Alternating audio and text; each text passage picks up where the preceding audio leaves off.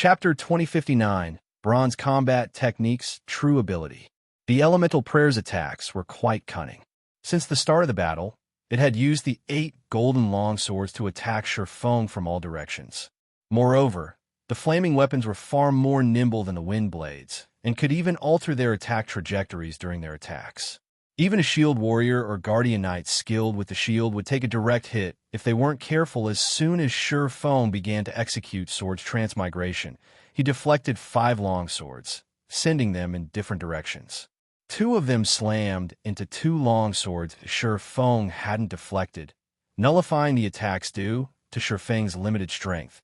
He couldn't fully utilize the remaining 3 deflected longswords. He wasn't able to send them toward the Elemental Prayer. Moreover, he wasn't able to deflect or nullify the last longsword, and it cut through Shurfeng's right shoulder. 83, 167. Sure enough, I'm really pushing my limits. Shurfeng breathed a sigh of relief when he saw his HP. Just one of these golden longswords could deal enough damage to kill a level 60 magical class player. Even a level 60 MT would likely be in danger. Fortunately, Shurfeng's defense far surpassed that of a level 60 MT. Amassing 80,000 HP alone was difficult for current players, but Shurfeng had already reached level 70, had a bloodline, and possessed multiple fragmented legendary items. Including the Ring of Brilliance's effects, he had as much as 260,000 HP. He was even sturdier than a level 70, Tier 2 MT. This was what made monsters fearsome. Despite the fact that their combat standards were no match for players, their extraordinarily high HPs rendered players helpless. Unless players' combat power far surpassed the monsters they fought, they'd have no choice but to flee. HP was one of the weaknesses solo players faced. Even if a solo player were stronger than a boss, they'd never defeat the monster unless they had the help of certain tools. However, after blocking the latest attacks, Shurfeng finally saw a ray of hope. There was no doubt that his strength was no match for the golden longswords, so his ability to deflect and direct the weapons was limited. However, sending the flaming weapons toward the Elemental Prayer wasn't impossible. Only his grasp of positioning and timing had to be perfect. This was also the first time he had to deflect 5 attacks with so much strength, so he severely lacked the proper experience. After taking a brief moment to consider his next move, Shurfeng began to attack the Realm Lord again. Like before, the 8 golden longswords flew toward him from multiple directions. This time, however, Shurfeng immediately activated Void Shield, the translucent barrier enveloping his body. Sword's transmigration. Boom! Boom! 2 golden longswords struck the Void Shield, and the 5 blades Shurfeng deflected landed near the Elemental Prayer's feet, missing the boss by a few inches. Did I attack too soon? Seeing the flaming longswords land at the Elemental Prayer's feet, Shurfeng knew he had been too hasty, resulting in an undesirable outcome. He needed to make some minor adjustments. Despite seeing the Elemental Prayer launch another round of attacks, Shurfeng deliberately maintained his speed. Boom! 3 golden longswords flew into the Void Shield simultaneously. Fortunately, Shurfeng had sent one of the 5 longswords he had deflected into the Elemental Prayer's foot. Damage of over -300,000 appeared above the Realm Lord's head, far exceeding what Shurfeng's normal skills were capable of. This excited Shurfeng. The outcome was almost as he had imagined. The system calculated the damage monsters dealt to each other differently than the damage they dealt to players. Although the flaming weapon had lost a fraction of its power after Shurfeng had deflected it, it still dealt far more damage than what he could manage now. Shurfeng, more or less, understood why the various superpowers in the past had kept such a tight lid on their bronze combat techniques. Mastering a bronze combat technique, like Sword's transmigration, was far more powerful than obtaining a curse or taboo skill. Even without external tools, players would have the potential to solo high-ranked bosses with such a technique. The successful experience gave Shurfeng a far better grasp of his timing, following which, Shurfeng returned another dozen attacks to the Elemental Prayer. Moreover, his deflections became more accurate with each successful attempt. Initially, he had only been able to hit the Guardian boss with one of the golden longswords, but eventually, he returned 2 flaming weapons, doubling his DPS and devouring the Realm Lord's HP 95%, 85%, 80%. Although he wasn't able to return the other 3 golden long swords he deflected, as he became more familiar with the process, he was able to nullify the remaining attacks. He no longer allowed any of the golden long swords to hit him. Time quickly passed. When the elemental prayer's HP fell to 30%, the Realm Lord went berserk and called down lightning to strike around it. This forced Shurfong to activate Absolute Domain to survive Foolish Mortal. Burn to ash. The elemental prayer's eyes lit with a scorching glow as it glared down at Shurfong. Suddenly, the surrounding mana began to surge toward the Guardian boss, and the mana storm that ensued prevented Shurfong from approaching. The elemental prayer then raised its staff, manifesting a 3-fold magic array above its head that covered a 100-yard radius raging thunder. Suddenly, arcs of golden electricity shot up from the ground. A large-scale destruction spell? Surprised, Shurfong activated the 7 Luminaries Rings Fantasy Domain, which made him immune to all magic damage. Magical class bosses generally possessed a few large-scale destruction spells, but they didn't normally cast the spells when players were within melee range, since such spells didn't differentiate between friend and foe. It was very easy to get caught within one's own spell if cast at close range. This was also why Shurfong hadn't bothered to use any of his own large-scale destruction spells. The elemental prayer before him cast its spell without hesitation. The Guardian boss intended to perish along with its enemy. After Shurfong activated Fantasy Domain, a sea of electricity enveloped everything within a 100-yard radius, with the elemental prayer in its center. Even the Guardian boss suffered damage, his HP continuing to decrease. The golden arcs only began to dissipate after 6 seconds, having destroyed a significant portion of the hall. After its large-scale destruction spell, the Realm Lord had only lost 5% of its HP. What a powerful spell. Was that a Tier 3 curse? Shurfong stared at the rising smoke on the elemental prayer's body in astonishment. If not for his magic immunity skill, that attack would have killed Shurfong. He barely had any lightning resistance, and his magic resistance alone wouldn't have been enough. Clearly, the elemental prayer didn't have that problem. As an elemental creature, its magic resistance was immensely high. Even after taking damage from its own Tier 3 curse, it had only lost 5% of its HP, roughly 3 million in total. If it were any other boss, it would have lost at least 6 million HP. However, it was clear that the elemental prayer was slightly weaker after casting the Tier 3 curse. Taking advantage of this opportunity, Shurfong fervently hacked and slashed at the Realm Lord. Fortunately, the 8 golden longswords no longer had more strength than Shurfong, and as a result, he easily deflected the flaming weapons back at the Guardian boss, taking more HP from it than before. When the elemental prayer's HP fell to 1%. Shurfong activated Divine Providence and finished it off with Instant Strike. With a short cry, the elemental prayer collapsed, transforming into countless particles of light. Chapter 2060, Elemental Prayer's Loot. The mana density within the hall rose sharply after the elemental prayer's death. It went berserk as it gathered around the Realm Lord's dissipating corpse, gathering the particles of light into a dazzling ball. Slowly, the ball of light rose into the air, growing larger as it absorbed more mana. The light illuminated the hall as if a miniature sun had risen. After several seconds, the gigantic light ball burst, and 2 dazzling streams of light flowed toward the ground. 2 items. Shurfong watched the 2 beams shine before him in utter astonishment. According to his understanding, every Guardian boss players killed in the Ancient God's Secret Keys trial only yielded 1 item. But that item would undoubtedly be top-tier quality. However, the elemental prayer had dropped 2 items, the equivalent of killing 2 Guardian bosses.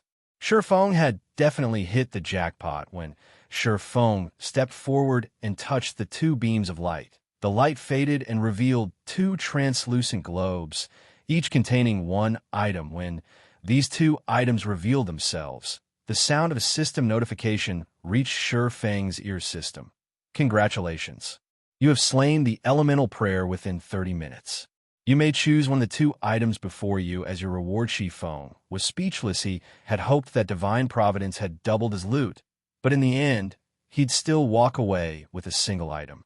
This choice was simply a result of killing the elemental prayer within half an hour. However, after giving the matter some more thought, Shifeng found the situation reasonable. All of the items these guardian bosses dropped were the best of the best. Being able to double one's loot with higher luck would be absurd. Let's have a look at these two, then. After containing his excitement, Shifeng tapped on the two items and inspected their attribute panels. After a brief look, Shifeng's heart began to pound with elation once more. Although he knew that these items would be top tier, he couldn't help his gasp after inspecting them. Both items were amazing. Not even a mythic field boss's loot could compare to either item's value. One of the two items was an emerald bead named Elemental Protector. It was a bona fide epic item that could summon 4 elemental beasts of the same tier as the user and 5 levels higher at no cost. Each of these 4 elemental beasts could use skills and spells that correlated with their element: earth, water, wind, and fire. However, this item could only summon up to tier 4 elemental beasts, and it had a 12-hour duration and a 2 Day cooldown. As long as a player reached tier 4, they could use the Elemental Protector to summon 4 tier 4 beasts to fight alongside them. It was an astounding ability. Tier 4 magic scrolls were even rarer than epic items in God's domain, and Shifeng had only heard of tier 4 summoning scrolls, never actually seen one. Regardless of the era, a tier 4 summon creature would be an immensely powerful ally, even after 10 years in God's domain. Tier 4 and above combatants were extremely rare. First-rate guilds would be incredibly lucky if they had a single tier 5 player. Any first-rate guild with a tier 6 god-ranked expert would be considered a top-ranked guild, no matter how weak the rest of its members were. Without a doubt, the Elemental Protector was one of the best epic items available in the game. It would easily fetch an astronomical price regardless of when it sold. The other time the Elemental Prayer had dropped was called the Twilight Blade. It was the same weapon the Realm Lord had used against Shifeng, and although it wasn't a Fame Sword, it was a replica of the legendary weapon. Afterglow. Every legendary weapon had once been famous throughout God's domain. Some had even been treated as kingdom's heirlooms. Even a legendary weapon replica was far beyond any epic weapon. Most replicas were the crafter's failed copies when trying to produce the real deal. Some replicas had even been crafted with the same materials as the true legendary weapon, and some included even better materials. Meanwhile, the Twilight Blade before him was somewhat special. It was actually a prototype of Afterglow. However, the crafter hadn't used high enough quality materials in its creation, so it hadn't become a legendary weapon. This replica hadn't been a result of a flawed production process. Twilight Blade replica, one-handed sword, epic rank, level 60, level 120 equipment requirement. Strength 2000. Attributes adjust according to user's level. Attack power plus 2360. Level 60. Strength plus 205. Agility plus 130. Endurance plus 157. Attack speed plus 18. Ignore 40% of the target's defense when equipped. Strength increased by 25%. Agility increased by 10%. All sword skills plus 1 levels. Ignore levels plus 15. All skill completion rate increased by 2%. Attacks have a 40% chance to trigger the floating light effect, splitting the weapon into 3 copies. The 2 duplicates cannot be blocked and deal 100% damage. Additional passive ski H-. Twilight Glow. Twilight Power will corrode any targets the Twilight Blade strikes, decreasing their reaction speed by 15%. Additional active skill 1-. Twilight's Shadow transforms the Twilight Blade into 8 copies, each carrying 80% of the original strength. Duration 5 minutes. Cooldown 3 hours. Additional active skill 2-. Twilight of the Gods. Transform a radius of 100 yards into a Twilight Domain. While within the Twilight Domain, users' basic attributes decrease by 25% and is split into 8 physical doppelgangers. If the doppelgangers wield the blades Twilight Shadow summons, They will have 85% of the user's basic attributes duration, 3 minutes. Cooldown, 6 hours. The famed smith, Flock Bayer, created this sword as a prototype for Afterglow. It is a masterpiece that was formed by combining all of Flock Bayer's forging techniques in Sure Feng's opinion. If not for Afterglow's existence, the Twilight Blade would have been one of God's Domain's 36 famed swords. It could almost rival the Sacred Sword, Killing Ray. If he only compared the weapon's attack power and strength, it was even more powerful than Killing Ray. Killing Ray had been crafted with a fragment from one of God's Domain's 10 great legendary weapons. Yet the Twilight Blade could rival its power, although the Elemental Protector allowed players to summon elemental beasts, boosting their combat power. The Twilight Blade was a top-tier epic weapon with amazing additional skills. If one combined the Twilight Blade's 2 active skills, their combat power would skyrocket for a short time. God's Domain's experts would go crazy for either of these items. Let's go with you. After giving the matter some thought, Sure Feng chose the Twilight Blade. The Elemental Protector might be the better choice from a guild's perspective, but it would only be useful if the guild had a Tier 4 player. Tier 4 was still a long time away for Sure Feng and Zero Wing. Moreover, he had the Bible of Darkness, which was even more powerful than the Elemental Protector.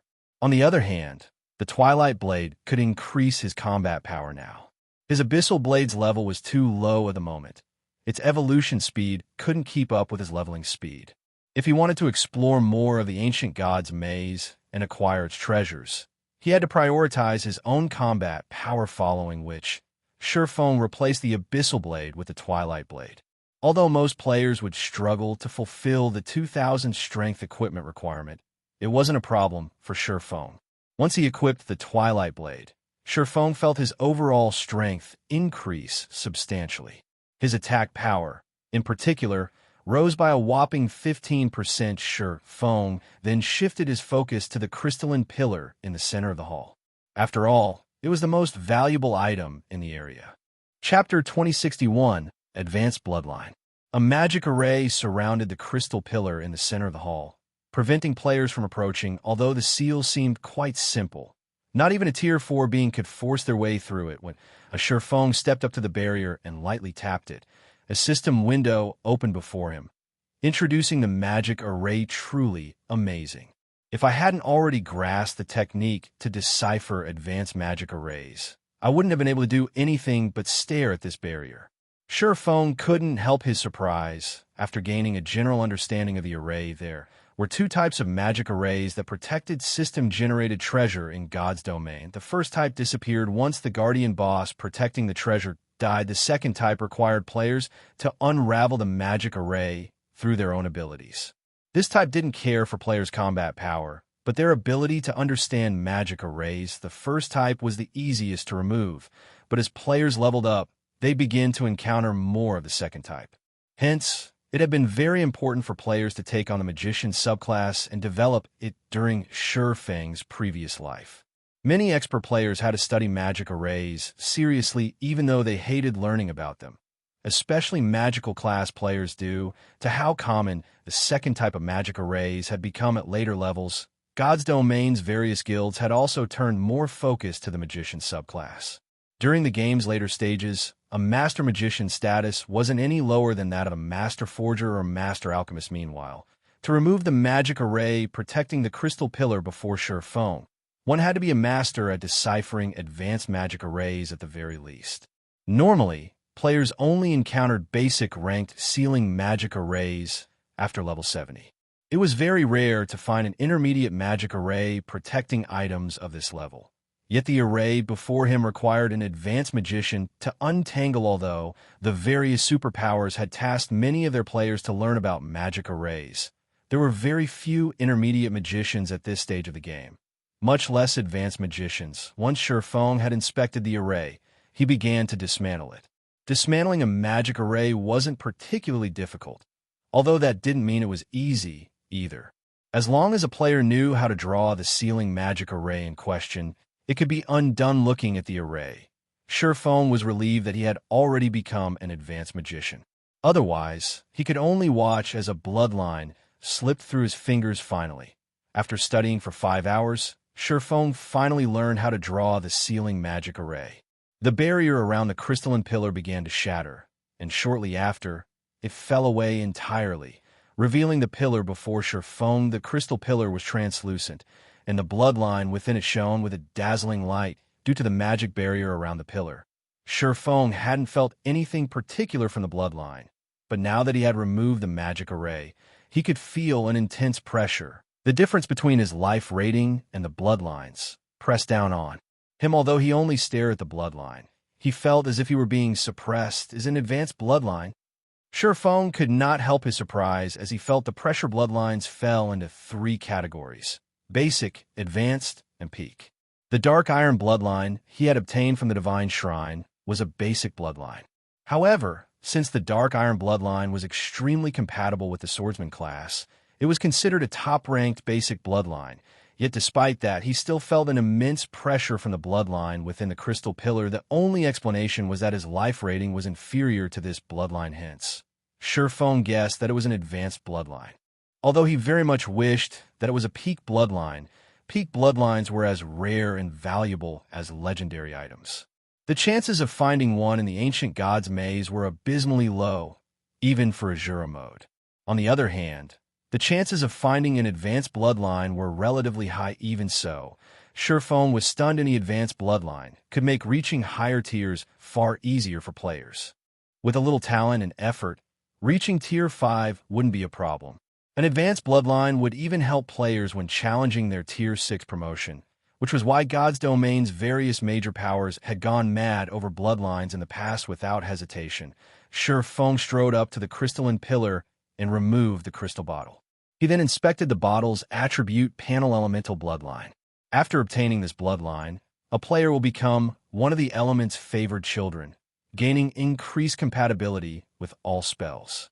Mainly improves intelligence and vitality, followed by agility, endurance, and strength. It really is an advanced bloodline. After inspecting the elemental bloodline, Shurfeng was ecstatic. Although the elemental bloodline's attribute panel did not indicate the bloodline's rank, basic bloodlines only focused on one attribute, while advanced bloodlines increased too.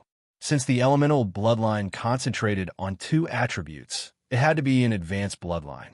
Moreover, the ability it provided was incredibly powerful, increasing a player's compatibility with all spells.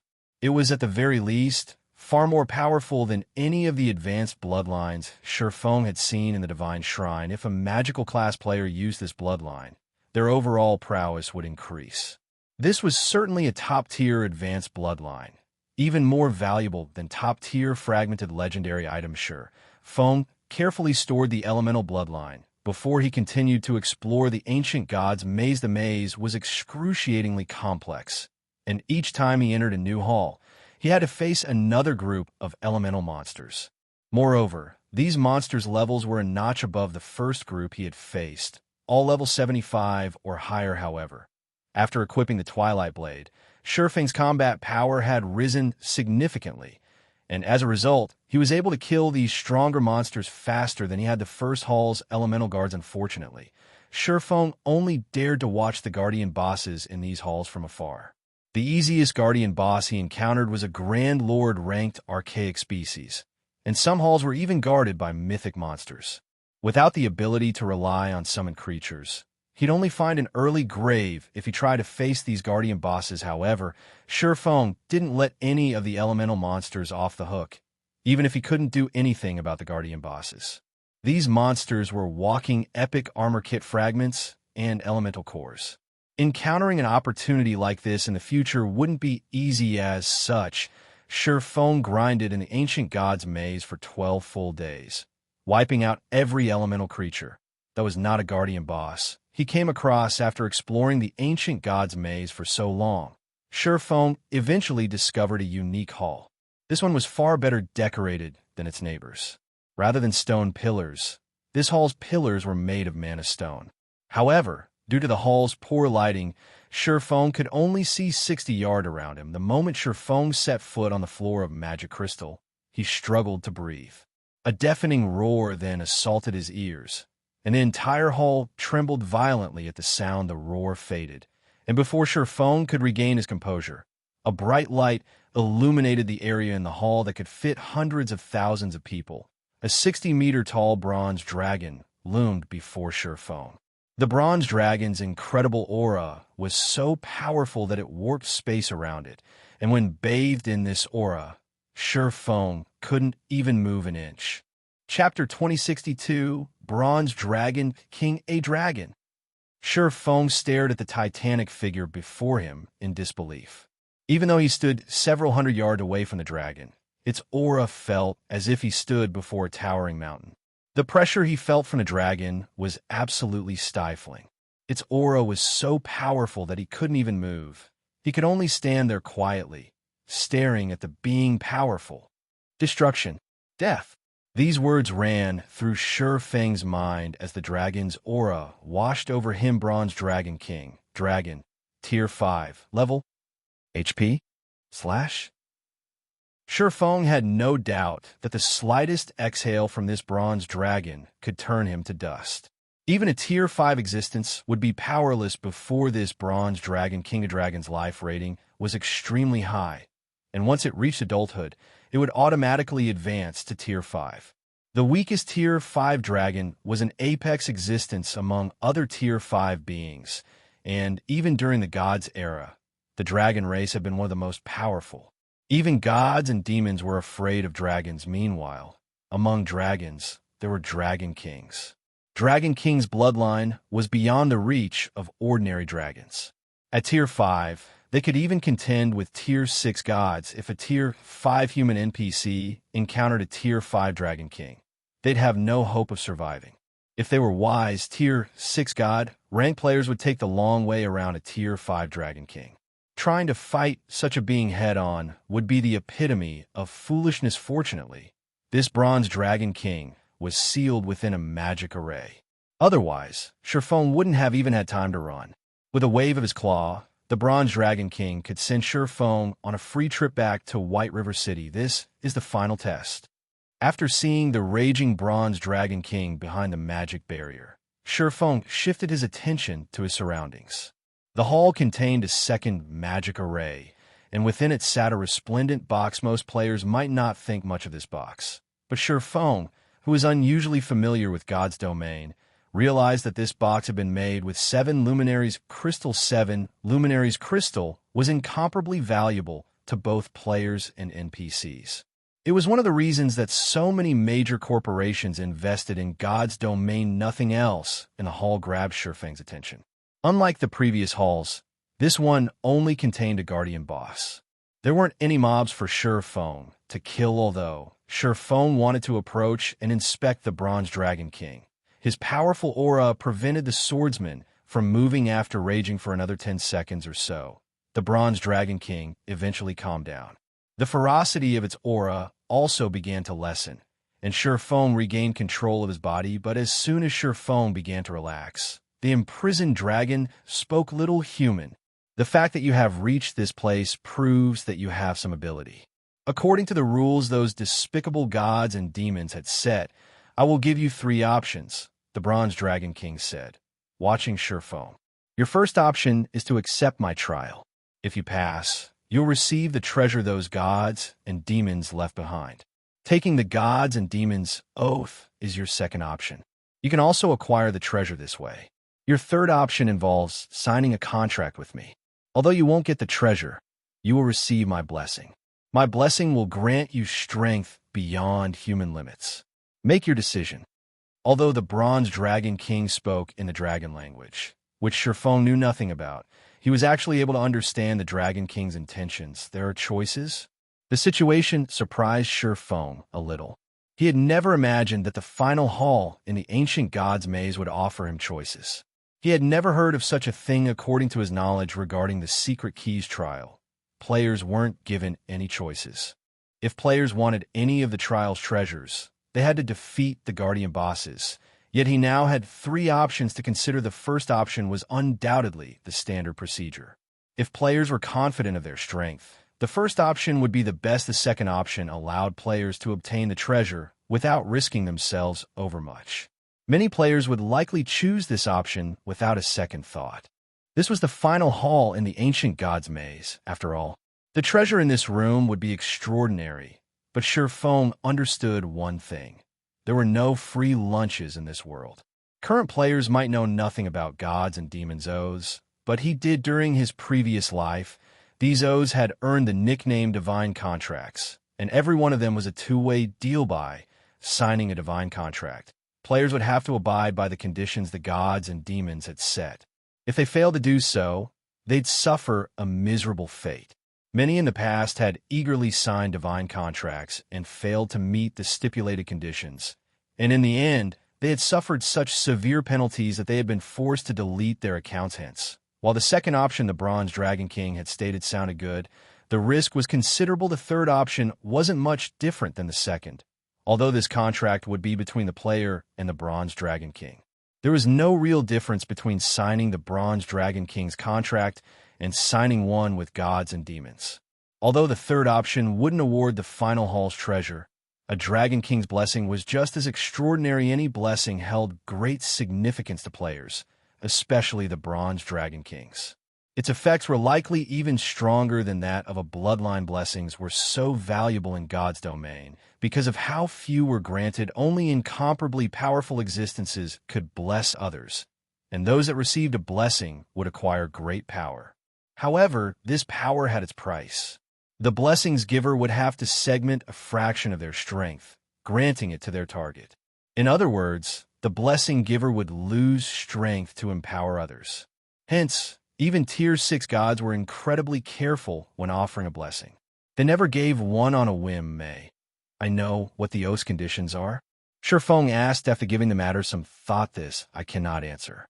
You may only learn more about the oath after taking it. This is a condition those gods and demons set for me so long ago, the Bronze Dragon King explained indifferently. Human, I do not have much patience. You only have 10 minutes to consider. Can't tell me, huh? Feng realized what was happening after listening to the Bronze Dragon King's words. Since players could obtain the treasure by taking the oath, its conditions were undoubtedly quite strict. However, whether or not a player could accept these conditions remained unknown. By denying players the oath's details, players couldn't determine the condition's severity. This also ensured some sense of fairness to the Bronze Dragon King's situation.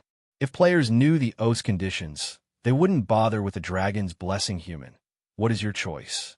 The Bronze Dragon King demanded in a deep tone after 10 minutes had passed. After taking a deep breath, Feng replied, the first option.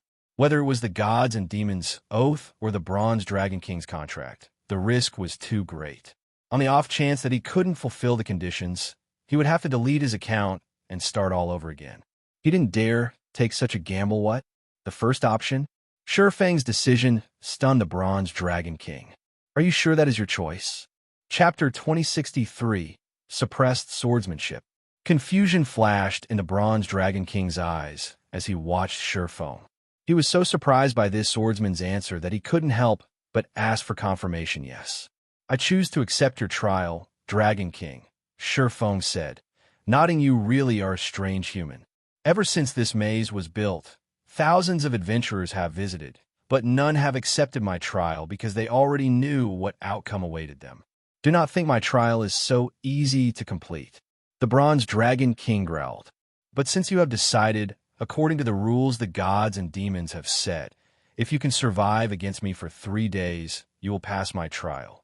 Let's begin. The Bronze Dragon King began to chant an incantation, and abruptly, he began to disintegrate into countless particles of light, passing through the magic barrier the gods and demons had set up. After passing through the barrier, these particles of light gathered to form a humanoid shape before Feng. After a short moment, a soldierly, middle-aged man in a suit of bronze stood within the hall. Unlike ordinary people, golden, divine runes marked this man's face and body, as if they were a seal. Death and destruction filled his amber eyes, which didn't contain a shred of humanization. Feng stared at the soldierly man in astonishment. Extremely few beings were capable of humanization in God's domain. Rather, only legendary monsters were capable of the feat. Not only was humanization a sign of peerless strength, but it was also proof of a monster's frightening intellect to current players. A monster's intellect, at most, equated higher combat standards, making these monsters more difficult to defeat than normal monsters. However, as players progressed through the game, they would discover that monsters with high intellect were absolute nightmares humanized monsters had, in the past, turned many kingdoms and empires upside down. One kingdom had even perished during a humanized monster's attack. That monster had merely been a Tier 4 mythic rank creature, and by that time, many experts had already reached the same tier. However, even after the various superpowers had combined their strength, the humanized monster had annihilated their forces. Since no one was capable of stopping the monster's rampage, the kingdom had been obliterated in the end. The humanized monsters that had been defeated had only lost because they had been Tier 3 beings. Even so, defeating these monsters had required a large group of Tier 4 experts and a collection of powerful tools. This was when players had realized the horror of high-intellect monsters in the past. The humanized monsters' superhuman-like combat standards had even surpassed that of domain realm experts. In fact, the two weren't even on the same level. Human, according to the gods' and demons' rules, I will not use my full power against you. Moreover, you have 300 chances to succeed. You simply need to survive against me for 3 days, the Bronze Dragon King said as he smiled at Shurfeng. If you don't have any more questions, let the slaughter begin. Shurfeng's expression darkened as an unprecedented chill wrapped around him. Almost instinctively, Shurfeng activated Void Shield, and his mind went on maximum alert. Although he had known that this trial wouldn't be easy, he hadn't expected it to be this difficult. Players that hadn't experienced this situation might assume that the conditions for the Bronze Dragon King's trial were quite simple. They only had to survive against a level 70, Tier 3 monster for 3 days, and they were given 300 lives to do so. Even an ordinary expert could clear this trial with ease, much less a peak expert. However, Shurfeng recognized this for what it was. This was a one-sided slaughter. By the same time as Shurfeng's Void Shield took effect, the Bronze Dragon King, which had been 30 yards away a moment ago, stood before him. Before Shurfeng realized it, a dragon-scale greatsword had already stabbed through the Void Shield. What amazing footwork! Shurfeng stared at the long sword in shock. He had focused all of his attention on the Bronze Dragon King, his 5 senses never deviating from his opponent. Yet the Dragon King had evaded his detection and arrived before him like a ghost. It was as if the Dragon King had used an instantaneous movement skill. But Shurfeng knew that he hadn't relied on some low-class skill or spell. Rather, the Dragon King had executed a footwork technique which had no cooldown and could be used as the Dragon King desired, that exceeded common sense. Meanwhile, with that one attack, the Bronze Dragon King had instantly dealt over minus 400,000 damage to the Void Shield. In other words, this opponent could destroy Shurfeng's Void Shield in 7 hits. Seeing this, Shurfeng didn't dare to hold anything back. He immediately leaped backward and used Shadow Blade under Shurfeng's control. 10 sword lights struck at the Bronze Dragon King, aimed to seal the Dragon King's movements and allow Shurfeng to increase the distance between them. Although the Bronze Dragon King was only a level 70 Great Lord, its basic attributes easily surpassed that of a Grand Lord of the same level. There was no doubt that this Dragon King's attributes were much higher than Shurfeng's. He had no chance in a head-on clash. Hence, he could only try to put as much distance between them as possible and buy as much time as he could a good attack. Despite being immortal, you've actually reached such a standard. The Bronze Dragon King leisurely praised Shurfeng as he examined the swordsman's incoming attacks just before the 10 sword lights found their mark. The Dragon King swung his greatsword, shattering the sword lights before they could come within 20 centimeters. The Bronze Dragon King's swing created a mesmerizing arc of light, which even captivated Shurfeng. But in the next second, the Dragon King stood next to Shurfeng, and he hadn't even seen his opponent move. Again, the Dragon-scale greatsword had thrust into his Void Shield before Shurfeng had realized it. After taking the hit, Shurfeng instinctively executed Sword's Orbit, his reactions visibly slower than the Bronze Dragon King. Shurfeng had hoped that Sword's Orbit would force the Dragon King to retreat, but he advanced instead, his Dragon-scale greatsword vanishing suddenly. The Dragon King used the weapon to deflect Sword's orbit and strike the Void Shield again. So, this is a humanized monster? Sure Feng could not help his shock as his Void Shield was struck. Again and again, he had always surpassed his enemies by suppressing them with his swordsmanship. But this Bronze Dragon King's swordsmanship did the same to him. The Bronze Dragon King's slashes were so fast that his eyes could not keep up. He didn't even have the luxury to breathe while trying to defend himself. He barely even sensed that the Dragon King was attacking him. 1 hit, 2 hits, 3 hits. After several strikes, the Void Shield finally shattered, and Sure Feng had to rely on his skills to avoid or block the Bronze Dragon King's attacks. To hell with it. At this point, Sure Feng recognized how close he was to failing this trial. He immediately executed Sword's Transmigration, the strongest combat technique in his arsenal. Chapter 2064, Realm that Surpasses Human Limits. As Sure Feng executed Sword's Transmigration, 5 sword lights intercepted the Bronze Dragon King's silent attacks. Boom, boom, boom dash. Deafening metallic clangs echoed throughout the hall, and the collision's resulting shockwave was so intense that it made Sure Feng shudder. Moreover, his arms had gone numb from the impact. It was so severe that he struggled to move them. The Bronze Dragon King had leisurely executed his attacks, and his basic attributes were only slightly higher than Sure Feng's. Yet he generated enough power to overwhelm Sword's Transmigration's strength tolerance. Sure Feng could barely understand what could cause such a result. Without waiting for Sure Feng to recover, the Bronze Dragon King's Dragon-scale greatsword vanished once more. Unlike before, however, the Dragon King's attack was truly silent.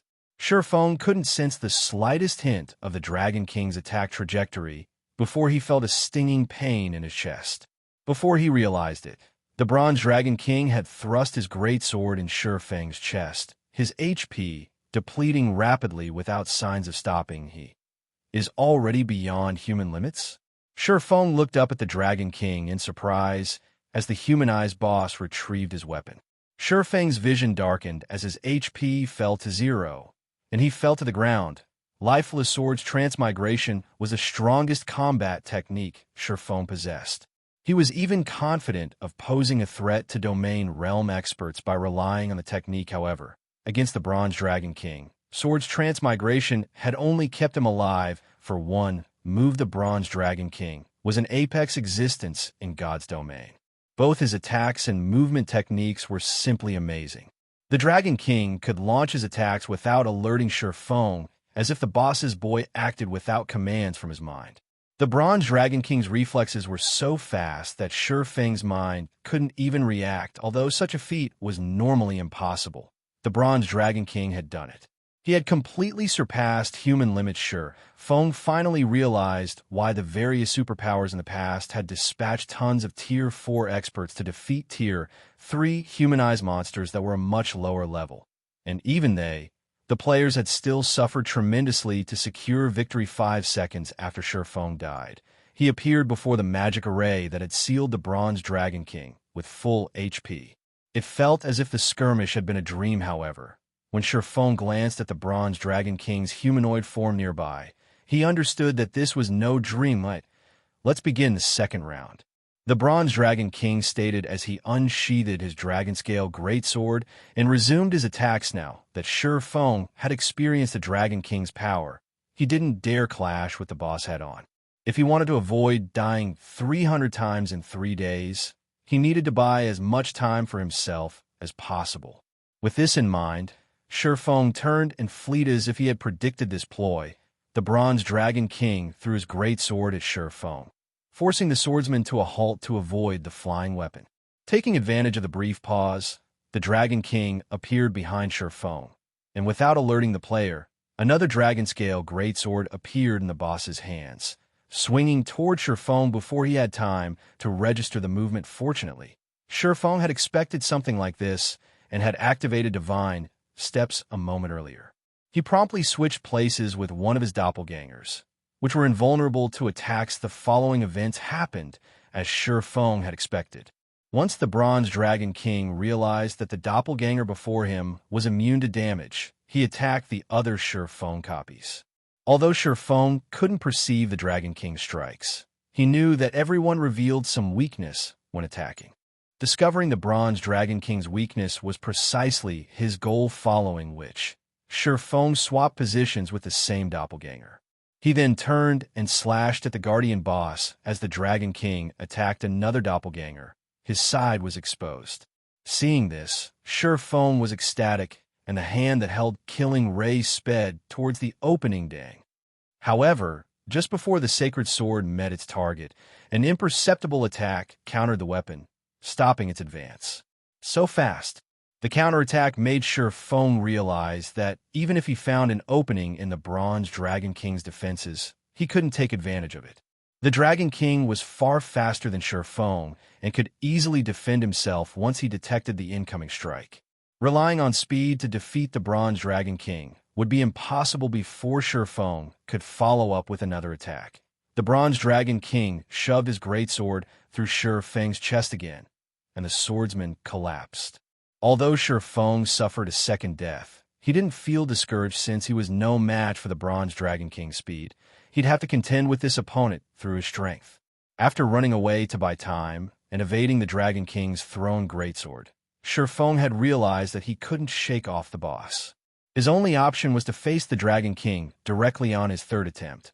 Shurfeng used Shadow Blade and merged the 10 blades into pairs. He then sent the 5 pairs of blades flying at the Bronze Dragon King. The Dragon King found Shurfeng's attempt at retaliation amusing in response. The Dragon King swung its greatsword at the 5 attacks convergence point. The convergence point of each attack was the size of a strand of hair, but the Bronze Dragon King countered all 5 pairs with the tip of his greatsword, nullifying 1 blade in each pair. This effectively transformed the 5 combination attacks into 5 ordinary attacks. The Dragon King's counter had also altered the remaining blades' trajectories after nullifying Shurfeng's Shadow Blades. The Bronze Dragon King killed him again, however. Shurfeng refused to give up. Instead, he continued to try different methods of buying time and retaliated against the Dragon King 10 times. 30 times. 100 times. The Bronze Dragon King killed Shurfeng again and again. Without knowing how much time had passed, Shurfeng immersed himself in the battle, focusing on nothing but fighting through these repeated battles. Shurfeng was able to verify his theories and challenge his ideas. As a result, he continued to extend his survival time. Initially, he had only survived against the Dragon King for a few seconds, but now he could last more than 20 seconds despite the Bronze Dragon King's ability to perfectly and effortlessly neutralize his attacks. Shurfeng's fighting spirit burned brighter as he fought. He insisted on trying out more attack methods. Despite numerous failures after dying over 200 times, both Shurfeng's mind and body were exhausted. His reactions were slowing, and even though he was immersed in a high-man environment, he was still slightly pale. Eventually, the Bronze Dragon King initiated the 300th match. Advancing. The Bronze Dragon King arrived before Shurfeng, launching 6 slashes that escaped the swordsman's notice. This time, however, Shurfeng took a half-step back and swung Killing Ray and the Twilight Blade in cross-slash. Not only did Shurfeng manage to dodge 4 of the Dragon King's attacks, but he also deflected the remaining 2 with his own swords. However, due to the extreme power of the Dragon King's attacks, Shurfeng hadn't altered the greatsword trajectory by much. As a result, one of the Dragon King's attacks grazed Shurfeng's shoulder, dealing more than minus 100,000 damage. He blocked my attacks? Confusion flashed in the Bronze Dragon King's eyes as he stared at Shurfeng. Shouldn't he be exhausted by now? How did he block them? Did he get lucky? I don't care how lucky you may be. This is the end. After Shurfeng blocked the Bronze Dragon King's attacks, the boss assaulted his target more fervently. 9 extreme slashes. Chapter 2065, Domain Realm. 9 streaks of silver light cut at Shurfeng. Not only were the Dragon King's 9 extreme slashes silent, but the sword lights also bloomed like flowers, creating a mesmerizing scene. When the silver flowers bloomed, the world around the Dragon King seemed to freeze. If Miracle Dragon, for Miracle, saw this, he'd be stunned. He had been trying to master the technique, but the Bronze Dragon King's execution was perfect. Not only did the Dragon King's 9-sword lights avoid all forms of perception, but their trajectories eventually converged at a single point as well. The Bronze Dragon King had just executed a fully offensive combat technique when the sword lights met. Space around them shattered. A pitch-black spatial tear extended toward Sure Feng, but despite the fact that the attack was impossible to detect, Sure Feng responded, moving his feet forward and positioning Killing Ray in front of him. Then, he activated Parry, his actions simple and straightforward. From afar, it would seem as if Sure Feng moved very slowly, and a spectator would see his every action. However, these slow motions actually blocked the Bronze Dragon King's 9 extreme slashes. Boom. When the Dragon Scale Greatsword collided with Killing Ray, a deafening boom echoed throughout the hall, and the resulting shockwave was so intense that it reached several hundred yards away.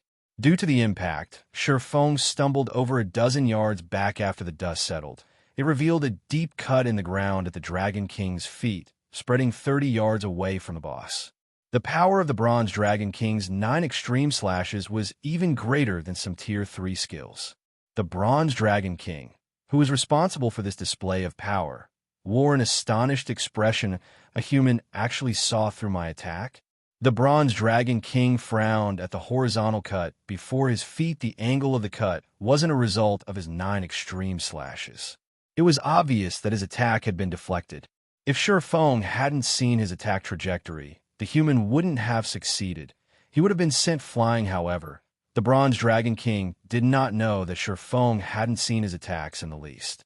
Rather than self-reflection, Sure Feng had forced his way through the bottleneck he had been stuck in and finally entered the domain realm. The outcome even surprised Sure Feng after such a long life-or-death battle. He was exhausted. Even his vision was blurry. He couldn't sense the Bronze Dragon King's attacks normally, much less with blurry vision. Under such extreme conditions, Sure Feng had used every method he could think of to detect the Dragon King's attacks. Finally, rather than trying to predict the boss's attacks by watching his arms and body, Sure Feng began to read the Dragon King's breathing and subtle movements. After repeated deaths and experiments, he finally managed to see the Bronze Dragon King's attack trajectory. So, this is the domain realm? Sure Feng could not help his growing excitement as he glanced at the trembling sacred sword in his hand. He had finally risen to the realm he had never been able to touch. Perhaps it was because of his widened horizons or his changed perception of the world, but he now felt as if the world around him was utterly new. He finally understood how amazing it was to wield a domain. It was no wonder why domain realm experts were considered monsters now. He could predict his opponents' intentions and movements by watching the subtle changes to their bodies.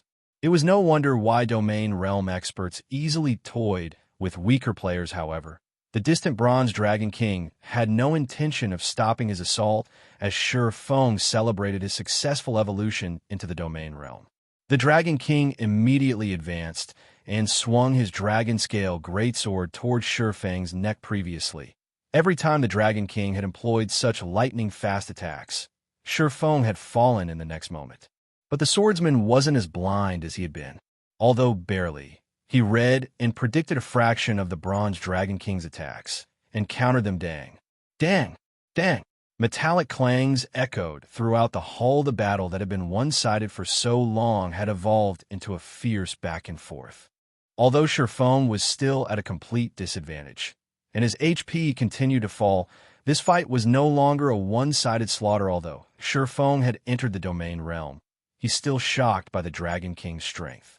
He could counter some of the boss's attacks now, yet the Dragon King didn't evade his counterattacks, receiving them head-on. As a result, the massive gap between them hadn't shortened in the slightest despite Sure Feng's newfound ability to predict some of the Dragon King's attacks. Following which, Sure Feng activated one skill after another. He had even activated Life Domain. In the end, however, he couldn't change the outcome as the Bronze Dragon King continued to shave away his HP. It was only a matter of time before he died.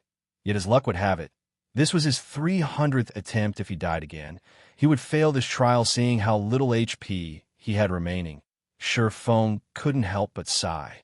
He decided to use all of his cards and see how far he could go. Not even a full day had passed since he had begun this trial. With the small fraction of HP he clung to, he wouldn't even survive 5 more minutes, much less 2 more days since he was going to die anyway. He might as well use this Bronze Dragon King to test his new strength. Shurfeng used the Twilight Blade's 2 active skills, Twilight Shadow and Twilight of the Gods. The Twilight domain dominated everything within 100 yards of Shurfeng. Suddenly, he split into 8 copies of himself, each with 75% of the main body's basic attributes. Each copy then claimed a Twilight Blade, and their basic attributes soared to 85% of the original form. Although Shurfeng had sacrificed some of his basic attributes to activate Twilight of the Gods, he had turned the 1-on-1 fight into an 8-on-1 battle. As the Bronze Dragon King charged toward him again, Shurfeng activated the Ring of Gospel's Ring of Brilliance as well. Unfortunately, Shurfeng didn't have enough magic crystals on him to activate Miniature World, but due to Ring of Brilliance, his doppelgangers now had 100% of his basic attributes. Their physiques were even stronger than his main body's meaningless tricks. The Bronze Dragon King sneered at Shurfeng. In response, he summoned a second dragon-scale greatsword, dual-wielding the 2 massive weapons.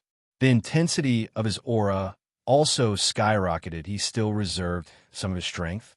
Shurfeng tensed as he felt the Bronze Dragon King's aura grow. "It's over, human." The Bronze Dragon King growled, transforming into a streak of light as he moved towards Shurfeng. His movement speed was significantly higher than it had been, which made his movements more difficult to read. Divine Flash.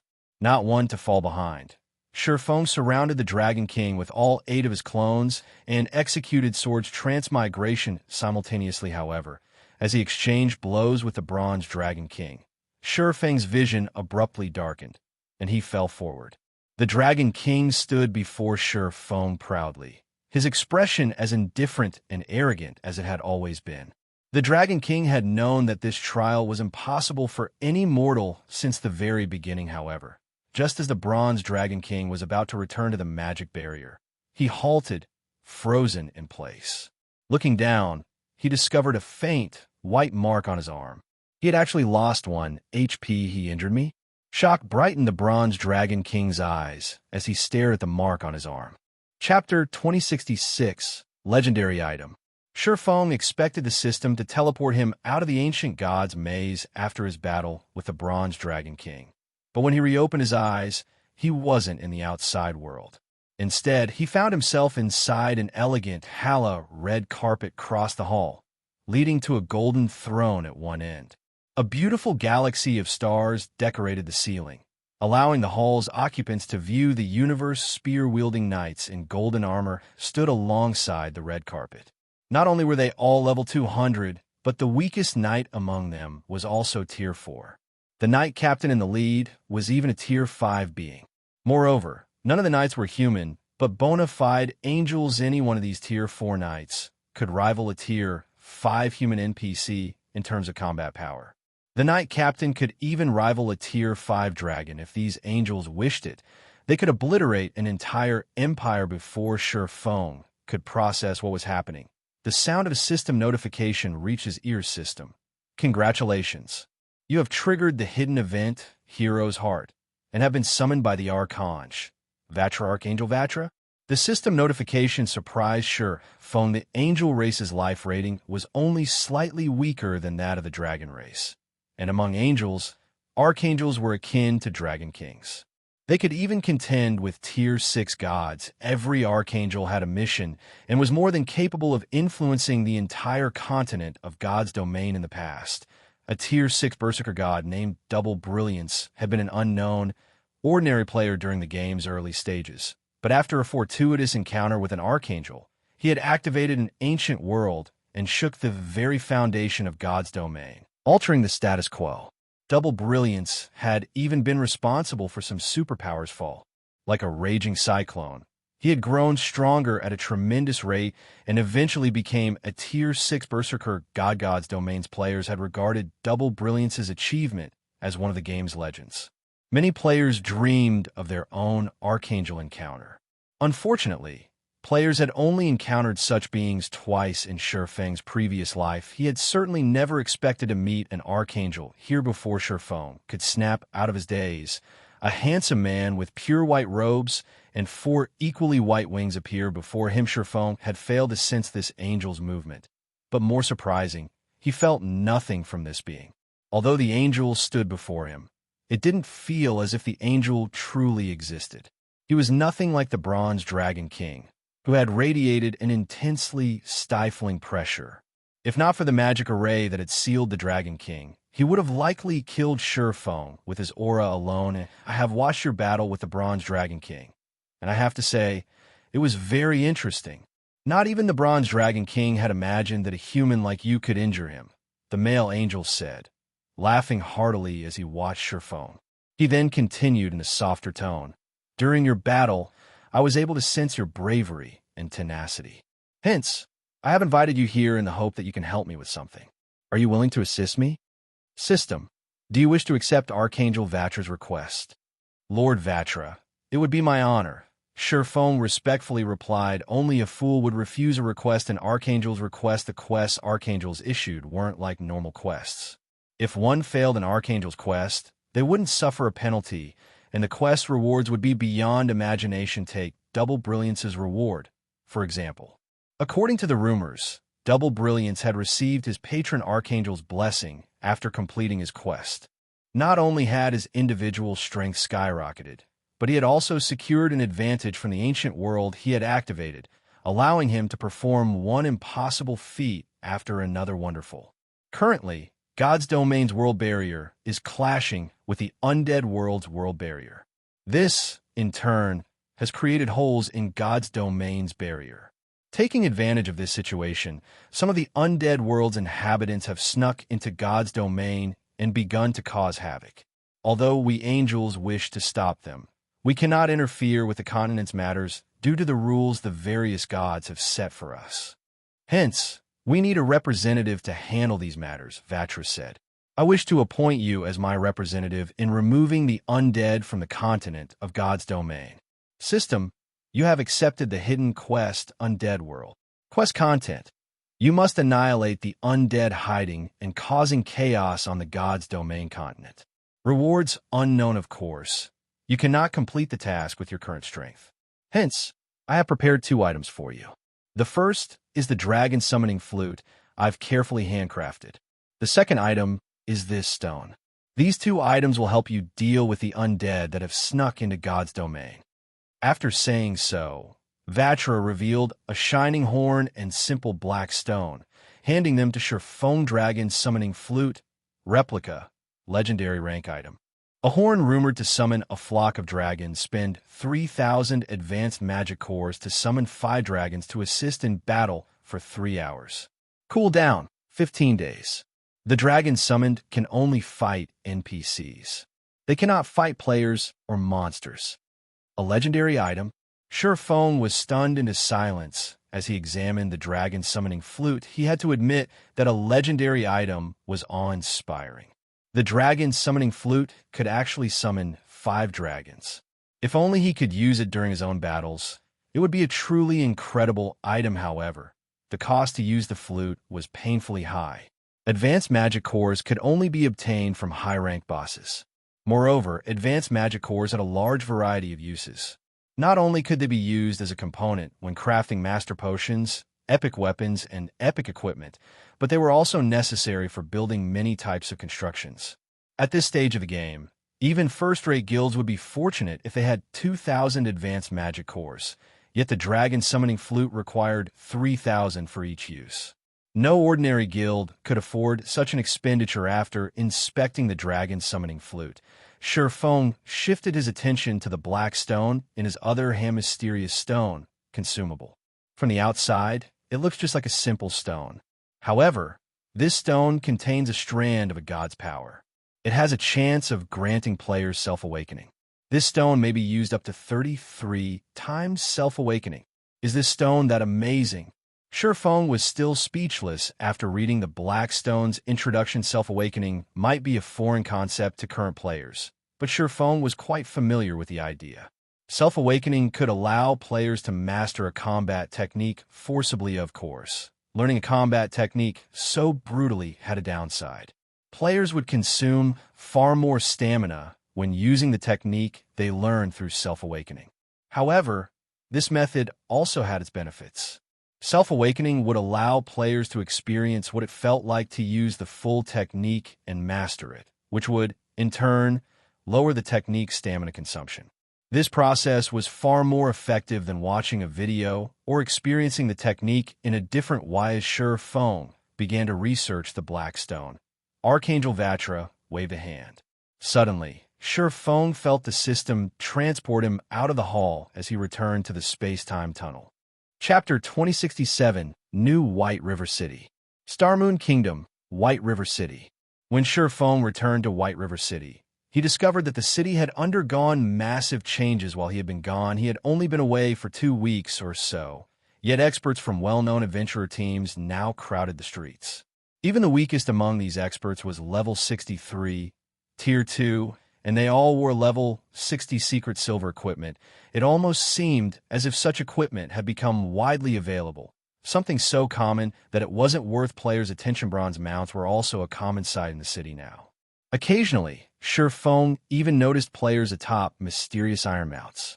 White River City had become almost as prosperous as an empire's imperial capital. Feng had very nearly failed to recognize the city due to these massive changes. Moreover, Starmoon Kingdom's guards used to protect the city, but now, guards from other nations patrolled its streets.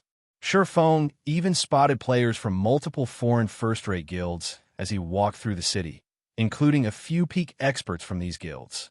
Feng wasn't the only player to notice these experts. Players who visited White River City for the first time were just as shocked. Amazing. Isn't that player wearing the Dauntless set for Berserkers? Look at that Elementalist. He's wearing the level 60 Fine Gold ranked Wind Spirit set. I've heard that the set only drops from level 60, 100-man Helm mode team dungeons. So this is White River City? Isn't the equipment these players are wearing here a little too amazing? I have only seen a handful of people with level 60 Fine Gold set equipment in the Black Dragon Empire's Black Dragon City. How are there so many people with that kind of equipment here? The players visiting White River City for the first time couldn't help but SP when they saw the well-equipped experts wandering the city, but the original residents merely spared these experts an indifferent glance. White River City had been developing too quickly, practically every day, and this was no longer an unusual sight. The city's rapid changes were all due to the auction arena system's activation. As the only NPC city in Starmoon Kingdom and the neighboring kingdoms to have the auction arena system, White River City had instantly become the heart of these kingdoms. The various major powers swarmed to the city in an attempt to compete for control of it. Hence, the quantity and quality of the experts here had skyrocketed. The auction arena system also provided a development opportunity for merchant and independent players who had come running to the city as well. As a result, White River City had grown into a large-scale NPC city with a player population exceeding 20 million. It also had more powers than any other NPC city in Starmoon Kingdom and its several neighbors. As for weapons and equipment, even the level 60 secret silver rank, which was rare in other cities, was almost a standard in White River City. Many experts even wore level 60 fine gold equipment. At this point, only level 60 dark gold equipment could draw attention in White River City. Unlike White River City's newest players, the city's original residents paid no attention to the wandering experts and their equipment as they rested and chatted by the roadside. Instead, they were focused on their discussions over the fight for White River City. The official struggle for White River City is going to start in 2 days. Independent players like us will get to enjoy a good show. I've heard that there are already 4 superpowers fighting for supremacy. I wonder how Zero Wing will hold its position. If Zero Wing loses White River City, all of its investments in the city will go to waste. Why are we even talking about this? Zero Wing can't hold the city. One of those superpowers will take in the end. The auction arena's competition isn't like field combat. Players can't rely on tools in the auction arena. Participants will have to rely on powerful experts and resources to win at Zero Wing is much weaker than a superpower in this regard, especially when it comes to the number of peak experts it has. Zero Wing has no chance against the participating superpowers. I guess you're right. If Zero Wing had another 6 months, it might have enough resources and experts to contend with superpowers. Unfortunately, White River City has been developing too fast. It was actually one of the first NPCs to get promoted. If it had been a part of the second or third batch to get an auction arena, Zero Wing wouldn't have had any issues securing its hold over the city. Nowadays, nothing grabbed players' attention than the fight for White River City in the Starmoon Kingdom. Not only would the upcoming fight determine who controlled the city, but was also the first time these major powers seriously clashed. The auction arena also presented an opportunity for independent players to display their skills in front of these powers in hopes of reaching greater heights. While this sounded like a joke, it was the best way to become famous overnight now that God's Domain had more influence in the real world. More corporations invested in the game, and they all needed talented experts to work for them. If one could show off in the auction arena, one of the various superpowers might extend an olive branch as expected of one of the first promoted NPC cities. Its development speed and competition truly are frightening. Surephone could not help his surprise as he noticed various guild players wandering the city streets. He had seen more than 30 second-rate guilds and as many as 10 first-rate guilds since his return to White River City. Not even imperial capitals had this many guilds, yet this was only what he saw on the surface. Who knew how many more powers lurked in the city in secret? In the past, Shadow hadn't had any connection to the first wave of promoted NPC cities. At the time, Shadow had already been struggling for its survival in God's Domain, and the guild had expended all of its available resources just to secure leveling spots and raid dungeons for its members' equipment. How could it have had the strength to compete for a major NPC city? Surephone had only heard stories of how powerful the various entities participating in the auction arena's competition were and the competition's intensity. He hadn't actually gotten a realistic sense of how extraordinary the competitions had actually been now that he was a participant. He couldn't help his rueful sigh. Surephone returned to Zero Wing's residence to organize the materials he had obtained during his trial. However, as he entered the guild hall, Surephone noticed that the hall's atmosphere was odd. He could sense a depressing energy throughout the building, and the number of experts in the hall had visibly decreased. Yolan, did something happen? What's with the strange atmosphere? Surephone asked Yulan, who currently sorted through the guild members' information. Guild leader, you're back. Yulan's face lit with joy when she saw Surephone, but then she frowned and said, while you've been gone, Twilight Echo's survival in the Storm Empire has become unsure. Aqua Rose doesn't want to see the destruction of her family's guild and doesn't want to implicate Zero Wing, so she has temporarily resigned as vice guild leader to help Twilight Echo under her own name. Many of the players that were originally from Twilight Echo have gone with her. I tried to contact you about this, but I couldn't get through to you. Twilight Echo is having an existential crisis. Surephone was surprised to hear the news. What happened? According to what we know, it seems that Nature Hall is trying to monopolize the Storm Empire and wants every guild in the area to submit as a subordinate. Since Twilight Echo refuses to submit, it tried to move out of the Empire, but Nature Hall refuses to let the guild get out safely and has threatened to remove Twilight Guild from God's Domain. Thus, the guild is in danger of perishing. Yulan explained. Once he had a general understanding of the situation, Surephone revealed a bitter smile and wondered aloud. Is Zero Wing really that unreliable? Twilight Echo was everything to Aqua Rose's family. Although she had broken away from her family's influence to develop independently, if Twilight Echo perished, so would Aqua Rose's family. Naturally, she couldn't just sit by and watch. However, Nature Hall was not the first-rate guild it had been in the past. It had secured major corporations' investments and not long ago had successfully removed a super first-rate guild from the Storm Empire. Since it had a long time to develop after that incident, it was easy to imagine how powerful Nature Hall had become. Considering Zero Wing's current problems, if Aqua Rose used her identity as one of Zero Wing's vice guild leaders, to help Twilight Echo. Nature Hall would turn its ire on Zero Wing, increasing its number of enemies guild leader. Should we send some people to help her? Yulon asked. Of course we should. Not only are we going to send some of our people, but I also want you to send someone to inform Nature Hall that Twilight Echo is under Zero Wing's protection. Chapter 2068, Zero Wing's Protection. Storm Empire, Nethermind. The Storm Empire was located in a mountainous region, and various veins were common around the empire. As a result, the empire had become famous as an ore producer on the God's Domain continent. Meanwhile, the empire possessed the Nether Mine on one of its borders, which bathed in nether energy all year round.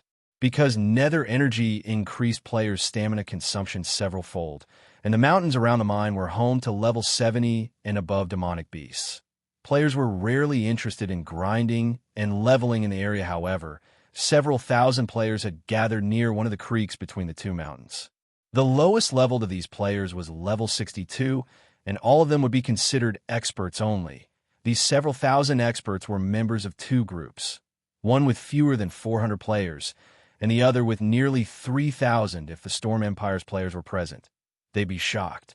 The smaller group consisted of Twilight Echo's core members, the pillars that supported the guild. Roughly 30 of them were top-ranked experts in the Storm Empire, and to ordinary players, they were unreachable. The strongest of these experts had to be Darkwave, Twilight Echo's current guild leader, and a player that ranked among the top 10 within his class. Many powers operated in the Storm Empire, and its player population was even more frightening. Ranking among the top 10 on one's class ranking list was an impressive feat. Darkwave could easily rank among the top 20 or 30 in any kingdom's overall combat power. Ranking such a group of experts shouldn't even fear an army of 10,000 elite players. But despite facing a legion of less than 3,000, Twilight Echo's core members wore grim expressions. Their eyes even held traces of fear. To think Nature Hall would send even you, Vice Guild Leader Owl, to greet us. Your guild must think highly of us. Darkwave commented to the robust, bear-like man carrying two epic ranked one-handed axes. Fear flashing in his eyes. Owl Life had only been an ordinary expert, but after joining God's Domain, he had repeatedly challenged the game's experts, growing stronger at a ridiculous rate. In the end, he had grown from an unknown player into one of the Storm Empire's famous experts. He then caught Nature Hall's attention, and the guild recruited him.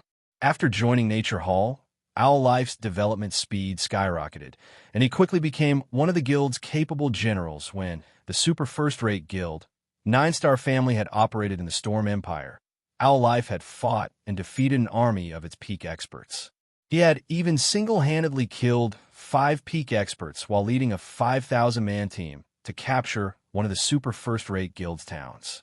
That battle had shaken the Empire and made Owl Life famous. Eventually, Owl Life had become one of Nature Hall's vice guild leaders, although Darkwave ranked among the top 10 in his own class within the Empire. Owl Life ranked among the top 10 in the overall rankings. While the difference might not seem major, it was like the difference between a candle flame and a roaring bonfire. If Owl Life wanted to, he could kill every Twilight Echo expert present. Guild leader Darkwave, I assume you know Nature Hall's stance on this since I made the trip here.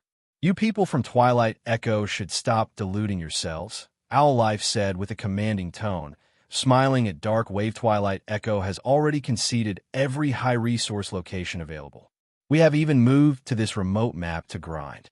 We already intend to give up on developing in the Storm Empire. What more do you people want? Darkwave said as he tightened his grip on his saber, his expression darkening in frustration. The guild leader sent me to knock some sense into you, Owl Life said, chuckling. Either submit or we will remove you from God's Domain permanently. There is no third option. Don't think that we will let you continue to develop just because you've fled to this remote location. Darkwave's frown deepened. Nobody could have expected the competition between the various powers would become so intense after the auction arena's activation. To strengthen its hold on the Storm Empire, Nature Hall had begun an all-out war against the Empire's powers, eradicating any that opposed it. Guild leader, why don't we just fight them? That's right. If we have to go down, we'll take them with us. Twilight Echo's experts prepared themselves for a desperate battle in response to Nature Hall's determination to drive them into a corner. You want to suffer mutual destruction? Do you really think that you're capable of that? Owllife could not help but laugh when he heard Twilight Echo's members. Owllife's words incensed Twilight Echo's members further. Only Darkwave remained silent. He had nothing to offer in rebuttal. His silence wasn't due to a lack of courage, but because Owllife spoke the truth. No one in the guild had a better idea than he of how powerful the players who ranked among the top 10 on the Empire's overall combat power rankings were. It was no exaggeration to consider these players humanoid monsters. We don't have any other choice. Once the battle begins, I'll try to pin down Owllife for as long as I can. Everyone else, split up and run, Darkwave said. He then turned to Aqua Rose, who stood beside him, and said, Aqua, you've seen it for yourself now. Your return can't solve this matter. You need to try to escape this. Don't let Twilight Echo ruin your future. As Aqua Rose's fourth uncle, he was grateful that his niece had returned to help the family's guild. Unfortunately, she couldn't change anything. After seeing how Nature Hall treated Twilight Echo, he knew that if any other superpower interfered, Nature Hall would make his guild suffer for it. Darkwave knew that Zero Wing, Aqua Rose's guild, had been developing quite well recently and was now better off than Twilight Echo. Helping Twilight Echo wasn't worth Aqua Rose losing her opportunity in Zero Wing. Aqua Rose bowed her head and gritted her teeth in frustration. She had never expected Nature Hall to be so intent on cornering Twilight Echo. If she hadn't returned most of her weapons and equipment to Zero Wing's guild warehouse before leaving, she might have been able to fight Owllife and allow more of Twilight Echo's members to escape. You want to flee? Are you even strong enough for that? Owllife ridiculed, sneering at the serious expressions on Twilight Echo's members. However, just before a fight broke out, 1,000 players ran into the valley. An elegant girl in beautiful mage robes, looking like a fairy, led the force, and many of the players in the valley couldn't help but stare. Among the 1,000 new arrivals, the lowest level player was 63, while most were level 64. The weakest piece of equipment these players wore was level 60 secret silver rank. Many of these players even wore level 60 fine gold and dark gold equipment. Both Nature Hall and Twilight Echo's members watched these newcomers with envy. However, the most noticeable aspect of these players was their sharp auras. They clearly weren't ordinary experts. Who are you? Can't you see that Nature Hall is busy here? If you don't want any trouble, leave immediately. Owllife warned the approaching 1,000-man legion. Normally, he would have already commanded his subordinates to eliminate any intruders, but this 1,000-man legion clearly wasn't a normal force. Even his players would suffer if they attacked these new arrivals without Karas. We're from Zero Wing, Violet Cloud said with a faint smile. Zero Wing? Isn't that a guild from Starmoon Kingdom? Owllife faintly recalled such a guild, and from what he could remember, Zero Wing had been developing excellently recently. He then asked, Why have you come here? We have orders from our guild leader to inform Nature Hall that Twilight Echo is under Zero Wing's protection, Violet Cloud calmly replied. Chapter 2069, Defeating Nature Hall in 2 moves. Zero Wing wants to protect Twilight Echo. Nature Hall's members were stunned when they heard Violet Cloud's announcement. Twilight Echo's members were just as dumbfounded. Nature Hall was akin to the Storm Empire's emperor. It had already grown powerful enough to demand respect from super guilds. Yet Zero Wing, which was barely on par with a first-rate guild, intended to oppose Nature Hall. The guild leader plans to interfere. When Aqua Rose saw the 1,000-man legion from Zero Wing, excitement and worry flashed in her eyes. She hadn't had a specific understanding of Nature Hall before her return to the Storm Empire, but it wasn't long before she realized that Nature Hall shouldn't be provoked. Nature Hall's foundations were beyond her imagination. The guild already had more than 100 peak experts and tens of thousands of expert members. With so many experts, Nature Hall's rule in the Storm Empire was unshakable. How arrogant. This is Nature Hall's territory. Do you think that a few words will protect Twilight Echo? Owllife roared in anger. Not even your ally, the Dragon Phoenix Pavilion, would dare to act so pompously before Nature Hall? Vice Guild Leader, what's the point of wasting words on them? Since these ignorant players dare to act so insolently before our guild, we should get rid of them. Here and now. That's right. Let's teach these country bumpkins the difference between a kingdom's overlord and an empire's. We'll show them how little they matter in the Storm Empire. Nature Hall's members voiced their outrage over Violet Cloud's declaration, even offering to teach Zero Wings members a lesson. We are only here to give you notice. Your reply is irrelevant, Violet Cloud calmly responded. If you don't have any more questions, we'll be escorting Twilight Echo's members away now. The valley fell silent when Violet Cloud finished speaking. Even Darkwave, Twilight Echo's guild leader, could not help but gasp at the girl's comment.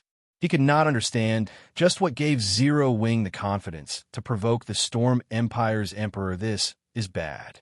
Anxiously, Darkwave turned to look at Aqua Rose and said, Aqua, you need to stop them. If this gets out of hand, Zero Wing will be doomed.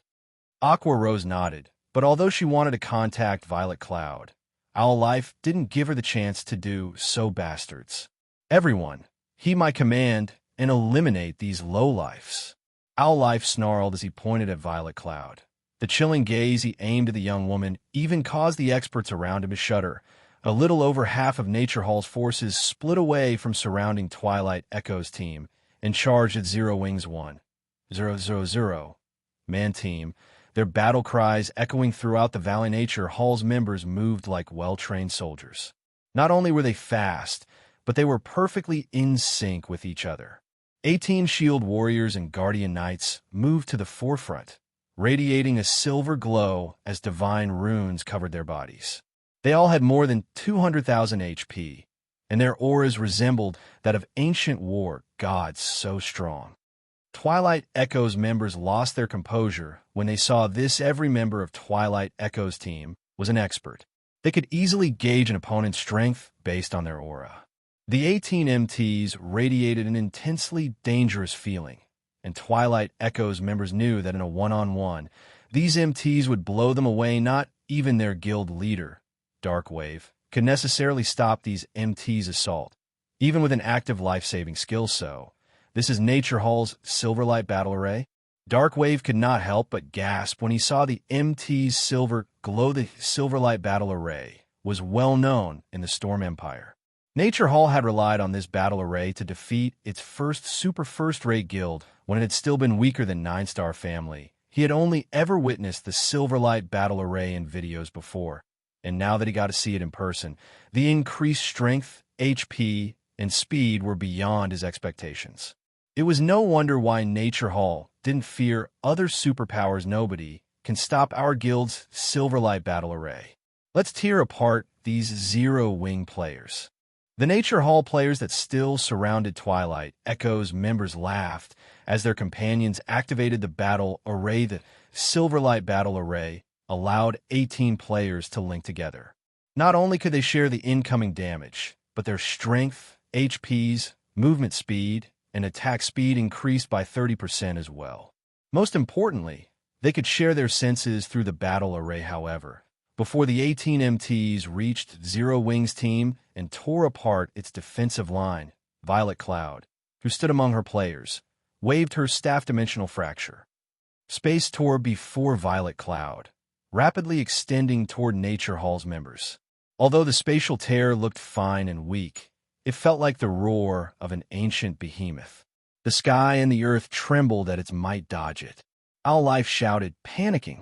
Unfortunately, the spatial tear grew too quickly for his warning to be of any use. Crack.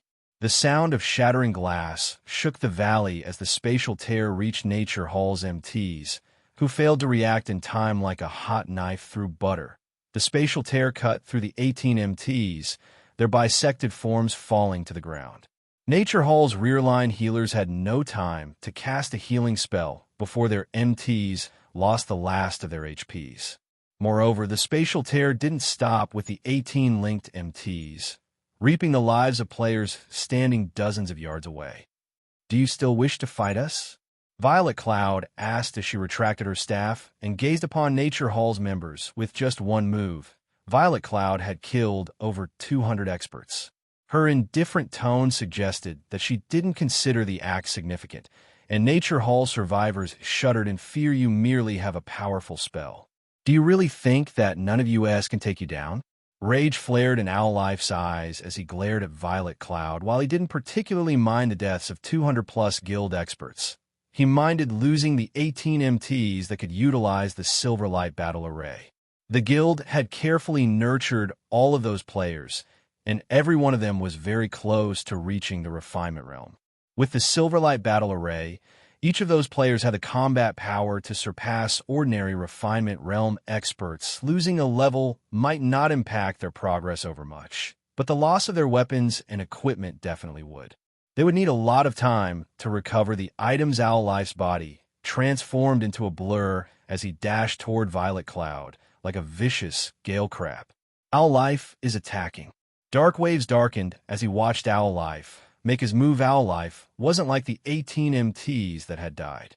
With his weapons, equipment, and combat standards, he ranked at the very top of the Storm Empire. His two one-handed axes were even epic set weapons. He could easily repel a great lord of the same level, and the valley's narrow terrain gave him the perfect battlefield. If Owlife reached Zero Wings' team, disaster would ensue in less than 10 seconds. Owlife arrived before Zero Wings members. Although Zero Wings ranged experts bombarded him with attacks, he effortlessly dodged or blocked the incoming spells and arrows. None of the attacks managed to reach him as they watched. Nature Hall's players felt their blood boil with excitement. Ha ha ha. The Vice Guild leader is finally making a move. Zero Wings members are dead for sure. However, as Nature Hall's members expected to see Owlife throw Zero Wings members into the air, Violet Cloud moved again.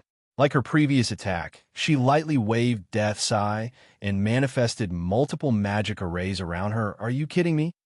Both Nature Hall and Twilight Echoes members were stunned. Violet Cloud had called forth 200 magic arrays, a blade of darkness forming before each array go. Violet Cloud shouted like raindrops. These 200 blades of darkness descended on Owlife, all under Violet Cloud's control. They were not magical projectiles that could only move in a straight line. Burial Flower.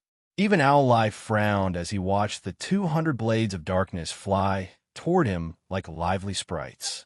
He immediately activated his epic axe's active skill, and a gigantic flower formed beneath his feet. 12 flower petals circled Owlife, each carrying 100% of his strength. The petals acted like MT's shields.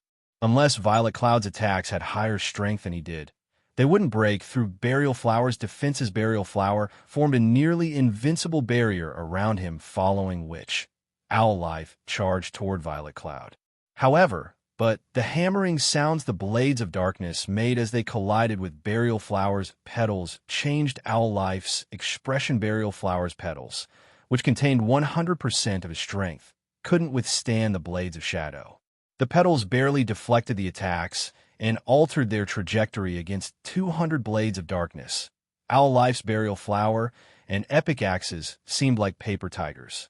Even though he fought with everything he had and fully displayed his Void Realm combat standards, he could only dodge or block a fraction of Violet Cloud's attack in the blink of an eye. The blades of darkness slid through Owlife's body, plunging the Berserker's HP. Owlife, one of the Storm Empire's top 10 experts, had been defeated. Chapter 2070, Powerful Zero Wing. He died. Owlife's been killed in one move. Nature Hall and Twilight Echoes members gaped in shock after witnessing Owlife's death, unable to believe their eyes. However, not only did the man's corpse lie before them, but his trademark weapons, the burial axes, rested next to his body. Aqua, your guild's experts are quite strong. Is that girl your guild's #1 expert? Dark Wave asked his niece, his eyes glued on Violet Cloud. He had known that Zero Wing had been developing impressively, but he hadn't thought it had become this strong. Violet Cloud's gaze remained indifferent even after killing Owlife, as if she had casually slain a common monster she had randomly come across. Someone actually treated Owlife, one of Nature Hall's Vice Guild leaders, like a common monster, killing him as if swatting a fly. If news of this spread, it would shake the very core of the Storm Empire. No, Violet doesn't rank number 1 in the guild, but she should stand among the top 5. Only, Aqua Rose stopped herself. Watching Violet Cloud in confusion, she was very familiar with Violet Cloud's standards. Like her, the girl was a refinement realm expert. However, Violet had achieved more in the refinement realm than she had. Although, if it came down to a fight, and their levels and equipment were equal, she could fight Violet Cloud to a standstill with her Sea God's legacy. If the battle happened at sea, she'd win by a landslide. If Aqua Rose had to fight a peak expert like Owlife, even with all of her epic equipment, she'd have a very hard time defeating him. As for killing Owlife in one move, she simply wasn't capable of defeat the equipment that the various large guilds' peak experts improved as time passed. Yet for some reason, Violet Cloud had killed Owlife instantly. Moreover, she had accomplished the feat effortlessly no matter how Aqua Rose considered the situation.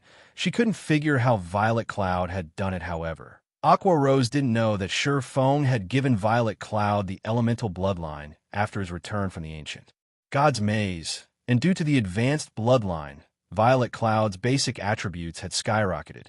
With her massive basic attribute advantage, it was only natural that she had slain Owlife like a common monster. She's only in the top 5 with that kind of strength.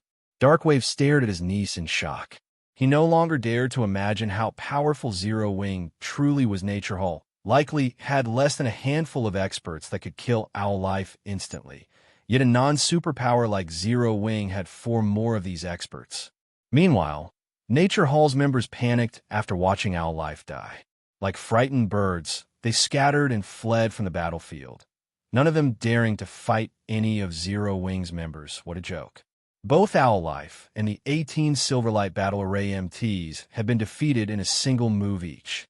They weren't fools. Now that they knew they were no match for Zero Wing, they wouldn't stay and fight. Doing so would be nothing more than suicide. Once Nature Hall's members fled, Violet Cloud turned her attention away and approached Aqua Rose. Big Sis Aqua, here are the items you stored in the guild warehouse, Violet Cloud told Aqua Rose, who wore a hesitant expression. After trading the equipment, she said, "Ah, right, guild leader asked me to tell you this. Don't hold back. The guild has your back." Guild leader. For a moment, various emotions overwhelmed Aqua Rose when Twilight Echo's members heard Violet Cloud's message for her comrade. They couldn't help their envy. A large guild like Zero Wing was actually willing to start an all-out war with a superpower to support one of its guild members.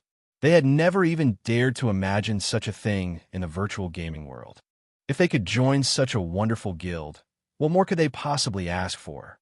Once Aqua Rose regained her composure and re-equipped her weapons and equipment, her change stupefied Twilight Echo's members. She had already felt incredibly powerful, but after replacing her weapons and equipment, she felt like a butterfly breaking out of its cocoon. Not only did she look beautiful, but she also radiated an intensely powerful aura. Although they couldn't tell the quality of her items since she had hidden the glow effects, her aura was even stronger than Darkwave and Owlife. So, this is the guild Aqua joined?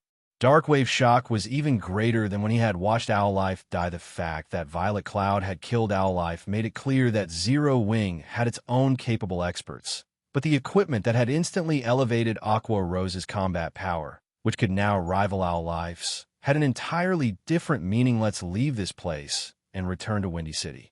Now that we've killed one of Nature Hall's vice guild leaders, Nature Hall won't let this matter rest. Aqua Rose said as she glanced at Owlife's corpse. A vice guild leader was one of the guild's public faces. If they did not handle this incident's aftermath properly, Twilight Echo would have a difficult time leaving the Storm Empire. Rest assured, Big Sis Aqua, the guild leader, has led a group to Storm City to discuss the situation with Nature Hall. I believe he will settle this matter very quickly, Violet Cloud said, giggling. They want to meet Nature Hall. Darkwave nearly jumped up in shock. Are they tired of living? Although Owlife was only Nature Hall's 8th vice guild leader, one of the lowest ranked vice guild leaders in the guild, he was still a vice guild leader. Yet, as Violet Cloud had killed the man, Zero Wing had been heading to Nature Hall for negotiations. Zero Wing was clearly trying to provoke Nature Hall. Zero Wing would likely have trouble getting out of this unscathed. much less negotiate a better situation for Twilight Echo. Meanwhile, in the Storm Empire's Storm City, Shurfeng's party of 6 had arrived before Nature Hall's residence as the Storm Empire's imperial capital. Storm City's player population even surpassed Black Dragon City's. Storm City had nearly 27 million resident players, and its businesses were particularly prosperous. The city's prosperity was due to the Storm Empire's ores. Plenty of ores and gemstones, which other kingdoms and empires severely lacked, were produced within the empire's borders every day.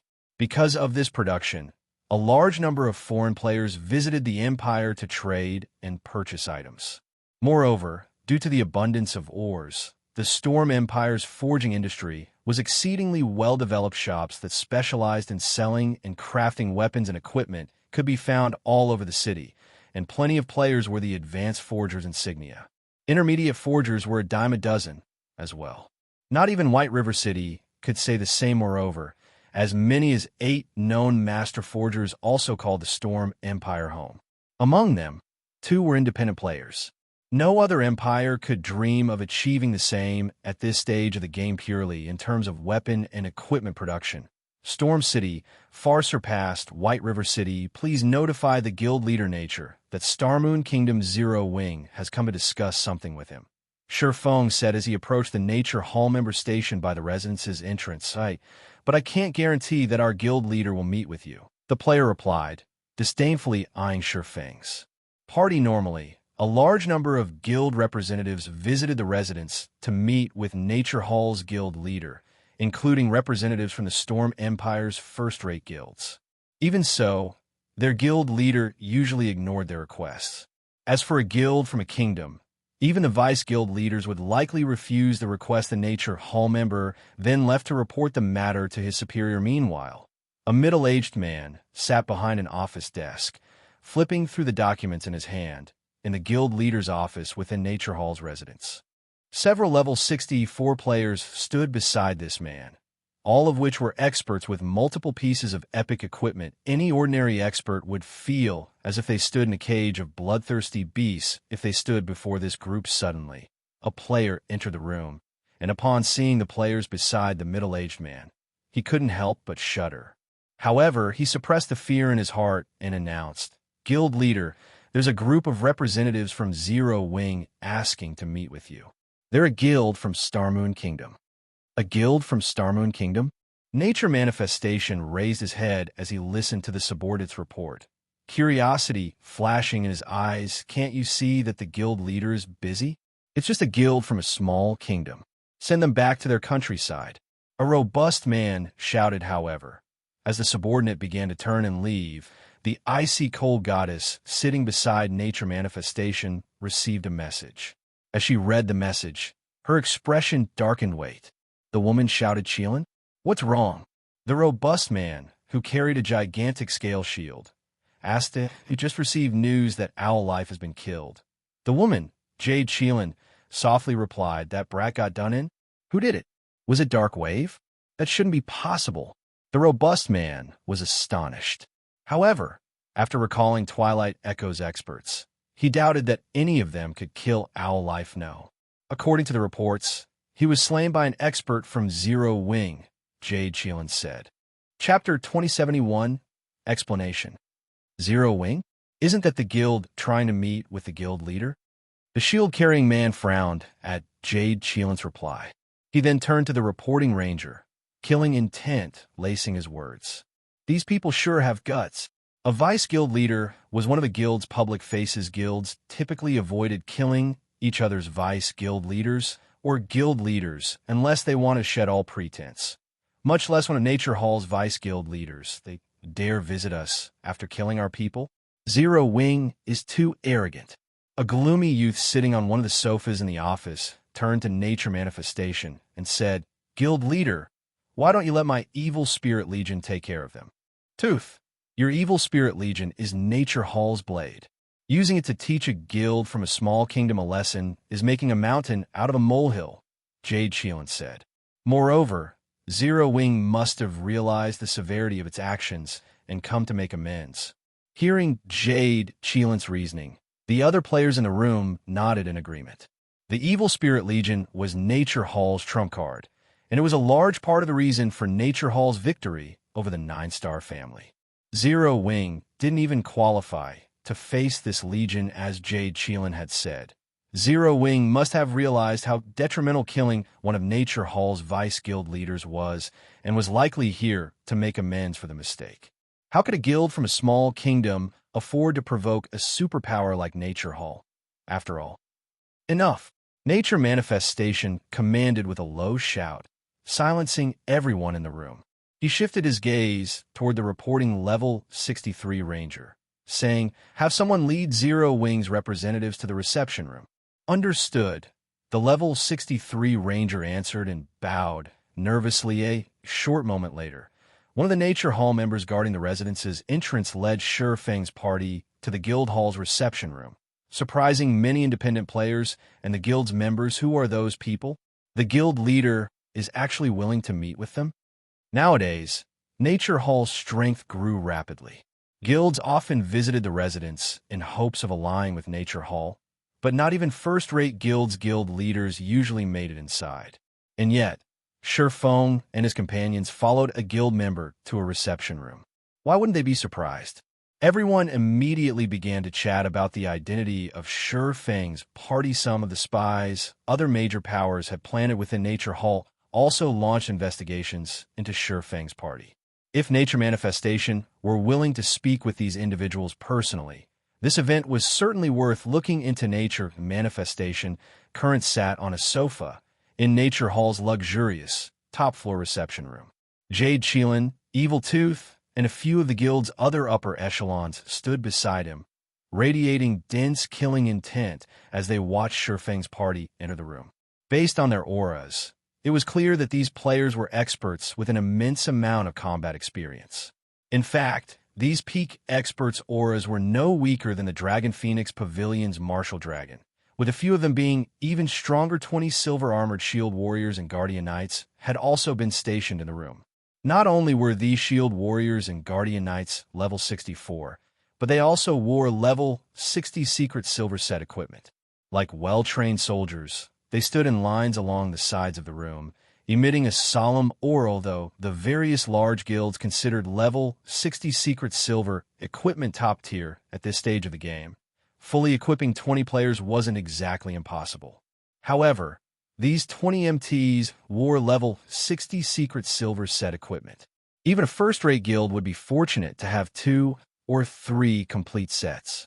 Furthermore, players had crafted these MTs equipment, which meant that Nature Hall was fully capable of crafting more. Nature Hall foundations were extraordinarily. Heard that Zero Wing has something to discuss with me.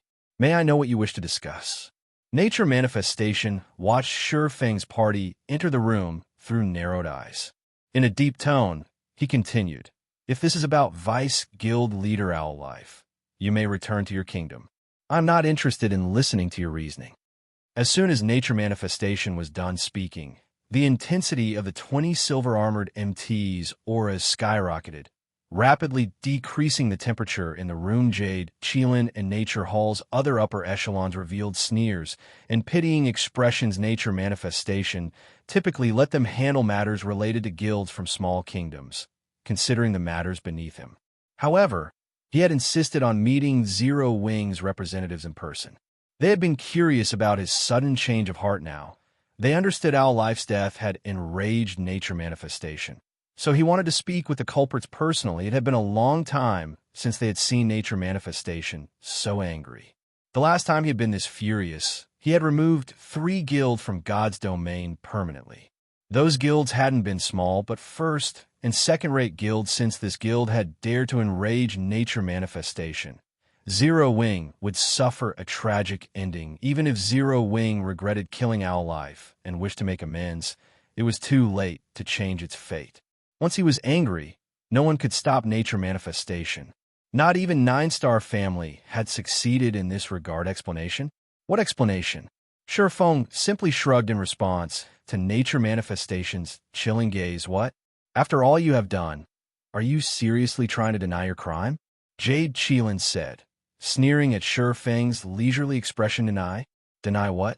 Shurfeng turned toward Jade Chelan, frowning slightly. Is there even a need to say it? You are responsible for killing our Vice Guild leader Owlife in the Nethermine. Jade Cheelin hissed, her expression becoming even colder. Oh, that's what you're talking about? Shifeng asked as realization lit his features. Calmly, he continued, That's right. We did that. You. Shifeng's relaxed reply stunned Jade Cheelin. She had assumed that he'd try to deny the fact.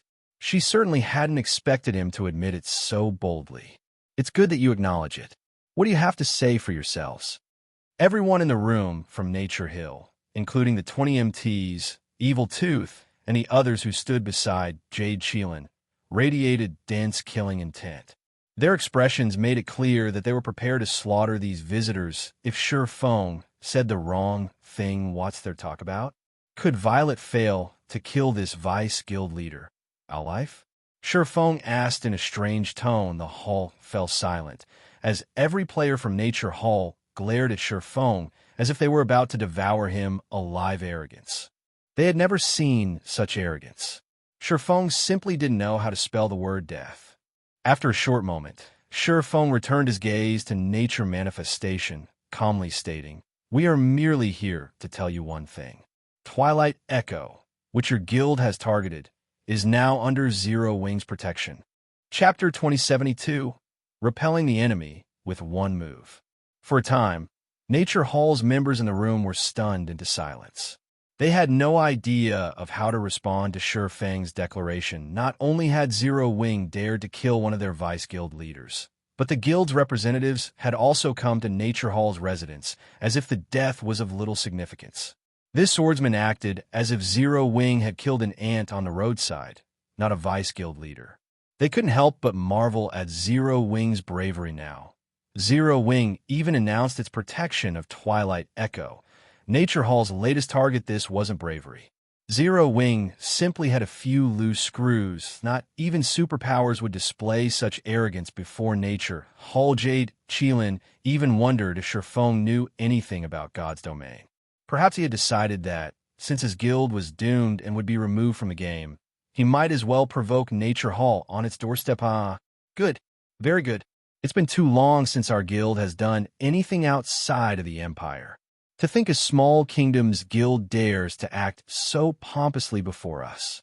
Evil Spirit revealed a grin as he stared coldly at Shifeng, anger tainting his smile after chasing 9-star family out of the Storm Empire. The Empire hadn't had any powers that dared to provoke Nature Hall. To secure its control in the Empire and concentrate the guild's resources, Nature Hall hadn't extended its influence past its borders. Hence, the outside world was unaware of Nature Hall's power. There was also the fact that Shifeng and the others had a few screws loose. Evil Spirit assumed that Zero Wing's members had spent too long in their own kingdom and didn't see the difference between the Storm Empire and Starmoon Kingdom.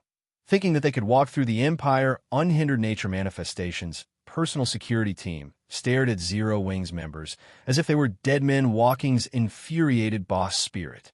That guy is definitely dead. I bet these people won't get to leave Storm City alive. This is going to be entertaining. That's right. Even if they kneel and beg for their lives, there's no saving them. They'll probably lose more than just one level. Boss Spirit will use that item, and they'll lose 3 levels with each death. If we send a tracking team after them as well, we can even send them back to level 0. Although attacking another player inside an NPC city was risky, players obtained more tools as they reached higher levels as a result. Killing other players inside NPC cities became increasingly easier. This was especially true for a superpower like Nature Hall. Even slaughtering players in an Imperial capital wouldn't be a problem for the guild. This was also why the various independent experts had been more hesitant to provoke God's domain's powers. A single mistake could send them back to level 0. After all, although the Zero Wing members present were experts and more difficult to defeat than independent experts, they were nothing to Nature Hall. Even a party of peak experts would fall in Storm City if they provoked Nature Hall. Much less Shifeng's party. Nature Hall had acquired a domain treasure called Dead World from an ancient ruin. As long as a player supplied enough magic crystals, Dead World would create a domain that cut off communication with the outside world. Not even the city's NPC guards would receive a notification of the transgression if one attacked another player within the domain unless it was destroyed or released. Ordinary NPC guards wouldn't even notice the domain when standing next to it. Only the Tier 3 guard captains could see through the domain. However, how rare were Tier 3 NPC guard captains? There wasn't even one Tier 3 guard captain for 10 patrol squads in an imperial capital like Storm City. Meanwhile, each patrol squad generally monitored 3 to 5 streets. If they activated the domain treasure in the proper location, the chances of encountering a guard captain were nearly zero, while Nature Manifestation's 20 personal bodyguards whispered to each other. The guild leader, who had remained silent, raised his head and said, "So be it originally. I had planned to send you off with a warning, but since you don't know how to repent for your actions or show proper respect, I'll remove you from God's domain permanently. Then, I'll send someone to visit Zero Wing." In response to his guild leader's declaration, Evil Spirit revealed a stone plate and sacrificed a large number of magic crystals to it. The color in the room then faded to a dull gray. "What? You want to attack us?" Shifeng asked as he sent a glance at Evil Spirit, who wore pitch-black leather armor. "Are you afraid now?" Evil Spirit asked as he shot Shifeng a playful look. Unfortunately, it is too late for regret. He had thought that Nature Manifestation would wait until Shifeng's group left the residence before sending him to take action. He hadn't expected his guild leader to order an attack now. It was clear how truly furious Nature Manifestation was. However, he didn't think the reaction was unreasonable. Zero Wing's representatives were insufferably foolish. Even the King of Hell would laugh at their lunacy and imprison them for a few extra millennia. Afraid? Shifeng shook his head. "You're not strong enough for me to fear." "Crap. This is the first time I've met someone so stubborn. Everyone attack. Kill him." Evil Spirit commanded, his eyes twitching in anger. The 20 silver-armored MTs surged toward Shifeng and his companions. Seeing this, Jade Sheelan could not help but watch with a pitying gaze. Zero Wing's members might have made it out of Storm City alive. But now, not only had they lost that hope, but they would pay an even greater price. Although she did not know what gave Zero Wing's members so much confidence, she was certain that they'd die in this room. Moreover, players who died in the dead world wouldn't lose a single level, but 3 at their level. Leveling up required a lot of time and effort. Losing 3 levels would be a huge setback. Nature Manifestation's 20 personal bodyguards were more than enough to eliminate Shifeng's party. Not to mention the guild's peak experts like herself. Not only were these bodyguards Refinement Realm experts, but they also wielded the Silverlight Battle Array. When they activated the Battle Array, they could even kill peak experts. This was why Nature Manifestation security team only had 20 players, as Jade Sheelan and the other peak experts expected their guild leader's bodyguards to annihilate Shifeng's party. Several sword lights flashed in the room's shadow blade. As if every sword light had a life of its own, they agilely maneuvered through the bodyguards' defenses, striking the players directly. As if some colossal beast had slammed into them, a dozen or so bodyguards flew into the walls behind them, which cracked under the immense force in the face of death. Blackwater, Starlink, and Miracle's armies failed to remove Zero Wing. "What do you think a few Refinement Realm experts can accomplish?" Shifeng asked as he sheathed Killing Ray and sat back on the sofa. He watched Nature Hall's upper echelons calmly, as if nothing had happened. Chapter 2073, Suppressing Nature Hall. Looking at the robust figures planted in the walls of the luxurious reception room, the unharmed members of Nature Manifestation's personal security team froze in shock. When they returned their gazes to Shifeng, they wore tense expressions. "What's going on? What did he do?" The security team members had failed to react to the attack. They had only seen Shifeng swing his sword, and in the next moment, their companions had disappeared from next them and become wall decorations. How is this possible? Evil Tooth was just as stunned to watch the bodyguards fly through the room. He was very familiar with these bodyguards' strength. When they cooperated, they could even take down peak experts. The Silverlight Battle Array allowed them to share their senses, which greatly strengthened their defenses. However, despite the bodyguards' enhanced defenses, Shifeng had maneuvered his skill past their defenses and dealt direct damage. His control with the skill was frighteningly accurate good. No wonder why you dare to show such arrogance. Everyone, use your magic scrolls. Don't fight him at close range. Evil Tooth commanded after snapping out of his daze. He then turned toward Jade Cheelin and whispered, "Cheelin, I need your help in a moment. This person is far stronger than I expected."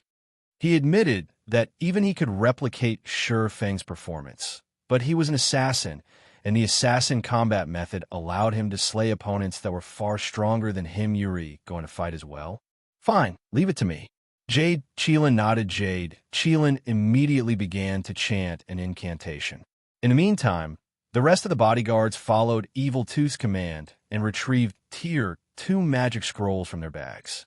These magic scrolls were extremely rare, some containing control spells, some holding AoE spells, and others possessing single-target spells. They had originally prepared these magic scrolls to use against enemies when outnumbered, but against such a strong melee opponent like Sure Feng, they had no choice but to rely on attacking from afar with these magic scrolls. In the next moment, flaming thorns, spears of light, and chains of sand flew toward Sure Feng, launching a wide array of spells like a combined assault from a team of magical class players. With how cramped the reception room was, dodging all of these spells wasn't realistic.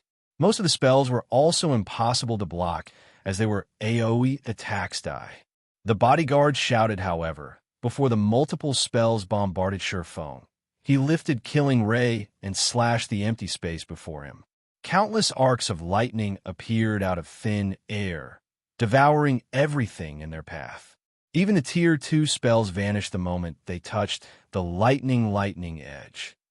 Boom!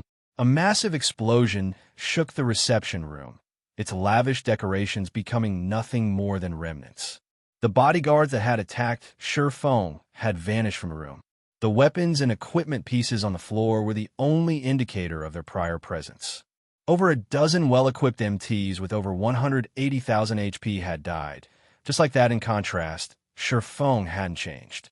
He hadn't even moved from his original position, much less taken damage. Sure Feng had executed only 2 moves, yet he had killed more than half of Nature Manifestation's famous security team. The security team's remaining members were crippled. Sure Feng's combat power was horrific. How was he supposed to be a player? He was basically a monster that destroyed everything in his path. Just as everyone assumed the battle was over, Jade Cheelin, who hadn't stopped chanting, finally finished her spells.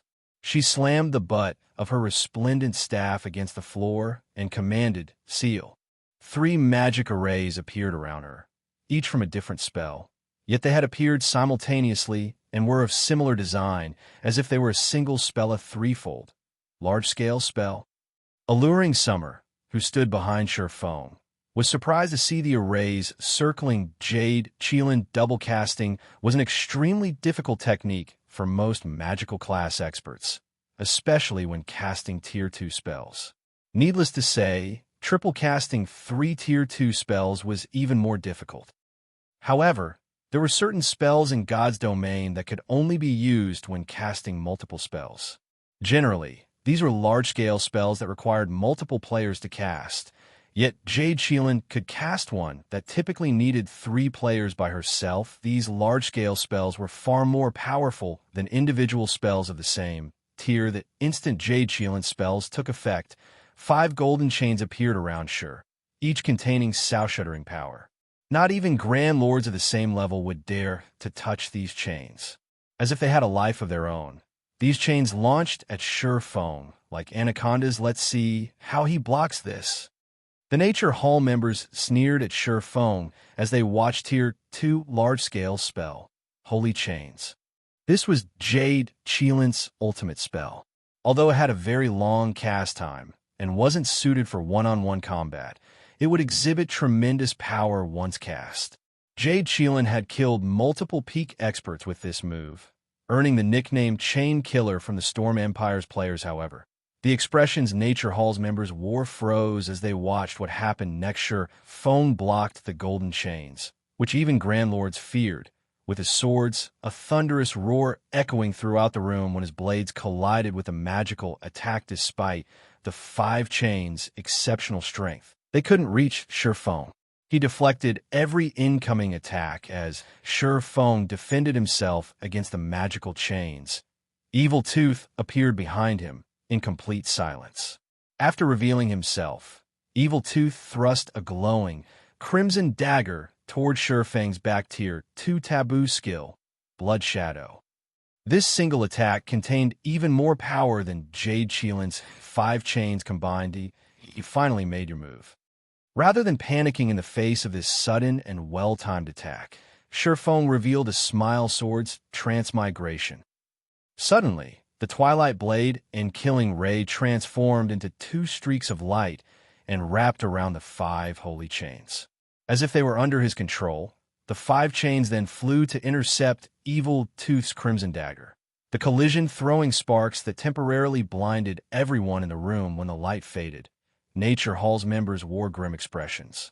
Evil Tooth's HP plummeted as he stared at Shurfeng in horror.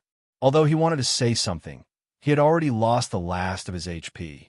With darkening vision, Evil Tooth collapsed to the floor. Silence dominated the reception room. Nature Manifestation's personal bodyguards had worked with 2 of the guild's peak experts against one opponent, yet they were either dead or crippled, aside from Jade Qilin.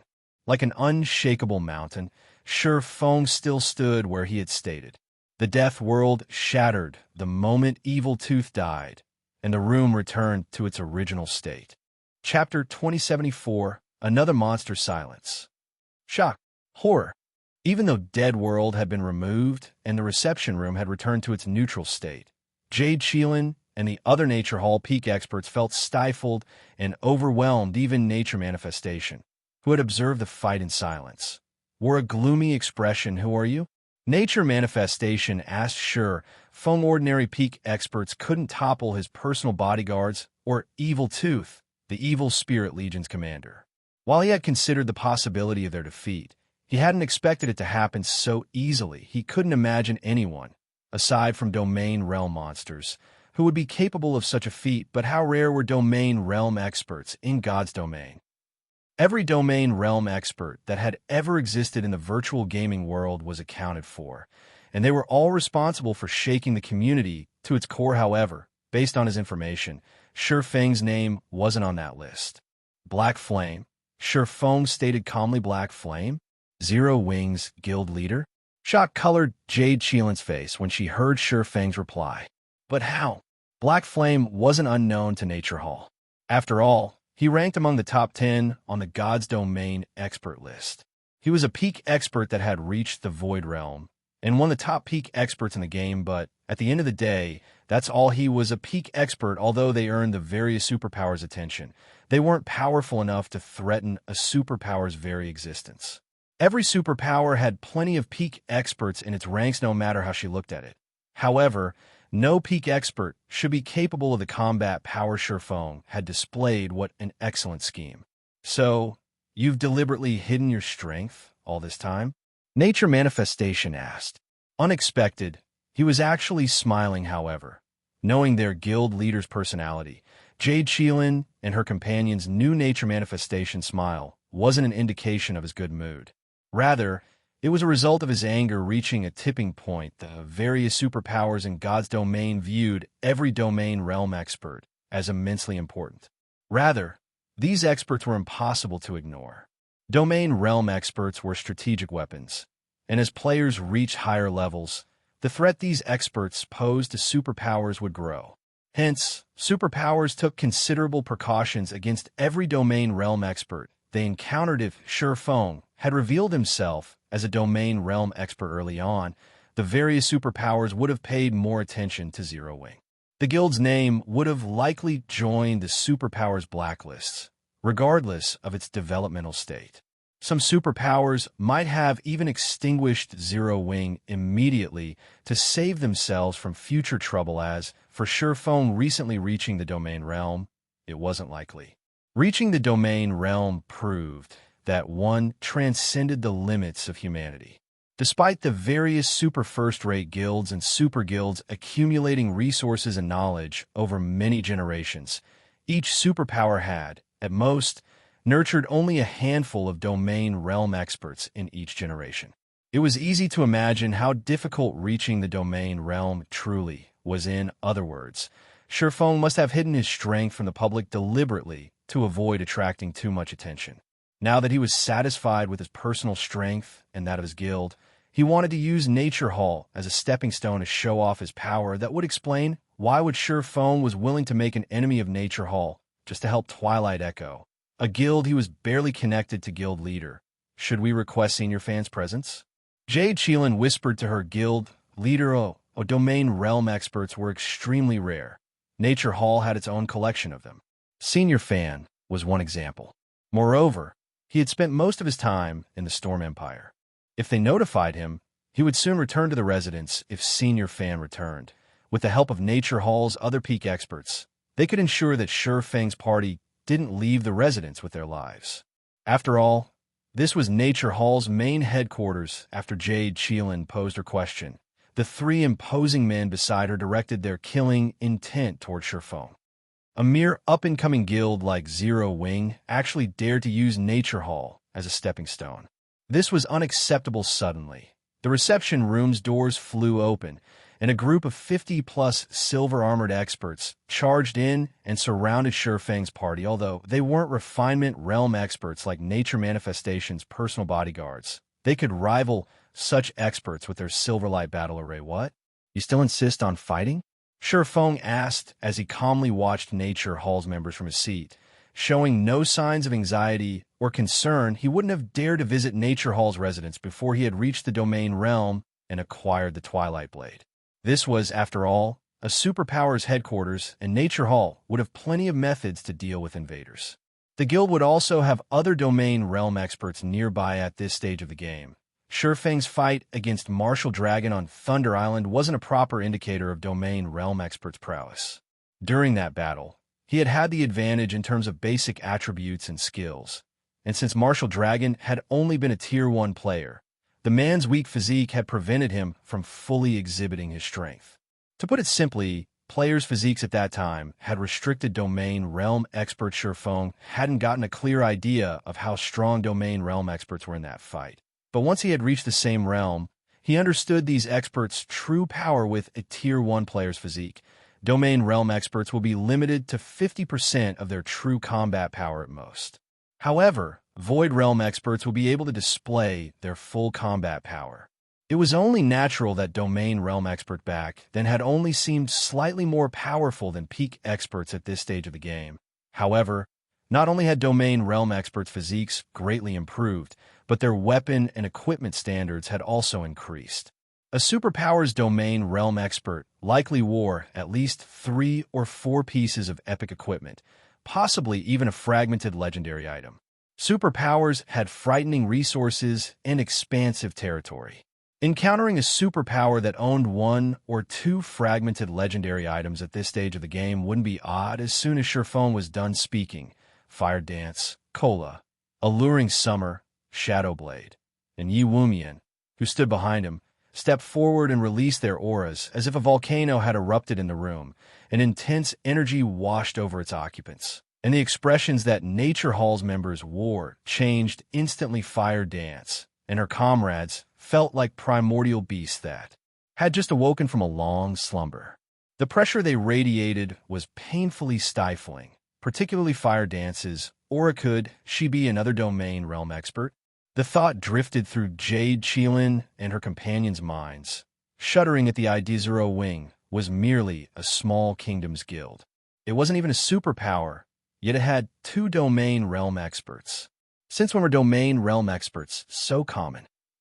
If Shurfeng could hear these peak experts' thoughts, he wouldn't have been surprised. Among the 5 players he had brought with him, only Fire Dance held a fragmented legendary weapon. She also had her own bloodline and 6 epic items. In Zero Wing, Fire Dance's equipment standards were only second to his. Moreover, she was only a step away from the Truth Realm and had already mastered multiple advanced combat techniques. In her current state, she could definitely contend with domain realm experts. Chapter 2075, Miscalculation. Although Jade Cheelin and Nature Hall's other peak experts had intended to act, they couldn't help but freeze the moment they felt Fire Dance's oppressive Aura Guild leader. Are we still going to fight them? Jade Cheelin could not help but ask as she turned to look at Nature Manifestation. Her expression, hesitant one, Domain Realm Expert, was already extremely difficult to defeat. Now that Fire Dance, who felt like another Domain Realm Expert, had joined the fray, she had to take this situation more seriously. Ordinary players might not realize the importance of 1 or 2 Domain Realm Experts in a guild, but as one of Nature Hall's upper echelons, she was very clear of the implications. This was no longer a matter of Sure Foam or Fire Dance's personal strength, but of Zero Wing's foundations. Instead, it was a matter of Zero Wing's guild foundations. If Zero Wing had only possessed a single Domain Realm Expert, it could have been explained away as luck. It would prove nothing regarding Zero Wing's foundation. However, the fact that Zero Wing had at least 2 Domain Realm Experts couldn't be shrugged off in the same way. Domain Realm Experts weren't as common as cabbages. If Zero Wing truly had 2 Domain Realm Experts, the guild wasn't as simple as everyone assumed. Cheelin, you're overthinking this. Her aura doesn't prove that she's a Domain Realm monster. She could simply have absurdly high basic attributes. Zero Wing has no background, so it's lucky enough to have 1 Domain Realm Expert. How could it possibly have 2? And such a young one at that. A solemn man with a scar across his face spoke up, listening to the man's reasoning. Nature Hall's members relaxed, releasing more than half of their anxiety. No one doubted this man's words. He was Deep Thunder, Nature Hall's first vice guild leader and one of the guild's main support pillars. He was also one of the top 10 experts on the Gods Domain's Secret Experts list. The Secret Pavilion had 2 Gods Domain Experts lists. One recorded the top 1,000 experts with the most attention-grabbing battle records. The second was a secret list, which only superpowers could purchase. The Secret Experts list only contained 100 names. However, these players weren't ranked by their battle records, but based on the combat standards they had revealed. One had to be a Void Realm Expert before the Secret Pavilion would even consider them for the list. Any peak expert that could rank on the Secret Experts list was, at most, a step away from the Domain Realm. Those that ranked among the top 10 were practically pounding against the edge of this realm. They only needed a slight push to reach the Domain Realm. Deep Thunder was one of these experts, although none of Nature Hall's experts in a room had reached the Domain Realm yet. Deep Thunder was undoubtedly the most knowledgeable about it. Since Deep Thunder was certain that Fire Dance was not a Domain Realm expert, there was a 90% chance that he was correct. Thunder is right. Everyone needs to calm down. Although I don't know how this little girl from Zero Wing has such frightening basic attributes. Zero Wing is 100 years too early if it thinks it can stroll in a Nature Hall's residence with such an attitude. Nature Manifestation commented, backing up Deep Thunder. He flashed Sure Foam a piercing glare before commanding, "Summon Senior Fan and the Evil Spirit Legion members immediately. Lock down the residence. I want to see how capable these Zero Wing representatives truly are." Although Sure Foam had displayed astonishing combat power, Nature Hall wasn't a pushover. Nature Hall had gone to great lengths to recruit Senior Fan and convince him to protect the guild. The Elder had been a Domain Realm monster for decades, and his combat standards were far above Sure Fang's, who, at most, had only entered the Domain Realm within the past few years. Senior Fan also wore the best equipment available in the game, and the Evil Spirit Legion was one of Nature Hall's trump cards. Although the Evil Spirit Legion only had 100 members, every member was a Refinement Realm expert or better. Even the weakest among them had mastered 3 combat techniques, and including the Silverlight Battle Array, they could even defeat Domain Realm experts. The Evil Spirit Legion was also why Nature Hall even dared to provoke super first-rate guilds. However, the moment Nature Manifestation issued the order, Fire Dance's group moved, charging straight toward the guild leader. Taking the lead, Cola and Yi Wumian dashed forward like 2 Tyrannosaurus Rexes. When the reinforcing security team members collided with the 2 MTs, they flew backward as if they had been hit by a truck, their tight defensive formation shattering instantly. Alluring Summer and Shadow Sword followed the 2 MTs closely. Alluring Summer sent at least 1 player flying with each spell she cast, while Shadow Sword forced multiple players to stumble back with each slash. These 2 easily repelled any security team members that approached from the sides. Rather than a battle, this looked like adults toying with children. Taking advantage of the chaos, Fire Dance blew past the security team's blockade and arrived before Nature Manifestation. "Don't think you can get through me that easily." Deep Thunder bellowed, swinging his gigantic two-handed battle axe with a solemn expression, leaving no room for Fire Dance to dodge Tier 2 skill, Earth Bombardment. Pump! Not only was Earth Bombardment an AoE attack that amplified his strength, but it could also significantly reduce players' movement speed when he struck. This was the trademark tier skill of the Magic Warrior hidden class. The move could only be blocked, not dodged. In addition, the Magic Warrior class was a specialized advanced class for Berserkers, using magic to strengthen the user's body. However, Deep Thunder's expression froze when his attack landed. Fire Dance's flimsy short sword had actually stopped his humongous axe's descent. Not only had Fire Dance remained stable, but she also retained every point of her HP. Before Deep Thunder could swing his battle axe again, Fire Dance's 1,000 transformations slithered toward the Berserker's neck with an utterly unpredictable attack, trajectory advanced combat technique, Illusory Snake. Scram! Deep Thunder shouted as he activated Whirlwind Slash to defend himself. Boom! When short sword and battle axe collided, a sharp clang echoed throughout the room. A moment later, Deep Thunder, who prided himself on his strength, stumbled 3 steps back, staring at Fire Dance with an incredulous look. While he had recognized Fire Dance's amazing basic attributes, he hadn't expected them to be so high. How does she have so much strength? Deep Thunder wasn't the only one the situation surprised. Jade Sheelan, who cast spells from the side, glanced over in horror when she noticed Deep Thunder stumble in God's domain. There was a major difference between one-handed weapons' strength and that of two-handed weapons. This was why most Berserker players chose two-handed weapons. Two-handed weapons could make full use of Berserker's high strength. However, despite being an assassin, Fire Dance exhibited greater strength with a short sword than Deep Thunder. This unraveled everything Jade Sheelan thought she knew about God's domain. Moreover, Deep Thunder wore 3 pieces of epic equipment, wielded an epic weapon, and the rest of his equipment was comprised of level 60 dark gold items. She couldn't imagine how an assassin could block one of his attacks with a one-handed sword. After sending Deep Thunder backward, Fire Dance abruptly vanished void steps. By the time anyone could react, Fire Dance had reappeared before Nature Manifestation, holding her 1,000 transformations against the guild leader's throat. As a cursemancer, Fire Dance held Nature Manifestation's life in her hands. Seeing this, Nature Hall's members paused with gloomy expressions when Nature Manifestation looked up at Fire Dance. His countenance was ashen. Fire Dance's group had only moved 5 seconds ago, yet they had already gotten past more than 50 Refinement Realm and better experts, threatening his life. Not even a Domain Realm expert could perform such a feat. Chapter 2076. Do you need a doctor? When Fire Dance took Nature Manifestation captive, Nature Hall's members stayed their hands as they hatefully glared at the female assassin. At the same time, though, a hint of fear could be seen in their eyes. What should we do now, Vice Guild Leader?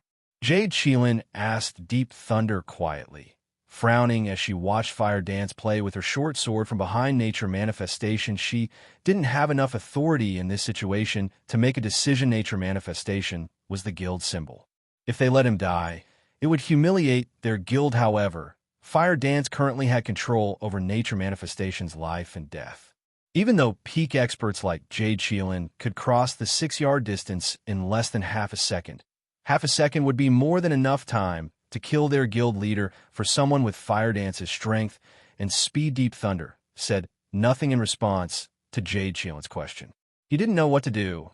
Either Zero Wing was far more terrifying than he had imagined. If Fire Dance were truly a Domain Realm expert, this situation, at most, would have surprised him, but the problem lay in the fact that she wasn't one, which horrified him. After their brief clash, he was certain that the female assassin had only reached the Refinement Realm, although she wasn't your typical Refinement Realm expert.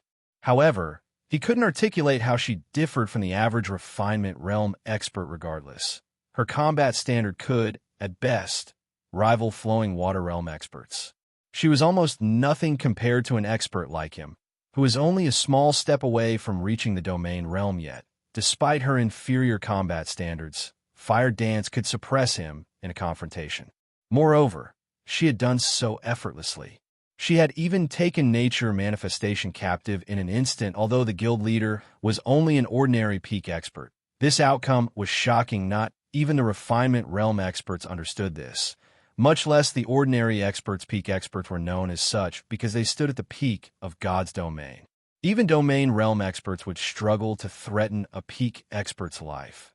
Yet Fire Dance had done so effortlessly, he couldn't imagine what weapons and equipment would be necessary to allow an expert, who had reached the flowing water realm at best, to command even greater combat power than domain realm monsters. However, that wasn't the worst of it. Zero Wing's other representatives were obviously only refinement realm experts, but they had displayed combat power that could easily rival peak experts.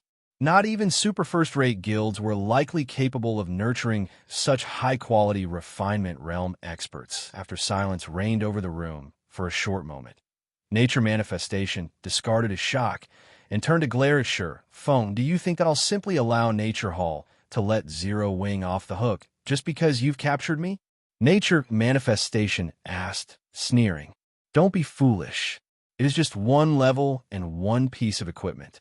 I can afford the loss if you go through with this. However, Zero Wing won't have the power to endure Nature Hall's wrath.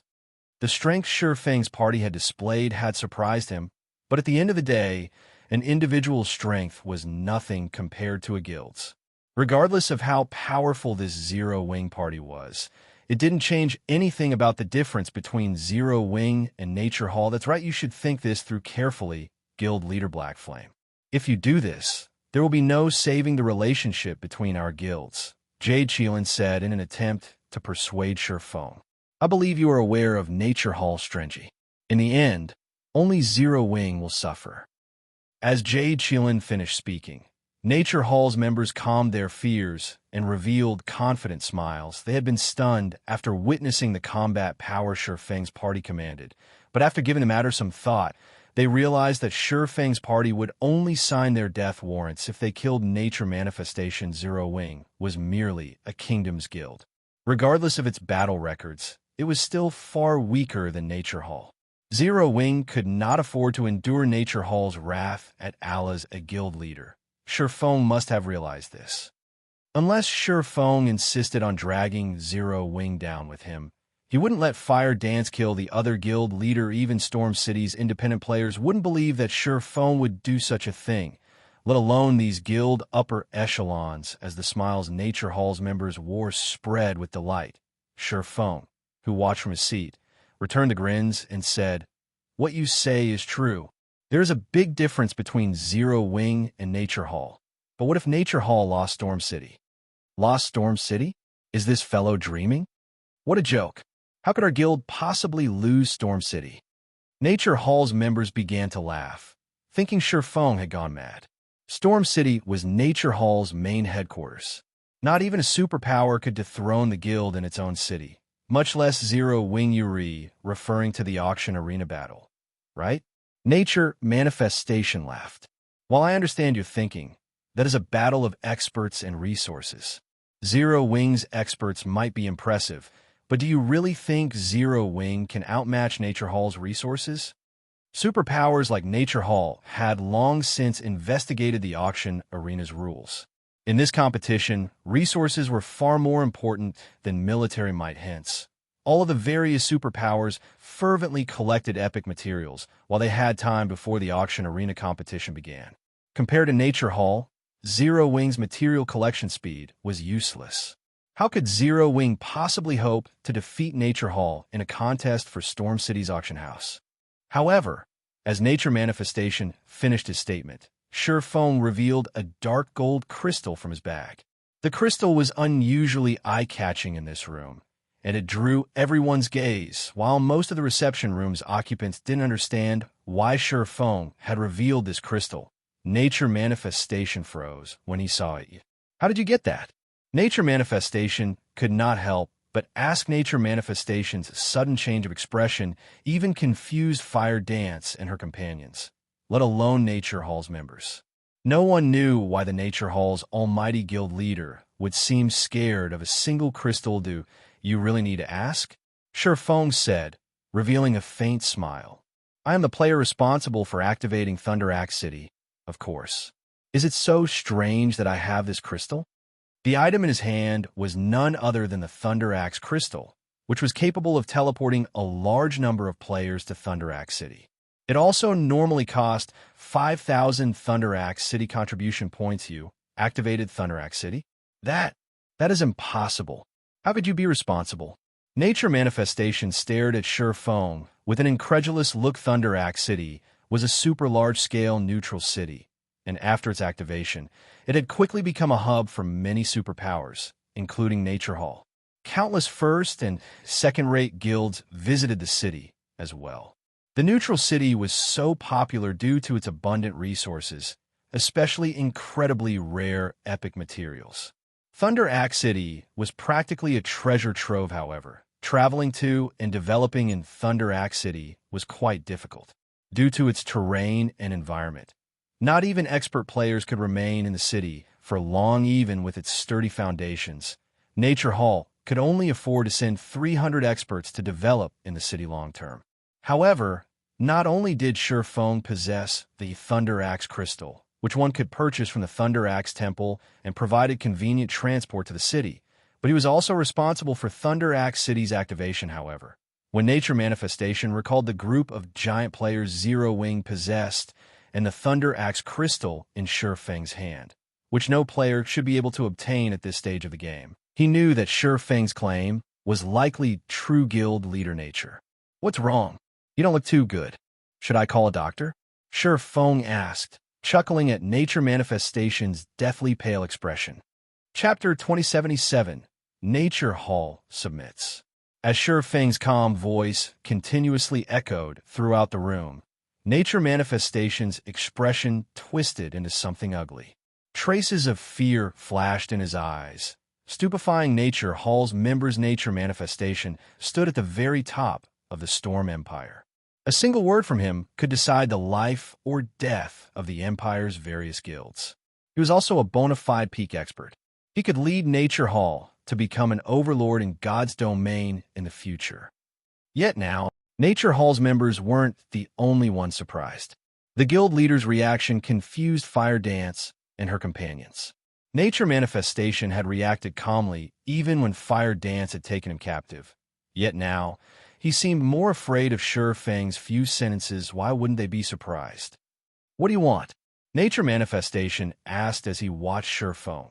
Afraid if he had only seen Feng as a domain realm expert before, he viewed the man as a monster, capable of shaking Nature Hall's very foundations. After learning that this swordsman had pioneered Thunder Axe City and acquired the Thunder Axe Crystal, most people were still unaware of Thunder Axe City. Even in Nature Hall, only the guild's upper echelons and the experts that had visited the city knew about its splendor. According to their understanding, Thunder Axe City should have activated more than 2 weeks ago. The various superpowers, however, had only discovered the city 9 days ago.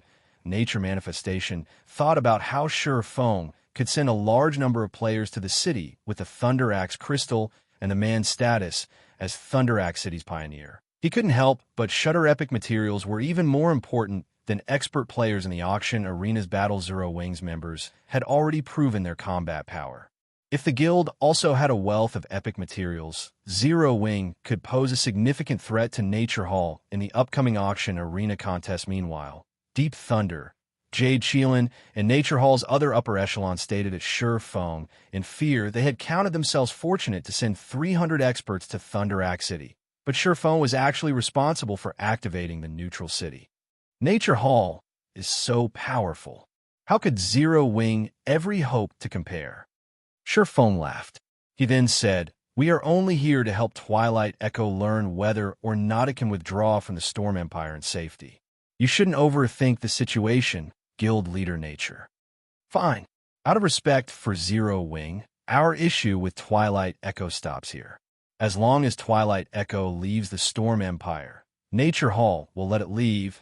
Nature Manifestation answered through gritted teeth. Even Nature Hall would struggle to take out experts like Fire Dance, Cola, and the others. If Zero Wing dispatched a large number of experts and relied on the epic materials it gained from Thunderack City, he wasn't confident that Nature Hall could hold Storm City. After all, Thunderack City had a frightening supply of epic resources available. If Zero Wing took control of Storm City's auction house, Nature Hall's development would be severely affected. Even if Zero Wing failed, it could still force Nature Hall to dispatch more forces than planned, which would, in turn, ruin the guild's plans to claim other cities' auction houses as Nature Hall's guild leader. Nature Manifestation couldn't sacrifice the guild's larger plans just to punish Twilight Echo. Moreover, he suspected that Zero Wing had far more trump cards than what it had revealed in this reception room. Of course, this was only his conjecture. The fact that Shurfeng had pioneered Thunderack City was already frightening. Nature Manifestation couldn't think of what could be even more impressive than that when Nature Hall's reinforcements heard their guild leader's decision. Their jaws dropped. They couldn't believe what they had just heard. Just who is this Black Flame? Nature Hall's members grew more curious about Shurfeng. This man had actually forced their guild leader to compromise with just a few words. No one would believe this if they told them Nature Manifestation had even chased the 9-star family out of the Storm Empire. How could he possibly submit to a guild from a small kingdom? Guild leader Nature is quite open-minded. If there are no other problems, we'll be taking our leave, Shurfeng said with a smile. Standing, he turned and left the tattered reception room alongside Fire Dance, and the other Shurfeng had never intended to steal Storm City's auction house. He had simply wanted to scare Nature Manifestation. There were currently tons of problems in White River City that required his attention. With Zero Wing's resources and experts, the guild could, at most, contest for one city's auction house. Only, Nature Manifestation did not know this. Although Thunderack City had an abundance of epic materials, the neutral city had only activated around 2 weeks ago. There were far too few players in the city for it to exhibit its true potential. Moreover, Nature Manifestation thought too highly of Shurfeng's position as the city's pioneer. Even if Shurfeng had secured a 2-star smithy, he wouldn't acquire as many epic materials as guild's raiding team dungeons. If Nature Manifestation realized this, he'd faint with anger and try to fight Zero Wing to the death as Shurfeng and his subordinates made their way to the door. The Nature Hall players guarding the door stepped aside to let them through after receiving a signal from Nature Manifestation. Jade Qilin and the other upper echelons only returned their attention to their guild leader. After Zero Wing's party had left the guild hall guild leader, "Are we really going to give up Twilight Echo?" Jade Qilin asked. "If we do this, news of this incident will spread throughout the Empire. So be it. In any case, keeping a tight lid on this is impossible." Nature Manifestation grumbled as he massaged his temples. Annoyed, he continued, "I never would have thought that Zero Wing was responsible for activating the city that has caused such a sensation among the various superpowers. We'll likely see a difficult period in God's domain soon. You should begin to prepare for it." "Understood." Jade Qilin nodded. Fully understanding Nature Manifestation's intentions, he had assumed that the first auction arena competition would be an exclusive playground for the game's superpowers. But now that Zero Wing had revealed itself as a potential competitor, the various superpowers' plans were ruined. Nobody would have imagined that Zero Wing would be the cause of the situation plaguing the various superpowers after Shurfeng's party left Storm City. News of Nature Hall abandoning its harassment of Twilight Echo quickly reached the Empire's various powers. Nature Hall gave up on Twilight Echo? But why? What kind of guild is Zero Wing? For a time, this matter caused an uproar in the Storm Empire. Nobody would have thought that Nature Hall would stop targeting Twilight Echo out of respect for Zero Wing. Every power in the Empire was immediately curious about Zero Wing. Meanwhile, news of this matter also reached Twilight Echo's residence in Windy City. "What did you just say?" "Nature Hall has given up on us because of Zero Wing and recalled its forces?" Darkwave was stunned when he heard his subordinates report, unable to believe the news. Chapter 2078, Twilight Echo Shaken. When Twilight Echo received the news of Nature Hall's withdrawal, silence reigned of the guild leader's office. The dozen or so guild upper echelons in the room didn't know how to react to this development. Nature Hall gave up. But why? What did Zero Wings members do? Nature Hall had intended to use Twilight Echo as an example to stabilize its rule in the Storm Empire and expand its influence past the Empire's borders. Nature Hall had been adamant on destroying Twilight Echo. They had been discussing their safe withdrawal from the Storm Empire and their defense against Nature Hall. But after nearly an hour, their despair had only intensified. The difference between their two guilds was too massive. At this point, Nature Hall only needed a fraction of its strength to remove Twilight Echo from God's domain, even with Zero Wing's help. They didn't think that they could withstand Nature Hall. Zero Wing was, after all, only on par with a first-rate guild yet. Nature Hall had unexpectedly withdrawn its assault. They couldn't help but wonder how Zero Wing had accomplished the feat. A powerful background. A transaction. They considered many possibilities, but none seemed reliable or possible. However, it was an inescapable fact that Zero Wing had convinced Nature Hall to leave Twilight Echo in peace. Dark Wave turned to Aqua Rose, a myriad of emotions overwhelming his heart when Violet Cloud had informed Owllife that Zero Wing intended to protect Twilight Echo. Dark Wave had assumed it had been Zero Wing's way of taking a stand against Nature Hall. He hadn't actually believed that her guild could protect his. Looking at it now, however, it seemed that Violet Cloud had meant what she had said. This was the Storm Empire's overlord they were talking about. Although he did not know how Zero Wing had stopped Nature Hall, its success in doing so proved the guild's strength when Aqua Rose had left Twilight Echo to join an insignificant, upstart guild from some backwater kingdom. Many of the guild's members had mocked her for her foolishness. They had all thought that she was stupid. If she hadn't been so stubborn, she would have kept her position as an honorary elder and had access to plenty of opportunities to display her talent. Twilight Echo had been a veteran first-rate guild for decades. Not a force a small guild without a background could compare to. Who would have thought that the small, insignificant guild Aqua Rose had joined would grow to become so powerful? Not only was Zero Wing Starmoon Kingdom's overlord, but also commanded the strength of a first-rate guild. Now, it had saved Twilight Echo from the brink of destruction, convincing a superpower like Nature Hall to abandon its plans. After this series of events, Darkwave couldn't fathom how powerful Zero Wing truly was, despite the fact that he led a veteran first-rate guild. If news of this reached Twilight Echo's guild elders, the old fellows and company representatives that had mocked and ridiculed Aqua Rose would likely die from embarrassment. They had all played a major part in dismissing her from her position as honorary elder due to this incident and her position in Zero Wing. Aqua Rose would have considerable influence in Twilight Echo from now on. The guild might even follow her whims. Dark Wave wasn't the only one to think this. Every upper echelon in the office realized the implications of today's events. Their views of Aqua Rose had utterly changed. Aside from her joy, Aqua Rose was stunned as well. She hadn't imagined that Sherfone would actually be able to stop Nature Hall. Shortly after, Violet Cloud relayed Sherfang's latest message to Twilight Echo's upper echelons, informing them that as long as the guild left the Storm Empire, Nature Hall wouldn't take further action against it. The young woman then left Twilight Echo's residence, returning to Starmoon Kingdom with her team. As for Aqua Rose, she only intended to return after dealing with a few matters with her old guild. Twilight Echo's upper echelons eagerly hoped that Aqua Rose would stay for some time. Twilight Echo was going to leave the Storm Empire and find another kingdom to continue its development. This meant that it would have to deal with the overlord of whichever kingdom they chose. If they had the help of a powerhouse like Zero Wing, settling in their new home would be far easier. Meanwhile, news of the events between Nature Hall and Twilight Echo soon reached God's domain's many superpowers.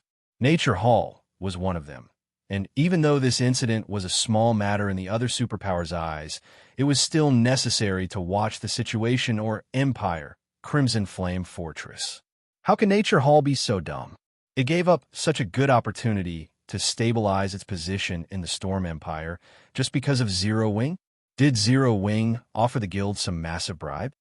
Jing Yang, who stood inside Blackwater's vice guild leader's office, ranted his confusion after reading the latest message. Nature Hall had been developing rapidly lately, and it easily ranked among the top 10 fastest developing superpowers in God's domain.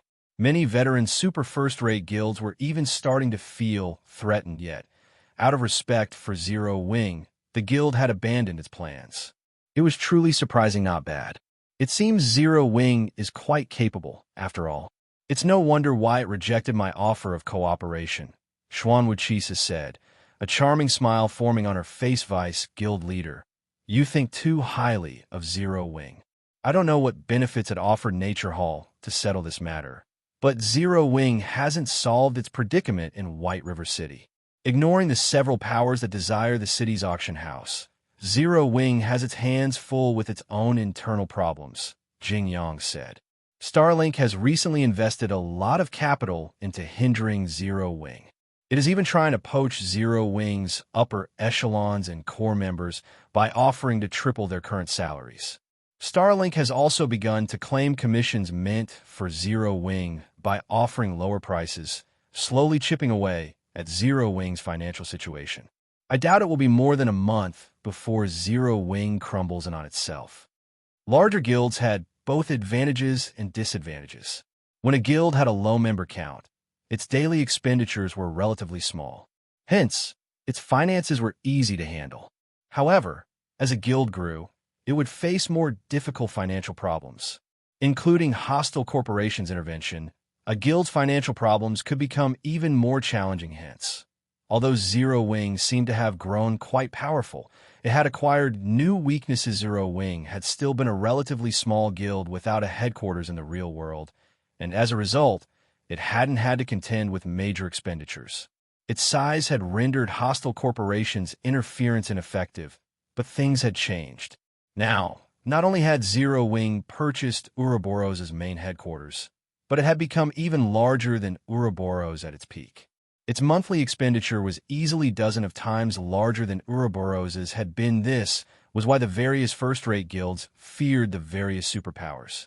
Not only could a superpower crush a first-rate guild under its military might, but it could also launch an economic assault. Meanwhile, after Shurfeng's party returned to Starmoon Kingdom's White River City, he sent Fire Dance and the others to continue their team dungeon raids and collect as many epic materials as possible to prepare for the auction era. It's about time that I deal with my elemental core. Shurfeng grinned as he opened his bag to inspect the elemental cores within. He then altered his appearance using the demon mask and visited White River City's teleportation hall.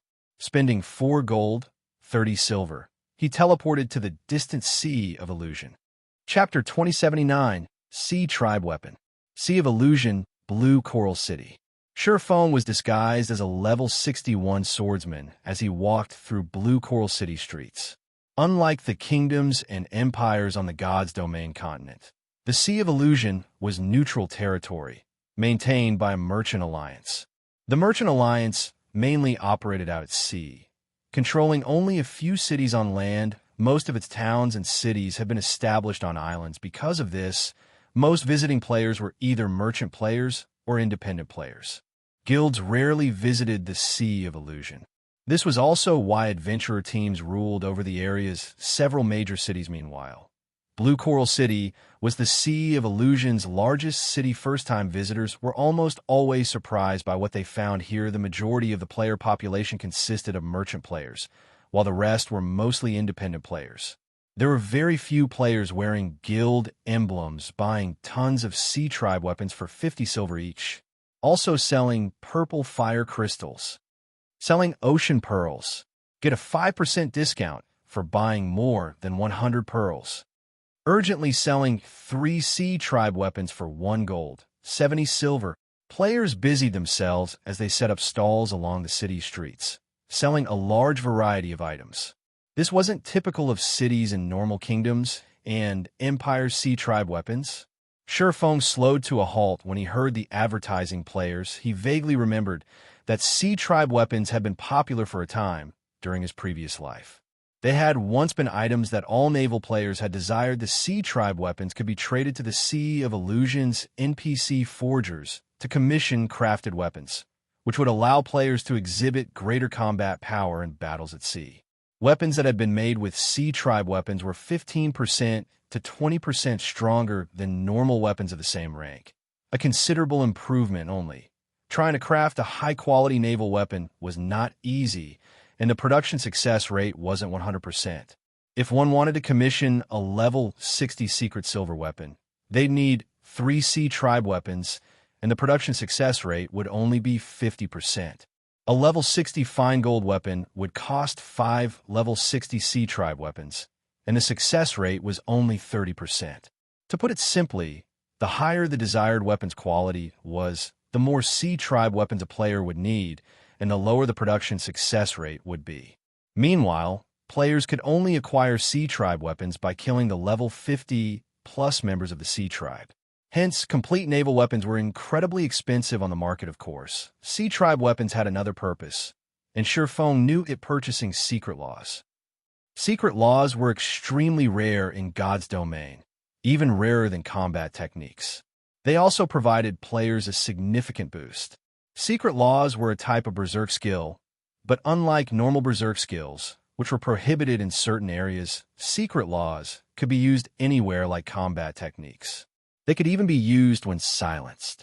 However, secret laws were a huge burden on a user's stamina and concentration. The more powerful a secret law was, the more stamina and concentration it would consume. In addition, players didn't have to master a secret law to use it. Only, using an unmastered secret law would drain more resources than usual. The worst part was that secret laws would drop automatically when players died. Even so, countless experts in God's domain coveted secret laws. Due to their many benefits, secret laws provided a boost to physique and allowed players to exhibit more of their combat power. Moreover, secret laws gave players a clearer idea of their flaws. These were the reasons that players had coveted secret laws. They were even more valuable than combat techniques. Meanwhile, Sea Tribe weapons could be exchanged for one of these precious secret laws. Although there were limited copies of the secret law available, and the process of acquiring one was particularly troublesome, Shurfeng didn't mind. He might have had some trouble purchasing a few copies if he had tried before visiting the Ancient God's Maze. But he shouldn't have any issues now. One needed to fulfill 2 conditions to purchase copies of the secret law. First, they need to locate the NPC that sold them. Then, they need to obtain the required items for payment. The NPC only accepted a combination of Sea Tribe weapons and elemental cores other than Shurfeng. It wasn't likely that any of God Domain's players knew about this NPC, and of course, collecting Sea Tribe weapons and elemental cores wasn't a problem for Shurfeng, following which Shurfeng spent 10 silver to set up a stall in Blue Coral City's business district, buying Sea Tribe weapons for 60 silver each, only buying a certain amount. First come, first served, Shurfeng shouted, immediately attracting the attention of the players on the street. Normally, players only purchased Sea Tribe weapons for 50 silver each. Even players that set up stalls to sell the weapons asked for less than 60 silver. With someone willing to spend so much on each Sea Tribe weapon, players were bound to notice. A short moment later, a large group of players crowded around Shurfeng to sell their Sea Tribe weapons, rapidly depleting Shurfeng's funds. In less than an hour, Shurfeng had spent more than 2,000 gold, purchasing 4,352 Sea Tribe weapons. He had basically purchased every Sea Tribe weapon in Blue Coral City. Once customers stopped visiting his stall, he packed up and headed for a hotel to alter his appearance once more. When Shurfeng left the hotel, he discovered several players hiding around a street corner, staring intently at the hotel's entrance. It was obvious that these players wanted to learn why he had bought so many Sea Tribe weapons unperturbed. Shurfeng found a deserted location and used the 7 Luminaries ring to teleport out of Blue Coral City. After using space movement and spatial gate 4 times in a row, Shurfeng arrived on a volcanic island that housed monsters ranging from level 80 and level 100. These monsters were far from ordinary, with the weakest among them a chieftain that had the combat power to rival players who reached the Trial Tower's 3rd floor. Even ordinary Tier 2 experts of the same level would have a difficult time fighting these chieftains one-on-one. Meanwhile, the NPC that possessed the secret law copies was located in a hidden room within the volcano. Players had only learned of this NPC in the past thanks to a few players who had visited the island for a rare quest. They had accidentally stumbled across the secret room. Finding this rare NPC very quickly, with the help of Gale Domain, Sherfong reached a cave inside the volcano. After killing several hundred level 83 plus Lord ranked lava monsters, he finally found a hidden room. Although the cave's monsters were all lords, they had dropped almost no loot. They hadn't dropped anything beyond some ordinary materials, not even a single piece of common equipment. Although the monsters' loot was terrible, the EXP they granted was astounding. After killing several hundred monsters, Sherfong had finally risen from level 70 to 71 as he opened the door to the hidden room. Sherfong was greeted by the sight of a dark, empty room. It only contained a stone platform. Sherfong grew a little excited as he approached the platform, spending 100 magic crystals to light the candle upon it without hesitation. By the time the public had discovered this place in the past, the players that had pioneered the island had cleaned out the NPC stock of secret law copies. Although the stock would replenish from time to time, the various superpowers had already laid claim and monopolized the NPC. Small guilds like Shadow had only been able to watch and drool from the sidelines as the candlewick ignited. A storm abruptly enveloped the room. The translucent figure of a man began to materialize before Sherfong. After inspection, one would discover that this man was a level 80 Tier 2 professional mage named Horus. However, when Sherfong inspected the man with omniscient eyes, he discovered that the NPC was actually a level 180 Tier 5 divine mage. If players gave in to their greed and tried to rob this NPC, only death would await them, a particularly cruel death. Young adventurer, are you the one who has awakened me? Horus asked as he watched Sherfong with eyes swallowed by dark blue flames, his gaze chilling. Yes, Lord Horus. Sherfong nodded respectfully. As a deceased entity, Horus abhorred the living. If Sherfong disrespected him, he'd get nothing from this NPC good. When I was alive, the king of the sea tribe hunted me down and killed me. Now I want revenge on the sea tribe. However, I cannot leave this place, so I want you to be my instrument of vengeance, slaying the sea tribe's members. As proof of your achievement, you may bring me the sea tribe's unique weapons. Once you complete this task, I will reward you handsomely, Horus said. Although the NPC's tone was calm, the rage in his eyes was apparent. System, you have accepted the epic quest, The Wrath of the Dead. Quest content: kill sea tribe members and obtain 3,000 sea tribe weapons. Rewards unknown. Chapter 2080, Epic Rank Reward. An epic quest. Sherfong was slightly astonished when he heard the system notification. He had never heard of Horus giving out an epic quest in the past. He had only known that this NPC wanted sea tribe weapons in a bid for vengeance against the sea tribe. The quest in the past had only been an advanced hidden quest requiring 1,000 sea tribe weapons to complete, and a player had to finish the quest before they could trade with Horus. Now, not only was the quest epic rank, but its completion also required 3,000 sea tribe weapons. This massive change ruined his plans in the past. The activation quest had awarded the Ocean's Heart design an intermediate magic array design. Although Ocean's Heart was only a barrier-type magic array, it could suppress sea monsters to a frightening extent. Ocean's Heart was even effective against mythic monsters and extremely useful to guilds trying to develop their naval prowess. The Ocean's Heart's magic array scrolls had sold for astronomical prices in the past, of course. Now that the quest had changed, its reward would be different as well. It seems I'll have to come up with a different method. Sherfong sighed deeply as he handed Horus 3,000 sea tribe weapons. The various major powers on the main continent had already reached a developmental bottleneck. As a result, these powers had begun to compete over the sea's resources. Fortunately, Zero Wing already had its own shipyard, many advanced speedboats, and control of several coastal towns and naval cities. Immortal Light, Zero Wing's subordinate, had also been developing its naval strength under Sherfang's orders and was now a significant power at sea. However, with how quickly the various major powers were developing, Zero Wing would struggle to maintain these advantages. Sherfang had wanted to rely on the Ocean's Heart to accelerate the guild's development at sea, But now he had no choice but to look for other avenues as Shurfeng gave Horus the Sea Tribe weapons. The NPC's eyes glowed with excitement. Wonderful! There are indeed 3,000 Sea Tribe weapons here. Horus nodded in satisfaction, his hand abruptly flashing with a bright glow. When the light subsided, he held an ancient tome. I went to great lengths to obtain this book. Hopefully, you can make good use of it. If you obtain more Sea Tribe weapons in the future, you can find me to trade them. When Horus finished speaking, not only did Shurfeng obtain the tome, but he also earned an abundance of EXP. Not only did he instantly level up from 71 to 72, but he also gained 2 additional legacy skill points from completing the quest. The quest rewards were incredible. It was much harder to level up after reaching level 70, and Shurfeng's hidden class required twice as much EXP as normal players in Ancient Forging Book.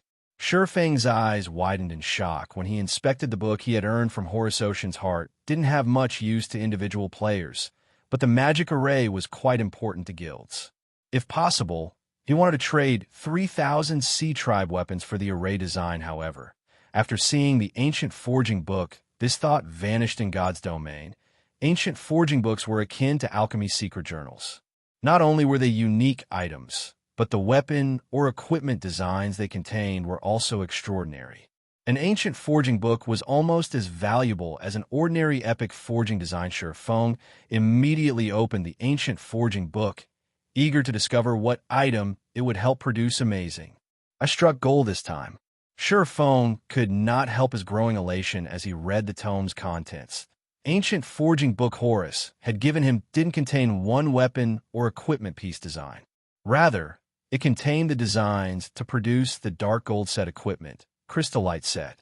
Although it was only a level 60 to level 80 set, it was an 8-piece set equipment, possessing more set effects than its 6-piece counterparts. If a level 60 player equipped the Crystallite set, their combat power would be on par with a player wearing a 6-piece level 65 Dark Gold set equipment at this stage of the game. The various superpowers could only dream of owning 6-piece level 65 Dark Gold set equipment. Anyone seen wearing such a set would even earn peak experts' envy.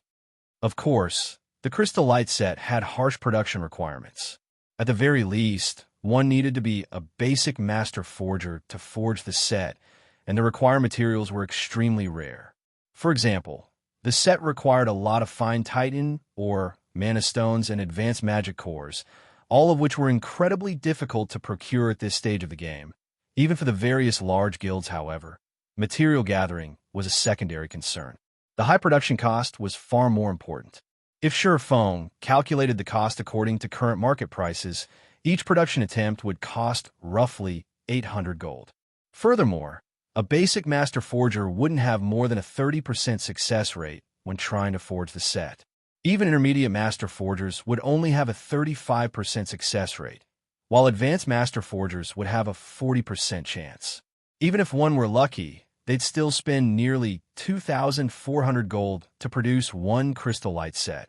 Although Zero Wing earned a lot of coins each day, most of those coins had to be spent on paying back debts.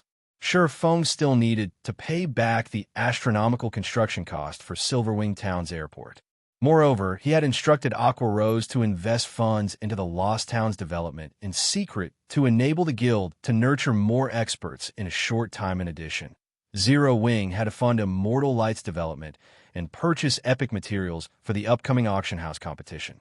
Right now, the guild only had around 20,000 gold available for emergencies. If he wanted to mass-produce the Crystallite set and form a personal security team like Nature Manifestations, he needed a lot more coins. Thinking up to this point, Shurfeng traded 1,200 Sea Tribe weapons and 1,500 elemental cores for 3 copies of the basic secret law, Deep Sea Meditation. Shurfeng could only return later to trade for Horus's remaining 3 copies. Deep Sea Meditation, Basic Secret Law, allows the user to exhibit their body's latent potential through meditation, significantly improving their physique.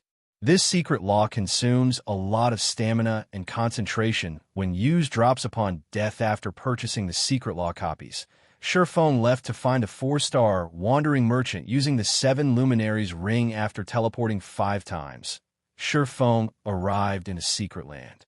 He then spent the next 4 hours clearing out the level 80 plus monsters that stood in his way before locating a small wooden house.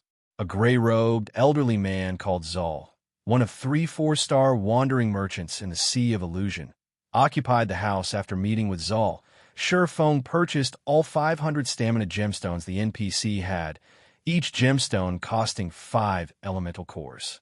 He couldn't have dreamed of doing something like this in his previous life. This NPC simply required too many elemental cores.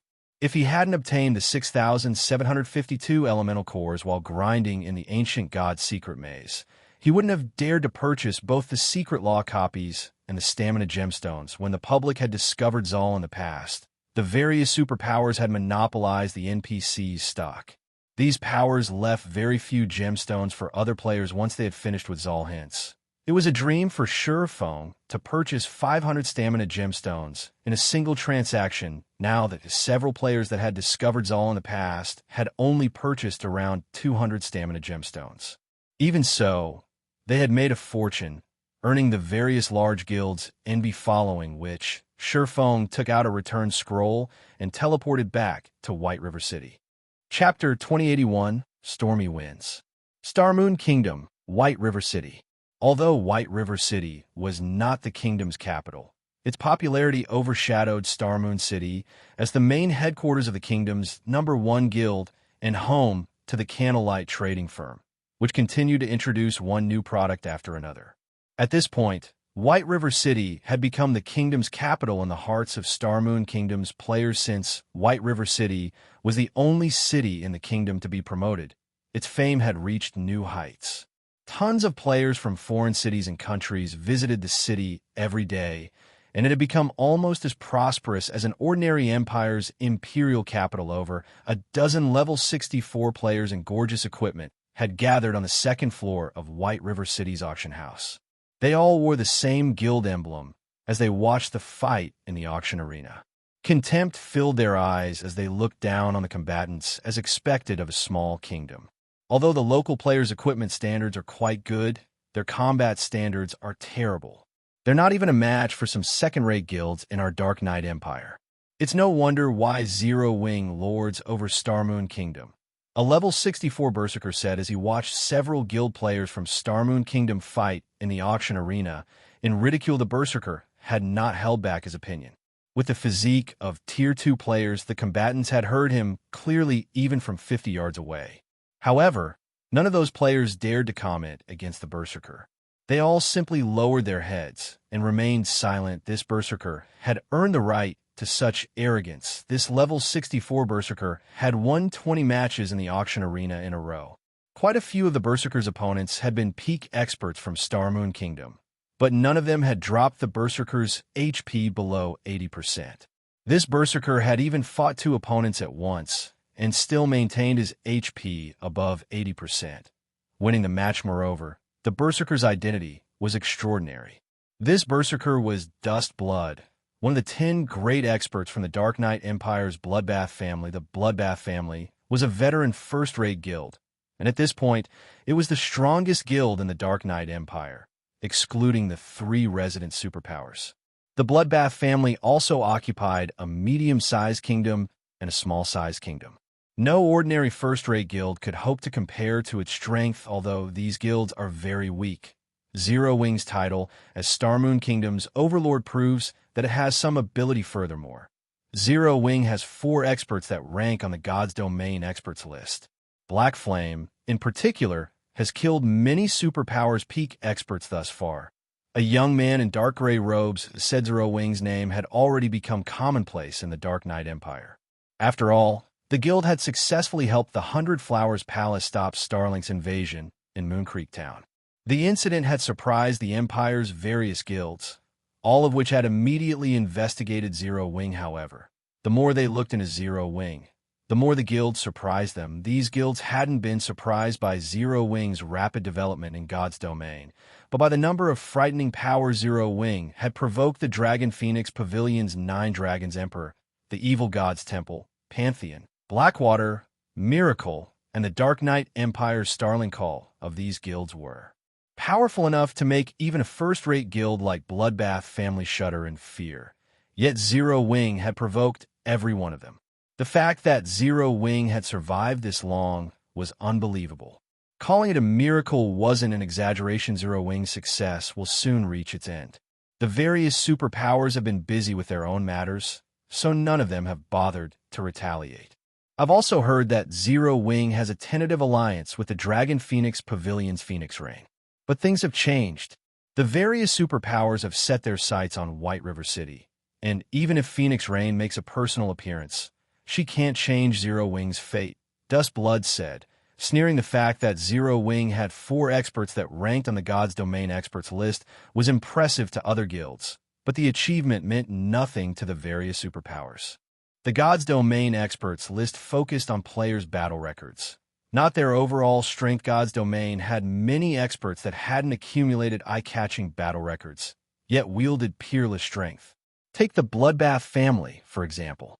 Bloodbath family's expert members were even stronger than the Refinement Realm experts on the God's Domain experts list, but none of them had actually made on the list. To put simply, only small guilds and independent players took the God's Domain experts list seriously.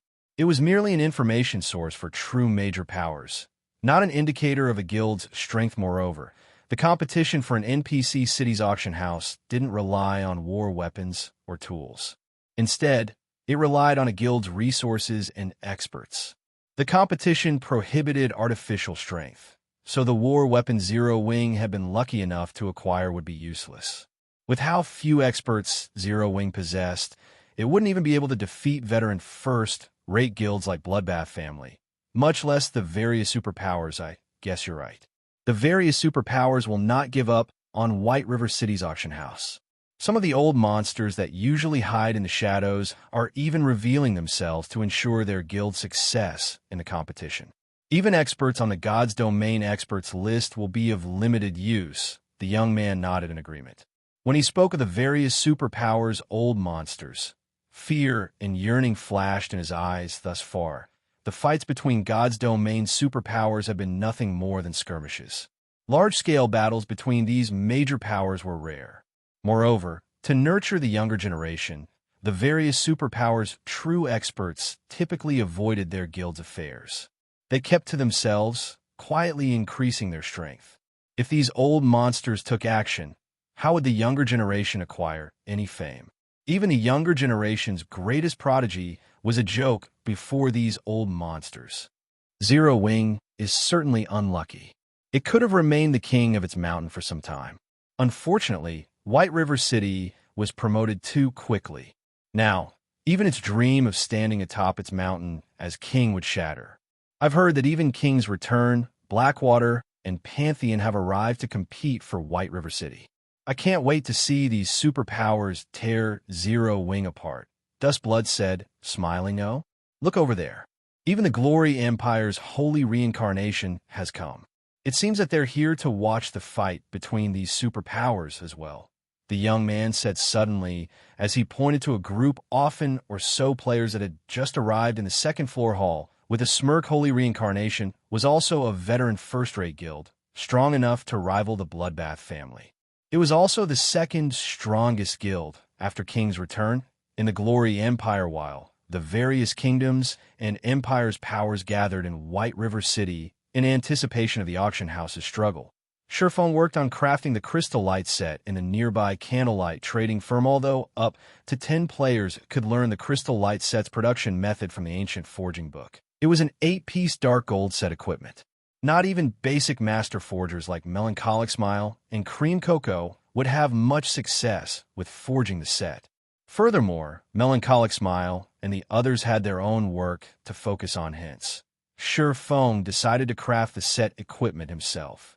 Fortunately, acquiring the required materials was no trouble for Surephone. Zero Wing had been growing stronger as time passed, and as a result, it had compiled a ton of materials in the guild warehouse. In addition, the Candlelight trading firm had joined the secret chamber of commerce. So obtaining the necessary materials to forge the Crystal Light set equipment was quite easy for the guild. In fact, Shurfeng had gathered more than a dozen sets of materials in less than an hour. He then refined the materials with the Soulfire.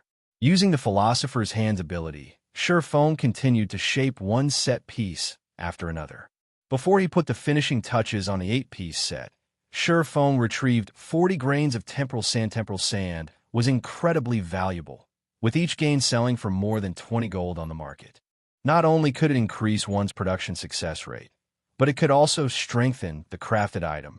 Shurfeng allocated 5 grains of temporal sand for each set piece, the maximum amount dark gold equipment could handle. If he hadn't had the Bracelet of Time, he wouldn't have dared to use the temporal sand so extravagantly. The crystal light set equipment then radiated a dazzling glow, illuminating the entire room. As the light faded, it revealed 8 pieces of equipment, glowing with a sparkling light and radiating an ancient, violent aura. Chapter 2082, Timeless Equipment. Did it succeed? Shurfeng could not help but grow a little excited as he gazed at the 8-piece set equipment on the table before him. Although he had more than 10 sets of materials on hand, the Crystal Light set was top-tier Dark Gold set equipment, its production difficulty only second to Epic equipment. Although he had already become an intermediate Master Forger and with the help of the Philosopher's Hand, performed as an advanced Master Forger, successfully forging the Crystal Light set was incredibly difficult.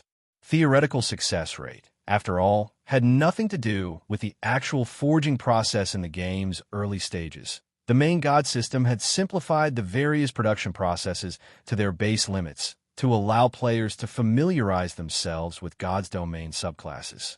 However, as players reached higher levels and adapted, the main god system would gradually withdraw its assistance, and the various production processes would become more complex and detailed. Meanwhile, successfully forging a Dark Gold set equipment was a massive threshold for lifestyle players during God's domain's ancient times. Weapons and equipment had only fallen into 2 categories. Ordinary and extraordinary. More categories had only been added after the ancient gods had fallen.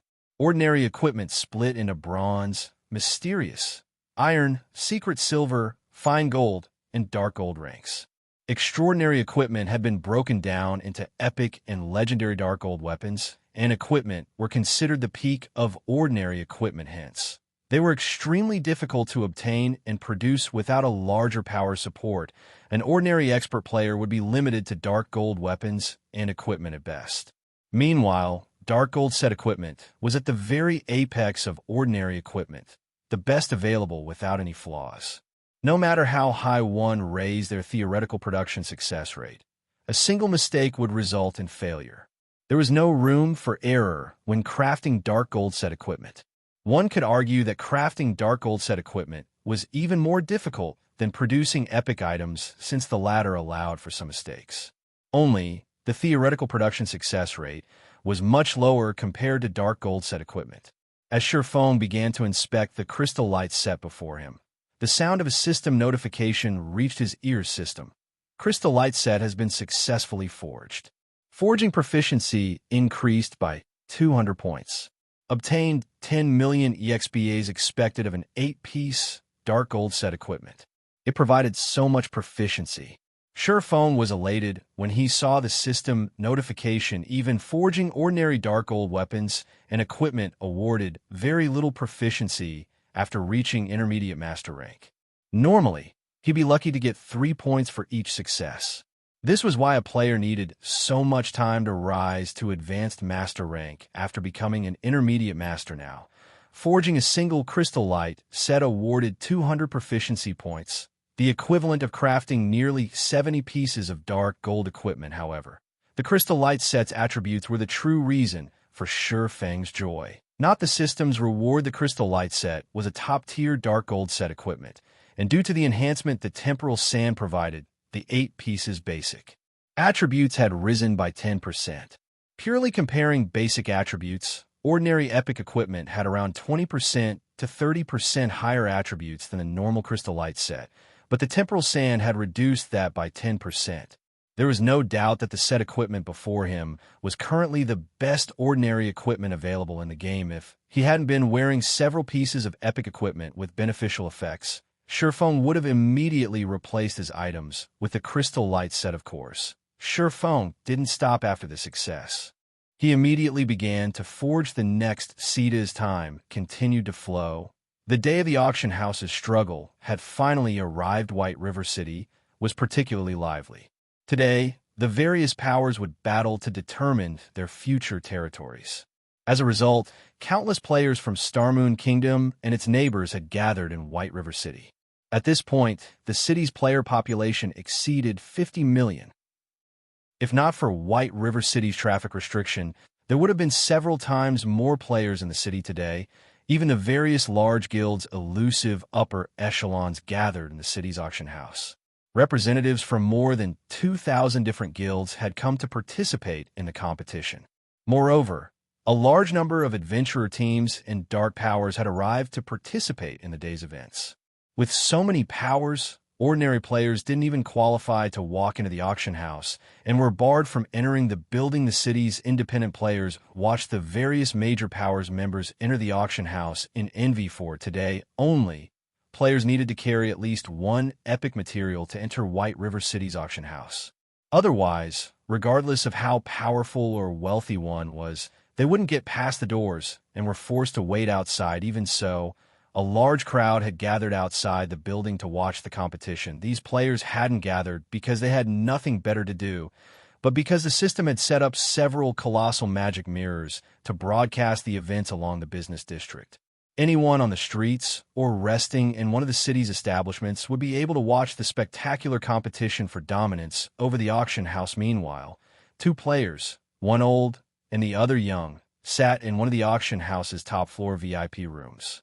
From the spectator's room, these two would have a full view of the auction arena below, which easily accommodated more than 100,000 players. If the various large guilds' upper echelon saw that only two people occupied this spacious VIP room, they'd curse them for being wasteful. Renting the auction house's top-floor VIP rooms cost 5 epic materials.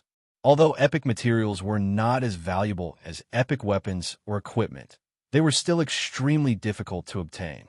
First-rate guilds would be fortunate to collect several dozen epic materials, and none of them would dare to spend 5 epic items just for a better view of the auction arena. Amazing.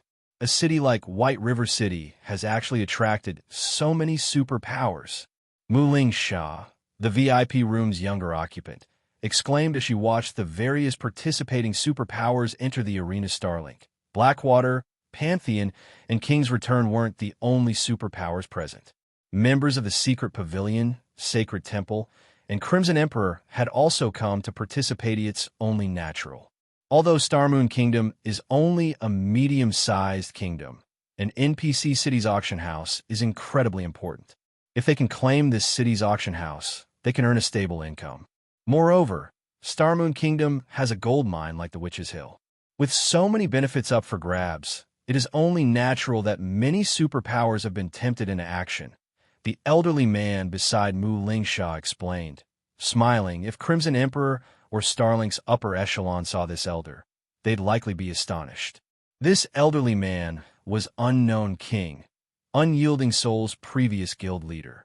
When he had run the guild, it had risen to glory, but due to his age and his body's deterioration, he had retired from the front lines more than 2 decades ago. Grandpa, does Zero Wing really have no hope of holding White River City? Mu Lingsha could not help but ask. She was grateful to Zero Wing for all the help it had provided thus far. Moreover, her good friend, Aqua Rose, was a member of the guild. If another power stole White River City, which served as Zero Wing's main headquarters, Zero Wing would suffer for it none. Even if our guild lends Zero Wing a hand, I'm afraid that holding White River City would still be impossible, Unknown King said, shaking his head. Not even our help could change the situation. Mu Lingsha was surprised. Although Unyielding Soul had been declining, it was still a veteran first-rate guild. Ordinary first-rate guilds still were no match for its strength. Yuri, severely underestimating the participating superpowers. Although we are a superpower as well, their backgrounds and foundations are many times stronger than Unyielding Souls. Any other time, they might have backed off out of respect for our guild, but this competition will determine their future in God's domain. None of them will show respect for the others. Furthermore, Zero Wing has provoked too many superpowers, pushing them to the limits of their tempers. Now, nobody can save Zero Wing, Unknown King said. Sighing, Mu Lingsha lowered her head in disappointment while the various major powers entered the auction house and eagerly awaited the competition's start. A group of players wearing six-winged emblems entered the arena. The leader of this group was none other than Sherphone. Chapter 2083, Grand Gathering. When Zero Wing's members arrived, the atmosphere in the auction arena changed immediately. The various major powers representatives couldn't help but shift their gazes to Zero Wing's players. Not only was Zero Wing Star Moon Kingdom's overlord, but its main headquarters was also located in White River City. Moreover, it had amazing growth potential and a very high chance of becoming a super first-rate guild in the future. To put it simply, the guild was in its heyday if Zero Wing secured the management rights to White River City's auction house. Not only would it solidify its position as the kingdom's overlord, but it would also have a stable source of income, further increasing its chances of becoming a superpower. However, rather than envying Zero Wing's players, the various major powers members only watched them with pity or delight. They actually dared to show up. Dustblood, who stood outside of the arena, sneered when he saw Zero Wing's members. Do they really think that they can secure this auction house just because their headquarters is located here? Zero Wing had only dispatched a little over 100 players to the auction arena. It was a significant number compared to the various large guilds, who had only sent around 30 players each. In fact, the size of its group was only second to the various participating superpowers. However, most of the large guilds attending the competition were only there to spectate. They didn't actually plan to compete, so they hadn't needed to send a lot of members. The fact that Zero Wing had sent so many players proved its intentions. The guild would be participating in the competition. Although Zero Wing was Star Moon Kingdom's overlord, the Bloodbath family simply considered the guild a mere mountain king. It wasn't an issue if Zero Wing strutted around its kingdom normally. However, even the Bloodbath family had only sent around 40 players to such a grand event to gain experience. Yet Zero Wing had dispatched more than 100 players to try to win this competition. Zero Wing simply overestimated itself.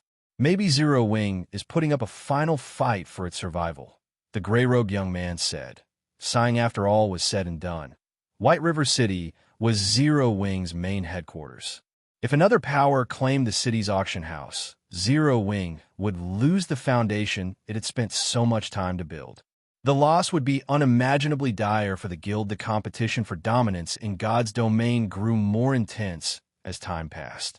If a guild failed to keep up with the changing times, the gap between it and others would only grow.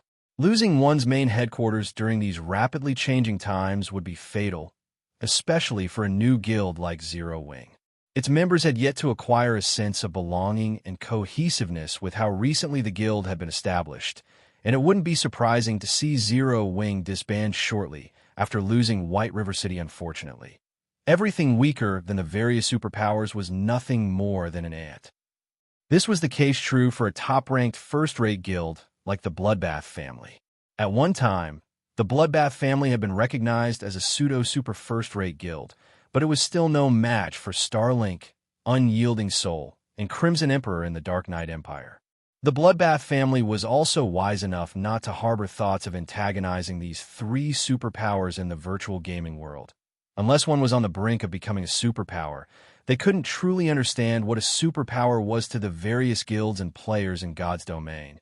Superpowers were, at most, guilds with greater financial strength and more experts than their weaker companions. Most didn't understand that the difference between a superpower and an ordinary power didn't lay in quantity, but in quality. Otherwise, the Bloodbath family would have become a super first-rate guild long ago. Rather than a pseudo-super first-rate guild, it was after so many years of development, several dozen players in level 60 fine gold and dark gold equipment stood some distance away from the Bloodbath family group. These several dozen players radiated such intense killing intent as they watched Zero Wing's members that other guild experts around them kept their distance. However, the other experts weren't afraid of these layers because of the dense killing intent they radiated. Instead, They were wary because those players wore Sin Realm's guild emblem. Sin Realm was the Purple Thorns Kingdom's absolute overlord. Unlike Zero Wing, which only controlled a little more than a dozen major NPC cities in Starmoon Kingdom, Sin Realm controlled every NPC city in the Purple Thorns Kingdom. Ordinary guilds couldn't afford to provoke it. To think that even you would have such a day, Zero Wing. Skyview, Warring Empire's former guild leader, said gleefully, a hint of madness flashing his eyes as he watched Sure Fang's group after Zero Wing had destroyed Golden Flow Town. The Warring Empire had perished in Starmoon Kingdom. In the end, he had no choice but to migrate to the Purple Thorns Kingdom and join Sin Realm with some of his trusted subordinates. He had instantly fallen from a guild's leader to an ordinary elder. He hated Zero Wing deeply for this. Unfortunately, he hadn't had any opportunities for revenge against the guild since Zero Wing was so powerful, especially with its war weapons. Even the various superpowers likely had headaches when dealing with Zero Wing's arsenal. Much less a former guild leader. Fortunately, the heavens would not forsake the faithful. After such a long wait, he finally had the chance to watch the moment Zero Wing fell from its throne. Zero Wing has gotten too full of itself after acquiring its powerful war weapons and blatantly proving superpowers left and right. The guild is too young. Now that the situation in God's domain has changed, Zero Wing can only blame itself for its downfall. Lone Beacon, who sat beside Skyview, calmly commented, "One should never casually provoke a superpower." Take Sin Realm, for example. Despite so many experts and support from powerful corporations, Sin Realm only dared to call itself overlord in its own kingdom. It actively avoided superpowers territories. However, Zero Wing repeated provoked superpowers even with no backing. Even Lone Beacon admired the guild's courage. However, regardless of Zero Wing's powerful war weapons, White River City would have a new owner today. While the various major powers discussed Zero Wing, a group of players entered the auction arena, causing a massive uproar. What? Even Nature Hall's members have come. Everyone was surprised to see Nature Hall's members in the arena. Nature Hall was one of the fastest-growing superpowers in God's domain. Not only did it control the Storm Empire, but it also had close relations with several powerful top adventurer teams in the game. Although these top adventurer teams weren't as large as superpowers, they had extraordinarily strong experts. It was rumored that some of these experts could even rival super first-rate guilds and super guilds' peak experts, with some even rivaling superpowers. Old monsters. Hence, even the various superpowers avoided provoking Nature Hall. Right now, the Storm Empire is so far away from Starmoon Kingdom. Logically, there's no reason for Nature Hall to contest for White River City. Could it be here because of the issue with Twilight Echo? That's most likely the case. Otherwise, Nature Hall wouldn't have sent Deep Thunder, its first vice guild leader. Furthermore, no one knows what Zero Wing did to convince Nature Hall to give up on Twilight Echo. And because of this, Nature Hall has been humiliated in the Storm Empire. Zero Wing is definitely dead now. It had already provoked Blackwater and Starlink, and now, even Nature Hall has shown up. After today, Zero Wing will have no place in White River City. As everyone discussed Nature Hall's presence, they agreed that Zero Wing was truly doomed. Even other superpowers would suffer if they had to face three rising superpowers like Blackwater, Starlink, and Nature Hall, not to mention Zero Wing. Meanwhile, when Mu Lingsha saw Nature Hall's members from her top-floor VIP room, her expression turned grim. It's over. It's really over. Blackwater, Starlink, and Nature Hall. Every one of these guilds was stronger than Unyielding Soul. Not even her guild would casually provoke any of these three superpowers. Yet Zero Wing had angered all of them. All of Zero Wing's enemies smiled joyfully, especially Skyview and Shadowlight Axe, the former guild leaders of Warring Empire and Knight's Judgment. Meanwhile, after arriving, Deep Thunder and his team headed towards Zero Wing's members, but as everyone expected a fight to break out. Guild leader Black Flame, after such a short time apart, it seems that you've grown stronger yet again, Deep Thunder said amicably as he approached Surephone. Our guild leader has sent me with a specific order to help Zero Wing in this competition. If you encounter any trouble, please feel free to use my team and me as you see fit. Please send my gratitude to Guild Leader Nature. Zero Wing will remember this kindness, Feng said, nodding. He realized that Nature Hall was trying to befriend his guild not at all. It's a small matter. When Deep Thunder heard Feng's reply, he grinned with greater delight, recognizing that Feng had accepted Nature Hall's attempt to form a friendship with Zero Wing. When the various major powers representatives saw this, their jaws dropped in shock. Chapter 2084. There's more than one backer. What's going on? Isn't Nature Hall here to cause trouble for Zero Wing? Deep Thunder's behavior stupefied the various major powers.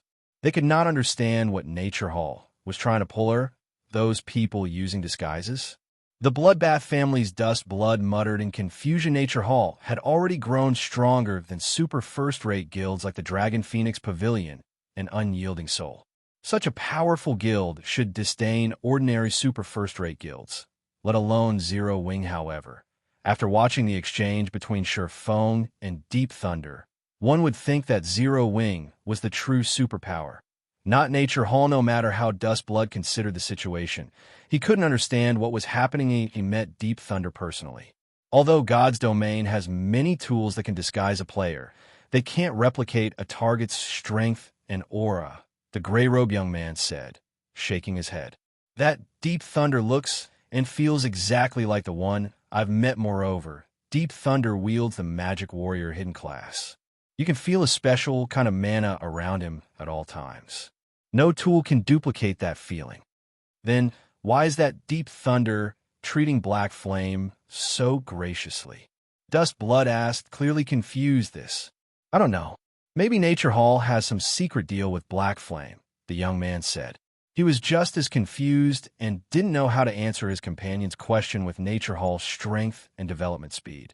Not even the Secret Pavilion would be able to stop it from targeting Zero Wing without tremendous compensation. The gray-robed young man had no idea what ability Zero Wing possessed to warrant Nature Hall's goodwill. Moreover, Nature Hall seemed to be desperate for Zero Wing's approval. The only explanation he could think of involved some private deal between Black Flame and Nature Hall's core upper echelons, convincing the larger guild to give up on Twilight Echo and support Zero Wing. No wonder why Zero Wing's members seem so fearless. It turns out they actually have Nature Hall's support, Dust Blood said, sneering. However, a trace of envy and admiration could be seen in his gaze. Although the Bloodbath family was a top-ranked first-rate guild and only a short distance from becoming an actual superpower, it could not afford to provoke some of the small guilds in its territory. Most of those small guilds were backed by superpowers. Even if Zero Wing lost White River City today, it could slowly recuperate its strength. It still wasn't an existence that ordinary powers could afford to provoke. As for Black Flame's private deal with Nature Hall, this was likely the case. After all, Black Flame possessed extraordinary individual strength. It wasn't surprising to find someone so powerful connected to certain influential individuals. In fact, the more Dust Blood thought about it, the more it seemed plausible. It certainly explained why Zero Wing dared to provoke Blackwater and Starlink openly. Dust Blood wasn't the only one with such thoughts. The various major powers' upper echelons had reached the same conclusion. One should not underestimate Nature Hall, just because its territory was smaller than Blackwater and Starlink's. Nature Hall's Storm Empire was an or country, far more valuable than the Steel Empire or Dark Knight Empire. Nature Hall had no reason to fear Blackwater or Starlink. Meanwhile, in another corner, Sin Realm's members were silent. The killing intent they radiated had also lessened. None of them had thought that Zero Wing had any backers, but in truth, it seemed that a titan stood behind the smaller guild. With Nature Hall's assistance, Zero Wing might actually hold White River City and solidify its position as Starmoon Kingdom's overlord. Zero Wing has an alliance with Nature Hall. Glaring hatefully at Feng, Skyview hissed, "So what if you have Nature Hall support?" Nature Hall might not fear Blackwater and Starlink, but it is only one superpower. There are more than two superpowers for White River City. I refuse to believe Nature Hall can defeat them all. Sin Realm's members nodded in agreement. This competition for the auction house was unique. And even if Nature Hall helped Zero Wing defeat the participating superpowers, there were others in God's domain. Zero Wing would not change its fate of losing White River City, however. While the crowd discussed the relationship between Nature Hall and Zero Wing, two players, one young and one old, approached Shurfone. These two were none other than Mu Lingsha and unknown King Guild leader Black Flame. I am Mu Chung. My granddaughter, Lingsha, has recently been in your care. If Zero Wing encounters any trouble, please feel free to request my help. Although I have withdrawn from the front lines, I dare say that I am still a capable fighter, Unknown King said, chuckling as he glanced at the various major powers in the auction arena Sin realm, and the other superpowers that were so eager to watch Zero Wing's downfall were stupefied after watching Mu Chung and Mu Lingsha speak with Shurfone. What? Why is Thousand Hands doing here? What relationship does Zero Wing have with Unyielding Soul to warrant a personal visit from its former guild leader? The auction arena stirred at Mu Cheng's appearance. The various major powers weren't the only ones surprised by this old man's arrival. Many independent players were just as shocked to see Mu Chung. Mu Chung was one of the older generation's experts. He had been a big shot in the virtual gaming world when Unyielding Soul had been at its peak, and when he had still been active, everyone had known his nickname, Thousand Hands. He had been known as one of the top 3 assassins in the virtual gaming world. If his physical deterioration hadn't forced him away from the front lines, Unyielding Soul wouldn't have fallen to its current state. Why wouldn't everyone be shocked to see such a big shot greet Zero Wing and offer its help? Deep Thunder, who stood a short distance away, was also surprised to see this old man. He hadn't considered that Zero Wing would have such deep ties to Unyielding Soul, so much so that Unyielding Soul's former guild leader would make a personal appearance. Deep Thunder immediately raised his evaluation of Zero Wing. Who is this Black Flame? 2 superpowers have actually shown up to support him. Dustblood's eyes nearly fell from their sockets when he saw Mu Chung talk to Shurfone. Though Mu Chung had retired and was no longer at his peak strength, he could display a significant portion of his abilities with the latest virtual reality technology in God's domain. He definitely shouldn't be underestimated. If Mu Chung really lent Zero Wing a helping hand, the outcome of this competition would be uncertain. Damn it. Why? This has to be a trick. Skyview was utterly flabbergasted. First, Nature Hall had offered support, and now, so did Unyielding Soul. He simply couldn't keep up, unlike the players in the auction arena. The spectating crowd outside grew excited with the sudden development. No one had believed that Zero Wing had any backers, and despite its hopes of becoming a super first-rate guild, its chances were actually quite slim. However, they now realized that they had been mistaken. Not only did Zero Wing have 2 backers, but both were also true superpowers. Factoring in Zero Wing's development speed, the likelihood of it becoming a super first-rate guild was extremely high. Nature Hall and Unyielding Soul. Galaxy Past, who sat in one of the spectator rooms on the 2nd floor, couldn't help his bitter smile as he watched Deep Thunder and Mu Chung. Had thought that Star Alliance had significantly shortened the gap between it and Zero Wing.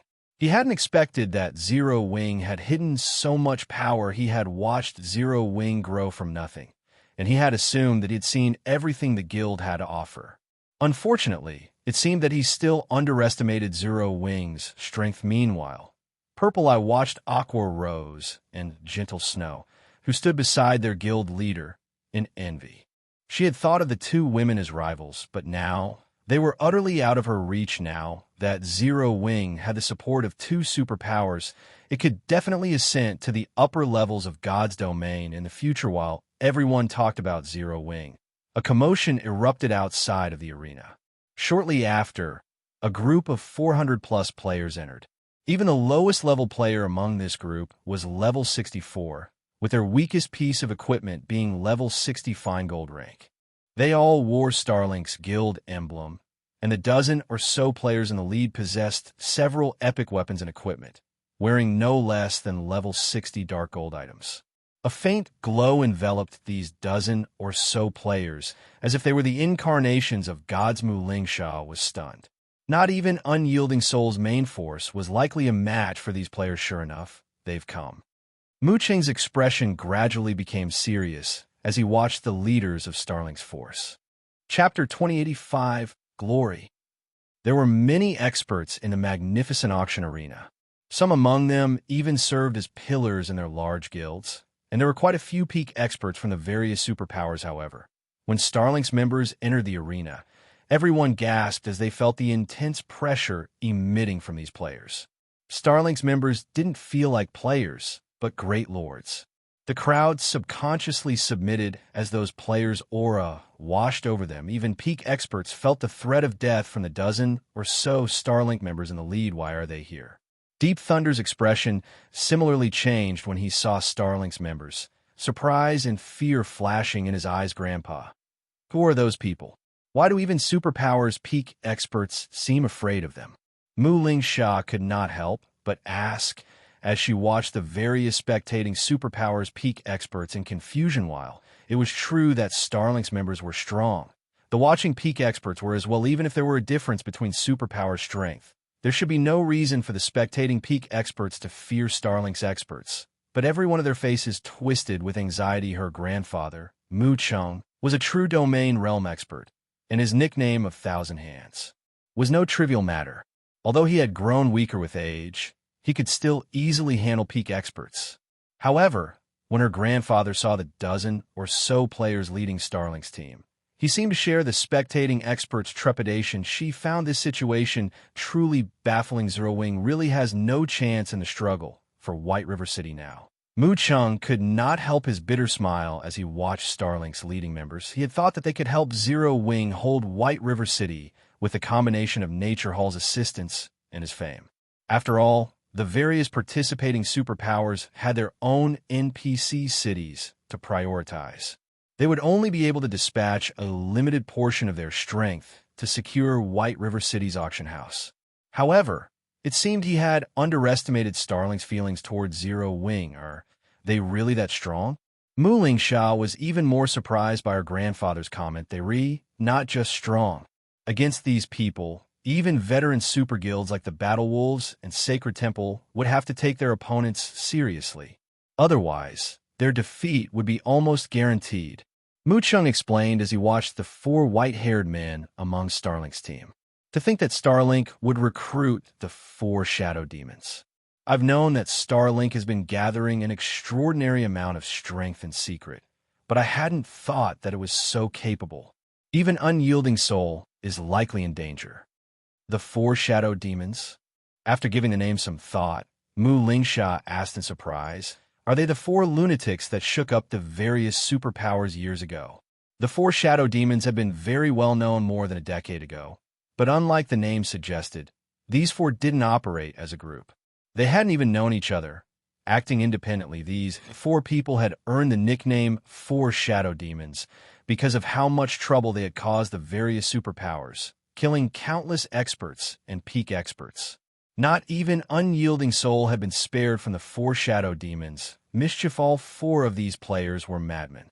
Moreover, they were independent players, and as a result, the various superpowers had a very difficult time tracking them down and dealing with them during the height of their troublemaking. These four had been a hot topic among the general populace, so the Secret Pavilion had named them the Four Shadow Demons. A nickname that had spread across the virtual gaming world. The various superpowers had the greatest headache trying to deal with players like the Four Shadow Demons. Not only were they extremely powerful, but they were also insufferable lunatics with all four of these madmen here. It was easy to imagine how frightening this competition would be. Meanwhile, hundreds of players wearing Blackwater's guild emblem sat quietly in one of the top-floor VIP rooms. The inflexible middle-aged man who led the group looked down at Shurfeng, watching the swordsman with a smug grin. If Shurfeng were there, he would have recognized the middle-aged man as Jing Yang, the Blackwater representative that had visited Zero Wing's main headquarters not long ago. Sure enough, Vice Guild leader was right. Starlink has secretly recruited those four old ghosts, Jing Yang said, smiling. I doubt even Zero Wing would have thought this could happen. Then, should we take action now? Snowscar asked as he glanced at Shurfeng. No, is too soon. Let's wait until the competition officially begins before we teach Zero Wing the meaning of despair. Even if we say nothing, Zero Wing will beg us to take their combat puppets, Jing Yang said, laughing. The arena's atmosphere had drastically changed when the 4 shadow demons had appeared. Everyone had been optimistic about Zero Wing's success in the competition. The guild had support from 2 superpowers. Potential was limitless, however. Such thoughts have been abandoned. It seems Zero Wing has reached the end of the line. Melody, you better give up now. Zero Wing can no longer back Ninth Heaven. Only Setting Sun can ensure Ninth Heaven's glory in Forest City. Now, a young, handsome male half-elf said. Zero Wing might have been able to deal with the Death God Workshop, but now that it's on the brink of destruction, how could it possibly afford to help your guild? Don't think that Starlink only has the 4 shadow demons. The dozen or so experts around them aren't ordinary, either. Take that blue-armored swordsman, for example. He has earned the nickname Illusion Swordsman, and his combat standards are on par with Miracle Dragons. There's also that tall shield warrior.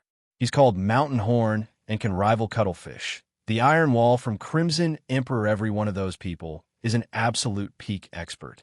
Moreover, Starlink has given all of them epic weapons and equipment.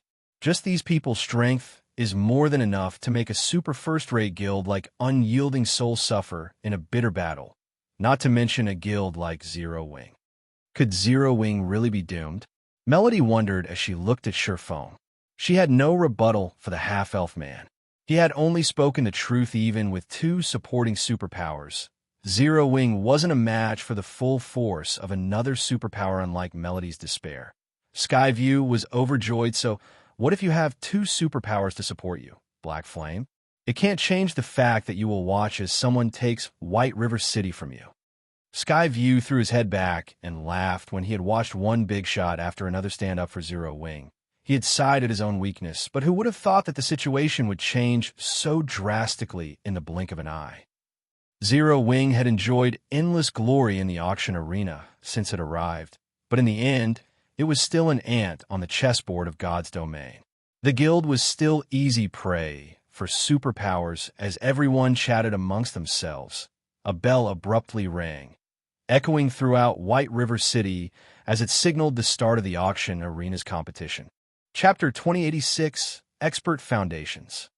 White River City fell silent as the sound of the starting bell echoed throughout its streets. Almost everyone's breathing quickened in anticipation as they stared intently at the magic mirrors lining the business district, afraid to miss a single moment of the upcoming struggle. Many players outside of White River City had pulled up Starmoon Kingdom's official forums to watch the live streams for a moment. This competition had rendered the entire kingdom silent. The spectators in the auction arena itself tensed as they quietly watched the massive globe of water that had appeared above the arena. The gigantic globe displayed the qualifying rounds rules, which were unlike those of any competition previously held in the auction arena. The previous competitions have been fighting tournaments or betting matches between players. The rewards have been subpar, and very few players have been interested in taking part, although any player could join these competitions.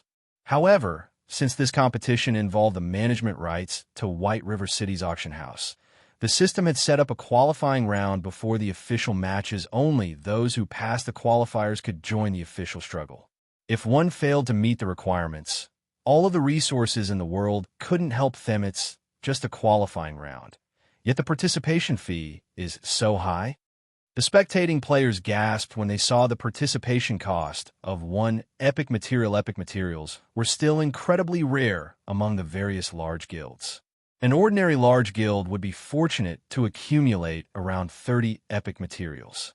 Such items even had an extremely low drop rate in 100-man hard mode team dungeons. Moreover, the main god system had reduced the drop rate to 0 for players that exceeded the dungeon's level limit to prevent players from abusing low-level team dungeons. Sending low-level members to grind these team dungeons was also useless for a guild. These players wouldn't be able to raid the dungeons even if their guilds gave them top-tier equipment. Team dungeons tested players' combat standards as well as their equipment standards, and it would be extremely foolish for a guild to have its members with high combat standards maintain low levels. As players reached higher levels in God's domain, they'd encounter more fortuitous opportunities. Instructing experts to remain at a lower level would ruin the guild and the player's development. Because of this, The various major powers had stockpiled very few epic materials yet. The auction arena charged 1 epic material per participant, and every participating power had brought at least several dozen members. However, despite the crowd sentiments, more than 100 powers paid the participation fee. Starlink, in particular, paid for more than 400 participants. When they saw this, the spectators couldn't help but shudder. Even the independent players watching from outside of the auction house couldn't help but gape in shock. Everyone had known before this that the various superpowers shouldn't be provoked and possessed wealth that far surpassed first-rate guilds. But they were still blown away when they saw how many members the various superpowers had dispatched for this competition. Moreover, this was only for one city. Many of these superpowers were contesting for multiple city. Superpowers could truly kill people with wealth alone. So this is a superpower? Melody was even more distraught when she saw how many Starlink members would take part in this struggle. Setting aside its members' combat standards, the fact that Starlink had the financial strength to dispatch more than 400 players was enough to devastate second-rate guilds like Ninth Heaven. The competition for the auction house didn't operate like a fighting tournament. In the official competition, players would be evenly distributed on 5 separate, spacious battlefields. Players would then have to slaughter each other and claim the energy crystals that would randomly fall from above. Whichever power had the most energy crystals at the end of the competition would secure the auction house's management rights. However, not only were players prohibited from using tools on the battlefield, but they were also banned from using large-scale spells. The main god system truly was intent on testing the participating powers' comprehensive strength. It didn't allow any trickery whatsoever. Although Zero Wing had dispatched 112 players to this competition, even more than top-ranked first-rate guilds like the Bloodbath family and Holy Reincarnation, it paled in comparison to Starlink's 400-plus members. Moreover, King's Return had sent 300-plus members, Blackwater had dispatched 200-plus, and Pantheon had arrived with 200-plus members. None of these superpowers should be underestimated. The other superpowers were mostly here to watch, not planning to compete for White River City.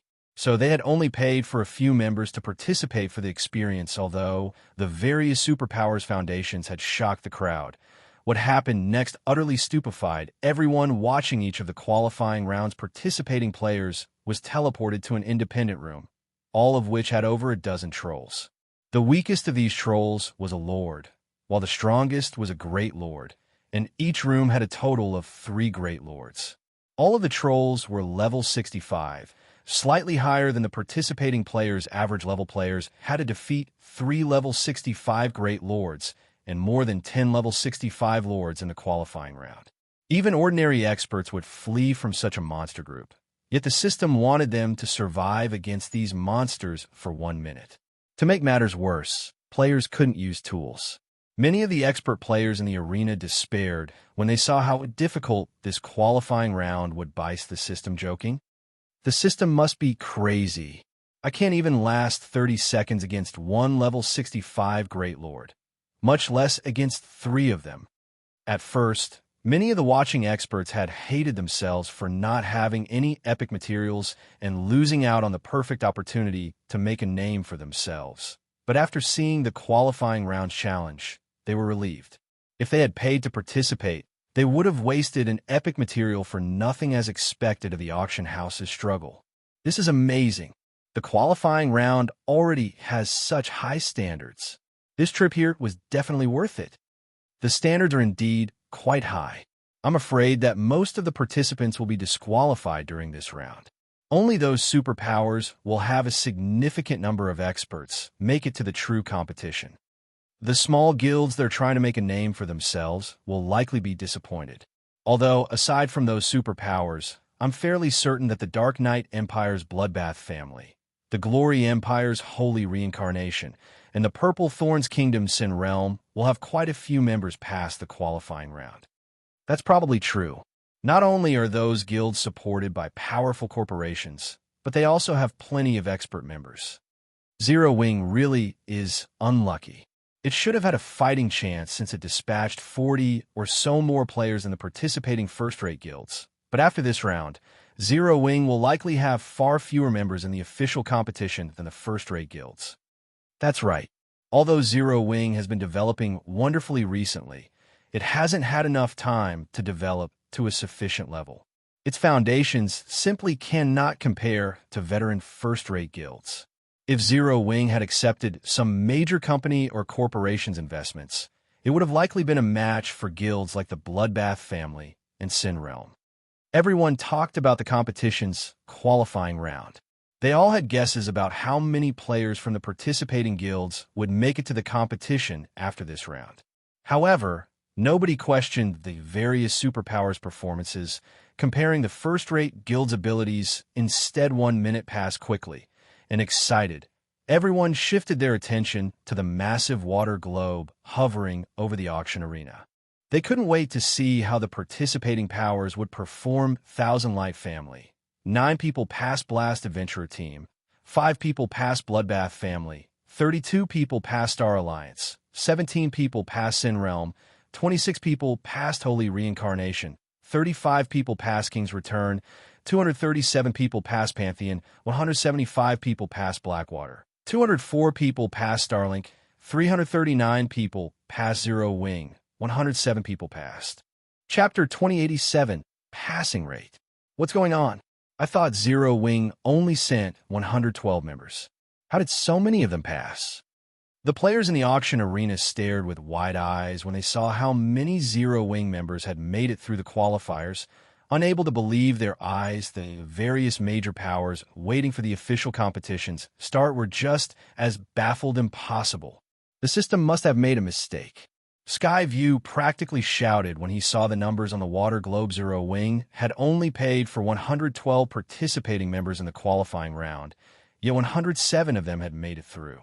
This passing rate was absolutely horrifying. Only about 55% of the teams from top-ranked first-rate guilds like Bloodbath family, Sin Realm, and Holy Reincarnation had passed the trial.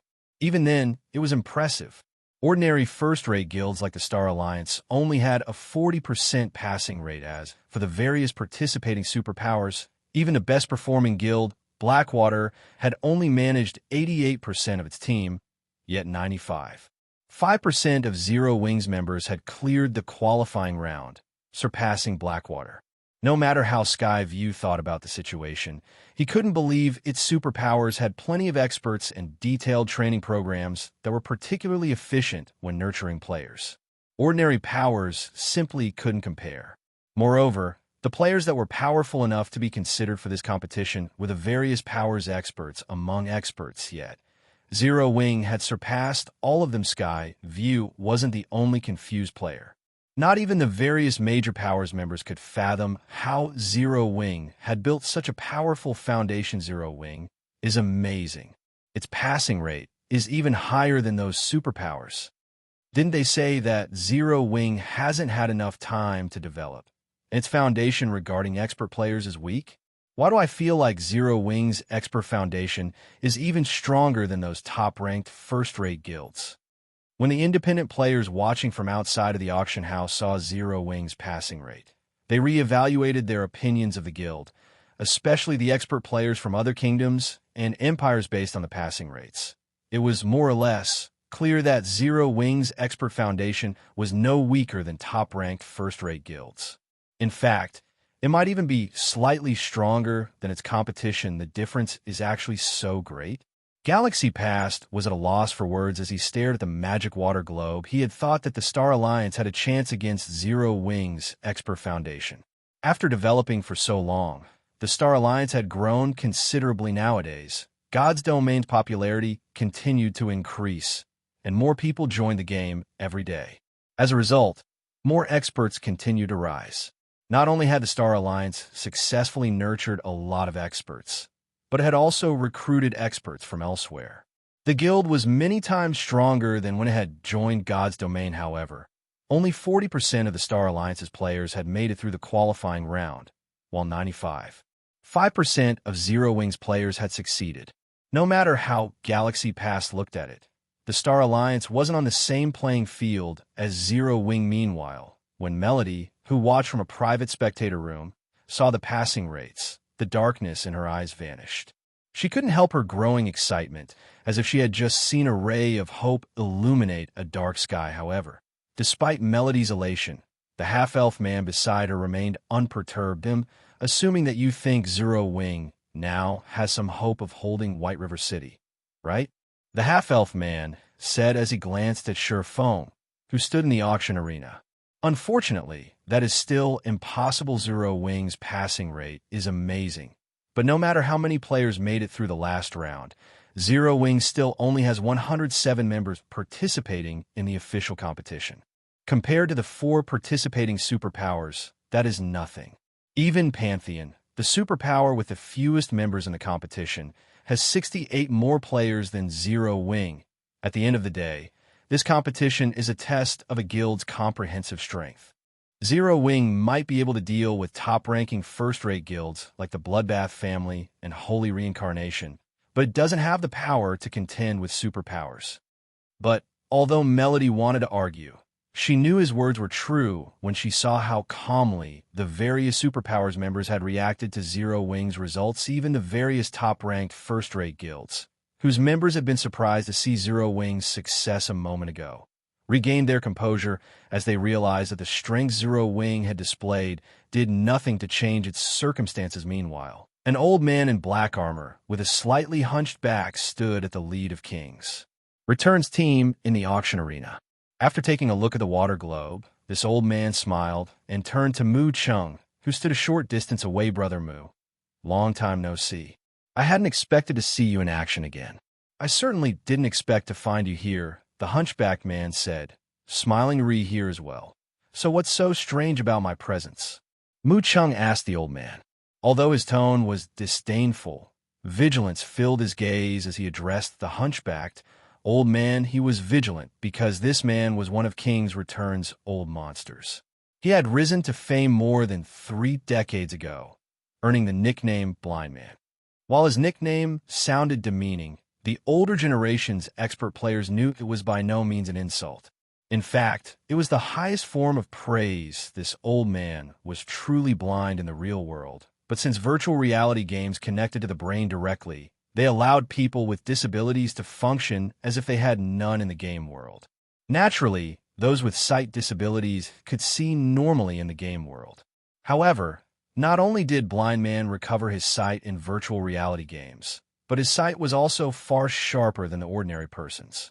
By relying on his superior sight, he had carved a place for himself in the virtual gaming world. The Secret Pavilion had even called him the All-Seeing Sword Saint. Even when Mu Chung had been at his peak, he had only been able to win 4 out of 10 fights with Blind Man. I've heard that you have a close relationship with Zero Wing. Is that true? Unfortunately, our King's Return has a little enmity with one of that guild's little fellows. How about this? If you don't help Zero Wing, we won't target the guild, Blind Man asked. Chuckling, Blind Man's suggestion rendered Mu Chung speechless. It seemed that Zero Wing wasn't satisfied with provoking superpowers like Starlink and Blackwater, but it had provoked King's Return as well. However, when Mu Chung saw that more than 200 people standing behind Blind Man and compared them to the dozen or so subordinates behind himself, he could not help but nod helplessly, replying, "Fine, it's a deal." Mu Chung then turned to look at the distant Sure Fong and muttered to himself, "This is the most I can do to help you."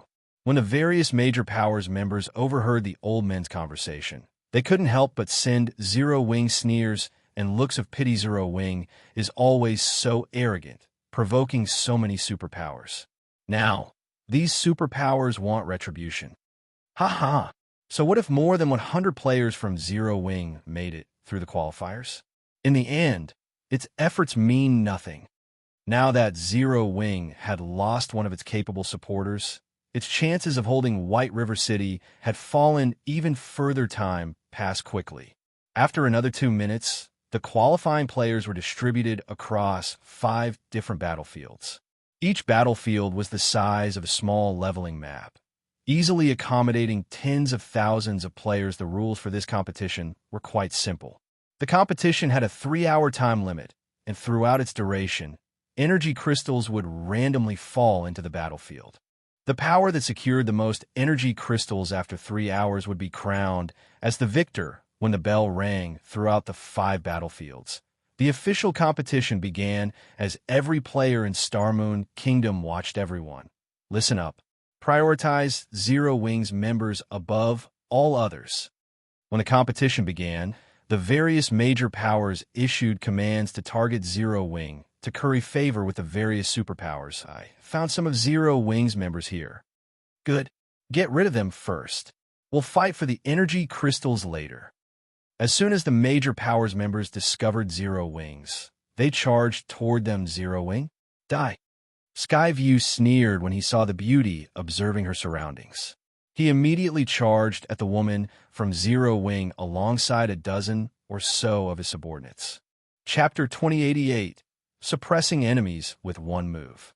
As the official competition began, Zero Wing spectating members paled the auction arena's competition should have been a free-for-all between the various participating superpowers. But now, almost every player targeted Zero Wing. These superpowers moved as if they had already made an agreement. How can this be?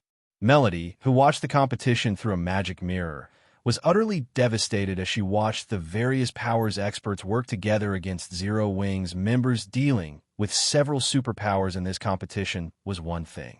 After all, the auction arena had 5 independent battlefields, and players would be randomly distributed across them.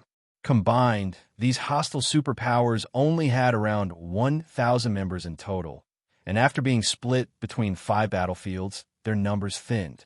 Locating Zero Wing's members across such a large map wouldn't be easy with so few players. Moreover, victory in the auction arena didn't depend on the number of kills one had.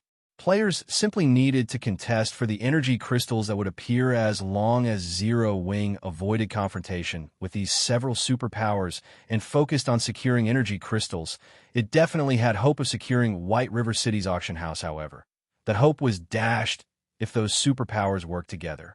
While the various powers might not have as many participating members as the various superpowers, when combined, they easily outnumbered the more powerful guilds by 3 or 4 times. Even if the battlefields were quite large, locating Zero Wing's members wouldn't be a challenge if all of these powers cooperated. I told you long ago that the various superpowers in God's domain are not as simple as you. Zero Wing has severely underestimated its enemies since the very beginning as well. Zero Wing doesn't have the slightest chance of winning this competition, the half-elf man said calmly. This competition is simply Zero Wing's execution, rather than military strength. The various superpowers' influence over lesser guilds was truly frightening. The various participating powers understood that they would reach greater heights instantly if they could curry favor with a superpower. This was also why the various powers had become jealous when they had learned that 2 superpowers backed Zero Wing.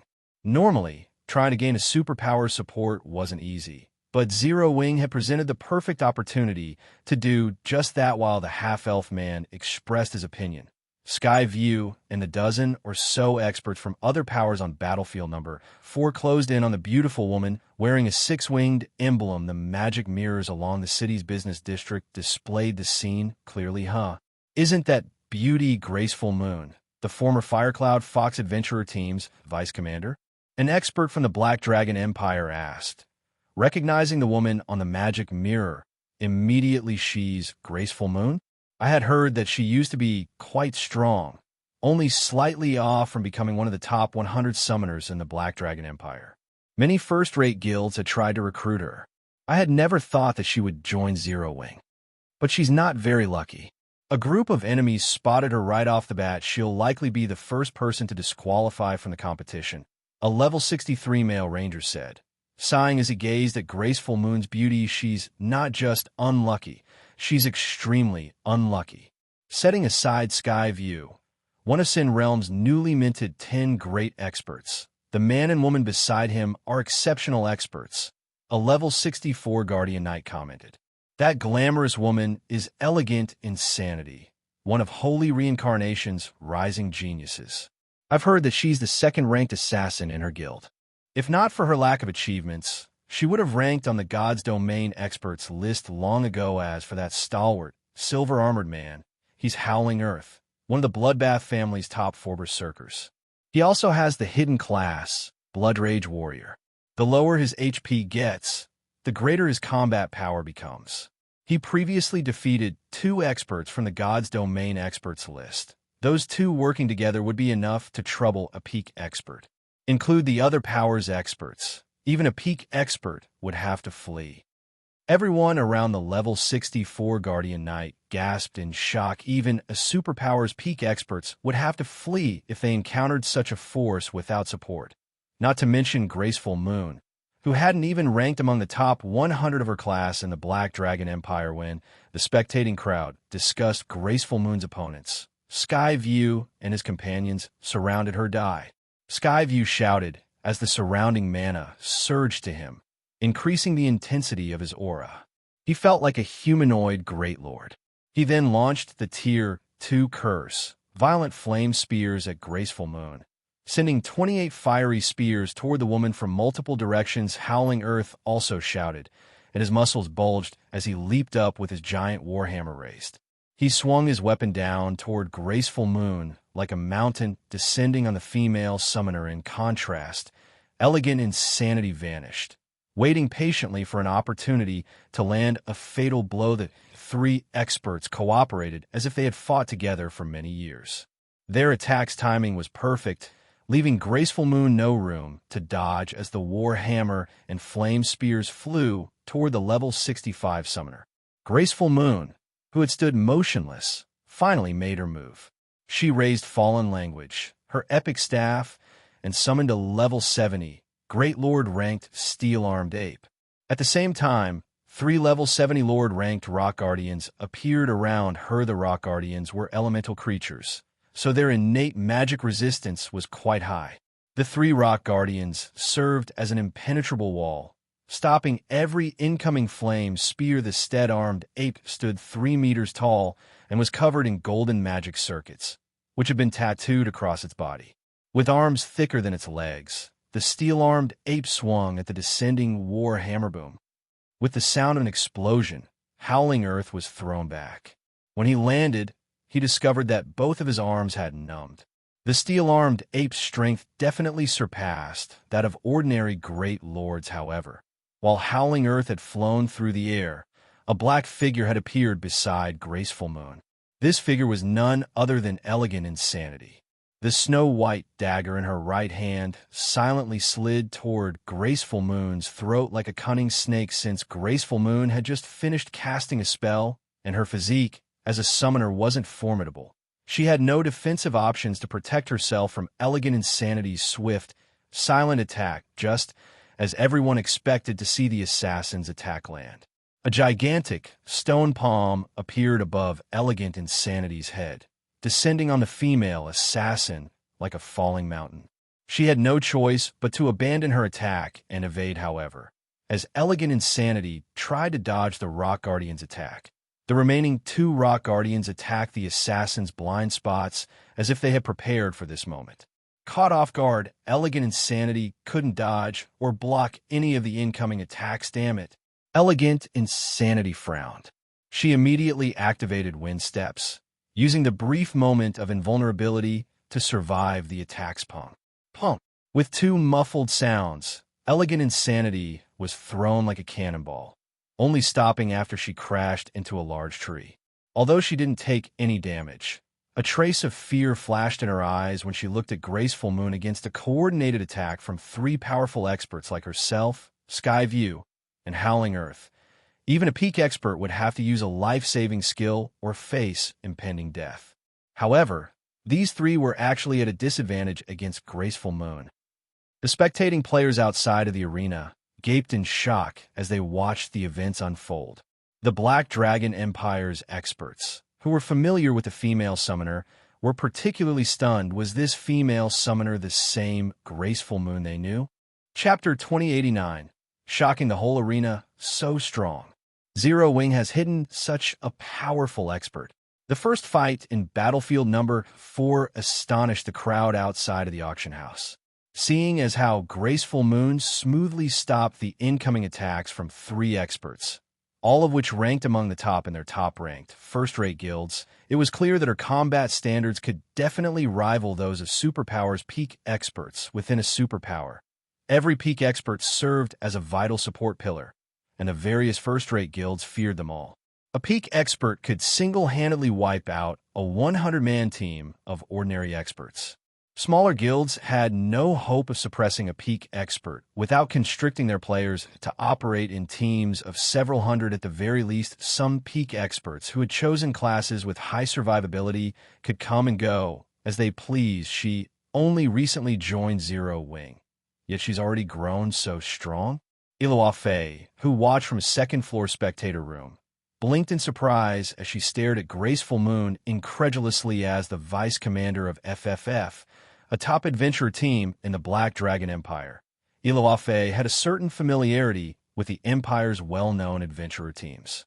Due to Graceful Moon's performance in the last ranking battle in the Empire, Iluafe had made sure to pay extra close attention to her. However, Iluafe remembered Graceful Moon displaying combat standards that hadn't even rivaled those of first-rate guilds peak experts, much less refinement realm experts like Skyview, Elegant Insanity, and Howling Earth. Yet this female summoner suppressed all three refinement realm experts by herself.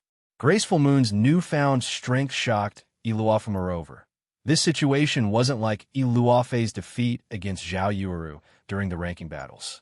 Zhao Yuuru had relied on superior basic attributes and spells to win, but as a true Void Realm expert, Iluafe recognized that the same couldn't be said for Graceful Moon. Graceful Moon's success was simply a result of her impeccable ability to control her summoned creatures. Not only have her basic attributes risen, but her combat standards have skyrocketed as well. It seems Zero Wing still has some secrets. Yin Tianxing, FFF's commander, commented as he watched Graceful Moon with squinted eyes, a hint of surprise flashing in his gaze after the FFF adventurer team had secretly joined the Flower of Seven Sins. The adventurer team's upper echelons had gained a lot of detailed information on the various superpowers. Hence, Yin Tianxing understood how frightening they truly were. Their ability to nurture experts, in particular, was truly amazing. Other powers simply couldn't compete. As a peak expert that had risen to fame in the virtual gaming world many years ago and was only a short distance away from reaching the domain realm, Yin Tianxing recognized that Graceful Moon's current combat standards were quite powerful. Only, her strength was atypical. Normally, players tried to gain more control of their own bodies and their familiarity with the world around them to increase their combat standards. But Graceful Moon felt as if she were actively using the world itself to her benefit. While everyone was shocked over her performance, the female summoner in question began to chant another spell. As she did, her staff started to glow with a dazzling purple light.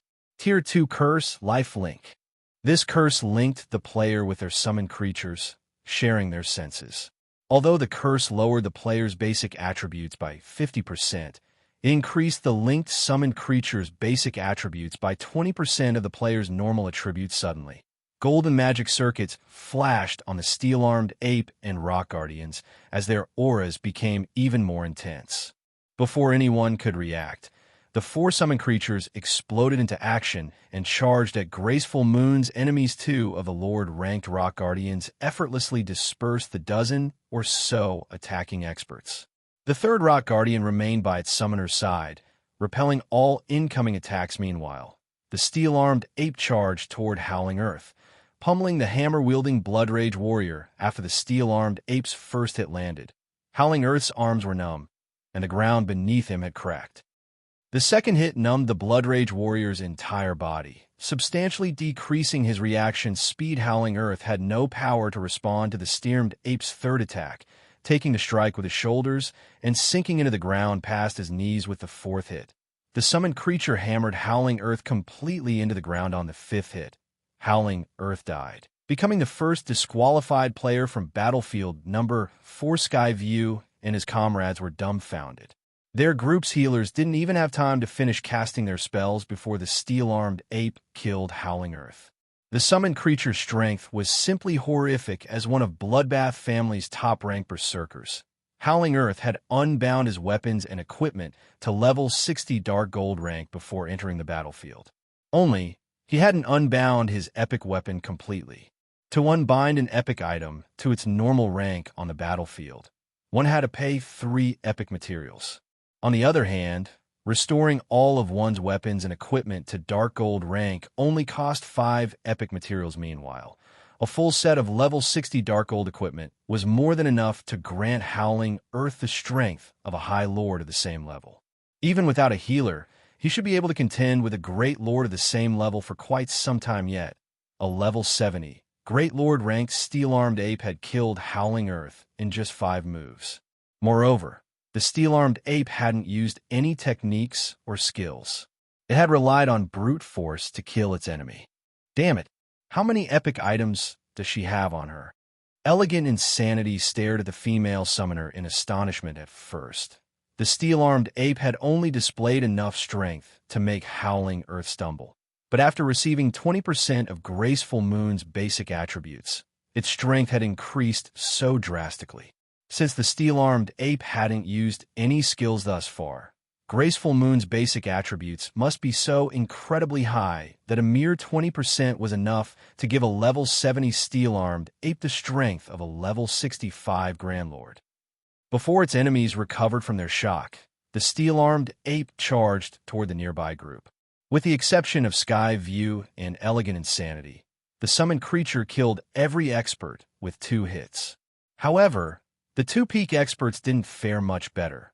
Sky View died after 4 punches, and Elegant Insanity only survived until the 7th in less than 30 seconds. The various major powers experts, who had tried to gang up on Graceful Moon, fell under the female summoner's retaliation. None of them had been able to fight back this outcome, stun the watching crowd, but they also considered it reasonable. Players weren't allowed to use berserk skills in the arena, and without those skills, how were they supposed to fight a Grand Lord under another player's control? Zero Wing is insane.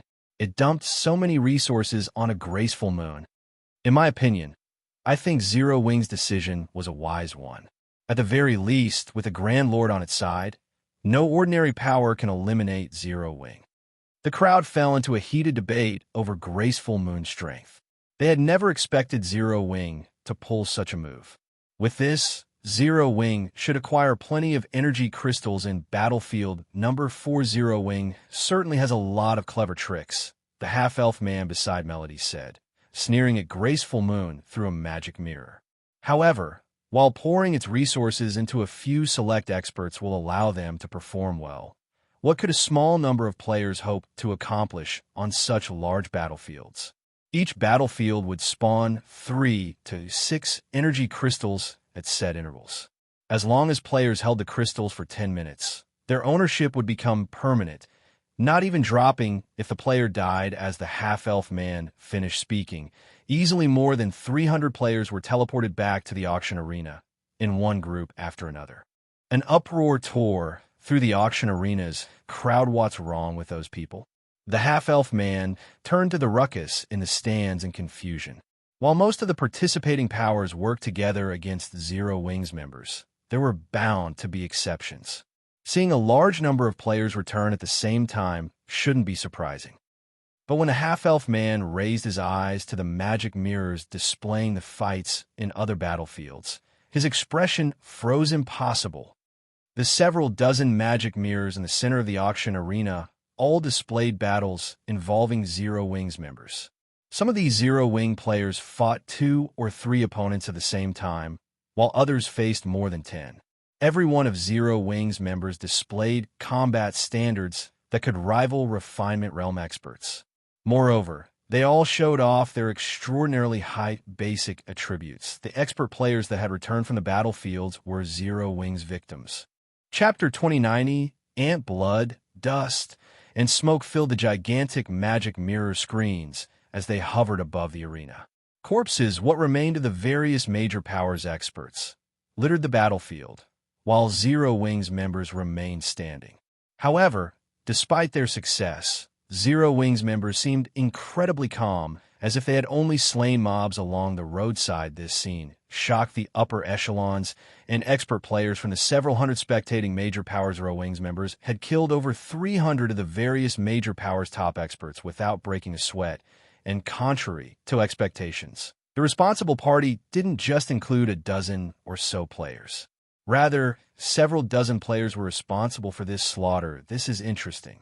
Mu Chung, who was assigned to Battlefield Noel, could not help but smile at the magic mirror above the battlefield. Even he had assumed that Zero Wing was doomed to part with White River City's auction house. He had never imagined that Zero Wing had such a sturdy foundation on an ordinary battlefield.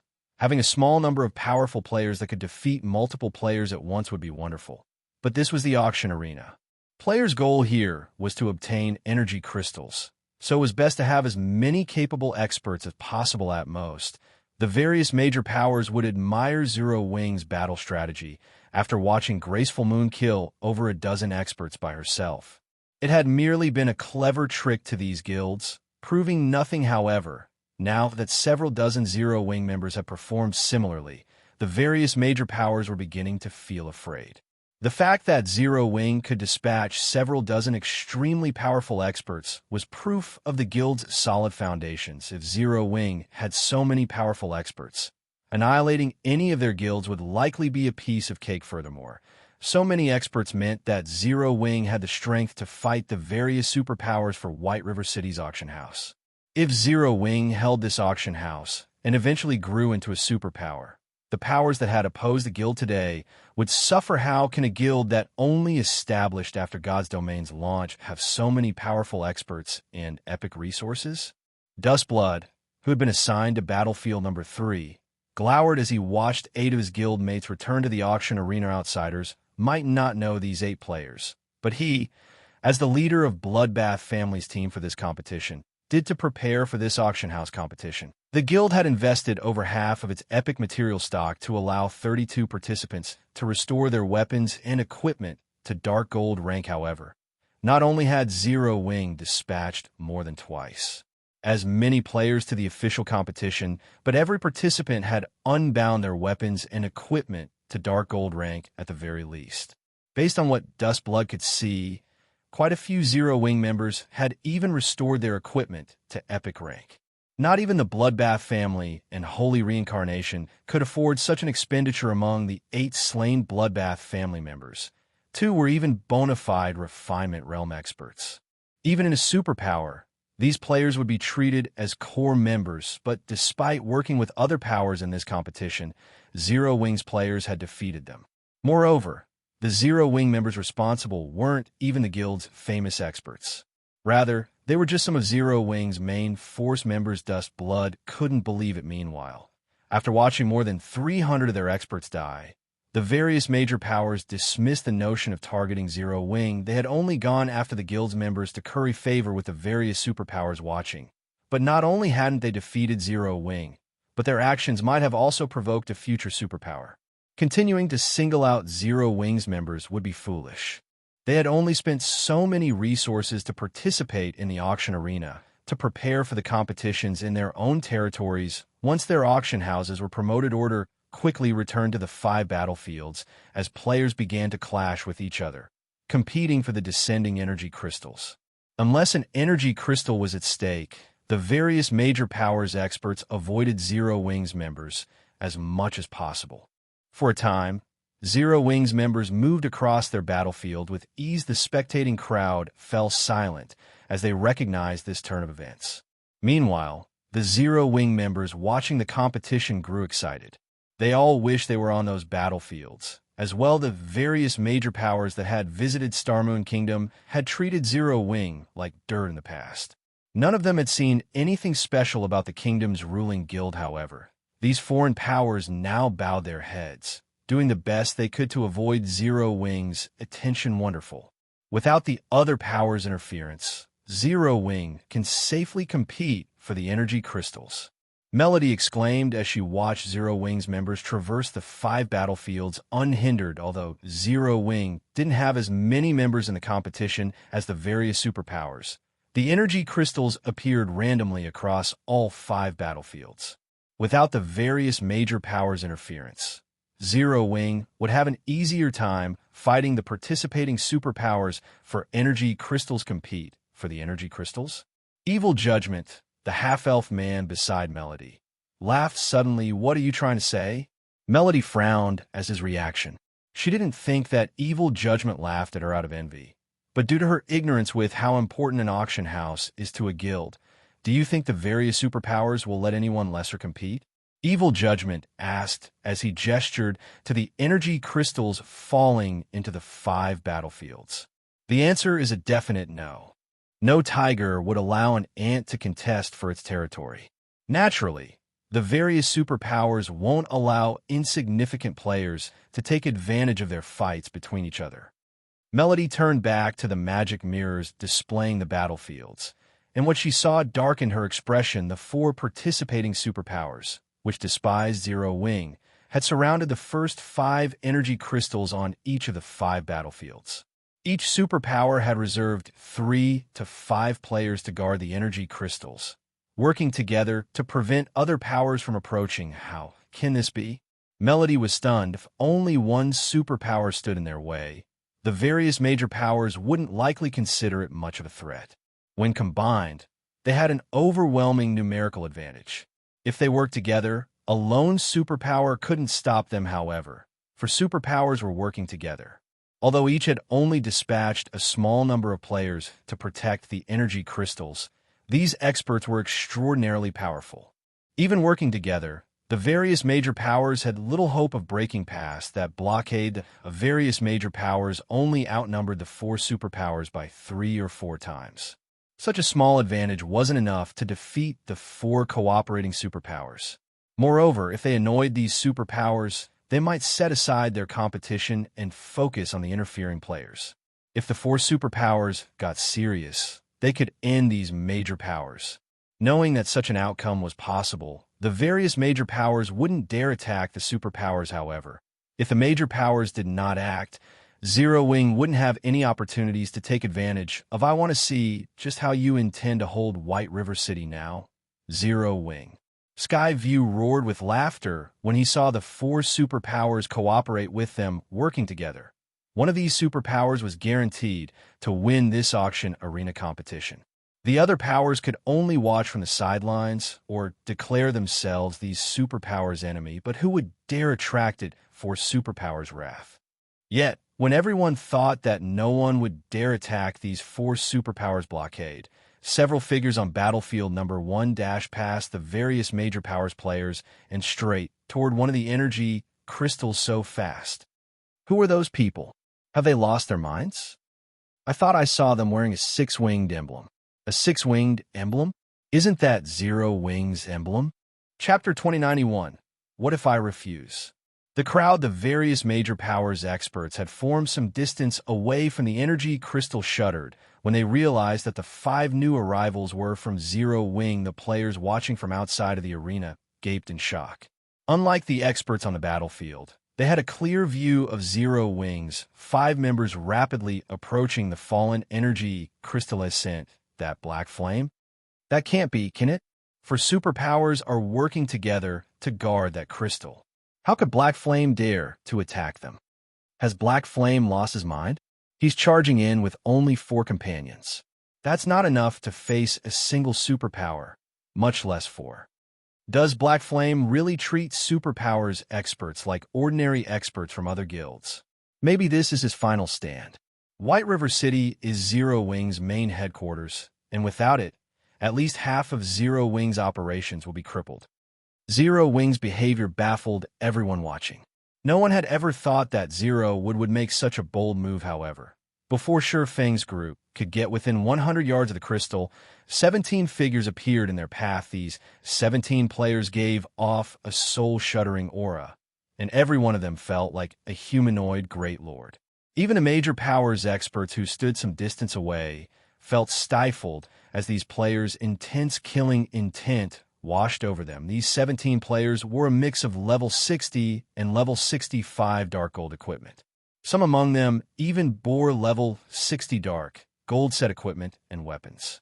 Moreover, they had fully restored these items' ranks. Am I dreaming? Isn't that the level 60 Eternal Knights set for assassins? Amazing. That Berserker is wearing the Passionate set. I've heard that even Holy Reincarnation has only collected 3 pieces of that set. So, This is a superpowers foundation. The watching independent and guild players watching gasped when they saw the 4 superpowers members that hadn't bothered to hide their weapons and equipment glow effect. Most of the game's large guilds hadn't even collected a complete level 60 fine gold set equipment thus far. Only top-ranked first-rate guilds would have a few sets. As for a complete level 60 dark gold set equipment, that was utterly beyond the various large guilds. Reach level 60 dark gold set equipment could only be obtained by raiding 100-man Helm mode team dungeons or super large-scale hard mode team dungeons. Moreover, the drop rate in these dungeons was only around 3%. Super large-scale Helm mode team dungeons had a slightly higher drop rate, but it still wasn't higher than 7%. Most first-rate guilds at this stage of their game hit their limit with level 60, 100-man Helm mode team dungeons. They simply didn't have the power to raid super large-scale Helm mode team dungeons to the various large guilds. Level 60 dark gold set equipment was godly right now yet. These 4 superpowers had more than one such set equipment. Why wouldn't this revelation be shocking? Anyone who takes another step forward dies. The level 65 male berserker in the passionate set slowly stated, word by word, as he watched Sure Fang's group without joy or despair. This berserker sounded like an emotionless robot. As soon as berserker spoke, the surrounding temperature dropped as an intense killing intent suppressed the space around him. It felt as if the gates to hell had just opened, and if any of these players took another step, they'd descend into hell itself. The distant experts shuddered as they felt the abrupt change. Is he really human? His killing intent is so powerful. Melody's expression darkened as she stared at the imposing berserker. Unlike the spectating players in the stands or outside of the auction house, those in spectator rooms could alter their room's environment to match that of the battlefields, allowing them to experience the battlefields to a certain extent. Melody had encountered plenty of experts in the fairy country, including quite a few that made her feel utterly powerless. However, none of these experts exuded as much killing intent as that berserker. Human? You can't consider him human anymore. Evil Judgment answered from beside Melody, shaking his head. Chuckling, he continued, I had never imagined that Starlink would successfully recruit that cold-blooded monster. With him, Zero Wing doesn't have a snowball's chance in hell of securing the energy crystal. Is he really that strong? Black Flame earned his title as the Sword King from the Secret Pavilion. Melody countered Sword King? Evil Judgment laughed. Only first-rate and weaker guilds give that title any importance. The Secret Pavilion has recorded a lot of experts on the God's Domain experts list, but there are many more players that have slipped through the cracks. That cold-blooded monster is one of them. He's called Tengu, the Warring Ghost. Although Tengu hasn't reached the Domain realm yet, his brain doesn't work like everyone else's. You could say that his brain is particularly well developed, granting him a similar sixth sense to wild beasts. He can easily predict his opponent's movements. There's also his beast-like combat method to contend with. He is no weaker than Domain realm monsters. He's already killed more than 10,000 experts in God's Domain, including many peak experts from superpowers. However, due to his strange and violent nature, none of the superpowers have tried to recruit him. He's killed more than 10,000 experts. Melody was slightly stunned. She had only defeated several hundred experts since joining God's Domain. Even so, those fights had earned her plenty of combat experience, but the Warring Ghost had slain more than 10,000, and many of them had been superpowers peak experts. He was truly a monster. To make matters worse, this monster wore the Passionate set, one of the best sets available in the game right now. When the various superpowers members saw Warring Ghost intercept Sure Fang's small group, they began to chat about the upcoming fight. Brother Moo, it seems Zero Wing has no hope of success in Battlefield number 1. Blind Man commented as he glanced at Mu Chung, who stood a short distance away. He had heard much about the Warring Ghost, Tengu. If that man continued to grow stronger, he would undoubtedly reach the Foreshadow Demon's level. Although Black Flame was quite strong as well, the swordsman's strength should, at most, rival Tengu's. However, there were 4 other Zero Wing members present, while Tengu had a total of 17 allies. Zero Wing had no chance of reaching the energy crystal, much less claiming its Starlink, has truly invested a lot of its resources in this competition. Mu Cheng shook his head and sighed. When he saw these players, even Mu Cheng would struggle in a fight with Tengu.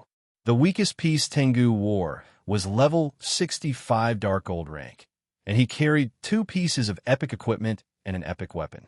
The Berserker's equipment was likely some of the very best God's Domain had to offer right now. Zero Wing's Black Flame, a beautiful woman in dark purple robes and wearing King's Return's guild emblem, muttered as she observed Shurfeng. Smiling, she continued, "Although it is impressive that you've ranked so highly on the God's Domain experts list, this isn't a realm Zero Wing can reach. It'd be best if you left, even if Nature Hall or Unyielding Soul step in to help you. Tengu will act without hesitation." The major powers experts watching from nearby nodded in agreement with this woman's warning, although Zero Wing had surprised everyone with its strength, proving that it was even more powerful than a top-ranked first-rate guild. It couldn't compare to a superpower if Zero Wing hadn't had Nature Hall and Unyielding Soul support. The 4 allied superpowers would have likely attacked by now. You Zero Wing players should know what's good for you. Do you think you could have survived this long if we had moved against you early in this competition? A level 65 ranger from Starlink said, sneering at Shurfeng. "What if I refuse?" Shurfeng asked with a calm smile. He then took a step forward. Chapter 2092, Slain in One Hit. As Shurfeng stepped forward and his calm voice reached the players around him, the experts watching from a distance and the spectating crowd stared with dropped jaws. Even Starlink's sneering ranger froze in shock as Shurfeng incredulously approached his black flame. Tired of living? The 4 superpowers have only avoided Zero Wing thus far out of respect for Nature Hall and Unyielding Soul. Why would he dare take the initiative to attack them? Has he just given up? None of the major powers experts or upper echelons could understand why Shurfeng was being so stubborn. The auction arena had just begun, so there would be plenty of opportunities to secure energy crystals later. Even if the 4 superpowers wanted to monopolize the crystals, they didn't have the manpower to cover every corner of the 5 battlefields. Furthermore, Zero Wing's strength was only second to the 4 superpowers in this auction arena. It definitely had a chance of claiming the energy crystals that the 4 superpowers couldn't secure. Zero Wing didn't actually need to fight these superpowers. While the crowd chatted about the situation among themselves, the purple-clad woman's expression darkened Black Flame. "Do you really think that we are too afraid to attack just because you have Nature Hall and Unyielding Soul support?" The woman from King's Return demanded frostily with her wrath. The surrounding space froze. Her aura was no less intense than Tengu's. The ambient mana rampaged in tandem with the woman's anger. The players within this violent mana storm began to lose their temper. As well, the various major powers experts gasped as they felt the sudden change. Even Melody, who experienced the altered environment from her spectator room, paled. How is she so powerful? A simple mood change has affected the surrounding mana so drastically. Melody watched the purple-clad beauty with a grim expression. As a half-elf, she had a very high affinity with elemental mana. Even so, she couldn't easily trigger mana without casting a spell. Yet this purple-clad woman could. While this feat might not seem impressive, Melody recognized how frightening it truly was and what it represented as a magical class expert when casting a spell. A player uses incantations and runes to trigger the ambient mana and gather it to a single point. Only then could a caster use the gathered mana to form the necessary magic arrays. If one could command the mana around them without incantations or runes, they could cast a spell in a fraction of the normally required time in God's Domain. Magical class players' glaring weaknesses were their casting times and mana capacity. If a magical class player could reduce their casting time, they could substantially increase their combat power, especially against other players. This was especially true when it came to combat against players. This is only natural. She is, after all, King's Return's favored prodigy, Wilting Netherworld. She has also earned the nickname Lightning Witch. Purely comparing battle records, she's even more impressive than the Warring Ghost. If not for King's Return hadn't come to an agreement with the Secret Pavilion, Wilting Netherworld would have long since ranked among the top 50 players on the God's Domain experts list, Evil Judgment said as he watched the purple-clad woman in fascination. Now that Black Flame has angered Wilting Netherworld, she and Tengu are more than enough to disqualify every Zero Wing member on Battlefield number 1. Very few people knew of Wilting Netherworld's battle records. Most likely, only the various superpowers knew about her. Furthermore, Wilting Netherworld's activities were usually only related to the various superpowers. First-rate guilds experts had no chance of encountering her. Evil Judgment had witnessed Wilting Netherworld's fearsome power personally. A total of 8 superpowers had gathered to contest for a mysterious legacy. Setting Sun had been one of them.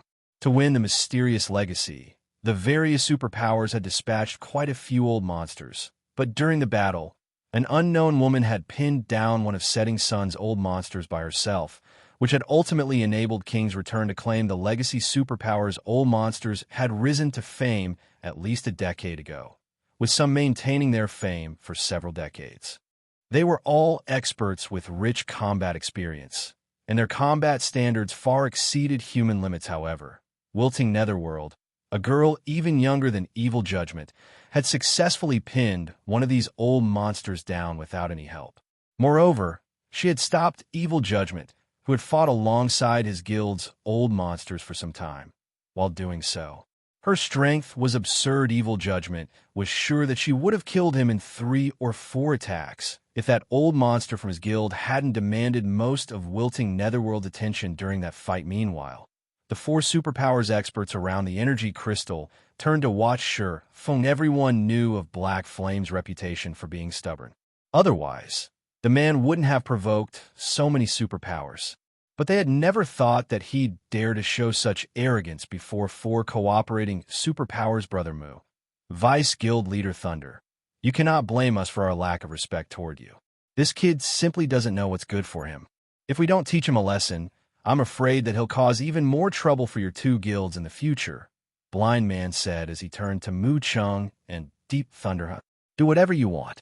Mu Chung watched Sure Feng with disappointment, thinking the boy was too stubborn and beyond salvation. Only he and Deep Thunder were in this location, but against the combined might of 4 superpowers, they wouldn't accomplish anything even if they had their guild's main force members. None of the 4 superpowers were any weaker than Unyielding Soul or Nature Hall. Hence, neither he nor Deep Thunder had the strength to break these 4 superpowers' rules. Wait. Deep Thunder shouted suddenly. This is Zero Wing's home turf. Isn't it a little much to shove the guild out of this contest? Furthermore, Zero Wing is one of Nature Hall's firm allies. Nature Hall can't just sit by and watch you bully Zero Wing. Deep Thunder's abrupt attitude change stunned the various superpowers members. They couldn't fathom what trick he was trying to pull since when were Zero Wing and Nature Hall firm allies. To add to their confusion, Deep Thunder seemed intent on fighting alongside Zero Wing. The situation even confused Mu Chung. He hadn't expected Deep Thunder to be so committed to helping Zero Wing. Vice Guild Leader Thunder is so affectionate. Unfortunately, Zero Wing has already enraged Starlink's members. I'm afraid that it's too late to stop them, an old man from Starlink wearing silvery gray leather armor said as he glanced at Tengu, who had already begun to move. With a smile, he continued, moreover, rules are rules. If we superpowers don't show off our power, no one will fear or respect us. Everyone nodded in agreement with this old man's sentiments. They all felt that Deep Thunder was being too foolish. Even in such a desperate situation, he still insisted on protecting Zero Wing. Did he really think that their superpowers feared Nature Hall? While the superpowers members expressed their agreement, Tengu arrived before Sure Feng, his greatsword blazing with fire. With a swing, his 20-meter-long flaming blade descended on Sure Feng Dai. The surrounding temperature rose due to the raging flames, and everyone within range felt the increasing gravitational force pulling them toward the ground, making movement difficult. Tier 2 taboo skill, Inferno Blade. Even the various superpowers experts wore grim expressions as they watched Tengu's display of power. They hadn't expected the warring ghost to wield such strength after restoring his equipment's ranks. This attack definitely had the strength to rival a Grand Lords of the same level. Even a peak tier 2 Metrotons would likely struggle to block this attack, much less a tier 2 swordsman. Without a Berserk skill, Shurfeng's HP would likely drop to a critical level after a single hit just before the flaming blade devoured Shurfeng. He unsheathed Killing Ray and swung to intercept the attack lightning slash. An arch of blue lightning flashed, and Tengu's flaming blade dissipated the moment it met the lightning arch. Before Tengu could pull back to defend himself, the lightning had bisected his body, leaving behind a faint, glowing scar around his abdomen. Tengu's HP instantly drained, and the Berserker fell, lifeless. Chapter 2093, Imposing Might. This. Impossible. Tengu spun towards Shurfeng in shock when he saw his plummeting HP. Inferno Blade was his most powerful skill. Even without a Berserker skill, he could use this taboo skill to counter a Grand Lord's attack. With his ability to predict his opponent's movements, even old monsters would have to flee from this attack. However, Shurfeng had shattered his Inferno Blade and killed him with the same move, but that wasn't the worst part. Tengu's failure to predict Shurfeng's movements truly surprised him. He could even foresee Domain Realm monsters' movements. Yet this ability was useless against Shurfeng. Although Tengu wanted to warn his companions, his HP had already hit 0, and he lost control of his body as Tengu collapsed to the ground. The killing intent that had filled the battlefield froze as the 4 superpowers experts stared at Shurfeng, silently panicking. It was one thing if Shurfeng had killed an ordinary peak expert, but Tengu wasn't an ordinary anything. He was even capable of threatening old monsters, yet Shurfeng had instant-killed such an expert no matter how they looked at it. This felt like a dream. God's Domain certainly had powerful offensive skills that could instant-kill players, and knowing this, every peak expert had equally powerful life-saving skills to avoid such an outcome. Needless to say, an expert like Tengu had amassed a few of these life-saving skills. However, Tengu hadn't had time to activate his life-saving skills before dying. Shurfeng's attack had even nullified Tengu's prided Inferno Blade before the warring ghost had taken the hit. Silence reigned over the crowd outside of the battlefield, their jaws dropping as the implications of Shurfeng's attack sunk in. Amazing! He killed a superpowers peak expert in one hit. So that is the Sword King, Black Flame. Everyone watching knew the nickname Sword King, but they had only heard about him through rumors. Moreover, God's Domain had been developing rapidly, and players' combat standards continued to improve. Black Flame's previous battle records no longer meant much to current players. The players that had come from other kingdoms and empires, in particular, didn't think much of Black Flame's title.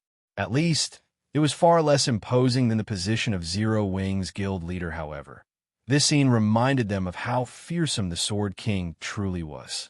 The Sword King had certainly grown stronger since receiving the title, not weaker. While the spectators discussed the fight, Shurfeng sheathed Killing Ray. He then glanced at wilting Netherworld and her companions, asking, "Do you still want to stop me?" Shurfeng's voice sounded calm and gentle. Yet wilting Netherworld and the other experts felt an immense pressure weigh them down. These experts unconsciously moved out the way, seeing that his opponents had lost the will to fight. Shurfeng and his teammates continued toward the energy crystal. Wilting Netherworld and her comrades didn't attempt any sneak attacks, merely watching, frustrated, from the sidelines. They merely looked on with frustration from the sidelines. Wilting Netherworld felt particularly bitter. Although she considered stopping Shurfeng, the moment she harbored the thought, she felt an indifferent gaze directed toward her, informing her that he was prepared for such an attack. When she met Shurfeng's cold gaze, she felt as if the man were telling her, "You can try it, but you'll only fall next to Tengu." With this realization, wilting Netherworld abandoned any thoughts of resisting. Her strength was, at best, a match for Tengu's. Even though Shurfeng had already used his Sure Kill skill, killing her wouldn't be difficult for someone with even higher attributes than Tengu and Domain Realm combat standards. Is this why he was so confident? When wilting Netherworld thought back to Shurfeng's relaxed attitude, she understood that he hadn't acted that way due to Nature Hall and unyielding soul support. He simply had the strength to back up his confidence. They got through just like that. As the various major powers experts watched wilting Netherworld and her comrades let Shifeng's party pass, they were flabbergasted by killing just one player. Shifeng had silenced the 4 superpowers peak experts, convincing them that it would be wise to let him pass. This was even more shocking than watching someone kill a great lord with one attack when Melody saw this from her spectator room. However, she was incomparably excited. She had never dreamed that Shifeng would be so powerful. Not only had he killed a monster like Tengu, but wilting Netherworld and her party were also afraid enough that they stepped aside. How is this possible? Evil Judgment, on the other hand, was stupefied, confusion and madness flashing in his eyes. Wilting Netherworld, a goddess in his eyes, had retreated from Shifeng. She hadn't even budged during the fight with his guild's old monster. Yet a single sentence from Shifeng had been enough to force her aside. Evil Judgment even wondered if the world was playing some cruel joke on him back on the battlefield. The 4 superpowers members that were waiting for the descending energy crystal to reach the ground tensed at this unexpected result. How surprising. Even Black Flame has reached this standard. It's no wonder why he dared to participate, Blind Man said as he began to watch Shifeng more seriously. Glancing at Mu Chung and Deep Thunder, he realized why their guilds wanted to befriend Zero Wing based on the information King's Return had collected. Shifeng's combat standards were only at the Void Realm, yet he could display combat power that rivaled Domain Realm experts. He mainly relied on his powerful basic attributes and skills to face Domain Realm experts. However, things had changed. Although Shifeng had only executed one attack, his control assured Blind Man that Shifeng had reached the Domain Realm. Every Domain Realm expert warranted the various superpowers' attention, let alone a Domain Realm expert with the support of a large guild. As time passed, this Domain Realm expert would only become more powerful. Any Domain Realm expert intent on causing trouble could give the various superpowers a massive headache. This situation reminded Blind Man of the 4 shadow demons from the past. However, Mu Chung didn't know that Shifeng had reached the Domain Realm. He was actually surprised to see Shifeng display such power. This revelation would certainly affect the competition. Meanwhile, Jing Yang, one of Blackwater's upper echelons, currently wore a dark expression. Brother Jing, Zero Wing is stronger than we expected. We'll likely find it difficult to execute our original plan, Snowscar whispered to Jing Yang. A Domain Realm expert wasn't an easy opponent. At the very least, it meant that Zero Wing qualified to compete for the energy crystals in Battlefield Number 1. It's true that Black Flame is stronger than we suspected, but slaying Tengu will cause Zero Wing some trouble, Jing Yang said as he watched Starlink's members approach Shifeng. Smiling, he continued, "It seems Starlink can no longer sit still." Of the 5 battlefields in this competition, Battlefield Number 1 was a gathering of monsters. 2 of Starlink's most powerful combatants have been assigned to the battlefield, Wind Demon and Sword Demon of the 4 Shadow Demons. As Jing Yang finished his comment, both Wind Demon and Shadow Demon had reached Shifeng. The 2 elderly men smiled at their opponent, as if they were just 2 friendly old men from the neighborhood. Instead of the combat veterans, they truly were. These old men's auras were nothing like Tengu's. Their auras felt like the vast ocean, and everyone felt like small boats waiting to be devoured by the waves as these auras washed over them. Even wilting Netherworld was afraid as she looked at these 2 men. Not only did Wind Demon and Sword Demon carry 4 pieces of epic equipment, but they also wielded epic weapons. The rest of their equipment was level 65 Dark Gold rank. Not even wilting Netherworld's equipment was as impressive as theirs. Little brother, you're quite skilled. You're already so strong despite your age. Your future is boundless. Our guild leader wants to annihilate Zero Wing, but after discussing the situation with Old Wind here, we've decided that if Zero Wing agrees to become one of Starlink's subordinate guilds, we'll talk the guild leader into giving you White River City. The white-haired old man with a slightly bent back addressed Shifeng. Smiling, he asked, "May I know what you think of this proposal?" Everyone was dumbfounded when they heard the old man's words, especially the various major powers' upper echelons.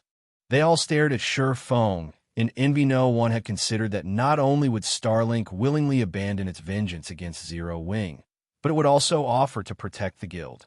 If the smaller guild accepted the offer, Zero Wing's development in God's domain would skyrocket. There's nothing to think about. Scram. Shurfang's response was cold as he eyed Wind Demon and Sword Demon. Chapter 2094. With just you. Sword Demon's expression sunk when he heard Shurfang's reply, his smile vanishing as he gave Zero Wing's swordsman a chilling look. Even space around them frozen due to the bone-piercing, killing, intense Sword Demon. Wilting Netherworld, who stood nearby, couldn't help but shudder as she felt the change. The experts from the various major powers just stared at Shurfang, gaping in shock as Black Flame really lost his mind. Doomed. Zero Wing is doomed for sure. The various major powers didn't know what to say to Shurfang's overbearing behavior. Starlink already suppressed 2 super first-rate guilds in the Dark Knight Empire. It had endless strength and wasn't a force that super first-rate guilds like Unyielding Soul or Nature Hall could compare to. Only top-ranked super first-rate guilds had any hope of standing against it if Starlink gave the word. Countless powers would do what they could to curry its favor and celebrate becoming Starlink's subordinate guild. As one of Starlink's subordinate guilds, not only would the guild receive financial support from a superpower, but it would also receive support in in-game resources. Most importantly, the guild could develop without worrying about enemies.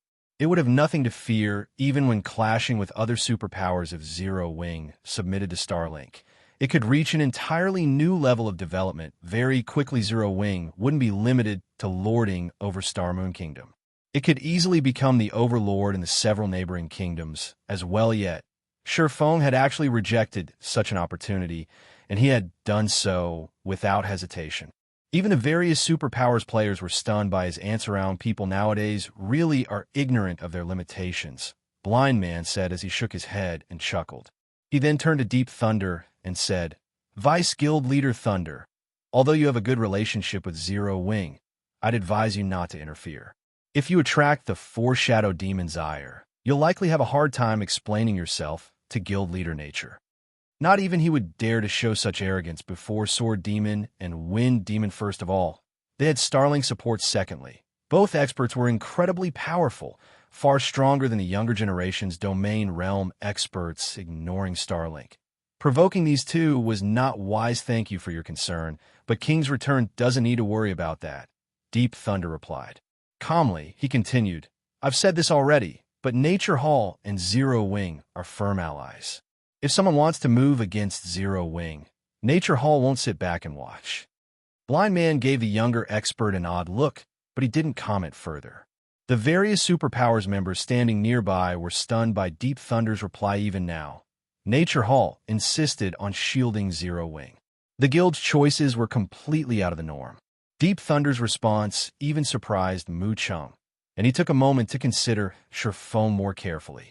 He had never thought that Zero Wing was capable of inspiring Nature Hall to go to such great lengths, even willing to provoke Starlink on its behalf. However, despite the strange looks he received from the various superpowers members, Deep Thunder smiled contentedly. None of these superpowers, excluding Nature Hall, knew what strength Zero Wing hid. These players didn't know that Shurfang wasn't the only powerhouse in Zero Wing. The guild also had Fire Dance, who had the combat power to rival domain realm experts. But that wasn't the end of it. Zero Wing also had Cola and the several other peak experts Shurfang had brought with him during his visit to Nature Hall's reception room. According to Nature Hall's initial estimations, Zero Wing should have at least 10 peak experts. Even though Starlink had dispatched a considerable amount of strength to White River City's auction house, its chances of winning this competition weren't overwhelmingly high. Rather, it only had a 50-50 chance. Zero Wing had invested every resource it had in White River City, and every participating Zero Wing player had likely fully restored all of their weapons and equipment, allowing them to fight in peak condition. However, the same couldn't be said for Starlink's members. Only a fraction of Starlink's force had unbound all of their equipment.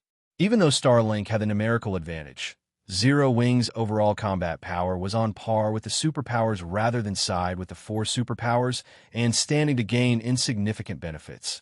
Gambling on Zero Wing and potentially winning the lottery was a wiser move for Nature Hall Old Sword. It seems this brat doesn't appreciate your goodwill. Wind Demon could not help but chuckle at Sword Demon. There's no need to waste words on them, Elder Sword.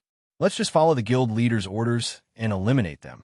A middle-aged man wielding an ancient crystal bow said as he glared at Sure Feng. Sword Demon was the strongest of the 4 shadow demons in melee combat. Even Lu Xinghua, Starlink's guild leader, had to treat him with respect. Sword Demon also had a great appreciation for talented individuals, especially those that used the sword, of course. The main reason for his appreciation was his desire for strong opponents in the future. To grow stronger, one needed to face stronger combatants. After all, this was also why Sword Demon had suggested recruiting Zero Wing. Otherwise, Sword Demon would have killed Sure Feng after watching the swordsman kill Tenga Little Brat. It seems that you think you can ignore us old fellows now that you've reached the domain realm. Unfortunately, you are still naive. Since you aren't backed by a superpower, you failed to understand that reaching the domain realm is only the first step toward the apex, Sword Demon said as he heaved a deep sigh. His gaze then sharpened as he said, I will teach you that even among domain realm experts, there can be a massive difference in strength. Sword Demon's aura abruptly shifted, releasing a tremendous amount of pressure to bear down on Sure Feng, though. Sword Demon's aura targeted Sure Feng. Wilting Netherworld couldn't help but tremble, struggling to breathe. Even though she stood some distance behind Sure Feng, how is he so strong? Fire Dance, Alluring Summer, Flying Shadow, and Shadow Sword prepared for battle from behind Sure Feng. They had never expected this player's aura to be so strong before anyone could react. Sword Demon's Crimson Greatsword transformed into a rotating sword light. He then vanished, reappearing before Sure Feng in an instant.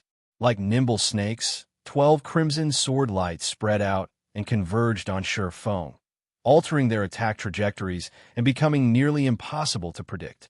Moreover, the attacks were so fast that the naked eye couldn't keep up. Tier 2 skill, 12 heavenly rotations.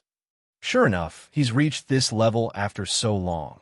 Blind Man's expression tensed when he saw the 12 sword lights. Wilting Netherworld, on the other hand, was utterly dumbfounded despite her keen perception. She couldn't follow the 12 sword lights' speed and transformations. It looked as if 12 different people commanded the sword lights, like each attack had a will of its own. The 12 sword lights didn't even interfere with each other's trajectories, although each attack only carried a great lord's strength of the same level. She doubted that she'd be able to dodge or block this assault. An ordinary skill like 12 heavenly rotations had gained a life of its own in Sword Demon's hands.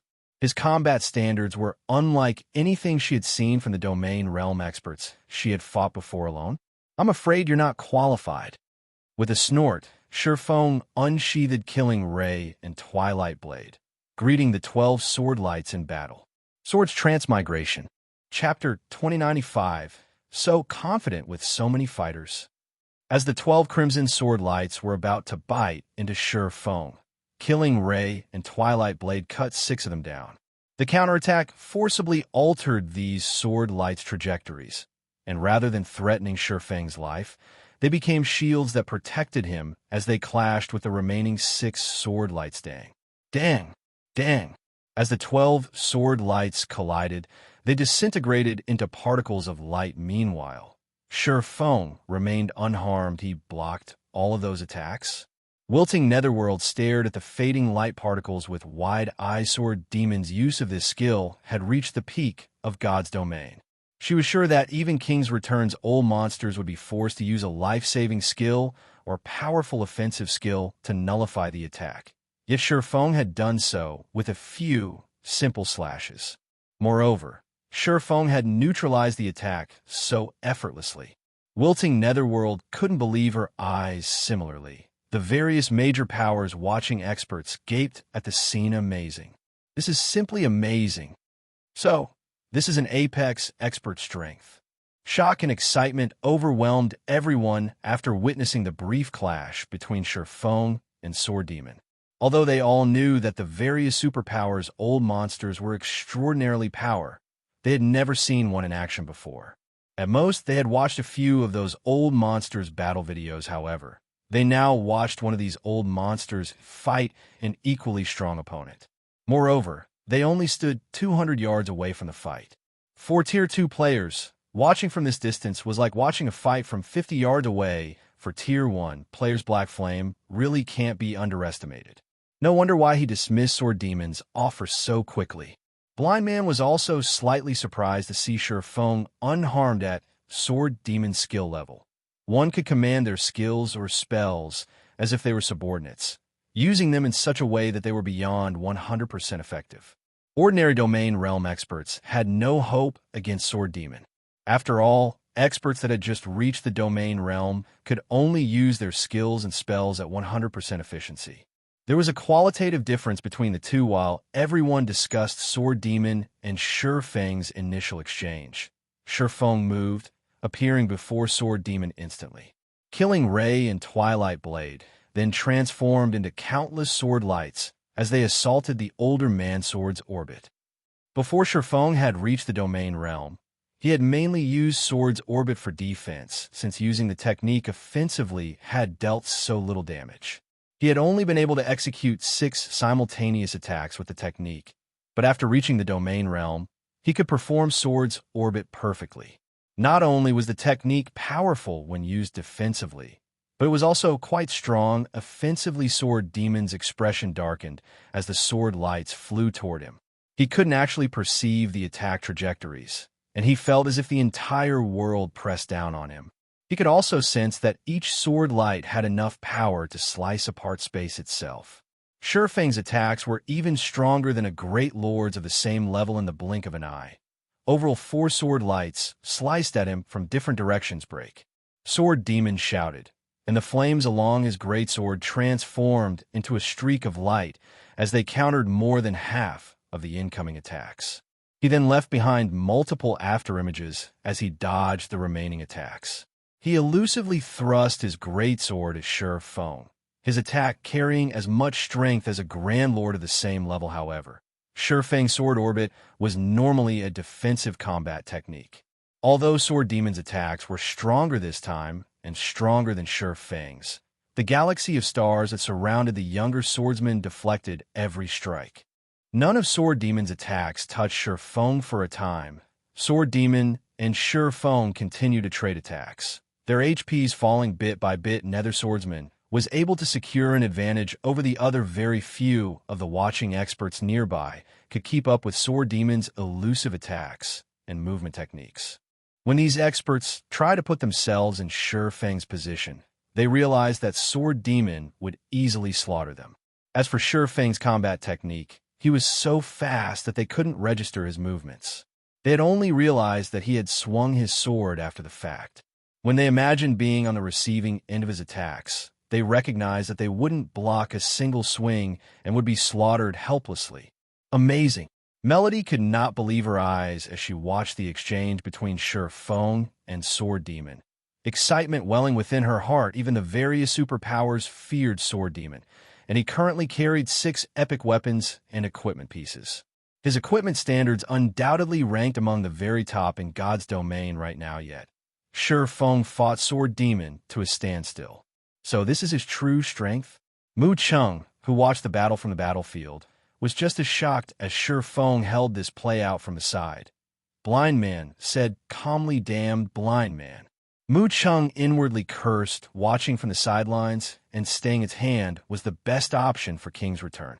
It wasn't from the Dark Knight Empire, and it had no reason to clash with Starlink. However, King's Return would prefer to watch Starlink grow stronger, rather than Zero Wing, which would indirectly help Unyielding Soul. If Starlink succeeded, it could keep both Unyielding Soul and Crimson Emperor in check. After Alice for Zero Wing's other members in Deep Thunder, they were no threat to Starlink's 2 old monsters while Sword Demon and Shurfeng fought. A black figure appeared behind the younger swordsman. It was none other than Wind Demon, the assassin expert, split into 9 shadows that attacked Shurfeng in silence. Meanwhile, Sword Demon created 4 copies of his greatsword, sending innumerable sword lights to devour Shurfeng, facing simultaneous attacks from the 2 old monsters. Not even Sure Feng could defend himself. He immediately activated Void Shield to block the incoming attack. A single round of attacks was enough to deplete 1/6 of the Void Shield's energy reserves. These attacks' power could easily rival that of Grand Lords of the same level. What a powerful life-saving skill. Wind Demon was slightly surprised to see the magic barrier that had appeared around Sure Feng. Unfortunately, that won't save you. With Old Sword and I working together, you have no chance of winning this fight. You're not wrong, but that would require that you two can cooperate, Sure Feng calmly replied. Glancing at Wind Demon, you still have such confidence, even in the face of death? Wind Demon could not help but laugh at Sure Feng. However, Wind Demon's laughter stopped abruptly as his expression changed, and he activated his life-saving skill, Wind Steps. Without warning, a crimson figure had appeared beside the old assassin, thrusting a short sword toward Wind Demon's heart. However, Wind Demon reacted quickly enough that he could use the brief invulnerability Wind Steps provided to protect himself, but the moment Wind Demon lost his invulnerability status, the crimson figure stabbed at him again. This time, the old monster met the attack with one of his own daggers. Boom. Wind Demon's arm went numb as he was thrown several yards back, crashing to the ground. His dagger hummed as it vibrated from the impact. Who are you? Wind Demon demanded, addressing the crimson figure with a serious expression. Do you the outcome that awaits? Any who attack me. An assassin's strength had proven greater than his, and his assailant's attack speed was superior. As well, once he got a better look at his newest opponent, Wind Demon was stunned. What the? Wind Demon wasn't the only player surprised to see this crimson figure. Everyone on the battlefield was stupefied. This crimson figure, which had surprised a superpower's old monster, was none other than Zero Wing's fire dance. Everyone on the battlefield erupted in an uproar. Nobody had expected Zero Wing to reveal another such trump card. This turn of events even surprised Mu Chung Black Flame. I hadn't thought that your guild had hidden such an expert. However, do you think that you could defeat Starlink just because you have someone to pin down Old Wind? Sword Demon asked as he glanced at Fire Dance. Suddenly, 12 Starlink members moved to surround Sure Feng. Although Fire Dance's combat power was unexpected, Zero Wing's party was still outnumbered. Moreover, 4 of Starlink's 12 members were peak experts. Do you think you're powerful just because you have more people? Sure Feng countered, eyeing Starlink's players around him. He then activated Twilight's Shadow and Twilight of the Gods. Suddenly, 8 copies of Sure Feng joined the battlefield. Every one of these doppelgangers radiating an intensely frightening aura that was no weaker than Sure Feng. All right, let the second round begin. Chapter 2096. Vicious Black Flame. The confidence Starlink's members had displayed vanished as Sure Feng's 8 doppelgangers joined the fray.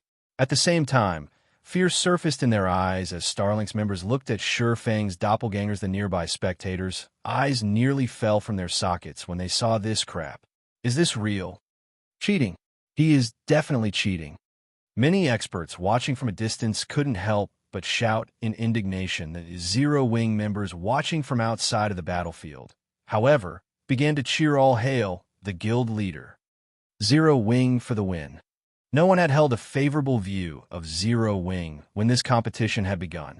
Some had even been certain that Zero Wing would perish after this, and everyone had mocked the guild. Now, however, would anyone dare question Zero Wing's superiority? A special doppelganger skill? Sword Demon's expression twisted as he observed Sure Feng's doppelgangers. He had already struggled against Sure Feng alone. After all, the younger swordsman's basic attributes were higher than his. If not for the significant strength and speed boost his special weapon provided, Sure Feng would have already defeated him yet. Now he had to face 9 identical copies of this troublesome swordsman. He might not have been worried if these copes had been ordinary doppelgangers. If that were the case, their basic attributes would be far lower than the originals.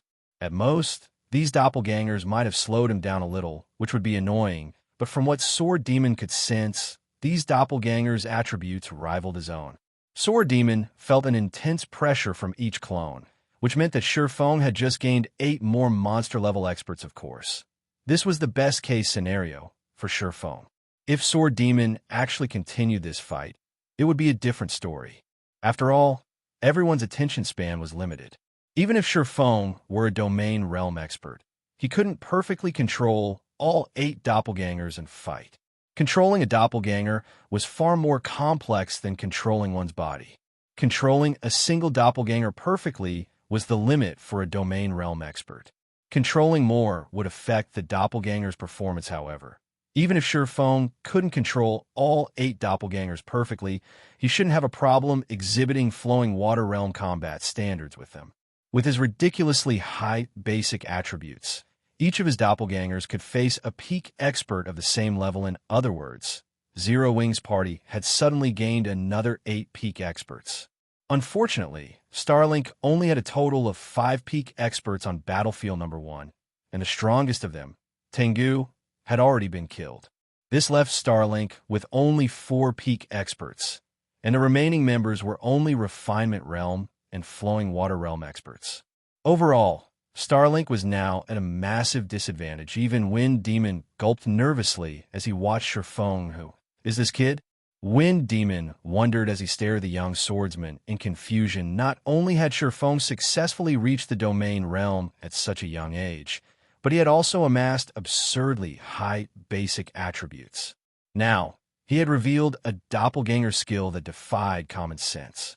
No matter how Wind Demon considered the situation, he couldn't believe it. No individual player could easily obtain Shurfeng's weapons, equipment, or skills. Acquiring any of these required an astronomical amount of resources and manpower. The 4 shadow demons had only even secured their current weapons, equipment, and skills thanks to Starlink's help. However, Shurfeng had collected such items by relying on a guild that only controlled 1 kingdom. Amazing! With this, Starlink is finished in Battlefield No. 1. Mu Chung balled his fists in delight as he glanced at Blind Man. He had been worried for Zero Wing, and if not for Blind Man's interference, he would have jumped into this battle to help the guild. However, Blind Man's efforts had gone to waste with this new development. Just as Shurfeng was about to attack Starlink's members, a low voice reached his ears. Guild leader Black Flame, "Don't be so quick to act." Blackwater's Jing Yang called out, "You've already proven Zero Wing's strength.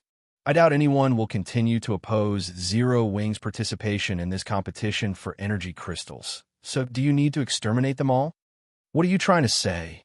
Shurfeng asked as he eyed Jing Yang, who wore aqua blue robes and carried a glowing, golden staff. Jing Yang had made no effort to hide his equipment's glowing effects, so Shurfeng knew that the man carried 4 pieces of epic equipment in total. Although Shurfeng couldn't discern what rank Jing Yang's staff was, he guessed that it was at least epic rank based on its aura. Moreover, Jing Yang wore a complete level 65 fine gold set equipment, which even the various superpowers struggled to collect. Level 65 fine gold set equipment was far more difficult to acquire than level 60 dark gold set equipment at this stage of the game. Not even Starlink had a complete set.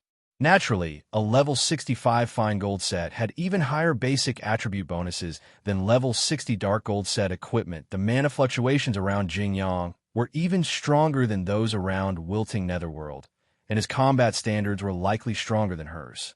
He had reached the Void Realm more than a decade ago, and although Wilting Netherworld was a prodigy, she would need more time before she could catch up to Jing Yang. Starlink only acted in compliance with the rules our superpowers agreed to. If Guild Leader Black Flame is earnest in moving against Starlink, the rest of us won't just sit back and watch. I hope you can understand this, Jing Yang said. Smiling, Jing Yang's words left everyone stunned. They had never expected this battle to take such a drastic turn. Blackwater is too shameless. It didn't step forward when Starlink was about to annihilate Zero Wing, but now that Zero Wing has the upper hand, it wants to interfere. Since when have Blackwater and Starlink had such a good relationship? Zero Wing is in trouble now. Such a powerful doppelganger skill definitely has a very long cooldown. If Zero Wing misses this opportunity to take out Starlink, it isn't likely that the guild will find another chance. Zero Wing is so unlucky. If it hadn't provoked Blackwater, the guild likely wouldn't have interfered today.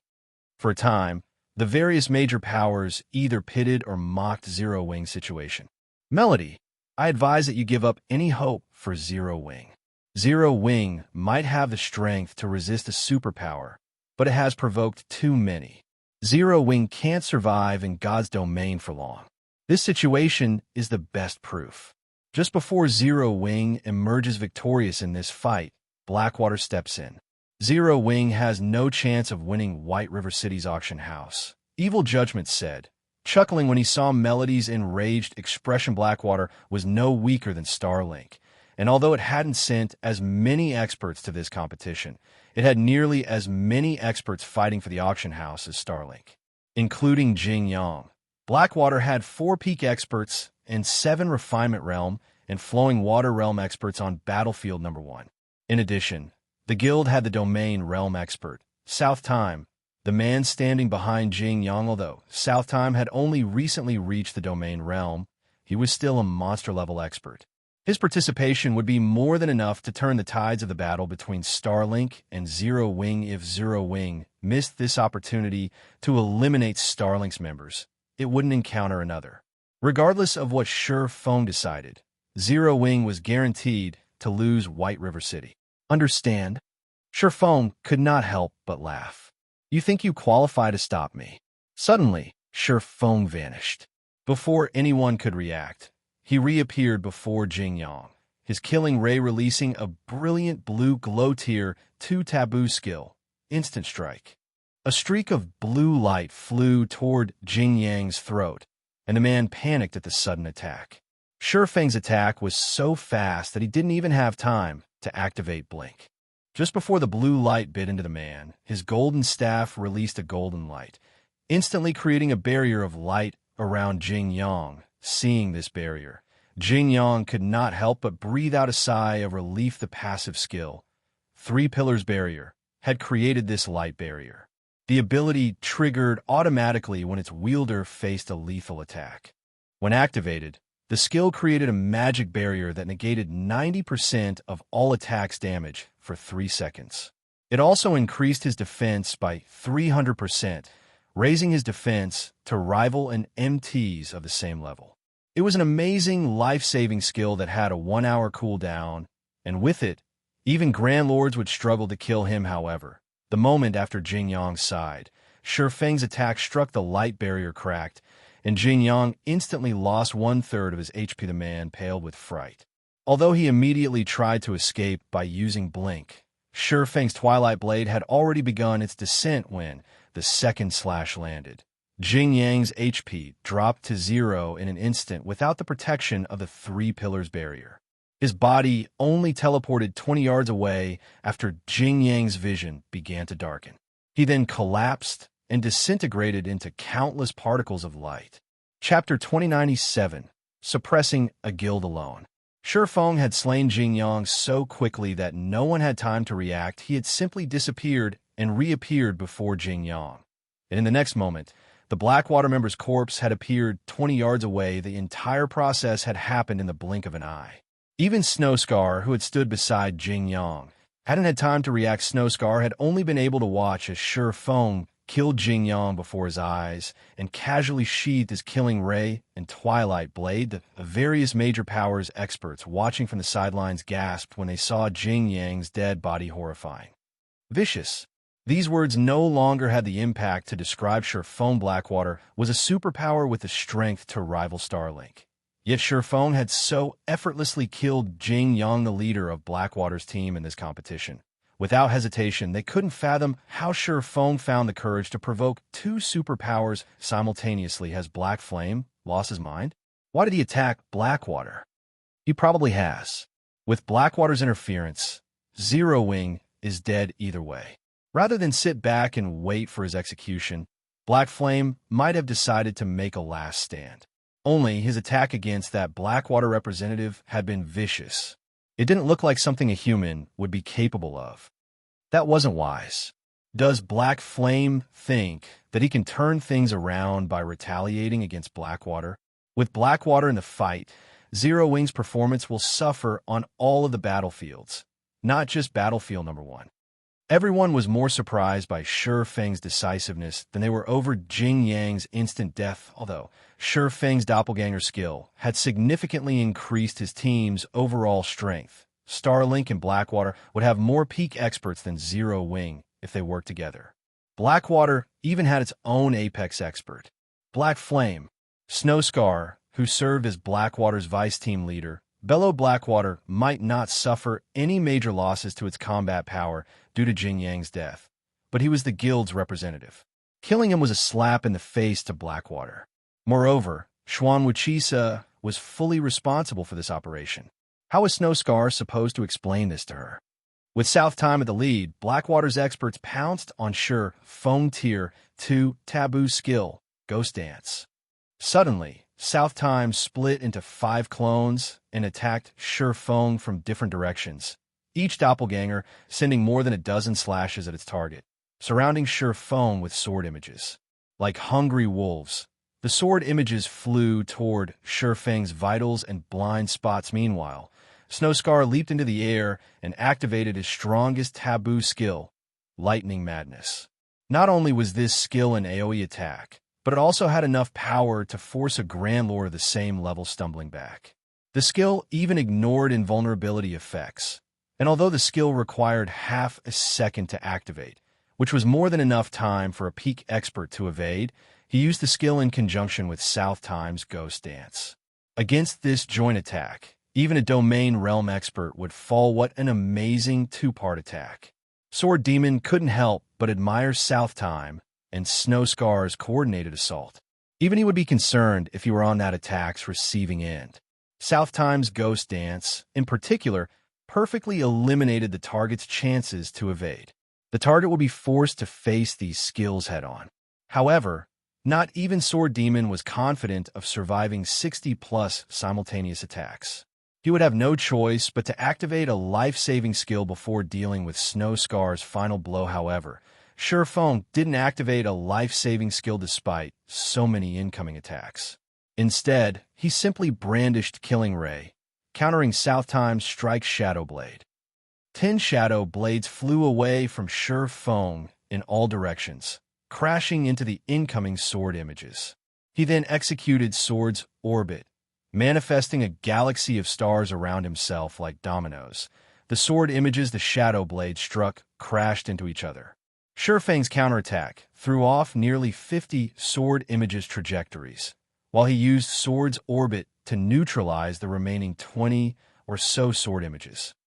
South Time was stunned to see Shi Feng so easily nullify his Ghost Dance, but Snowscar had already swung his Hammer of Lightning, slamming the gigantic weapon down on Shi Feng with astonishing speed. Unfortunately, Shi Feng no longer had the energy to block this lightning-fast attack, but just as the lightning hammer was about to smash into Shi Feng, the swordsman spun around and shouted, "Scram!" As Shi Feng spoke, a powerful shockwave crashed into Snowscar's lightning hammer. Dragon Breath. The instant the two attacks collided, space tore apart, and the resulting shockwave reached 100 yards away. The sound of the impact echoed across the battlefield. The immensely powerful lightning hammer vanished, as if it had never existed, as Snowscar stumbled back more than a dozen yards, losing nearly 10% of his HP. How is this possible? Shock colored Snowscar's face as he stared at Shi Feng. Shi Feng had neutralized his full-powered attack with a single roar. Moreover, the swordsman hadn't used a single life-saving skill to counter their joint attack. Is he a monster? The major powers experts were flabbergasted when they saw Shi Feng unharmed after the exchange. Both South Time and Snowscar's attacks had enough strength to rival a Grand Lore of the same level. Yet Shi Feng had blocked them without breaking sweat. Friend from Blackwater, Black Flame won't be easy to deal with. Starlink will pin him down while you get rid of Zero Wing's other members. Sword Demon said suddenly. Okay, we'll leave that to you then. South Time nodded. After a final glance at Shi Feng, he and the other Blackwater members charged towards Zero Wing's party. Don't think you could get away from me so easily. Shi Feng frowned as he manipulated his 8 doppelgangers to attack South Time's group. We'll have to see if you have the ability to stop them. Wind Demon and his Starlink companions immediately intercepted Shurfang's doppelgangers. Each doppelganger only had the combat power of a peak expert, and although Wind Demon and his team would have a very difficult time trying to kill them, pinning these doppelgangers down for a few moments wouldn't be an issue. With the strength of Blackwater's members, they should be able to slay Zero Wings members before the doppelgangers slipped past Wind Demon's Team Eli, pin Fire Dance down. The rest of you need to end the fight as quickly as possible. Southtime hurriedly commanded understood. Blackwater's dozen or so members immediately split into 3 groups. Each under the lead of a peak expert, these 3 groups would be more than enough to deal with Zero Wings' 3 remaining members for a time. Chaos ruled over the battlefield. Southtime kept Fire Dance busy, while Alluring Summer, Shadow Sword, and Flying Shadow had their hands full with Blackwater's peak experts. With the help of Blackwater's other players, this battle was particularly bitter due to interference from 2 Refinement Realm Magical class experts. Shurfang wasn't able to shake off Sword Demon. Likewise, Wind Demon and his assassin team kept Shurfang's doppelgangers occupied as they watched. The expert from the various major powers couldn't help but admire Shurfang. The swordsman managed to suppress all of Starlink's experts by himself, and even if Zero Wing lost today, it would be a glorious defeat. What a pity, Black Flame. I admit that your strength is superb. Even among the various superpowers, you cannot be ignored. However, you're still just one person, and God's Domain is not a single-player game. Sword Demon commented as he watched Zero Wing's enemies force its members into a coma. You're right. God's Domain isn't a single-player game, Shurfang said, nodding. His lips then curled as he asked, however, when have I ever said that Zero Wing only relies on me? Summer. Shadow. You don't need to hold back anymore. Activate the secret law and show these people what the consequences are for provoking Zero Wing. Hearing Shurfang's command, Alluring Summer and Shadow Sword's eyes began to glow as they waged a bitter battle. We can finally make a move? Excitement brightened Alluring Summer's features as she used Blink to put some distance between her and her opponents. He'd been waiting to hear those words for so long. Guild leader, Shadow Sword said, laughing. Like beasts waking from their slumber, the intensity of Alluring Summer and Shadow Sword's auras skyrocketed, becoming even more frightening than those monster-level experts like Wind Demon and Southtime. Chapter 2098, Peerless Aura. Before anyone could react to Shurfang's command, Alluring Summer and Shadow Sword's auras washed over the battlefield. Everyone fell silent as they unconsciously turned toward the 2 players, dumbfounded. What powerful auras! How is this possible? Aren't Berserk skills prohibited in the auction arena? The feeling of the 2 Zero Wing members' auras had changed completely. For a moment, everyone felt like they stood before 2 Grand Lord-ranked monsters in God's Domain. Players would determine their opponent's strength based on their auras in situations where they couldn't inspect the opponent's information. A player's aura couldn't be faked. Expert players, in particular, relied on this method to avoid unnecessary deaths. The fact that Alluring Summer and Shadow Sword's auras had abruptly grown stronger meant that their combat power had just increased. However, players weren't allowed to use tools or berserk skills in the auction arena. No one on the battlefield could figure out how these 2 had suddenly become so powerful. Blackwater's members paused their assault, shuddering, as they felt the sudden transformation. These experts stared at Zero Wing's players in fear, too wary to attack. Alluring Summer and Shadow Sword now displayed the auras of Domain Realm experts. If they attacked and exposed a weakness, this fight might end in an instant. Don't be fooled, Snowscar shouted when he realized that his ally had stopped their assault. No one in this arena can use a berserk skill to increase their strength. They must be using some special skill that increases the mental pressure other players feel. Their combat power shouldn't have actually increased. They are merely putting up a front. Although weapons and equipment that increased the mental pressure one's enemies experienced were excruciatingly rare in God's Domain, they existed nevertheless. Damn, that really spooked me. I almost thought that Zero Wing had 2 more monsters. Black Flame nearly fooled me too. It really would be heaven-defying if Zero Wing had another 2 monster-level experts. I will admit, though, that Zero Wing is pretty impressive to get its hands on such weapons and equipment. That's right. I've only heard of such items before today. I've never actually seen one. Although such items won't improve one's combat power, a stronger aura can affect an opponent's mental state and slow their reactions. Such items would be incredibly useful in PvP. When they heard Snowscar's comment, realization dawned on the various major powers experts watching from a distance. They all agreed with his reasoning. It would simply be too horrific if Zero Wing had truly revealed more monster-level experts' weapons and equipment that strengthen auras. Sword Demon muttered to himself as he glanced at Alluring Summer and Shadow Sword. He then shook his head and smiled at Sure Feng. And here I thought you were going to reveal another powerful trump card. It seems you're at your wit's end. Although such weapons and equipment would be awesomely effective in PvP, I'm afraid mere gimmicks are useless against experts who have experienced countless battles. At best, they might delay your player's fate. Is that so? Sure Feng replied with a calm smile. Suddenly, the atmosphere around Sure Feng changed. Like Alluring Summer and Shadow Sword transformations, Sure Feng's aura became considerably more powerful. Space around him even began to blur, sensing this change. Sword Demon's expression darkened. If Sure Feng's aura had resembled a great ocean that could even stifle peak experts, those who bathed in it now felt as if they had been submerged in mercury. Sure Feng's aura felt incomparably heavy, and even Sword Demon struggled to breathe.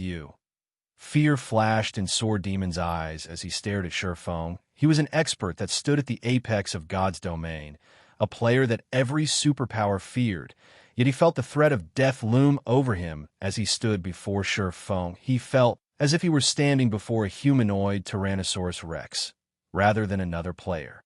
Moreover, Sure Feng's control of his aura was exceptional. Sword Demon could tell that Sure Feng had restrained his aura to his immediate surroundings, so no one but him sensed how horrifying it truly was.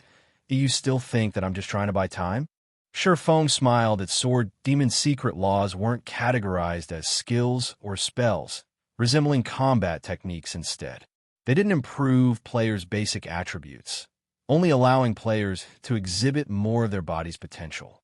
Hence, players could freely use secret laws within the auction arena, and they didn't need to worry about their secret laws dropping if they died.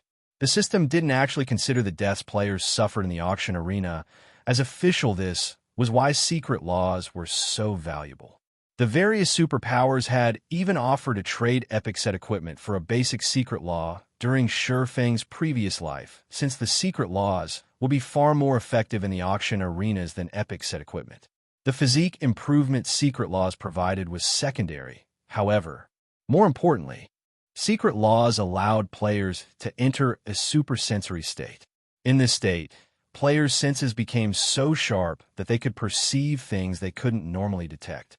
Of course, how useful this was would depend on the player. As soon as Sure Feng finished speaking, Sword Demon had an extremely bad premonition. Sword Demon felt that the younger swordsman's smile looked like the expression one would use when mocking an ignorant fool.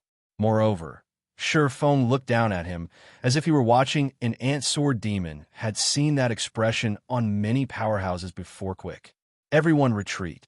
Sword Demon instinctively shouted. He hadn't been able to determine whether or not the change to Alluring Summer and Shadow Sword's auras was truly related to a combat power increase.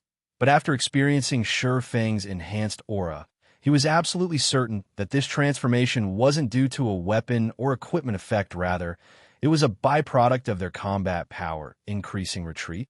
Why are we retreating? The players from Starlink and Blackwater were confused when they heard the command victory was already within reach.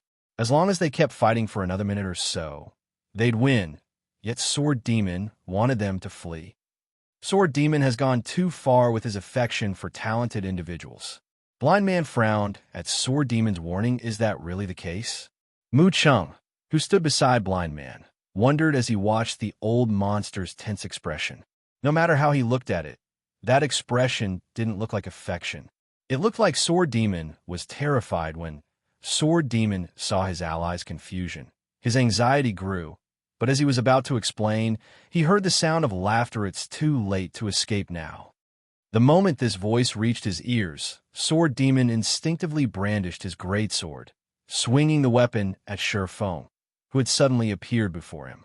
The older swordsman instantly split into 3 clones, each launching multiple attacks with the strength to suppress Grand Lords of the same level. This was Sword Demon's final trump card and his weapon's strongest additional skill, Phantom Assault. In his hands, this skill could even kill Domain Realm experts in an instant if they didn't activate an invulnerability skill. However, Shurfeng easily deflected the dozen or so attacks with his Killing Ray, displaying far faster reaction speed than before Shadowblade. 10 sword lights flew toward Sword Demon simultaneously, each aiming for his weak points, but not to be outdone.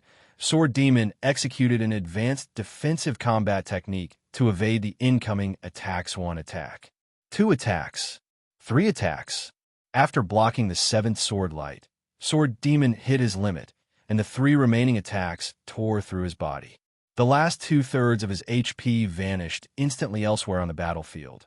Alluring Summer and Shadow Sword had made their move, slaying the 2 Blackwater Peak experts they faced within 2 or 3 moves. With this turn of events, the battlefield fell deathly silent. Chapter 2099, Horrifying. Predicament, they're dead. Didn't they say that Zero Wings members were only using items that increased their auras? When the various experts on the battlefield saw the corpses of Sword Demon and 2 Blackwater Peak experts disintegrate into particles of light, their eyes nearly fell from their sockets and shock. Both sides had been evenly matched and fought each other to a standstill earlier. Yet something like this had happened within seconds. No one had expected this outcome. Even Mu Chung was speechless for a long moment. Even among super guilds, experts like Sword Demon were exceedingly rare. Trying to kill an expert with such high combat standards was nearly impossible without launching a large-scale operation and multiple domain realm experts. This was also why the various superpowers had such huge headaches when dealing with the 4 Shadow Demons. Yet, Shurfeng had relied on his own strength to kill Shadow Demon. His combat power was truly horrific. Logically, no player should be capable of the feat. Moreover, Zero Wing had Alluring Summer and Shadow Sword, who had suddenly revealed their monster-level abilities. The fact that a guild like Zero Wing had 2 monster-level experts surprising enough, yet 2 more had appeared from the guild. With his strength, Zero Wing could rival ordinary superpowers. To think Zero Wing has hidden so much power all this time. It's no wonder why it dared to ignore Starlink and Blackwater's threats. As Blind Man looked at Shurfeng now, he felt as if he were meeting this swordsman for the first time. 1 monster-level expert in Zero Wing was enough to warrant the various superpowers' attention. But with 4, not even King's Return could afford to underestimate the guild. Blind Man finally realized why Deep Thunder had shown such strong support for Zero Wing. Even willing to provoke Starlink and Blackwater, Zero Wing was only as powerful as a first-rate guild, lacking the resources and territory to nurture experts. Yet despite that, it had successfully produced 4 monster-level experts. It was easy to imagine what strength the guild would wield if it became a true super first-rate guild. Zero Wing would likely rise to the upper ranks the moment it became a superpower. It would become as powerful as guilds like Miracle, and even the various super guilds would fear its wrath. Miracle currently occupied 2 empires, and both were on different continents, the East and West continents. In other words, Miracle fought on 2 front lines. Not even King's Return had such power. In contrast, Deep Thunder watched Zero Wing's outstanding performance with elation. We really made the right bet this time. Deep Thunder's eyes glowed as he watched Alluring Summer and Shadow Sword fight in the distance. He had thought Zero Wing only had 2 monster-level experts. Neither he nor Nature Hall as a whole had expected to find 4 of them in the guild. As far as ordinary major powers were concerned, monster-level experts simply had inhuman combat power. Even if these powers got lucky and produced one of their own, they'd only treat that expert like a weapon against their enemies. However, that would be an ignorant use of such a powerful player in reality.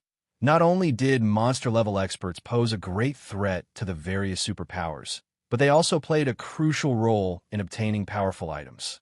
Based on the various superpowers research, One needed strength, as well as luck, to secure certain powerful tools as guilds procured more powerful items.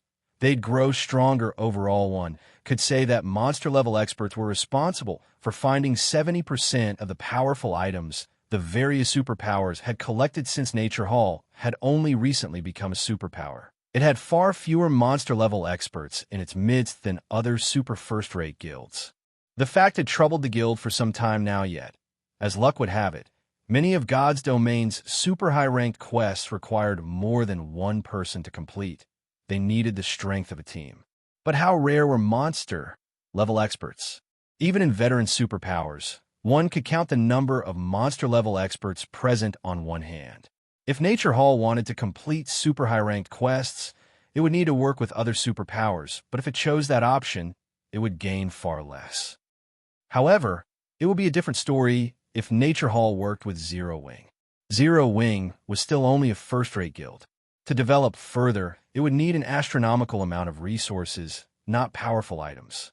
As it so happened, Nature Hall had plenty of resources. Nature Hall would benefit more by partnering with Zero Wing than it would if it worked with other superpowers. Both guilds would be able to complement each other's deficiencies. This was why Nature Manifestation had sent Deep Thunder to befriend Zero Wing. While everyone was shocked over the strength Zero Wing's members had displayed, Showdown, Alluring Summer, and Shadow Sword busied themselves by slaughtering Starlink and Blackwater's Oler experts, although Deep Sea Meditation was only a basic secret law. Maintaining it placed an immense burden on players. Players couldn't even keep it active as long as a Berserk skill. Fortunately, the difference between both sides' strength was massive. Showdown and his companions only need a few moves to dispatch each of their opponents in less than 10 seconds. Blackwater's members had been annihilated. Even South Time, Blackwater's domain realm expert, hadn't survived the combined assault from Alluring Summer and Shadow Sword. As for Starlink, only Wind Demon remained alive. The battle was utterly one-sided as he faced Shurfang's relentless pursuit.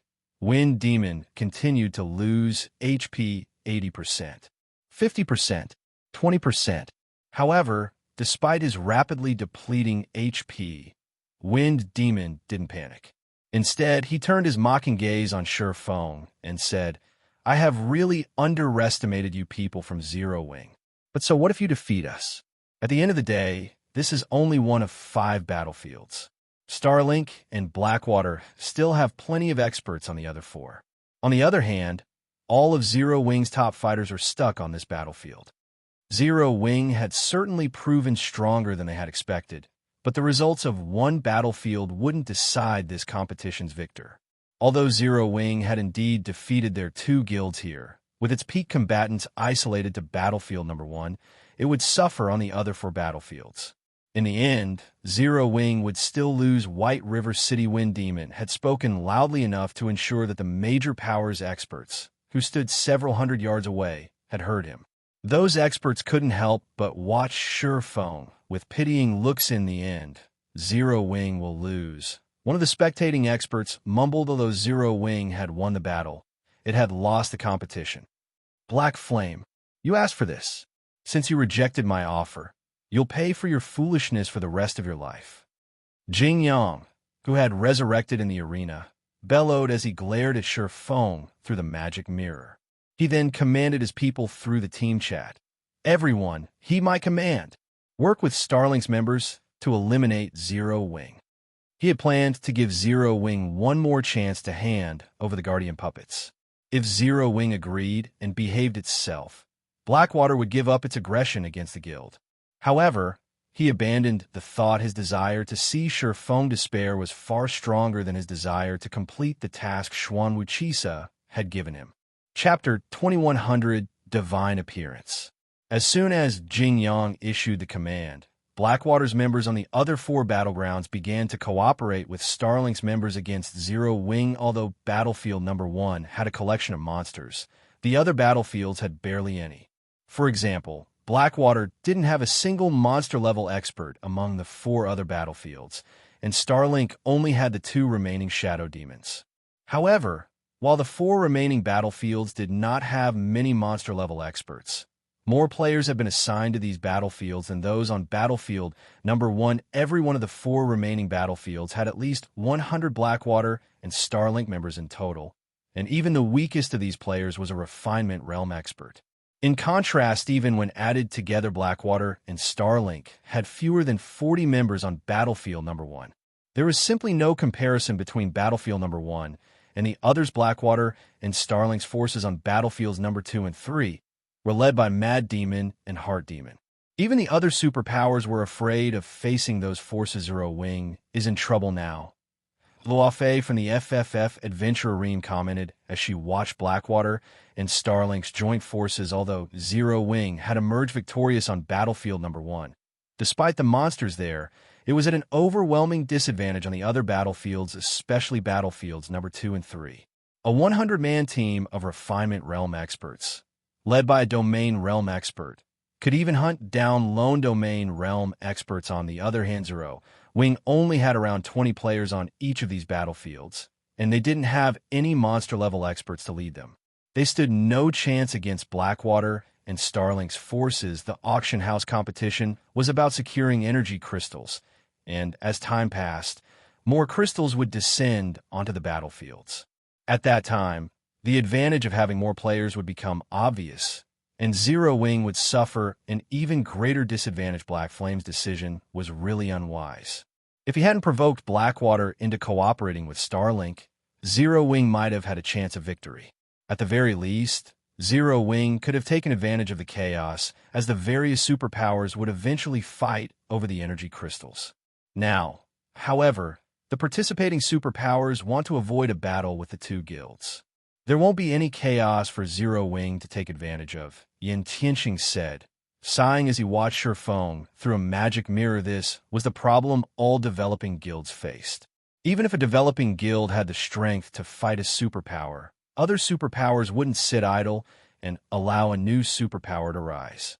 They would usually cooperate to apply pressure on the developing guild and prevent the growth of a new rival. Enchanting had faced the same when he had established his own guild some years ago. In the end, he had been forced to abandon the guild and establish an adventurer team instead. Now, it was Zero Wing's turn. The situation somewhat saddened the various major powers as well. They had thought that they'd get to witness a guild with no background become a new superpower, but it seemed that opportunity was gone first, and second-rate guilds dreamed of becoming superpowers, titans in the virtual gaming world. But the road to becoming a superpower was an arduous one.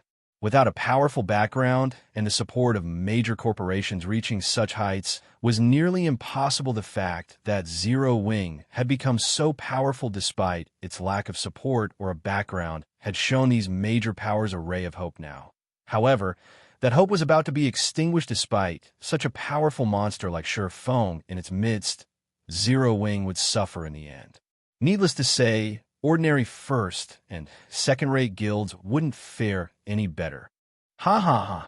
Black Flame, I'll finally have my retribution. Singular Burial, who currently wore Blackwater's guild emblem, laughed maniacally as he watched the magic mirror hovering above Battlefield number 3. He had waited for this day for a long time now. He should have been Starmoon Kingdom's overlord, becoming a titan in the virtual gaming world. But Zero Wing had foiled his plans, and in the end he was nothing more than a commander in Blackwater. His hatred for Zero Wing was endless. Due to this, he had thought he had lost his chance to see Zero Wing perish. So he was overwhelmingly delighted at the moment. Without White River City's auction house, Zero Wing would lose the city. Without the headquarters it had painstakingly developed, Zero Wing's development would suffer. In this era of fierce competition, even a small setback could destroy a guild's positions, not to mention something as major as losing one's main headquarters. While Singular Burial celebrated Zero Wing's downfall, Blackwater's team in Battlefield number 3 had met up with Starlink's team near a descended energy crystal. Starlink's Heart Demon then took command of the joint team. The other superpowers, who had been waiting for the energy crystal to drop, promptly moved aside. The nearby major powers experts gasped when they saw this. So, this is Blackwater and Starlink's joint force? Dustblood from Bloodbath family felt his scalp tingle when he saw the gathered expert players below the descending Crystal the team consisted of more than 120 Starlink and Blackwater members, and every one of these players felt incredibly dangerous to Dustblood. There were also 6 specific players that Dustblood couldn't even bring himself to look at. Each of these 6 wore at least 2 or 3 epic weapons or equipment pieces, however. These 6 players paled in comparison to Heart Demon, the hunchbacked old man that led the team and truly instilled fear in Dustblood's heart. Even though Dustblood was not a magical class player, he could see the mana circling Heart Demon's body. Meanwhile, Heart Demon wore a total of 5 pieces of epic equipment. Although Dustblood could not tell what rank the old man's staff was, the weapon radiated a soul-shuddering pressure as far as Dustblood was concerned. These 120-plus expert from Starlink and Blackwater could even destroy a top-ranked first-rate guild like Bloodbath Family, if given enough time. Sure enough, guilds like ours cannot afford to provoke superpowers. Morning Sun, the female elementalist leading Holy Reincarnation's team in Battlefield number 3, sighed when she saw the gathered force. This was superpower strength. Non-superpowers like the Bloodbath Family and Holy Reincarnation simply couldn't compete, setting aside monster-level experts. Blackwater and Starlink had even more combat power on Battlefield number 3 than on Battlefield number 1, despite the great lengths Zero Wing had gone to defeat the 2 guilds on Battlefield number 1. These superpowers had immediately formed another formidable team on another battlefield. Moreover, they had 3 more teams on the other battlefields. While the various major powers were awestruck over Blackwater and Starlink's strength, a team of 20-plus players made its presence known.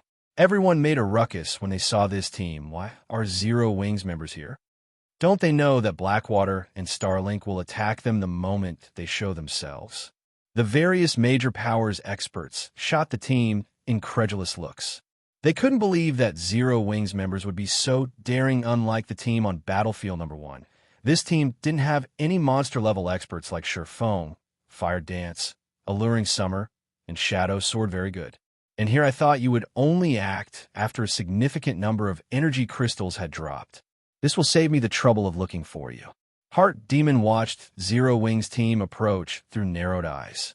With a wave of his hand, he said, "I'm not like Old Wind and Old Sword. I prefer to settle troublesome matters as soon as possible. Everyone attack. Do not let any of them get away."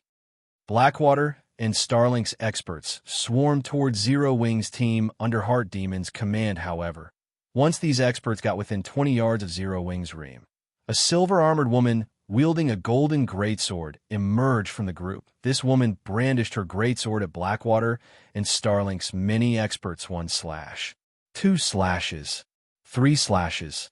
The silver-armored woman executed 5 consecutive attacks, sending 5 sword lights flying at her opponents. Wherever the sword lights passed, they left behind a pitch-black spatial tier following which the 5 golden lights enveloped the advancing players. When the light finally faded, Blackwater and Starlink had less than 20 players on their team. The rest had transformed into countless particles of light and vanished suddenly. The battlefield was eerily silent. Chapter 2101, Monster Galore. The dissipating particles of light looked like fading fireworks on Battlefield number 3. Gentle Snow, who stood among the fading particles, looked like a war goddess that had just descended onto the battlefield, her silver armor and golden greatsword only adding to her sacred, majestic beauty. However, the only thing the watching players felt when they looked at her was panic. How? Dustblood could not believe his eyes. Gentle Snow had just slain more than 100 experts from Starlink and Blackwater.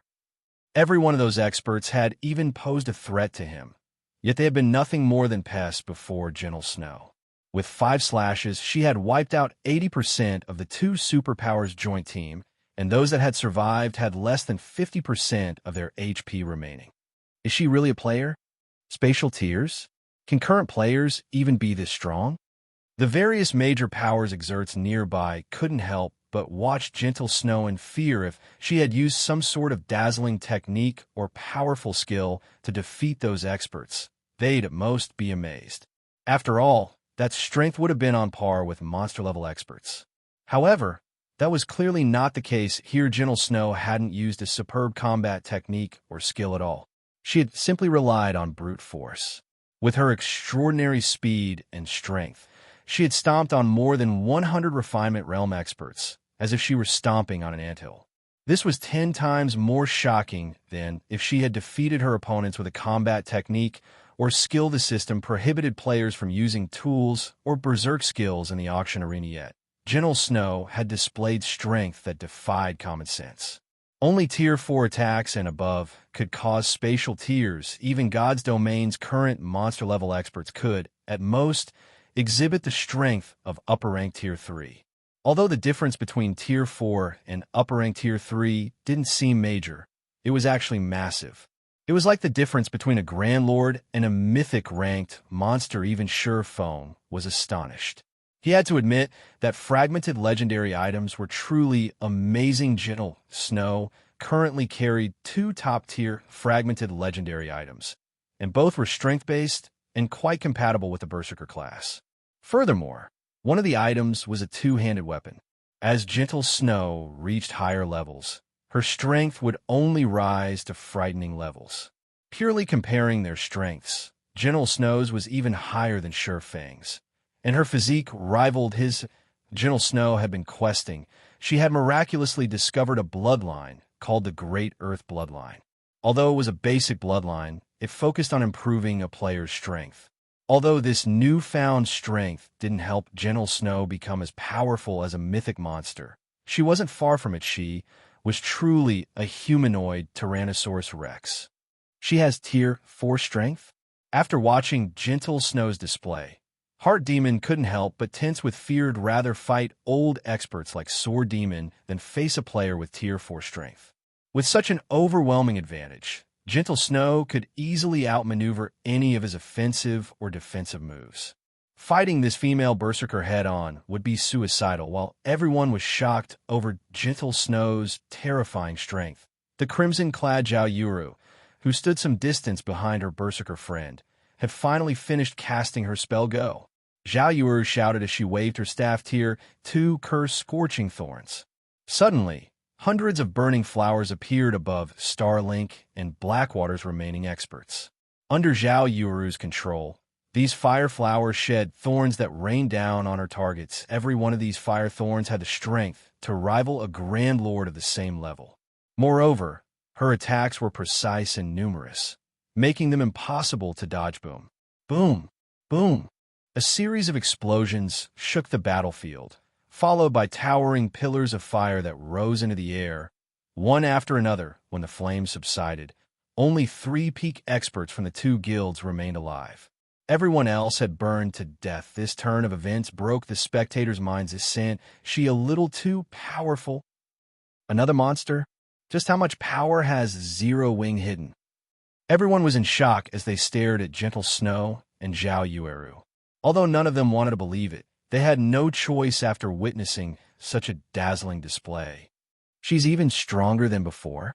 Iluofe, who sat in the spectator stands, was dumbfounded by Zhao Yuru's performance. She had a far better understanding of how powerful the woman was than the other spectators around her.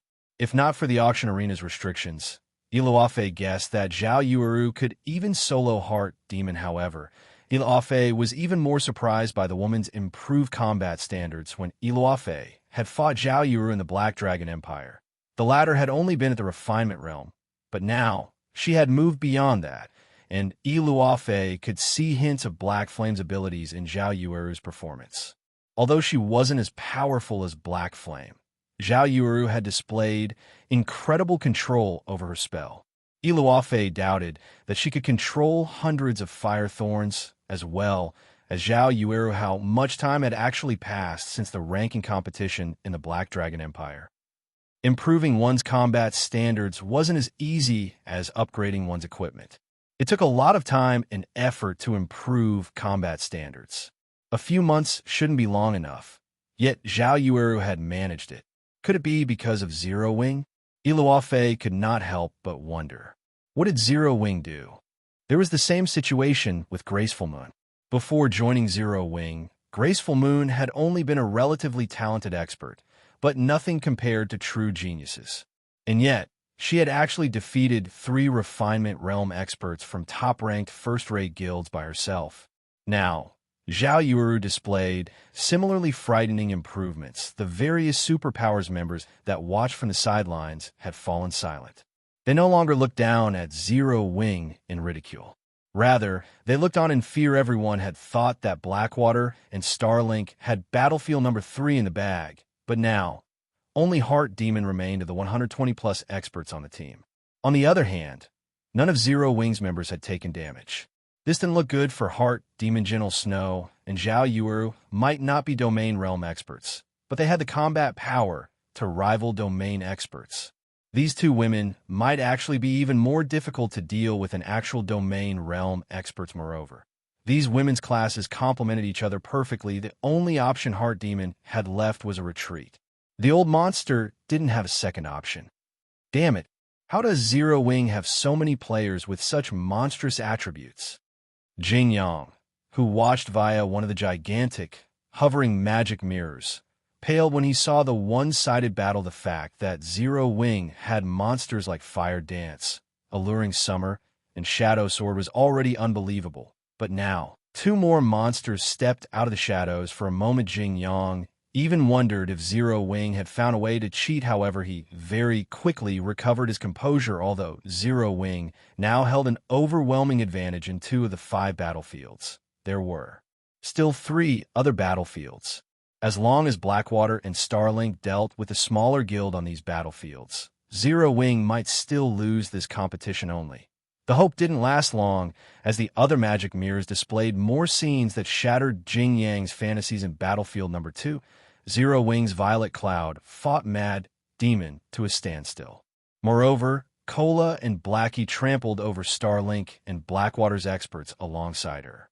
In the end, Zero Wings secured an overwhelming victory in this battlefield. As well, in Battlefield number 4, Aqua Rose and Turtle Dove worked together, displaying absurdly high combat power and holding their advantage over Blackwater and Starlink's experts.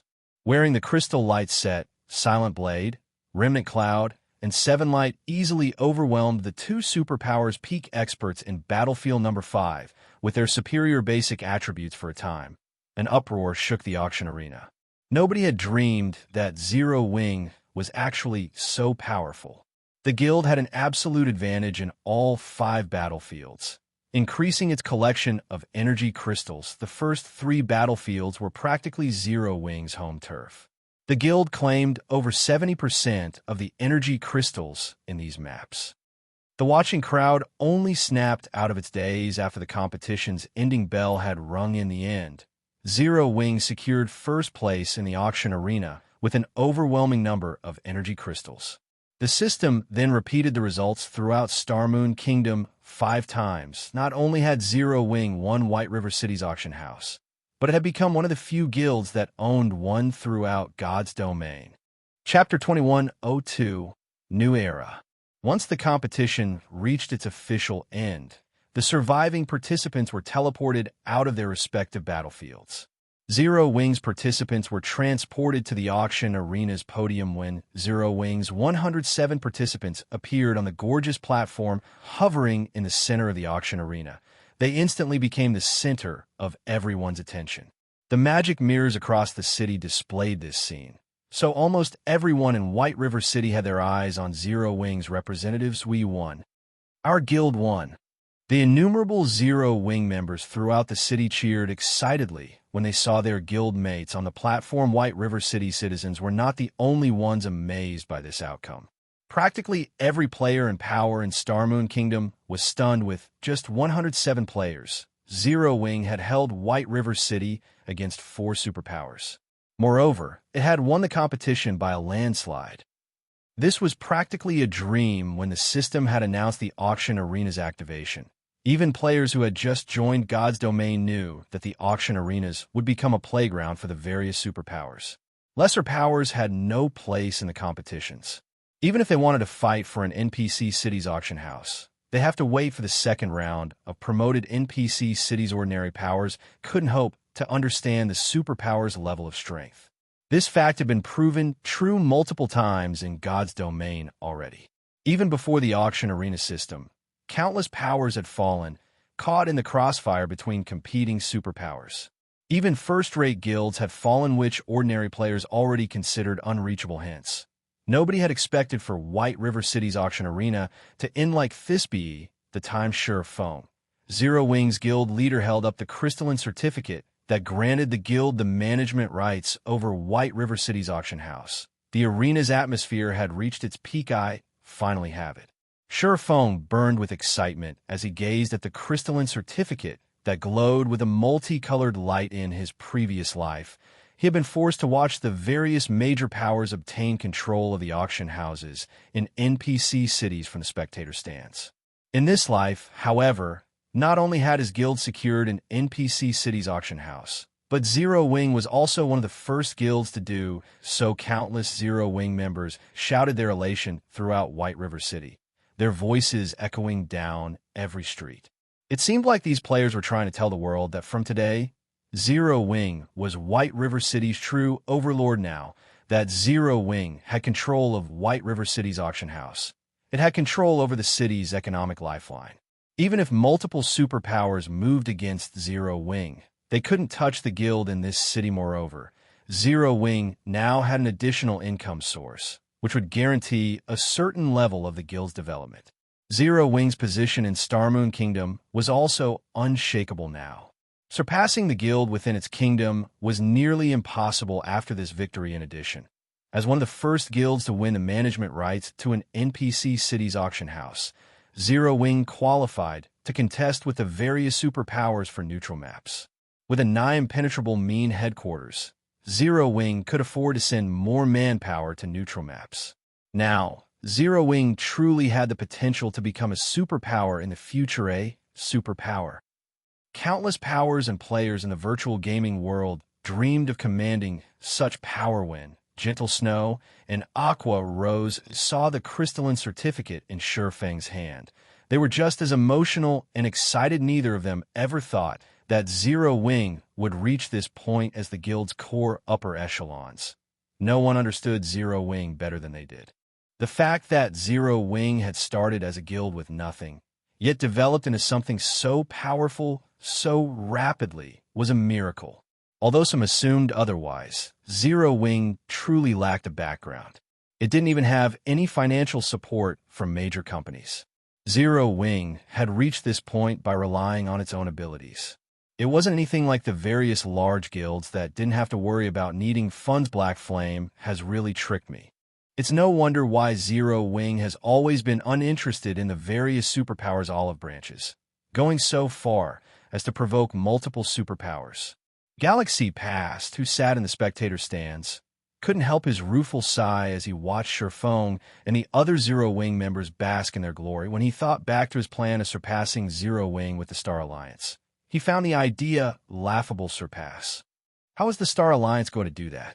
The 107 players on the levitating platform were enough to make the best first-rate guilds tremble in fear, not to mention Zero Wing's potential for growth. He more or less understood why Gentle Snow, Ouroboros' former guild leader, had joined Zero Wing.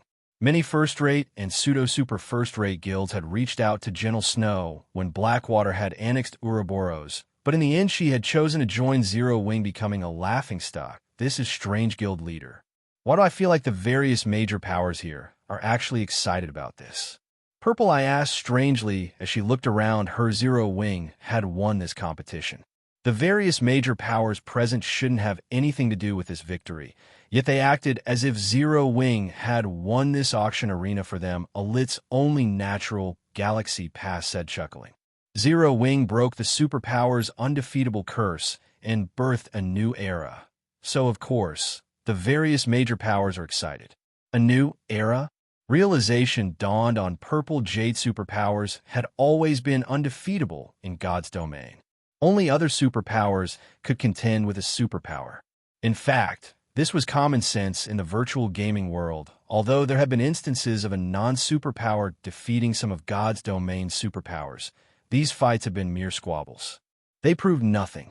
Moreover, these victors had relied on super-powerful items with limited effective periods.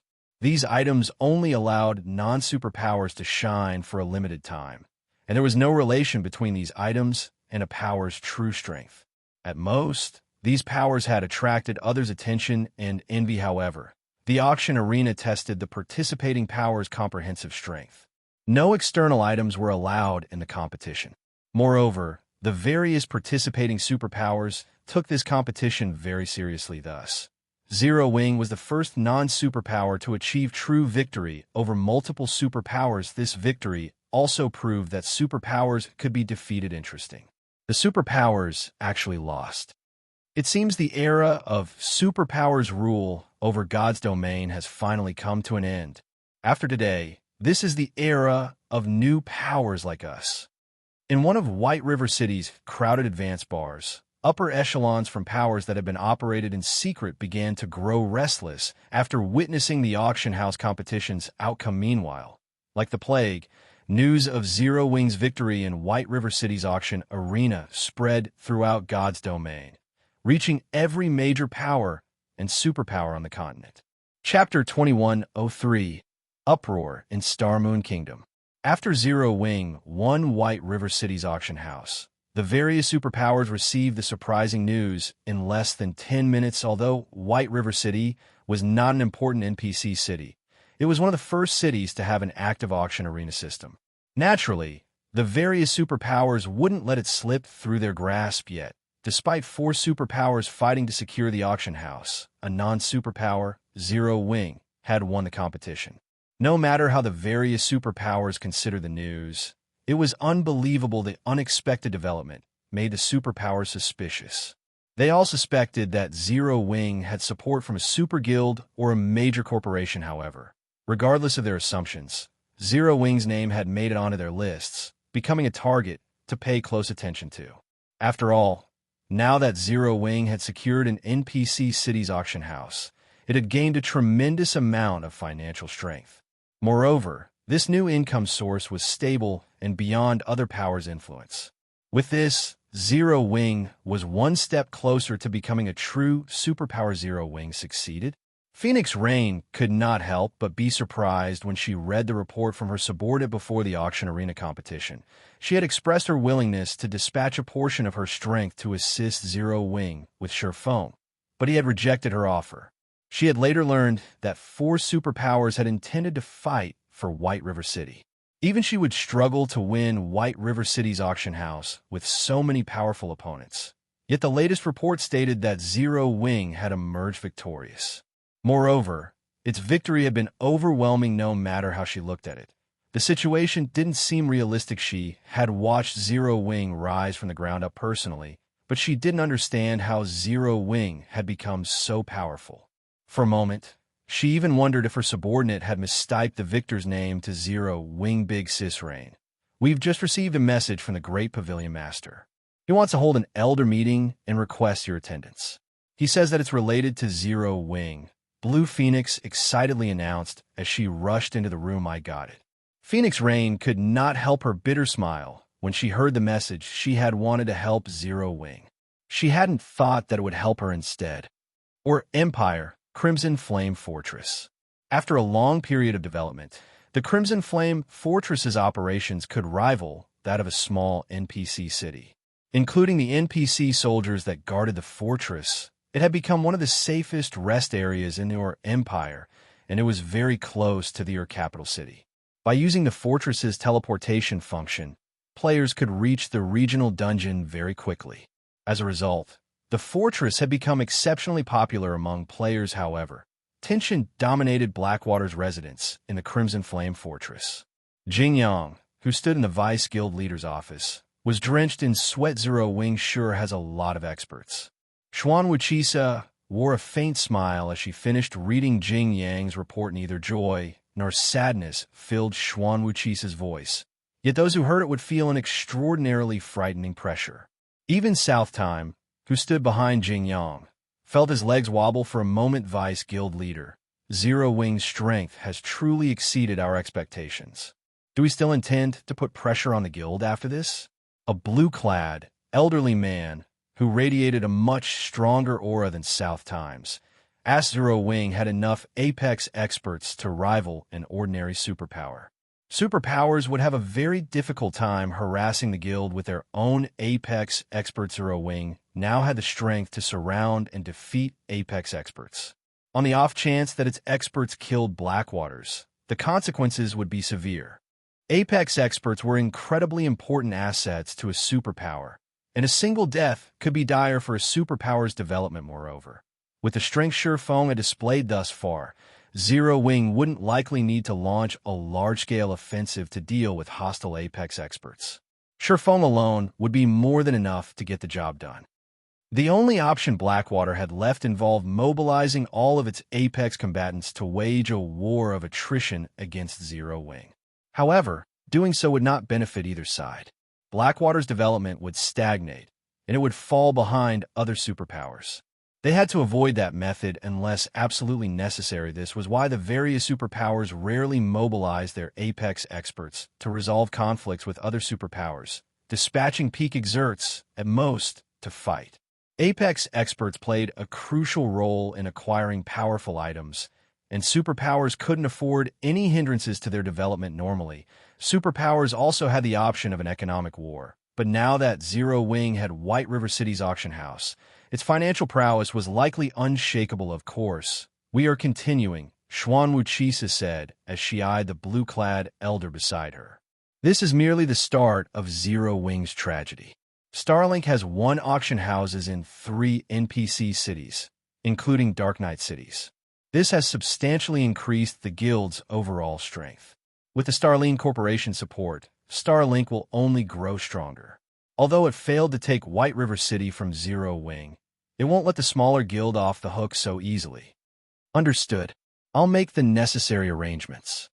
The blue-clad elder bowed and left the room after the blue-clad elder, Jing Yang, and the others left. Xuan Wuchisa restarted the battle video of the competition for White River City's auction arena. At one point, she began to smile. Black Flame. Huh? Xuan Wuchisa's eyes narrowed as she focused on the moment Shurfong had killed Sword Demon. Laughing, she said, "How interesting. The fact that you have grown your guild from nothing is truly amazing. It seems you have quite a few secrets, but turning a guild into a titan in God's domain isn't such an easy task. Show me how much you can grow." Meanwhile, joy dominated White River City streets. Zero Wing's members celebrated throughout the city like it was New Year's Eve now that Zero Wing had control of the city's auction house. Its position as Starmoon Kingdom's overlord was stable. Any power that picked a fight with the guild in Starmoon Kingdom would simply be asking for an early death. Although Zero Wing had only secured the management rights to White River City's auction house, White River City had the highest player population of any city in the kingdom. Merchant and lifestyle players frequently gathered here, and various products flowed through the city every day. Any power that wanted to develop in Starmoon Kingdom couldn't avoid visiting White River City's auction house. It was easy to imagine the consequences if a power were barred from the city's auction house. Because of this, Starmoon Kingdom's various powers forbade their members from provoking Zero Wing under any circumstances once Zero Wing had secured White River City's auction house. Any player that ignored the order would be instantly banished from the organization, and no power in Starmoon Kingdom would accept the banished player. Even the kingdom's dark players were a little intimidated by Zero Wing before this turn of events. They had been able to move about the kingdom without fear, but as time passed, the merchandise in White River City began to have greater influence on their daily lives in God's domain. Furthermore, if they wanted to fetch a good price for the items they sold, White River City's auction house was the best place to go. If they made it onto Zero Wing's blacklist, their relationship with the auction house would be severed. At the same time, Zero Wing's new position and influence in the kingdom attracted an unprecedented number of players who wanted to join the guild. In the past, Zero Wing's position as Starmoon Kingdom's overlord hadn't been infallible, but now it was truly unshakable. Taking into account the guild's incredible performance in the auction arena, players who wanted to leech off of other success, and those who wanted to improve their own strength swarmed to join Zero Wing. Carrot. In less than an hour after the auction arena's conclusion, Zero Wing had received more than 200,000 applications. Many among them were experts that could reach the Trial Tower's 5th floor, and some were even half-step refinement realm experts. It astonished Gentle Snow and Aqua Rose. First-rate guilds offered high prices and instant promotions to core member to recruit half-step refinement realm experts. Yet many of these experts approached Zero Wing, wanting to join even if they had to start out as normal members. However, the situation didn't surprise Surephone. Zero Wing was only a step away from becoming a superpower now, and it was normal to receive membership applications from half-step refinement realm experts. Moreover, the threshold Zero Wing needed to cross to become a superpower wasn't like what other first-rate guilds faced. Other guilds typically lack sufficient peak and apex experts when trying to become a superpower, but Zero Wing only lacked certain developmental aspects. Growing the guild was much easier to accomplish than nurturing peak and apex experts. Of course, Zero Wing didn't actually have any real peak or apex experts. The players the guild had shown off in the auction arena had been forcibly created through powerful weapons, equipment, and skills. However, with the Lost Town and Zero Wing's many combat techniques, the guild wasn't far behind the various superpowers in its ability to nurture experts. Moreover, as the workshop perfected the facilities in Zero Wing's main headquarters, it would only be a matter of time before Zero Wing's methods were even more effective than the various superpowers. While Gentle Snow and Aqua Rose organized the guild's new members, Surephone made his way to White River City Hall even after securing the management rights to NPC City's auction houses in the past. The various powers had only treated these auction houses as important income sources. They had failed to recognize the management rights' true value. Someone had only discovered the true value of NPC auction houses after more than a year had passed since the auction arena system had been introduced. When this discovery had gone public, many powers had hated themselves for not investigating NPC auction houses thoroughly. If they had paid more attention, they would have been able to elevate their development to a whole new level. What the various powers had failed to discover was the fact that NPC auction houses could be linked with player-constructed auction houses. The process of doing so was troublesome, but compared to the potential harvest, it wasn't worth mentioning. After waiting in the City Hall for some time, a level 150, Tier 3 senior administrator approached Surephone. Lord Count, I apologize for the long wait. The magistrate is in his study. Please follow me. The senior administrator respectfully addressed Surephone. Surephone nodded. He then followed the senior administrator to the staircase that led to the top floor. Chapter 2104. Proper use of the auction house. Under the senior administrator's lead, Surephone arrived at a quiet and elegant study. The study was not particularly large. It had only 2 bookshelves, which were filled with dilapidated books. Some of the books didn't even have a cover. At a glance, one could tell that these books were considerably old. Some of them even exuded a faint trace of divine might in God's domain. Every item capable of exuding divine might was extraordinarily valuable as past possessions of gods, and having been bathed in the aura of gods for long periods. Among items that exuded divine might, books were especially valuable, since they recorded either a topic that interested gods or knowledge left behind by gods. Some even recorded hints and instructions on how to become a Tier 6 god. Hints. Even a useless book that exuded divine might could sell for thousands of gold on the market. Their value easily rivaled an ordinary piece of epic equipment. Meanwhile, more than 50 of such books were sitting on the 2 bookshelves. So, this is the study of White River City Hall? Surephone was astonished as he gazed at the 2 bookshelves. From an ordinary player's perspective, there was nothing special about a magistrate meeting a player in his study. After all, the magistrate would not always remain in one location inside the City Hall. However, what most people didn't know was that magistrates normally wouldn't ever meet with players in their studies. Only the manager of an NPC city's auction house would be allowed to visit the study of the respective City Hall. One could say that this was a special privilege of auction house managers. Any other player would most likely never set foot in a City Hall study. Tier 6 god rank players were no exception. One could also say that a City Hall study was the most fortified location inside an NPC city. This wasn't because the study was protected by amazing magic arrays, but because it was located in a special space. Like an otherworld, unless one gained permission to access it, even Tier 6 gods wouldn't be able to enter the study at this time. Magistrate Weissman was sitting behind an office desk and reading a book made of pure gold under the sunlight, shining through the window. Behind him, compared to the previous time, Shurfeng met Weissman. The current Weissman was already a level 200. Tier 5 Grand Wizard. This could be considered one of the benefits of White River City being one of the first NPC cities to get promoted in God's domain. With a Tier 5 NPC guarding White River City, even Tier 4 players would not dare act rampantly inside the city. The security level of the city was on an entirely different level compared to that of ordinary NPC cities. Players could develop themselves here without worrying about small incidents ruining all their investments in the city Yuri here.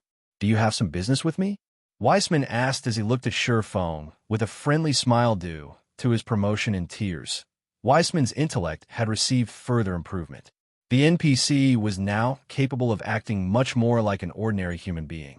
He even perfectly suppressed his aura. If one did not use an identification skill on Weissman, they would most likely treat him as an ordinary old man-lord magistrate. I wish to make the city more prosperous, so I want to link White River City's auction house with the auction house of another city. I hope I can gain your permission to do so. Shurfeng answered. An auction house was an important economic pillar for a city. An auction house's development was a city's development, and the prosperity of an auction house was a city's prosperity in the past. The powers merely treated the NPC auction houses they acquired as an ATM and the key to controlling an NPC city. They failed to understand that NPC auction houses were actually a tool for hastening the development of guild towns. This function had only been discovered more than a year after the auction arena system's introduction into the game. A year. With the popularity and income that an NPC auction house brought, 1 year was more than enough to elevate a guild town into an advanced city. However, as the various powers failed to discover this function, even more than 2 years after God's Domain's launch in the past, there hadn't been a single advanced guild city in the game.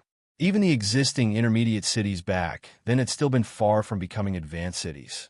Without the help of an NPC auction house, even 3 to 5 years of development wouldn't be enough to elevate an intermediate city to an advanced city. Guild towns and cities were a guild's foundation for development in God's domain.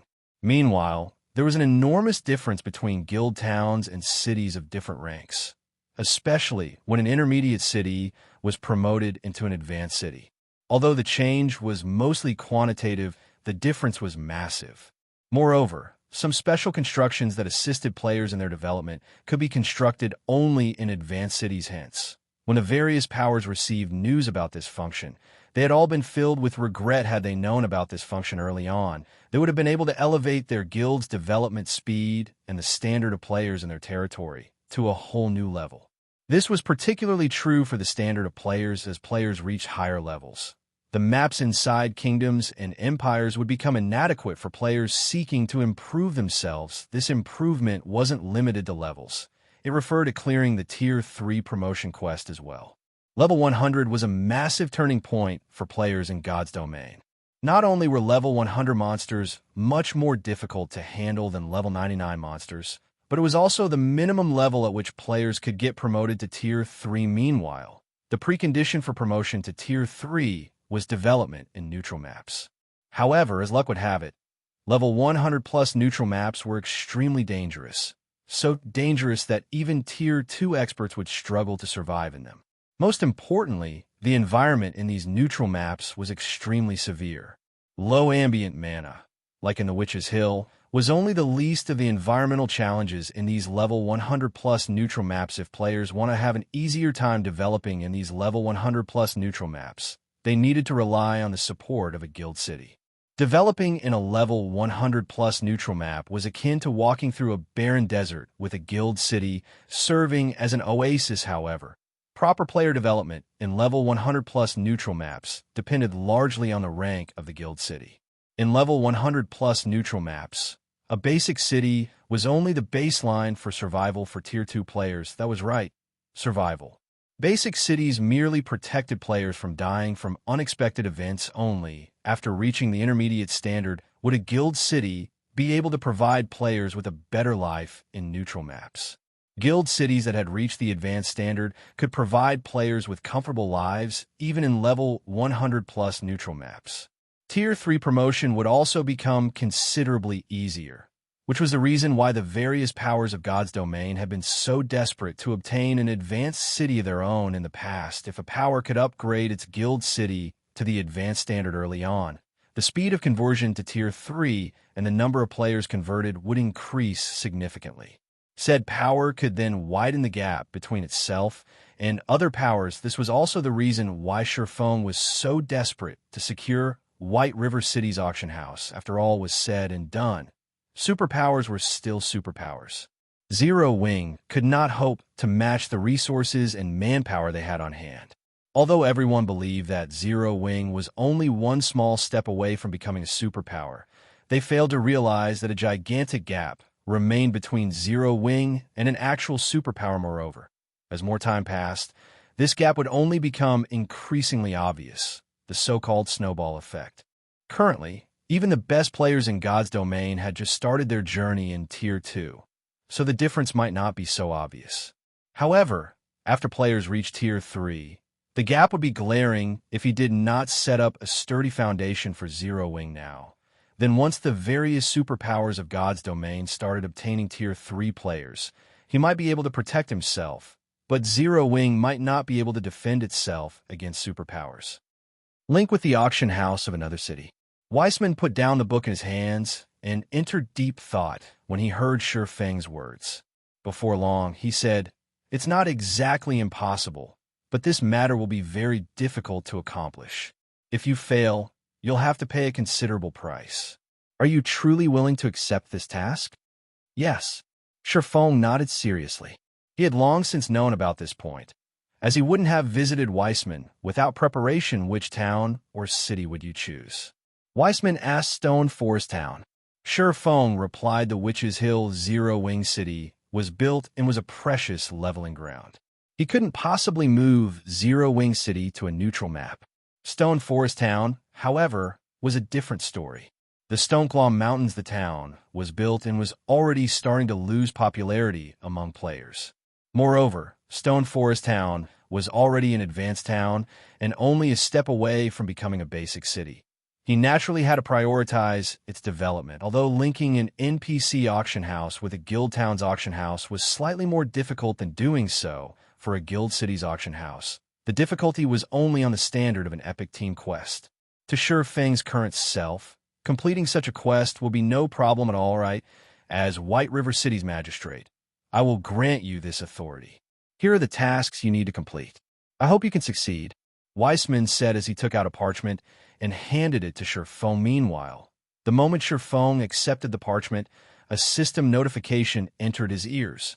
System, you have accepted the inferior legendary quest, Road of Prosperity. Chapter 2105, Road to Tier 3. An inferior legendary quest? Shurfeng was stunned when he saw the system notification. As far as he could remember, the quest to link an NPC auction house to a guild city's had only neared epic rank. Even if it were slightly more difficult to accomplish, the quest shouldn't be more difficult than an epic team quest. He had never heard of an inferior legendary ranked version, although there was only one rank between inferior legendary quests and epic quests. The actual difficulty difference was massive. This was like the difference between peak and apex experts. Even apex experts would face extreme risks when completing an inferior legendary quest, and that was with the support of a superpower without a superpower behind them. Completing an inferior legendary quest would require heaven-defying luck. During Shurfeng's brief moment of shock, he received another system notification system. Congratulations. You are the first player to activate the Road to Prosperity in God's domain. There will be no penalties for failing the quest. Upon quest completion, you will be awarded an additional peak construction design or Gold Town promotion order. A peak construction design or Gold Town promotion order. Shurfeng began to grow excited as he read this second notification. Both the peak construction design and the Gold Town promotion order were painfully difficult to acquire in God's domain.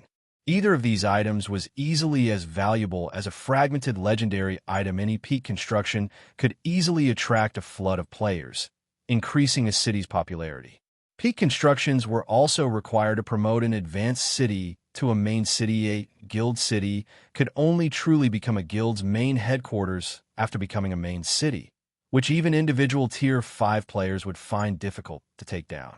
To destroy a main city, one would need a group of Tier 5 players or a Tier 6 God rank player. This was also why only guilds with a main city were considered true first-rate guilds. First-rate guilds generally had quite a few Tier 5 players under their command, and with the home ground advantage, these Tier 5 players could exhibit far greater combat power than ordinary Tier 5 players. Hence, even the various superpowers had invested a lot of time and effort to destroy a first-rate guild's main city in the past. Some superpowers had even spent 2 or 3 months trying to destroy a first-rate guild's main city. As for the Gold Town promotion order, it allowed players to promote an advanced town to a basic city unconditionally. Every superpower dreamed of commanding a basic city at this stage of the game. Not only would a basic city provide a stable source of income, but it would also allow its ruling superpower to control more territory. At the same time, a basic city was the basis for survival in level 100 plus neutral maps. God's Domain had plenty of level 100 plus neutral maps, and every one of them had its own characteristics and resources. Occupying one of these neutral maps would certainly benefit a guild's members as they grew stronger. God's Domain's current powers desperately needed both the peak construction design and the Gold Town promotion order. Even though it would still be some time before players reach level 100, much would need to be done before they could explore level 100 neutral maps. Many powers in the past had only begun to prepare after players had reached level 90, and by then, it had been too late. Ideally, powers should prepare to explore level 100 neutral maps once players reach level 80. Players would need potions and items that would help counter the harsh environments players would encounter in neutral maps. For example, to amass these potions and items, the various powers would need to improve their lifestyle players' standards. They would also need to grind for recipes and designs. If a power only began to prepare for this expansion after players reach level 90, it wouldn't be ready in time, and superpowers were no exception. Its development in level 100 neutral maps would stagnate, and the process of elevating its expert players to Tier 3 would be affected. Zero Wing's foundations were still flimsy. Hence, Shurfeng needed to prepare for exploring level 100 neutral maps as soon as possible. After all, after reaching Tier 2, players would need about the same amount of time for each level up before level 100. It only seemed like players' leveling speed decreased as they reached higher levels due to increased PvP encounters, which, in turn, resulted in more deaths than necessary. In addition, top-tier weapons and equipment became more difficult to acquire. Thinking up to this point, Shurfeng promptly unfurled the parchment Weissman had given him. The parchment listed all the conditions that he would need to fulfill. Once he met these conditions, White River City's auction house would link with the auction house in Stone Forest Town as expected of an inferior legendary quest. These conditions are absurd. Shurfeng frowned as he read the parchment. To put it simply, he needed to obtain 100 units of 7 Luminaries crystal and complete 1 hero-ranked crusade quest. Although the quest only had 2 conditions, fulfilling both would even be a challenge for the various superpowers. The various superpowers likely didn't even know what a Hero Crusade quest was. A Hero Crusade quest was also known as a Kingdom Crusade quest. Even an entire kingdom would struggle to complete such a quest, so they were usually commissioned through the Adventurers Association. In the past, even the various superpowers had considered Hero Crusade quests absolute nightmares. In the past, first-rate guilds had been powerless when it came to Hero Crusade quests, and the various superpowers had sacrificed tens of thousands of expert players to complete them. Even Apex experts had died multiple times during the quest. Now, the system wanted him to complete one such quest just to connect 2 auction houses. Obtaining 100 units of 7 Luminaries crystal wasn't particularly difficult for Shurfeng. After all, Zero Wing had already begun to explore the Tower of Time. Thus far, the guild had collected more than 50 units of 7 Luminaries crystal. If he sent Kola and the other main force members to the tower, acquiring the rest of the required 7 Luminaries crystals wouldn't be overly difficult. The Hero Crusade quest was the real problem. Ouroboros had once accepted a Hero Crusade quest when players had been around level 70. Their target had been the Lord of Fire in an ancient secret land. I can probably give it a go. After giving the matter some thought, Shurfeng recalled the Hero Crusade quests in Starmoon Kingdom during his previous life. Of those he could remember, the only one he was confident of Zero Wing completing was the crusade against the Lord of Fire. Although Ouroboros had failed to defeat the Lord of Fire, the main reason for its defeat had been insufficient fire resistance. Ouroboros' members hadn't been able to withstand the Lord of Fire's attacks at all. A foreign superpower had arrived to hunt down the boss only after players had reached level 100. The achievement had sparked a huge commotion in Starmoon Kingdom at the time. Players could only complete a Hero Crusade quest once, and once it had been completed, it would vanish from God's domain forever. As long as a guild completed a Hero Crusade quest, it would be awarded a significant amount of guild popularity, which would attract more NPC nobles and even royalty to commission quests. A guild could even earn the appropriate deeds to become a territory lord, although trying to reach that rank was extremely difficult. After considering the matter for a moment, Shurfeng decided to hunt down the Lord of Fire. Other powers might find it struggle to amass enough fire resistance to raid the Lord of Fire, but it wasn't an issue for Shurfeng and his guild. He had already raided the Flame Demon King and obtained the Flame Demon's Crown, a piece of top-tier fire resistance equipment, after all. Furthermore, Zero Wing was far stronger than Ouroboros had been. With the help of Master Fire Resistance potions, raiding the Lord of Fire was definitely possible for the guild. As Shurfeng left the city hall and was about to head to the Candlelight trading firm to prepare for the Crusade quest, Aqua Rose contacted him. Guild leader, something major has just happened. A moment ago, Starlink made a move and invited every core member in our guild to join it. It is offering us 3 times what Zero Wing is paying, and it has poached a group of advanced lifestyle players from Candlelight. Starlink has started selling weapons and equipment for cred, causing our sales to plummet. Aqua Rose hurriedly reported. Everyone in the guild is talking about it. I guess Starlink finally gave in and is trying to suppress us with its financial power. Shurfeng could not help but laugh. How can you laugh at a time like this, guild leader? We are already tight on credits. Now that Starlink is trying to sabotage us, many of the guild's members are growing concerned. If our people start to leave the guild, our development will likely stagnate, Aqua Rose said, exasperated at Shurfeng's reaction. I get it. Notify Melancholic and Yulan. Tell them to reduce our prices in the Dark Knight Empire and purchase the Empire's specialty materials at a high price. Since Starlink wants to cause trouble in Starmoon Kingdom, we'll do the same in the Dark Knight Empire, Shurfeng calmly decided. Chapter 2106, Advanced Authority. Aqua Rose was stunned when she heard Shurfeng's orders. Guild leader, are we really doing this? Aqua Rose hurriedly asked after snapping out of her daze. We're short on coins and credits right now because of the guild's development. I'm afraid that we won't last more than 2 days if we go through with this. Zero Wing had secured White River City's auction house, which significantly increased the guild's income.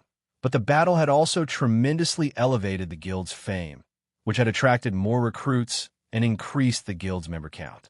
Overall, the guild's funds were still stretched thin. Meanwhile, a large-scale price war wouldn't yield results quickly.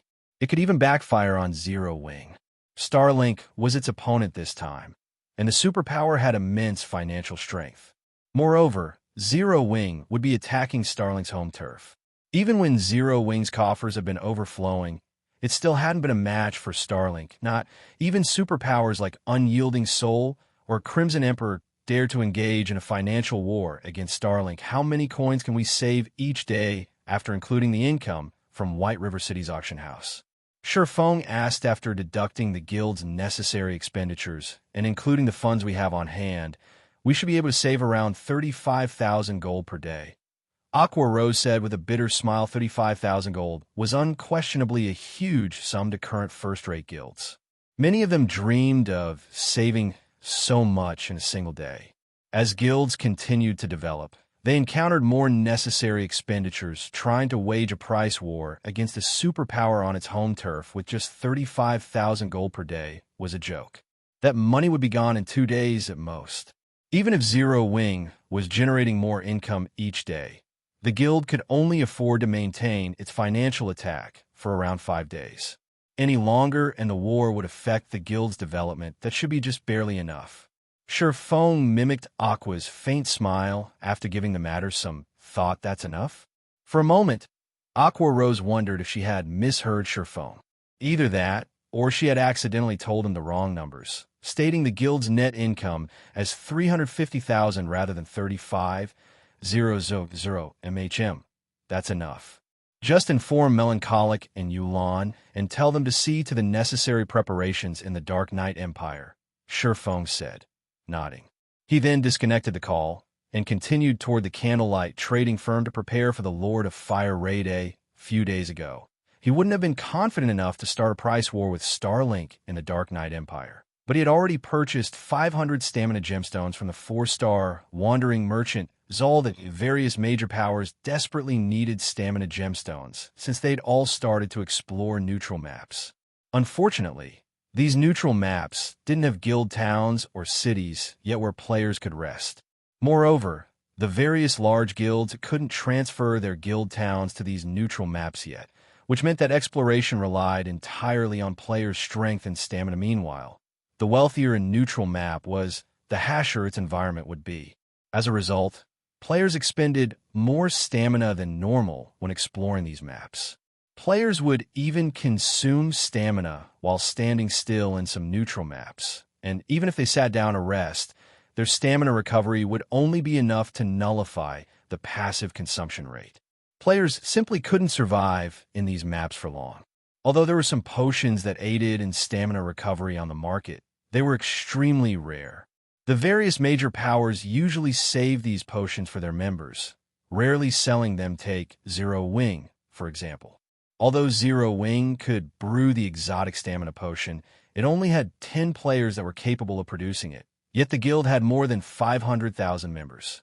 After deducting the guild's needs, very few exotic stamina potions were left that could be sold on the market. This predicament only increased the stamina gemstone's value. First, the stamina gemstone did not have a set duration. It would not disappear after a certain period of use.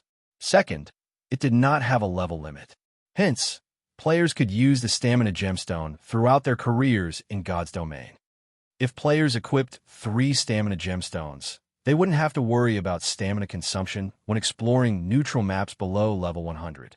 Because of this, the various major powers had gone crazy for stamina gemstones in the past, each easily selling for 300 gold in an auction, while Shurfong prepared all sorts of fire resistance equipment and potions. Players throughout Starmoon Kingdom had discovered Starlink's assault on Zero Wing, and a commotion erupted across the kingdom. Starlink has finally made its move. I knew Starlink couldn't take the embarrassment of losing to Zero Wing lying down. Even though Zero Wing has many experts, the competition between the various powers is one of finances. How can Zero Wing possibly compete with Starlink without any backers? Starlink is pretty impressive, though. It's actually poaching Zero Wing's members by offering to triple their salaries. I've heard that several hundred Zero Wing members have already left to join Starlink. Moreover, a large number of them are advanced lifestyle players. This will likely wound the Candlelight trading firm. I will be tempted as well. After all, they get to join a superpower and earn 3 times their normal salary. That's not all Starlink is doing. I've heard that it started to buy Starmoon Kingdom's materials at a high price too. It is also selling similar products to the Candlelight trading firm at a much lower price. As a result, Candlelight's player traffic has decreased. Zero Wing's in trouble now. It has just secured White River City's auction house after fighting so hard. And just as it has gained the funds to start on the path toward becoming a superpower, Starlink had jumped in and made such a move. Zero Wing's development will likely stagnate. Sure enough, superpowers shouldn't be casually provoked. By this point, Starmoon Kingdom's players had gained a better understanding of superpowers' wealth, although they had recently held an optimistic view of Zero Wing's future. Hoping that Zero Wing could emerge victorious from a price war with Starlink was unrealistic. Meanwhile, a gorgeous woman in dark purple robes entered one of White River City's advanced bars. As soon as she spotted the middle-aged man wearing pitch-black leather armor at the bar, she hurried up to him. "Commander, I've just received a message from the Seven Sins.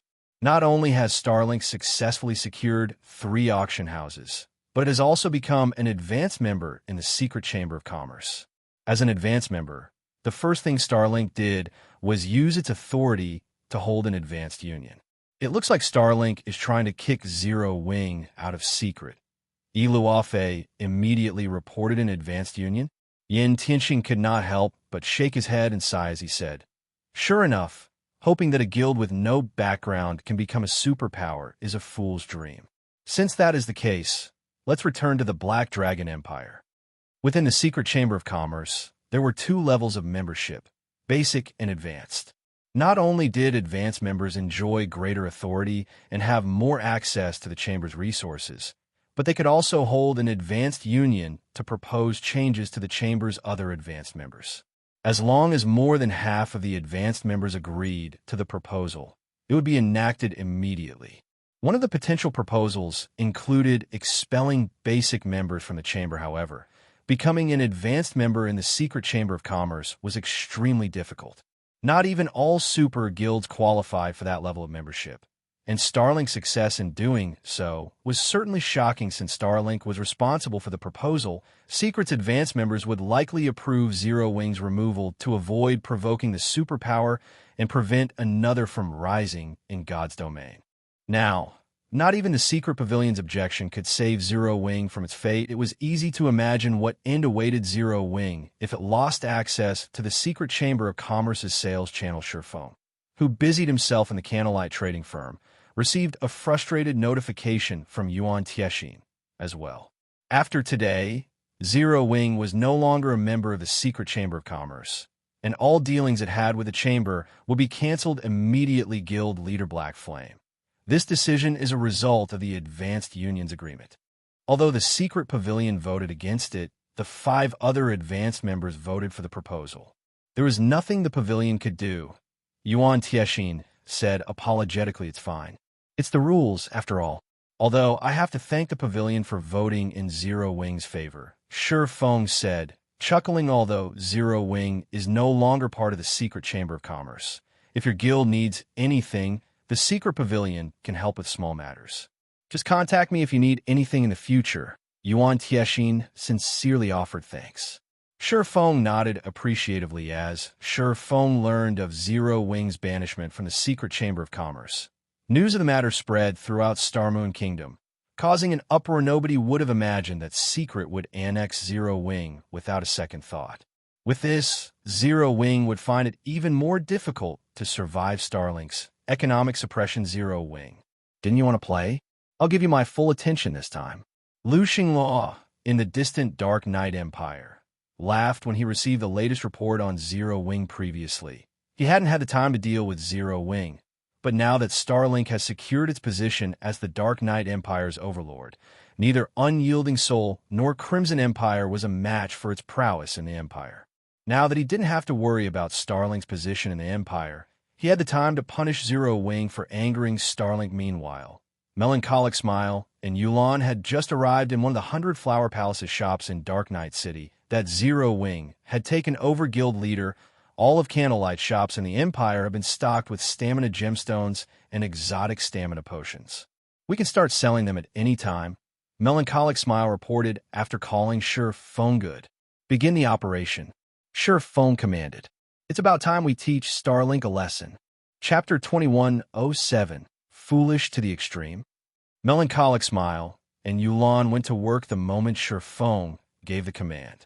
In Zero Wing's name, they announced their intent to purchase the Dark Knight Empire's specialty materials at high price and sell common goods at a low price. The post caused a commotion throughout the Empire the moment it went public. The Dark Knight Empire's players found the situation unbelievable. Insane. Zero Wing has gone insane. What? Is Zero Wing really starting a price war against Starlink? Practically everyone in the Dark Knight Empire knew of Zero Wing by this point. The guild had, after all, helped the 100 Flowers Palace resist Starlink's assault. It was no secret that Starlink had begun to use its financial prowess to suppress Zero Wing shortly after the auction arena had ended. However, no one had expected Zero Wing to pull a move like this in the Dark Knight Empire so soon after Starlink's actions in Starmoon Kingdom. Clearly, Zero Wing was retaliating. The news reached the Empire's various powers at light speed, and they all found Zero Wing's actions utterly astonishing. What are Zero Wing's people thinking? Are they unaware that Starlink has already secured Dark Knight City's auction house? Crimson Heart, the Hundred Flowers Palace's first vice guild leader, said flabbergasted Starlink had already solidified its position as the Empire's overlord, and not even Unyielding Soul or Crimson Emperor would dare engage the superpower in a financial war. Moreover, Starlink had secured 2 other NPC auction houses. Its new financial strength was unimaginable. I've heard that Zero Wing's members have become jittery due to Starlink's suppression. Maybe Zero Wing is trying to raise morale and unite its members. Cleanse Rue commented in her opinion. This was Zero Wing's only option. A guild's morale and unity were extremely important. If the guild were fractured, it would only be a matter of time before it crumbled. Even so, this is just playing with fire. This has basically announced Zero Wing's intentions to fight Starlink. If Zero Wing loses this financial war, it will only suffer more, Crimson Heart said. Moreover, economic warfare is very taxing on a guild. This isn't a field battle. It is a pure competition of wealth and resources. War weapons are useless here. Cleanse Roof fell silent after listening to Crimson Heart's reasoning. As Crimson Heart had said, fighting a price war would hinder a guild's operations, and the consequences of losing a war like this were far worse than losing a field war. While a guild could endure multiple defeats in a field war, a single loss in a financial war could force a guild to the brink of disbandment. Even worse, a guild would still suffer severe losses even if it won. To put it simply, there were no winners in an economic war. The Hundred Flowers Palace wasn't the only guild in the Dark Knight Empire that Zero Wing's actions had confused. Unyielding Soul also discussed the situation. Zero Wing has gone too far this time. Mu Chung could not help but sigh as he read the discussions on the Dark Knight Empire's official forums. Grandpa, Zero Wing has a gold mine like Zero Wing City, as well as White River City's auction house. Overall, it still has frightening financial strength. Starlink won't come out unscathed from a financial war with Zero Wing either. Mu Lingsha said other guilds might not recognize Zero Wing City's value, but as a superpower, Unyielding Soul was very aware of it. Aside from the daily entry fees, the teleportation services the city offered to players who wanted to visit the Otherworld Gate generated astonishing profits. The Otherworld Gate had many precious treasures to offer players, and the leveling speed in the area was incredible. Even players from Starmoon Kingdom's neighbors have begun to head toward the Otherworld Gate to level. Not to mention the Kingdom's players, the city's teleportation services likely earned Zero Wing as much money as White River City's auction house. Severely underestimating Starlink. Don't forget that Starlink has taken control of Dark Knight House. In other words, it holds the city's economic lifeline in its palm, Mu Chung said, shaking his head. A single word from Starlink is enough to determine who can enter the auction house and who cannot. Furthermore, Starlink controls 3 total NPC auction houses. Even if one of the auction houses stops generating income, Starlink won't suffer for it. Starlink's influence over the Empire's players is leaps and bounds beyond Zero Wing's. Do you think that everyone would risk provoking Starlink for a little extra profit? After all was said and done, Zero Wing was not a superpower. Ignoring background, there was a massive difference between the 2 guilds in terms of the number of auction houses under their control. The main reason that Starlink dared to provoke Zero Wing in Starmoon Kingdom was the fact that Zero Wing only controlled 1 NPC auction house. If Zero Wing prohibited Starlink's customers from using its auction house, it would sever its own lifeline. However, the same couldn't be said for Starlink. This was the difference between these guilds' foundations. It was extremely foolish for Zero Wing to think that it could use Starlink's tactics against it. Trying to mimic the superpower suppression would only make Zero Wing's death even more miserable. I'll go and warn Zero Wing right away. Mu Lingsha said. It's too late, Mu Chung said, sighing. Zero Wing has already announced its intentions in this war using its own name. Every player in the Dark Knight Empire and Starmoon Kingdom knows what's happening. If Zero Wing gives up now, not only would the guild appear weak, but its players' unity would also shatter. Dark Knight City, Starlink's residence. Guild leader, everyone's discussing Zero Wing's declaration of war. Should we take further actions against the guild? Dawn Webb asked. Lu Xingluo, of course. Inform the public that whoever dares to sell the Empire's specialty materials to Zero Wing should give up any hope of setting foot in Dark Knight City's auction house ever again. Laughing, Lu Xingluo continued. I want to see just how Zero Wing plans to play this out. Understood. Dawn Webb promptly bowed and left the room. Dark Knight City's business district bustled with activity, and despite the late hour, players crowded the streets. As the Dark Knight Empire's imperial capital, the various adventurer teams and guilds members gathered here. One could easily find level 64 expert players with a casual glance, and there were quite a few experts in level 60 fine gold equipment. The scene would be impossible to find in an ordinary NPC city, however. The Empire's various powers hadn't stationed their members in Dark Knight City because it was the Empire's capital, but because it was a hub for the Dark Knight Empire's merchant players. This ensured that the city had more resources than anywhere else in the Empire. If the Dark Knight Empire had something good to offer, it could be found in Dark Knight City. Items that were nearly impossible to find in other NPC cities were commonplace here, and a majority of these items flowed through Dark Knight City's auction house. Many players had become famous or wealthy overnight because they had chanced upon treasures selling for far less than they were worth in the city's auction house due to Starlink's ban on Zero Wing. No one was in a rush to visit the Candlelight trading firm's shop in the business district. Very few players were willing to enter the shop since everyone was afraid of being banned from the city's auction house as well. Meanwhile, Melancholic Smile and Yulan were dumbfounded as they stood in Candlelight's empty shop. They were purchasing materials at a 30% markup and selling commonly used goods for 30% less than market value. Yet only a small number of players had visited Candlelight's shops in the Empire since they had made their announcement over an hour ago. Anxious, Melancholic Smile contacted Shurfeng and asked, Guild leader, what should we do?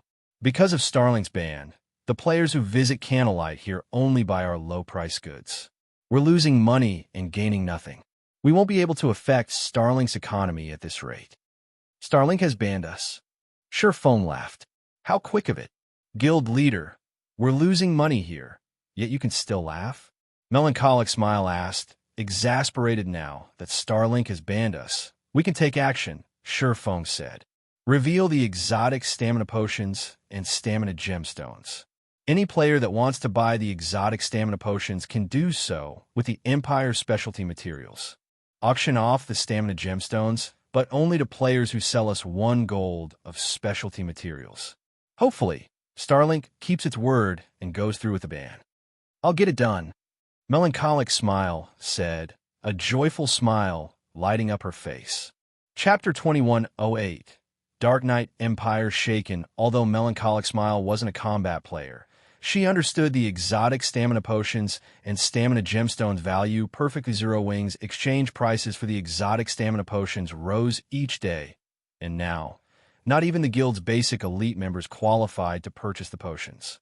The exotic stamina potions were only available to those who had been guild members for a long time, significantly contributed to the guild, and were advanced elite members. Moreover, advanced elite members were limited to 1 bottle every 3 days. Even so, the guild's daily supply wasn't enough to maintain its stock. It was clear how important the exotic stamina potions were to combat players. However, Melancholic Smile didn't find the situation unreasonable. Current players had moved beyond grinding within kingdoms and empires' borders. Most players ran toward neutral maps as soon as they were a high enough level. Not only did neutral maps offer more opportunities, but leveling in these maps also proved faster than the alternative. This was a part of God's domain's balance. Players wouldn't earn much if they developed in save areas, but if they took a risk, they could reap more rewards. The exotic stamina potions were a large part of the reason that Zero Wings members had reached level 50 so quickly. The stamina gemstones were even more impressive. Although they weren't as powerful as the exotic stamina potions, they were everlasting. Moreover, the stamina gemstone would only become more effective as players reached higher levels. Players could use the gemstones forever, and they were a treasure that could give the various major powers a significant advantage over their competitors. Melancholic Smile immediately ordered a subordinate to set up a new counter for the exotic stamina potions. She also set up a small cabinet beside the counter to display the stamina gemstones and the necessary qualifications to bid for them in the auction. The moment these new features appeared in the shop, they attracted the few visiting players' attention. Quick, look, there's a new counter, a new product. The independent players browsing the shop weren't from the Dark Knight Empire. They were merely visiting Dark Knight City to purchase and sell items. Hence, they didn't particularly care about Starlink's ban. Their base of operations wasn't in the Empire, and if they couldn't purchase items from Dark Knight City's auction house, they could simply visit an auction house in another empire. Since the Candlelight trading firm was selling items below market price, they couldn't miss this opportunity to make a profit of. So what if Zero Wing is pushing out a new product? Zero Wing overestimates itself if it thinks it can defeat Starlink in the Dark Knight Empire. An assassin from Starlink, disguised as an independent player, said disdainfully as he looked at the new counter. As far as he was concerned, his superior's orders to watch Candlelight was unnecessary, even if the Dark Knight Empire's various major powers had 10 times the courage they currently displayed. They wouldn't dare offend Starlink for a little profit. Trying to counter Starlink's influence in the Empire's market by relying on independent players was simply a dream. Many of the Dark Knight Empire's precious materials could only be obtained with a certain degree of strength, and generally, only the various adventurer teams and guilds were strong enough. But as the Starlink assassin entertained such thoughts, someone's exclamation reached his ears. Crap. The exotic stamina potion. This shop is actually selling exotic stamina potions. With those few words, the first floor hall fell silent. Almost every customer turned toward the counter at the same time, a hint of madness flashing in their eyes. They immediately dashed toward the counter in less than 10 seconds. Every customer inside the shop had crowded around the exotic stamina potions counter. Really, is the exotic stamina potion for real? Zero Wing is actually selling this here. Crap. You can only purchase it for the Dark Knight Empire's specialty materials. The independent players panted a little when they saw the potions. Boss, give me 10 bottles. I want 20. Boss, I want every exotic stamina potion you have. After a brief moment of shock, the several hundred independent players in the shop frantically shouted their orders for the exotic stamina potions. If the system's rules hadn't protected the counter, they likely would have tried to destroy it and steal the potions within. Meanwhile, Melancholic Smile, who watched from the second floor, was stupefied when Candlelight sold the potion in Starmoon Kingdom. The kingdom's players had merely been surprised. Nobody had ever reacted like these independent players. They all seemed as if they had found a priceless treasure that was worth killing over. However, if Shifeng saw this, he wouldn't be overly surprised. Empires not only had more resources than kingdoms, but their competition was also far more intense. Kingdom's players couldn't even imagine how fierce the competition was in an empire. Furthermore, items that could increase players' stamina recovery were extremely rare in God's domain. Normally, independent players had no access to such items. While the players in the shop made a fuss over the exotic stamina potions, some noticed the cabinet next to the counter. Again, they expressed their shocked. Stamina gemstone. God's domain actually has such an item. If I equipped 3 or 4 of these gemstones, I wouldn't have to worry about surviving in God's domain's maps in the future. This won't do. Even if I go bankrupt, I have to get these stamina gemstones. Everyone stared at the crystal-clear stamina gemstones in the cabinet with bloodshot eyes. Naturally, these players paid no heed to the participation qualifications and the auction's minimum 100 gold bid. They immediately contacted their friends to borrow the necessary funds. The exotic stamina potions might be very important, but compared to the stamina gemstone, the potions were insignificant. With the stamina gemstones, players could treat neutral maps like their own backyards, hunting for more opportunities than other players. News of the Candlelight trading firm's exotic stamina potions spread like wildfire. Not only did it reach every corner of Dark Knight City almost instantly, but players also began to discuss the gemstones on the Empire's official forums. Is Zero Wing insane? It's actually selling such a treasure. It seems Zero Wing really wants to go to war with Starlink. Fortunately for us, we can profit from this war. As long as we have enough stamina gemstones, exploring neutral maps won't be a problem. For a moment, the stamina gemstones' appearance caused an uproar in the Dark Knight Empire. The various adventurer teams, in particular, sent their members to Candlelight's shop in Dark Knight City to purchase a stock of the gemstones for their members. Other players might be afraid of being barred from the city's auction house, but adventurer teams like theirs weren't.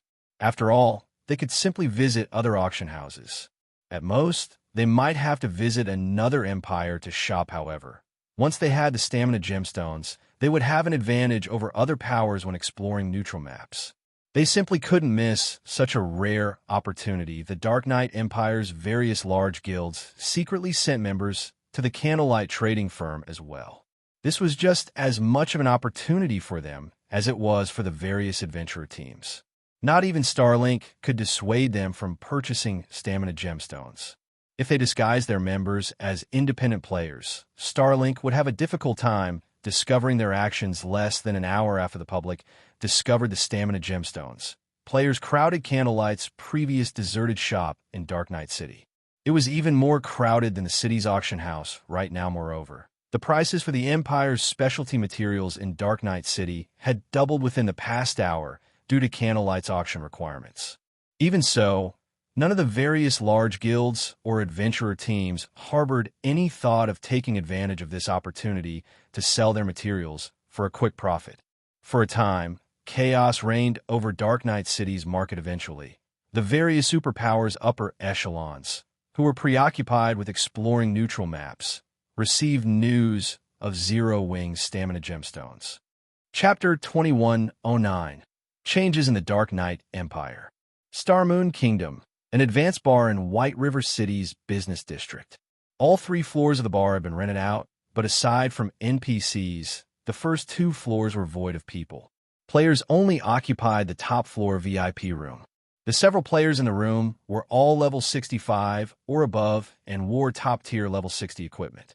The leader was an elderly man in blue who stared through a window, admiring the prosperous view. Suddenly, a level 64, black-clad assassin entered the room, looked at the elder, and said, "Elder E, we've just received news stating that Candlelight has started selling a large quantity of exotic stamina potions in the Dark Knight Empire.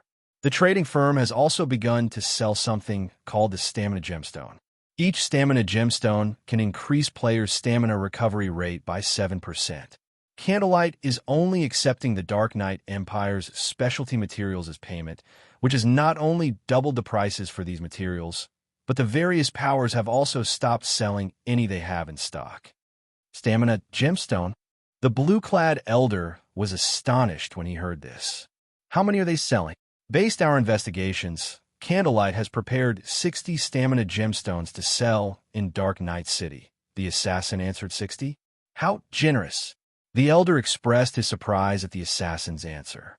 Has Zero Wing gone insane? Players who frequented neutral maps understood how valuable items like the stamina gemstones were. Moreover, the more stamina gemstones one had equipped, the more valuable they would become. With 60 stamina gemstones, one could outfit a 20-man team that would then be able to operate in a neutral map without having to return to a city to recover stamina. The profits one could gain from such a team would be frightening, especially when exploring a new neutral map. If Zero Wing organized such a team, it would gain a tremendous advantage over its competition. Yet, Zero Wing willing sold the stamina gemstones, sacrificing such a wondrous opportunity. Only a lunatic would pull a stunt like this. It seems we still underestimate Zero Wing. Starlink will have a hard time preventing the guild from affecting its economy. Prepare the necessary materials immediately.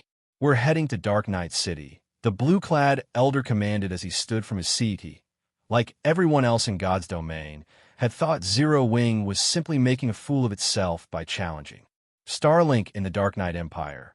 But now, it seemed that everyone had underestimated the guild's determination and strength. Likely no one had thought that Zero Wing was willing and able to make such a move. The Dark Knight Empire's various major powers had taken a step back in respect of Starlink. But now that their future was on the line, no one would heed Starlink's warnings. With how tempting the stamina gemstones were, the prices of the Empire's specialty materials would rise astronomically, unlike the usual rare materials. Specialty materials were unique to a specific country.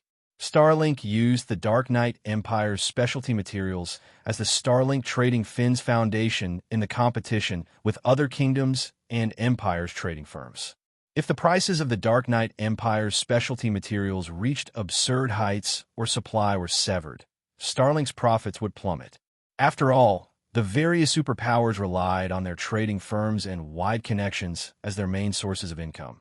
And for Starlink, these relied on the Empire's specialty materials as a foundation. Without this foundation, Starlink would struggle to make money through its trading firm. Meanwhile, a deathly silence reigned in the guild leader's office, which Lu Xingluo occupied in Starlink's Dark Knight City residence. None of the guild upper echelons present in the room dared to utter a single word in a short hour. Starlink had gone from able to purchase more than 10,000 specialty materials to only several hundred. Moreover, this number continued to fall as time passed. Not only had this situation severely impacted Starlink's ability to produce specialty merchandise, but had also drastically increased production costs. Ultimately, Starlink had three main income sources for coins. The first source was the guild's trading firm.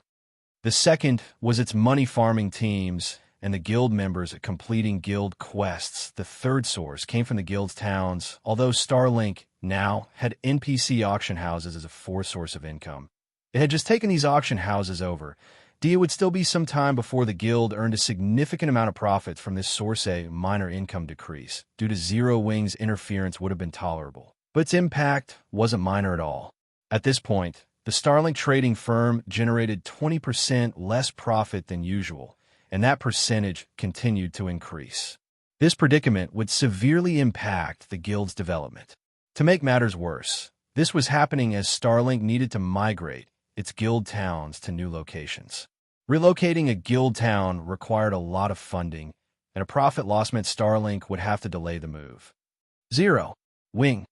Lu Xingluo's expression twisted into something gloomy as he read the report in his hands.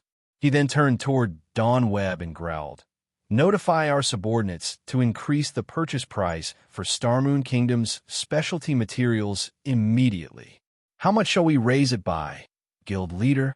Dawn Webb asked. "Raise it by 50%. I want to see which of us will last the longest." Lu Xingluo said, "What about the stamina gemstones?" Dawn Webb asked. "If the other powers get their hands on them, they'll have a much easier time exploring the neutral maps around the Dark Knight Empire. We don't have many materials left. Let those powers have them.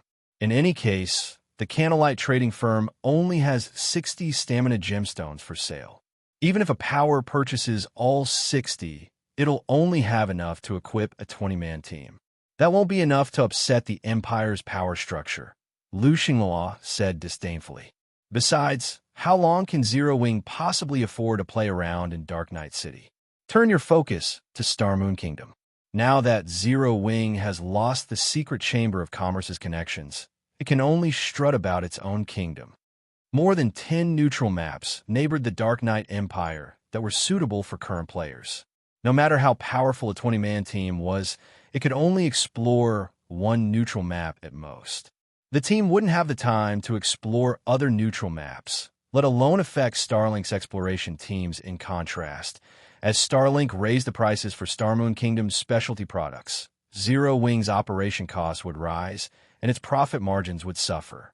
Even if Zero Wing had White River City's auction house, its development would stagnate as the various major powers continued to develop in neutral maps. Stagnation would eventually eliminate Zero Wing from God's domain altogether. Understood?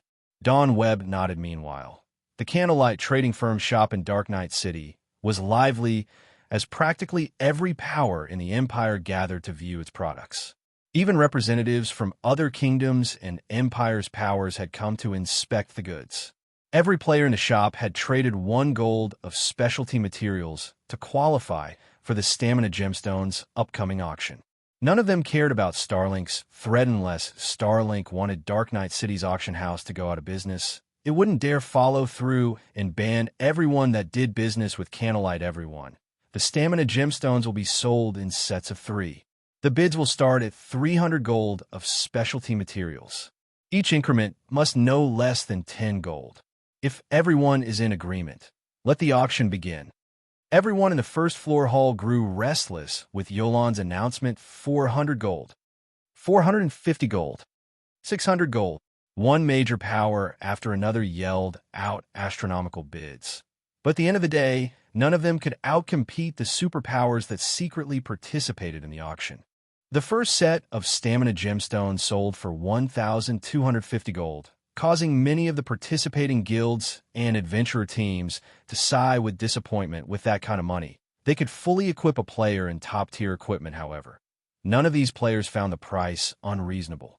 3 stamina gemstones could enable an expert to roam neutral maps freely. If a superpower's peak experts had this freedom, they could easily earn back the cost of the stamina gemstones through the opportunities they found. It was definitely a worthwhile trade. If the bidding currency hadn't been limited to specialty materials, the price would have likely gone higher that various superpowers continued to win stamina gemstones in the auction.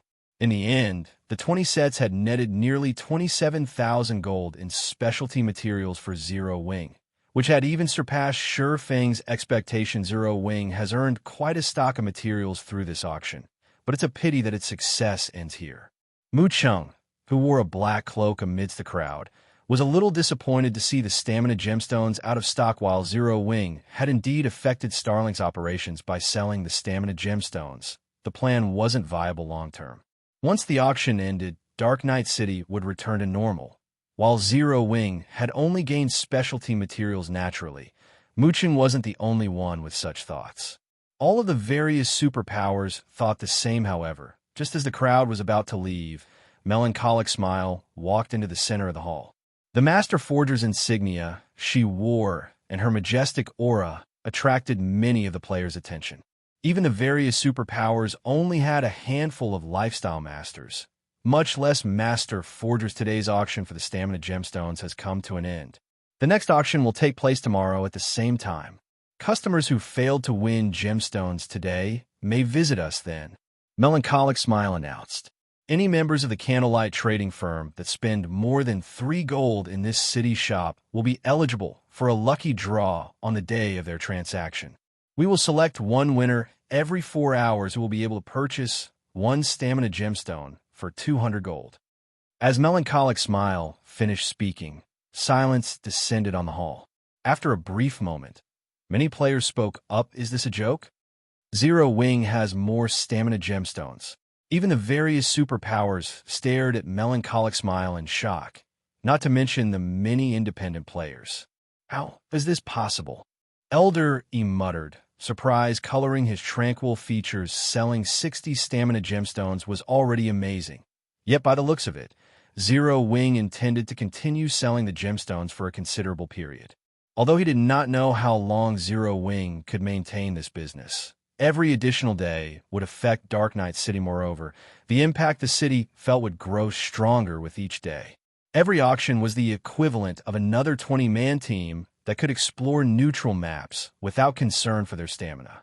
If Zero Wing maintained these auctions for 5 or 6 days, it would likely change the power structure in the Empire's neighboring neutral maps. If that happened, the Dark Knight Empire would likely find a new ruler. Chapter 21:10 Situation Changes. News that the Candlelight trading firm would sell stamina gemstones long-term spread throughout the Dark Knight Empire like wildfire. Small guilds and adventurer teams that hadn't expressed any hope of obtaining stamina gemstones began to grow restless. Candlelight is selling stamina gemstones long-term? This is interesting. Our chance to grow stronger has finally come. Although the 60 stamina gemstones had been tempting, it simply wasn't enough to go around. There were already 3 superpowers in the Dark Knight Empire, not to mention first-rate guilds and top adventurer teams. There are also hidden dark forces. Small guilds and low-ranked adventurer teams had no chance of securing stamina gemstones. And even if they won a bid, what could they possibly accomplish with only 3 gemstones? However, Candlelight's recent revelation had changed the situation. If the Candlelight trading firm truly sold stamina gemstones long-term, they'd have a chance to purchase a good number for themselves. Candlelight was only accepting the Dark Knight Empire's specialty materials as currency, and even if the various superpowers had a large stock of these materials, there was a limit. As long as these minor powers saved their materials for some time, they could definitely win one or two bids every now and then. Once they had enough gemstones, they could make full use of them in neutral maps for a time.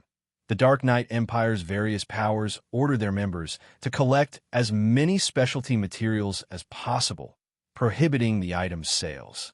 They'd benefit more from spending the specialty materials on the stamina gemstones and exploring neutral maps than they would by selling them. Furthermore, other powers would overtake their progress if they didn't secure stamina gemstones early on. Meanwhile, due to the Candlelight trading firm's removal from the Secret Chamber of Commerce, all previous agreements between the two had become null and void. As a result, the Chamber began to withdraw the manpower and items it had assigned to Zero Wing City in Starmoon Kingdom while Yuan Tiexin arranged for his subordinates move out of their office. A heroic woman in gorgeous sacred armor approached him. She drew everyone's gaze as she entered the office, mesmerizing many of the meanest expected of Goddess Purple Jade. She's already level 66. She can likely rank among the top 20 on any Empire's ranking list. I've heard that 2 days ago, her team completed an epic team quest and slew a level 60 Mythic ranked Iron Blood Dragon, obtaining the Dragon Blood Sword. That sword is so awesome. It's even considered as one of the top 10 epic weapons in God's domain. Because of that sword, Purple Jade is now stronger than other peak experts, earning the position as one of God's domain's 10 great swordsmen from the Secret Pavilion. As players spoke about the 10 great swordsmen, their admiration overwhelmed them. The 10 great swordsmen was a list the Secret Pavilion had introduced to promote each class's experts. All classes in God's domain were unique, and some were even the polar opposite of others, so battles between different classes couldn't accurately determine the stronger expert. Hence, the Secret Pavilion had introduced new ranking lists for each of the 12 main classes. Each of the lists had only 10 players, and they were judged solely based on their strength. Combat standards and battle records didn't matter in addition. The aim of these 12-class lists was to give the younger generation an opportunity to shine, so only players 30 years old or younger could qualify for the ranking lists. Of course, this age limit also allowed the Secret Pavilion to avoid touching upon the various superpowers foundations. The various superpowers treated their old monsters as core secrets, and if the Secret Pavilion revealed these secrets to the public, the superpowers would band together against the organization. When Purple Jade had obtained the Dragon Blood Sword, not only had it earned her a position on the swordsman's list, but she had also secured the 8th rank. Uncle Yuan, we've just received a message from the higher-ups. They'd like us to buy some stamina gemstones from Zero Wing. The more, the better, Purple Jade said, smiling as she walked up to Yuan Tiexin. He's so shameless. We just banished Zero Wing from the Secret Chamber of Commerce. Yet they want me to negotiate with the guild? Why don't they speak with Zero Wing themselves?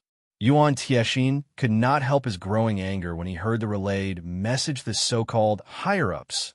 Purple Jade referred to were the Secret Chamber of Commerce's advanced members.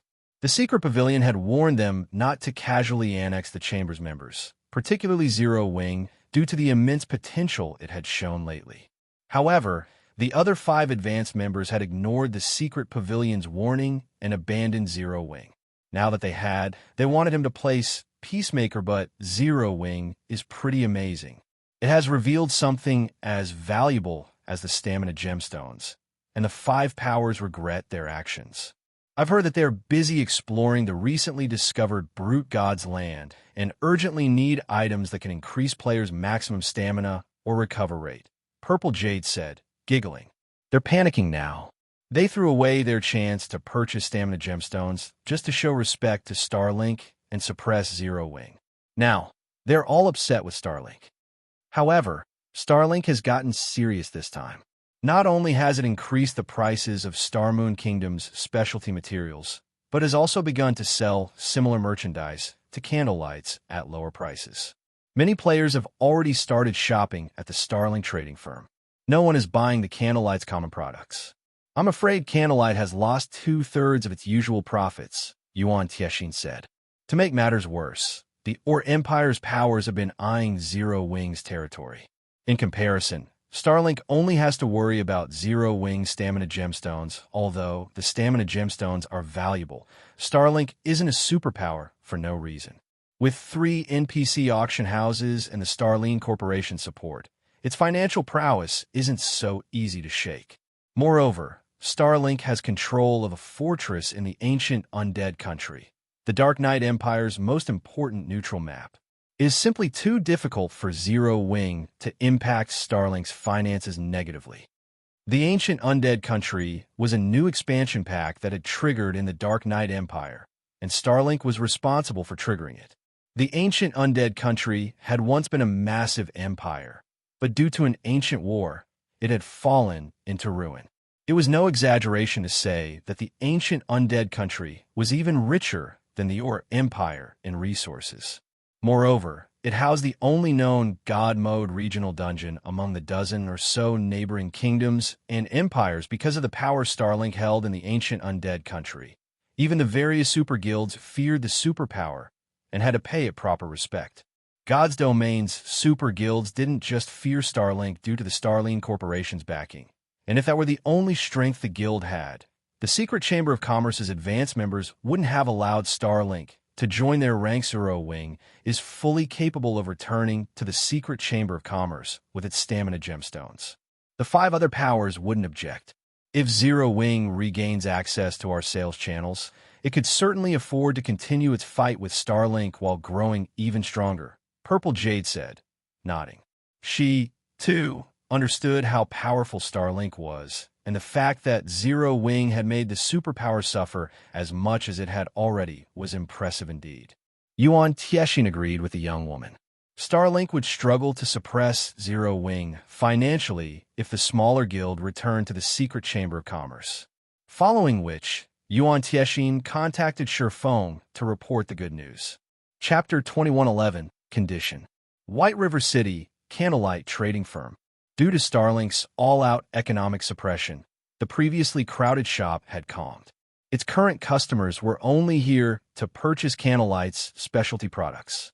None of them showed any interest in the trading firm's common items. The Candlelight Trading Firm even saw a drop in the number of lifestyle applicants. Now, only a dozen or so players lined up to take the application test. The players that passed the shop side at its decline. The Candlelight Trading Firm shop was the most eye-catching building in the business district, aside from NPC-owned buildings. The shop loomed like a giant, overlooking White River City. Why wouldn't they be surprised to see the shop practically deserted? In comparison, a 3-story shop not far from Candlelight boomed with business. Practically every player in the business district rushed toward the shop. Starlink really is ruthless. Not only has it set up shop in every NPC city that the Candlelight Trading Firm occupies, but it's also selling common goods at half the normal rate. It is basically selling items at cost. Purple Jade was astonished when she saw how popular the Starlink Trading Firm had become. Starlink was throwing away enough money to give an ordinary superpower a heart attack. Not even the Secret Pavilion would casually sacrifice so much income. However, Purple Jade had to admit that Starlink's strategy was effective, practically stealing all of the Candlelight Trading Firm's customers. Not only had Candlelight sales plummeted, but its lifestyle players' income had suffered as well. Including Starlink's mass recruitment for skilled lifestyle players, many of Candlelight's intermediate and advanced lifestyle players had jumped ship. If this persisted, it would destroy the Candlelight Trading Firm, and Zero Wing would stagnate. Due to the lost profit, Zero Wing was no longer a small guild. It had become a gigantic existence. Even if the guild avoided massive operations, it still needed to spend an astronomical amount of money each day. The guild might maintain its lead over its competition for a while, but if Zero Wing's development ground to a halt, it would only be a matter of time before it was overtaken by the other powers.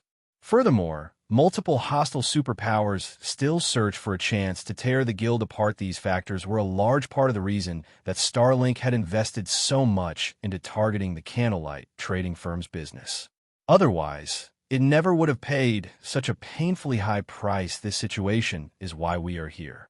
If this weren't happening, we wouldn't have any leverage to negotiate with Zero Wing, Yuan Tiexin said seriously. All right, let's hurry inside. Yuan Tiexin then entered the Candlelight trading firm, while Purple Jade followed behind him after taking one last look at Starlink's shop. The moment these two players entered the shop, the various reconnaissance players from Starmoon Kingdom's various powers focused on the pair. Why are the secret pavilions Yuan Tiexin and Purple Jade visiting the Candlelight trading firm? Didn't the secret chamber of commerce already expel Candlelight? Why are these two here? Does Secret intend to re-invite Candlelight?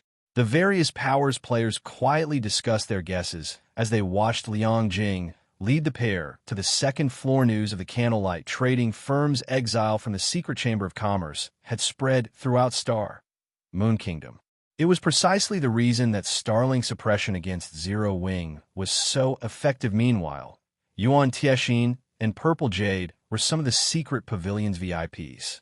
These two shouldn't have any reason to visit Candlelight now that it wasn't a member of the secret chamber of commerce. The only plausible explanation involved the stamina gemstones Zero Wing sold in the Dark Knight Empire. The stamina gemstones' importance to the various powers went without saying, especially to superpowers. However, only Zero Wing currently had access to their source.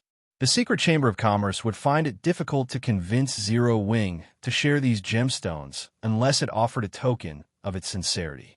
The best expression it could offer required reinstating the Candlelight trading firm's membership in the secret chamber of commerce and offering additional remunerations. TIS reconnaissance members immediately reported the situation to their superiors, and very quickly, news of Yuan Tiexin and Purple Jade_S visit reached the kingdom's various powers. Things are going to get interesting, Commander. Starlink has gone through great lengths to kick Zero Wing out of secret. Yet Zero Wing's stamina gemstones are about to ruin its plans. Ilua Fei, who read her subordinate's latest report in FFF Adventurer Team's residence in the distant Black Dragon Empire, said. Smiling, she continued, when Starlink's upper echelons learn of this, they'll die from anger. That depends on whether or not Zero Wing wants to rejoin the secret chamber of commerce. Yin Tianqing responded absently as he polished a short sword. Why wouldn't it? Ilua Fei asked strangely. Zero Wing can resolve the issues it faces in Starmoon Kingdom immediately by rejoining Secret. Although Starlink's efforts will still affect its business to a certain extent in Starmoon Kingdom, it'll be tolerable. Why wouldn't Zero Wing want to rejoin Secret? Will Black Flame really abandon his guild's development because of the minor humiliation? Any other guild would definitely accept Secret's attempts to reconcile, but Zero Wing has always been overbearing. There's a high chance that the guild will refuse the offer, Yin Tianqing said. This is also Zero Wing's flaw. If Zero Wing can fix that, it has a high chance of becoming a superpower in the future. That can't be possible, can it, Commander? Would Zero Wing really sacrifice such a vibrant future? Ilua Fei asked, surprised it's highly possible. After all, Zero Wing has always operated in such a way, Yin Tianqing said, sighing. I used to be like that too, and as a result I missed that final step. Hopefully, Zero Wing will make the right decision. Starmoon Kingdom's various superpowers were eager to hear Zero Wing's final decision. But unlike Yin Tianqing, most of them assumed that Zero Wing would jump at the chance to rejoin the secret chamber of commerce. It was, after all, the only way that Zero Wing could recover from its current predicament. While the various powers secretly discussed the matter, Yuan Tiexin and Purple Jade waited in Candlelight Trading Firm's VIP reception room in silence, watching Sure Phone Guild leader Black Flame. The secret pavilion will reinforce Zero Wing's permanent membership in the secret chamber of commerce. From now on, not even advanced members will have the authority to expel your guild. In addition, if Zero Wing agrees to sell a large number of stamina gemstones, several of the chamber's advanced members will offer 10 additional sales channels in their own headquarters. With this, not even Starlink will achieve much by targeting Zero Wing financially, Yuan Tiexin said. May I know your thoughts on this offer, guild leader? Even Yuan Tiexin found the higher-ups' conditions surprising. The 10 additional sales channels were an extraordinary offer, all of which came through the shops in Empire's imperial capitals. These sales channels were far more valuable than those the chamber's basic members had access to. With them, The Candlelight trading firm's profits would rise to a whole new level. Your conditions are quite tempting, Shifeng said, nodding slightly as he read the contract Yuan Tiexin had handed him. However, they're not enough. Yuan Tiexin found Shifeng's reply understandable. After all, the man should be enraged over Candlelight's removal from the secret chamber of commerce. Softly, Yuan Tiexin asked, "What conditions do you have in mind, then?" "I only have one condition." Looking straight at Yuan Tiexin, Shifeng chuckled and said, "I want advanced membership in the secret chamber of commerce." Chapter 2112, God Mode, Regional Dungeon. When Shifeng stated his condition, everything in the VIP reception room seemed to freeze. Both Yuan Tiexin and Liang Jing, who stood behind Shifeng, stared at the swordsman incredulously. Most of the guilds in God's domain recognized the secret chamber of commerce for the extraordinary existence it was, and those who could become members were either superpowers or powers with immensely powerful backgrounds. However, only those that had truly joined the secret chamber of commerce would understand how frightening the chamber was. Only a few of God's domain's powers could match the reach of secrets influence. The secret chamber of commerce ranked at the very top in the game in both its ability to sell merchandise and its ability to collect materials. This was why the majority of God's domain's superpowers dreamed of joining secret. When Liang Jing had taken over the Candlelight trading firm's business, she had learned how frightening secret was.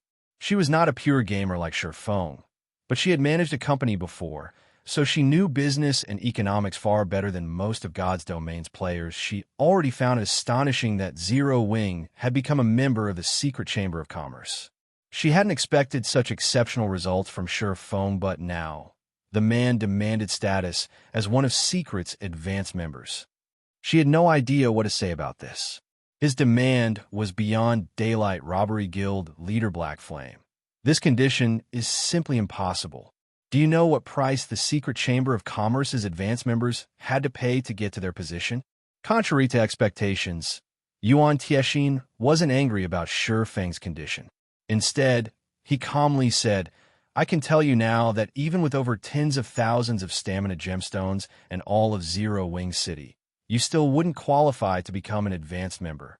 Even super guilds coveted the secret chamber of commerce's advanced membership, but the number of super guilds that actually became advanced members could be counted on one hand. If Starlink hadn't handed over an astronomical amount of resources, and advanced member status in the secret chamber of commerce was extraordinary. Not only did they have access to more sales channels, but they also had some control of the chamber itself and received 5% of the chamber's profits. While 5% might not seem like much, it was enough to rival 50% of an ordinary superpower's income with the scale of Secret's operations.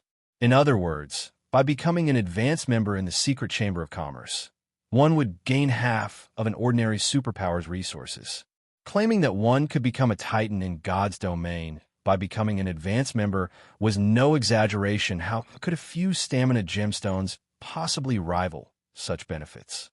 Stamina gemstones might be a significant boon to players in neutral maps right now, but as players leveled up, they'd acquire better items.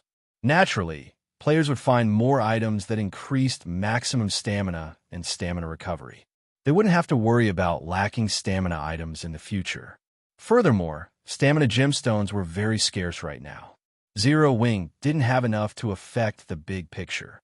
At most, it had enough for the various powers to gain a slight advantage when exploring neutral maps. Elder Yuan, I know the value of advanced membership, Shifeng said, smiling.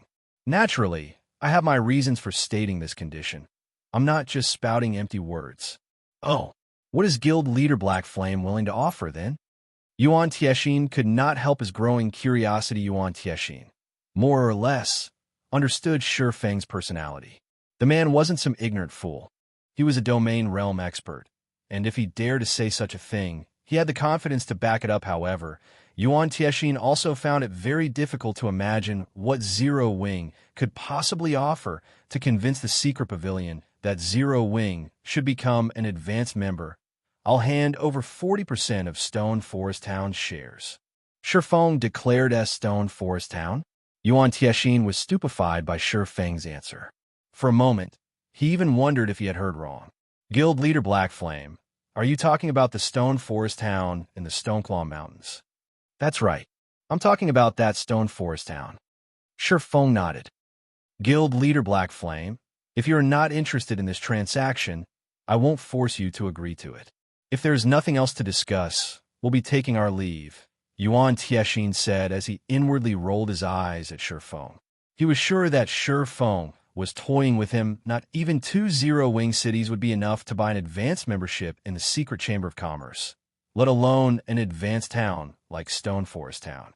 Moreover, Feng only offered 40% of the town's shares. Even Liang Jing felt that Feng had gone overboard with his latest joke. Stone Forest Town was indeed an excellent advanced town, but the map it occupied was no longer suitable for players to level up. Stone Forest Town wasn't even worth as much as Silverwing Town, much less Zero Wing City. What if I tell you that I can move Stone Forest Town to the ancient undead country's bottomless abyss? Feng unhurriedly mentioned as he watched Yuan Tiexin stand from his seat and turn to leave. What? Yuan Tiexin was stunned. He spun around and demanded, "Are you telling the truth?" As far as the secret pavilion knew, the ancient undead country's bottomless abyss was the only God mode regional dungeon in God's domain. The bottomless abyss was a level 60 to level 100 super large-scale regional dungeon. And not only did it have far more resources than Azura mode regional dungeons, but the dungeon's monsters also dropped 7 Luminaries crystals. Unfortunately, the ancient undead country's environment was exceptionally harsh. Players would have an extremely difficult time surviving inside the dungeon. In fact, entering and leaving the dungeon was immensely troublesome. Not to mention exploring a large part of the reason that the Secret Chamber of Commerce had agreed to promote Starlink to advanced membership was the guild's willingness to hand over the fortress it had obtained in the ancient undead country. Otherwise, Starlink would have needed to offer a lot more to elevate its membership. Yuan Tiexin could not fathom how Feng could move Stone Forest Town to the bottomless abyss. Setting up a guild town in a neutral map was already incredibly difficult, not to mention setting one up in a God mode regional dungeon. However, if what Feng said were true, the bottomless abyss would become one of Zero Wing's backyards. Exploring the regional dungeon would become at least half as difficult, and players wouldn't need to worry about their survival in the bottomless abyss, of course. Feng nodded. The idea would be delusional at best for others, but for Feng, the task was only somewhat difficult, not entirely out of the question. To complete the task, Zero Wing would need a large stock of resources, enough that not even top-ranked first-rate guilds would be able to afford it. Originally, Feng had planned on setting up Stone Forest Town in a neutral map outside of Starmoon Kingdom. But now that the ancient undead country had been discovered, he dismissed his initial plans. God mode regional dungeons were treasure troves, and even the various superpowers would fight for control of the areas. Since someone had discovered the ancient undead country now, and the secret pavilion had come knocking on his door, Feng wouldn't ignore this opportunity. Even so, that's not enough. It's only a town in a regional dungeon, Yuan Tiexin said. But looking at Feng's confident expression, he couldn't help but return to his seat. This is the most sincere offer I can make. If it isn't possible, then I can only apologize for the inconvenience, Feng said, chuckling at the interest flashing in Yuan Tiexin's eyes. I'm absolutely certain that the higher-ups will not agree. You'd be better off requesting another condition. Yuan Tiexin responded with conviction after giving the matter some thought. Feng said, since that is the case, then I want Starlink's advanced membership revoked.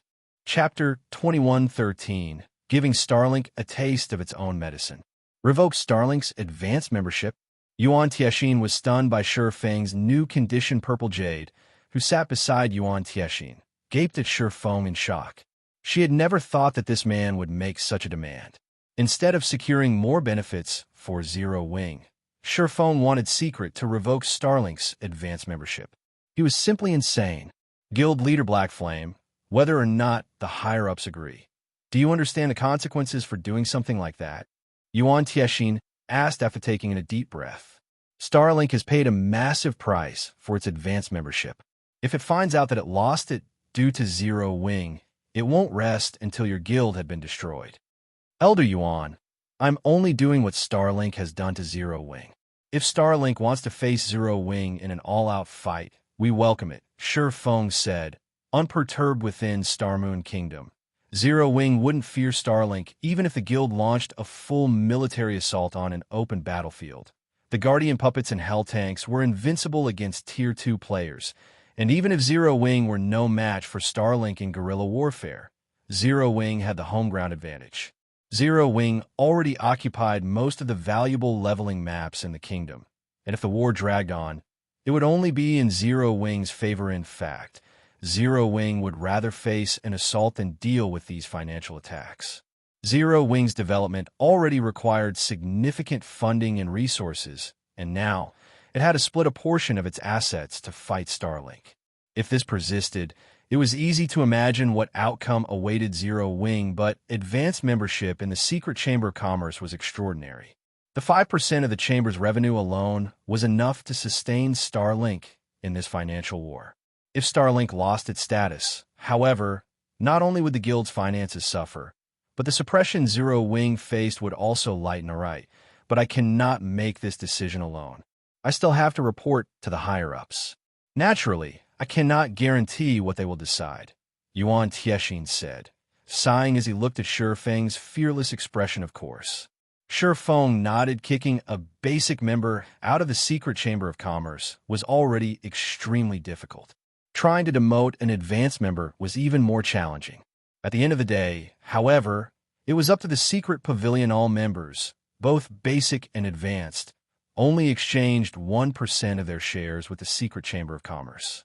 Advanced members merely received better benefits than basic members. Moreover, the contracts all power signed with Secret were one-sided. The Secret Pavilion could dismiss any member on a whim, including advanced members. However, the Secret Pavilion would not casually dismiss or demote advanced members, as they brought in far more profits than basic members. The Secret Pavilion had only agreed to remove Zero Wing from the chamber because Starlink had paid a large enough price. Now that Zero Wing wanted Starlink demoted, it had to pay an equally high price. Yuan Tiexin walked over to a corner of the room and contacted the Secret Chamber of Commerce's higher UPS. After about half an hour of discussion, he returned to his seat before Shi Feng. Based on his stern expression, he had received an answer. Guild leader Black Flame. The higher-ups have made their decision, but before I relay it, I need to ask, are you certain that you can establish Stone Forest Town in the bottomless abyss? Yuan Tiexin asked seriously. I cannot guarantee it, Shi Feng said, chuckling. Do you understand what our advanced membership represents, Guild leader Black Flame?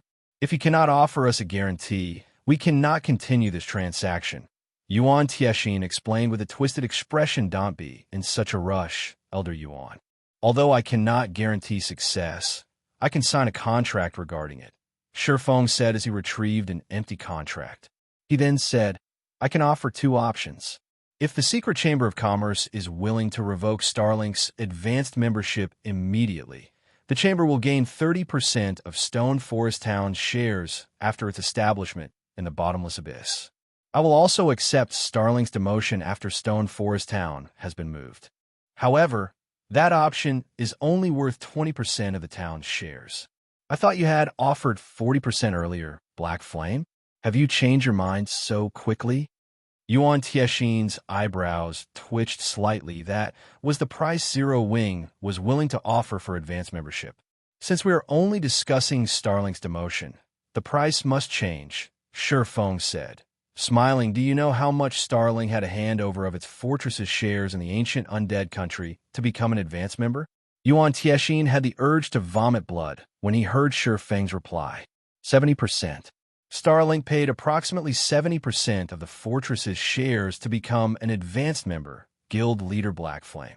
On the other hand, you're only offering shares for an advanced town. Don't you think your offer is a little too weak? You also have to consider the location, Shi Feng calmly replied, not budging at the slightest. The difference between a town within a regional dungeon and one without was massive, not to mention a God mode regional dungeon. He refused to believe that the Secret Pavilion didn't know this different. Shi Feng would never have considered selling Stone Forest Town's shares if not for his goal to drag Starlink down and regain access to the Secret Chamber of Commerce's sales channels. Once he moved Stone Forest Town to the bottomless abyss, he could gain a fortune in entrance fees alone, although I see your reasoning. It isn't enough shares. If you're willing to increase your offer by another 20%, we can continue these negotiations. The higher-ups will not agree otherwise. Yuan Tiexin said this is the highest Zero Wing is willing to go. If you cannot accept that, then I'm afraid that there's nothing we can do. Shi Feng. Shaking his head, Shi Feng had considered using the secret of linking NPC auction houses with player auction houses as a bargaining chip, but he couldn't afford to expose this information just yet. Every day he could maintain its secrecy was another day of advantages. In any case, he had control of Stone Forest Town's auction house, and only he could see how many people truly sold items through it. At most, players would be surprised by how many items passed through the auction house. This Shi Feng's uninterested expression rendered Yuan Tiexin speechless. It was as if the man didn't mind this deal going sour if the higher-ups hadn't been so tempted by the bottomless abyss and the idea of a guild town within the regional dungeon, including how much said town could help the secret pavilion's development. He would have already left the room agree to his deal. We will revoke Starlink's advanced membership immediately. Suddenly, Yuan Tiexin heard a solemn voice guild leader. Yuan Tiexin's eyes drifted to the dignified man on the screen at the bottom right corner of his vision. This transaction was immensely important to the secret pavilion, so he had deliberately maintained the video call with his guild leader, allowing the man to listen in on the conversation. The loss is manageable, and I've seen Stone Forest Town before. It has developed quite smoothly thus far and has already become an advanced town. If Zero Wing can truly re-establish the town in the bottomless abyss, it will only be a matter of time before Stone Forest Town becomes a basic city. However, we need a clear time frame. If Zero Wing cannot accomplish the task within a reasonable time, it will have to compensate for our losses with the combat puppet design. The dignified man said, I understand. Yuan Tiexin replied as realization dawned on him. A basic city was far more valuable than a fortress. He hadn't really thought Shi Feng's offer through. Following which, he turned to the swordsman in question and said, Guild Leader Black Flame, we agree to your first condition. However, you must give us a time limit. If you cannot fulfill your promise within the given time, you will have to offer the combat puppet design as compensation. This is the most the secret pavilion is willing to concede. All of the various superpowers sought their own combat puppets, which were easily as valuable as an entire fortress in the ancient undead country. That won't be a problem. Although Yuan Tiexin's reply surprised Shi Feng, he quickly answered the man. As for the time limit, I think 10 days should be appropriate. All right, let's sign the contract then. Yuan Tiexin nodded. Both Liang Jing and Purple Jade watched the exchange in shock. With just a few words, Shi Feng had guaranteed Starlink's demotion. No one would believe this if they heard it once Shi Feng and Yuan Tiexin signed a contract. The Secret Chamber of Commerce had revoked Starlink's advanced membership within less than half an hour, although this matter had only been announced internally. News quickly spread across God's domain. Chapter 2114, Overturning the Heavens. Foggy Ghost Plains, a neutral map outside of the Black Dragon Empire dash. Darkness enveloped the plains throughout the year. Level 70 to 80 undead creatures with high physical resistance roamed the plains, making the area very dangerous for current players. If players weren't careful here, they could easily lose their lives. Thus, very few visited this place. However, a 20-man team currently fought more than 100 level 70-plus undead earthworms. These undead earthworms ranked between Special Elite and Lord, and a deathly aura surrounded their bodies. If players approached, they felt a chill seep into them, affecting their movements. In addition, the undead earthworms had extremely high defense, and their attacks had a corrosive effect. However, the players who faced these undead earthworms defeated one after another. The team's leader, an assassin, toyed with roughly 80 undead earthworms by himself. Like a graceful butterfly, the assassin skillfully dodged the corrosive attacks, while the assassin attracted the undead earthworms' attacks. A willowy woman bombarded the monsters with one spell after another, each dealing over minus 20,000 damage.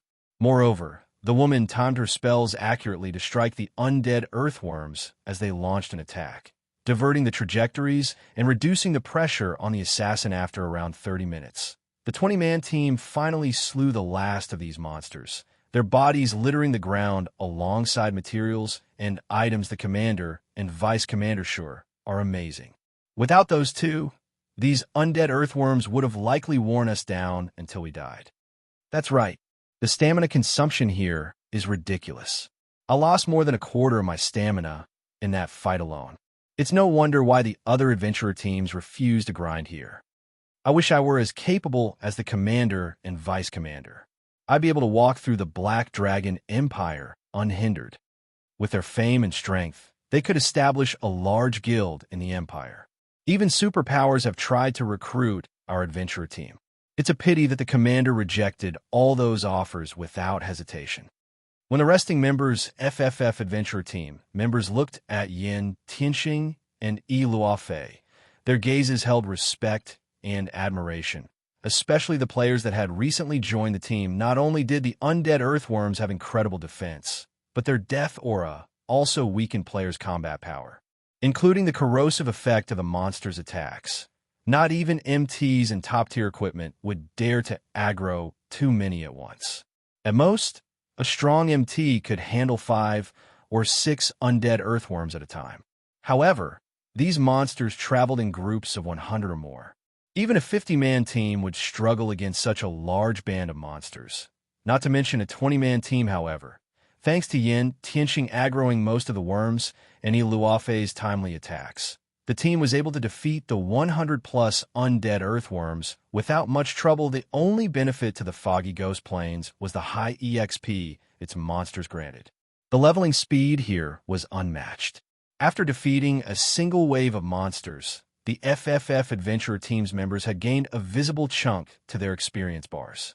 It was a rare phenomenon at their levels suddenly. A woman in dark gray leather armor appeared before Yin Tianxing and Yi Luofei. She had a magnificent body, looking like a fairy, and her chilling aura felt like the moon in the night sky. Upon close inspection, one would discover that this woman was actually level 67. She could undoubtedly rank at the very top of the Black Dragon Empire's ranking list. Meanwhile, Yin Tianxing and Yi Luofei had failed to detect this woman's presence before she had appeared. The FFF members grew nervous due to her abrupt arrival. They were all experts, and their ability to sense others' auras was first-rate, yet they hadn't noticed this woman's approach. To make matters worse, they had never felt such a frightening aura before. They all felt as if they stood in a silent hell as this woman's aura washed over them. "Why are you here, Lotus?" Yin Tianxing calmly asked the peerless beauty before him. The other FFF members' jaws dropped when they heard the woman's name. Everyone in the Black Dragon Empire knew the name Lotus. It was, after all, the name of the #1 player on the Empire's assassin ranking list. She was a legend in the Empire, and even the Dragon Phoenix Pavilion feared her. Moreover, Lotus was particularly mysterious. The public knew almost nothing about her other than her name. The reason Lotus was known as a legend in the Black Dragon Empire, and even the Dragon Phoenix Pavilion feared her so greatly, was her success in killing Martial Dragon, one of the pavilion's monster-level experts. Nine Dragons Emperor had been furious about Martial Dragon's defeat, but despite ordering a hunt for Lotus, he had accomplished nothing. In the end, Nine Dragons Emperor had been forced to abandon the hunt. The FFF Adventurer Team's members had certainly never expected to meet the real deal here. Moreover, their commander seemed to know this woman. "Have you considered the matter?" Lotus asked in a cold, mechanical tone. "Have he already told you that I'm not interested in joining Dark Soul?" Yin Tianxing said, "The Alliance has more resources than you can imagine. I'm sure you believe that you can continue down this path and grow stronger without relying on a superpower. I thought the same in the past, but you haven't reached that point yet. You haven't experienced what it truly feels like to reach the point where there is no road ahead. If you continue to be stubborn, the gap between us will only grow. I know that you're interested in Zero Wing, and I admit that the guild is impressive to secure White River City's auction house despite facing multiple superpowers in the competition," Lotus said, her voice deepening. "However, everyone knows what future awaits Zero Wing. after provoking so many superpowers, is destined to perish. Furthermore, Zero Wing has almost no training resources. You'd be better off joining me in Dark Soul. Dark Soul's resources will help you improve. Do you really need to waste time on a guild that is on the verge of destruction? I've made up my mind, Enchanting replied without hesitation. Zero Wing's death isn't certain yet. As long as it returns to the secret chamber of commerce, Starlink won't find the guild easy to eliminate. So what if it returns? Do you really think a guild with no background and resources can overturn the heavens? Lotus asked with a hint of disdain, but as soon as Lotus finished speaking, Iluafe gasped from beside, Enchanting Commander, something has happened. Iluafe shouted after reading the message from the Flower of Seven Sins. What is it? Enchanting asked, giving his vice commander an odd look. Starlink's advanced membership has been revoked, Iluafe said, shuddering. She even wondered if this message was a fake, but since it bore the Flower of Seven Sins name, it couldn't be. How is that possible? Enchanting was stunned. Has the secret pavilion lost its mind? When the world has happened. Membership in the secret chamber of commerce was extraordinary. Revoking a basic member's status demanded an extremely high price. Not to mention a power's advanced membership. The news even surprised Lotus. Becoming an advanced member in secret required an astronomical price. By demoting one of its advanced members, the chamber would lose significant profits. Why would the secret chamber of commerce willingly revoke Starlink's advanced rank? The information isn't very accurate, but based on what we currently know, I'm 90% sure that Zero Wing has something to do with it. The moment Secret reinstated Zero Wing's basic membership, it demoted Starlink, Iluafe replied hesitantly. Chapter 1650, Overwhelming Advantage. Chapter 1650, Overwhelming Advantage. The scene inside the tower had transformed into something akin to an ancient battlefield. Hundreds of thousands of players fought as screams and explosions echoed throughout the tower. Many adventurer team members, who participated in this struggle for the Primordial Divine Ruins entry slots for the first time, were dumbfounded by the view before them. They even found it hard to move their feet. Amazing. So, this is the struggle for the Primordial Divine Ruin. This battle is too fierce. Even expert players are no different than ants here. Many adventurer teams and normal guilds, which had planned to participate, watched the battle in a daze from the sidelines. None of them were bold enough to join the fray. They were all afraid of being devoured and annihilated in the blink of an eye. Even the expert players they normally thought were so powerful lasted less than 10 seconds on this battlefield. These experts were either overwhelmed by an uncountable number of spells or ganged up on by equally powerful experts. On this battlefield, expert players were fortunate enough to keep their lives, let alone accomplish anything significant. As for the elite players, they were pure cannon fodder. Most elite players usually died before any of the rear-line healers could get to them. Of the multitude of battles across the battlefield, those near the teleportation zone were the most intense. Zero Wing's 30-man Magic Light team moved like a pack of ferocious beasts that had just escaped their cages. Neither the attacks from Heaven's Burial's melee players nor those from the guild's ranged players could stop the mobile iron wall the 15 Magic Light MTs had formed. Not only did the Magic Light MTs block every incoming melee attack, but they also sent their attackers flying with their weapons and shields. Zero Wing's rear-line DPS then followed up with an intense bombardment, turning its enemies into starlight instantly. Unfortunately, as Heaven's Burial had the numerical advantage, and not even the Magic Light MTs could block every incoming attack. From time to time, arrows and spells broke past their defenses. However, Heaven's Burial's members nearly despaired when they saw the damages above the Magic Light MTs' heads. 3057. Minus 2,371. Despite landing direct hits, none of their attacks dealt more than minus 4,000 damage. It was utterly inconceivable. Every Heaven's Burial expert present wore top-tier equipment, and even against top-tier MTs of the same level, their direct hits dealt at least minus 5,000 damage. Powerful spells could even deal over minus 10,000 damage, yet when a level 50 ranger struck one of the magic light MTs with a tier 1 heart-piercing arrow, the ranger had only dealt around -3,700 damage. These MTs took even less damage from spell attacks meanwhile, after receiving numerous buffs and the benefits from Shifang's disintegration user title, the magic light MTs had over 70,000 HP each. Not even 10 of Heaven's Burial's attacks could force their HPs below 50%. Zero Wing's rear-line healers could easily restore such little HP, making the magic light MTs practically invincible. In contrast to Heaven's Burial's DPS, Zero Wing's DPS was overwhelming. Zipping, for example, easily dealt over -3,000 damage to Heaven's Burial's MTs with his normal attacks alone. When he used skills like Cross Slash, he dealt over -10,000 damage. Unlike Zero Wing's MTs, Heaven's Burial's MTs only had around 50,000 HP. Zipping only needed a few attacks to devour most of an MT's HP by himself. Coupled with the ranged attacks from Zero Wing's rear-line DPS, the enemy MTs were dead before their healers could cast any healing spells. In the short moment since the battle had begun, Heaven's Burial had suffered several hundred casualties, and every one of them had been an expert player. Damn it! Why is there such a huge difference in our basic attributes?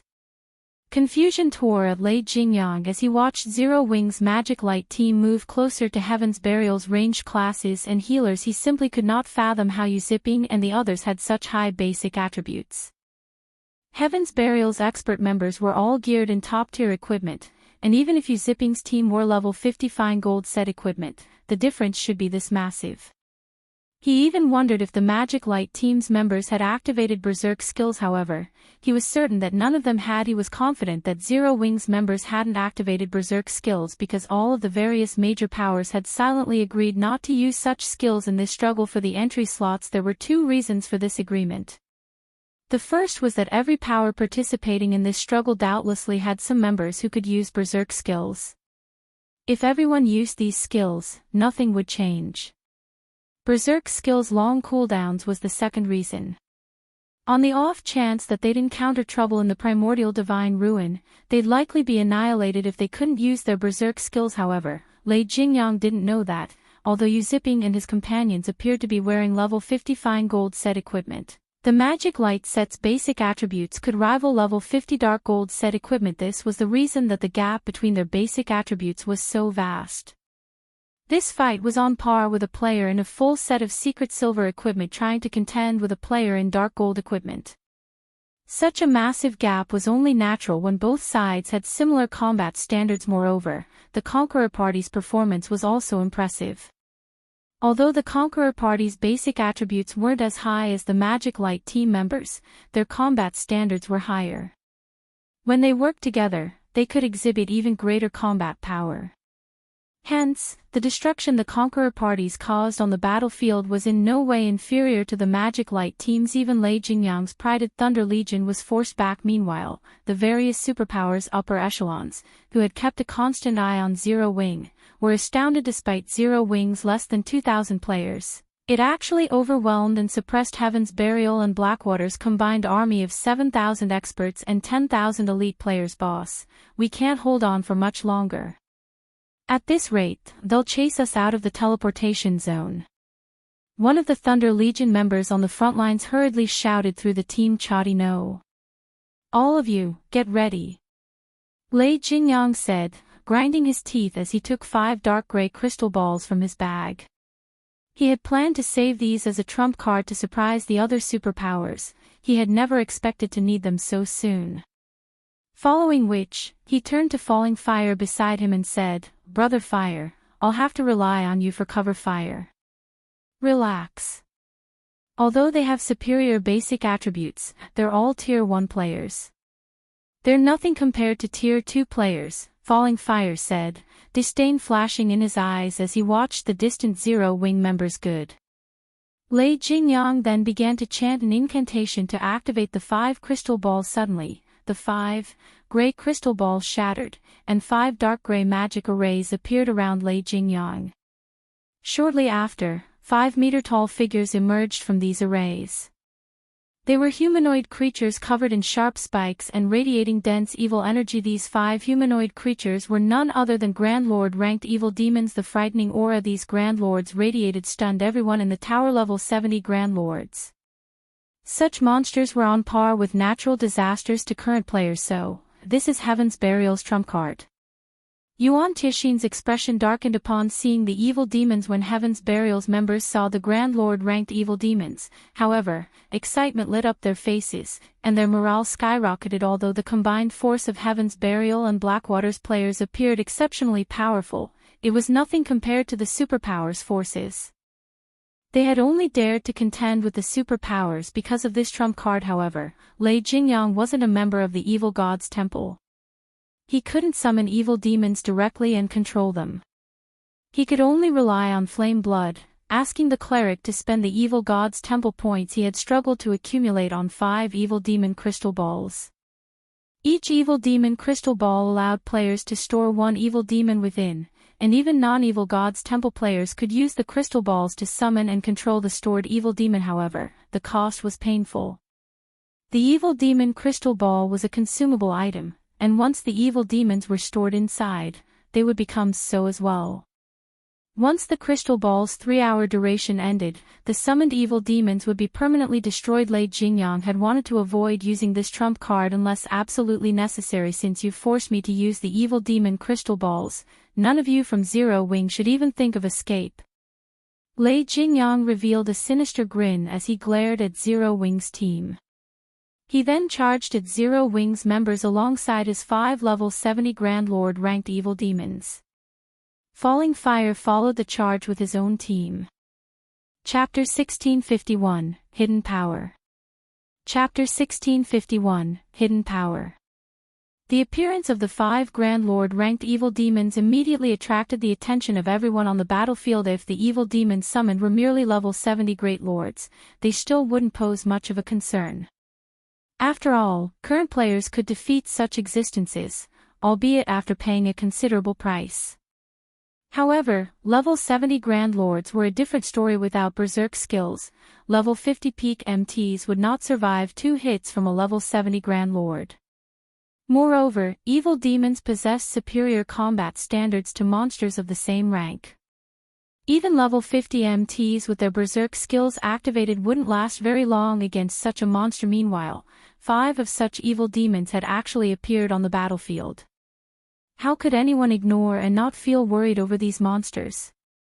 Although the various major powers had already predicted that Heaven's Burial would make use of the evil beasts and evil demons it controlled, they hadn't anticipated that the guild could summon as many as 5 Grand Lord-ranked evil demons. Sure enough, they did bring along this trump card. Zero Wing is doomed now. Even a tier 3 summoned creature won't be able to hold back a Grand Lord-ranked evil demon, much less 5 of them. The various major powers were delighted as they watched the 5 evil demons charging towards Zero Wing's team. With this, they would have one less competitor to worry about. At the same time, though, a somber expression also appeared on their faces.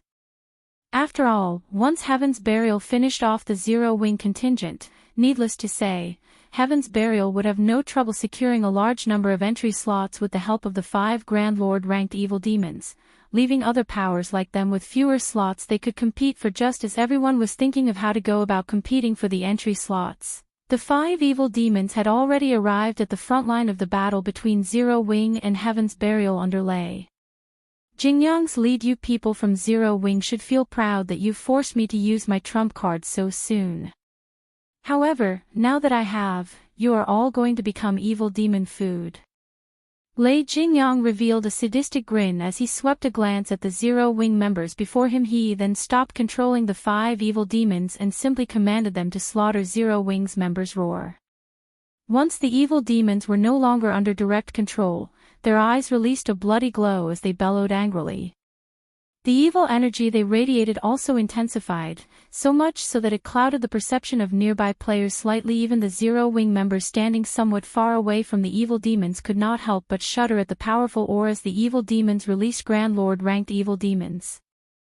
Shifeng frowned slightly as he glanced at the roaring evil demons.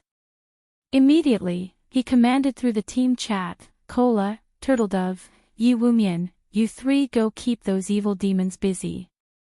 Everyone else, focus on wiping out Heaven's Burial's members. Evil demons. That's not a bad opponent. Kola licked his lips in eagerness as he looked at the evil demons. It's a good opportunity to test my new equipment.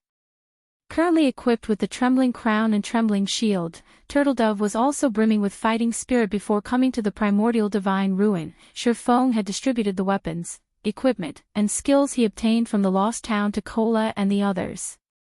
Among them, he had given the Trembling Crown and Trembling Shield to Turtledove, while Yi Wumian received Kola's Dragonscale Shield, which she had been using. Kola and the others promptly dashed towards the 5 evil demons. Keep on struggling.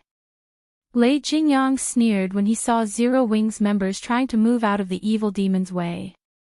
At this moment, he could already foresee the annihilation of Zero Wings' Magic Light team. Just when the 5 evil demons arrived before some melee players of Zero Wing, Kola suddenly appeared in front of the 5 monsters and raised his shield. At the same time, he activated Justice Roar. The blinding light Kola's shield gave off instantly made him the center of attention on the battlefield. Meanwhile, the 5 evil demons involuntarily stopped their actions and turned to look at Kola in AoE taunt. What a suicidal bastard. Lei Jingyang's eyes gleamed with ridicule as he looked at the glow from Kola's shield. Even current peak MTs couldn't last very long against a level 70 Grand Lord ranked evil demon. Yet, now, Kola had used an AoE taunt on 5 of such evil demons. At this moment, Lei Jingyang could already foresee the scene of Kola being killed instantly. As if summoned, the 5 evil demons instantly appeared before Kola, with one evil demon already swiping its right claw at the male guardian knight so fast. The evil demon's attack astonished the spectating crowd, which could just barely see the afterimage of the evil demon's claw. If it were up to these players, blocking or dodging the monster's attack would be impossible. Needless to say, if they were its target, they would no doubt be killed instantly. Ping.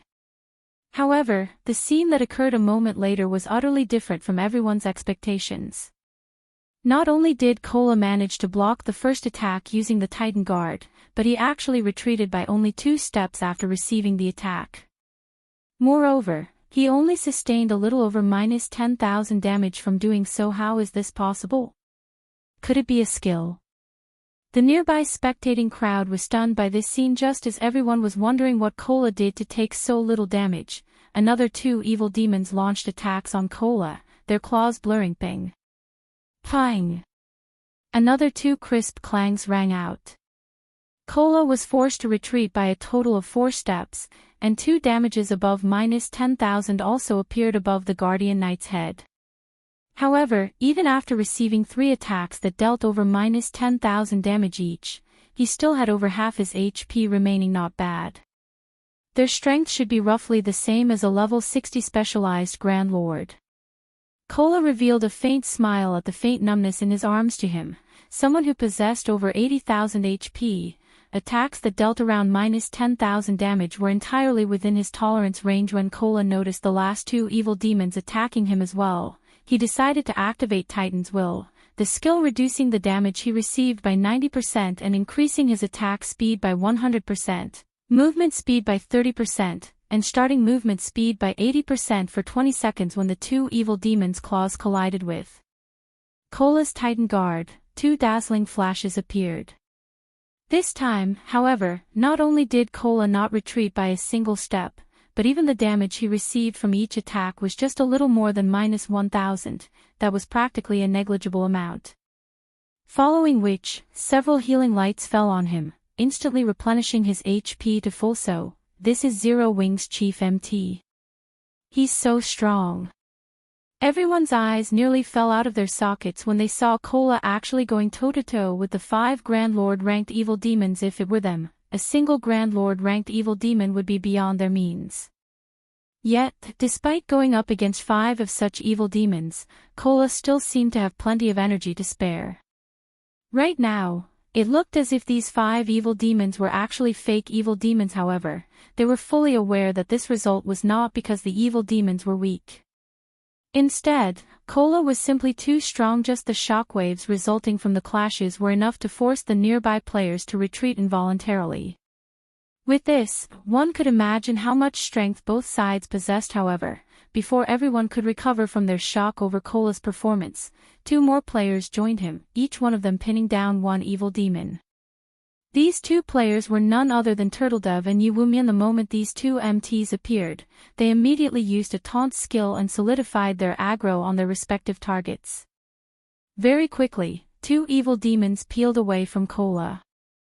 However, this was still not the most shocking part. The crucial point was that both Turtledove and Yuwumian actually possessed defense that was in no way inferior to Cola's. In fact, when the female Guardian Knight Turtledove blocked an attack from her Grand Lord, she received only a little over -8,000 damage, which was far less than the damage Cola received. This showed that her defense was above even Cola's. As for HP, due to the various team buffs, Yuwumian had over 75,000 HP.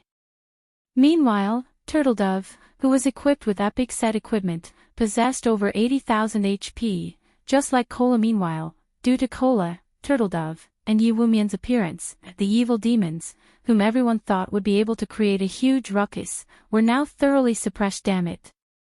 How can their defense be so high? Lei Jingyang was momentarily stupefied when he saw this scene. However, a possibility that made his entire body shudder came to mind soon after. Could they have been promoted to Tier 2 as well? Chapter 1652, Tier 2 vs Tier 2. Chapter 1652, Tier 2 vs Tier 2. Inside the teleportation zone, the 5 level 70 Grand Lord ranked evil demons furiously attacked the MT trio from Zero Wing, their speed extremely fast. Many expert players present inside the tower could not keep up with the monster's movements, yet Cola and the other MTs blocked every attack of the evil demons using their shields. Moreover, they did so very casually. Meanwhile, any expert player that accidentally came into proximity of their battle would get killed by the battle's shockwaves. They're able to stop even 5 Grand Lord ranked evil demons. Purple Jade wore an incredulous look on her face as she watched Cola, Turtledove, and Yuwumian going up against the evil demons. Even the peak MTs of the secret pavilion would need to activate their berserk skills to go up against a level 70 Grand Lord. However, Cola and the other two MTs could actually hold back the evil demons without using any berserk skills. Moreover, they were even at a numerical disadvantage. Zero Wing is truly extraordinary. It's no wonder Rain is so adamant in working together with the guild. Quiet Melody, who was commanding the Sacred Temple's members in battle, could not help her surprise when she sent a glance at the distant evil demons. Now, she more or less understood why Phoenix Rain had decided to partner with Zero Wing early on in the game. Phoenix Rain's insight was indeed many times more acute than Nine Dragons' Empress. Meanwhile, Zero Wing's members also had their morale boosted further after seeing the MT Trio's performance. Brimming with fighting spirit, they started putting even more effort into suppressing Heaven's Burial's members. Damn it. How is this possible? Lei Jingyang was filled with envy as he looked at Cola and the other two MTs. Why does Zero Wing possess 3 Tier 2 MTs? Not only did Heaven's Burial receive financial support from major corporations, but it had also managed to recruit plenty of expert players. Despite all this, the entire guild had only 3 people that succeeded in their Tier 2 promotion even until now. The guild had invested everything it had to help these 3 players complete their promotion quests after they reached level 50. Moreover, unlike other classes, MT classes faced much more difficulty with their Tier 2 promotions. Although Heaven's Burial had attempted to help its MTs with their promotions, all of those MTs failed. On the other hand, Zero Wing actually possessed 3 Tier 2 MTs. The value of Tier 2 MTs was much greater than that of Tier 2 players of other classes. After all, the majority of a guild's weapons and equipment came from dungeons. If a guild possessed powerful MTs, it would have a much easier time raiding dungeons. Boss, what should we do? Those 5 Grand Lords are all pinned down right now. We're also still getting pushed back by Zero Wing. At this rate, we'll be chased out of the teleportation zone, the level 50 ranger commanding the battle asked worriedly. Although their side had an overwhelming advantage in numbers, Zero Wing's members were simply too powerful. Thus far, their side had already lost over 1,000 players. In contrast, Zero Wing's death toll amounted to only a little over 100. Most importantly, the 30-man Magic Light team had yet to suffer a single casualty. All ranged DPS, change targets, and focus fire on those 3 MTs of Zero Wing. I refuse to believe that Zero Wing will have another method to stop the evil demons once we get rid of the 3 of them. Lei Jingyang commanded through the team chat. After saying so, Lei Jingyang personally led a team of 20 experts, followed by Falling Fire's team, and charged at Cola, Turtledove, and Yiwumian. Although it was indeed surprising that Zero Wing possessed 3 Tier 2 MTs, both Falling Fire and he were Tier 2 players as well. If they went up against the MT trio, they would not necessarily be the one to lose. Not to mention, Cola and the other 2 still had to tank 5 evil demons very quickly. Lei Jingyang and the others arrived within 40 yards of the Mount Trio die. Like throwing a javelin, Lei Jingyang hurled the great sword he carried at Cola, arcs of silver electricity appearing around the weapon as it left his hand. In mid-flight, the great sword suddenly split into a dozen serpents made out of silver lightning. Meanwhile, unlike normal spells and arrows, which could only move in a straight line, the serpents slithered nimbly through the air towards Cola, their movement patterns changing constantly. The boss is getting serious. Zero Wing's members are dead now. The eyes of the Thunder Legion members glowed when they saw this scene. The attack Lei Jingyang had just executed was a trademark move of his, a combination of his precision control and the additional skill of his greatsword. Electric Serpent Bites. Each Electric Serpent summon possessed 120% of the user's strength. They also moved ridiculously fast, so much so that even top-tier experts would have trouble coping with just one of the serpents. Going up against a dozen Electric Serpents simultaneously would be a struggle even for peak experts of the same level, who would have no choice but to retreat temporarily. As for Falling Fire, who stood beside Lei Jingyang, he was not one to be outdone either. As he completed an incantation, 9 crimson magic arrays appeared on the ground around him. The ambient fire-type mana immediately began surging towards these 9 magic arrays frantically. Shortly after, Falling Fire tapped the butt of his staff on the ground. Tier 2 curse, Spark Impact. In the next moment, the 9 magic arrays started launching small meteorites one after another into the air. After reaching a certain altitude, the meteorites then changed trajectories and flew straight towards Cola. The power packed within each meteorite was visibly stronger than that of Lei Jingyang's Electric Serpents. Their speed was on par with the Electric Serpents as well. They were working together to attack me. Despite seeing the Electric Serpents and small meteorites rapidly approaching him, Cola showed no sign of panic whatsoever. Instead, he gave the ground a mighty stomp, taking a defensive stance, and activated Titan's Heart. The instant Cola used Titan's Heart, a yellow, earthen barrier formed around him, shielding him from the Electric Serpents and small meteorites. Boom. Boom. Boom. Let's see how you people from Zero Wing stop the evil demons now. Lei Jingyang laughed in ridicule as he looked at Cola's position. Although Cola had activated a life-saving skill, Lei Jingyang's Electric Serpent Bites possessed extraordinary attack power.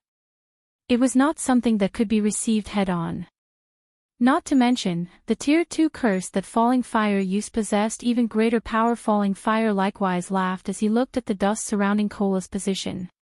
He then turned to look at Turtledove and Yiwumian. However, as the dust settled, a figure emerged standing where the Electric Serpents and meteorites landed. Meanwhile, this figure was none other than Cola. At this moment, Cola's surroundings had already been charred black. However, Cola himself remained completely unharmed. In fact, not only had his HP not decreased by the slightest, but it had even increased quite significantly. He's not dead. Lei Jingyang and Falling Fire were stunned. Both of them had used their respective aces in the hole, each of which was easily capable of instant killing a player of the same level. Yet, Cola actually managed to survive both attacks without taking any damage. In fact, aside from blocking their attacks, Cola had also fended off the attacks of 3 evil demons. What powerful attacks! They actually managed to deplete half of my protective energy. Kola could not help being startled when he looked at the remaining energy of his barrier, as Titan's heart created an energy shield that had an HP equivalent to 10 times his own. Had he tried receiving all those attacks without Titan's heart, even if he activated Protection Blessing, he still would have gotten killed instantly in invulnerability skill?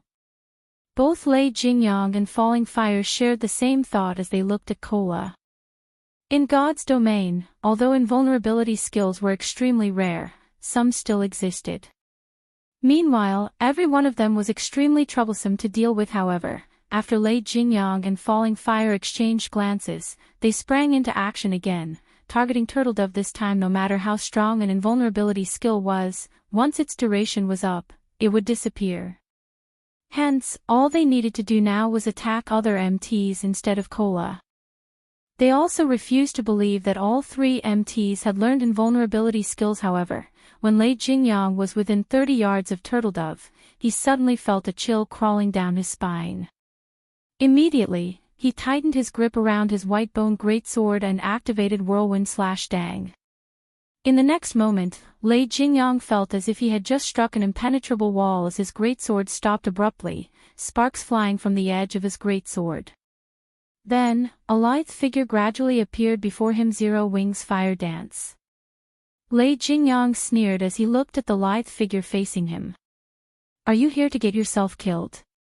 He sent a slash at the female assassin before him. Straightaway, an assassin was most powerful when conducting an ambush. As long as the ambush failed and their body became exposed, their combat power would decrease drastically. In a frontal clash, an assassin was significantly inferior to a berserker. Dang. Dang. Dang.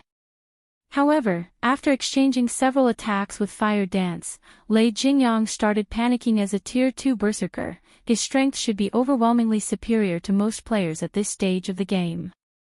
Moreover, he was currently geared in 3 pieces of epic equipment. Despite that, not only did every one of the dozen or so attacks he had sent at Fire Dance get blocked, but his arms even started falling numb from the resulting impact. Could she be a Tier 2 player as well? Lei Jingyang could not help entertaining such a thought. However, even if Fire Dance was a Tier 2 assassin, it should be impossible for her to be superior to him, a Tier 2 berserker. In terms of strength, Lei Jingyang very quickly shook the thought out of his head and calmed himself. In terms of combat standards, he was no doubt superior to Fire Dance.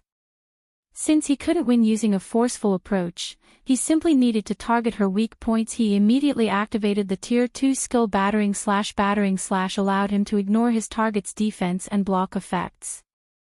Although the damage his attacks dealt would decrease significantly, it would be more than enough to kill an assassin, a class that had both low HP and defense. However, when his greatsword passed through Fire Dance's body, Lei Jingyang's complexion immediately darkened. The reason for this was the sensation he felt coming from his greatsword. It did not feel as if he had just cut through a physical entity at all. He tried using Blade Storm right away, but before he realized it, Fire Dance had already appeared behind him, the 1,000 transformations in her hand stabbing towards his back. Tier 2 skill, Shadow Raid.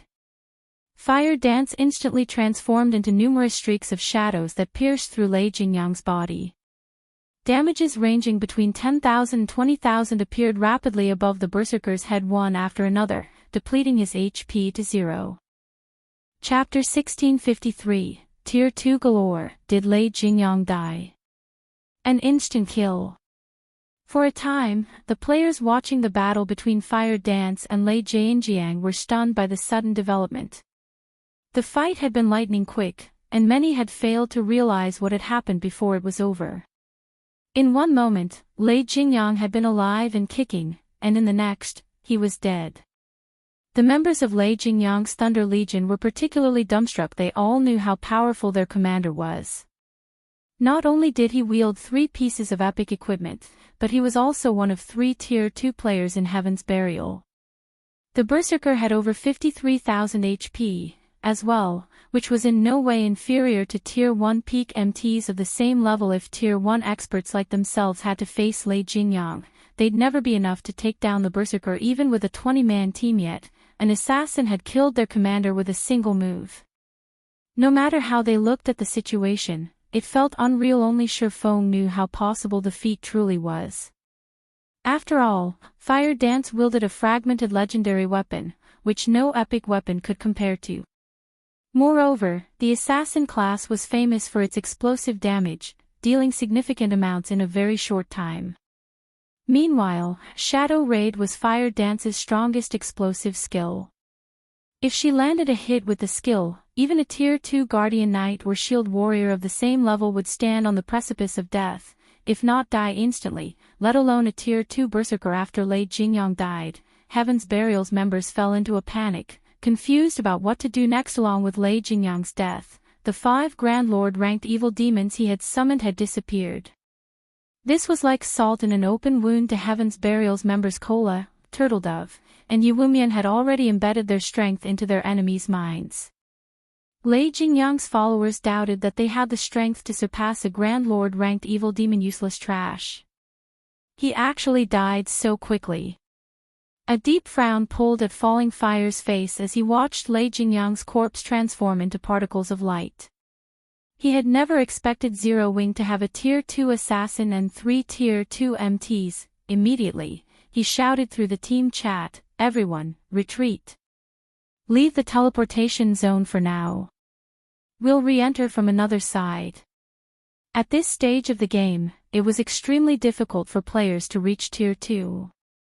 Even Blackwater, with its abundant resources, had only nurtured a few Tier 2 experts thus far. Yet, not only did Zero Wing have 3 Tier 2 MTs, but it had a Tier 2 assassin as well.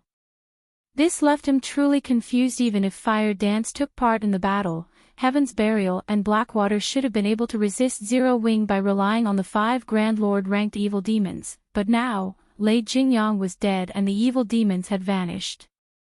Even if they had the numeric advantage, they had lost any momentum against Zero Wing due to the loss. Their chances of victory were now slim. Regardless of whether or not they continued to fight, the wisest decision now would be leaving the teleportation zone temporarily and trying to get back in from another side. With the limited number of entry slots, Zero Wing shouldn't bother chasing them. On the off chance that there were less than 15,000 players in the zone after Zero Wing left it, the guild would miss the opportunity to enter the Primordial Divine Ruin. The risk of giving chase simply outweighed the gains. However, as Falling Fire ushered his team out of the teleportation zone, a snowy white dagger appeared behind him, transforming into a streak of silver light as it thrust into the elementalist's back another assassin. Falling Fire panicked, but it was already too late to dodge or block the attack physically. Instinctively, Falling Fire activated Blink, vanishing from the dagger's attack trajectory in the most critical moment and reappearing 15 yards away. He then turned towards the player that had ambushed him with a grim expression. Unlike the lithe assassin that had ambushed Lei Jingyang, the assassin that had attacked Falling Fire was a physically fit youth. This youth was none other than Flying Shadow. What fast reactions! Flying Shadow was astonished when Falling Fire successfully evaded the ambush. He evaded my attack despite being caught off guard. Sure enough, I'm still not on the level of peak experts like him. He had been so close to killing Falling Fire just now. In his opinion, he had already concealed himself sufficiently, and his attack had been fast enough, yet Falling Fire had avoided his dagger. Zero Wing's Flying Shadow. Falling Fire recognized Flying Shadow instantly, feeling no less shocked than the assassin. How is he so strong? He had detailed information on all of Zero Wing's top-ranked experts, and Flying Shadow wasn't wearing a black cloak. Even without an identification skill, he easily determined the youth's identity based on his appearance. Based on the report he had read, Flying Shadow wasn't nearly as strong as Fire Dance, Zero Wing's #1 assassin. Yet, just now, the youth had displayed far more power than the report had mentioned. After Falling Fire had been promoted to Tier 2, he hadn't encountered a Tier 1 assassin that could get within 10 yards of him undetected. Only the guild's Tier 2 assassins had been successful. Could he be a Tier 2 player as well? As Falling Fire looked at Flying Shadow, he felt the edges of his world beginning to crumble. Since when had reaching Tier 2 become so easy? The fact that Zero Wing had one Tier 2 assassin was surprising enough, but he had just encountered another. Had he not reacted quickly enough, he might have fallen to Flying Shadow's attack. Watching Flying Shadow approach again, Falling Fire began to double speed cast suddenly. Stone spikes rose from the ground beneath the assassin's feet. At the same time, a large number of ice swords rained down on the youth. This forced Flying Shadow to focus on the attacks from above and below, which drastically slowed his advance.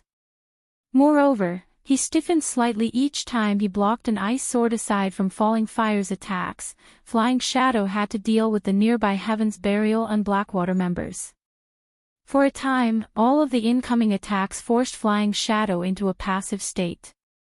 He couldn't close the distance between himself and his target. Your equipment is quite good, but it's a pity your combat standards are somewhat lacking, Falling Fire said, a condescending smile spreading across his face as he watched the assassin's HP slowly decrease. Flying Shadow might be considered a first-class expert in a first-rate guild, but he was still young and tender in Falling Fire's eyes. The assassin's focus on dodging and blocking was particularly poor and inefficient. Even without the support of other players, he could easily kill this player die.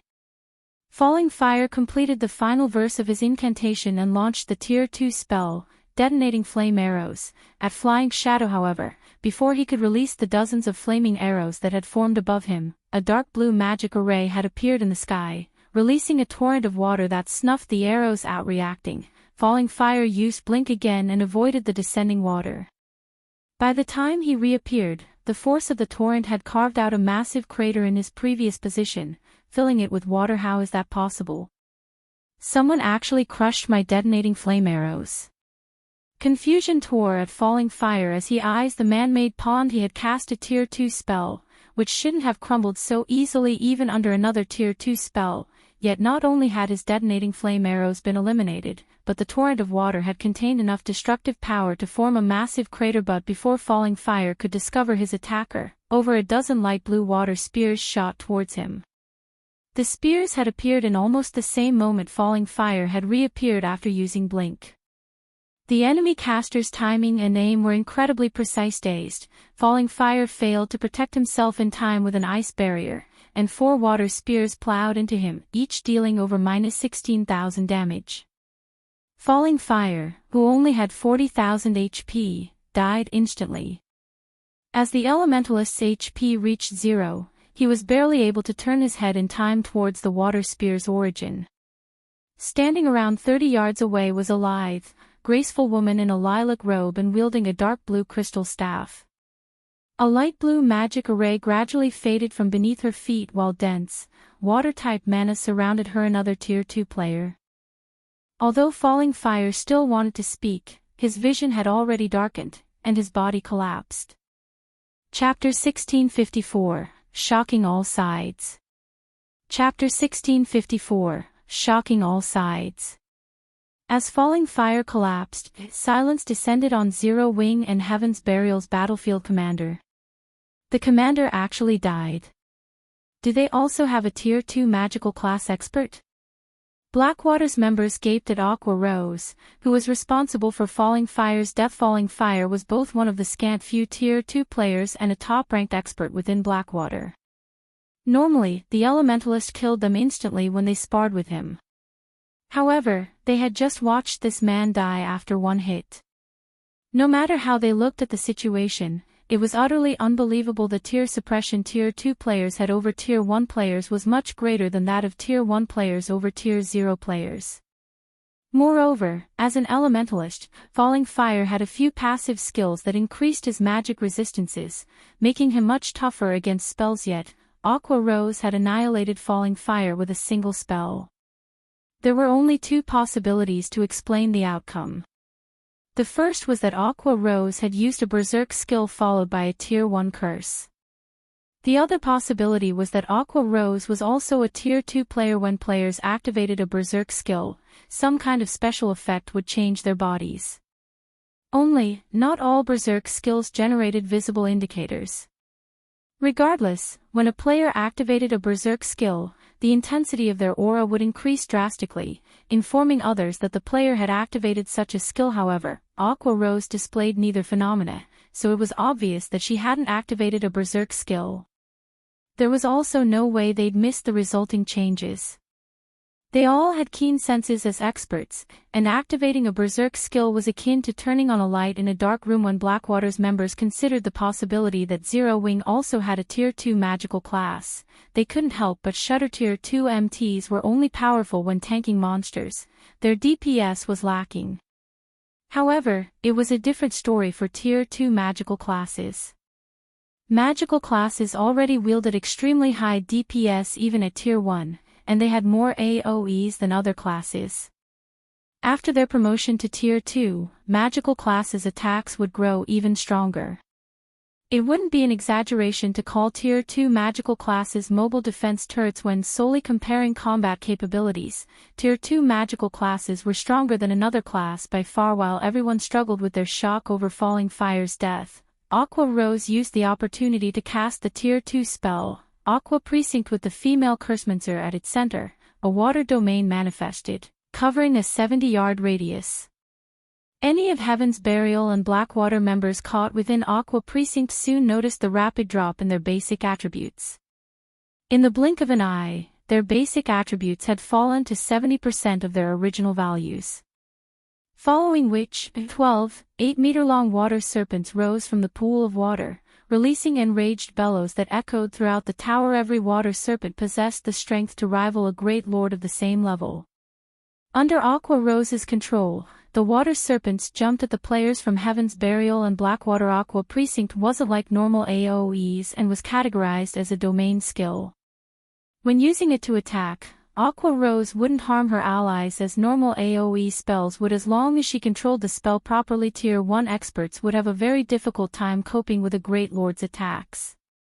Only Tier 1 MTs of the same level could block such attacks without receiving much damage.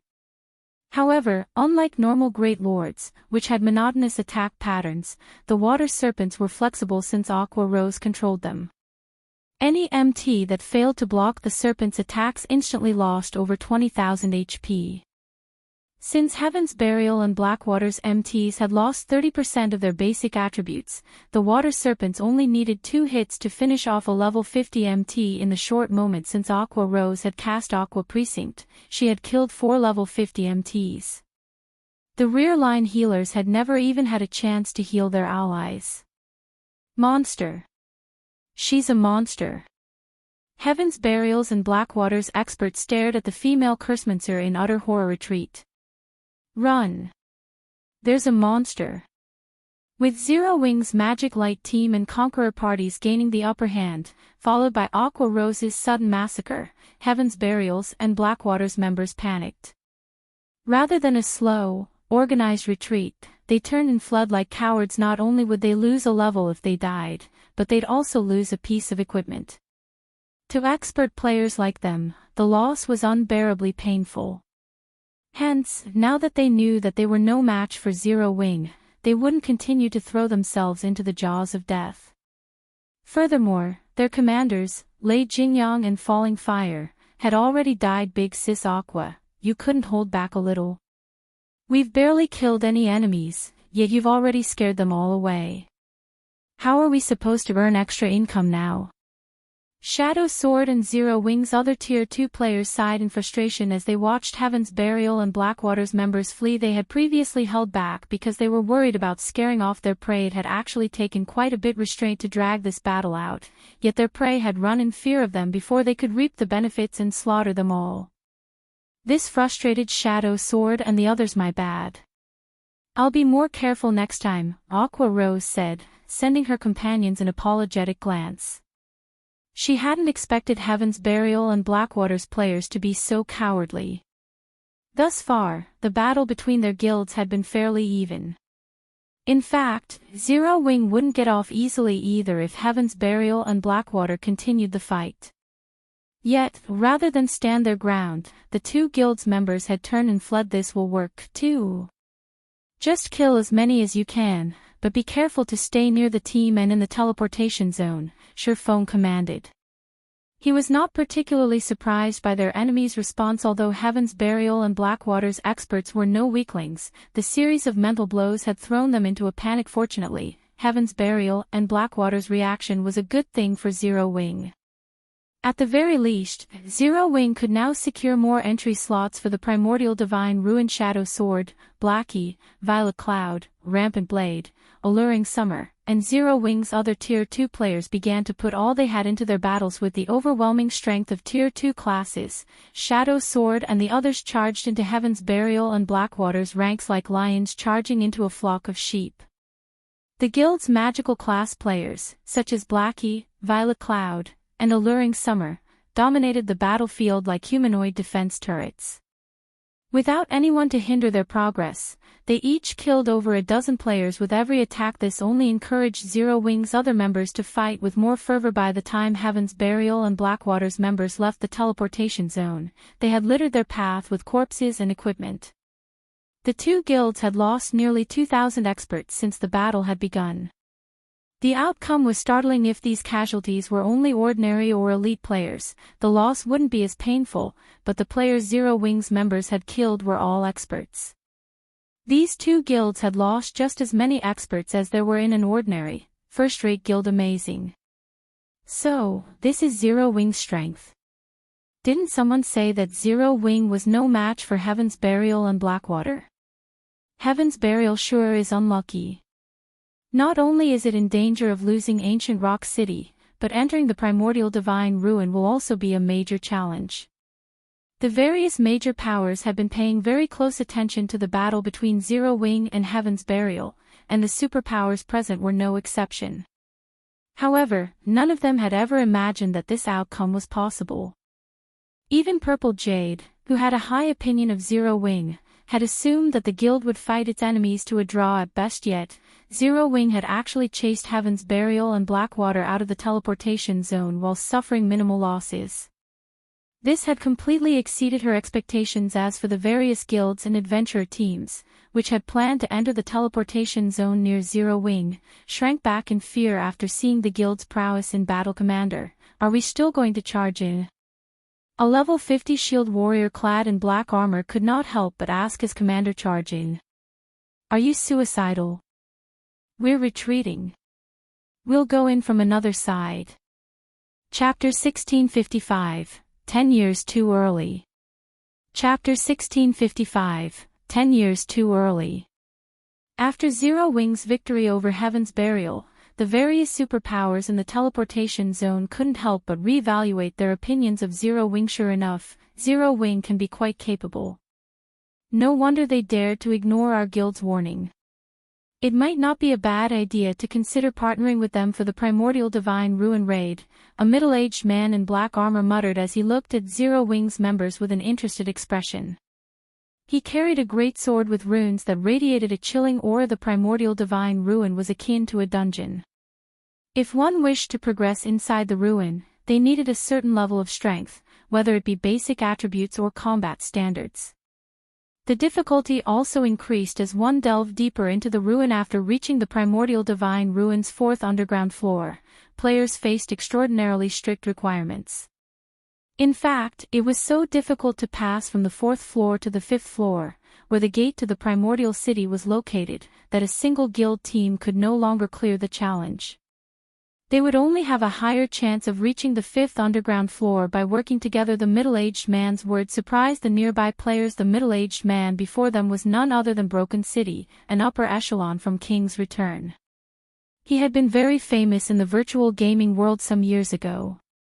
Even King's Return's guild leader had to treat Broken City with respect. Broken City didn't praise players or powers very often.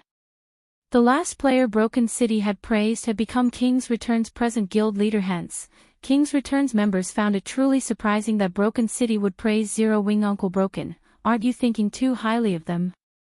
They've merely repelled upstarts like Heaven's Burial and Blackwater. Zero Wing is still 10 years too early to work alongside us, the handsome youth beside Broken City said, scoffing.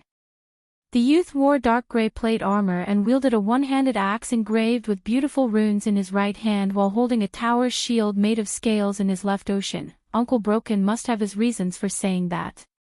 While not all of Zero Wing's team members have monstrous basic attributes, the team's overall strength is considerable. After entering the Primordial Divine Ruin, Zero Wing would make a good choice as a partner, Praying Lotus, who was garbed in a set of white, sacred robes, said as she shook her head. She didn't particularly approve of Wild Ocean's opinion, although Wild Ocean had recently received a promotion, becoming one of King's Return's adjudicators, and was one of the guild's few Tier 2 players. His thinking was shallow. Like Broken City, Praying Lotus felt they shouldn't underestimate Zero Wing's strength throughout the battle. She hadn't seen Shifeng take action at all. This proved that Zero Wing was still holding back and was far from being as simple as everyone believed. Zero Wing is only good in PvP. We're going to face an endless number of monsters and various traps in the Primordial Divine Ruin. Just clearing the 3rd floor would be a huge problem, let alone reaching the 5th floor. Aside from us superpowers, no team has cleared the ruin's 3rd floor. You should also know that you can't rely on powerful attributes alone to clear the 3rd floor. We'll talk about cooperation after they reach the 4th floor. Wild Ocean snorted, thinking that both Broken City and Praying Lotus's opinions of Zero Wing were too generous. Wild Ocean wasn't the only person with that opinion. King's Return's other experts agreed with Wild Ocean's thoughts. If they partnered with Zero Wing, they would have to share half their slots to enter the 5th floor. What kind of guild was Zero Wing? What kind of guild was King's Return? Did Zero Wing even qualify to share half of their slots? As time passed, the struggle in the teleportation zone intensified. More powers were also joining the fight in the teleportation zone. Now, even the various powers that had hesitated to provoke Zero Wing had decided to give it a try. The struggle for the entry slots lasted for over half an hour. This time, the struggle's intensity was unprecedented. Players' corpses littered the teleportation zone. In the end, the various superpowers still took the majority of the entry slots, while the alliance of first-rate guilds and the alliance of top adventurer teams only claimed a small portion among the various powers that had participated in the struggle. Zero Wing's performance was the most extraordinary. Despite Zero Wing starting the fight with less than 2,000 members, they still had over 1,200 members inside the teleportation zone by the time the struggle ended. The guild had claimed nearly 1/10 of the available entry slots, only slightly less than the various superpowers. Among the various superpowers, the Secret Pavilion had the best performance, securing exactly 2,000 slots. Although the Secret Pavilion was more than capable of gaining more than that, it had deliberately held back to avoid standing out. Every one of the other superpowers secured around 1,500 slots, which was slightly more than Zero Wing. This was also the reason why Zero Wing's performance shocked everyone. The various superpowers had started the fight with at least 6,000 members, yet Zero Wing had achieved a near similar result with less than 2,000 members. This battle record was a little terrifying. Crap. I thought that with Heaven's Burial and Blackwater out of the picture, we would get more slots. Why did we end up getting fewer slots than in previous raids? That's right. If I had known something like this would happen, I would have preferred for Heaven's Burial or Blackwater to win. The various first-rate guilds and adventurer teams' upper echelons clicked their tongues in anger and jealousy as they looked at Zero Wing's members. It was common knowledge that teams would have a greater advantage in the ruin if they entered with more players.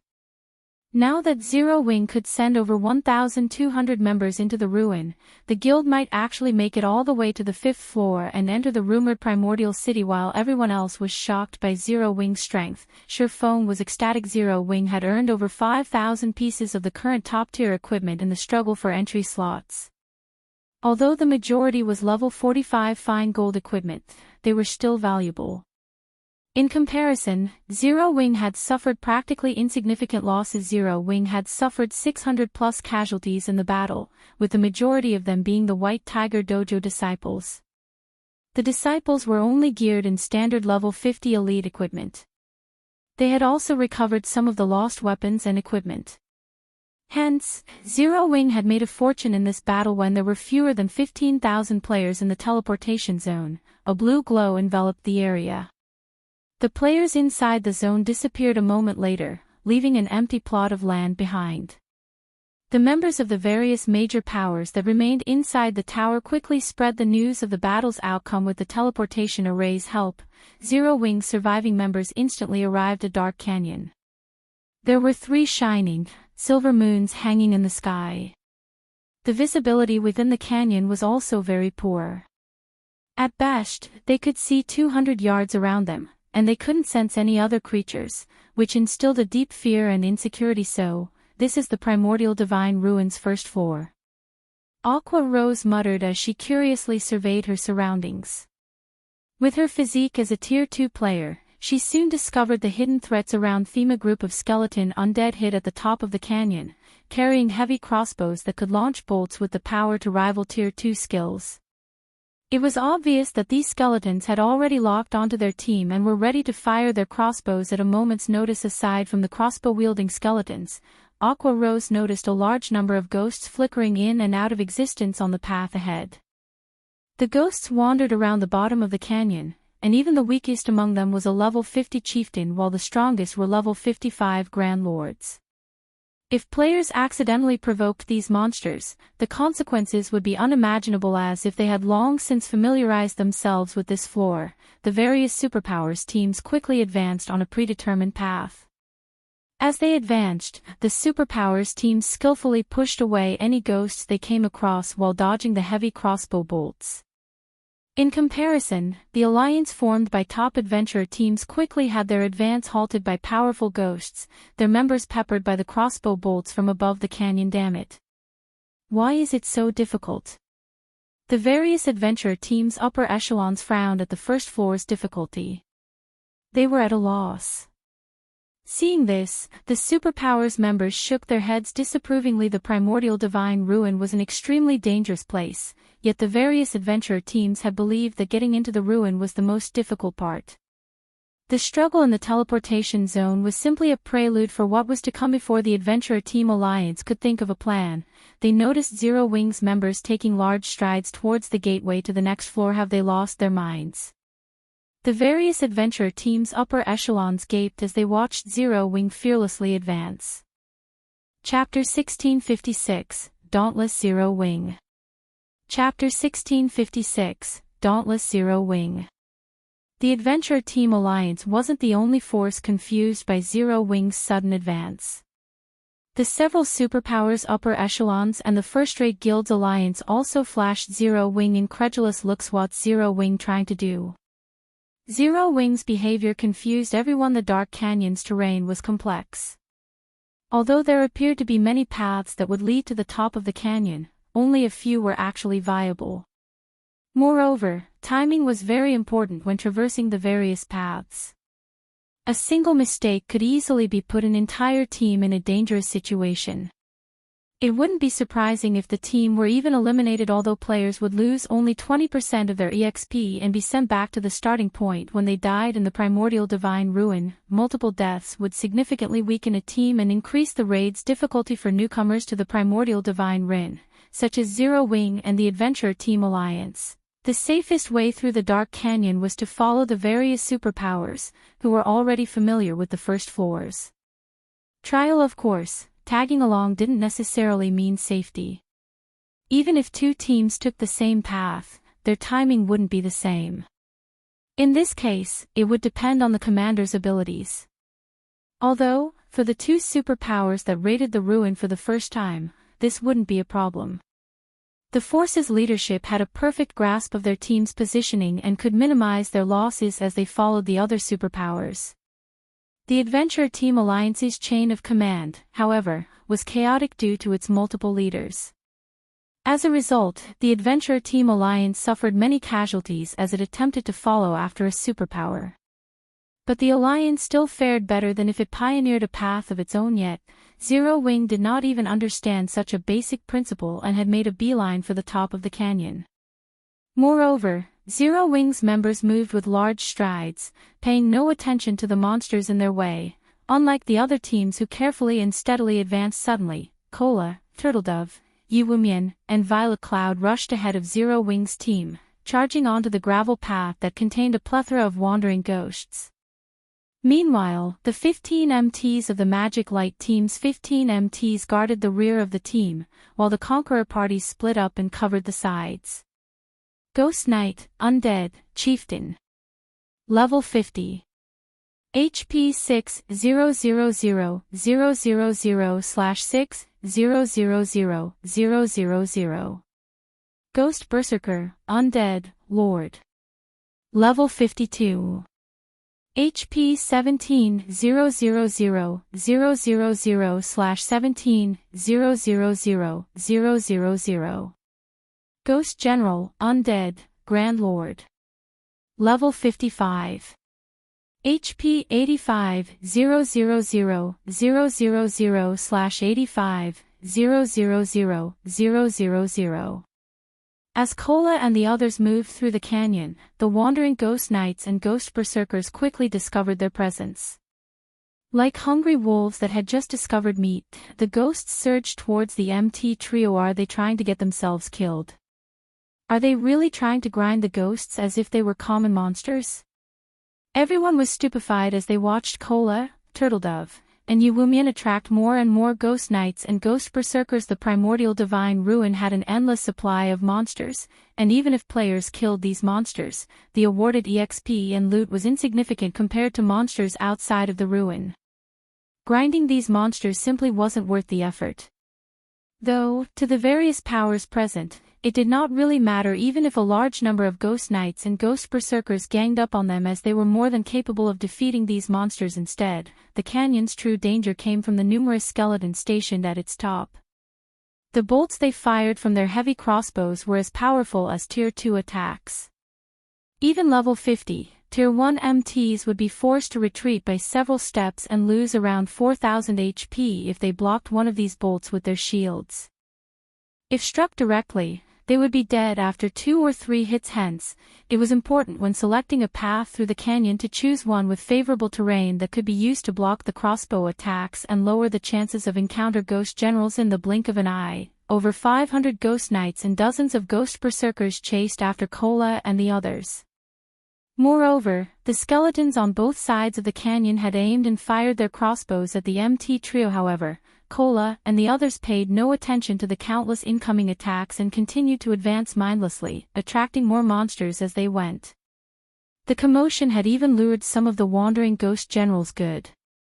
Everyone, charge. Follow Cola's group. Shurfong revealed a smile when he saw the swarm of monsters charge at Cola and the others. At this stage of the game, nobody was more familiar with Primordial Divine Ruins than him. He knew that Primordial Divine Ruins were survival tests. Although it was the first time he had visited the Primordial Divine Ruin in the Orc Empire, every ruin had nearly the same tests. It had been common knowledge in his previous life that the Primordial Divine Ruins first floor trial would become more dangerous as teams spent more time here. Take the various superpowers, for example. Although they had familiarized themselves with the paths to the top of the canyon and hence could limit the number of crossbow attacks that reached their teams, it was impossible to avoid casualties completely. In fact, the various superpowers teams were continuously lost members as they advanced right now. Moreover, as they approached closer to the top of the canyon, their casualty rates became more severe. To make matters worse, players that died and allowed the system to resurrect them would reappear at the starting point. Once they did, they'd have no way of catching up to their main force. As for having the team stop midway to resurrect the fallen, that would only end up causing the team to suffer even more casualties. Because of this, team members that died halfway through the canyon were as good as eliminated unless a team wipe occurred. The best way to challenge the first floor trial was to send a player in as bait and draw the enemy fire while the rest of the team followed behind.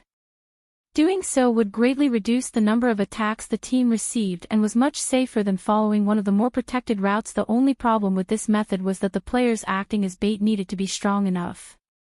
The main force also had to maintain enough distance from the bait. If the main force got too close, they would pull the agitated monsters aggro. If the main force fell too far behind, the bait would have moved past the skeleton's attack range. Fortunately, this wasn't the first time Shurfong had employed this strategy. His grasp of his team's positioning was incredibly accurate. With Violet Cloud in the center, Cola's group pushed forward. As they faced numerous attacks, their HP steadily decreased. Fortunately, the chieftain-ranked Ghost Knights and Lord-ranked Ghost Berserkers were not much of a threat. The true threat came from the Ghost Generals and the heavy crossbow attacks from both sides of the canyon, in particular. Currently, a swarm of Ghost Knights chased after Cola's group of 4, and although the situation looked dire, it worked in the group's favor as the Ghost Generals had a hard time reaching the players. Unfortunately, the same couldn't be said for the crossbow attacks when Cola, Turtledove, and Yuwumian used their shields to block the incoming crossbow bolts. They'd stiffen slightly and lose around 1,500 HP. When the other powers noticed the damage Cola and his team received, they couldn't help their jealousy. Unlike Cola and the others, their MTs received over -4,000 damage even when they blocked the crossbow bolts successfully.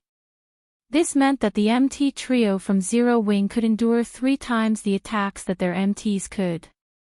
However, they still ridiculed Zero Wing for its foolish leadership. If Cola and his companions had the support of a large number of healers, they'd be practically unkillable, yet Zero Wing actually let these 3 powerful MTs charge ahead on their own. It was a reckless waste of resources. With how the team utilized Cola and the others, it wouldn't matter if they could endure 2 or 3 more hits than other MTs. Sure enough, Cola, Turtledove, and Yuwumian's HPs began to decrease rapidly. In a short moment, they had lost more than 1/3 of their HPs. The various superpowers upper echelons lamented the loss. The MT trio only had a single healer to support them, and it simply wasn't enough to keep the 3 players alive. But after another moment, the superpowers noticed something strange. Despite Cola, Turtledove, and Yuwumian's HPs having already fallen below the 25% mark, Violet Cloud hadn't prepared to cast any spells. What's going on? Isn't that girl a cleric? Or does she have some kind of grudge against those MTs? Everyone watched Violet Cloud in confusion. However, while the spectating crowd wondered about the young woman's hesitation, Cola took a look at his own HP bar. Let's begin, Cola said. Rather than panicking, his voice contained a hint of excitement. Turtledove and the others then nodded in response, following which, Cola shouted before releasing a blinding, golden glow. Suddenly, a golden pillar of light descended from the sky and enveloped Cola's group, illuminating the dark canyon. Suddenly, 4 golden barriers enveloped each member of the group. The move Cola just used was none other than the Tier 2 skill, Divine Shield, which Shurfeng had obtained from the Boneless Land. When activated, the skill granted the Divine Shield buff, which lasted 30 seconds, to a maximum of 10 players. The buff decreased incoming damage from Tier 3 or below attacks by 50% and attacks above Tier 3 by 20%. The buff also increased attack speed and movement speed by 20% and healing effects received by 100%. Divine Shield was a very powerful skill, though it had a downside. A 1-hour cooldown. Violet Cloud also used the Tier 2 spell, Holy Prayer. The spell affected all allies within a 50-yard radius and granted them an hot buff that healed them based on Violet Cloud's mana. Moreover, players affected by Holy Prayer would receive a 20% damage reduction buff. The spell had a 1-minute duration and a 20-minute cooldown. Under the effects of these 2 skills, Cola's group members each recovered over 8,000 HP every second. The damage they received was reduced to a pitiful amount as well. This turn of events allowed Cola's group to advance with ease while the rest of Zero Wing's team followed behind. In less than a minute, Zero Wing's members had reached the top of the canyon. Chapter 1657, Continuous Clearance. Chapter 1657, Continuous Clearance. The sounds of battle had filled the dark canyon, but as Zero Wing's members reached the top, the various powers, which were still engaged in combat, fell silent. That's actually possible. For a moment, everyone was at a loss for words as they stared at Zero Wing's members. They had invested a ton of effort and made numerous sacrifices during their previous raids to locate the best route up the canyon, and they would still suffer before they reached the safe zone at its top. Yet, Zero Wing had run for the top of the canyon without sparing their surroundings a glance. Not only had the guild team succeeded, but they had only lost a few dozen players, which was practically negligible. Sure enough, Zero Wing is extraordinary, Praying Lotus muttered, her eyelashes fluttering as she watched Shurfeng, the commander of Zero Wing's team. No other guild would dare to be so bold. The 2 skills Cola's group had used were particularly powerful. Although they were not invulnerability skills, the combined effect had nullified the threat from both the ghosts and the heavy crossbows they only got through thanks to powerful attributes and skills, Wild Ocean said, clicking his tongue. The next floors will be even more difficult, and basic attributes will become less important. If they try to pull another stunt like that, they'll get themselves killed. Emisham. Praying Lotus did not rebuke Wild Ocean's words this time after all. What the Shield Warrior youth had said was true. As players delved deeper into the Primordial Divine Ruin, the trials they faced would become more difficult. They would also encounter more and different traps. Rather than simply relying on raw power, players would have to rely on their technical abilities in the lower floors. The brute force method Zero Wing had used was only viable on the first floor. It wouldn't be possible to clear the following floors with the same method correspondingly, though. Players would have higher chances of encountering opportunities and treasure the further they explored. There was practically nothing noteworthy in the ruins' first underground floor. One would be extremely lucky if they even came across a bronze treasure chest.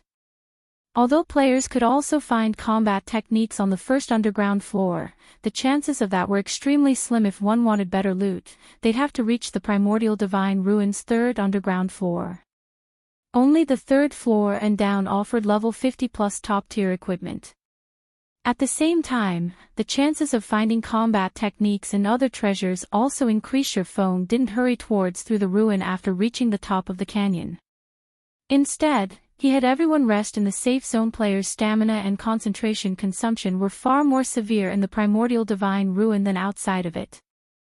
If they did not rest, they might fail trials that should be passable. Meanwhile, the only places in which players could rest in the Primordial Divine Ruin were the system-established safe zones.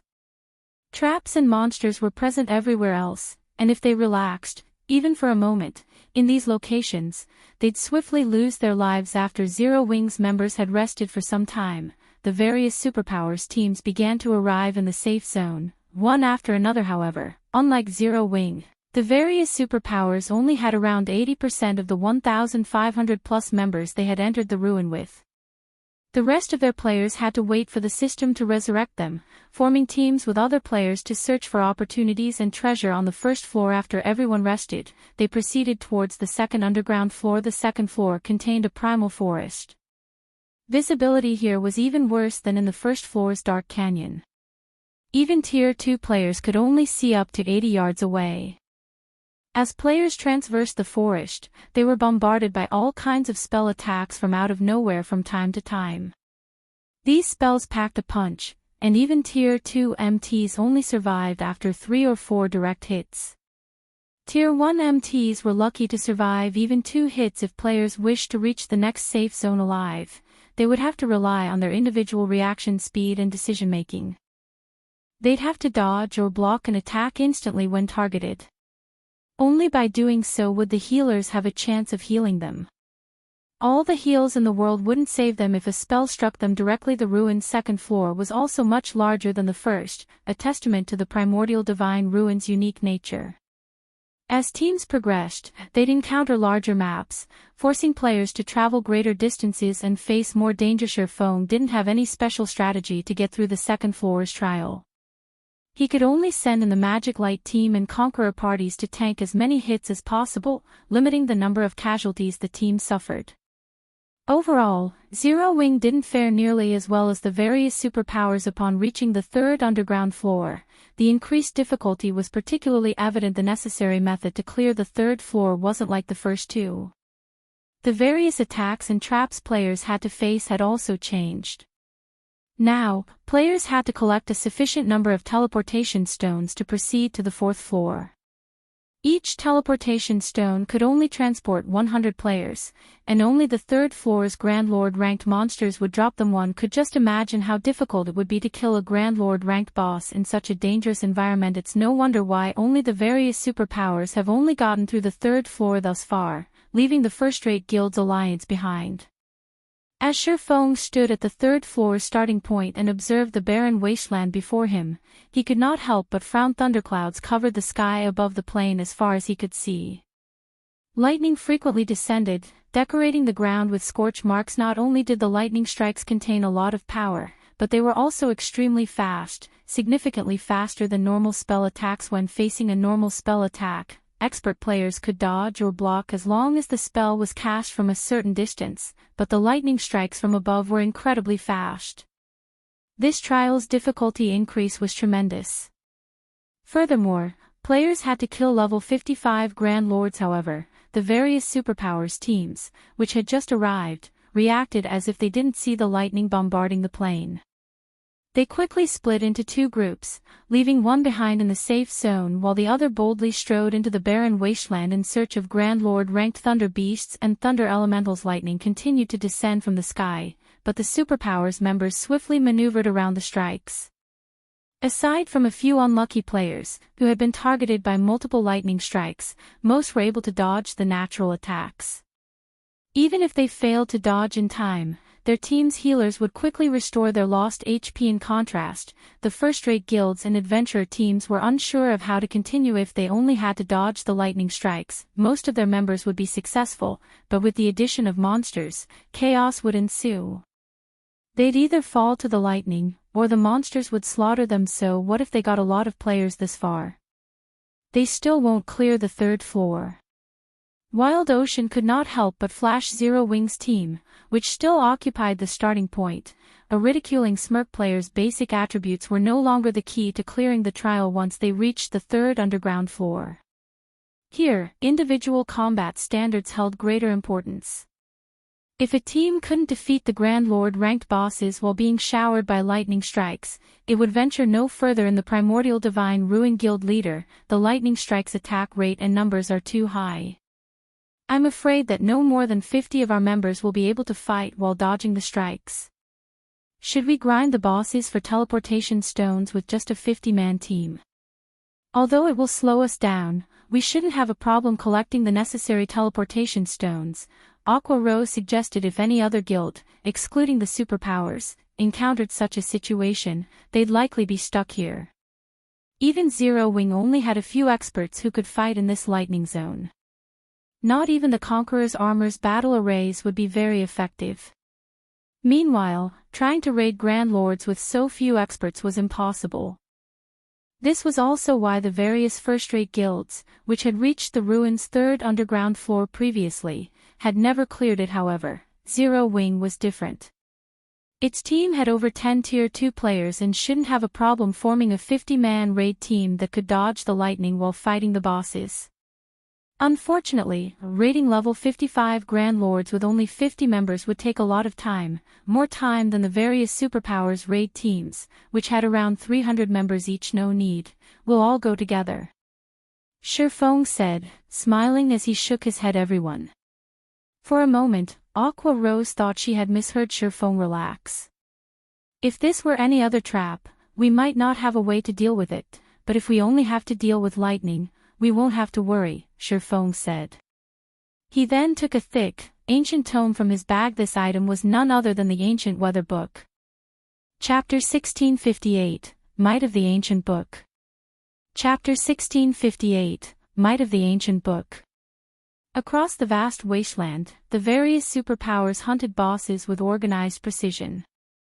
Meanwhile, the first-rate guilds and top adventurer teams could only watch from within the safe zone. Although these teams had a few experts who could dodge the lightning strikes, players who could dodge while fighting a Grand Lord were as rare as a phoenix's feather. A level 55 Grand Lord was already an extremely difficult foe, and teams lost players even during a normal raid.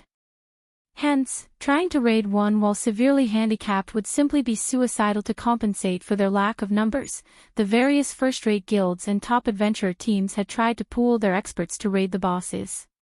However, despite multiple attempts, they had failed. Although the alliance of the various first-rate guilds and adventurer teams had formed allowed them to build a raid team with sufficient manpower, the environment favored the Grand Lord-ranked thunder elementals and thunder beasts. The third floor's environment enhanced all lightning-type skills and spells by 30%. Cloth armor classes, which had low HP and defense, would likely die instantly if they failed to dodge the thunder elementals or thunder beast skills. Zero mistakes were allowed in battle. However, players would be hard-pressed to avoid mistakes while constantly bombarded with lightning. In the end, the Alliance team wiped after losing so many members midway through the battle. As the first-rate guilds and top adventurer teams rested, Shurfeng led his entire team into the lightning zone. It was as if he had missed their tragic downfall after fighting in the wasteland. They were going altogether. Have Zero Wings members lost their minds? What are they trying to do? Even if a single death only costs 20% EXP, do they have to be so reckless? When the members of the various first-rate guilds and adventurer teams saw Zero Wing head into the plains, they thought that Zero Wing's members had gone mad in this lightning wasteland. A player's basic attributes didn't matter as much as on the previous floors. Here, combat standards were far more important.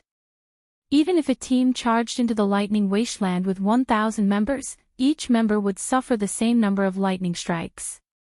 In fact, the players would have a higher chance of being struck. This was because players would have less space to maneuver in a larger group. Moreover, if players were not careful when they dodged, they'd likely avoid their own lightning strike only to get hit by their neighbor. As the various powers weren't the only ones confused by Shurfeng's ludicrous decision. Even Zero Wings members were confused. They had seen how the experts from the various first-rate guilds and top adventurer teams had ended up after fighting in the wasteland. They also knew that those expert standards were much stronger than theirs. If they rushed into the plains, they'd doubtlessly suffer a similar fate. As Zero Wings members approached the safe zone's boundary and were about to enter the lightning zone, they couldn't help their growing nerves. Why are they here? Wild Ocean, who currently fought within the zone, was surprised to notice Zero Wings' team enter the lightning wasteland. Are they that tired of living? Zero Wings' team had over 1,000 members, and if it tried to enter the zone with so many players, the number of lightning strikes that would descend on the team would be staggering. Not even superpowers like King's Return would pull such a stunt. Could Zero Wing be experimenting and trying to see how many of its members can survive a battle in the lightning zone? Praying Lotus, who was casting a healing spell, was just as stunned to see Zero Wings advance. As the various superpowers members wondered, one player from Zero Wing after another stepped into the zone. Watching 1,000 plus players set foot into the lightning wasteland was extraordinarily eye-catching. Almost everyone kept a curious eye on Zero Wing's team, wondering how it planned to deal with the countless lightning strikes that would fall upon them. 3 seconds passed. 5 seconds passed. 10 seconds. However, not a single strike of lightning fell on Zero Wing's team. Every member on the team was alive and kicking, and they had an easy time defeating the multiple chieftain-ranked thunder elementals and thunder beasts that had charged at them. Where is the lightning? Why do those chieftain-ranked thunder elementals and thunder beasts seem weaker than the ones we're fighting? The watching players were stunned as they sent Zero Wing's team sidelong glances. They could not understand what was going on. Where were the lightning strikes that were supposed to descend? Could the lightning strikes have stopped because they have more people? Purple Jade was greatly confused as she watched Zero Wings members. The lightning was the most troublesome aspect about the Primordial Divine Ruins' third underground floor. Without the lightning strikes, the third floor's trial would just be a simple series of Grand Lord raids. If that were the case, the various superpowers could easily clear the floor. That's not possible. Other teams have dispatched even more players than Zero Wing in past raids, but this has never happened, Yuan Tishin said, shaking his head. He, too, wore a confused look. Even Zero Wing's players were confused. Only Aqua Rose knew that this was Shurfeng's doing. It seems this thing is quite effective. Shurfeng smiled at the ancient weather book in his hands. The ancient weather book could change the weather in a 2,000-yard radius for 2 hours. Removing the thunderclouds in a specific area was a small task for the item. Without the lightning strikes, the third floor's trial posed no threat to his team members. Very quickly, Zero Wing's team located a level 55 Grand Lord ranked Thunder Beast. Great Thunder Wolf, Thunder Beast, Grand Lord. Level 55. HP 88, 000/88, 000. Now, the boss, which had given the various superpowers painful headaches, was an ordinary Grand Lord to Zero Wing. With Cola, Turtledove, and Yuwumian taking the lead, and the Magic Light team's MTs tanking the nearby mobs, the rest of the team could focus on dealing damage. Moreover, without the Lightning Environment's boost, the Great Thunder Wolf's attacks were little more than tickles to Cola and his fellow MTs. The Grand Lord's normal attacks only dealt around -8,000 damage, while its skill attacks only dealt around -20,000. Even without Turtledove and Yuwumian's assistance, Cola could easily tank the Great Thunder Wolf. The other players launched frenzied attacks at the Great Thunder Wolf, each dealing several thousand damage. As the team fought, the Grand Lord's HP visibly decreased naturally. This made the various superpowers jealous. The Primordial Divine Ruins bosses weren't like field bosses. Their attributes wouldn't change, regardless of how many players raided them at one time. This meant that the more members a raid team possessed, the greater the team's advantage would be. Zero Wings team had over 1,000 members, which was more than triple what the other teams possessed. Moreover, Zero Wings members did not have to worry about avoiding lightning strikes. In less than 5 minutes, the Great Thunder Wolf fell before Zero Wings members. Everyone on the team also gained a significant amount of EXP. Moreover, the Great Thunder Wolf had dropped 8 items in total thanks to Shifeng's divine providence. Although this didn't seem like much, it was above average for Grand Lords above level 50. When the various superpowers had killed their respective Grand Lords, they only got 5 items. Meanwhile, upon seeing the Great Thunder Wolf's loot, Shifeng had to admit that the Primordial Divine Ruins bosses were far more generous than the bosses in Team Dungeons. Out of the 8 items dropped, 1 was a teleportation stone, and 5 were level 50 weapons and pieces of equipment, 3 of which were fine gold rank and 2 were secret silver rank. The last 2 items were pages of incomplete combat techniques and advanced combat technique. Shifeng was ecstatic the moment he saw the 2 sheets of lambskin parchment. Basic combat techniques would drop as complete items in the Primordial Divine Ruin, but advanced combat techniques and above would appear as pages.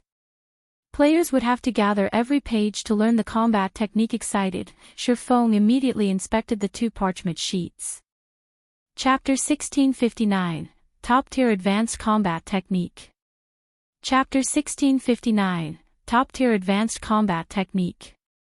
As Shifeng inspected the incomplete pages, his eyes shone with excitement. Lightning Flash. This dilapidated page belongs to a book that depicts a secret attack technique, which has been passed down since ancient times. Only after gathering all incomplete pages can you read the complete book's content.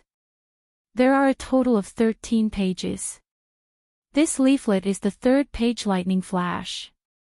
This dilapidated page belongs to a book that depicts a secret attack technique, which has been passed down since ancient times. Only after gathering all incomplete pages can you read the complete book's content. There are a total of 13 pages. This leaflet is the 6th page. Most of the combat techniques that dropped in the Primordial Divine Ruin were basic combat techniques, and most of them dropped as the complete versions. Although some basic combat techniques dropped as incomplete pages, those were the extreme minority. Normally, only advanced rank or higher combat techniques would drop as individual pages. However, there were differences between advanced combat techniques and those of other ranks. Not only could players in God's domain improve their foundations by learning combat techniques, but they could also learn ways to exhibit their strength more efficiently, thereby raising their overall combat power. Some combat techniques even granted players the power to challenge foes of higher levels. A basic combat technique might not help half-step Refinement Realm experts fight Refinement Realm experts, but an ordinary advanced combat technique could. This was also why the various super guilds and super first-rate guilds were so desperate to compete for slots to enter the Primordial Divine Ruin. Meanwhile, an advanced combat technique's strength could be determined by the number of pages it possessed. An ordinary advanced combat technique would only include 6 to 8 pages, a first-rate advanced combat technique would possess 9 to 12 pages, and a top-tier advanced combat technique would possess 13 to 15 pages. An ordinary advanced combat technique could only help a half-step Refinement Realm expert qualify to fight a Refinement Realm expert. Meanwhile, a first-rate advanced combat technique allowed Refinement Realm experts to face Flowing Water Realm experts. As for top-tier advanced combat techniques, If Flowing Water Realm experts learned one, they could even pose as a threat to Void Realm experts even throughout God's domain. Void Realm experts were extremely rare yet, with a top-tier advanced combat technique, a Flowing Water Realm expert could stand against Void Realm experts. One could just imagine how valuable such a combat technique was. There was no doubt that Lightning Flash was a top-tier advanced combat technique. Feng had never expected to get lucky enough to find a top-tier advanced combat techniques pages, and moreover, it was an attack-type technique. Zero Wing didn't actually have any of these. If it were possible to collect the complete Lightning Flash secret technique, it would certainly help the guild's experts. Learning the technique would likely offer more benefits than the Conqueror's Armor. The Conqueror's Armor only gave its wearer the power to face Refinement Realm experts temporarily, and after all was said and done, it was only a piece of level 50 equipment. Once players leveled up, the equipment would be useless. It could not truly become part of a player's strength. An advanced combat technique was different. Once players learned it, they could put it to good use regardless of their level. It would also offer significant help when players challenged their promotion quests. Moreover, a complete advanced combat technique was different from secret technique tablets. Although the combat techniques one could learn from a secret technique were more powerful than advanced combat techniques, very few players could learn them. It was impossible to share those techniques with a significant number of players. However, a complete advanced combat technique took the form of a book. He could store the book in the guild warehouse, and guild members could read it as they wished. Setting aside whether or not players could actually learn the technique successfully, at the very least, everyone would have the opportunity to learn in the past. The reason that experts from the various superpowers had an easier time with their promotion quests, rising through the tiers, than experts from first-rate guilds and below wasn't just better weapons and equipment. Rather, it was because their access to combat techniques was superior in both quantity and quality. Thinking up to this point, Feng led his team in search of another boss rather than resting. The ancient weather book only had a 2-hour duration, whereas it had a 10-hour cooldown. He might be able to wait for such a long time, but the Primordial City would not wait for him. Who knew if the Primordial City had an entry limit? If there wasn't one, they might be alright, but if there were, he and Zero Wings members would lose their chance to enter the legendary city if they were too late. Hence, he had to cherish every second and minute of these 2 hours. Zero Wings members continued to hunt one Grand Lord ranked Thunder Elemental or Beast after another. When the team encountered a Grand Lord in the barren wasteland, they'd pounce like a pack of hungry wolves. They behaved nothing like the players from the various superpowers, who returned to rest in the starting area after slaying 1 or 2 bosses. The various superpowers grew envious at seeing this. Without the threat from the lightning strikes, Zero Wing could casually slaughter these ready-made Grand Lords. Not only were the team members able to earn an abundance of EXP, but they also secured plenty of top-tier equipment. The Primordial Divine Ruins' third underground floor had practically become a sacred leveling spot for Zero Wing. How is this possible? King's Return's Wild Ocean was at a loss as he watched the scene before him. He had assumed that Zero Wing would be stuck on the 3rd floor, yet based its pace, it'd likely be the first team to reach the 4th underground floor. Uncle Broken, should we contact them? Praying Lotus whispered to Broken City, who stood beside her. Thus far, the various superpowers had only reached the 4th floor. Not one of their teams had made it to the 5th yet. The 4th floor was simply too difficult, and there was no comparing it with the 3rd floor. With the current strength of King's Return's team, it could not clear the 4th floor alone. If King's Return wished to reach the 5th floor, it would have to ally with another team. However, doing so would leave the team fewer entry slots to the 5th floor. No. It is too soon. We'll send them an invite once they experience the 4th floor's wall, Broken City said, smiling as he shook his head. The 3rd floor's trial was child's play compared to the 4th floor. Not only did players have to face all sorts of attacks, but the Guardian boss was also a bona fide level 58 Grand Lord ranked archaic species. Even now, not a single superpower had dealt any damage to the Guardian boss. Although King's Return had prepared thoroughly this time, they had no more than a 30% chance of defeating the Grand Lord. Needless to say, Zero Wing's chances were even lower.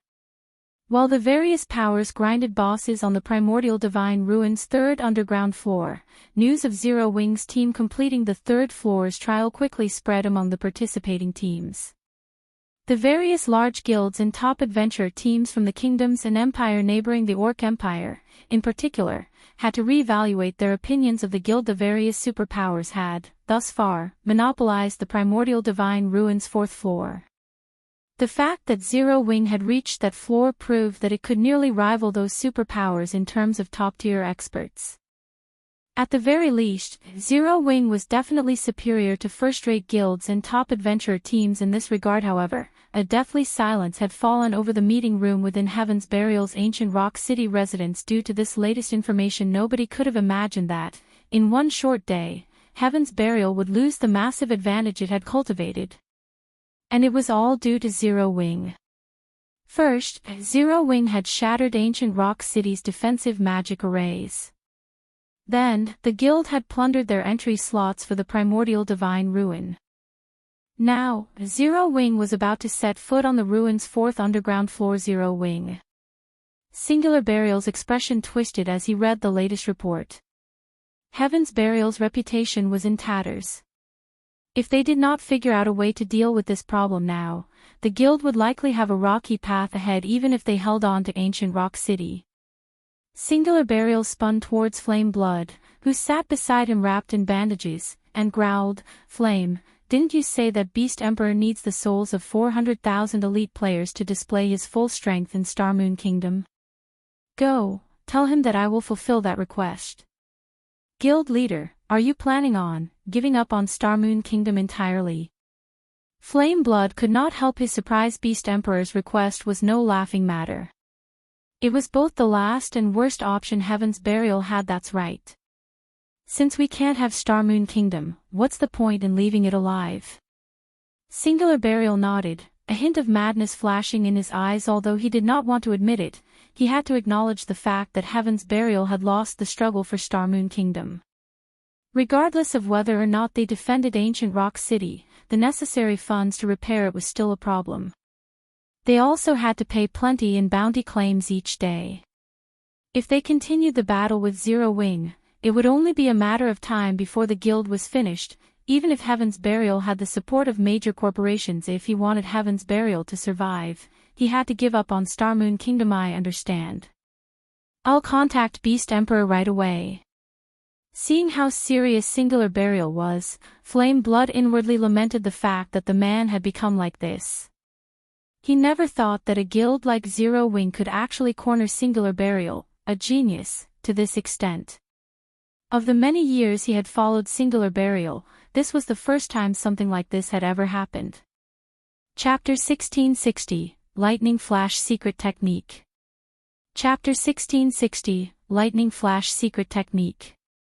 In a certain mountain range covered with dense forests, countless powerful monsters roamed about the area. Every monster here was above level 100, and quite a few were mythic rank. However, none of these monsters dared to approach the forest in the mountain range's inner region. Suddenly, a figure appeared at the forest's entrance. It was none other than Flame Blood. When Flame Blood appeared, several massive, humanoid creatures appeared around him, each radiating the terrifying aura only Tier 4 mythic monsters had. Amazing. After not seeing him for some time, he's already developed to this point. Flame Blood was stunned when he noticed the 6 mythic-ranked evil demons around him. Mythic-ranked evil demons. Evil demons were far more difficult to nurture than evil beasts. Previously, Beast Emperor had only been able to nurture a Grand Lord-ranked evil demon. Although Grand Lord-ranked evil demons were very powerful, they were not invincible. If numerous experts worked together, they'd still be able to kill one. However, it was a different story for mythic-ranked evil demons. At this stage of the game, mythic monsters were insurmountable, even to the various superpowers. Otherwise, the level 50 super large-scale team dungeon in God's domain would not stand empty. Moreover, evil demons commanded superior intellect and could exhibit greater combat power than evil beasts. Most importantly, they could be summoned at any time, unlike evil beasts, which could only move from location to location of their own power. Now that Beast Emperor commanded Mythic-ranked evil demons, he had the equivalent of Mythic-ranked bodyguards at all times. Having Mythic-ranked evil demons would undoubtedly increase the safety and survivability of controllers like Beast Emperor by a significant margin.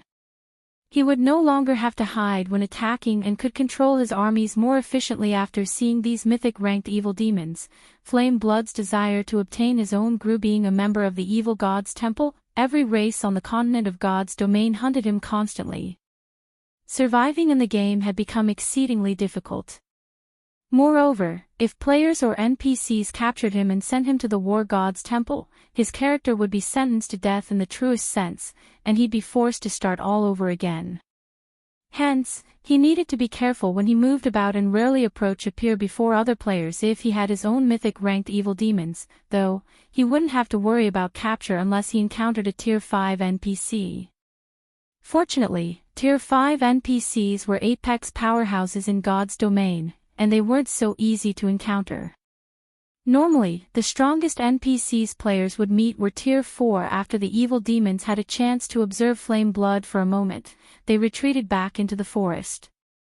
Flame Blood then strode into the forest himself. There was a massive crater within the heart of the forest.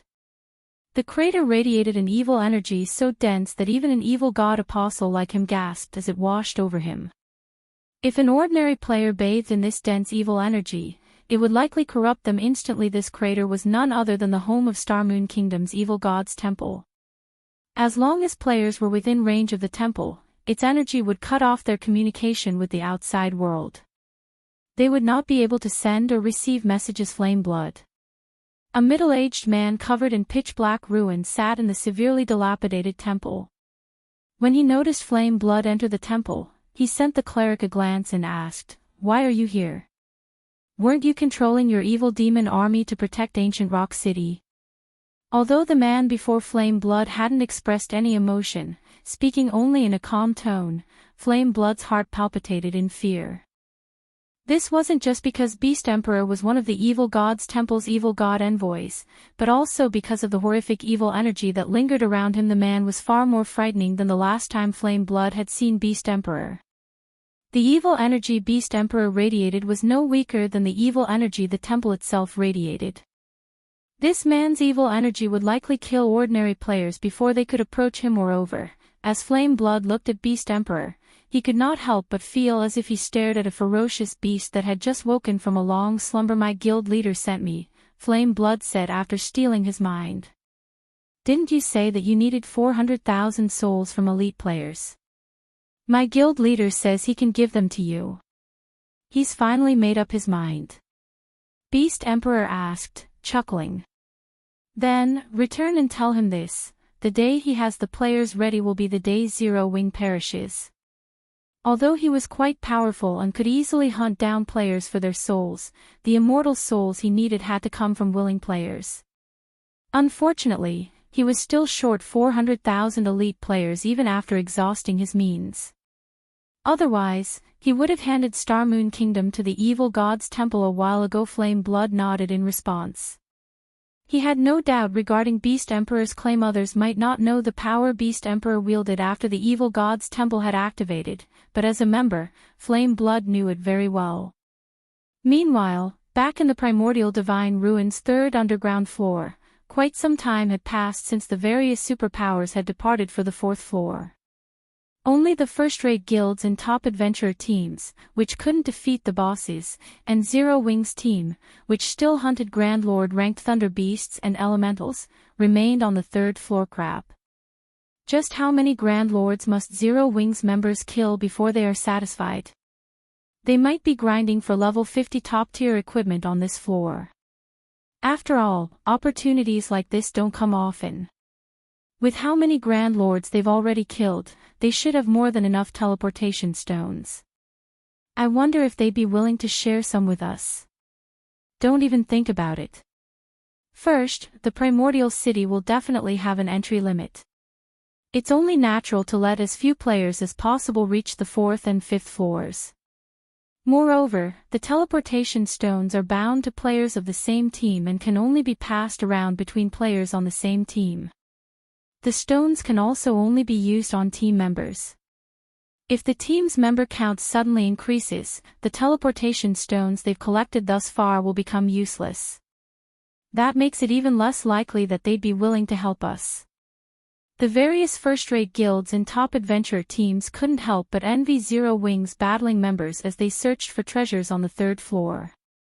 When they saw the teleportation stones scattered across the ground, their eyes became bloodshot. Despite all of their effort, they hadn't obtained a single teleportation stone, yet Zero Wing's team didn't even bother to pick up the stones that had dropped. Meanwhile, Shurfeng activated Divine Providence as they killed another level 55 Grand Lord rank Thunder Beast. After he collected the loot and inspected it, his brows lifted in joyful surprise. Wonderful. With this, I finally have everything I need. Shurfeng could not help his excitement as he gazed at the last page of Lightning Flash. They had raided bosses for nearly 2 hours now. They had even begun to lure 2 or 3 Grand Lords, raiding them at once, midway through their journey. Fortunately, they had collected all 13 unique pages for the Lightning Flash secret technique before the ancient weather book's weather control ran out. System, you have collected all pages for Lightning Flash. Do you wish to synthesize the complete version of it? Synthesizing the complete version will require 1,000 magic crystals. 1,000 crystals? Why so many? Shurfeng was confused after reading the system notification. Normally, synthesizing an advanced combat technique only required between 50 and 100 magic crystals, depending on the number of pages the technique possessed, yet the combat technique in his hands required 1,000 magic crystals. The system was clearly trying to swindle him. I want to see what kind of combat technique you're going to give me. Shurfeng couldn't care less about the cost, however, paying the 1,000 magic crystals without hesitation. After all the trouble he had gone through to collect the pages, he wasn't going to leave them to rot just because the system wanted to rob him.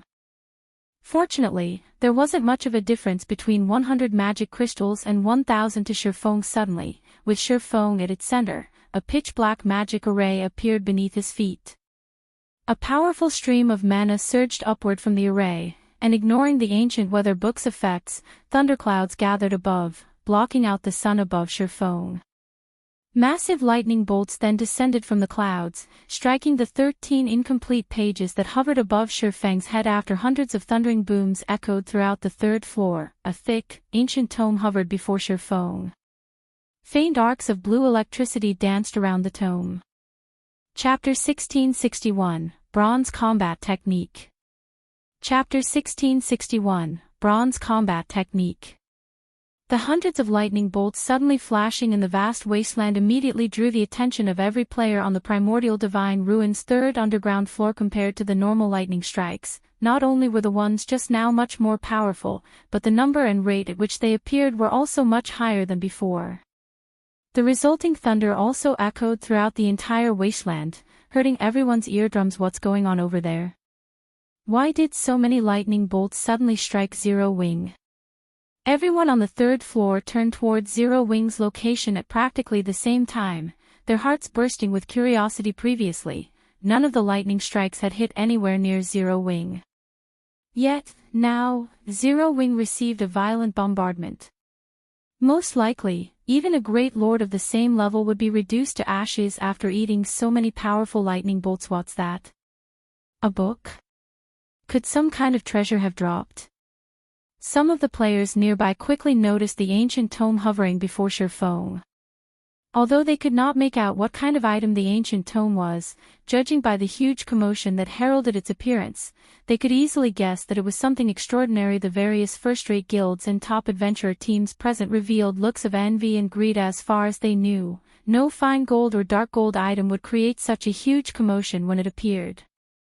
Hence, the tome should be epic rank, at the very least an epic item. At this stage of the game, although powerful guilds like first-rate guilds would already have around a dozen or so epic items in their possession, to the masses, epic items were still exceedingly rare. However, everyone also understood that stealing the tome from Zero Wing was impossible. Setting aside how powerful Zero Wing's team was, even reaching Zero Wing's location would be a massive challenge for them. What a powerful aura!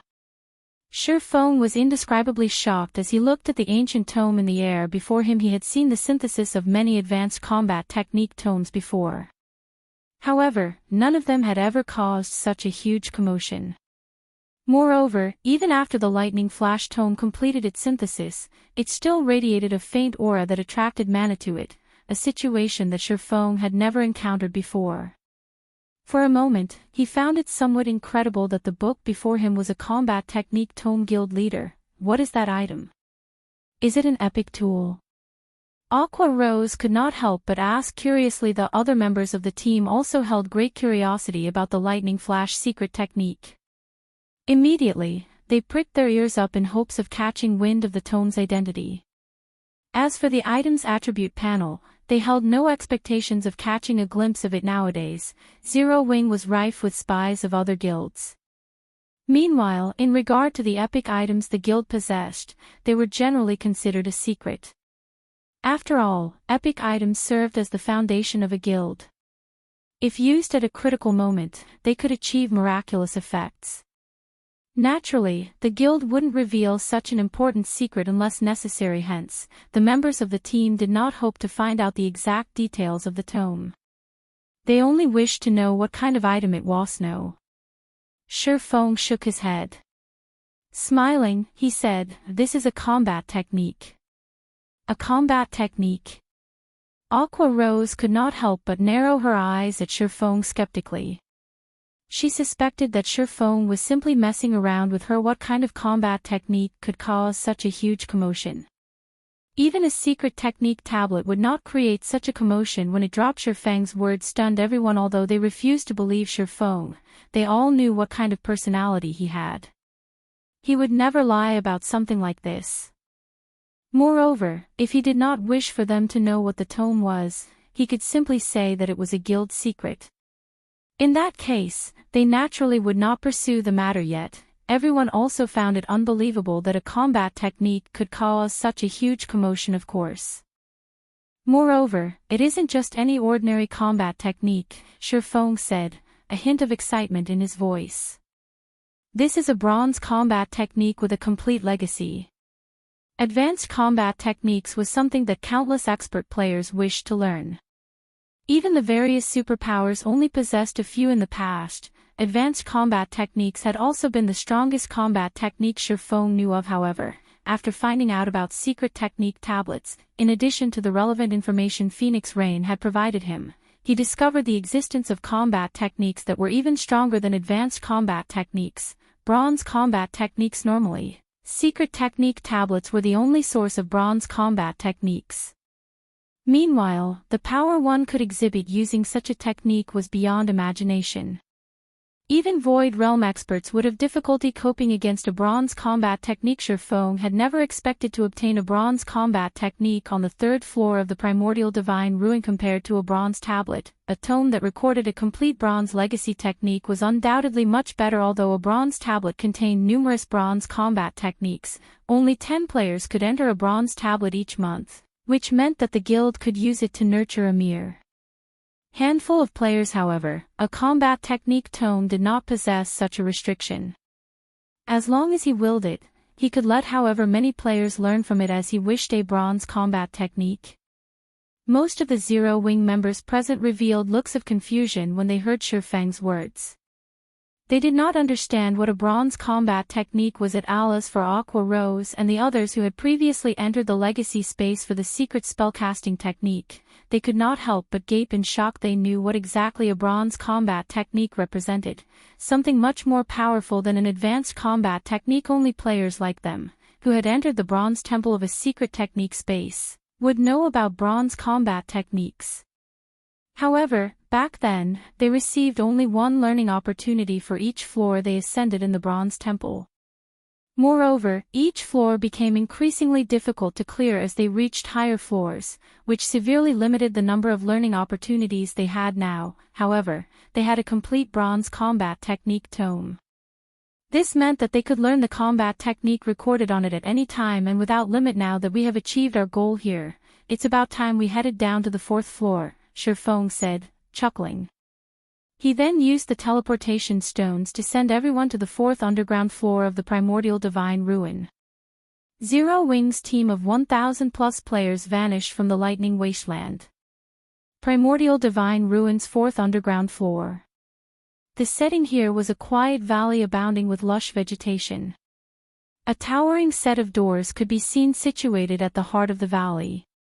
Even if one stood at the summit of the mountains that formed the valley, one could still see this towering set of doors very clearly. Not only were the doors 100 meters in height, but they also sported plenty of divine runes carved on them.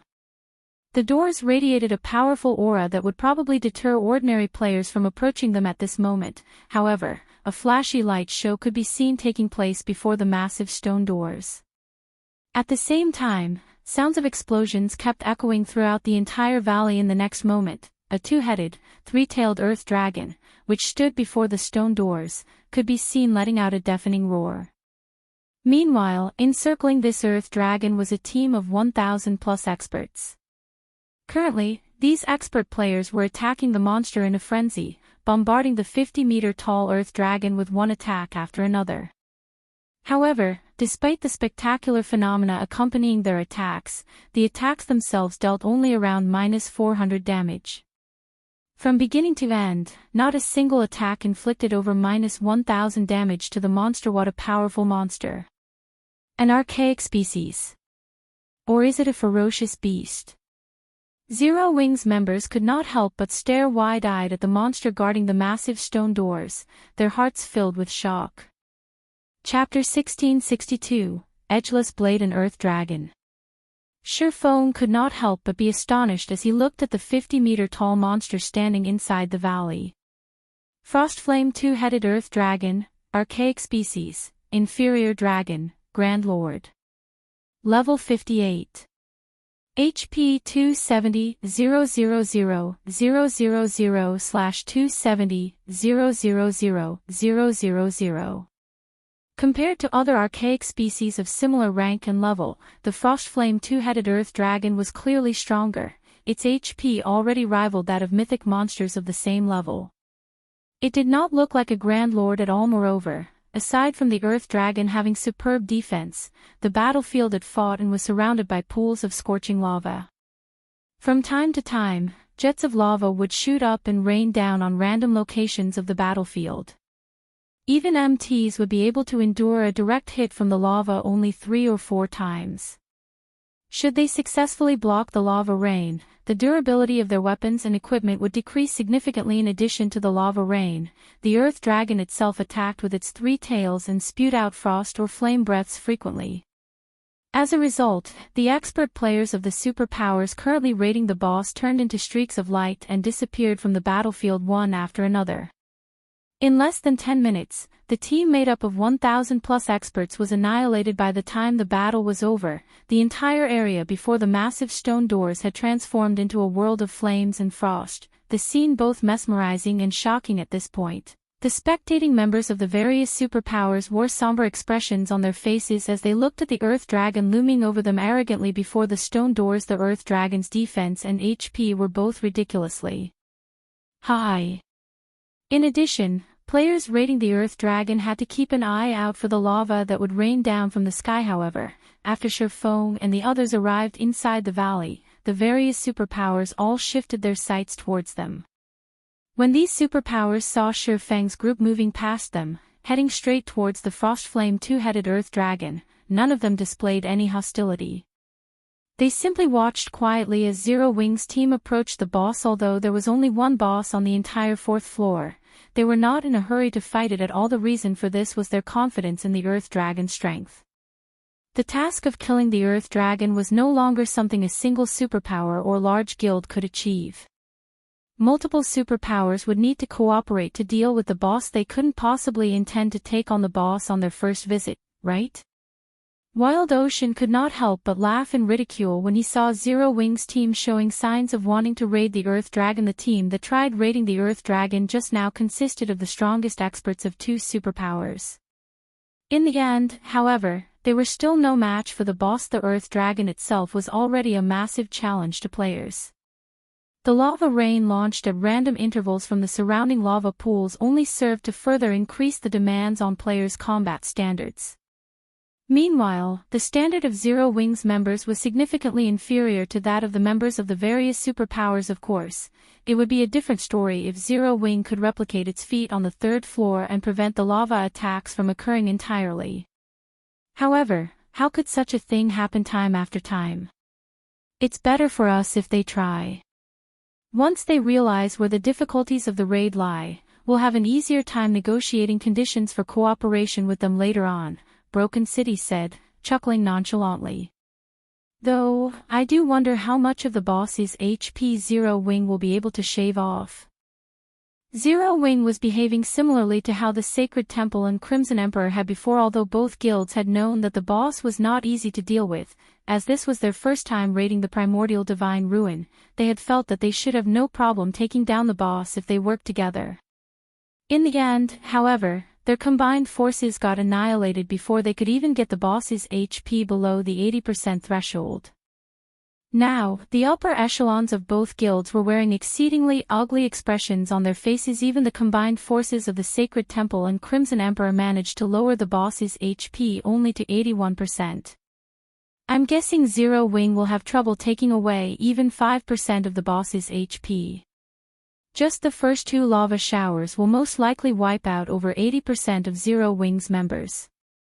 With the remaining members, they would be fortunate if their overall DPS exceeds the boss's battle recovery, Praying Lotus said, shaking her head in disapproval as she looked at Zero Wing's team. Although Zero Wing's previous performances had indeed exceeded expectations, the guild's deficient foundation would be its downfall on this floor. Meanwhile, the other guilds present were sitting back, eagerly awaiting the start of the upcoming show. After all, as more teams fought the Earth Dragon, spectators like themselves would be able to uncover more of the Earth Dragon's secrets, which would, hopefully, eventually allow them to defeat the boss. Uncle Yuan, how far do you think Zero Wing will be able to go?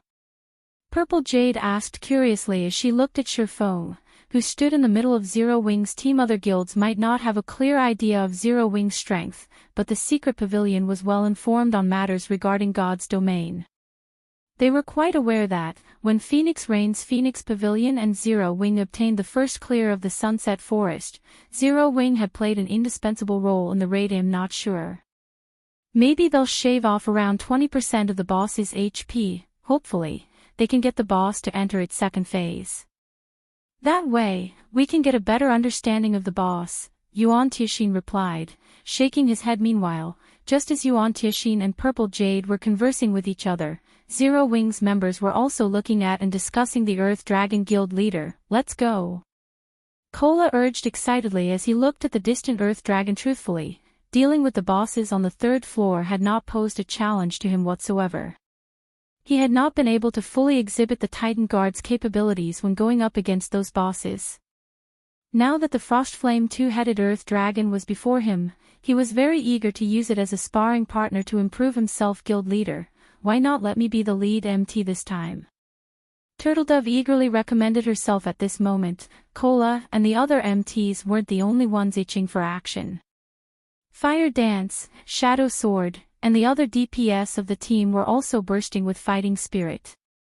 As long as Shifeng gave the command, they would immediately charge at the Earth Dragon without hesitation. Hold on a moment. Shadow, take this weapon and use it for this raid, Shifeng said after pondering for some time. He then took out the Tier 3 mana weapon Edgeless blade from his bag and handed it over to Shadow Sword. Initially, Shadow Sword wanted to say that the Crimson Moon greatsword he wielded was already plenty good and that there was no need to switch weapons. However, after he accepted the Edgeless blade, he fell into a daze. Although he had yet to equip the weapon, the instant he took it into his hands, he could feel immense power surging into his body. At the same time, his mind also gained greater clarity. Shadow Sword immediately inspected the attributes of the Edgeless blade. What is this weapon? Shadow Sword muttered blankly as he looked at the Edgeless blade's attribute panel. Crimson Moon was one of Titan City's 31 holy weapons. At this point, he had already upgraded the weapon to Dark Gold rank, and its attributes were significantly superior to even ordinary Dark Gold weapons. In the future, he could even raise it to Epic rank. However, compared to the edgeless blade he was currently holding, Crimson Moon was no different from an iron rod. He found it truly hard to imagine that such a powerful weapon could exist at this stage of the game. Moreover, even if he eventually upgraded Crimson Moon to epic rank, he did not think that it would be a match for the edgeless blade. The reason for this evaluation was the sensation he got when he held the edgeless blade. It felt as if he had just activated a berserk skill. Just equipping the weapon had increased his strength by 40%. Moreover, the edgeless blade's attack power was directly correlated to his strength attribute. Overall, the edgeless blade's attack power was 50% higher than Crimson Moon's. In response to Shadow Sword's reaction, Shurfeng dispensed with explanations. He commanded through the team chat, "Alright, everyone get ready. Cola, Turtledove, and Yiwumian will be responsible for tanking the boss. Everyone else, pay attention to your positioning. Make sure not to stand near the Earth Dragon's heads and tails if nobody has any problem. Let's begin." As soon as Shurfeng was done speaking, Zero Wings members charged into the Frostflame two-headed Earth Dragon sphere of influence like a frenzied mob. Chapter 1663, Tier 3 Power. Chapter 1663, Tier 3 Power. The Frostflame two-headed Earth Dragon laid before the massive stone doors with all of its eyes shut. As the Earth Dragon breathed, the area before its heads turned into a hell of frost and fire. When Cola, Turtledove, and Yiwumian got within 300 yards of the Earth Dragon, it stirred. When its two sets of amber eyes fell on the MT trio, it released a deafening roar that echoed throughout the valley. A horrific pressure washed over Zero Wings' approaching members, instilling a sense of dread and turning their movements sluggish. Ha ha ha. They're really doing it. And they're charging in as one mindlessly instead of sending a few experts to test the waters. What a bunch of brave fools. Wild Ocean laughed when he saw the ugly expressions that Zero Wings members wore. He knew just how powerful the Earth Dragon was. After all, he had already fought the boss more than once. One could only understand the Earth Dragon's strength if they had experienced it personally. From what he had learned, he knew that ordinary Grand Lord ranked archaic species couldn't compare to this Earth Dragon. The boss had even easily overwhelmed a Tier 2 shield warrior like himself. Although the Earth Dragon seemed like a single entity, it should actually be treated as an amalgamation of three. This was because its two heads were capable of acting independently. Although all three tails normally moved in unison, they moved as though they had minds of their own. They could sense and attack targets that the two heads couldn't see. The Earth Dragon also possessed tremendous strength. Even when it was suppressed by a magic array, a single attack forced a Tier 2 metric tons to retreat several steps and take over -20,000 damage. This was after he had executed a technique to deflect most of the attack's power. If he simply blocked the Earth Dragon's attacks normally, he would take over -30,000 damage from its normal attacks.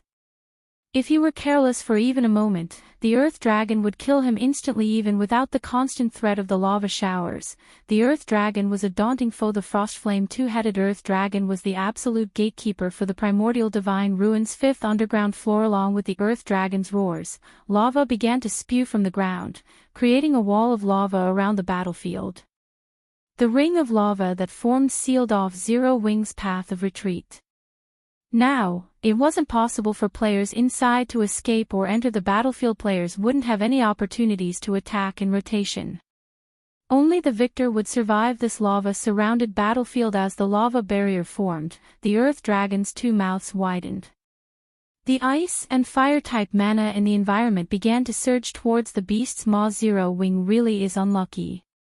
The Earth Dragon is actually using Frostflame breath right off the bat. The battle is likely already over. Praying Lotus sighed, watching the scene from afar. Frostflame breath was one of the Earth Dragon's team wipe moves. Not only did the skill possess a massive AoE, but it had an extremely short channeling time. As a cone attack skill, players normally wouldn't have trouble dodging it if they were within 50 yards of the boss. However, Zero Wings members were still over 100 yards away from the boss. In this case, they would have to cross greater distances to move out of the skill's AoE, which was impossible with so little time. Praying Lotus wasn't alone in her thinking. Everyone could already imagine the boss wiping out Zero Wing's team before they could land a single attack seal.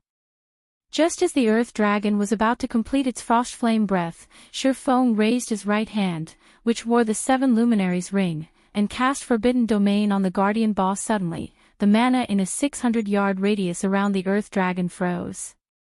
The mana surging towards the Earth Dragon's heads also stopped. In turn, the magic arrays, which Frost Flame Breath had formed, began to crumble due to a lack of mana. Started crumbling due to a lack of mana. What a powerful silencing effect. Zero Wing has such a powerful silencing skill. The distant spectators gasped. None of them could believe that a player was actually capable of stopping the Earth Dragon's Frost Flame Breath as it activated. God's Domain might have many players who had learned silencing skills, but there were differences in these skills' strength. Normally, silencing skills would have striking effects against Tier 0 and Tier 1 players, but most of the silencing skills they've seen thus far had little effect on Tier 2 players, much less boss monsters. Silencing skills that could affect boss monsters were incomparably valuable, even more so than large-scale destruction spells.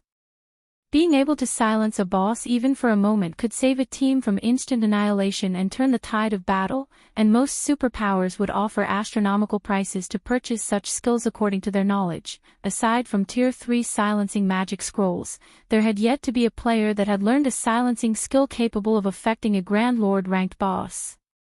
Even silencing skills that could affect Great Lords had yet to be discovered, but Zero Wing actually possessed one. Zero Wing's value rose even higher in the various spectating superpowers' eyes. At the very least, Zero Wing now possessed an advantage none of them had against the Frostflame two-headed Earth Dragon. With this silencing skill, raiding the Earth Dragon would be considerably easier. After being silenced, the Earth Dragon became enraged. Letting out a powerful roar, it charged towards Shurfeng. Having expected such a reaction, Shurfeng leisurely commanded, "Kola, you 3 will intercept the boss. Guild leader, leave it to us." Kola and the others smiled as they moved to meet the boss in battle. To the Earth Dragon, the MT trio was little more than a group of ants. The Earth Dragon lifted one of its claws and swept it horizontally at the approaching pests. Come. Seeing the massive claw approach, Kola's lips curled into a grin. He then raised his shield and charged forward. Ping. When the Earth Dragon's massive claw swept across the uneven ground, it removed all obstacles without slowing in the slightest, yet when its claw collided with Kola's Titan Guard, its speed sharply decreased. The claw completely stopped after another 10 yards or so. What strength! Kola was surprised when he blocked the Earth Dragon's claw. This claw swipe had taken nearly 40,000 of his HP. The Earth Dragon's strength was already close to rivaling an ordinary mythic monster of the same level. The onlooking superpowers were even more shocked. If the Earth Dragon were unsuppressed, a single attack would be enough to instant-kill a Tier 1 metric ton, while Tier 2 MTs would lose over 50,000 HP. Meanwhile, their Tier 2 MTs only had a little over 60,000 HP. 2 hits would be more than enough to kill a Tier 2 metric tons, yet even after receiving the Earth Dragon's attack head-on, Kola still had over half of his HP remaining. This proved that, at the very least, Kola could tank 3 of the unsuppressed Frostflame two-headed Earth Dragon's hits. This also meant that, even if the Earth Dragon weren't subjected to any form of suppression, Kola could tank the Earth Dragon head-on if they healed him enough. This, in turn, gave his team the foundation it needed to raid the Earth Dragon. With an MT like Kola, their chances of defeating the Earth Dragon increased by at least 20%. Seeing the ant survive its first attack, the Earth Dragon proceeded to swipe its other claw. This time, Turtledove received the attack. Bang. Once again, something unbelievable occurred. The boss pushed Turtledove a much shorter distance than Kola. She also only lost a little over 34,000 HP. Likewise, she still had over 50% of her HP immediately after the Earth Dragon's 2 consecutive attacks. Shadow Sword, who was only a short distance behind Kola and Turtledove, leaped into the air and slashed at the Earth Dragon's chest. After the flash of silver, the Earth Dragon's head screamed in agony. Shadow Sword's greatsword had actually cut through the Earth Dragon's adamantine-like scales, leaving a bloody gash on the monster's chest. 10,320. An unbelievable number had appeared above the Frostflame two-headed Earth Dragon's heads. Chapter 1664, Frightening Team over 10,000 damage. How is that possible? I'm not seeing things, right? How is his damage so high? Is he wearing a full set of epic equipment? The crowd couldn't tear their eyes off of Shadow Sword, shock and curiosity overwhelming their minds. In fact, many of them wanted to rush over and demand to know what Zero Wing had done to allow a player to deal over -10,000 damage to the Frostflame two-headed Earth Dragon. The majority of their members' attacks had only dealt damage in the hundreds. Only their Tier 2 players had dealt more than that thanks to their superior attributes.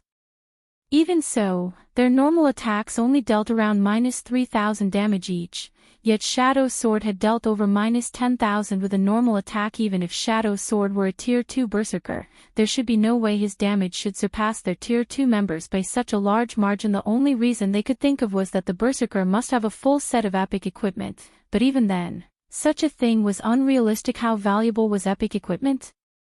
Players would need over 10 pieces to be fully geared in epic ranked equipment. Most of God's Domain's large guilds didn't even have that many pieces. Even super guilds could only afford to equip their strongest members with 4 or 5 pieces for maximum efficiency. They refused to believe that Zero Wing had the capability or generosity to gear a single player in 10 or more pieces of epic equipment. Guild leader, what kind of weapon did you give Shadow? Its attack power is amazing. Aqua Rose and Zero Wing's other Tier 2 players could not help but ask Shifeng after seeing Shadow Sword's shocking damage. They knew very clearly what kind of equipment Shadow Sword wore, and they knew that none of them could deal over -10,000 damage to this Guardian boss, especially not with a normal attack. The only explanation for Shadow Sword's unexpected performance had to be the weapon Shifeng had given him before the raid. However, they found it hard to imagine that changing weapons would offer such a massive boost. Even if the Great Sword were an epic weapon, the Berserker shouldn't be capable of so much damage. After all, the various superpowers had armed their Tier 2 DPS experts with epic weapons as well. I never said that I had given Shadow the weapon. I'm only letting him use it. As for what kind of weapon it is, that is a guild secret. Shifeng said, revealing a meaningful smile. If any of you enter the Flowing Water Realm in the future, I can help you obtain this kind of power, too. Truthfully, the Edgeless Blade's performance had even surprised Shifeng. He had never thought that a Tier 3 mana weapon would be so powerful. However, as mana weapons had yet to make their public appearance in God's Domain, he did not want too many people to learn about them. If not for the Earth Dragon's incredibly high defense, he wouldn't have let Shadow Sword use the Edgeless Blade seriously. Guild leader. Flying Shadow and the others' eyes sparkled when they heard Shifeng's offer. They all wanted to wield the power Shadow Sword had just displayed. Of course. When have I ever lied to you? Shifeng said, shrugging. Although Tier 3 mana weapons were extremely rare, even rarer than epic weapons, there were 12 Tier 3 mana weapons sitting in the Lost Town's tower.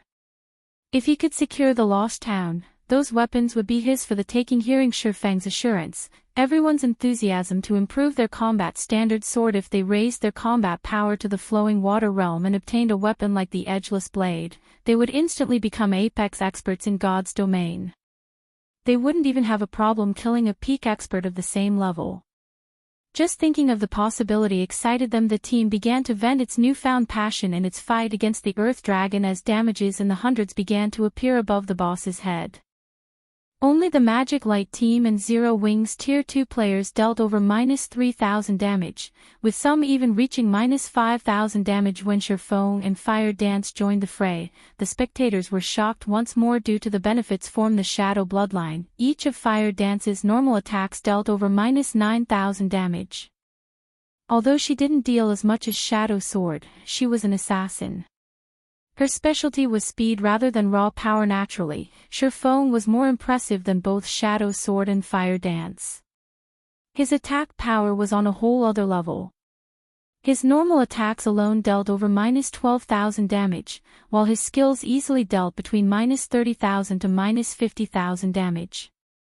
He was practically a humanoid great lord. As they attacked, Shifeng sent 9 magical class players to approach the Earth Dragon and used the 9-star Polar Domain magic array to suppress the boss. Although the Earth Dragon had extraordinary strength, at the end of the day, it was only a Grand Lord. Its resistance wasn't on par with mythic monsters. Hence, the intermediate magic array still suppressed the Earth Dragon's attributes by 15%. Following which, Shurfeng spent 5,000 magic crystals to activate World Projection, suppressing the boss even further. This caused the Earth Dragon's basic attributes to fall to 70% of their original values. Its maximum HP decreased to 189 million as well. Shurfeng had no intention of using Disintegration Field as the skill didn't differentiate friend from foe. Aside from himself, everyone within range would be subjected to the Disintegration Field suppression. Right now, his team had to attack while focusing on their positioning and the lower showers. If he used Disintegration Field, the Earth Dragon wouldn't be the one to suffer. Zero Wings members would. Fortunately, the 30% decrease to the Earth Dragon's basic attributes relieved some of the pressure on Cola and the other two MTs. Even when they didn't use special techniques to block the boss's normal attacks, they received less than -20,000 from each hit. This damage wasn't nearly enough to threaten their lives to increase the team's overall DPS. Shurfeng had ordered some of the weaker experts to activate their berserk skills instead of holding back suddenly. The Earth Dragon's HP began to fall, the speed of which shocked the watching superpowers. However, as the battle drug on, the surrounding barrier began to spew jets of lava into the sky. The lava then rained down on everyone on the battlefield. Not even Shurfeng had a good solution for countering this massive AoE. He could only rely on Violet Cloud's holy prayer, reducing the damage his teammates took while simultaneously healing them. As for Cola, he used Divine Shield to protect the MTs fighting on the front line when the lava shower ended. Even with Violet Cloud's assistance, Zero Wings' team had lost over 100 members. Zero Wings' casualty rate was significantly higher than the various superpowers teams. Fortunately, the lava showers did not happen too often, giving Zero Wings members plenty of time to damage the boss. When the second lava shower eventually fell on the team, Zero Wings suffered evidently fewer losses. Most of the players that had died during the first lava shower had lower combat standards, while the survivors were stronger. The Earth Dragon's HP quickly fell to 95%, 95%, 90%, 80%. When the Earth Dragon entered its second phase, it ceased its claw attacks. Instead, it began to execute AoE breath attacks, though they weren't as powerful as its Frost Flame Breath. Even so, each attack dealt considerable amounts of damage. When Cola tried to take a hit with his shield, he had instantly lost over 30,000 HP. The change in attack pattern also forced Zero Wings members to run constantly, evading the boss's AoE attacks. This development instantly reduced the team's overall DPS. However, Shurfeng still had the situation in hand. Roughly 6 minutes after the battle had begun, the Earth Dragon's HP fell to 30%. At this point, Zero Wings' team only had 300 members left alive. Everyone else had either died to the breath attacks or the lava showers. The boss is entering its third phase. Whoever has a berserk skill, use it now. Shurfeng hurriedly shouted when he saw the Earth Dragon's HP fall to 30%. Hearing Shurfeng's command, Cola and the other MTs activated Power of Darkness, no longer holding back and skyrocketing their attributes. Meanwhile, the Frostflame two-headed Earth Dragon released a deafening roar, and the surrounding ice and fire-type mana concentrated around it. The Earth Dragon swiped one of its claws at Cola, Turtledove, and Yi Wumian. Despite the boost to the MT trio's basic attributes, the attack shoved them back by over a dozen yards. They had nearly lost their footing from the devastating impact. Each of them had lost over 50,000 HP on the spot. Had they failed to activate their berserk skills in time, they would have died instantly. Quick. The boss's defense has weakened. Attack it with everything you've got. When Shurfeng realized that the Earth Dragon had entered its berserk and saw that his attacks now dealt over -16,000 damage, he ordered his team to go all out with the decrease to the boss's defense. Shurfeng stopped holding back himself as he activated Heavenly Dragon's power. All of a sudden, the Earth Dragon's HP began to fall much faster. Meanwhile, the less HP the Earth Dragon had remaining, the stronger its retaliation became. From time to time, it randomly targeted a player with its tails and breaths. Although Cola and the others continued to use taunt skills to hold the boss's aggro, all their efforts were futile. 25%. 15%. 5%. When the Earth Dragon only had 3% HP remaining, fewer than 100 Zero-Wing members stood on the battlefield. The situation looked dire for Zero-Wing. Meanwhile, the Earth Dragon used its breath and claw attacks more often, forcing the MT trio to activate their life-saving skills and focus on defense. They no longer dared to spare energy to deal damage. Shurfeng activated Divine Providence as he charged up to the Earth Dragon. He then activated the Tier 2 Flame Burst and brandished his swords at the Grand Lord. Dazzling sword lights illuminated the battlefield. Every time these lights flashed, a scorch mark would appear on the Earth Dragon's body. Out of the 16 slashes Shurfeng had executed, the weakest had dealt over -200,000 damage. In the blink of an eye, he had eliminated the final strand of the boss's HP. The Frostflame two-headed Earth Dragon then unwillingly collapsed to the burned earth. Chapter 1665, Everyone's Target. Chapter 1665, Everyone's Target. When the Frostflame two-headed Earth Dragon collapsed, the ground shook under its massive weight, and the 50-plus survivors nearly lost their footing as the earth trembled. Everyone, Zero-Wing's members and those from the various superpowers behind the lava barrier, fell silent as they turned toward Shurfeng, who stood before the Earth Dragon's corpse. The Grand Lord's blood had dyed Shurfeng's armor, which was damaged in multiple places.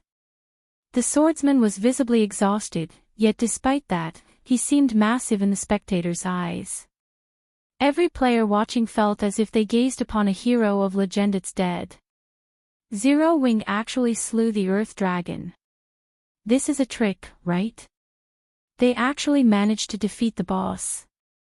No one could bring themselves to believe their eyes. Even the superpowers had been utterly helpless against the Earth Dragon on their own. They likely would have had to pull their forces to defeat the boss, yet Zero-Wing's team had accomplished the feat on its own. Immediately, the sound of a system notification reached everyone's ears. System, congratulations to Team Zero-Wing for being the first to kill the Frostflame two-headed Earth Dragon. Rewarding 3 fifth-floor teleportation stones and 10 humanity reputation points. With this system notification, even those who refused to believe that Zero-Wing had succeeded had no choice but to accept it as fact. Is this why Phoenix Rain has such great faith in Zero-Wing?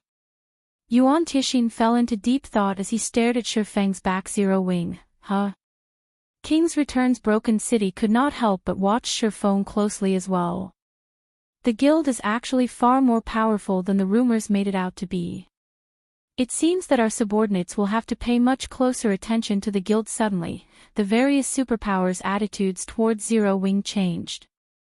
Now, rather than treat Zero-Wing like some insignificant power, they had to view the guild as a competitor. Meanwhile, Shurfeng remained ignorant of the attention he received from the various superpowers. He only had eyes for the items that had dropped before him. Normally, a team would be incredibly lucky if a Grand Lord ranked archaic species dropped several dozen items, yet the Earth Dragon had dropped over 100. The size of the bounty had far exceeded Shurfeng's expectations. Seeing this, the spectating superpowers' eyes became bloodshot. In fact, many of them wanted to charge forward and steal the loot. Needless to say, the first kill of such a powerful archaic species would definitely grant extremely bountiful loot. Such loot could elevate their respective team's strength to a whole new level. Unfortunately, none of them could act on their desires with the lava barrier between them and the items. They could only watch helplessly as Shurfeng collected one item after another. Meanwhile, Shurfeng went into a frenzy, snatching up every item. At the same time, he instructed the team's healers to resurrect their dead. Although the lava barrier stood between them and the various superpowers, it had begun to fade after the Earth Dragon's death. At the rate it disappeared, the barrier would only last a few more minutes. Meanwhile, the rule for boss loot in the outside world also applied in the Primordial Divine Ruin. Even if players successfully killed a boss and obtained its loot, the items would drop if other players killed them within the first 2 hours. There were multiple teams from the various superpowers waiting outside of the lava barrier, and their experts weren't ordinary. If all of these experts attacked, they could very easily annihilate Zero Wing's players. Hence, he needed to collect the loot and leave before the barrier vanished. Zero Wing's members quickly realized their situation, and the team's healers rushed to resurrect their fallen companions. Sure enough, the lava barrier completely disappeared around 4 minutes after the Earth Dragon's death, but before the various superpowers could take action, Shurfeng used the 8 teleportation stones, 5 from the boss and 3 from the system reward. Instantly, Zero Wing's 800 living members transformed into streaks of light that faded into the massive stone doors. They sure ran quickly. Wild Ocean was slightly disappointed to see Zero Wing's members vanish. A colossal fortune had just disappeared before his very eyes. If not for the lava barrier, Zero Wing wouldn't have gotten away with the boss's loot as expected of Zero Wing. They certainly react quickly. Yuan Tixin chuckled. Everyone dreamed of obtaining items that could improve players' strength, and superpowers were no exception. Even though Zero Wing had proven to them all that its combat power and growth potential was extraordinary, that would do little to deter them from attacking Uncle Yuan. What should we do? With the boss dead, we won't be able to move on to the 5th floor, Purple Jade said. She felt a slight headache brew as she gazed at the empty battlefield. Although the 4th underground floor had plenty of monsters, only the Frostflame 2-headed Earth Dragon dropped teleportation stones. Since the only Earth Dragon on the 4th floor had just died, other players had no way of proceeding to the next floor. Don't worry. The Earth Dragon is both the guardian boss and the only monster that drops the teleportation stones. It should respawn shortly. However, even if we kill it, we won't get as much loot as Zero Wing, Yuan Tixin said, a hint of envy flashing in his eyes as he stared at the massive set of stone doors, which Zero Wing's members had disappeared into. News that Zero Wing had secured the first kill of the 4th floor's guardian boss quickly spread past the Primordial Divine Ruin, causing a commotion among the powers interested in the Orc Empire. Nobody had expected that the first guild to set foot on the Primordial Divine Ruins. 5th underground floor would neither be a super first-rate guild or a super guild, but an up-and-coming guild like Zero Wing. For a time, a significant number of guilds and adventurer teams became interested in cooperating with the guild. Although they weren't strong enough to reach the 5th floor and subsequently, Primordial City on their own, they could hire Zero Wing to carry some of their members. They might be able to learn all sorts of combat techniques from the guild, as well as for purchasing these services from the various superpowers. They had no hope of such a thing. They had nothing the various superpowers wanted, but Zero Wing was a different story. Zero Wing was a guild with very shallow foundations. It lacked both manpower and resources. Moreover, as a developing guild, Zero Wing definitely needed a large amount of funds and resources, which their guilds and adventurer teams could provide. With this, they would have the basis for cooperation. Meanwhile, on the Primordial Divine Ruins' 5th underground floor. After leaving the 4th floor, Shurfeng's group was transported to a quiet lakeside surrounded by forests. So, this is the 5th floor. Everyone turned as they observed their surroundings. Unlike on the previous floors, they didn't feel danger from the area around them. On the contrary, they felt comfortable and at peace. Everyone, rest up. We'll search for the path to Primordial City later, Shurfeng instructed as he noticed his recently resurrected team members' exhaustion. Every 5th floor in the Primordial Divine Ruin was a milestone. The 1st floor would test players, while the 5th would allow them to rest. The 5th floor's mana density was so high that players could swiftly recover their stamina and concentration even as they moved about. The recovery effects on this floor were no weaker than those in NPC cities' hotels in the past. Some guilds had even established temporary towns on the Primordial Divine Ruins rest floors. These temporary towns had provided a safe haven from other players and a place for players to trade and replenish their supplies. Unfortunately, the services these towns had provided had been exceedingly expensive, but that couldn't be helped. Once players left the Primordial Divine Ruin, not only would they have to start over with the 1st floor's raid, but they'd also have to wait a full day before entering again. Just re-entering the ruin would be a problem. If a team wanted to resupply inside the ruin, they had to accept the atrocious prices. Hence, the temporary guild towns on the ruins' rest floors generated considerable profit each day. Moreover, the services would become more expensive as the floor numbers increased. However, only superpowers were generally capable of establishing towns on lower floors. Ordinary large guilds could only make a profit by doing so on the 5th floor only. Showdown currently had no such plans. Locating the path towards Primordial City was far more important right now. While everyone rested, Showdown opened his bag and looked through the items the Frostflame two-headed Earth Dragon had dropped. Since he had been in too much of a rush earlier, he hadn't had the time to inspect the boss's loot, but even if the other guilds wanted to chase his team to the 5th floor, they'd have to wait until a new Earth Dragon spawned on the 4th to do so. Chapter 1666, Insane Loot. Chapter 1666, Insane Loot. The Frostflame two-headed Earth Dragon had dropped over 100 items. Although the majority consisted of materials and magic crystals, 8 weapons and pieces of equipment had dropped. The reward for first kill is quite surprising. Showdown could not help but grow a little excited after appraising the weapons and equipment. Out of the 8 weapons and equipment, there were 5 pieces of level 50 dark gold equipment and 2 level 50 dark gold weapons, one of which was a dagger, and the other was a one-handed axe. The weapons were top tier even among dark gold weapons, good enough to tempt super guilds' peak experts. Although the various large guilds' experts had already reached level 50, most of them were stuck with level 45 weapons. Take the various superpowers that had entered the Primordial Divine Ruin alongside Zero Wing, for example. Those superpowers refinement realm experts would be fortunate to wield a level 50 fine gold weapon.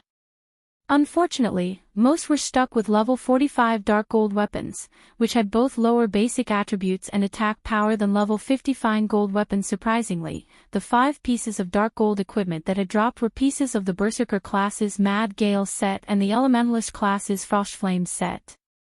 2 of the 5 pieces were the Mad Gale set's gloves and boots, and the remaining 3 pieces were the Frostflame's hat, gloves, and boots. Level 50 dark gold set equipment was only inferior to epic equipment. Players could use the equipment until they were level 59 before it would go out of date. Moreover, class-specific set equipment was generally specialized for its class. Take the 6-piece Mad Gale set, for example. Its 2-piece set effect increased the wearer's movement speed and attack speed by 15%, which made up for the Berserker class's lack of speed. The Frostflame set was also a 6-piece set, and its 2-piece set effect increased Elementalist's cast range by 10%. Although the improvement seemed small, a player could easily overwhelm ranged opponents if they took advantage of it properly. If he could complete both sets, he could even fetch 10,000 for them. However, the 7 items were nothing compared to the value of the last piece of equipment. Frostflame Ring, Epic Rank. Level 50, Level 100. Equipment requirement: Strength 500, Agility 400, Intelligence 1000. Strength plus 55, Agility plus 42, Endurance plus 45, Intelligence plus 74, Level 50. Ignore levels plus 12. Ice resistance plus 15. Fire resistance plus 15. Additional passive skill dash. Frostflame Barrier. Creates a Frostflame barrier around user. As long as the user is standing, the power of all ice and fire type spells increases by 20% and channeling time reduces by 10%. Additional active skill 1 dash. Frostflame's Descent. Manipulate ice and fire type mana to deal 700% fire damage to targets in a 40-yard cone.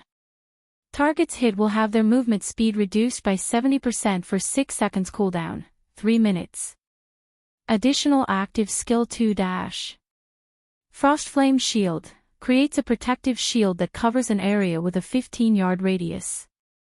The Frostflame Shield is immune to all ice and fire type damage. The Frostflame Shield lasts 20 seconds and can absorb damage equivalent to 300% of user's maximum mana cooldown, 10 minutes. Rings and necklaces were extremely rare equipment in God's domain. They were worth at least double that of equipment of the same quality, as well. An epic ring was far more valuable than a piece of epic equipment. If an elementalist equipped the Frostflame ring, their combat power would increase by at least 20%. Moreover, the Frostflame Ring offered skills that covered both AoE offense and defense.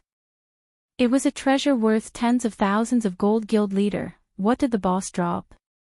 Blackie could not help but ask curiously as he watched Shurfong inspect the Earth Dragon's loot. At Blackie's question, the rest of the team members perked up, curious about the loot as well. Take a look for yourselves, Shurfong said.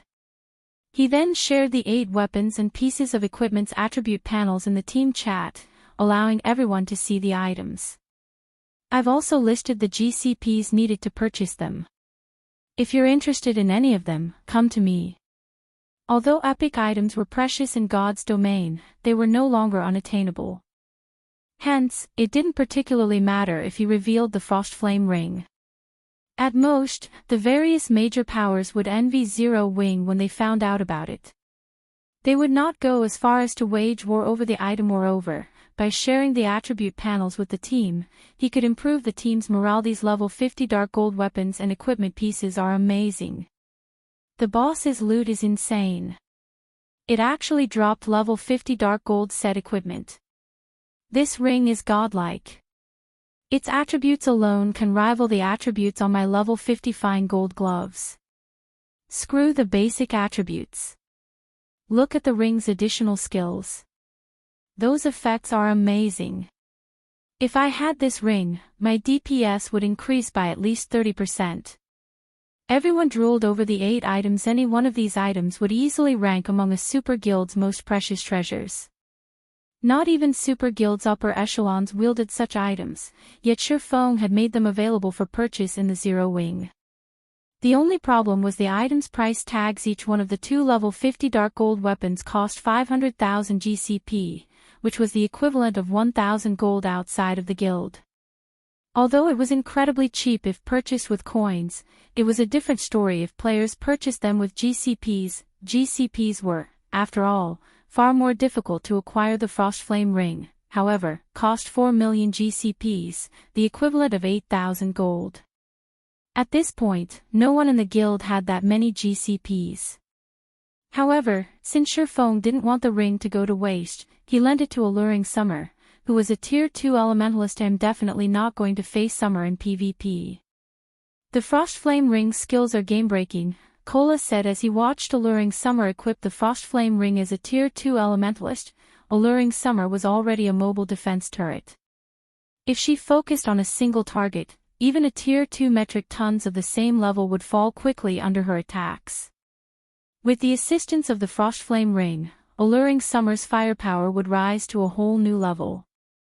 If she activated Frostflame's shield, she would be able to cast her spells without worrying about incoming attacks for a short time. She could afford to cast powerful spells that had long channeling times even in a one-on-one fight. After dealing with the weapons and equipment, Shurfong didn't share any information on the other items the Earth Dragon had dropped. Weapons and equipment would only boost the strength of an individual player, but it was a different story for the 2 forging designs the Guardian boss had dropped. One of the forging designs was for the Giant Frost Axe, a level 50 fine gold 2-handed axe, while the other was for the Scorching Sun Gloves, a set of level 50 dark gold plate gloves. If he allowed Cream Cocoa and the others to learn these designs, they could craft plenty of powerful weapons and equipment pieces for the guild. The 2 designs were exceedingly more valuable than the 7 dark gold items combined. Shurfong had also obtained a leaf of tattered parchment from the Earth Dragon. Although the words and images on the parchment had long since become indiscernible, it still radiated a faint trace of pressure. When Shurfong felt this pressure, he was shocked. After taking a closer look at this parchment, Shurfong was elated. The parchment was actually a hero's chapter. Moreover, unlike the hero's chapter he had obtained during a previous auction, this hero's chapter contained information on a particular hero and would summon said hero when used. It was even more valuable than a hero's chapter that summoned a random hero. The name of the hero recorded was also one that Shurfong was extremely familiar with. It was also a name that everybody in God's domain had known during his previous life, the Magic King, Craig Midlands. Chapter 1667, Magic King. The fact that the Earth Dragon had dropped a hero's chapter, let alone a hero chapter for Craig Midlands, had truly surprised Shurfong. In God's domain, there were 32 heroes that could only be summoned with specific heroes chapters. They were also the strongest heroes players could summon using the heroes chapters. In the past, these 32 heroes had been known as the 32 Pillars.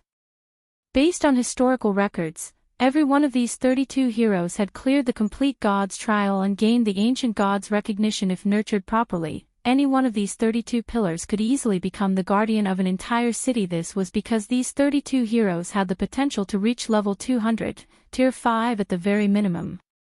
Moreover, because they were heroes, their basic attributes were higher than players of the same level and tier. When players nurtured these heroes to their peaks, only tier 6 god rank players had any chance against them. Among the 32 pillars, the Magic King, Craig Midlands, ranked 17th.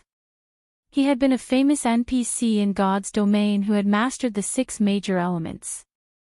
No ordinary tier 5 NPC could compare to his strength. Craig Midlands had once fended off a siege that included 20 tier 5 players and successfully protected the city he had been tasked to guard. He had even killed 11 of the tier 5 experts. The hero's display had been so impressive that it had even stupefied the guild that had nurtured and summoned him. Nobody had expected the Magic King to be that powerful normally. Even a tier 5 NPC would fall if 20 tier 5 players ganged up on him, yet the Magic King had resisted and won. However, Craig's victory over the team of tier 5 players was not what that shocked the world the most. Rather, players had been astounded by the spells he had used. With his mastery over 6 major elements, not only did his attacks carry great destructive power, but his attack methods were also varied and complex. His attacks had basically no weaknesses. If a tier 5 player had tried to face him one-on-one, they would have been beaten to a pulp. Moreover, for every element Craig Midlands grasped, he could create one elemental doppelganger. Although each doppelganger only had 80% of Craig's attributes, they were far stronger than players of the same level and tier. In other words, trying to fight Craig Midlands was on par with fighting 7 tier 5 NPCs. With this, I'll have a capable protector for Zero Wing City. Showdown clearly remembered that the guild that had acquired the Magic King, Craig Midlands in his previous life, had only been a first-rate guild. Naturally, the guild had used Craig to protect its main city, and due to the NPC's presence, not even super first-rate and super guilds had dared to strike that city. If he used Craig to protect Zero Wing City, the city's defensibility would rise to an entirely new level. Shortly after Showdown and the other Zero Wing members began their rest on the 5th floor, Melancholic Smile contacted him. Guild leader, what did you do in the Primordial Divine Ruin? Many large guilds have come to Candlelight to negotiate cooperation, Melancholic Smile asked inquisitively. As many as 8 first-rate guilds had approached Candlelight, seeking cooperation, not to mention the second- and third-rate guilds. Watching these guilds' upper echelons enter White River City's Candlelight trading firm with their entourages has been spectacular. The scene had also caused a huge commotion throughout the city. For a moment, she had even thought that these guilds had intended to attack the trading firm. It's nothing. We just got to the ruins' 5th floor before the other guilds, Showdown said, chuckling. What kind of cooperation are they looking for? They're asking to purchase some of our guild's basic combat techniques and opportunities to learn advanced combat techniques. Though, slots to enter Primordial City are their main goal. They are willing to pay with magic crystals and top-tier weapons and equipment, Melancholic Smile said. The bounty war between Zero Wing and Heaven's Burial was still in full swing. As a result, Zero Wing burned through funds, weapons, and equipment each day. If Zero Wing could sell the services these large guilds requested for top-tier weapons and equipment, it would help the guild out a great deal. Unfortunately, this matter would have a massive impact on the guild, and she couldn't make the decision by herself. Their ideas sound quite solid. Showdown began to ruminate on the matter. A moment later, he said, all right, we will agree to their conditions. However, they can only offer payment with magic crystals. Moreover, we will only sell the opportunity to learn basic combat techniques. Each learning opportunity will cost 1,000 magic crystals. This condition isn't limited to these guilds either, it will stand for all players. As for the guild's other requests, refuse them. Due to the appearance of the Primordial Divine Ruin, basic combat techniques had become more commonplace in God's domain. Even so, pitifully few first-rate guilds had secured any techniques from the ruin. The other guilds couldn't even make it inside, however. As players unlocked more of the primordial divine ruin, the number of players allowed inside would increase. Moreover, as players continued to grow stronger, it would only be a matter of time before more guilds secured basic combat techniques rather than wait for such a future. It'd be better if Zero Wing took advantage of the current situation and sold learning opportunities, making a fortune. In fact, many large guilds had openly sold learning opportunities for basic combat techniques in the past. He simply executed this business strategy ahead of time. In any case, he had obtained 3 basic combat techniques on his way to the 5th underground floor, with 2 from the Earth Dragon. As for the advanced combat techniques, there was no way he'd sell them. Both in his previous life and in this one, advanced combat techniques were a guild's core secret. While basic combat techniques helped players build a solid foundation, they did very little to improve players' combat standards. Only advanced combat techniques had a considerable effect on players' combat standards. 1,000 crystals per chance. Isn't that price a little too high?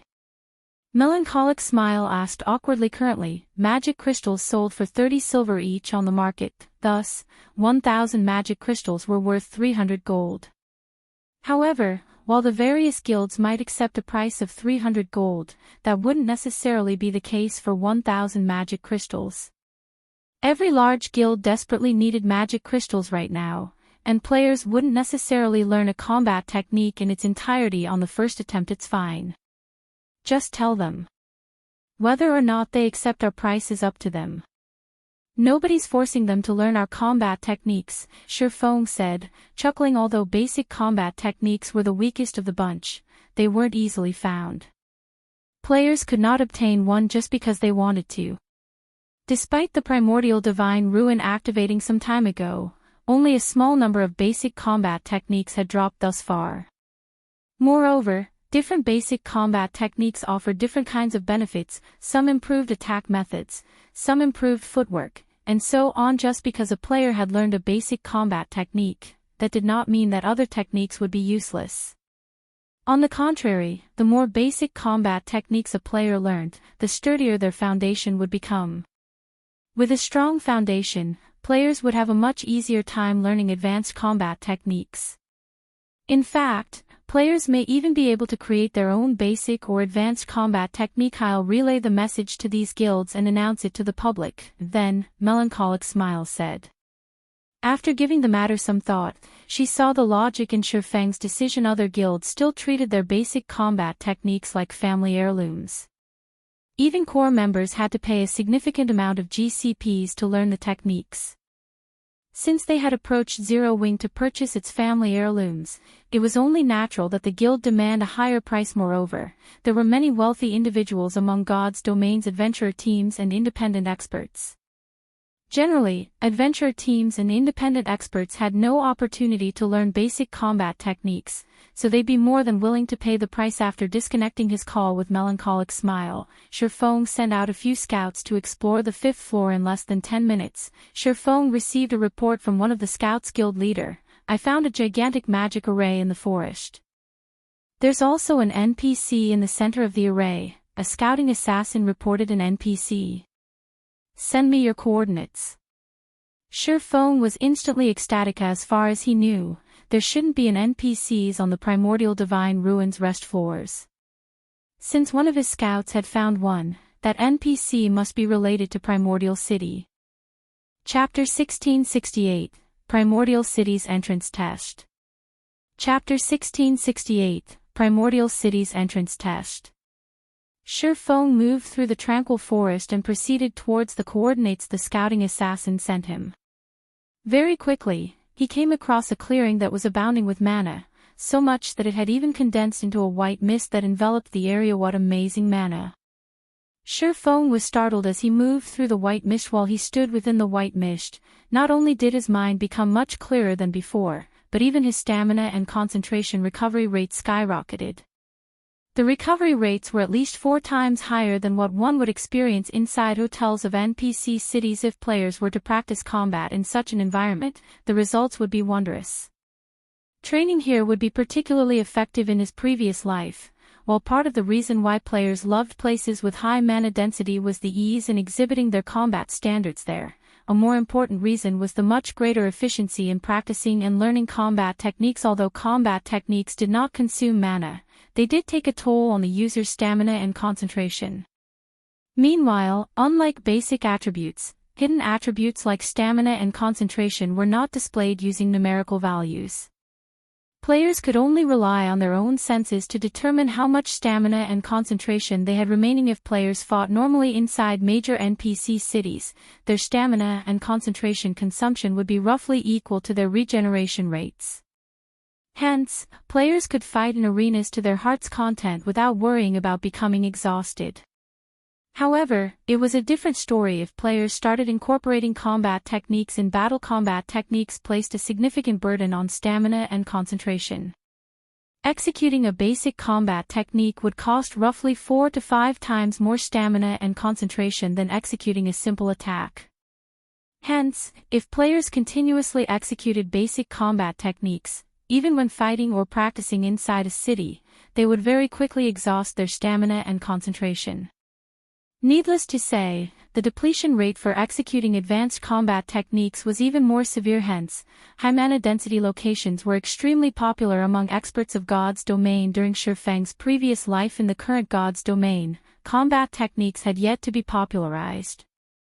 If they had, though, Zero Wing City's player population would have long since shot past 10,000,000. This was also one of the reasons behind Shifeng's decision to sell basic combat techniques to the public right now. If only a small number of people are allowed to enter Primordial City, it won't be a bad idea to have the ones left out remain here to practice combat techniques. Taking a look at the mist-covered clearing, Shifeng figured that there was more than enough space for 1,000 players to practice combat techniques here. Places with high mana density were extremely rare in God's Domain, not to mention places with mana so dense that it formed a mist. This small area was definitely a sacred training ground. Any superpower that discovered such a location would definitely do everything they could to monopolize it to nurture their own experts. Guild leader, the NPC is over there. After Shifeng arrived at the designated coordinates, a blue-clad assassin approached him. The assassin then pointed at the old man standing inside a magic array a short distance away. The elder wore a set of white robes and held a golden staff in his right hand. Looking at this elder, Shifeng found that the old man did not exude any kind of powerful aura and looked very ordinary. However, when Shifeng tried inspecting him, he failed to get any information about the elder, not even the old man's name. Everything was displayed in question marks, following which, Shifeng used omniscient eyes to observe the old man. Tyrol, Primordial City's protector, hero, divine mage, level. HP. / A hero. Shifeng could not help but be stunned. He had never imagined that he would actually meet a living, breathing hero in God's Domain. Heroes had long since vanished into legend. The hero standing before him right now was something entirely different from the heroes summoned using heroes chapters. More precisely, the heroes summoned using heroes chapters were heroic spirits, not true heroes. Even so, they were still incomparably powerful and more than capable of safeguarding an entire town or city by themselves. However, a true hero was on an entirely different level compared to a heroic spirit.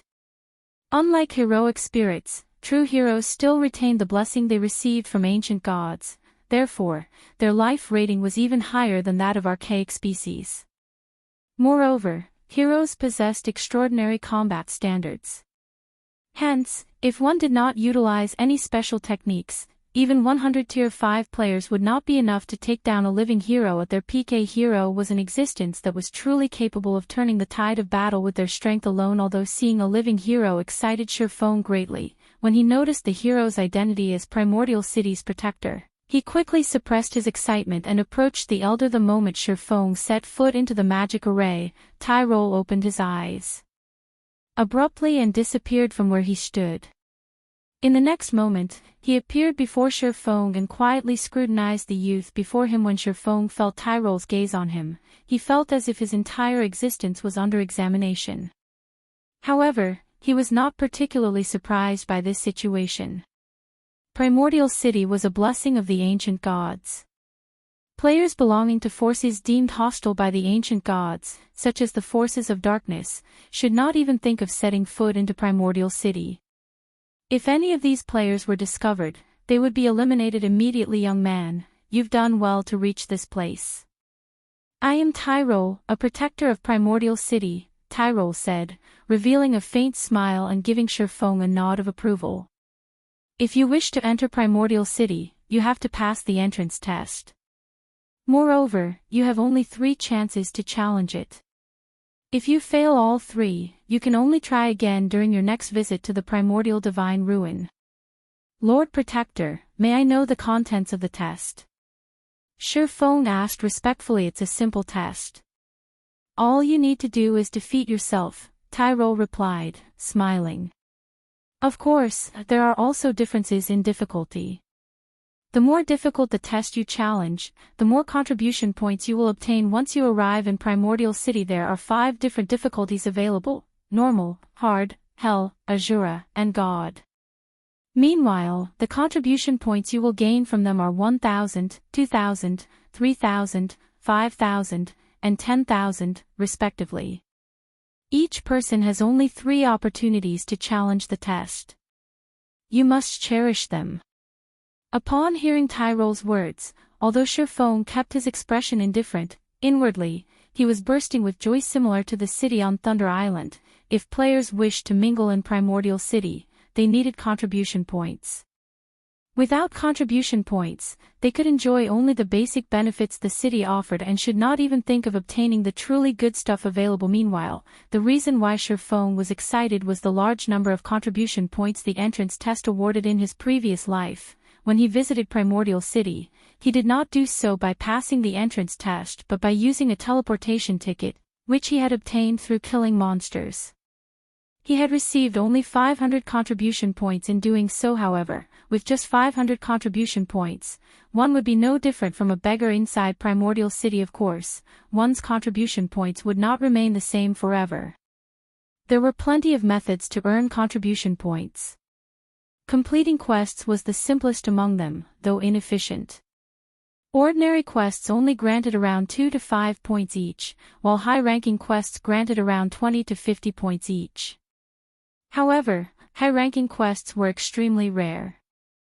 Hence, collecting even 500 contribution points was very difficult. Yet, now, even the normal entrance test awarded 1,000 contribution points upon completion. The additional 500 points would save players plenty of time. Moreover, this was also good news to Zero Wings members. It meant that everyone would have an opportunity to enter Primordial City. Young adventurer, have you decided to enter Primordial City? Tyrol asked, smiling as he looked at Shurfong. I am willing to accept the test. Shurfong nodded. Very good. May I know which difficulty you wish to choose? Tyrol asked with a wave of his hand. Instantly, 5 crystal balls of different colors appeared before Shurfong. Aside from having different colors, these crystal balls also exuded auras of various intensities. Even the crystal ball with the weakest aura made Shurfong shudder involuntarily, whereas the one with the strongest aura made him feel deep despair. Chapter 1669, Shadow of Trial. What powerful auras!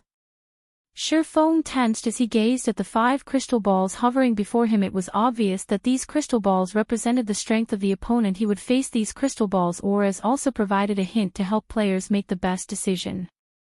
However, even the weakest crystal ball radiated considerable pressure. It was evident that entering Primordial City wouldn't be as easy as he had expected. Shurfong wasn't the only player present who could sense the 5 crystal balls' auras. Aqua Rose and the others, who had just arrived outside of the magic array, could sense the intense energy from the crystal balls as well. Every crystal ball felt as if it contained some horrific creature. These crystals represent your opponent's strengths. You may choose the one that you think you can defeat, but please remember, you only have 3 chances, Tyrol reminded. 3 chances. After giving the matter some thought, Shurfong proceeded to choose the second strongest crystal ball. Lord Tyrol, I choose this one.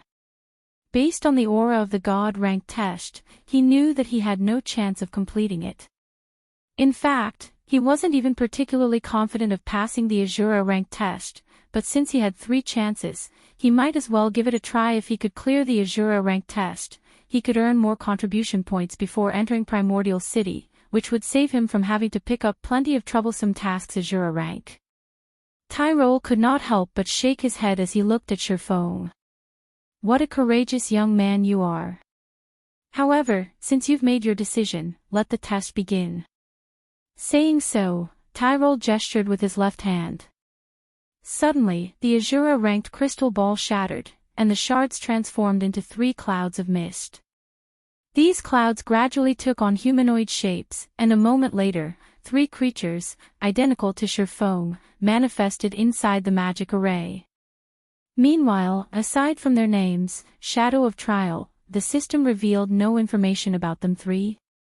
The corners of Shurfeng's mouth twitched slightly. Although he could not see the Shadows of Trial's basic attributes, he clearly sensed that they were higher than his Aqua Rose, and the others, who watched from outside of the magic array, gasped when they saw the 3 Shadows of Trial. Each of the shadows felt like a great lord. No, to be more precise, the shadows' auras were stronger than any of the great lords they had faced. It would not be a stretch to call them Grand Lords to pass the test. You simply need to land 10 hits on each of them. I must warn you, they know everything you know. Likewise, if they hit you 10 times, you will be eliminated, Tyrol said. After Tyrol explained the rules, the 3 Shadows of Trial revealed human-like sneers. Suddenly, they vanished, leaving afterimages as they charged at Shurfong so fast. The watching crowd was shocked. The shadows had moved so quickly that all they had seen was faint afterimages. Moreover, unlike ordinary monsters, the Shadows of Trial commanded extremely high intellect. Their fighting style wouldn't be monotonous. Moreover, all 3 shadows coordinated perfectly, each striking at Shurfong from different directions. As soon as the shadows appeared around Shurfong, each launched a different attack. Illusory Shadow, Purgatory Pentaslash, Shadow Blade. The Shadows of Trial's attack sealed off Shurfeng's escape paths. To make matters worse, the illusory shadow attacks couldn't be blocked. Crap. Shurfong paled as he realized his situation. Not even he dared to receive all 3 skill attacks head-on. If he tried to, he would undoubtedly end up dead in the blink of an eye. Just before the attacks landed, Shurfong activated Divine Steps, and 10 doppelgangers split from his body. He immediately switched positions with a nearby doppelganger and used Shadow Blade against the nearest Shadow of Trial. However, before the Shadow Blades could reach the Shadow of Trial, 10 doppelgangers split from its body. Shurfeng's 10 Shadow Blades then pierced through the Shadow of Trial's form. However, it was evident that he had nearly struck a doppelganger. How is this possible? They have my weapons and equipment skills, as well. Shurfong was shocked when the shadow also used Divine Steps. However, before Shurfong could regain his senses, all 3 Shadows of Trial activated Heavenly Dragon's power, their attributes soaring. They slashed their blades at their target, the intensity of their strength creating powerful gales. With no better plan, Shurfong continued to switch positions with his doppelgangers to avoid the incoming attacks. Although Heavenly Dragon's power was strong, it was a berserk skill that focused on boosting strength. Its buff to speed was only subpar for a time. Shurfong was at a complete disadvantage as the 3 Shadows of Trial chased him relentlessly. The spectating players outside of the magic array were flabbergasted. They were literally watching 3 doppelgangers gang up on their guild leader. Moreover, the doppelganger's basic attributes were even higher than Shurfeng's. If they had to face 3 of those doppelgangers at once, they'd likely die in an instant. However, Divine Steps had a limited duration. The instant those allied doppelgangers vanished, Shurfong gritted his teeth as he also activated Heavenly Dragon's power. Upon activating the berserk skill, he darted for one of the 3 Shadow Swords' orbit. Suddenly, brilliant stars bombarded the Shadow of Trial, one after another. However, before the hits landed, they abruptly halted before a protective barrier. Absolute Domain. When Shurfeng's targeted Shadow of Trial had activated Absolute Domain, the other 2 shadows also gained invulnerability. Giving Shurfong no time to react, one of the three shadows activated Instant Strike and swung its blade fiercely at the player. Shurfeng knew that he couldn't dodge the attacks in time. The only thing he could do was to activate his own Instant Strike and execute Sword's Orbit to defend himself as much as possible. Boom. Boom. Boom. Every time their weapons clashed, dazzling sparks flew around them. Loud clangs also echoed throughout the forest. It seemed as if two primordial beasts were attempting to slay one another. A moment later, however, Shurfeng slid backward. As soon as the first shadow of Trial's Instant Strike ended, another shadow activated the skill. When Shurfeng's own Instant Strike came to an end, he lost his ability to keep up with the shadow's attack's absolute domain. After activating his invulnerability skill, Shurfeng switched the Aura of Earth to the Aura of Time and activated Forbidden Domain. It might be much of an issue if only one Shadow of Trial could use all of his skills, but the fact that all three were capable of this put Shurfeng at a painful disadvantage. If he wished to emerge victorious, he had to rely on his combat techniques, as the Shadows of Trial weren't ones to be beaten. One of them activated Forbidden Domain as well. Suddenly, both sides were silenced, losing the ability to use spells or skills. Following which, the three shadows ganged up on Shurfeng once again. Although Shurfeng's techniques were superior, the Shadow Trio had higher basic attributes. Moreover, the Shadow Trio disregarded their own defense as they brutally attacked. This forced Shurfeng into a defensive state. He was only one person, after all. If he tried to strike one of the three shadows, he'd leave himself open for the other two. Meanwhile, each of the shadows could afford to take 10 hits each, but he would be eliminated after 10 hits. Both sides struggled in a stalemate. Shurfeng focused on a single shadow, using his superior techniques to create gaps in its defenses and attack. The bitter struggle inside the magic array made the spectating players anxious, but they also knew that such an intense battle wouldn't last long. Once the silence debuff ended, Shurfeng would be at a disadvantage once again. When Forbidden Domain's duration had only 10 seconds remaining, despite Shurfeng's desperate attempts, he had only struck one of the three shadows 5 times. He still needed to land 5 more hits on that shadow to eliminate it, but he was running out of time. 8 seconds. 5 seconds. 3 seconds. Am I going to lose? Chapter 1670. Ascension Realm. As the seconds ticked by, and Forbidden Domain neared the end of its duration, Aqua Rose and the other Zero Wing members couldn't help their growing nerves as they watched from outside of the magic array. They had never thought that even the test to enter Primordial City would be so difficult. Aside from all else, once Shurfeng and one of the Shadows of Trial's Forbidden Domains ended, the other two shadows could still use the skill. At that time, Shurfeng would have to face 3 shadows that could use skills while he could not. With the huge disparity in combat power, he would doubtlessly meet his end. Not only did the Shadows of Trial have higher basic attributes, but their combat standards were also at the refinement realm. They executed every slash without any excess movement. When the 3 shadows cooperated, they could even make up for the weaknesses in each other's defenses and elevate their combat power further. I have no choice but to gamble everything on one attack. Shurfeng also knew what outcome awaited him once his Forbidden Domain ended. With no other choice, he gritted his teeth and forced his way through the countless, incoming attacks, swinging his blades at the shadow that had already taken 5 hits. Sword's Orbit. If he could eliminate one shadow before Forbidden Domain ran out, he'd still have a chance at victory, albeit a small one. If he didn't do so, he would die the moment his skill's duration ended. However, as if they had predicted Shurfeng's desperation, the 3 shadows smirked as they launched attacks, aiming for Shurfeng's blind spots. Despite noticing the incoming attacks, Shurfeng did not bother dodging. Instead, he continued to swing his swords at the shadow before him. 1 slash. 2 slashes. At this point, Shurfeng traded blow for blow with the shadows. As a result, he was hit, again and again. 2 hits. 4 hits. 6 hits. Faster. I need to be faster. As Shurfeng frantically brandished his weapons, he gained unprecedented focus. The only thing on his mind was landing a hit on the Shadow of Trial before him. However, despite Shurfeng's flurry of attacks, his target could still endure 2 more attacks. Shifeng was only 2 hits away from elimination, himself just as Shifeng's 2 swords were about to bite into the targeted shadow. The other 2 shadows, one behind and one to the left, simultaneously swung towards Shifeng's blind spots. It's over. Tyrol sighed faintly. The young man before him had just barely missed the mark.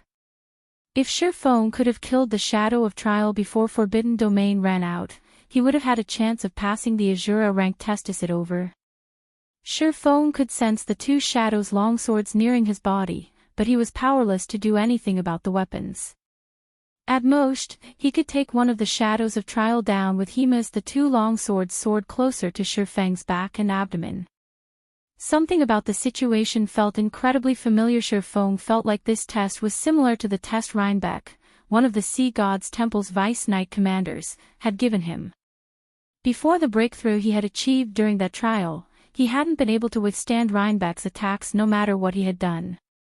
He had only been able to watch as he had repeatedly been defeated. Reinbeck. Shifeng's eyes shone with realization when he recalled his battle with Reinbeck. Right. Combat method. My combat method. Suddenly, Shifeng put strength into his legs and made a spinning jump. Utilizing the rotational momentum, he swung Killing Ray at the shadow attacking his abdomen, the sacred sword moving with remarkable speed. Dang. A crisp clang echoed throughout the forest in that critical moment. Shifeng had used Killing Ray to block the attack from the side while he used Abyssal Blade to slice at the targeted shadow's shoulder. He then utilized the force generated from blocking the attack at his side to push himself over 8 yards away from the nearest shadow. When his feet touched the ground again, he used a hand to stabilize himself, only coming to a halt after 2 more spins. He survived. Aqua Rose and the other Zero-Wing experts stared with wide eyes, utterly shocked. Shifeng had actually executed an incredible maneuver at the last second, narrowly avoiding mutual destruction. This is, Tyrol revealed an odd look as he watched Shifeng. How is that possible?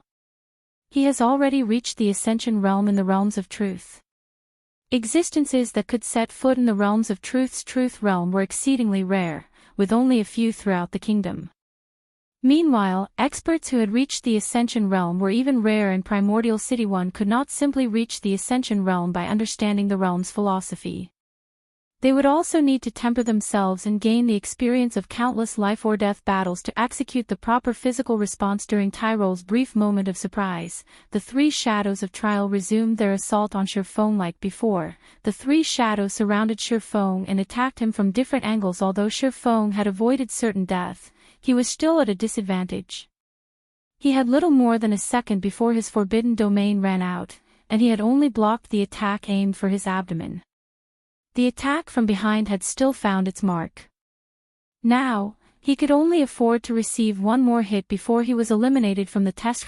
Shifeng said with a hint of excitement as he watched the 3 shadows. Suddenly, over 20 sword lights surrounded Shifeng, sealing off all escape paths. However, instead of using sword's orbit to repel the attacks, Shifeng simply adjusted his footwork, turning as he executed 8 slashes, which wasn't much compared to his earlier efforts. Yet, something surprising happened again. Despite reaching his maximum attack speed, these slashes continued to accelerate. The 3 shadows of trial interlocked with their target before passing by Shifeng. The swordsman blocked every one of the incoming attacks. As the shadows passed, Shifeng swung Killing Ray, slicing the neck of the shadow that had already received 9 hits. The shadow then vanished, leaving 2 remaining in the magic array. What just happened? Aqua Rose, Fire Dance, Shadow Sword, and the other Tier 2 experts from Zero-Wing were stupefied. Not only had Shifeng blocked every incoming attack without using Sword's orbit, but he had also created a gap in the Shadow's defenses and eliminated one of them. None of them could figure out how he had pulled it off. So, this is the realm above the truth realm that Reinbeck had mentioned. Shifeng felt incredible as he turned towards the remaining shadows of trial. Reinbeck had only informed Shifeng that he had just entered the truth realm. After undergoing Reinbeck's test, he had learned that one shouldn't just focus on adapting to the changing battle physically. One could also adjust their perspective of the battle. In other words, aside from using his environment to his advantage, he could use his opponent's attacks as well. Unlike the realms of refinement, which focused on sharpening one's senses, the realms of truth focused on improving one's utilization of their body and the environment only. Shifeng had never realized that the realms of truth's principles could help increase his combat power by such a large margin, allowing him to overcome his enemy's attributes and overwhelm the three shadows of trial. However, Shifeng's forbidden domain had ended after he had killed the one shadow without hesitation. The two remaining shadows activated Blade Liberation before one activated Forbidden Domain twofold Berserk. Shifeng could not help but grin as he noticed the shadow's aura strengthen. Before the enemy's Forbidden Domain reached him, he activated Blade Liberation as well. Fortunately, his skill's cooldowns had reset when he had first entered the magic array. So, the Berserk skills he had exhausted during his battle with the 4th floor's Earth Dragon were ready for him. After activating Blade Liberation, Shifeng executed Void Steps and disappeared. Seeing this, one of the two shadows activated Skywell Sword, while the other activated Lightning Edge, both of which were AoEs. However, neither of the shadows' attacks had forced Shifeng out of his concealment. For a time, the shadows attacked their surroundings randomly in confusion. Yet even after dozens of seconds, Shifeng remained hidden.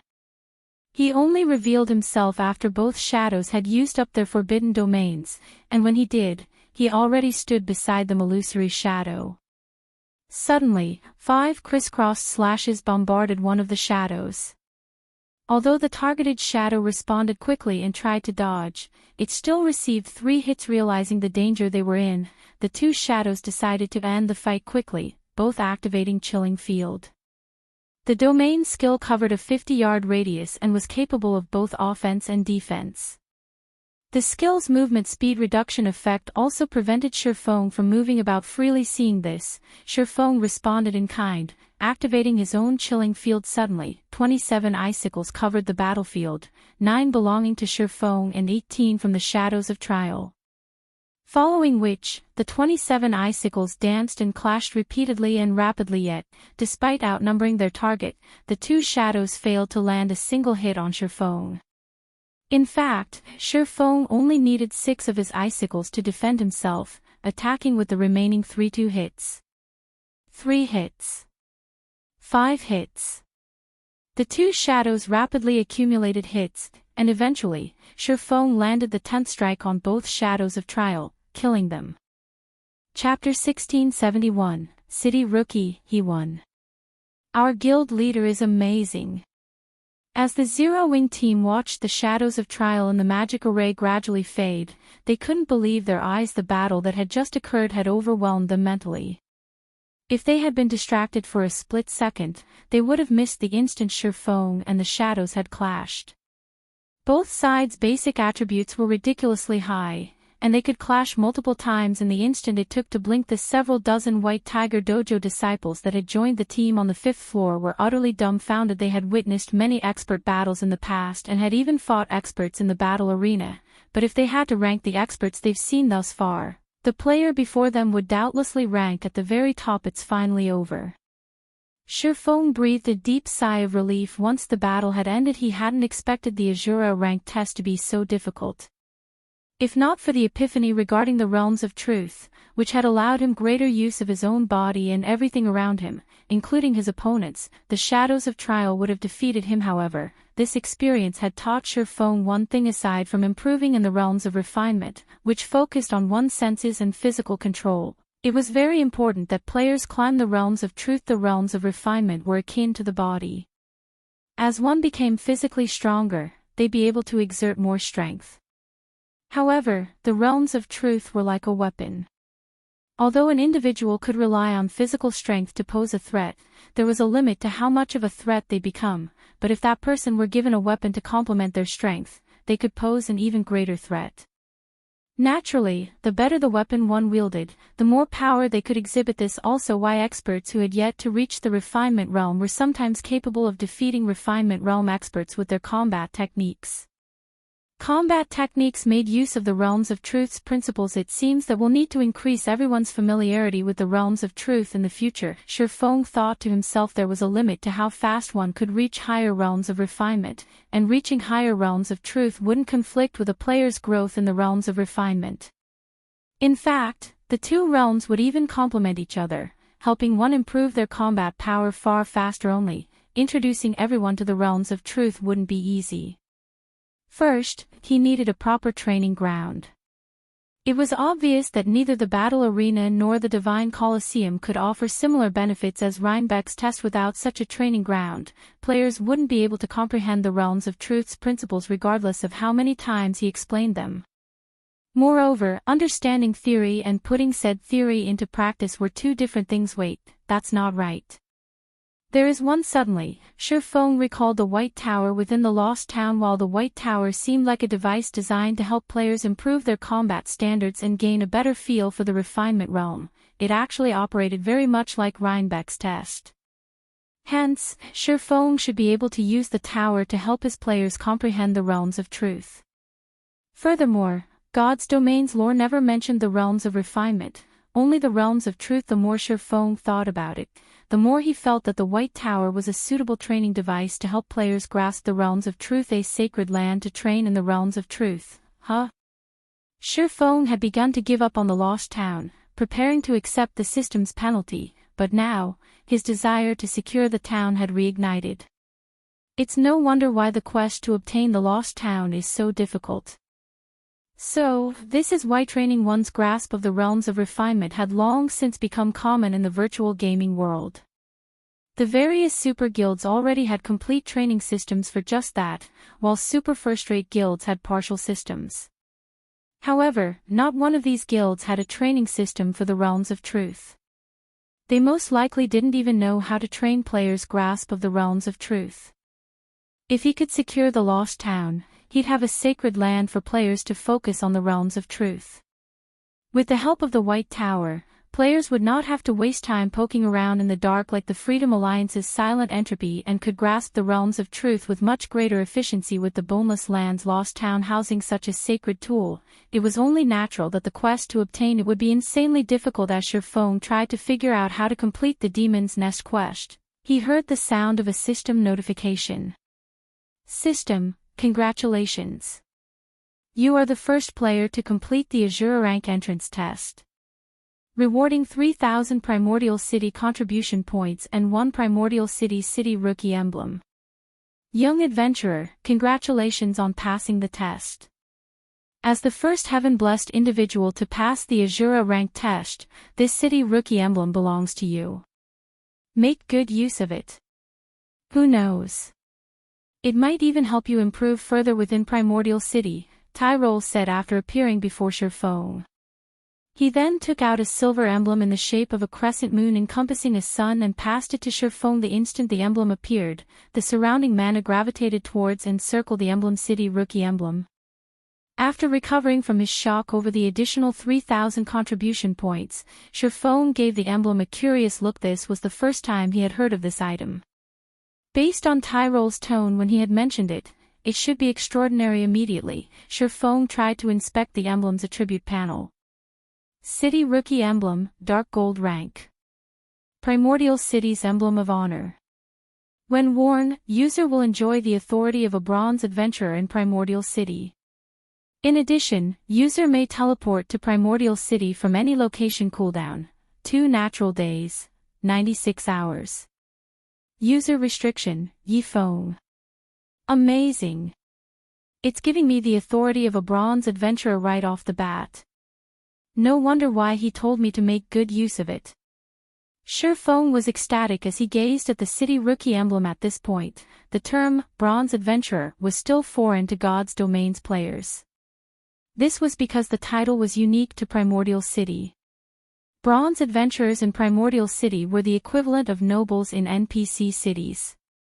Only, as the ancient gods had specifically created Primordial City for adventurers, noble ranks didn't exist within its walls. Rather, special ranks were granted to adventurers based on their contributions to the city. The available ranks included Common Adventurer, Bronze Adventurer, Silver Adventurer, and Gold Adventurer.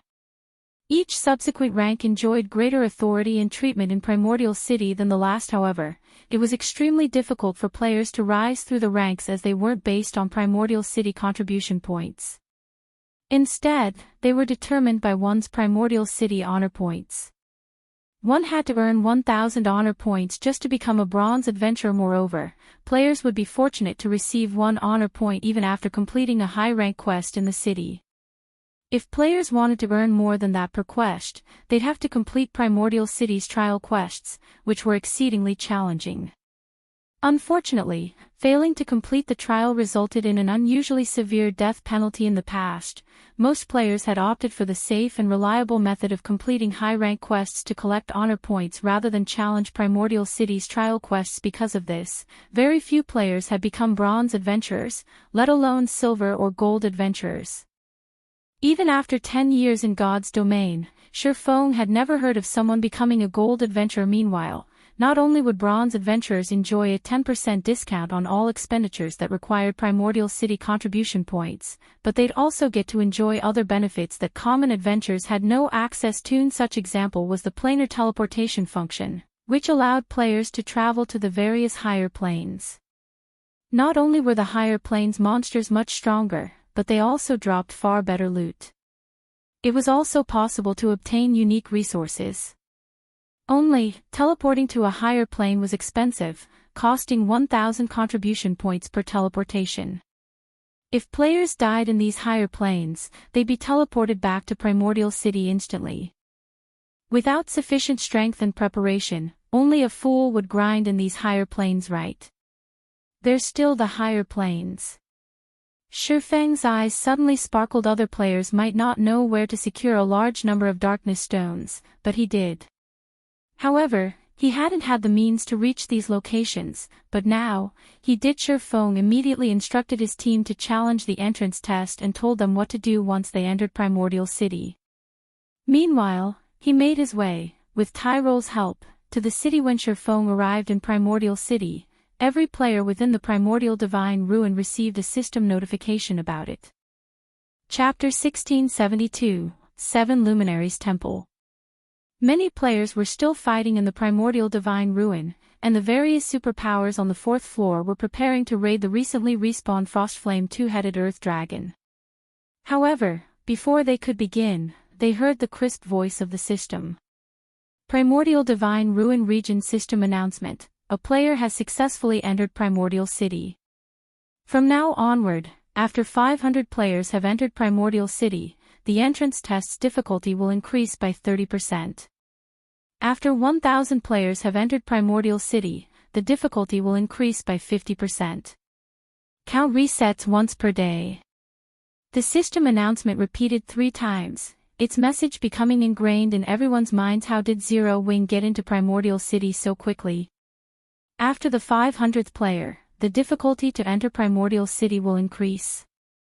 The upper echelons of the various superpowers stuck on the 4th floor revealed somber expressions upon listening to the system notification. Based on the system notification, they discovered that Primordial City did not have an entry limit. Players only needed to pass a test to enter the legendary city. However, as many as 800 Zero Wing members had proceeded to the Primordial Divine Ruins 5th floor. If the entrance test were not particularly difficult, then Zero Wing would claim the first 500 slots. This meant that the tests the various superpowers would have to pass to enter would become far more difficult. Due to the increased difficulty, players who would have been capable of passing the test might fail. This, in turn, would decrease the number of players the various superpowers could send into the city. Now that they had a clearer understanding of the situation, these superpowers became even more desperate to reach the 5th floor as soon as possible. Meanwhile, news of Zero Wing entering Primordial City quickly spread outside of the ruin. What? Zero Wing is the first guild to send players into Primordial City. Doesn't that mean Zero Wing will be the first to pioneer and explore the city? I'm afraid that it's not that simple. I've heard that only the first 500 players will face the normal difficulty entry tests, whereas other players' tests will be more difficult. The test's difficulty will increase yet again after 1,000 players have entered Primordial City. I've also heard that Zero Wing led 800 players to the 5th floor. It'll monopolize the first 500 slots. With this, the various superpowers will likely have a tough time competing with Zero Wing when pioneering the city. With that many of its members entering Primordial City, Zero Wing will reap a huge harvest. From what I learned after looking into it, it seems like it's pretty easy to obtain combat techniques from Primordial City. This is especially true for advanced combat techniques. Suddenly, more independent players from various kingdoms became interested in Zero Wing. Both basic combat techniques and advanced combat techniques were out of reach for independent players like themselves. The various large guilds treated these combat techniques like family heirlooms, and they had strict requirements for anyone who wanted to learn their combat techniques, such as becoming a core member and signing a restrictive contract with the guild. However, Zero Wing could procure a large number of combat techniques from Primordial City, and if that was the case, Zero Wing may have looser conditions for learning the techniques it collected. It might even make the combat techniques available to all of its members, rather than just the core members. With that hope in mind, many independent players, particularly experts, began to gather in White River City and Zero Wing City from other kingdoms. As players tried to learn more about the guild, Zero Wing posted an announcement on Starmoon Kingdom's official forums. This announcement instantly caused a commotion throughout the kingdom. How generous of Zero Wing! With this, even independent players like us can learn combat techniques. But isn't 1,000 magic crystals a little expensive? Even experts will have to work hard for a long time to collect enough, let alone weaker players. You think that's expensive? You should see what the other guilds with combat techniques are demanding. Take Heaven's Burial, for example. Although the guild has plenty of combat techniques, anyone who wishes to learn them has to sign a very strict contract. In addition, members have to pay a certain price to learn each combat technique. Their price is only slightly under 1,000 magic crystals. It's better to learn the techniques from Zero Wing.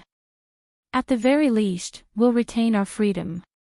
For a time, a large number of independent players celebrated Zero Wing's decision. The news excited many adventurer teams as well. Independent players might struggle to collect 1,000 magic crystals, but it wasn't any trouble for an adventurer team with several hundred members when the various large guilds discovered the announcement. However, they fumed with fury. This was especially true for the guilds that had acquired combat techniques of their own. They had planned to use their combat techniques to attract loyal experts and gain an advantage over their competitors, but Zero Wing's latest announcement had ruined that idea. Black flames means truly are amazing. Heaven's Burial is likely doomed to fall, now, Yuan Tixin said. He could not help his rueful sigh as he read the report a subordinate had just sent Uncle Yuan. What happened? Purple Jade asked curiously. Take a look for yourself, Yuan Tixin said as he forwarded the report to Purple Jade. When Purple Jade read the report, her eyes widened in shock. She found it truly hard to believe that Zero Wing would actually be so generous as to offer its combat techniques to other players. By doing so, it would undoubtedly deal a massive blow to the various first-rate guilds that had acquired their own combat techniques. Naturally, Heaven's Burial was no exception. The guild's upper echelons would weep and rage once they heard about this. While everyone discussed Zero Wing, Shifeng arrived in Primordial City's teleportation hall. The teleportation hall's main hall looked like a massive cave. The hall's ceiling was at least 100 meters from the ground. It also seemed like some kind of miniature sun was stuck in the ceiling, illuminating the hall. As Shifeng looked around, he discovered numerous mana-operated elevators, which led towards various spatial junctions. NPCs could arrive and leave Primordial City through these spatial junctions at any moment. These NPCs weren't limited to the human race, including members from other races as well. The instant Shifeng had arrived, both his mind and body had felt energized. The mana density here was no lower than that of Titan City. Players would definitely have an easier time practicing their combat or producing items here than elsewhere. Since Shifeng had visited Primordial City many times in his previous life, he didn't bother to look around the teleportation hall like some curious tourist. Instead, he quickly left the hall and ventured to Primordial City streets. Primordial City was a city of legend. The city had as many NPCs as the most populated NPC cities in God's domain. There were easily over 4 or 5 million NPCs within the city at all times, which was more than 10 times the number of NPCs in Starmoon Kingdom's capital. Moreover, unlike the NPCs in ordinary NPC cities, those in Primordial City were at least level 150. Tier 2 NPCs were insignificant here, usually serving as gate attendants. Tier 3 NPCs, which were rare in other NPC cities, strode down almost every street in Primordial City. One would even find Tier 4 NPCs window shopping after leaving the teleportation hall. Shurfeng summoned his demonic flame tiger and made his way towards the heart of Primordial City. Although Primordial City's layout was complex, Shurfeng knew the city like the back of his hand. After traveling for around 20 minutes, he reached a towering temple. The temple before him was over 300 meters tall and occupied enough space to accommodate 100,000 people. It looked more like a mountain than a building. This temple was also the most important structure in Primordial City, the Seven Luminaries Temple. Chapter 1673, Primordial Scroll. Chapter 1673, Primordial Scroll. Two mechanical puppets at the temple's entrance stopped Shurfeng before he could enter the building. This is the Seven Luminaries Temple. Unauthorized individuals are not allowed entry. The two mechanical puppets crossed their great swords before the entrance, preventing Shurfeng from proceeding. If any other players saw these mechanical puppets, they would definitely be given a fright. Both mechanical puppets were level 200 mythic monsters. They weren't ordinary mechanical puppets either, but magically enhanced puppets. Not only did they possess extremely high intellect, but they also wielded domains. In other words, they were Tier 4 mythic monsters with domain skills. Even Tier 4 NPCs with domains would not be a match for these magically enhanced puppets. Furthermore, these magically enhanced puppets were only the Seven Luminaries Temple's gate attendants. There were much stronger guards within the temple itself. Based on Shurfeng's knowledge, not even Tier 6 God-rank players would dare to act presumptuously in the Seven Luminaries Temple without losing their lives. Primordial City was one of the safest cities throughout God's domain. Neither monsters nor players dared to cause trouble here, and those who did were killed without question. Meanwhile, Shurfeng wasn't surprised to find these magically enhanced puppets barring his path. The Seven Luminaries Temple was one of Primordial City's core buildings. It was also where players could exchange their contribution points for items. But only players who had become adventurers within the city were allowed inside.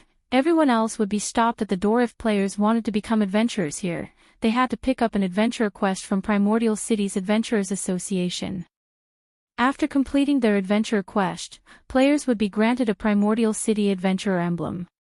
Players would only be considered a common adventurer in the city once they had this emblem, and it would allow them to enjoy some of the benefits the city offered. However, since Shurfeng was in a hurry, he hadn't stopped by the Adventurers Association to pick up the adventurer's quest. In response to the crossed great swords before him, Shurfeng took out his city rookie emblem and showed it to the guards, asking, "Can I enter now?" The city rookie emblem granted him the status of a bronze adventurer in Primordial City. Although the status couldn't be upgraded, it was enough for now. If he had free time in the future, he could simply pick up the adventurer quest and obtain the real adventurer emblem. City rookie emblem confirmed. Identity confirmed. You may enter.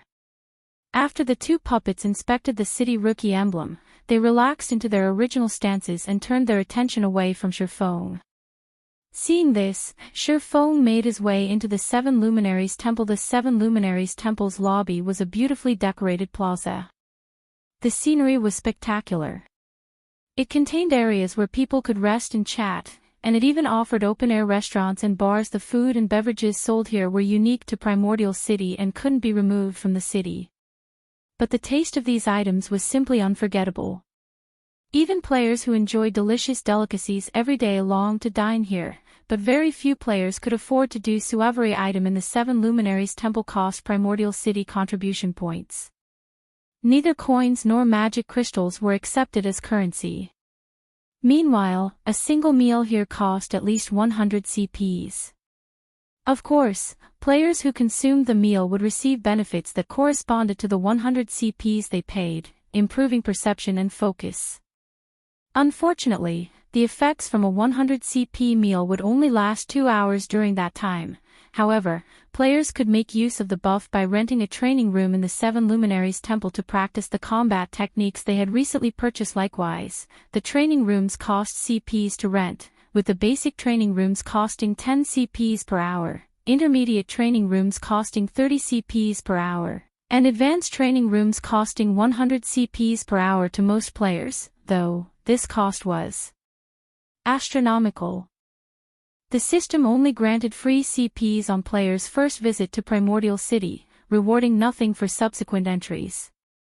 Hence, it was very important that players carefully decide how to enter the Primordial City for their first visit. Aside from the first entry bonus, players could only obtain more contribution points by completing quests and through achievements in Primordial City. Shurfeng didn't bother to look around after entering the 7 Luminaries temple as he made his way for the exchange counter. Sir, may I know what item you wish to purchase? An elven beauty behind the counter asked with a smile. Although the female elf looked like a simple administrator for the exchange department, if one paid close attention, they'd discover that she was actually a level 150, tier 3 great mage. Moreover, as a member of the elven race, her innate affinity with mana was incredibly high, making her slightly stronger than ordinary tier 3 great mages of the same level. Inside a minor NPC city, this female elf could easily serve as the city's magistrate. If this elven woman decided to attack Shurfeng now, he'd die instantly unless he activated an invulnerability skill in time. I wish to purchase primordial souls. Shurfeng said primordial souls are extremely rare, so each will cost you 200 contribution points. We also have a daily exchange limit on primordial souls. Only 100 primordial souls are made available each day, the elf explained. May I know how many primordial souls you wish to purchase, sir? 20. Shurfeng stated primordial souls were rare tools that could help players when they challenged their promotion quests. They were also unique to Primordial City. Naturally, Shurfeng had to purchase as many primordial souls as he could afford now. Meanwhile, aside from the 5,000 CPs he had gained for clearing the Azura ranked entrance test, he had received a bonus of 3,000 CPs from the system, giving him a total of 8,000 CPs, so spending 4,000 on primordial souls wouldn't put him in the red. He also wasn't sure how many Zero Wing members would make it into Primordial City. Fortunately, unlike other players, he had the City Rookie emblem, which allowed him to earn CPs far more easily. Alright. The elf administrator then retrieved 20 bottles from the spatial storage unit behind her and said, Sir, as a City Rookie, you enjoy a 10% discount on all purchases. Your total bill comes to 3,600 contribution points. Do you wish to purchase anything else? After giving the matter some thought, Shurfeng gritted his teeth and said, I want to purchase 12 primordial scrolls and 1 teleportation stone to the darkness plane. Initially, he had planned to purchase advanced combat techniques after reaching Primordial City, but obtaining the boneless land's lost town was far more important right now. The darkness plane was one of the higher planes in God's domain, and the power of darkness on that plane was incredibly dense. Naturally, the monsters living in the darkness plane contained frightening amounts of power of darkness within them. When killed, they had a high chance of dropping a darkness stone fragment. Alchemists could use 100 of these fragments to synthesize a complete darkness stone, but their success rate was an excruciatingly low 30%. However, this was, by far, the best method to obtain darkness stones. On the other hand, if he tried to hunt darkness-type mythic monsters, the chance of obtaining a complete darkness stone was around 10%. When players in the past had to acquire darkness stones, they usually decided to do so in the darkness plane. However, as a higher plane, the darkness plane was extremely dangerous. With Shurfeng's current strength, grinding there would be purely suicidal. He only dared to do so because he had the Bible of Darkness. If he wanted to increase his survival chances in the darkness plane, the primordial scrolls were necessary. The primordial scroll was a super rare scroll that could only be used in higher planes. Players could use the scroll to summon heroic spirits to aid them in battle, and it was akin to a tier 3 summoning scroll. However, heroic spirits summoned this way operated differently from ordinary summoned creatures. A summoned heroic spirit's strength wasn't in direct combat. Rather, they tended to focus on support. They possessed plenty of support skills and spells that could significantly strengthen players' combat power. Like the primordial souls, there was a daily exchange limit for the primordial scrolls. Each primordial scroll costs 300 contribution points. Only bronze adventurers and above can purchase the Darkness Plane Teleportation Stone for 1,000 contribution points. Including the city rookie discount, that puts your new total at 7,740 contribution points, the elf administrator reported, smiling as she took out the item Shifeng had requested. Shifeng then paid his bill, instantly becoming a poor bastard, but he didn't mind the huge expenditure. Compared to the value of the lost town, spending this many contribution points was nothing. He then mailed the primordial souls to Aqua Rose while he teleported to the Darkness Plane. Chapter 1674, Darkness Plane. Chapter 1674, Darkness Plane. After Shifeng activated the teleportation stone, he abruptly blacked out. When he opened his eyes again, he found himself in an entirely different world. The sky was dusky in this world ruled by darkness and death. Shifeng felt as if he had just arrived in a small, dimly lit house, barely able to see 20 yards away. All he could see was a barren wasteland. This place didn't seem survivable for any creature. System, you have discovered the Darkness World System. Since you do not belong to this world, you find this world's power oppressive. All senses weakened by 50%, basic attributes decreased by 30%, and gained EXP decreased by 95%. System, while in the Darkness World, you cannot make contact with the outside world. Once you die, your soul will be directly expelled from the Darkness World. 3 system notifications suddenly reached Shifeng's ears, one after another. Even Tier 2 players are suppressed so intensively. Shifeng frowned when he heard the system notifications. He wasn't particularly surprised that he had been suppressed. However, what he didn't expect was the degree of suppression. Not only were higher planes much larger than other worlds, but the discrimination within them was also more severe. His appearance in the Darkness World was akin to trespassing. Meanwhile, the stronger the creature entering a foreign world was, the greater the suppression would be. He had also visited higher planes in the past. Only, he had already been a Tier 3 player, so his basic attributes had only been suppressed by 40%. Even though he had been fully geared in epic equipment, his basic attributes had only rivaled a great lord of the same level. His physique had also been considerably weaker. He had even had trouble against the various higher planes great lords of the same level. He hadn't expected the suppression on Tier 2 existences to be so severe. Tier 2 existences stood at the very bottom of the power hierarchy in higher planes. Even at the same level and tier, the higher planes monsters were much stronger than monsters on the God's Domain continent.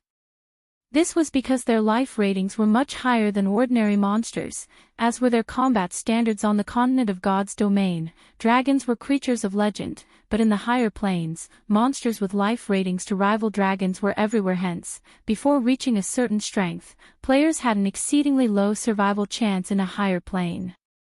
Even though it was common knowledge that higher planes offered plenty of high rank and precious resources that were rare or non-existent on God's Domain's continent, the various superpowers in Shifeng's previous life hadn't casually explored these higher planes. Aside from the world's oppression and its monster strength, the environment was the greatest difference between the higher planes and the continent of God's Domain. Take the Darkness Plane, for example. Upon arriving in this world, Shifeng had felt his body become considerably heavier than before. It felt as if the area's gravitational force had increased by 3 or 4 times. Moreover, the environment's power of darkness continuously corroded his body. Without extremely high darkness resistance, the ambient power of darkness would slay players even if they stood in place and did nothing. Not daring to waste time, Shifeng took out the Bible of Darkness and summoned a Tier 3 demon in response. A demon in crimson scale armor, wielding a great sword, appeared before its summoner. Blood Demon, demonic creature, Tier 3 demon. Level 80.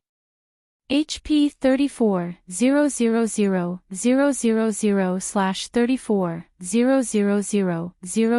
000. Demons were considered dark creatures in God's domain, so in the Darkness World, they wouldn't be oppressed. Moreover, thanks to the Bible of Darkness's demon ruler skill, the blood demon had grown stronger. This was why Shifeng had boldly visited the Darkness Plane. Every monster in the Darkness World was likely stronger than Shifeng, and he could only see up to 20 yards away. With such a disadvantage, monsters would likely discover him before he would sense them. On the other hand, if he took control of the demon, he could observe his surroundings through the demon's eyes. After giving it a try, he noticed the massive improvement to his range of vision. By seeing through the demon's eyes, Shurfong could see up to 500 yards away. He discovered that he currently stood in a gravel ridge, and a group of 10 4-meter-tall dark scorpions roamed roughly 300 yards away. 9 of the 10 dark scorpions had 3 tails, and the last had 5. Moreover, the 5-tailed scorpion radiated a light purple glow. Dark Scorpion, Dark Creature, Lord. Level 65. HP 18-000-000/18-000-000. Mutated Dark Scorpion, Dark Creature, Great Lord. Level 68. HP 43-000-000/43-000-000. Had Shurfong not come prepared, he would have likely ventured into the Dark Scorpion's detection range. If the 9 lords and their Great Lord leader had ambushed him while he had been so powerfully suppressed, he would have died very quickly. Fortunately, the teleportation stones that transferred players to the higher planes generally sent said players to level-appropriate areas. Even so, if he sent the Blood Demon to attack the group of Dark Scorpions by itself, the demon would definitely lose that battle. The mutated Dark Scorpion's strength alone could rival the Blood Demon's. As a higher plane creature, the mutated Dark Scorpion had a considerably higher life rating, after all. Furthermore, it had the support of 9 Lord-ranked Dark Scorpions to surround and annihilate the Blood Demon. However, Shurfong had no intentions of circling past the group. He then took out a Primordial Scroll and activated it. As the Primordial Scroll activated, a 4-meter-tall elderly man appeared before him. The old man was semi-transparent and wielded a cane. Not bad. I actually got a great druid. Shurfong was quite satisfied when he saw the old man. Primordial Heroic Spirit, Hero, Great Druid. Level 75. HP 15-000-000/15-000-000. Although the Primordial Soul summoned a random Heroic Spirit, all summoned Heroic Spirits were Tier 3. Unlike ordinary NPCs, Heroic Spirits wouldn't be oppressed in foreign worlds. In addition, they commanded plenty of Tier 3 spells and skills. They were the perfect support for players when grinding in higher planes. Any team that intended to grind in a higher plane would always purchase Primordial Scrolls before doing so. After summoning the Heroic Spirit, Shurfong had the Great Druid cast a series of Tier 3 support spells. Tier 3 Spell Forest Protection increases the defense and basic attributes of all allies by 20% for 30 minutes. Does not stack with other attribute increasing spells. Tier 3 Spell Nature's Blessing. All resistances plus 80, 15% damage reduction, and a 15% increase to stamina for 30 minutes. Tier 3 Spell Thorny Vines. Protect a specified target with magical vines for 10 minutes. Anyone who attacks said target will receive damage from the magical vines. When the 3 support spells affected the Blood Demon, the Blood Demon's attributes rose by a large margin, following which, Shurfong controlled the Blood Demon and charged towards the Dark Scorpion group. When the Blood Demon was less than 200 yards away from the Dark Scorpions, it caught the monster's attention. Responding, the Dark Scorpions lashed their tails and hissed threateningly. Not waiting for the Dark Scorpions to attack, Shurfong used the Tier 3 spell, Blood Sanction. Immediately, 50-plus blades of blood flew at the 10 Dark Scorpions with lightning speed. Even if Shurfong were at his peak and activated a Berserk skill, he would have trouble blocking all 50-plus blood blades. He would have to dodge or activate a life-saving skill to avoid taking a hit. As the blood blades were about to reach the Dark Scorpions, the latter's tails blurred. Dang! Dang! Dang! A series of dazzling sparks lit up the gloomy environment. The 9 Lord-ranked Dark Scorpions had successfully struck down over 80% of the blood blades, while the weapons that had found their mark had only dealt a little over -30,000 damage. The mutated Dark Scorpion, however, struck down all 9 incoming blades, emerging from the exchange unharmed. What high magic resistance! The outcome surprised Shurfong a little. A Tier 3 Demon's Tier 3 spell carried immense power. Just one of those blood blades could rival a Great Lord's attack of the same level, yet they had only dealt a little over -30,000 damage after landing a direct hit. To the Dark Scorpions, who had 18 million HP each, the damage wasn't significant. During the brief moment Shifeng had been surprised, the mutated Dark Scorpion screeched as its tails began to glow dark green as they lashed out at the Blood Demon. The tails had moved so quickly that Shifeng hadn't been able to react in time.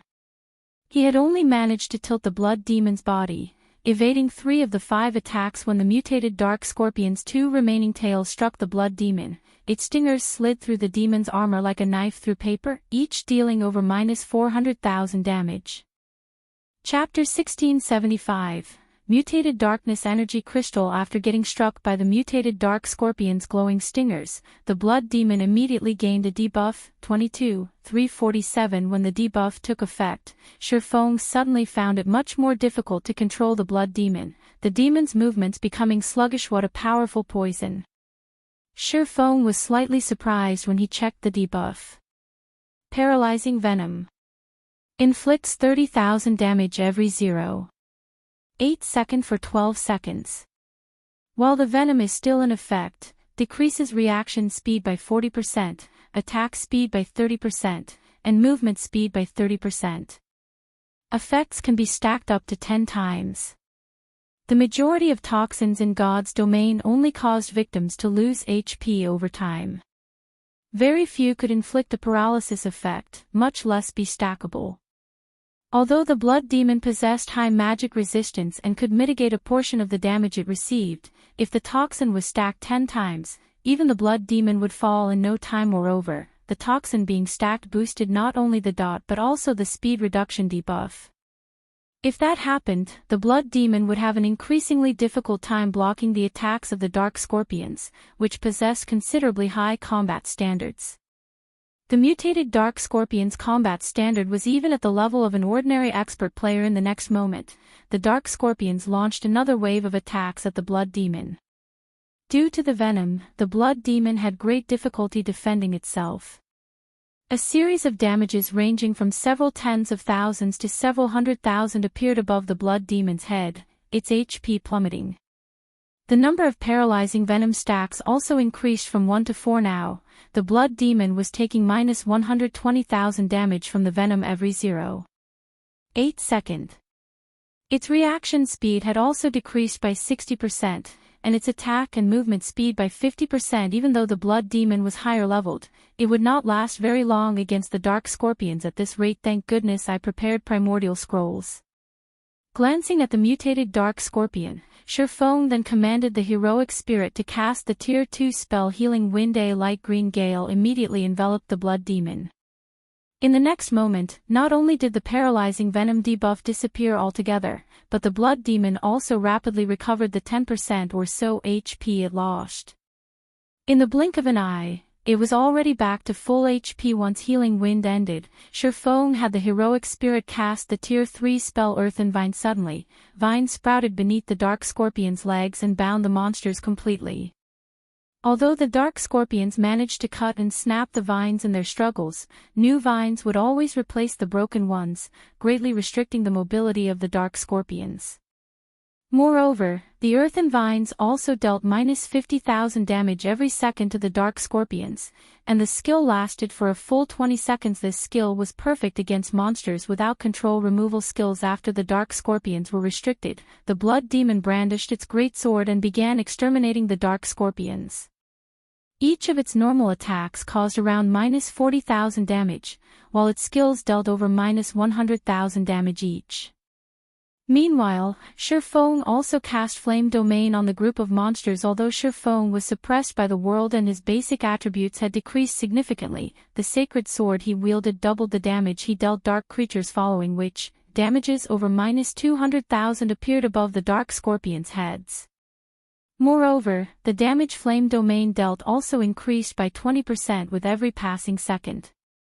By the time Flame Domain ended, the Lord-ranked Dark Scorpions had lost nearly 1/3 of their maximum HP. Shifeng then executed Lightning Edge and dealt each of the Dark Scorpions over -200,000 damage per second for 5 seconds. At this time, the heroic spirit standing beside Shifeng finished casting the Tier 3 Curse Star Fury. Suddenly, streaks of starlight started raining down from the sky and bombarding the dark scorpions. The might of the AoE spell was stronger than even Shifeng's flame domain, each wave of attacks dealing over -600,000 damage to the dark scorpions. Moreover, unlike normal AoE spells, Star Fury aimed only at enemies within range. Hence, the curse did not do any damage to the blood demon. In total, 7 waves of starlight descended on the dark scorpions. By the time Star Fury ended, not only had the dark scorpions lost a significant amount of their HPs, but they also fell into a heavily injured state, their basic attributes, defense, and combat power decreasing to a certain extent. This turn of events allowed the blood demon to deal even more damage. Now, even its normal attacks inflicted around -80,000 damage on its tough opponents. Very quickly, the first dark scorpion fell to Shifeng's group afterward. Even after Earthen Vine's duration ended, the heavily injured dark scorpions didn't pose much of a threat. To make the battle more efficient, Shifeng decided to have the blood demon focus on only dodging the mutated dark scorpion's attacks while maintaining its assault on the other dark scorpions. This strategy rendered the mutated dark scorpion useless in the battle. The Great Lord could only watch as its subordinates got picked off one after another. Only after the disposal of all the Lord-ranked monsters did Shifeng have the blood demon trade blow for blow with the Great Lord, foregoing all forms of evasion and defense. Although the blood demon would get poisoned and receive significant amounts of damage from doing so, there was the healing provided by the heroic spirit. Due to the blood demon's all-out offensive, the mutated dark scorpion lost HP rapidly: 72%. 70%. 65%. After roughly 10 minutes had passed since the battle began, Shifeng activated Divine Providence and landed the last hit on the mutated dark scorpion, following which, the mutated dark scorpion let out an agonized screech as it collapsed before Shifeng's feet. At the same time, the Great Lord also dropped 8 items around its corpse. The monsters here are really tough. Shifeng breathed out a sigh of relief when he saw that the mutated dark scorpion was finally dead. Although Shifeng had long since known that the monsters in higher planes were powerful, he had never imagined that the monsters of the darkness world would be as powerful. Just dealing with a level 68 Great Lord had already taken him so much effort. If not for him having summoned a healing-type heroic spirit, he could have come out the loser in this battle. With how powerful the monsters in the darkness world were, if he came across a Grand Lord, he would most likely have no choice but to run away. However, while dealing with the dark scorpions was indeed very difficult, the loot they dropped pleased Shifeng greatly. The 9 Lord-ranked dark scorpions had dropped a total of 37 items. Among them, 15 were level 60 mysterious iron equipment and 8 were level 60 bronze equipment. The drop rate here was considerably better than on the continent of God's domain, where Lord-ranked monsters past level 50 dropped only bronze equipment, while mysterious iron equipment was dropped by only High Lords and Great Lords, and generally just 1 or 2 pieces of equipment at that. Aside from weapons, equipment, and materials, the 9 dark scorpions also dropped 3 darkness stone fragments. The drop rate for the fragments was considerably better than what Shifeng initially expected it to be. However, compared to the loot of the 9 dark scorpions, the loot of the mutated dark scorpion was much more attractive. Of the 8 items dropped, 3 were equipment, a level 60 secret silver cloth armor robe and 2 set pieces for the level 60 secret silver plate armor. Dark Devourer set level 60 secret silver set equipment would be considered top-notch equipment in the game when players reached level 60. Moreover, the Dark Devourer set was actually an 8-piece set. The set's level requirement would be lowered to level 55 when 4 set pieces were gathered, and further to level 50 if one managed to complete the set. If players could equip level 60 secret silver set equipment at level 50, just the basic attributes they could gain from the set alone would surpass that of level 50 dark gold set equipment. Not to mention, the Dark Devourer set's other set effects were also plenty amazing. The set's 2-piece set effect reduced the damage sustained from Tier 2 spells by 40% and spells below Tier 2 by 70%. Meanwhile, the 6-piece set effect raised the wearer's strength and endurance by up to 30% when attacked. If he could allow the guild's MTs and berserkers to equip the Dark Devourer set, they would be practically invincible among those of the same level. Aside from the 3 pieces of equipment, the mutated Dark Scorpion also dropped 2 Darkness Stone fragments. As for the remaining 3 items, 2 of them were paralyzing venom potions, which could be applied to weapons, allowing one's attacks to inflict a weakened version of the paralyzing venom debuff on targets. Each potion could be used 3 times, and each application lasted 30 minutes. Although the debuff imposed was nowhere near as strong as the mutated Dark Scorpions, it was still quite effective against both players and monsters, following which, Shurfong took out from his bag the last item the Great Lord dropped. This item was a crystal that gave off a black and white glow. When he looked at the crystal, a hint of excitement flashed in his eyes. The mutated Darkness Energy Crystal. It was one of the rarest loot available in the Darkness world. In fact, it was a treasure highly sought after by players belonging to the Dark Forces. This was an item that would only be dropped by Darkness-type mutated monsters. Chapter 1676, Clash Change to Yin Yang Saint. Chapter 1676, Clash Change to Yin Yang Saint. Looking at the mutated Darkness Energy Crystal in his hand, Shurfong immediately took out a Summon Guard scroll and activated it. The mutated Darkness Energy Crystal contained a special kind of power of darkness, allowing one to gain better control over the power of darkness. For players belonging to the Dark Forces, absorbing the mutated Dark Energy Crystal would improve their physique and life rating. At the same time, the power of darkness they could use would increase. One could say that the mutated Darkness Energy Crystal was similar to a bloodline, but with far inferior effects compared to an actual bloodline. Even so, it was still extremely precious. Shurfong never thought he could obtain a mutated Darkness Energy Crystal just by killing one mutated Dark Scorpion. Dark players would definitely go crazy with envy if they learned of this matter in the past. Countless Dark players had visited the Darkness world to obtain mutated Darkness Energy Crystals. However, extremely few actually got their hands on one. Unfortunately, as Shurfong was not a Dark player, the crystal was not as valuable to him. However, there was another use for the mutated Darkness Energy Crystal, which was also considered by players as one of the most wasteful methods of using mutated energy crystals like the mutated Darkness Energy Crystal, and that was to allow personal guards to absorb its power. Letting a personal guard absorb the power of a mutated energy crystal gave the said personal guard an opportunity to awaken and assimilate that power. However, the chances of success were below 10%.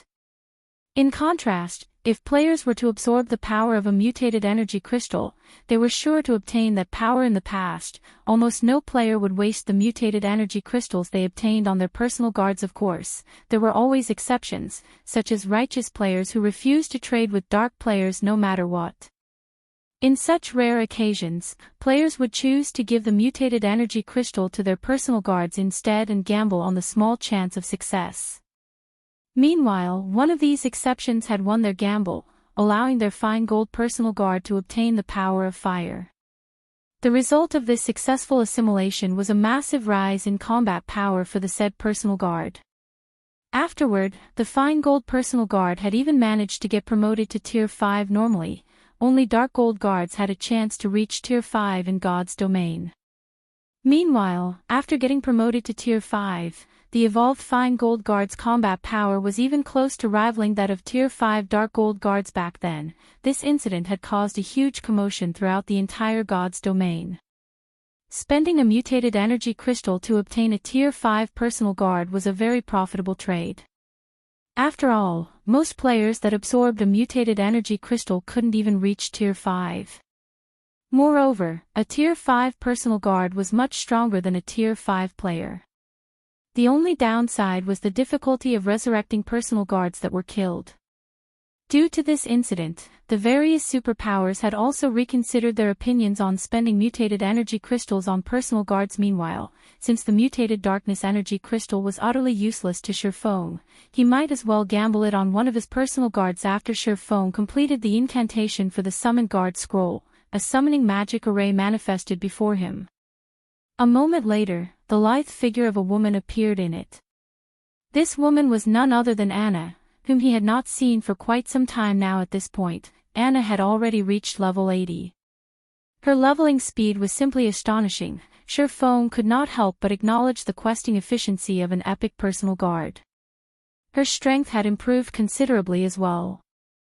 Right now, even the level 80, Tier 3 Blood Demon was most likely no match for her. However, as this place was the Darkness world, as soon as Anna appeared, a powerful force started suppressing her, causing her basic attributes to plummet.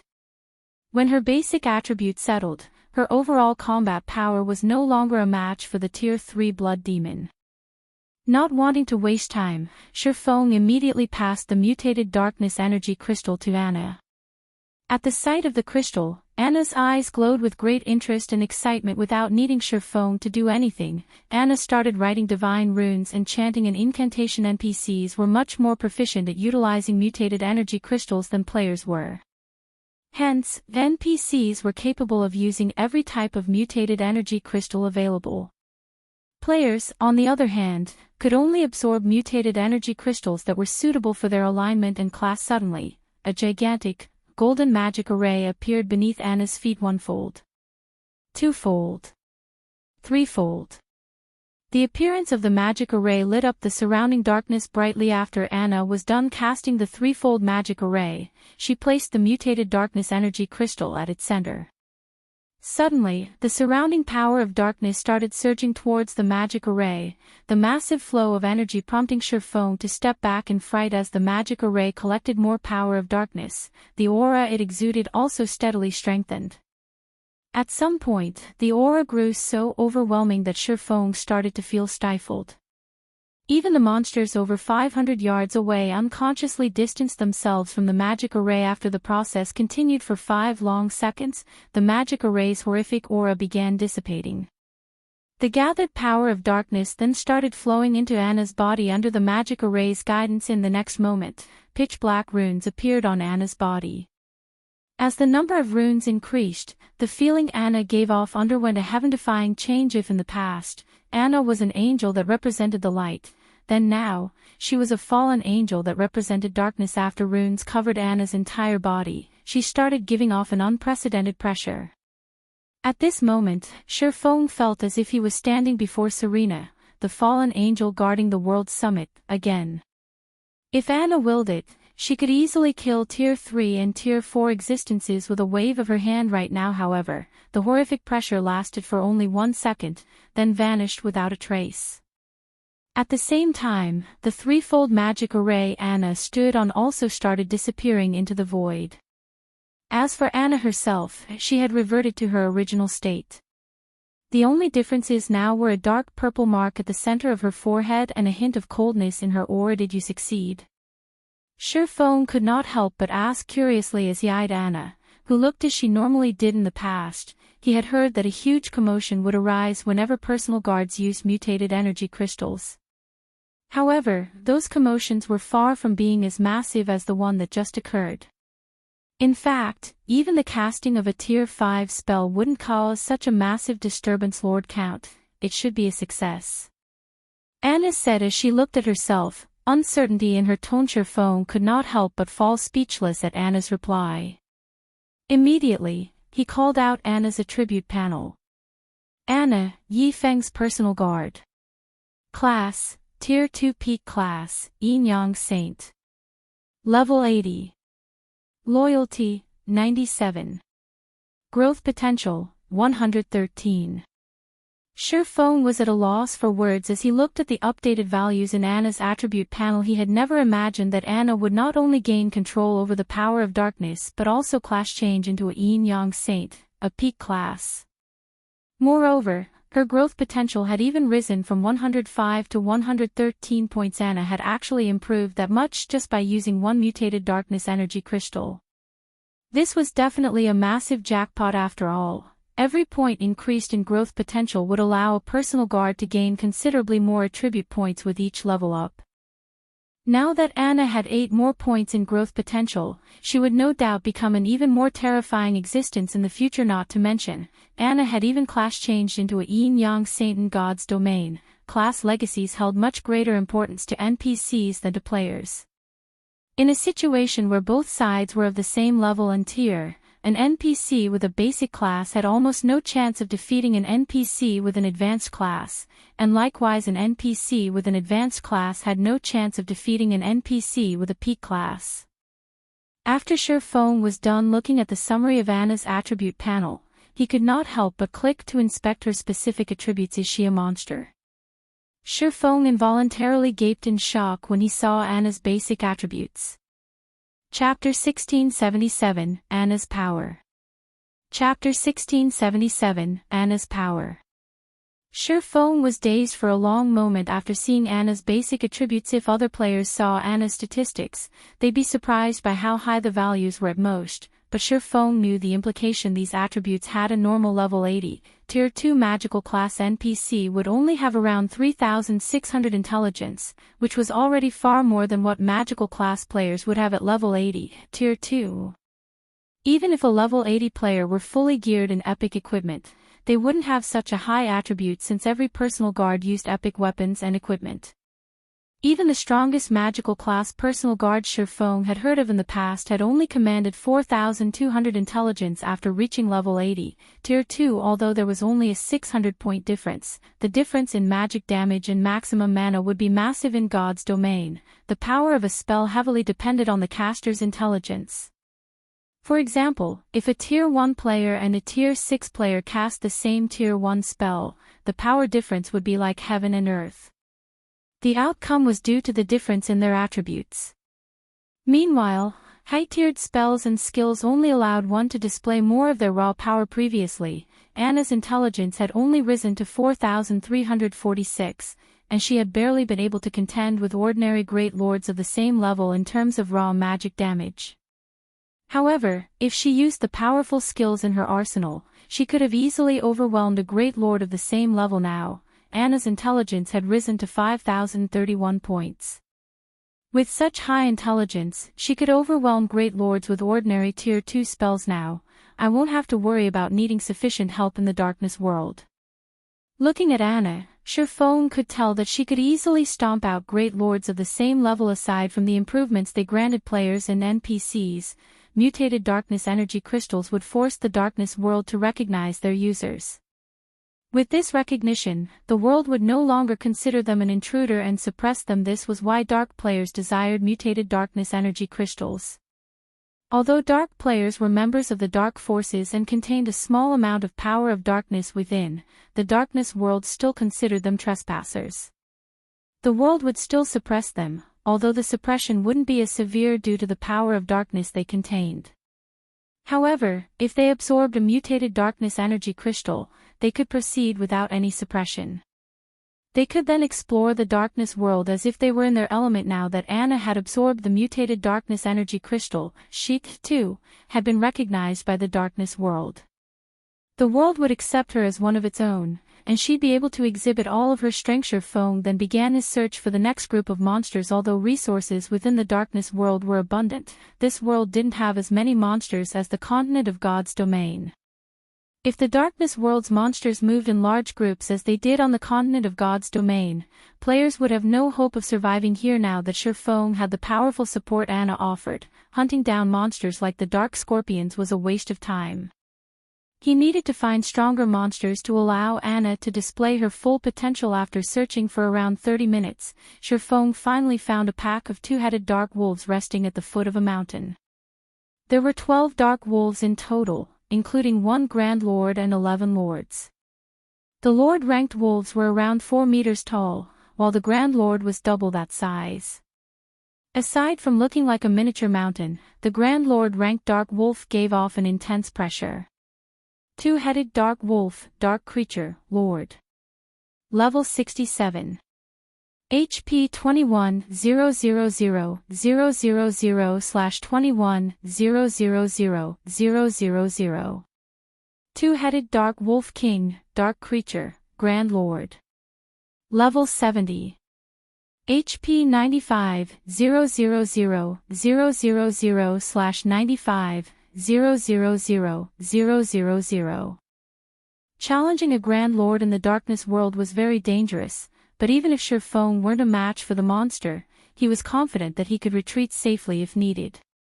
If he weren't, and he settled for weaker monsters. He wouldn't be able to acquire the 100 darkness stones he needed even after 10 solid days of grinding. The Darkness World's Grand Lords had a chance of dropping complete darkness stones. On the other hand, only mythic rank or above darkness-type monsters would drop the stones on the God's Domain continent. That being said, Grand Lords in this world had a slightly lower chance of dropping them. However, he could use Icarus's heart to compensate for the low drop rate. As long as the Grand Lords had a chance of dropping the stones, it was worth a try. Shurfeng had only planned to challenge Grand Lords after he could summon 3 demons with the Bible of Darkness. He'd also be able to use another Primordial scroll in 2 hours. With 5 Tier 3 monsters and a healer, he had a considerably good chance of defeating the Grand Lords. At worst, he could always suppress his opponents with the Ring of Gospel, but now that he had a monster of a personal guard like Anna, there was no need to wait. Alright, let's begin. Shurfeng commanded. Once everyone was in position, Anna instantly began to write divine runes, chanting an incantation at the same time. A short moment later, 10 level 80 Lord-ranked Rock Guardians formed before Anna. A level 80 Great Lord-ranked Golden Giant had joined them. Due to the significant boost to Anna's intelligence, her summoned creatures had also received a boost to their attributes. The summoned creatures were 15% stronger than they had been previously, but Anna wasn't done yet. Following which, she cast Magic Strengthening, further increasing the Rock Guardians and Golden Giants' basic attributes in the blink of an eye. Shurfeng had a powerful monster army as the 11 summoned creatures prepared to charge. The old man beside Shurfeng cast enhancement buffs on them as well, strengthening the summoned creatures even further. Go! Shurfeng commanded. Once the preparations were complete, the Golden Giant and Blood Demon led the charge with the 10 Rock Guardians closely behind them. When the group of summoned creatures came within 200 yards of the Dark Wolf pack, the Dark Wolves howled with anger. The 2-headed Dark Wolf King stood and glared at the Golden Giant and Blood Demon. Emanating a low growl, it pushed its paws against the ground and shot forward. The Dark Wolf King was as fast as lightning, leaving a trail of afterimages and powerful gales of wind. The Dark Wolf King arrived before the Golden Giant almost instantly, smacking the Great Lord with one of its front paws. Bing! Under Anna's control, the Golden Giant raised its arms to protect itself. When the Dark Wolf King's paw collided with the Golden Giant's arms, the ground beneath the summoned Great Lord cracked and shattered, and the Golden Giant sunk into the ground. The Dark Wolf King's strength was higher than Shurfeng had expected, and despite blocking the attack, the Golden Giant had lost over 100,000 HP. Realizing that its first attack had failed to get rid of its target, the Dark Wolf King turned and swiped its tail at the Golden Giant. As the Wolf King's bushy tail moved, power of darkness gathered around it, turning the harmless-looking tail into a sharp blade that sliced at the Golden Giant. Tier 2 skill, Darkness Blade. When the attack landed, the impact sent the Golden Giant flying over 20 yards back, following which, a damage of over -2,300,000 appeared above the Golden Giant's head. The Dark Wolf King's strength was on an entirely different level than the Grand Lords on God's Domain's continent. Fortunately, although the 2 attacks dealt a lot of damage, the Golden Giant had 55 million HP, losing a little over 2 million HP was nothing. With the Primordial Heroic Spirit healing it from a safe distance, the Golden Giant could definitely withstand the Dark Wolf King's attacks. In contrast, the Blood Demon and 10 Rock Giants completely overwhelmed the 11 two-headed Dark Wolves that had followed their alpha. Even without any healing, the Rock Giants could dominate the Dark Wolves in a one-on-one fight. Furthermore, they had the help of the Tier 3 Blood Demon. Naturally, Anna didn't sit idle. After becoming a Yin-Yang Saint, she had gained more than just summoning skills. She now had powerful attack spells in her arsenal. Anna cast Holy Light Spear, a Tier 2 Light-type spell, launching 18 Holy Spears at the Dark Wolf pack. Each spear carried nearly as much strength as a Tier 3 Great Lord of the same level. Moreover, the Holy Spears dealt an additional 50% damage to dark creatures. When the Holy Spears found their marks, the Dark Wolves cried in agony as damages of over -400,000 appeared above their heads. In less than 10 minutes, Shurfeng's team had wiped out the 11 Lord-ranked two-headed Dark Wolves, the creatures decorating the ground with loot upon their deaths. Now, only the two-headed Dark Wolf King remained, still fighting the Golden Giant. However, the Golden Giant looked miserable. Despite the heroic spirit's constant healing, the Great Lord's HP continued to decrease. Shurfeng had even been forced to activate Life Domain halfway through the battle to keep the summoned creature standing. Once the 11 Lord-ranked Dark Wolves had been dealt with, Anna began to chant a long incantation, writing many lines of divine runes in the air before her. Suddenly, a gigantic, silver, twofold magic array appeared beneath Anna's feet. In response, a towering pillar of light rose from the ground beneath the Dark Wolf King's feet, enveloping the boss. Countless chains then appeared from the void and bound the Lupin Grand Lord. Despite the Dark Wolf King's desperate struggle, it couldn't break free. A moment later, the Dark Wolf King released a pained wail as its massive body began to shrink. Tier 3 spell, Chains of Light. Chapter 1678, Power to Transcend Tears. Chapter 1678, Power to Transcend Tears. She's capable of using spells higher than her tier. Shurfeng was at a loss as he stared at the towering light pillar. Is this the power of a peak class? In God's domain, whether they be players, NPCs, or monsters, all existences could generally only learn and use skills or spells at their tier or lower.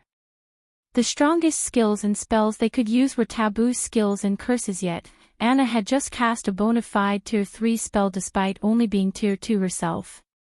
Shurfeng had never heard of anything like this before. Of course, one reason for his ignorance was that he had only ever heard of personal guards obtaining advanced classes.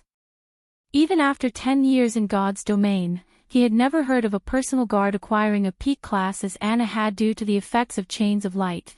The two-headed Dark Wolf King, which had been over 9 meters tall, had shrunk to 6 meters in height. The chains around its form also greatly limited its movement. This allowed the Golden Giant to block every one of the Grand Lord's attacks. Now, the Golden Giant only lost around 80,000 HP after it received one of the Dark Wolf King's attacks. It was clear that the Dark Wolf King's strength had decreased considerably. After the decrease, it was only as powerful as an ordinary Grand Lord on the continent of God's domain. The heroic spirit's healing was now more than enough to keep the Golden Giant alive. After Anna had cast Chains of Light, she proceeded to write another series of divine runes under Anna's control. The 10 rock guardians surrounded the Dark Wolf King. The rock giants then transformed into 10 stone pillars, and after Anna finished over 24 lines of divine runes, she lightly tapped the butt of her staff against the ground. Golden divine runes began to surface on the 10 stone pillars, releasing arcs of golden electricity that lined the pillars and created a magic barrier around the Dark Wolf King. The Dark Wolf King's basic attributes began to decrease rapidly. The Chains of Light had merely weakened the Dark Wolf King's strength and mobility. But the golden magic barrier suppressed all aspects of the boss. In the blink of an eye, the Dark Wolf King's maximum HP had fallen by 30%. This magic barrier could even rival a top-tier intermediate magic array. After seeing this, Shurfeng finally understood why there was such a huge difference between the strength of NPCs' classes. It wasn't just a matter of higher basic attributes, but a matter of superior spells and skills. Even without the Blood Demon and Heroic Spirit, Shurfeng was confident he could defeat a level 70 Grand Lord with Anna's help alone.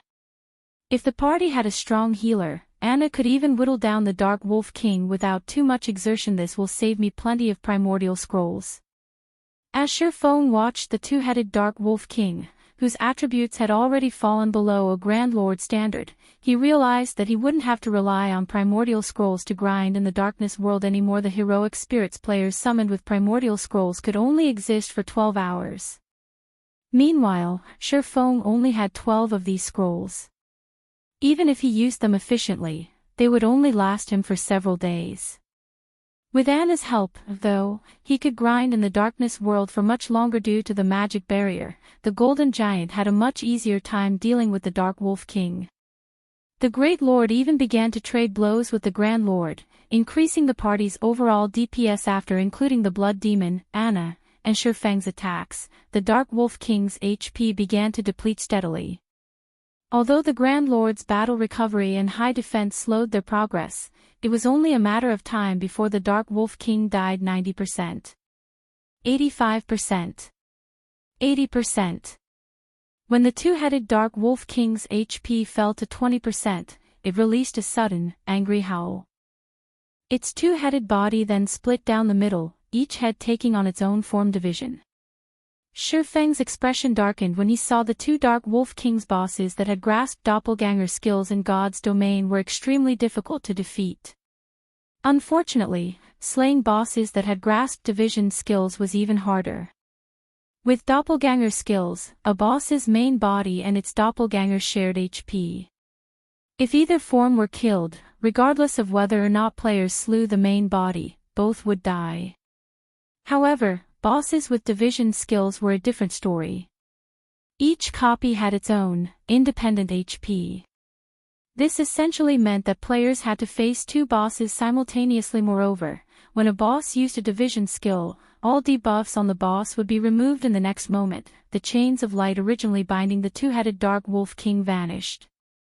The two Dark Wolf Kings then revealed a sinister grin as they looked at Shifeng's group, their expressions seemingly saying, "You're dead meat now." The two Dark Wolf Kings immediately pounced on the Golden Giant and the Blood Demon. Gathering power of darkness in their paws, they smacked their respective targets. Both the Golden Giant and the Blood Demon attempted to block the incoming attacks, but just as they seemed to succeed, the Dark Wolf King's paws transformed into shadows, piercing the elemental and demon's defenses. The attack struck their targets, and both the Golden Giant and the Blood Demon were thrown over 20 yards away, a damage exceeding -2 million appearing above each of their heads. Before the two summoned creatures could regain their footing, the two Dark Wolf Kings pounced again, launching the same attacks. The prior scene replayed, with the Golden Giant and the Blood Demon flying backward and losing over 2 million HP each, as expected of a Grand Lord in the Darkness world. In addition to a division skill, it has an unblockable offensive skill.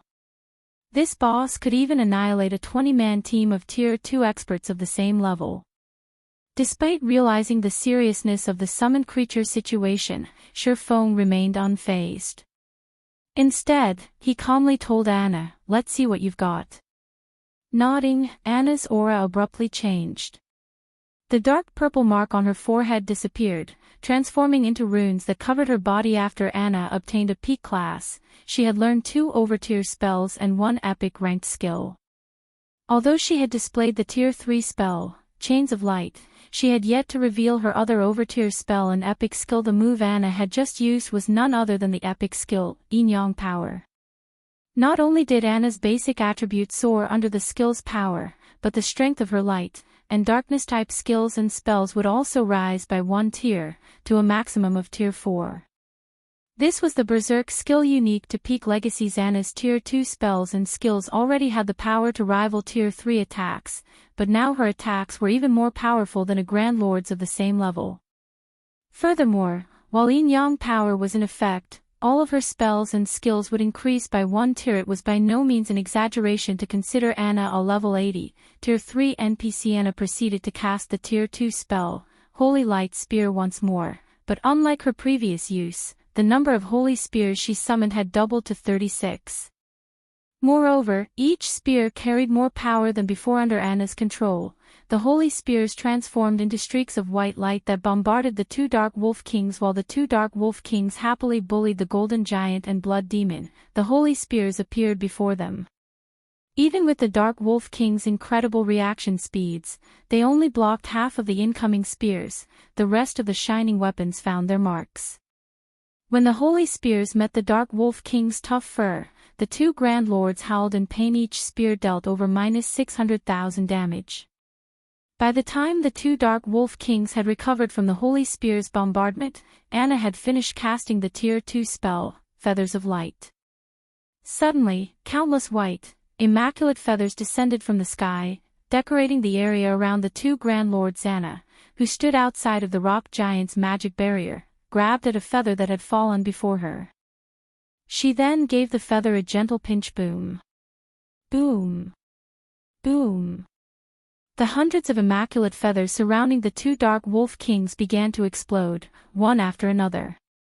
Although each feather's explosion was not particularly powerful and only devoured a few tens of thousands of the Grand Lord's HPs, the total accumulated damage was frightening. After a short moment. The two Dark Wolf Kings, who had only held on by a small amount of HP, fell to Anna's spell. Anna had killed the two Dark Wolf Kings so quickly that Shifeng hadn't even had enough time to use Divine Providence and land the finishing blow. Chapter 1679, Ancient Rock City's Shocking Transformation. Chapter 1679, Ancient Rock City's Shocking Transformation. Seeing the corpses of the divided two-headed Dark Wolf King reaffirmed Anna's strength for Shifeng. Although light-type spells had striking effects against dark creatures, they shouldn't allow a level 80, Tier 2 NPC to overwhelm the two-headed Dark Wolf King to this extent. Not even ordinary Tier 3 NPCs of the same level were capable of such a feat. The only downside to Anna's Yin-Yang power was its 100-second duration and a long 6-hour cooldown. If she could use this berserk skill frequently, she could massacre one level 70 Grand Lord after another. When the two-headed Dark Wolf King had died, it had dropped a pile of loot before them. It had also granted both Shifeng and Anna a large amount of EXP. Although Shifeng's EXP gain in the Darkness world had been drastically reduced, his experience bar still increased by a noticeable amount. As for Anna, although her EXP gain was no longer affected, the EXP she had gained from killing the level 72-headed Dark Wolf King was insignificant compared to how much she needed to level up, since she had already reached level 80 as expected of one of the Darkness world's Grand Lords. Its loot is way better than an ordinary Grand Lord's. Shifeng couldn't help his surprise as he gazed at the items before him. Past level 50, Grand Lords generally only dropped 10 or so items. Moreover, the majority of the loot would even be materials, and one would be lucky if they got 3 or 4 pieces of equipment, even the best of which would be secret silver rank. However, the two-headed Dark Wolf King had dropped over 20 items. Although the majority of the loot was still materials, the boss had dropped 5 pieces of equipment. 3 of the pieces were level 60 secret silver equipment, including 1 pair of boots belonging to the level 60 secret silver ranked Dark Devourer set. The last 2 pieces were level 60 fine gold equipment, one of which was a set piece for the level 60 fine gold ranked Fantasy Demon set. Although the Fantasy Demon set was only a 6-piece set, players could equip the set at level 55 instead of level 60 once they had gathered 4 pieces. If the full set were given to a level 55 magical class player, that player would wipe the floor with other magical class players of the same level. Only players with multiple epic weapons and equipment would likely be able to contend with them. 2 master-ranked potions had also dropped. Among them, one was the Mana Awakening Potion. It was a rare berserk potion that increased players' spell effects by 200% for 30 seconds. The other potion was a Resuscitation Potion. If players consumed the potion after resurrecting, they could recover a portion of the lost EXP. These 2 potions had easily sold for over 100 gold each on the market in the past. In addition, the two-headed Dark Wolf King had dropped a Darkness Stone and 3 Darkness Stone fragments. However, what surprised Shifeng most was a translucent crystal ball, the Detection Crystal Ball. This was a top-tier item for outdoor explorations. It was particularly useful at night, when visibility was poor. The Detection Crystal Ball could be used to detect all monsters within a certain range, which was determined by the Detection Crystal Ball's rank. A Bronze Detection Crystal Ball had a range of 500 yards, while Mysterious Iron-ranked crystal balls could detect enemies within 700 yards, and Secret Silver-ranked ones could reach 1,000 yards. It allowed players to avoid monster ambushes. The Detection Crystal Ball the Wolf King had dropped was Fine Gold rank, with a range of 1,500 yards. Not only could this item's detection reach further than the Blood Demon's vision, but it could also spot every monster within that range. It did not matter even if the monsters were camouflaged or hidden behind terrain. Unfortunately, it did cost 1 magic crystal to operate per hour. Ordinary players might not be willing to pay this price, but it wasn't an issue for Shifeng, and it would be of great help as he explored the Darkness world. There weren't as many monsters in the Darkness world as there were on the continent of God's domain, making them troublesome to find. Since Shifeng was looking for specific targets, his hunt was even more time-consuming.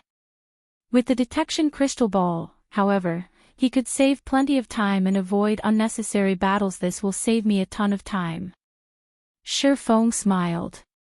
Without hesitation, he spent one magic crystal to activate the detection crystal ball and looked for his next target. Although Anna wouldn't be able to use her berserk skill again for a short time, Shifeng had summoned another tier 3 demon to assist him as soon as the demon summoning skill's cooldown had ended. With the extra tier 3 demon, his party could slowly whittle down another level 70 Grand Lord even without the personal guard's berserk skill. In such a way, Shifeng continued to hunt Grand Lords in the darkness world. As for his stamina and concentration recovery, Shifeng had used the life essence he had accumulated with the blood refining crystal to remain battle-ready. In addition, every monster he killed in the darkness world granted varying amounts of blood energy, which he could use to create more life essence. In the end, Shifeng grinded monsters for a full day without rest. With the help of divine providence, he had collected 28 darkness stones and 200 plus darkness stone fragments during that time. At this rate, he should be able to collect 100 darkness stones in no time. In addition, he had collected over 100 pieces of level 60 secret silver and fine gold weapons and equipment. He also managed to complete one Dark Devourer set and now had 4 set pieces of the Fantasy Demon set, only missing the helmet and gloves. Although Shifeng was in high spirits and more than eager to continue his grind, his many years of experience in God's domain had taught him that it was important to balance work and rest properly. Although the life essence replenished his stamina and concentration, it was more of a stimulant than a replacement for actual rest. If he wanted to rest his mind, he had to log out of the game after returning to reality. Shifeng planned to see to his basic training, as usual, maintaining his physical fitness. He then planned to make the necessary arrangements to expand the Zero Wing workshop. Now that the Zero Wing Guild was on the right track to becoming a superpower, and had acquired a city of its own, the guild would only grow as it moved forward. Naturally, the guild's management would become more complex. He needed more personnel to manage Zero Wing, and so, he needed to expand his workshop and recruit more internal members. But before Shifeng could leave his room, the quantum watch on his wrist, which was connected to his virtual gaming cabin, rang.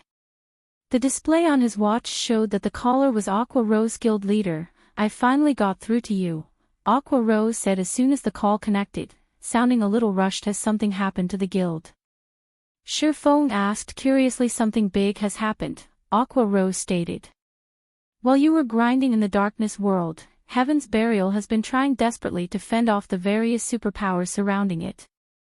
It has even mobilized countless evil demons and evil beasts, but midway through the siege, one of the superpowers mobilized powerful siege weapons and a large number of NPC mercenaries.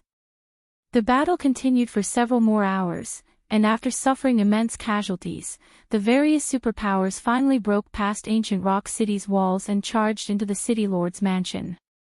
So, Ancient Rock City has been taken. Shifeng could not help but smile. He had destroyed Ancient Rock City's defensive magic arrays precisely so that he could cut off one of Heaven's Burial's revenue sources. If another power claimed Ancient Rock City, it was definitely worth celebrating for Zero Wing. "No," Aqua Rose said, shaking her head. "No. Haven't they broken into the City Lord's mansion? With the various superpowers' strength, they should have no issues getting to the City Lord's tablet even if there are evil demons in the building." Aqua Rose's reply left Shifeng slightly confused. The various superpowers were recognized as such due to the large number of experts they employed. While Refinement Realm experts couldn't do much in a war involving tens of thousands of players, they could exhibit tremendous combat power in compact fights with a limited number of opponents. Even if level 100 NPC soldiers were stationed inside the City Lord's mansion, those NPCs wouldn't be able to stop every Refinement Realm expert from reaching the City Lord's tablet. The various superpowers have stormed the City Lord's mansion, but some Tier 4 NPC appeared suddenly and transformed Ancient Rock City into an evil demon nest. Not only has the city become a forbidden land for players, but the evil beasts and demons are also expanding their influence and capturing areas around Ancient Rock City. More evil demons and evil beasts are joining the force by the minute.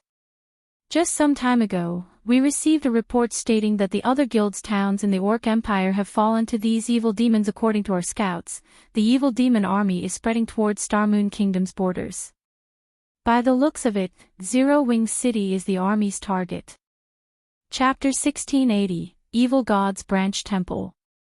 Chapter 1680, Evil Gods Branch Temple. A Tier 4 NPC appeared in Ancient Rock City. And the NPC transformed the city into an evil demon nest. How is that possible?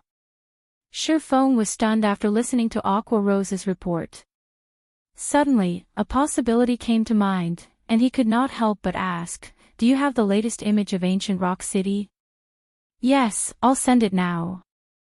Aqua Rose noted the fact that Ancient Rock City had become an evil demon nest had frustrated the various superpowers.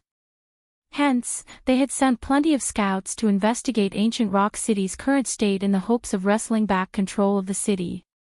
Meanwhile, Zero Wing had collected quite a bit of information from those superpowers, following which, Shurfeng entered his virtual gaming cabin again and logged into his rest space. He could still make contact with players in God's domain from within the rest space. Once he had logged in, Shurfeng noticed the pictures of Ancient Rock City Aqua Rose had sent. In addition to that, she had sent video recordings and statistics reports about the current forces inside the city. What a terrifying number. Shurfeng was shocked as he watched the videos. Evil demons and evil beasts crowded Ancient Rock City, both on its walls and inside the city itself. Several million monsters had taken control of the city, far more than any single player could control. Based on the information the various superpowers had gathered, there should be roughly 3 million evil demons and evil beasts defending Ancient Rock City. Moreover, this number continued to grow as time passed. However, the number of monsters within the city wasn't the most important aspect. It was these monsters' levels. The lowest leveled monster present in the city was level 50, while the higher leveled ones had reached level 80. Moreover, there were mythic-ranked evil beasts and evil demons outside of the city. Based on current reports, there should be more than 10 mythic-ranked evil beasts and evil demons protecting Ancient Rock City. There was also a level 80, Tier 4 NPC stationed in the city. This NPC was the true Grim Reaper to players due to its Tier 4 domain skill. Based on the reports, hostile players that tried to approach this Tier 4 NPC would be transformed into evil demons before they could get near the NPC. Sure enough. Shurfeng frowned as he gazed at the towering temple in the heart of Ancient Rock City. They sure are ruthless. They actually built a branch of the Evil God's Temple in Ancient Rock City. The only way to transform a city into an evil demon nest was to create an Evil God's Temple branch temple in the city. If a branch temple descended, one could instantly teleport all of the evil beasts and demons under their command to the temple, essentially fortifying the city with an army. However, it was extremely difficult to get a branch temple to descend. First, the descent's target must not have any defensive magic arrays, and second, one would need a large number of precious materials and souls. Once a branch temple descended, the occupied city would crumble. Although it was only a branch temple, the density of the evil energy it exuded would be horrific. This evil energy would corrupt the land the branch temple occupied, and only a Tier 5 high priest or above would be able to cleanse the corrupted land. If the land remained corrupt, ordinary players wouldn't be able to survive there. Now that a branch temple had descended, Ancient Rock City had been undoubtedly crippled. The city's fate as an evil demon nest was sealed. Becoming a guild city again was practically impossible. Guild leader, what should we do? The evil demon and evil beast armies are clearly marching towards Zero Wing City. Even if we petition the kingdom's armies to suppress these monsters at the border, there are too many of them. In addition, more evil beasts and evil demons join the march as time passes. On the off chance that the kingdom's armies fail to hold off these monsters and they reach Zero Wing City, we'll definitely be in trouble. Aqua Rose expressed her concern. If such a frightening number of evil beasts and evil demons assaulted Zero Wing City, it would only be a matter of time before the city fell, even if it had a stronger defensive magic array than Stone Forest Town. Mythic-ranked creatures marched alongside the evil beasts and demons towards Zero Wing City, after all. Even if Zero Wing City's defensive magic array could stop those monsters' attacks, there was a limit to how long the magic array could hold. Once it broke, the city's players would quickly follow if they did not think of a plan to stop the monster army now. Zero Wing City would be finished. Shurfeng felt a headache brew as he looked at the dense swarm of evil demons and evil beasts. He had never thought that Beast Emperor and Heaven's Burial had grown so powerful that they could summon a branch temple. It wasn't exactly a simple task, and the price of doing so was unimaginable. This was because the branch temple was meant to hide the main temple. If Beast Emperor and Heaven's Burial had tried to mobilize their monster armies from within Starmoon Kingdom, even if Shurfeng had sat back and done nothing, the kingdom's NPCs would discover the evil god's temple within Starmoon Kingdom immediately. At that time, the kingdom would doubtlessly dispatch its armies to exterminate the temple, but a branch temple was a different story. Since Beast Emperor and Heaven's Burial teleported their monsters from the main temple to the branch temple, it was impossible to track down the main temple before these armies mobilized within the kingdom. Meanwhile, even if the branch temple were destroyed, the evil demon and evil beast armies were already outside of Starmoon Kingdom. They would not teleport back to the main temple due to the branch temple's destruction. Notify Snow and have her organize the guild's experts to coordinate with the kingdom's armies immediately. We need to stop as much of that monster army as possible. Also, figure out a way to collect as many magic crystals as possible. Before I return, have everyone put as much distance as possible between them and the monster army. That includes other guild's members and independent players. Make sure they don't become sacrifices for that army, Shurfeng ordered after giving the matter some thought. The evil god's temple had been a constant thorn in the side for God's domain's various major powers in the past. The main reason for this, the temple members' ability to create evil beasts and demons through their defeated opponents. If a force weren't strong enough and tried to challenge the evil beasts and evil demons, they'd only become food for those monsters. There were two methods to keep its forces from spreading when the evil god's temple plagued the country. The first was to exterminate every evil beast and demon found with overwhelming strength, while the second was to destroy the main temple. In reality, the evil god's temples across the continent of God's domain served as evil energy transfer devices. When activated, the evil god's temples would send evil energy throughout the continent, creating a suitable environment for its evil beasts and demons. As long as one destroyed the activated evil god's temple, they could stop the transfer of evil energy. After losing its source, the evil energy that had spread would gradually thin until the environment became hostile for evil beasts and demons once again. Some of the weaker monsters might even die as a result, while the stronger monsters would grow weaker and become easier to defeat. However, the whereabouts of Starmoon Kingdom's evil god's temple remained unknown, and destroying the heavily guarded branch temple in the Orc Empire was impossible. The only hope of fending off the monster army that marched towards Zero Wing City was to send expert players to work alongside the NPC armies, whittling away as many of the evil beasts and demons as possible. The monster army could only grow if it had sacrifices. It couldn't bolster its numbers without a cost. Understood. I'll notify Snow right away. Aqua Rose nodded before disconnecting the call. Not daring to waste time, Shurfeng immediately logged back into God's domain and continued to grind for darkness stones. Meanwhile, over 500,000 players had gathered in a forest at the border of Stone Forest Town's map.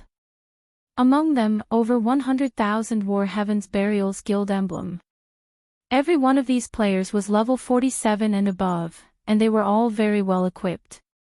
However, every one of these players wore tense expressions. Beast Emperor, I've prepared the 400,000 players you've asked for. I hope that you will fulfill your promise. Singular Burial, who stood atop a hillside, told the middle-aged man beside him. The middle-aged man had ashen skin covered in runes. The man also wielded a staff made of pitch-black jade. This man was none other than Beast Emperor. However, he was no longer covered in bandages. Relax. When have I ever broken a promise to you? Beast Emperor laughed. Turning his sight towards the player army at the bottom of the hill, he commanded, "All right, let's begin." Chapter 1681, Brute Force. Chapter 1681, Brute Force. After Beast Emperor finished speaking, he immediately began writing divine runes and chanting an incantation. Suddenly, a gigantic magic array formed beneath Beast Emperor's feet and continuously expanded outward. Only after reaching a radius of 500 yards did it stop growing. The magic array then conducted a massive amount of mana that no single player would be capable of. When the magic array was complete, Beast Emperor stabbed the black jade staff in his hand into the center of the magic array, letting it serve as the magic array's core. Have them enter the magic array one by one. Make sure not to enter it too quickly. If they're too quick, the magic array won't be able to absorb their immortal souls, and they will end up hurt for nothing, Beast Emperor said as he looked at Singular Burial. Also, during this period, no harm must come to the magic array's core. Otherwise, everything will be for naught. Rest assured. I've summoned plenty of my guild's experts here. There's even an army of 100,000 elites spread across the surrounding area. Even if someone tries to launch an ambush, I still have a defensive magic array I can activate to hold them back, Singular Burial said, nodding. His gaze then shifted toward the general direction of Stone Forest Town, a cold glint flashing in his eyes as he swore, "Black Flame, just you wait. Since you dared to destroy my ancient rock city, I will definitely let you personally witness the destruction of the guild you created." Due to the various superpowers' successful invasion of ancient rock city, he had no choice but to turn the city into a nest for evil demons. The loss of this massive source of income had a considerable impact on Heaven's Burial's development.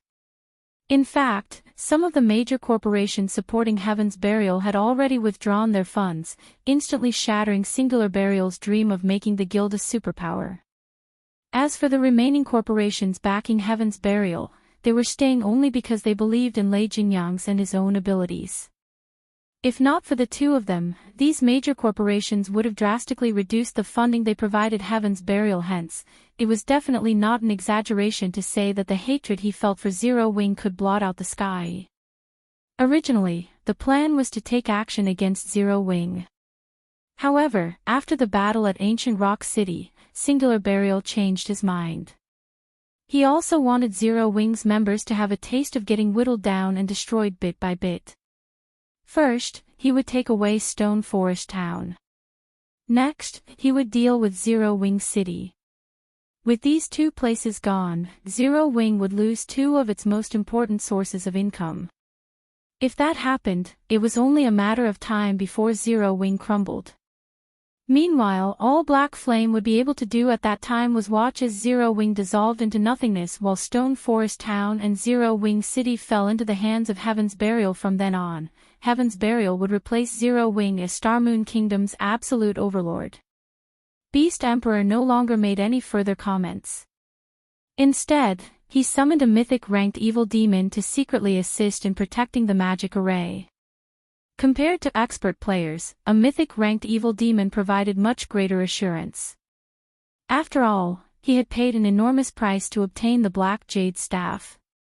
Acquiring another one to hold another sacrificial ceremony would be extremely difficult. After Beast Emperor was done dealing with the matters here, he took out a teleportation scroll and left the area. All he needed to do now was wait for the magic array to collect a sufficient number of immortal souls. Meanwhile, such a large commotion naturally could not escape the eyes of Starmoon Kingdom's various major powers. What's Heaven's Burial trying to do by gathering so many players over at Stone Forest Town? Could it be preparing to vent its anger on Zero Wing's Stone Forest Town now that its ancient rock city has been destroyed? That shouldn't be the case, right? That's Stone Forest Town we're talking about. It's not as if we've never seen how strong the town's defenses are. It is even more fortified than NPC towns. Moreover, I heard that the number of Tier 2 NPC soldiers defending Stone Forest Town has already exceeded 400. The town won't be so easy to take down. Hasn't Heaven's Burial learned its lesson from its previous failure? Maybe Heaven's Burial has some trump card to rely on. When the various major powers discovered Heaven's Burial's actions, they could not help but discuss it curiously. They all wondered what Heaven's Burial was trying to do.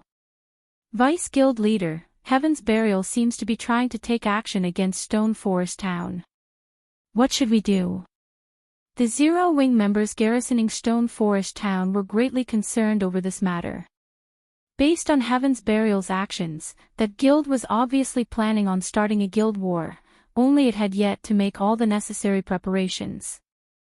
Once it was ready, however, it would definitely launch and attack everyone in the guild as to avoid casually going out during this period, to avoid getting ambushed by Heaven's Burial's evil demons.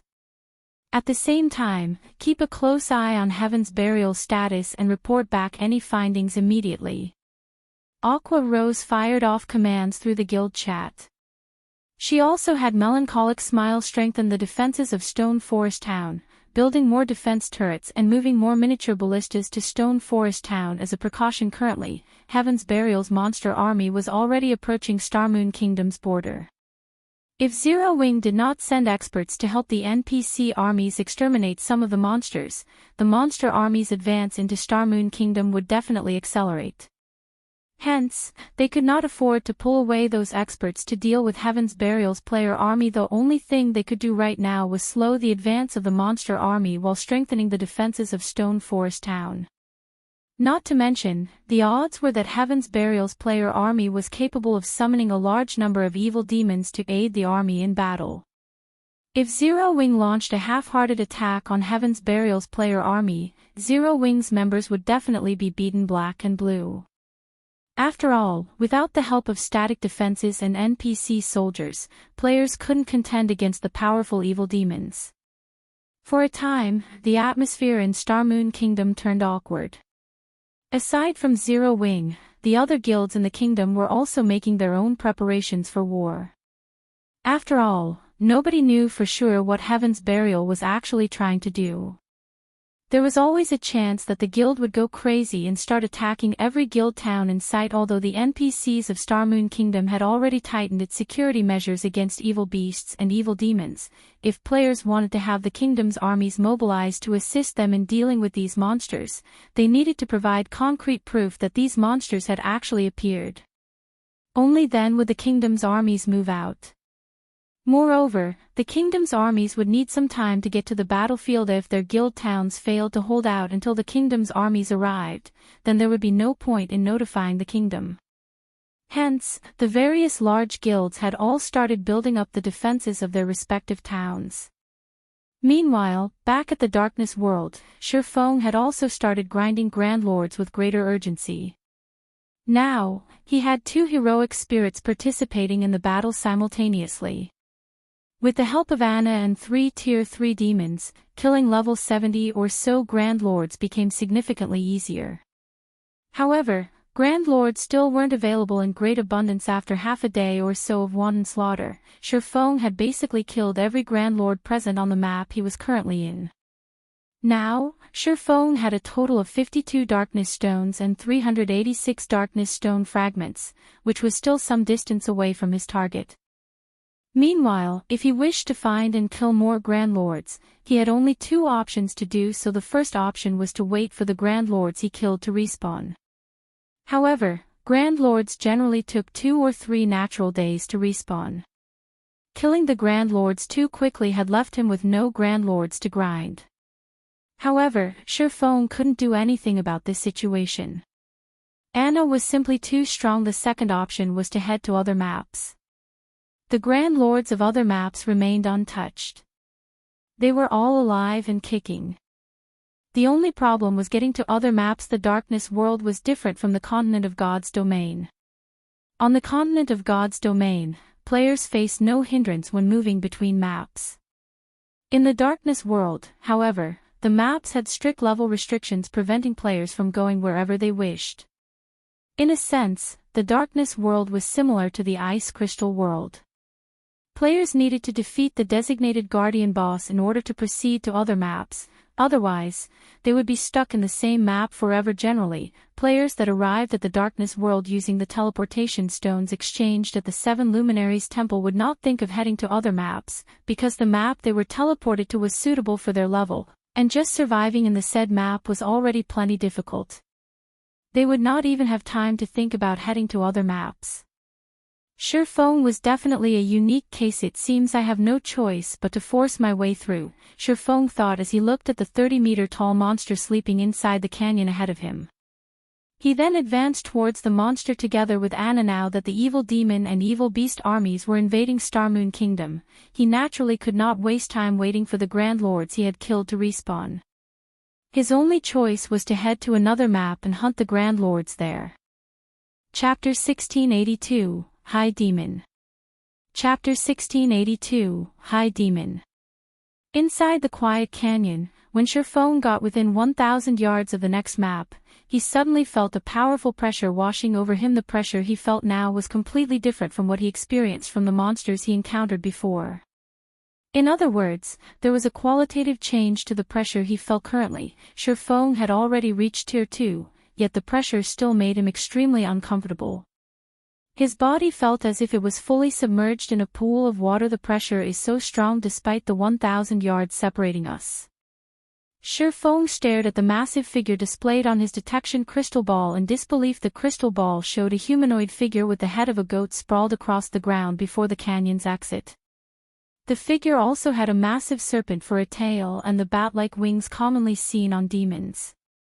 As the figure exhaled, flames surged out of its nostrils and scorched the ground before it. What? A high demon. Shurfeng was dumbfounded as he looked at this figure. There were many demonic creatures in God's domain. Aside from having a difference in strength, these demonic creatures were also distinguished by lineage. In fact, the hierarchy among demons was largely determined based on lineage. Demons with noble lineages ruled over demons with ordinary lineages. Naturally, the nobler the lineage a demon possessed, the greater their potential for growth.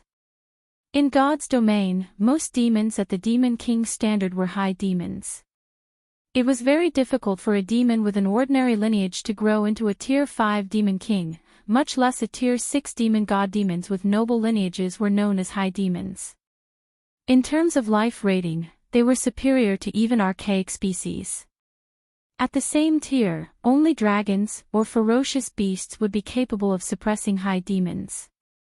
Needless to say, the ordinary demons Shurfeng summoned were no match for high demons. Nevertheless, the guardian boss stationed at the entrance to the next map was actually a high demon. Due to the extreme distance, the detection crystal ball couldn't detect the statistics of the high demon. However, when Shurfeng arrived within 600 yards of the high demon, its statistics entered his eyes. Baphomet, High Demon, Grand Lord. Level 73. HP 120 000 000/120 000 000. A level 73 Grand Lord. Shurfeng fell into deep thought as he looked at Baphomet's statistics. Compared to an archaic species of the same level, a high demon had much less HP. Even so, 120 million HP was still a horrifying amount for him to deal with. Just Baphomet's battle recovery alone allowed it to recover 1,200,000 HP every 5 seconds. If his DPS was lower than 240,000, Baphomet would be an invincible existence to him. The only stroke of luck was that Baphomet was a demon. So long as his opponent was a demon, the Bible of Darkness would be able to suppress it. Although he couldn't use the Bible of Darkness to turn Baphomet into his subordinate, he could greatly suppress the high demon's basic attributes. Moreover, this suppression was absolute. Its effects would not weaken in the slightest, unlike how magic arrays and the like did when the target monster was too strong. All the same, a high demon was still a high demon. Baphomet wasn't just strong in terms of basic attributes. The skills, spells, and combat standard it possessed were beyond those of an ordinary demon. I can only give it a try. Gritting his teeth, Shurfeng took out another primordial scroll from his bag and summoned a third primordial heroic spirit. Although Zero-Wing City's defenses were far superior to an ordinary guild city's, the current situation was unlike before. The quantity and quality of the evil beasts and evil demons surging into Starmoon Kingdom were extraordinary. If the monsters broke through the defensive network of the kingdom's army and reached Zero Wing City, Shurfeng was unsure whether Zero Wing City could hold its ground against them if he could secure the Lost Town before this happened. The numerous mana weapons stored inside the Lost Town would undoubtedly raise Zero Wing's strength by a significant margin. At that time, the chances of defending Zero Wing City would also improve significantly. Looking at Baphomet, Shurfeng did not hurry to have his 3 demons charge at the High Demon. Instead, he waited out the cooldown of Anna's skills. Afterward, he had the 3 heroic spirits cast one buff after another on everyone in the group, causing their basic attributes to skyrocket, particularly those of the level 80 Golden Giant, which already possessed immense strength. After being buffed up by the 3 heroic spirits, its strength was already close to rivaling a Grand Lord's of the same level, following which, Shurfeng gave the command to attack. Taking the lead, the Golden Giant and 3 Tier 3 demons charged forward, the 10 Rock Guardians following closely after them. If a player were to witness this scene, they would definitely turn around and flee. However, Baphomet simply yawned, paying no heed whatsoever to the approaching enemies. Only when the Golden Giant and 3 demons arrived within 200 yards of Baphomet did the High Demon look at the Golden Giant. Suddenly, as if they had just stepped into a muddy swamp, the Golden Giant, demons, and Rock Guardians' speed decreased abruptly. Moreover, their movement speed wasn't the only thing reduced, even their reaction speeds turned sluggish, following which, Baphomet stomped on the ground and disappeared from where it stood. When Baphomet reappeared, it had moved over 50 yards from its original position. The High Demon was practically faster than even an ordinary mythic monster. Before the Golden Giant could react, Baphomet already stood before it, the High Demon looking no different from a child compared to the Golden Giant. After appearing before the Golden Giant, Baphomet waved its hand lightly as if it were sweeping away dust. In the next moment, the Golden Giant and the demons and Rock Guardians standing beside and behind the Golden Giant were all sent flying over 20 yards back, damages appearing above the summoned creatures' heads. Among the group, the Golden Giant, which possessed the highest defense, lost over 700,000 HP, whereas the Lord-ranked Rock Guardians lost over 1 million HP each. Sure enough, it's very strong. Shurfeng was deeply shocked by the strength Baphomet displayed. Baphomet was much more powerful than any of the Grand Lord-ranked archaic species he had gone up against before. Moreover, based on the performance Baphomet just displayed, Shurfeng could tell that the High Demon's combat standard should be at the 6th floor Trial Tower standard. With the High Demon's mythical speed, even a 100-man team of Tier 2 experts would be like fish on a chopping board if it went up against Baphomet. Afterward, a series of exchanges took place between both sides. Unfortunately, although the Golden Giant and 3 demons retaliated, they only managed to land a few spells on Baphomet. Relying on its mythical speed, the High Demon easily dodged every normal attack sent at it. In contrast, despite being healed by Tier 3 heroic spirits, the Golden Giant and demons still continually lost HP. Although the Golden Giant and demons tried blocking and dodging Baphomet's attacks, their weakened reaction speeds prevented them from doing so. However, as Baphomet paid attention only to the Golden Giant and Tier 3 demons, Shurfeng was able to get within 100 yards of the High Demon unnoticed and immediately activated Demon Ruler. Suddenly, a ripple of power left the Bible of Darkness Shurfeng held.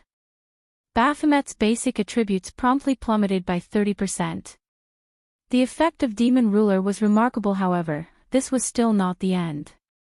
Anna, who had long since completed her own preparations, had the Rock Giants form a magic array and suppressed Baphomet even more. However, the magic array was evidently inferior to Demon Ruler.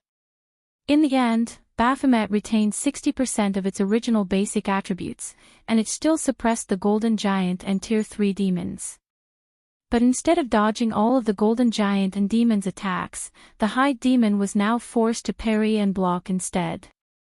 Nevertheless, the Golden Giant failed to inflict any significant damage on Baphomet. Seeing this, Shurfeng had no choice but to spend 5,000 magic crystals and activate the Ring of Gospel's World Projection. When World Projection descended on Baphomet, the High Demon's speed decreased once more.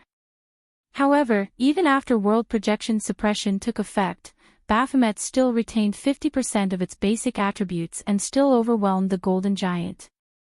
How is it so powerful?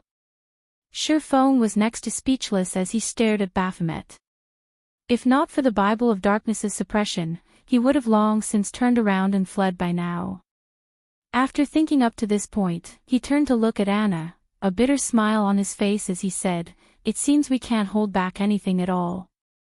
Following which, he commanded Anna to use her other overtier spell, which was also the strongest spell Anna currently possessed, Tier 3 curse, Yin-Yang Judgment.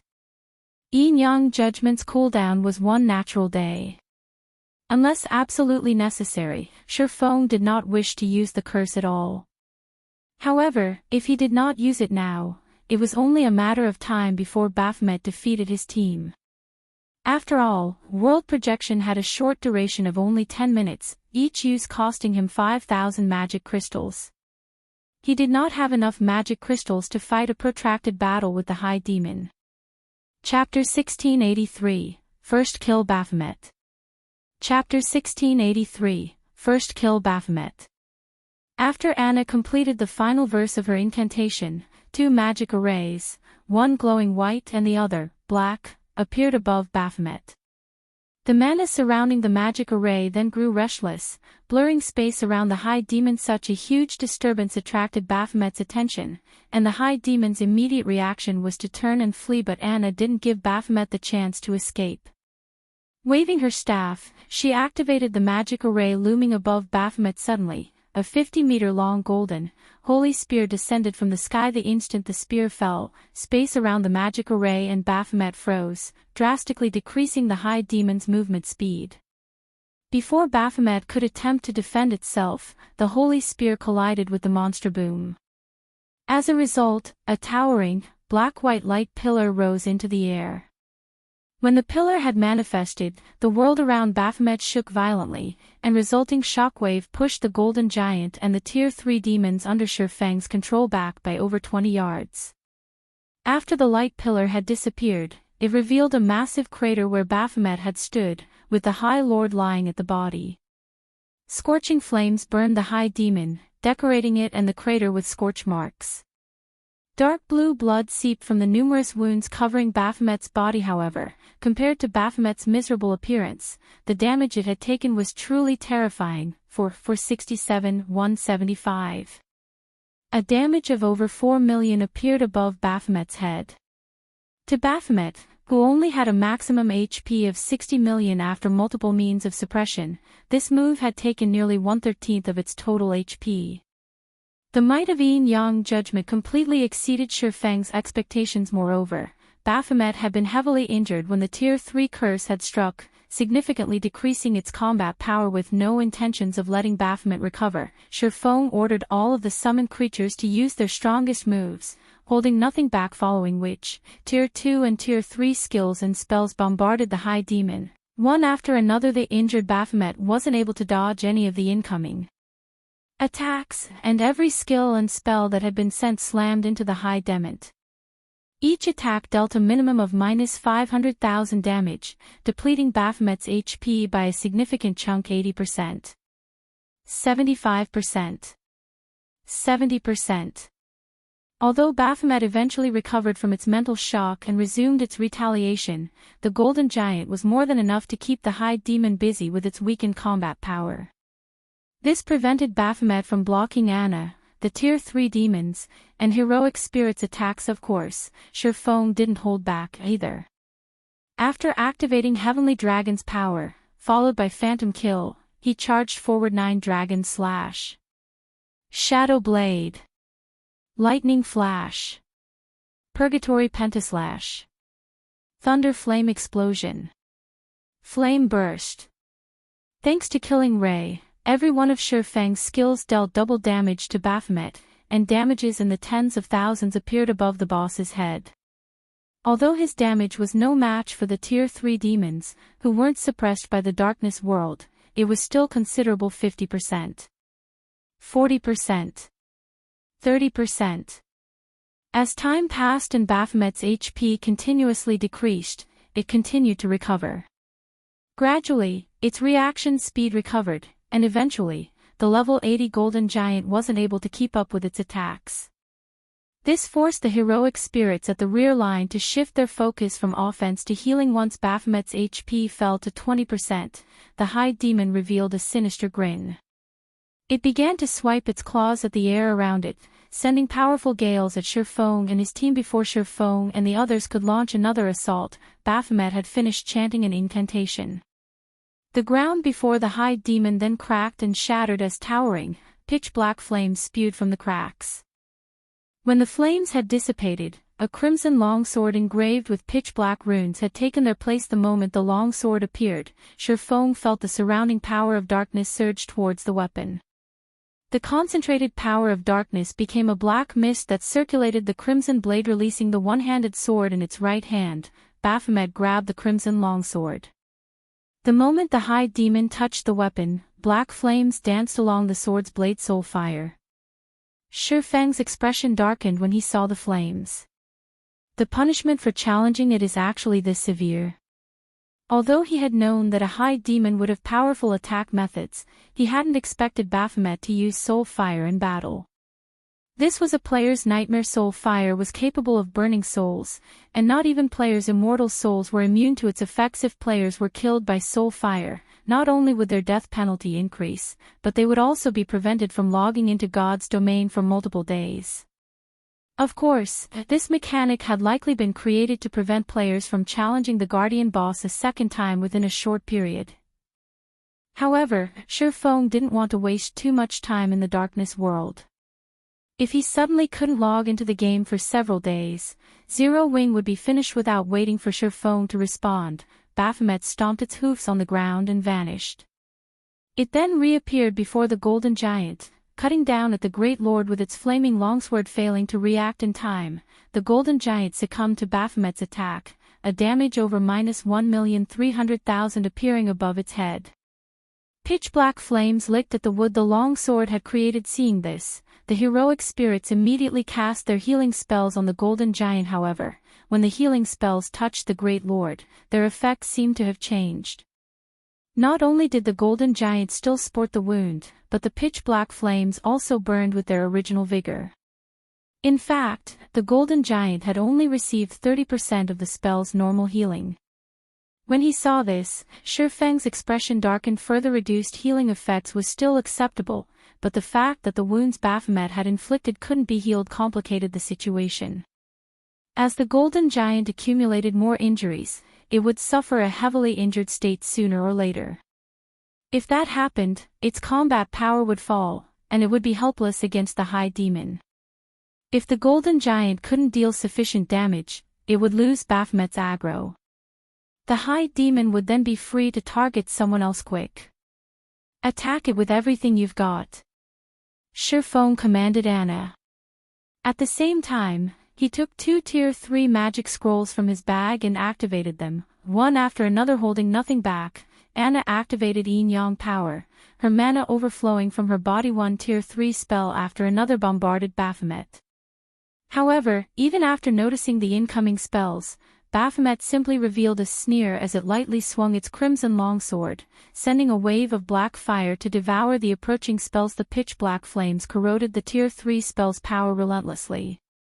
By the time the spells actually reached Baphomet, they were weaker than Tier 2 spells. Baphomet then swung its longsword again and easily crushed the incoming attacks. Fortunately, although Baphomet had superior strength, it couldn't completely dodge the Tier 3 demon's attacks. Although its HP fell much slower than before, it still decreased at a steady rate. After using the 2 Tier 3 magic scrolls, Shurfong proceeded to activate Blade Liberation. Currently, both Baphomet's defense and reaction speed were recovering, and as a result, it continued to take less damage despite bombarding Baphomet with a series of powerful attacks. They had only reduced Baphomet's HP to 12%. In contrast, the Golden Giant had become heavily injured after receiving 10 hits from the High Demon's Crimson Longsword, and it could no longer serve as a proper MT. Baphomet then turned its attention to the Tier 3 demons.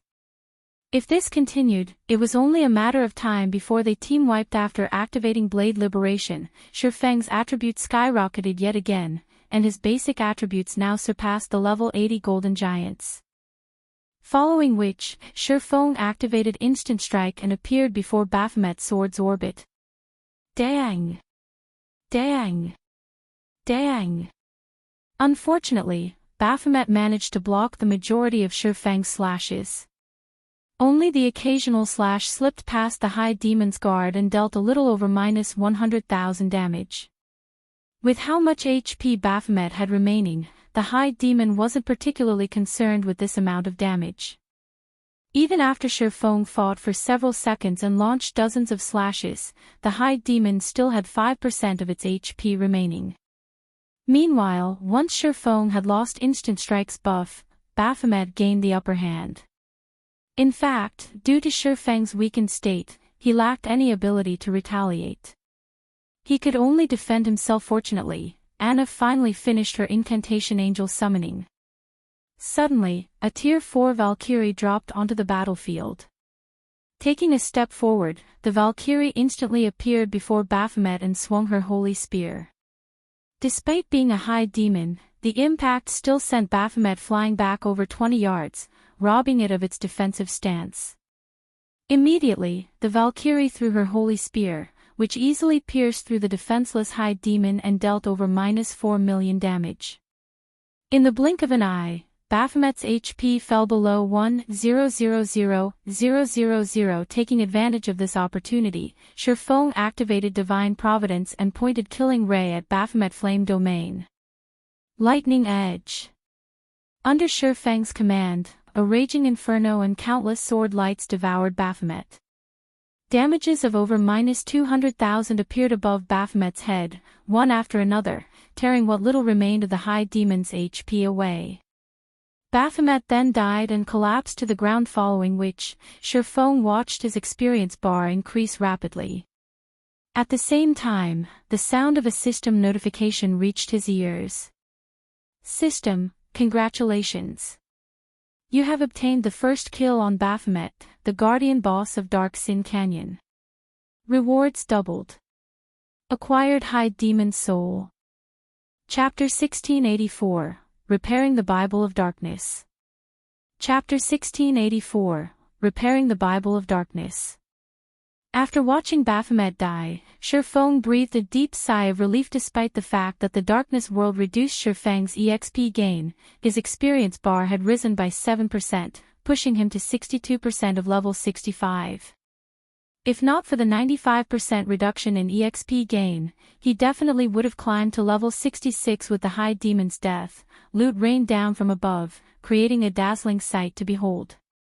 If the various superpowers learned of this, they'd die from envy. The Darkness world's monsters already dropped excellent loot, and as a map's guardian boss, Baphomet's loot was far better than the map's other monsters. Including the first kill bonus, one could just imagine how bountiful the High Demon's loot was. Giving the loot a rough glance, Shurfong estimated that there should be over 100 items. As items rained from the sky, a crystal, radiating a golden glow, landed before Shurfong. His curiosity piqued, Shurfong promptly picked up the crystal and inspected it. High Demon's Soul, Epic Rank Consumable. Sacrifice magic crystals to create a new body for High Demon Baphomet.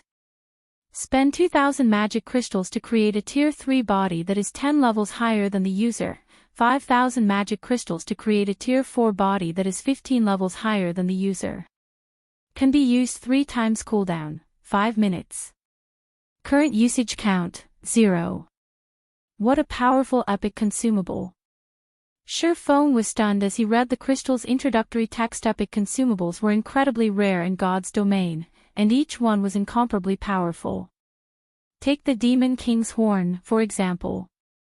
It had enabled Shurfong to destroy a city's defensive magic array instantly. Meanwhile, the High Demon's Soul was similarly extraordinary at this stage of the game. A Tier 4 High Demon was practically invincible to players. Moreover, Shurfong could use the item 3 times. Also, the High Demon's Soul was different from the Divine Beast's Descent magic array. In the latter's case, if the magic array's operation were interrupted, the summoned Divine Beast would disappear. In the case of the High Demon's Soul, the summoned High Demon would only be cancelled if the owner were killed. It was a perfect tool of Warshire Fong then stored the High Demon's soul and collected the loot scattered across the ground. In total, Baphomet had dropped 154 items, including 45 epic materials and 31 magic scrolls. Among the magic scrolls, 6 were Tier 3 magic scrolls, 2 large-scale destruction magic scrolls, 1 summoning scroll, 2 defensive magic scrolls, and 1 single-target attack magic scroll. There was also 1 Tier 4 large-scale destruction magic scroll. The Guardian boss had dropped 1 Grandmaster and 33 Master-ranked potions, as well. The Grandmaster potion was a growth potion that when consumed, would temporarily increase the user's potential and forcefully elevate them by a single tier. This potion wasn't particularly useful to Tier 1 players, but to Tier 2 players and above, this potion's effects were even stronger than a Berserk skill. A Berserk skill only granted players additional basic attributes. However, this growth potion elevated players by a single tier. Not only would this increase grant players a boost to their basic attributes, but players' physique would also improve. This potion would be miraculously effective in dungeons. As for the remaining 44 items, there were 10 designs and recipes of various kinds among them. There was even a Master-ranked potion recipe and a Master-ranked engineering design. The Master-ranked potion in question was the Life Potion. Not only would this potion heal players for 70% of their maximum HP instantly when consumed, but it would also grant an hot buff that recovered 2% of the user's HP every second for 10 seconds. In addition, it healed any heavy injuries and replenished 10% of the player's stamina and concentration. Unfortunately, the potion had a 5-minute cooldown, so it could only be used once or twice in most battles. Even so, it was much stronger than any advanced ranked recovery potion available on the market currently. Aside from the HP regeneration it provided, the fact that it could heal heavy injuries and replenish stamina and concentration made it extremely valuable. The potion would be particularly effective when players fought intense battles and when their stamina and concentration were nearly exhausted. The potion would also be very useful against bosses that increased stamina and concentration consumption. Although the Life Potion only recovered 10% of the player's stamina and concentration, it could save the player's life or help the team defeat a powerful boss if used during a critical moment. When the Life Potion had been introduced to the market in Shifeng's previous life, each bottle had easily sold for 5 gold. However, the Life Potion recipe was extremely rare, and even the various superpowers had only acquired a few copies after going to great lengths. Each copy of the recipe could easily sell for an exorbitant 8,000 gold if put up for auction. As for the Master-ranked engineering design Baphomet had dropped, it was the Hang Glider design. Like its real-world counterpart, the Hang Glider allowed players to glide through the air. Moreover, the Hang Glider was much faster than any mount. The Master-ranked Hang Glider provided a 350% movement speed increase. Since there weren't usually obstacles in the air, players could also traverse longer distances in a straight line. However, the Hang Glider had 3 flaws. The first was that players needed to take off from a sufficiently high location. The second was that the environment would affect the Hang Glider. If players tried to glide through a storm, the consequences would be severe. They might even be blown out of the sky and fall to their deaths. The third flaw was that Hang Gliders were consumables and could not be repaired. They would disappear once their durability had been exhausted. Meanwhile, even a common Hang Glider cost around 18 gold to produce. They weren't much cheaper than common mounts, which players could use indefinitely. However, to players who valued time and speed, these flaws did very little to stop them from using the Hang Gliders in the past. Many experts had opted to use Hang Gliders whenever they could to save on travel time. They paid no attention to the cost as Shifeng gazed at the Hang Glider design. His eyes sparkled with joy. Since mounts weren't yet popular in God's domain, players' demand for Hang Gliders would be intense if he sold them. At this point, the various large guilds were starting to shift the focus of their development to neutral maps between kingdoms and empires. After all, in a situation where no one had obtained a town building order or town migration order, players were forced to walk to these neutral maps. In addition, neutral maps themselves were very large. Even with a mount, players would need a considerable amount of time to explore the map fully. However, Players could save a lot of time if they had a hang glider. If the Candlelight trading firm introduced the hang glider to the market now, it would definitely be well received. In addition, since Candlelight would have the monopoly over the hang gliders, it would make a fortune off of the transportation tool. The extra funds would help Zero Wing City's development tremendously. Meanwhile, among the other 8 recipes and designs Baphomet had dropped, there was also an advanced hang glider design. Although the advanced hang glider was inferior to the master hang glider, it still increased players' movement speed by 300%. It seems I'll have to find some time to grind hang glider recipes, Shurfong thought to himself. Although the master hang glider was super rare, the advanced version wasn't. Level 70 plus Grand Lords and above all had a chance of dropping the recipe. The field bosses of a few particular maps even higher drop rates. In the past, the various large guilds had generally opted to grind those field bosses to obtain more advanced hang glider recipes. Zero Wing's main force was already considerably strong. With the help of his Bible of Darkness, they could definitely grind for more advanced hang glider recipes. After storing the master hang glider design, Shurfong shifted his sight to a tattered page in his bag. The words on the page had long since become indiscernible. However, the page still radiated a faint trace of divine might. Moreover, the surrounding power of darkness gathered around the page when he pulled it from his bag. When Shurfong inspected this page, he became indescribably excited. This was because this page was actually part of the Bible of Darkness. Despite repairing the Bible of Darkness's core, it wasn't complete. The book was still missing pages. The page before him was none other than one of those missing pages. System, you have discovered a page of the Bible of Darkness. Do you wish to spend 500 magic crystals to assimilate this page with the Bible of Darkness and repair it? Repair. Shurfong chose to repair the Bible of Darkness without hesitation. Chapter 1685, Dark Armament. Chapter 1685, Dark Armament. When Shurfong agreed to repair the Bible of Darkness, the book flew out of his bag space and hovered before him. The book then opened to reveal the missing page's location. At the same time, the missing page transformed into a black mist that melded with the Bible of Darkness. 3 seconds later, the page had joined the book as seamlessly as if it had never left in the first place. After the Bible of Darkness had recovered one of its missing pages, the power of darkness that gathered around the book became denser, and now a black mist settled over the book. The Bible of Darkness has improved by so much. After repairing the Bible of Darkness, its appearance indicated that it had become far more powerful. Although the book's aura wasn't much stronger than before, its control of power of darkness had improved. In fact, the Bible of Darkness's control over the power of darkness had improved so much that Shurfong could feel the darkness world suppression weakened slightly. Originally, this world had suppressed his basic attributes by 30%, but now, it had dropped to 25%.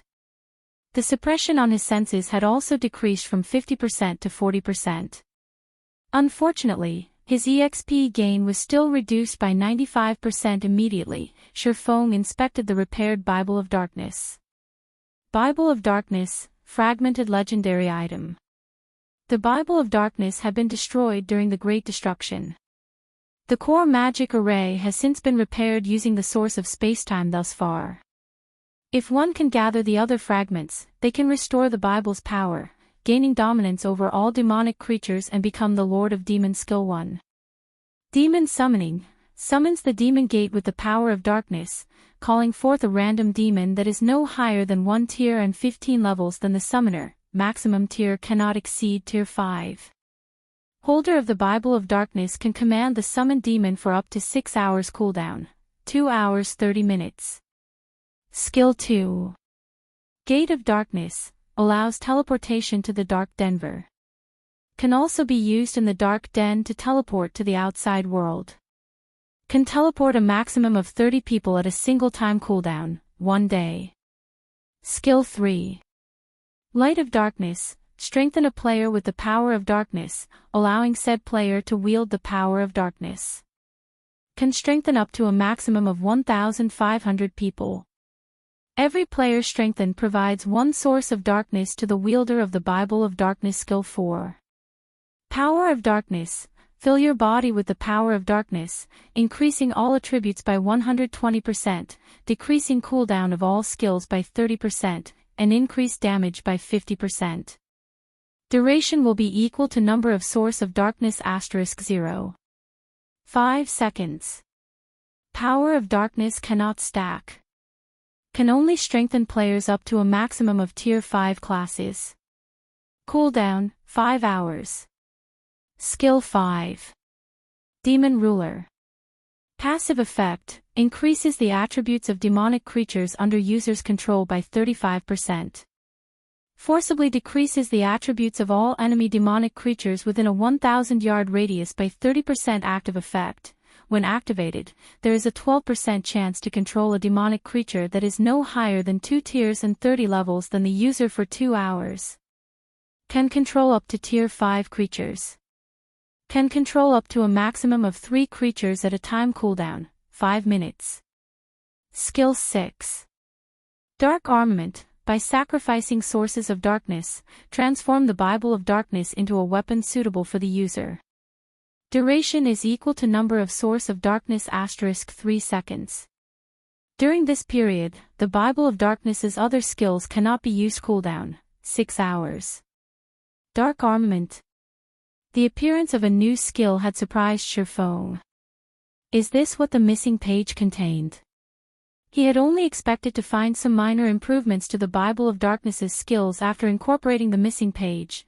He had never thought that the page would add a new skill. Weapons were the foundation of a player's combat power. Players could only wield high attack power with a powerful weapon at the end of the day. Berserk skills were unreliable. On the other hand, a powerful weapon could permanently increase a player's combat power.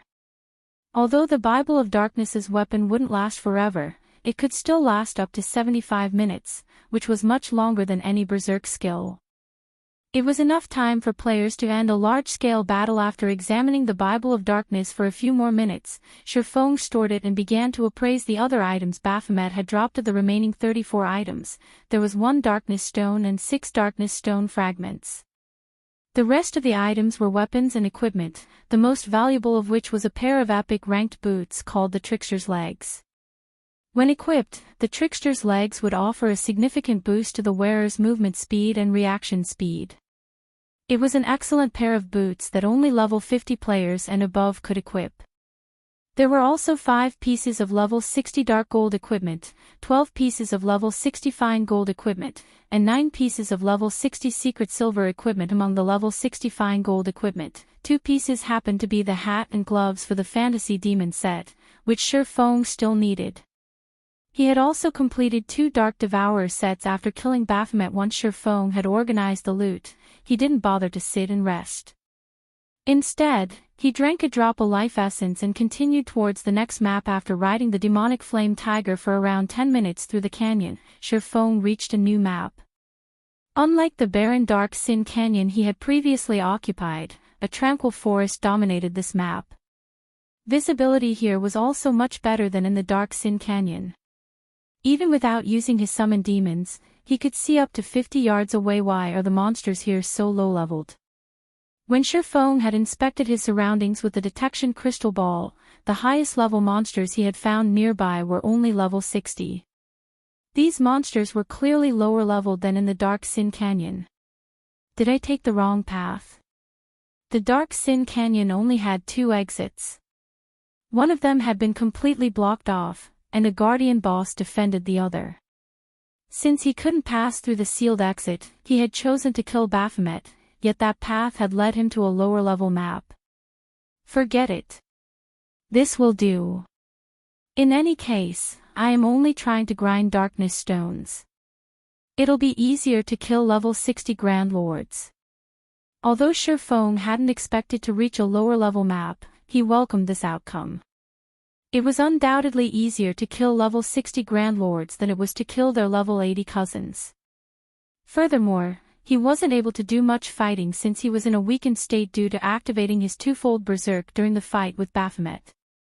For a short period, he wouldn't be able to add adequate combat power to his team. Shurfeng then proceeded to lead Anna towards one of the Grand Lords he had discovered with the detection crystal ball with 3 level 80, tier 3 demons and 1 level 80 golden giant, whose strength rivaled a Grand Lord of the same level. Defeating a level 60 Grand Lord would be a piece of cake. With Anna and the 3 heroic spirits' assistance, the fight against the Grand Lord ended quickly. Shurfeng hadn't even needed to do anything throughout the fight. Time passed quickly, and before Shurfeng had realized it, he had grinded in the tranquil forest for over a day and wiped out all of its Grand Lords.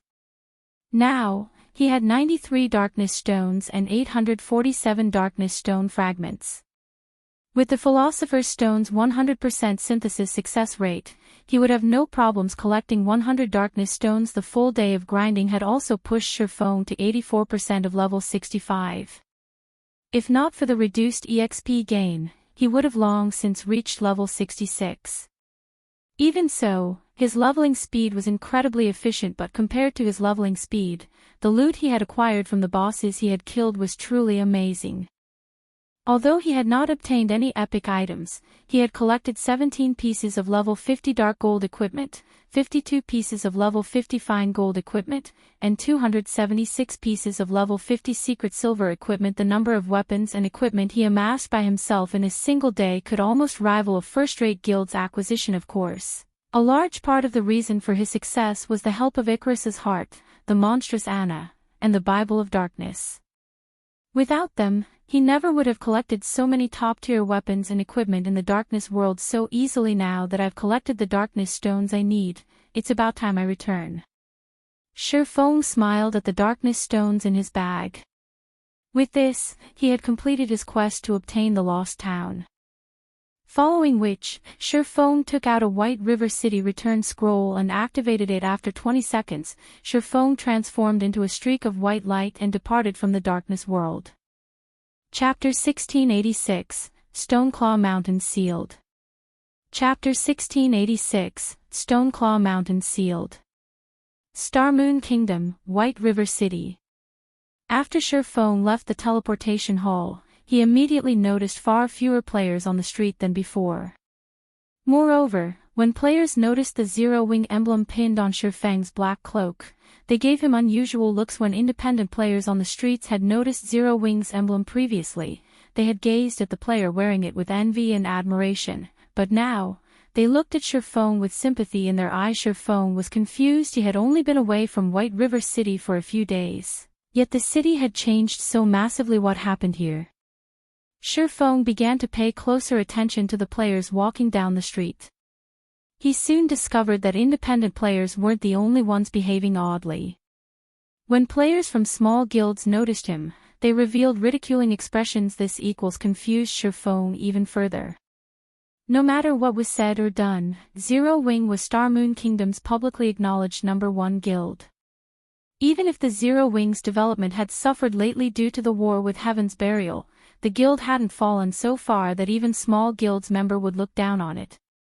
Shurfeng had even dealt Heaven's Burial a severe blow recently. Now that Heaven's Burial had lost its income from ancient Rock City, the guild's development potential had plummeted. It could no longer compete with Zero-Wing's growth. Look, that guy's wearing Zero-Wing's bronze emblem.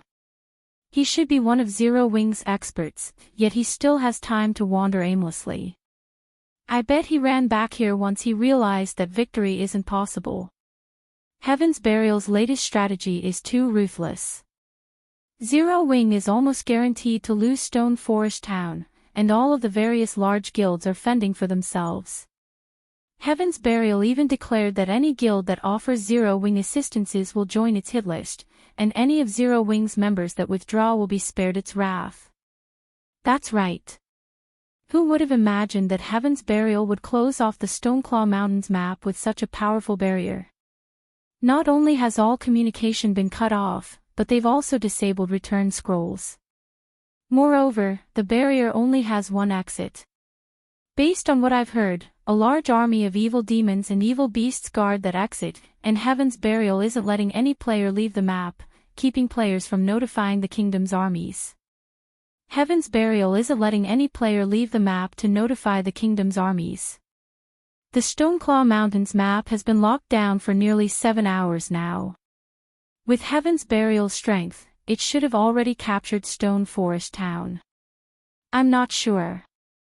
Based on the information Stone Forest Town's players are sharing via offline communication, the battle between Zero Wing and Heaven's Burial has become intense, with both sides constantly losing players. But Zero Wing's players haven't been able to break through to the barrier's exit. In contrast, more players from Heaven's Burial are gathering in the Stoneclaw Mountains by the minute. The same is true for the evil beasts and evil demons. Heaven's Burial is amazingly capable. With their almost complete control of all information relating to the siege, Zero Wing can't reach the kingdom's armies to ask for help. Meanwhile, trying to get into the barrier is a suicide mission. If Heaven's Burial wishes it, it could kill the players trapped inside as many times as it wants, and those players will have no hope of escape. Logging off inside the barrier will also incur a severe penalty. Besides, if Zero Wing's members log out of the game, Stone Forest Town will be as good as lost. As the players who rested in the bars and restaurants along the street watched Showdown, they began to discuss the recent events in the Stoneclaw Mountains. They all admired Heaven's Burial's prowess. Although Zero Wing was impressively powerful, Heaven's Burial was a step ahead of its rival. The Stoneclaw Mountains have been sealed. Showdown could not help his surprise. He had seen guilds seal off maps before, but those seals had only blocked communication and disabled return scrolls. Based on what he had just heard, the seal on the Stoneclaw Mountains even prevented players from leaving on foot. This was an extremely difficult feat. Not even he could accomplish the same effect in the past. Only the various superpowers had used such seals when targeting certain Apex experts or trying to capture enemy guild cities. Showdown immediately turned back towards the teleportation hall and teleported to Starmoon City. He then hurried towards Stone Forest Town. Meanwhile, the normally blue sky over the Stoneclaw Mountains had dulled to a dismal gray. A barrier of evil energy had enveloped the entire map, and while inside this barrier, players' stamina and concentration would be sapped away, even if they did nothing but stand in place. Their minds also felt foggy due to the barrier's power. In contrast, the evil demons inside the barrier were in their element.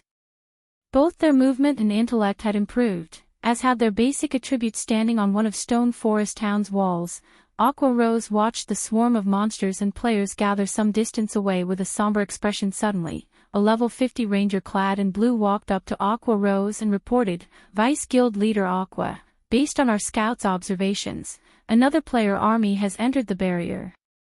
By the looks of it, they seem to be from Blackwater.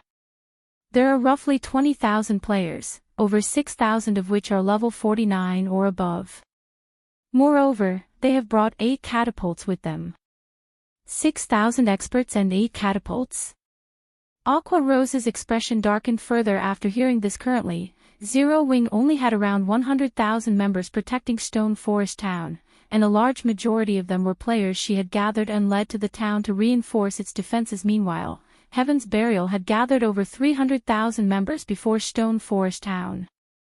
Although only around 170,000 of them were elite members, and the rest were normal members, the normal members were not to be underestimated. Even the weakest among them was level 45. Furthermore, Heaven's Burial had the support of a large force of evil demons. Rough estimates counted over 100,000 of these monsters. Moreover, more monsters joined the force as time passed.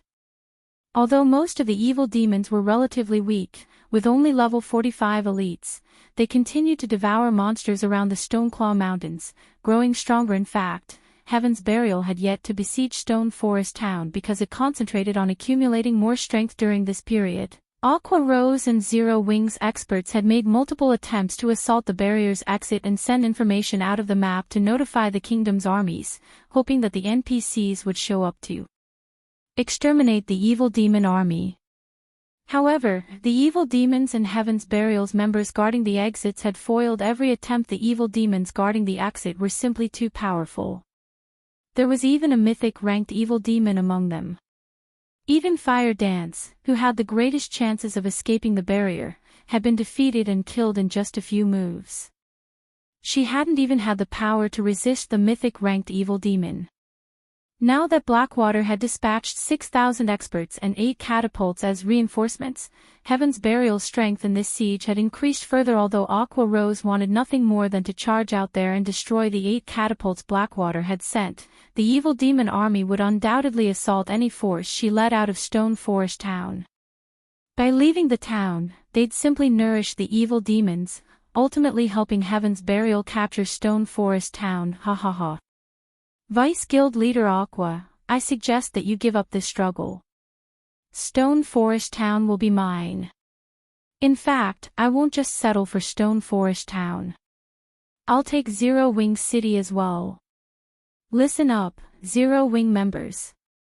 You do well to abandon any hope of winning this war and withdraw from your guild now. Staying will only spell your doom once my monster army charges into Stone Forest Town. We've already sealed off the Stoneclaw Mountains, so even in death, none of you will leave this place alive. You'll only die, again and again. So, withdraw from your guild while you still have the chance. Singular Burial announced with a voice amplification device as he watched Aqua Rose on the town's ramparts. You should also know that currently, Blackwater's army and another army of evil demons are on their way. Once they arrive, not even heaven will be able to save you. The players in Stone Forest Town fell silent after listening to Singular Burial's declaration with solemn expressions. Are we going to fall, just like this? Everything Singular Burial had said seemed true. All they could do now was wait for death to reach them. Suddenly, a figure appeared above the town before a deep voice echoed throughout the area, reaching Stone Forest Town and Heaven's Burial's army and ingraining its question into everyone's minds. Is that so? Chapter 1687, Strong Reversal. Chapter 1687, Strong Reversal. As the deep voice from above reached the players, everyone turned towards it. Black Flame. The Sword King. Everyone quickly discovered a cloaked man hovering in the air. The man carried 2 long swords at his waist and radiated a majestic aura. Upon recognizing this man's appearance, many players gasped in surprise. This man had been responsible for so many miracles already, from killing an enemy commander whilst surrounded by an army of thousands to deterring an army of tens of thousands single-handedly. This man had defied common sense. He had even slain one well-known expert after another and wounded multiple superpowers. Just recently, he had charged into Ancient Rock City alone and destroyed 2 of the city's defensive magic arrays. To top it all off, he had left that city with his life. The man was definitely Starmoon Kingdom's #1 expert guild leader. The guild leader's back. He's really here. Many of Zero Wing's members on Stone Forest Town's walls were ecstatic when they saw Shifeng's figure in the distant sky, and the depressing atmosphere that had surrounded them lifted instantly as fighting spirit overwhelmed these players. As they gazed up at Shifeng, a hint of fanaticism even flashed in their eyes. The guild leader. Has he already completed his quest? Although Aqua Rose was similarly excited to see Shifeng, a seed of guilt sprouted in her heart. Shifeng had entrusted her with Zero Wing's management before he had left. Heaven's Burial had cornered the guild. Novel Foal. Guild leader, you're finally back. When Blackie, Fire Dance, Cola, Shadow Sword, Turtledove, and Zero Wing's other core members saw Shifeng, they seemed to have grown an extra backbone as they brimmed with confidence. Is Black Flame finally getting involved? Notify the higher-ups immediately. Tell them that Black Flame has arrived. The various superpowers spies stationed in Stone Forest Town exploded into action when they saw Shifeng above the town. Some of these spies immediately logged out of the game to report the situation to their superiors. Although logging off would incur penalties, this information was worth the price. After all, Shifeng's appearance alone had changed the situation. Zero Wing's members had already lost their fighting spirit after seeing the countless enemies around them. However, every one of these players reacted as if they were on some kind of high when they saw their guild leader, madness burning in their eyes. Very quickly, the major powers who watched this war received news of Shifeng's arrival in Stone Forest Town. So, Black Flame has finally made an appearance. And here I thought that he had given up on Stone Forest Town. It seems he still intends to fight this out until the very end. When Galaxy Past, who rested the Star Alliance's residence in Starmoon City, received the latest report from his subordinate, he could not help but shake his head and sigh. Heaven's Burial had thrown everything it had into this last assault. The guild had clearly stopped holding back. Even if Stone Forest Town's defenses were very powerful, the evil demon army was no laughing matter. Unlike evil beasts, evil demons were intelligent. They also had faster reaction speeds. They wouldn't succumb to the town's static defenses as easily as the evil beasts. Moreover, based on the information they had collected thus far, any player killed an evil demon killed inside the barrier would become a sacrifice, turning into a new evil demon for Heaven's Burial very quickly. Just thinking about it made Galaxy Past shudder with fear. One could not forget the reinforcements Blackwater had sent either. 8 catapults could inflict devastating damage to Stone Forest Town. Not only did they deal high damage, but they also had an extremely long attack range. Even Zero Wing's movement-type defensive magic array would only last a few hits from these weapons of war. Meanwhile, in a high-class restaurant in the Black Dragon Empire. Interesting. Black Flame really is a suicidal bastard. Nine Dragons Emperor's lips curled into a smile when he saw the video his subordinate had sent him. Zero Wing is truly finished now. I can't wait to see what Phoenix Rain plans to use to compete against me for Thunder Island in the next contest. In contrast to Nine Dragons Emperor's reaction, when Phoenix Rain read the latest report on the war between Heaven's Burial and Zero Wing from her position on Thunder Island, her expression darkened. Why is he such a fool? Phoenix Rain was at a loss for words. Heaven's Burial had obviously sealed Stone Forest Town to massacre Zero Wing's members. It was bad enough that Zero Wing had sent most of its main force members and expert players to the town to defend it, but now, even Shurfong, Zero Wing's guild leader, had fallen into this trap. The wisest decision would be to abandon Stone Forest Town and conserve as much of the guild's strength as possible to protect Zero Wing City. The city had already become the guild's core, but if its guild leader were killed while protecting Stone Forest Town, it would deal a massive mental blow to the guild with both its military prowess and morale wounded. How was Zero Wing supposed to defend Zero Wing City later? Novel Foal. Standing amidst Heaven's Burial's army, which waited outside of Stone Forest Town, Singular Burial had his sight locked onto Shurfong, glaring at the man with a chilling gaze. Due to Black Flame, the foundation he had built for the future Heaven's Burial Empire had been utterly destroyed. If Black Flame hadn't destroyed Ancient Rock City's defensive magic arrays, the various superpowers wouldn't have sieged the city, forcing him to sacrifice his city to the evil god's branch temple. However, it was his turn to share the feeling of destruction with Zero Wing. Black Flame, your words sure are bold. What can you possibly do by yourself? You dared to destroy my city's defensive magic arrays, and today, I will take Stone Forest Town from you as compensation. Singular Burial sneered at Shurfong. As soon as Singular Burial finished speaking, the evil demon army behind Heaven's Burial's army loosed an earth-shattering roar.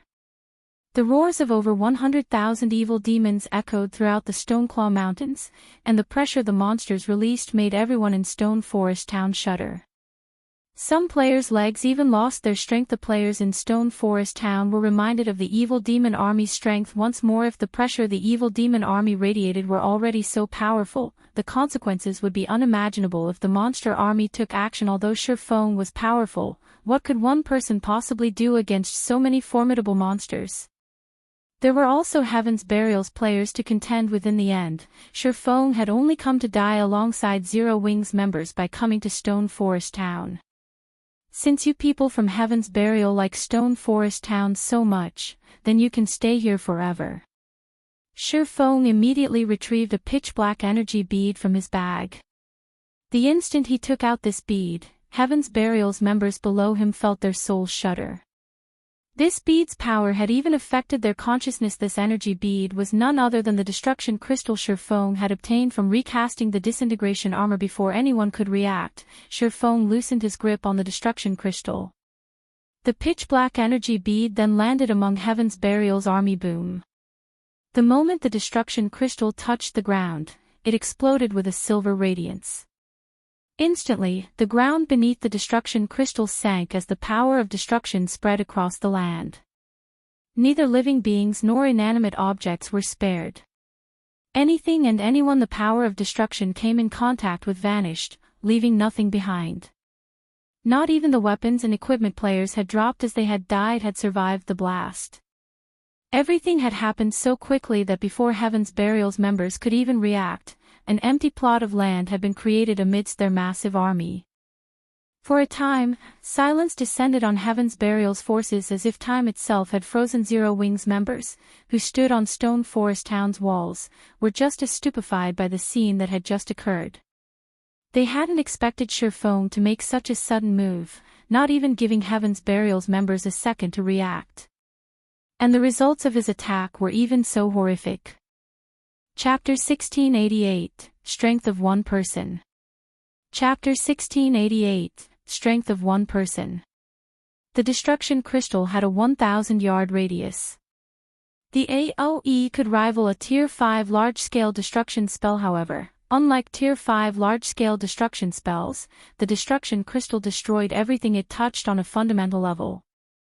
It did not rely on great power to destroy its targets, and even a small fraction of the power of destruction would destroy any player's body it encountered. It would even damage their immortal souls and corrode them to a certain extent. Unfortunately, the power of destruction would weaken at the edges as it spread. Most of the players 500 yards or more from the explosion's epicenter were still alive, some of them were even still standing. Only, they had all been contaminated to varying degrees from their contact with the power of destruction. This contamination had significantly decreased their basic attributes, and their HP slowly depleted over time. As for their stamina and concentration, they steadily lost both. Although these players were technically still alive, they could no longer add to the force's combat power. In addition, every player within the radius had lost a drastic amount of their weapons and equipment's durability. All mysterious iron weapons and equipment had turned into dust the moment the power of destruction had touched it, regardless of how little or how much power of destruction they had come into contact with. Not even secret silver equipment would survive within 300 yards of the epicenter. Only fine gold equipment had any hope of surviving the contamination within this range. Only dark gold equipment or better would have survived the contamination within 100 yards of the epicenter. Even so, dark gold weapons and equipment within this radius had still lost over 1/3 of their durability. All of this had happened in a mere instant, and Heaven's Burial hadn't had any time to react. The sudden development hadn't only stunned Heaven's Burial's members, but players within Stone Forest Town also gaped at the result. Heaven's Burial's members were all level 45 and above. If they died and lost a level, they'd have a challenging time recovering their losses. However, players that had been caught in the blast hadn't only lost levels, but their equipment and weapons had been destroyed as well. This loss was far more severe than losing a single level. When Heaven's Burial surviving members saw their weapons and equipment, they nearly fainted. Zero Wing is really doomed now. The spectating players in Stone Forest Town could not help but gasp. Shurfeng's attack had certainly been extraordinary. With just one attack, he had dealt a heavy blow to Heaven's Burial, killing over 5,000 players and 3,000 evil demons. However, the fact remained that Zero Wing had no escape. Shurfong had only dumped oil on the raging flame of Heaven's Burial's hatred. Singular Burial, who stood among his army, glared at Shurfong, radiating killing intent. Even the temperature of the air around him had fallen by a few degrees. Black Flame. You asked for this. Singular Burial then commanded, activate the magic gnome cannons and shoot him out of the sky. Guild leader, are we really going to waste the cannons on him? Weren't we saving them to deal with Stone Forest Town's defensive magic array? Daybreak Fog jumped in, trying to dissuade Singular Burial after hearing his latest order. The magic gnome cannons were war weapons they had acquired after capturing Ancient Rock City. Each of the cannon's shots could rival a Tier 3 large-scale destruction spell. It also dealt increased damage to defensive magic arrays and fortifications. It was a specialized weapon for siege warfare. However, the magic gnome cannons had limited ammunition, and Heaven's Burial had spent most of that ammunition while defending Ancient Rock City. Now, they could only fire 12 rounds. Using that ammo on a single target, a player at that, was unwise. He is the one asking for it. Singular Burial growled madly, adamant that his command be carried out. Hearing Singular Burial's decisive tone, his guild member realized how furious the man was. The players manning the magic gnome cannons at the rear of Heaven's Burial's forces then aimed the weapons at Shurfong and fired boom.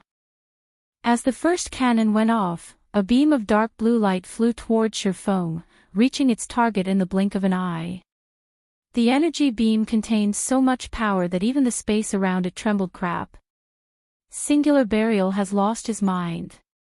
He's actually using a war weapon to deal with a single player. Black Flame is dead for sure this time. That attack should have a 100-yard radius at the very minimum. No player can dodge that. The players watching from within Stone Forest Town were stupefied. War weapons generally had very long cooldowns, and the stronger the weapon was, the longer its cooldown would be. Hence, for efficiency, such weapons were generally used against dense crowds.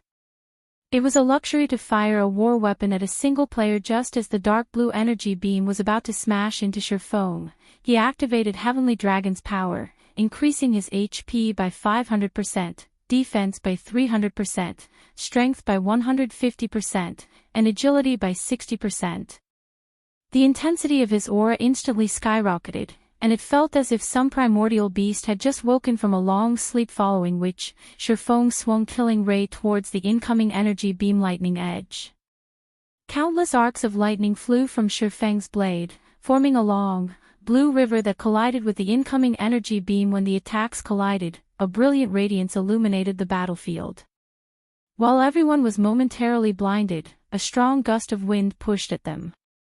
Heaven's Burial's members standing near the collision were even forced to retreat several yards. After the two attacks fought for supremacy, the magic gnome cannon's energy beam devoured the river of lightning and proceeded to devour Shurfong. However, before Singular Burial could cry out in joyous victory, the smoke in the sky scattered and revealed Shurfeng's still living figure.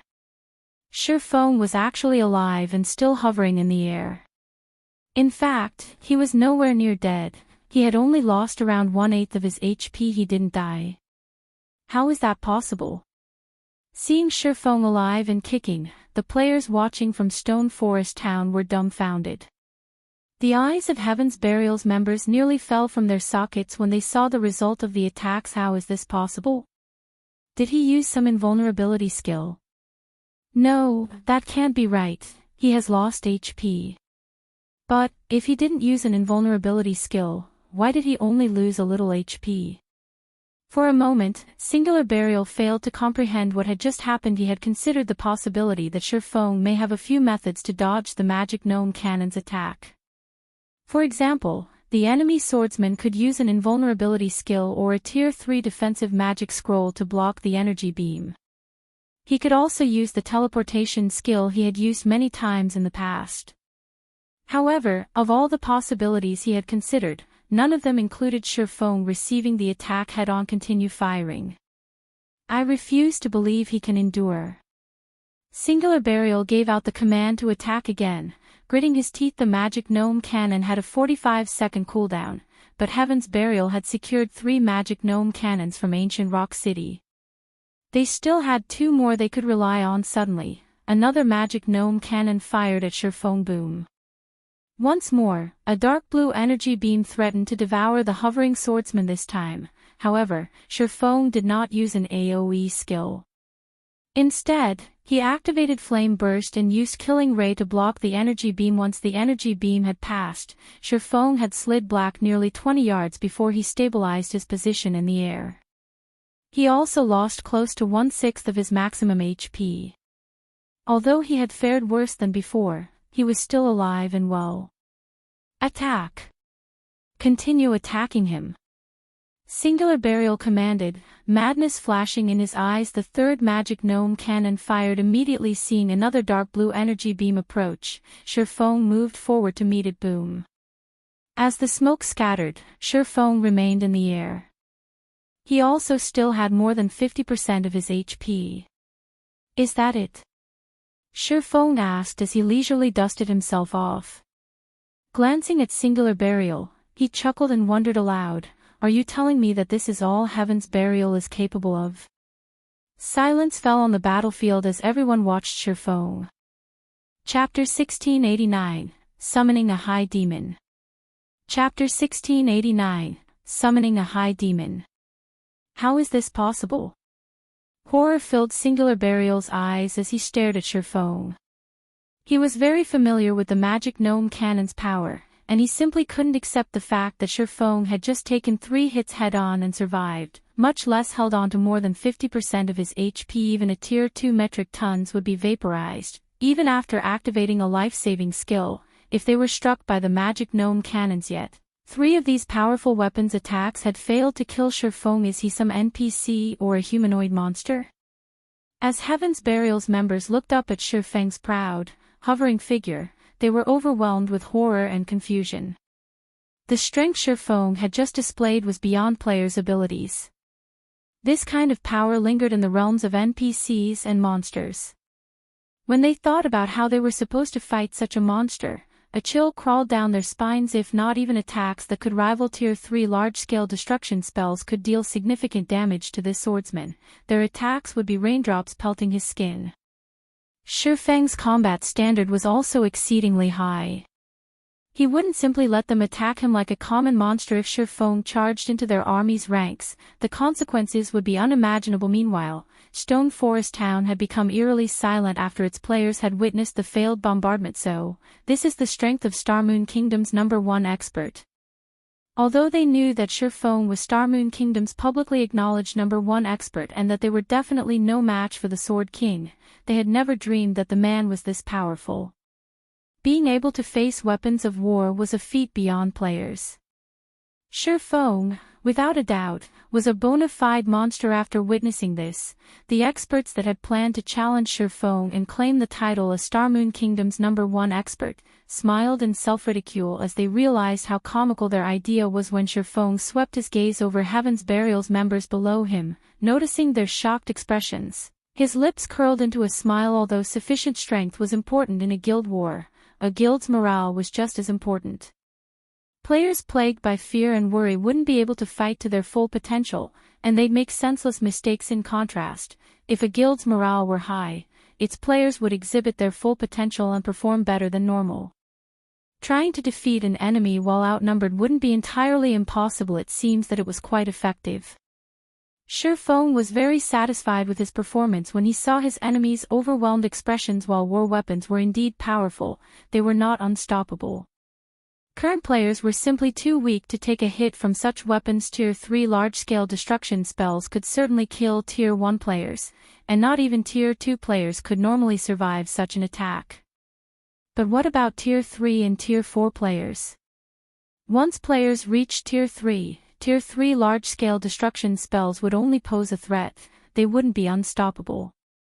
After reaching Tier 4, players could even shatter a Tier 3 large-scale destruction spell. The reason Shurfeng had dared to face the magic gnome cannon's attacks was due to his sufficiently high basic attributes and magic resistance. In addition, Heavenly Dragon's power increased his HP and defense by a significant margin. Most importantly, the Disintegration Armor's Disintegration Field could weaken skills and spells above Tier 2 by 60%. With all of these factors in play, he had chosen to receive the magic gnome cannon's energy beams head-on. Even so, he had still received a considerable amount of damage.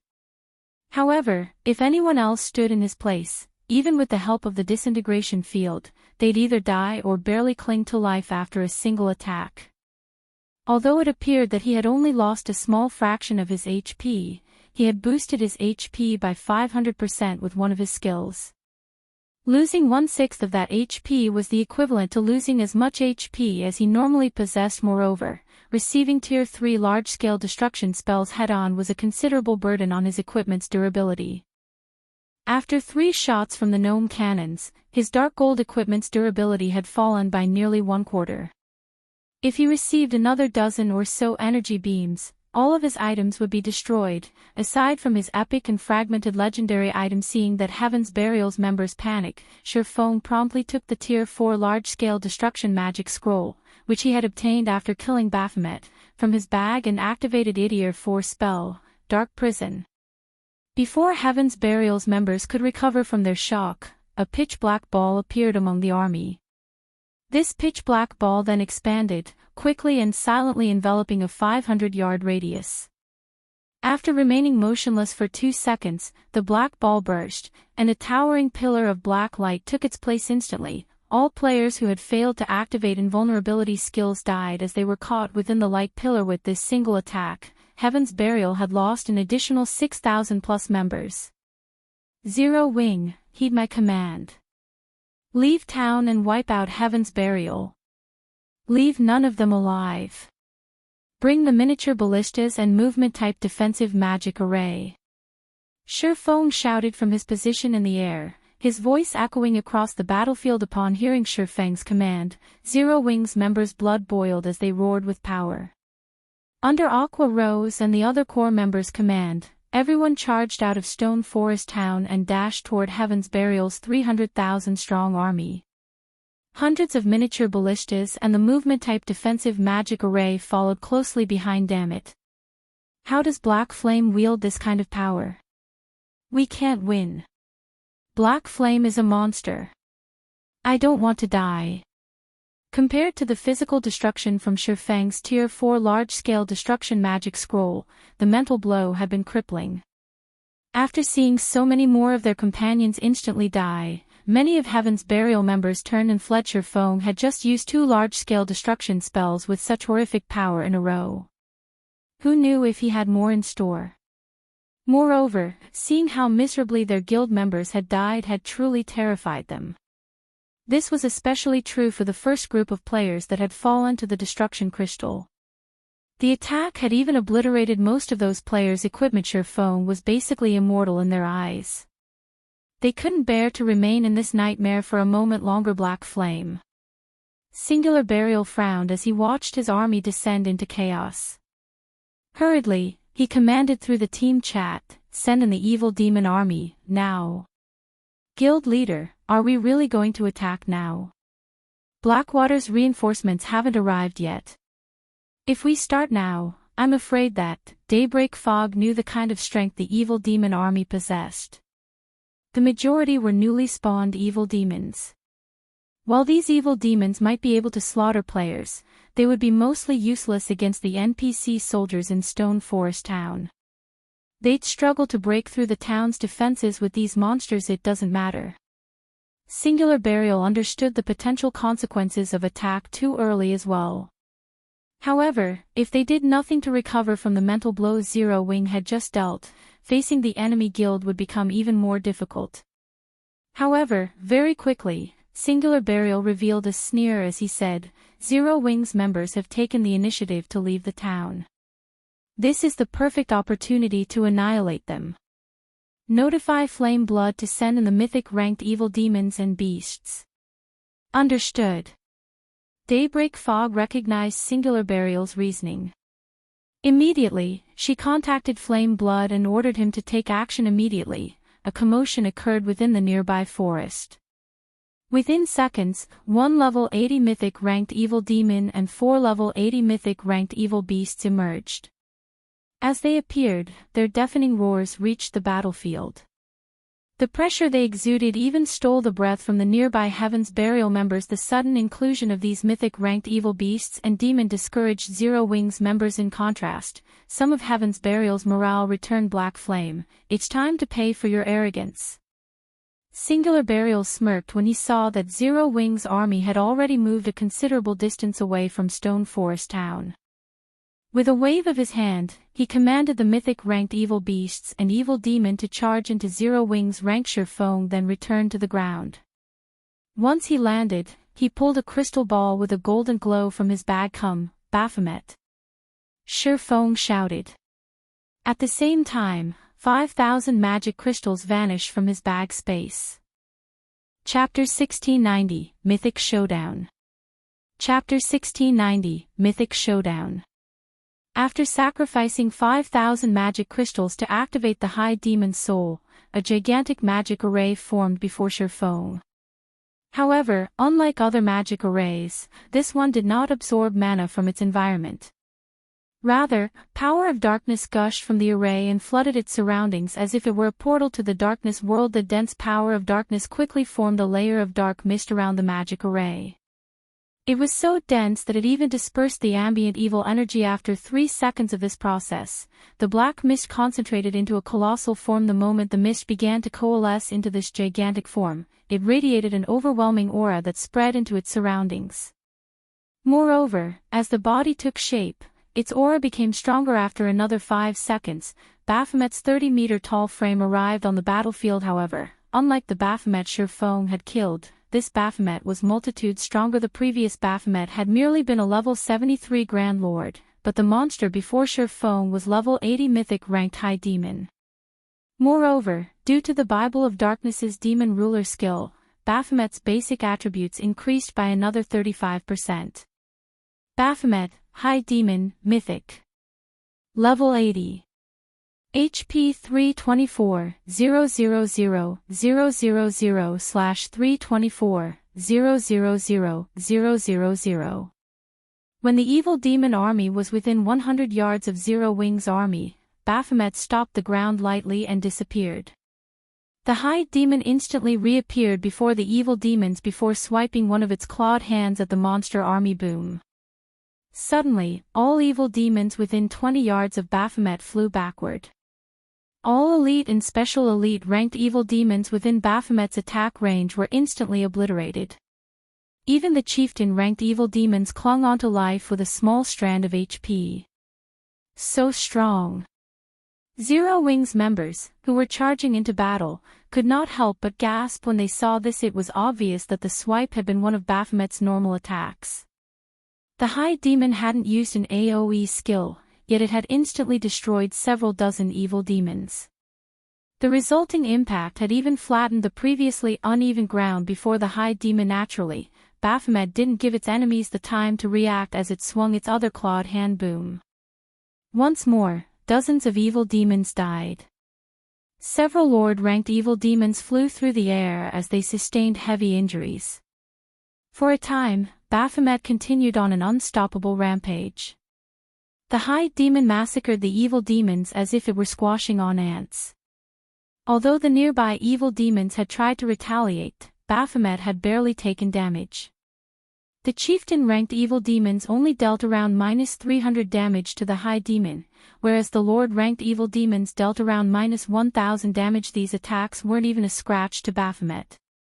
With its battle recovery, Baphomet regained 3,240,000 HP every 5 seconds. Furthermore, the evil demons didn't have long-ranged attacks. At most, they could launch a few mid-ranged attacks. Although Baphomet was massive, only 200 or so evil demons could attack it at one time.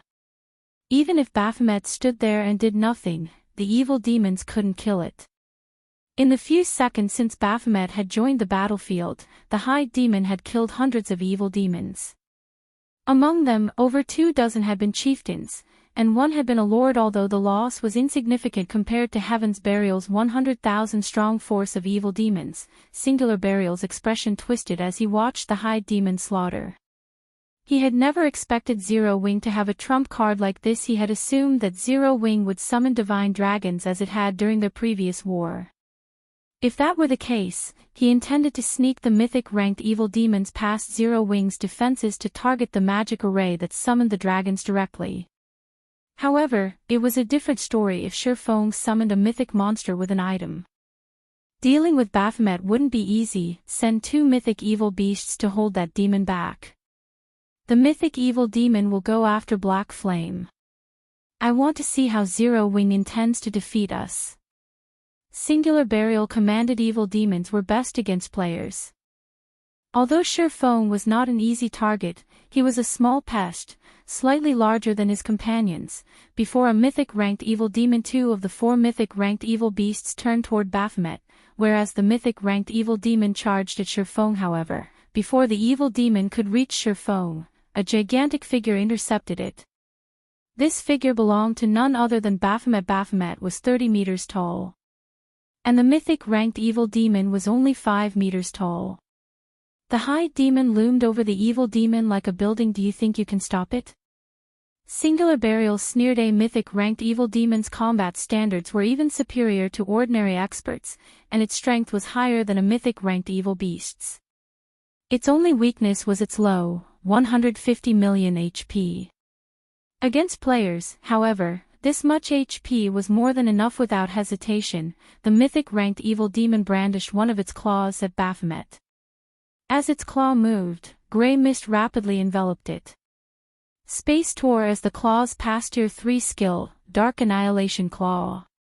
Although the attack was only a Tier 3 skill, the evil demon's overwhelming strength and speed improved it. Seeing the approaching attack, Baphomet swung one of its own clawed hands to meet the attack, rather than try to dodge. Boom. When the two claws collided, space around them shattered. The ground below the collision sank, while nearby evil demons were thrown through the air. Evil demons below chieftain rank and within 20 yards of the impact died instantly from the resulting shockwaves.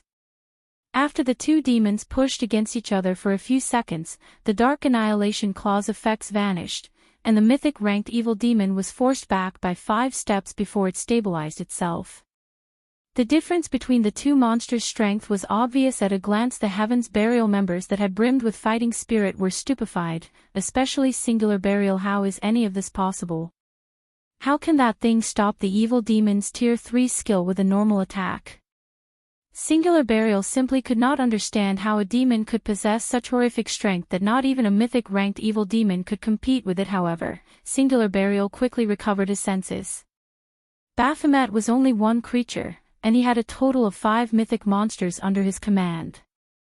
Even if Baphomet were more powerful, it couldn't stop 5 mythic monsters at once. As long as they killed Shurfong, Baphomet would vanish. Singular Burial immediately contacted Flame Blood, who controlled the mythic monsters in secret, and instructed him to send all 5 to kill Shurfong. He also told Flame Blood to keep the other evil demons away from Baphomet as much as possible, focusing on Zero Wings members as Singular Burial had expected. Although Baphomet was powerful, it couldn't stop 5 mythic monsters of the same level. It took everything the High Demon had to pin down 1 evil demon and 2 evil beasts. However, Zero Wings' army had arrived on the battlefield, and the movement-type defensive magic array enveloped Shurfong in its protection. Meanwhile, several hundred ballistas launched their payloads simultaneously. The scene of hundreds of exploding arrows flying towards their targets was spectacular. The explosion 7 halted the mythic-ranked evil beast's advance for a moment. The weaker evil demons began to die in droves. A single volley of arrows had claimed several hundred evil demons' lives. However, the evil demon army launched its own assault against the movement-type magic array. From time to time, the 2 mythic-ranked evil beasts, which had avoided Baphomet's care, snuck past the High Demon to land 1 or 2 attacks on the magic array. Heaven's Burial also continued to bombard the array with the magic gnome cannons. With so many attacks against it, cracks began to surface on the magic array's barrier. Fortunately, the array quickly repaired itself, and after this continued for several minutes, Zero Wing had no choice but to replenish the movement-type defensive magic array's energy reserves. It's still standing. Envy flashed in Singular Burial's gaze as he watched the movement-type defensive magic array. Although it wasn't as strong as the barrier around a city, it could be reactivated the moment after it shattered. So what if you can withstand the evil demon army for now? How many magic crystals can you afford to spend? Heaven's Burial, charge. Zero Wing won't last much longer. Singular Burial shouted. Heaven's Burial's members could also see that, although Black Flame's previous performance had been stunning, Zero Wing couldn't avoid annihilation. When Zero Wing's members heard Singular Burial shout, their expressions darkened. The evil demon was already a formidable force. If Heaven's Burial's players joined the fray. Sure enough, I'm pushing my luck by relying on 1 Baphomet. The battle's current state didn't particularly surprise Shurfong. Fortunately, Zero Wing City had accumulated quite a number of magic crystals lately. Following which, he retrieved the High Demon's soul from his bag and sacrificed another 5,000 magic crystals to it. Another gigantic magic array joined the battlefield, and after a few seconds, a new Baphomet manifested within the movement-type defensive magic array. Black Flame can summon another one. This is some trick, right? As Heaven's Burial's members began their charge, they slid to a halt as they gaped at the new Baphomet in utter shock. Chapter 1691, Chaotic Battlefield. Chapter 1691, Chaotic Battlefield. Baphomet's 30-meter-tall figure was eye-catching inside the movement-type defensive magic array. The players standing around it looked like ants, and the High Demon was difficult to miss. Both this new Baphomet's aura and basic attributes were identical to the first Baphomet Sherfong had summoned. He can actually summon two such powerful monsters. Singular Burial and Heaven's Burial's upper echelons looked on in abject horror. They had already witnessed Baphomet's power. Not only did the High Demon have more strength than both the Mythic-ranked Evil Demon and the Evil Beasts, but it could also tank one Mythic Evil Demon and two Mythic Evil Beasts by itself. Even the other two Mythic-ranked Evil Beasts struggled to find opportunities to sneak past the first Baphomet to attack Zero Wing. To put it simply, Baphomet's basic attributes and combat standard were already horrific, yet another monster of its caliber had joined the battle. This raised Zero Wing's combat potential to the next level. When the second Baphomet had manifested, some of Zero Wing's members, who had begun to despair, cheered. The two Mythic-ranked Evil Beasts were the biggest problem they faced, but now that a second Baphomet had joined them, they wouldn't need to worry about any of the Mythic monsters. With all five of Heaven's Burial's Mythic monsters at bay, they could rely on their defensive magic array and miniature ballistas to give Heaven's Burial's demon army the fight of its lifetime. Novel Foal. Suddenly, the second Baphomet vanished and reappeared before one of the two unhindered Mythic-ranked Evil Beasts. Baphomet then swung its clawed hand at the Evil Beast's boom. The impact forced the level 80 Mythic Evil Beast to retreat several steps. Noticing the new, powerful foe, the other Mythic Evil Beast turned and headbutted Baphomet. Rather than dodge the incoming attack, Baphomet stomped the ground and swung its other claw, easily stopping the Evil Beast's all-out attack. The resulting impact pushed the Evil Beast back by several steps. The difference in strength between both sides was obvious at a glance. For a time, the two Baphomets pinned down Heaven's Burial's five Mythic monsters, giving the monsters no opportunity to attack the movement-type defensive magic array. As a result, Heaven's Burial's damage against the array drastically decreased. Even with the rest of the Evil Demon army attacking desperately, the depletion of the magic array's energy reserves slowed. Now, it would take far more time to drain the defensive magic array's energy. Furthermore, Zero Wing's members could replenish the reserves at any given moment. This allowed the miniature ballistas and ranged players in the defensive magic array to attack without restraint. Each volley from the miniature ballistas contained several hundred exploding arrows. Although a single volley was not enough to kill the chieftain rank and above evil demons, the weaker demons turned to ash instantly. Amazing. So, this is Zero Wing's foundation. Even if the guild didn't have those two mythic monsters, Heaven's Burial would still find its members difficult to annihilate.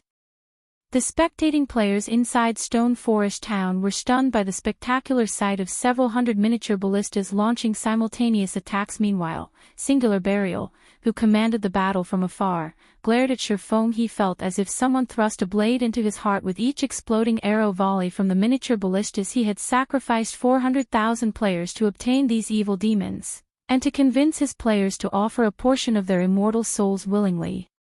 Heaven's Burial had offered them significant compensation, yet, in the few short minutes since the battle had begun, over 20,000 evil demons had fallen.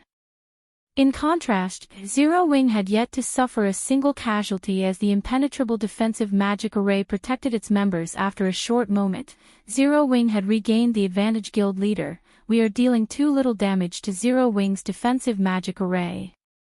At this rate, Zero Wing will annihilate our forces before we can even deplete the magic array's energy reserves, Daybreak Fog said, frowning as she watched volley after volley of exploding arrows rain down on Heaven's Burial's armies. Aside from the two Baphomets, the several hundred miniature ballistas were plenty of trouble. Their combined attacks could rival a Tier 4 large-scale destruction spell in both power and range. Even though evil demons were stronger than players, they couldn't survive a bombardment of multiple Tier 4 large-scale destruction spells. Novel Foal, haven't Blackwater's reinforcements arrived yet? Singular Burial could practically feel his heart bleed. The losses the evil demon army was suffering were severe, but his player army's losses were worse. Players didn't have as much HP as the evil demons, and every attack from the two Baphomets and the miniature ballistas could one-hit his players. Thus far, Heaven's Burial had lost over 30,000 players. Many of them were the guild's elite members. Meanwhile, the Mythic Evil Demon and Mythic Evil Beast's performance wasn't nearly as powerful as he had expected. On the contrary, the two Baphomets had them thoroughly suppressed, and they steadily lost HP. Singular Burial regretted his decision to begin the battle against Zero Wings so soon. Had he known that Shurfong could summon two Baphomets, he definitely would have waited until Blackwater's reinforcements had arrived. With Blackwater's catapults, destroying Zero Wings' defensive magic array would be much easier. Once they depleted the magic crystals Zero Wing had on hand, the guild's members would be fish on a chopping board. They almost here. They'll arrive in 6 or 7 minutes, Daybreak Fog reported after contacting one of Blackwater's representatives. 6 or 7 minutes. Singular Burial made some quick calculations in his head. At the rate the battle was developing, Heaven's Burial should have no problems lasting for another half an hour or so. Alright, but tell them to hurry. Tell them that Zero Wing is much stronger than we had anticipated. Daybreak Fog immediately relayed Singular Burial's message to Blackwater's army. Zero Wing can actually dominate the evil demon army. It's no wonder why such an insignificant guild dares to provoke Blackwater. Falling Fire, who wore a set of crimson mage robes, was surprised after he learned of Heaven's Burial's current predicament. However, that was all he felt. He wasn't worried in the slightest that they would fail to capture Stone Forest Town. Singular Burial had stated that his forces could hold out for another 30 or so minutes, and his group would arrive in around 7. Meanwhile, standing at the forefront of Zero Wing's army, Shurfong spent another 5,000 magic crystals to summon a third Baphomet once the High Demon's Soul's cooldown ended. The instant the third Baphomet manifested, the battlefield fell silent. It was as if time had frozen before Heaven's Burial's members could react to the new Baphomet. Shurfong had the freshly summoned High Demon charge into enemy ranks, executing one skill after another. A Tier 4 High Demon possessed many skills and spells, and all of them were capable of killing dozens, even hundreds, of players. Damn it. How is this possible? Shock and confusion overwhelmed Singular Burial as he stared at the third Baphomet. He could not figure out how Shurfong had summoned such powerful monsters, one after another. However, Singular Burial quickly calmed himself and pushed this thought out of his mind as he turned to Daybreak Fog and commanded, "Fog, contact Falling Fire and tell his group to hurry. Tell him to bring the 1 Mythic Evil Demons and the 2 Mythic Evil Beasts guarding the exit." Daybreak Fog knew how precarious their situation was now, as well. She notified Falling Fire, telling him to increase his force's speed and transfer more monsters to the battlefield. However, shortly after Daybreak Fog ended the call, Shurfong pulled a Summon Guard scroll from his bag and activated it suddenly. A lithe, captivating figure appeared before Shurfong naturally. This figure belonged to Anna. Following Anna's arrival, a level 80 Great Lord ranked Golden Giant and 10 level 80 Lord ranked Rock Guardians joined the battlefield. This instantly elevated Zero Wing's destructive power to a whole other level. Anna, in particular, performed as well as the Baphomets. She controlled numerous holy spears to attack the enemy players, each wave killing dozens or even over 100 players. Any Tier 1 player these spears struck died instantly. After summoning Anna, Shurfong had the 3 Baphomets use their strongest skill. Each of the Baphomets then summoned their crimson longswords enveloped in pitch-black fire. Not only did the crimson longsword significantly increase the Baphomet's attack range, but those who fell to these weapons would also find their souls burning in the soul fire in 1 minute. Heaven's Burial's 300,000-strong player army was reduced to just 200,000. Meanwhile, there were less than 50,000 surviving evil demons. This instilled a deep fear in Heaven's Burial's members. Even Singular Burial began to panic. He contacted Falling Fire personally and demanded, "Falling Fire, where are you? We're almost there. We'll arrive in another 4 or 5 minutes, Falling Fire said. 4 or 5 minutes. That long. Singular Burial paled as he gazed at the scorched, corpse-laden battlefield before him. Chapter 1692, Army Shattered. Chapter 1692, Army Shattered. Long. Falling Fire was confused by Singular Burial's comment. This was the time they had previously agreed upon. His arrival hadn't been delayed in the slightest. In fact, he had even increased his army's pace while disregarding their stamina consumption. Moreover, a battle of hundreds of thousands couldn't end in 4 or 5 minutes. These battles normally drug on for several hours before reaching a conclusion. The battle is intense. I can buy at most 5 more minutes. In any case, you need to hurry over here as soon as possible.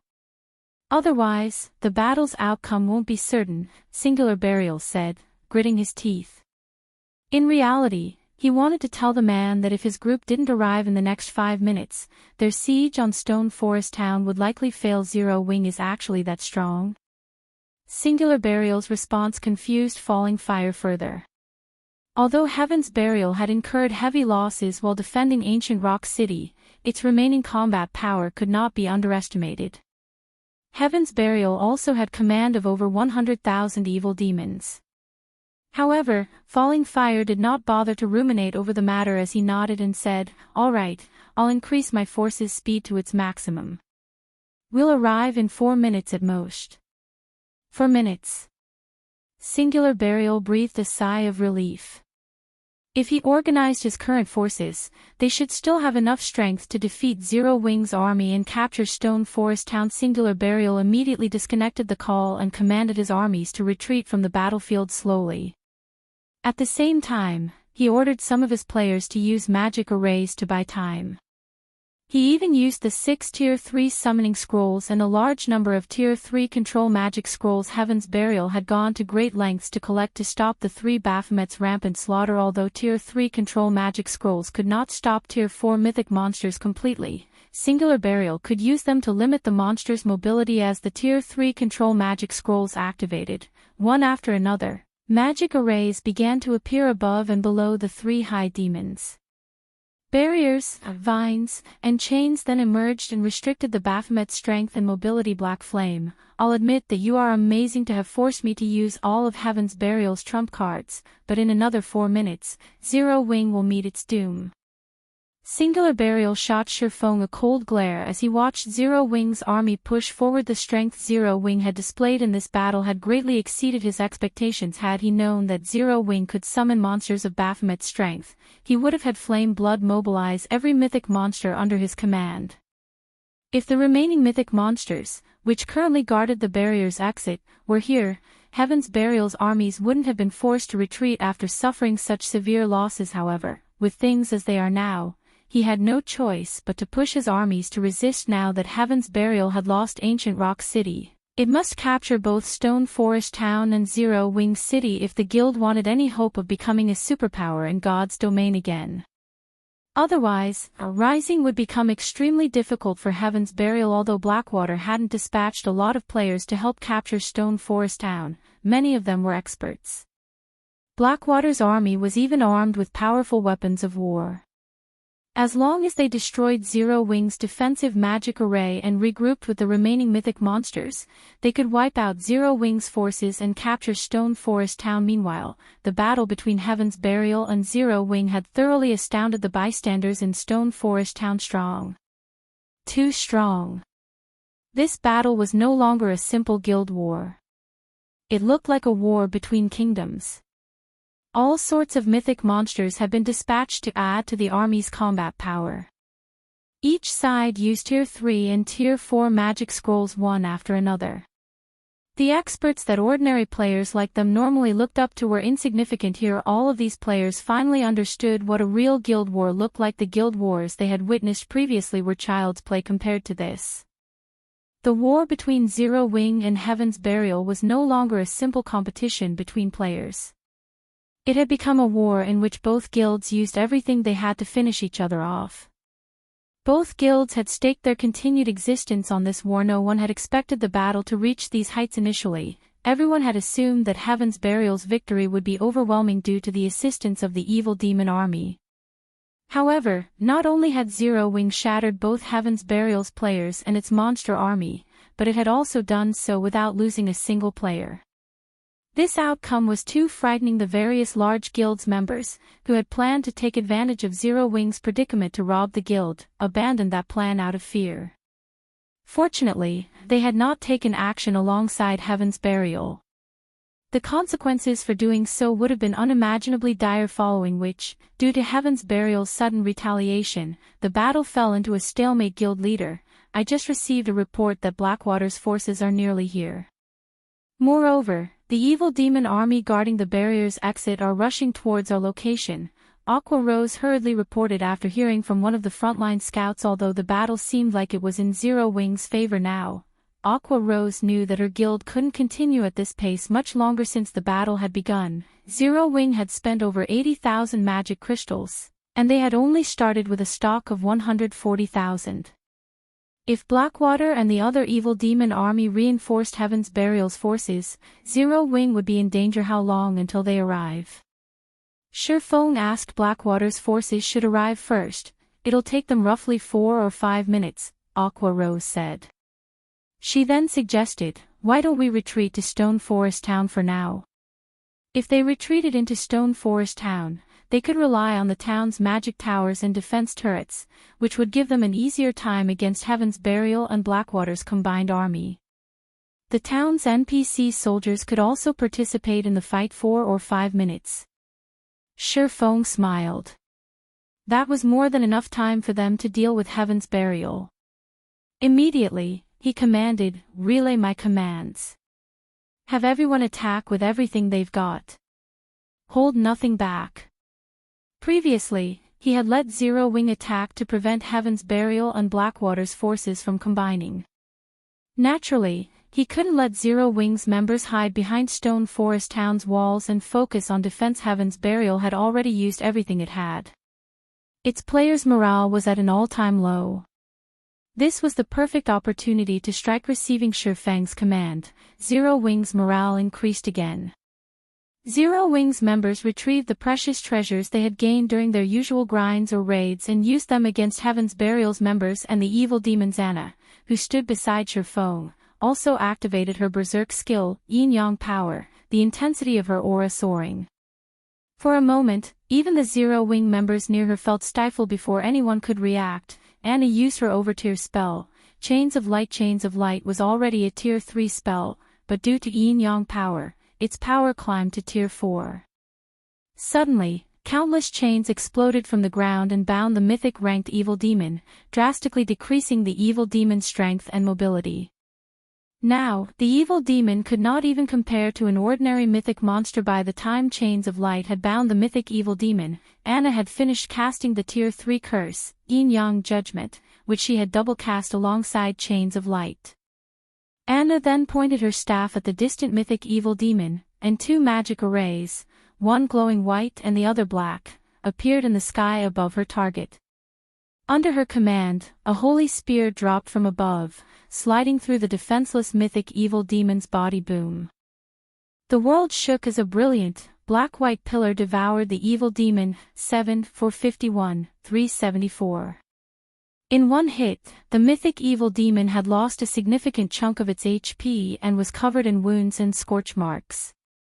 The evil demon looked miserable.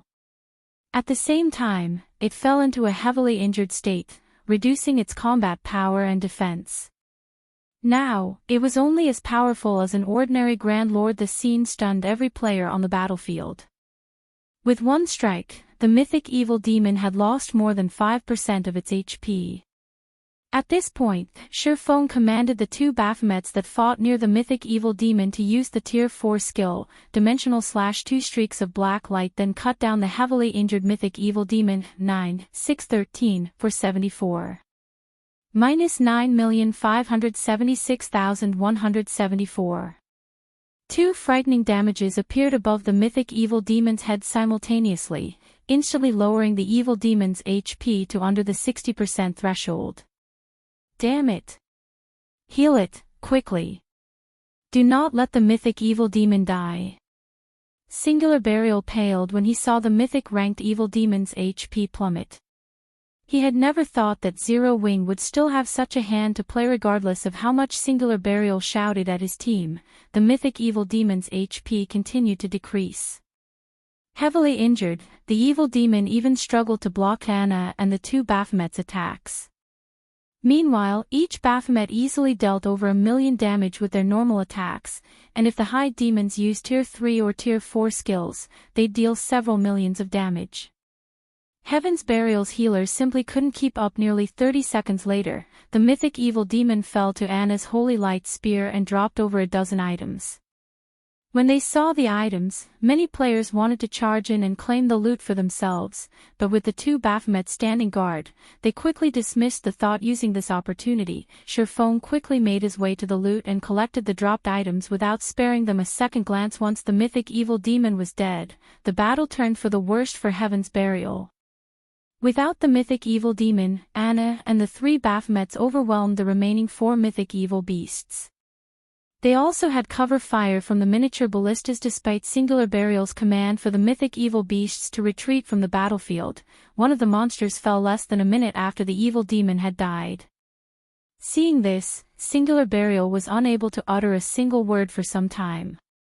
Falling Fire, where are your forces? Daybreak Fog asked desperately after contacting Falling Fire. We're almost there. We'll reach the battlefield in another minute, Falling Fire replied. 1 minute? That long? Daybreak Fog could not help but sigh when she heard Falling Fire's reply. Glancing around at the remaining Mythic-ranked evil beasts, she shook her head and said, "Forget it. You are better off not coming. The battle here is over. We'll regroup at the barrier's exit." The battle's over. What is the meaning of this? Falling Fire demanded, shocked. We lost, Daybreak Fog answered after mustering her final strand of willpower. She then disconnected the call. Chapter 1693, Stay Here. Chapter 1693, Stay Here. Heaven's Burial lost. How did it happen so quickly? Falling Fire was stupefied when he heard Daybreak Fog's final sentence. He simply could not fathom how such an outcome had occurred. Heaven's Burial had sent over 300,000 players and 100,000 evil demons to siege Stone Forest Town. The army had even included 5 mythic-ranked monsters. With such a force, even capturing a guild city should be a problem, much less a guild town. Furthermore, the battle at Stone Forest Town had begun and ended in less than half an hour. Even killing 400,000 common monsters would take more time than that. Yet he had just learned that Heaven's Burial had lost in such a short time. No matter how he thought about it, he simply couldn't bring himself to believe Daybreak Fog's claim. Moreover, Singular Burial had confidently assured him that they could last another 5 minutes, but only 3 minutes had passed since the conversation, and the battle was over. For a moment, he even wondered if Singular Burial was toying with him. However, with how much Heaven's Burial had riding on this battle, Falling Fire doubted that Singular Burial would make such a joke. If Singular Burial were really joking, only Heaven's Burial would suffer for it should we retreat. Chin Muyun, the woman beside Falling Fire, asked. She wore a suit of silver plate armor and carried a buckler engraved with divine runes. No.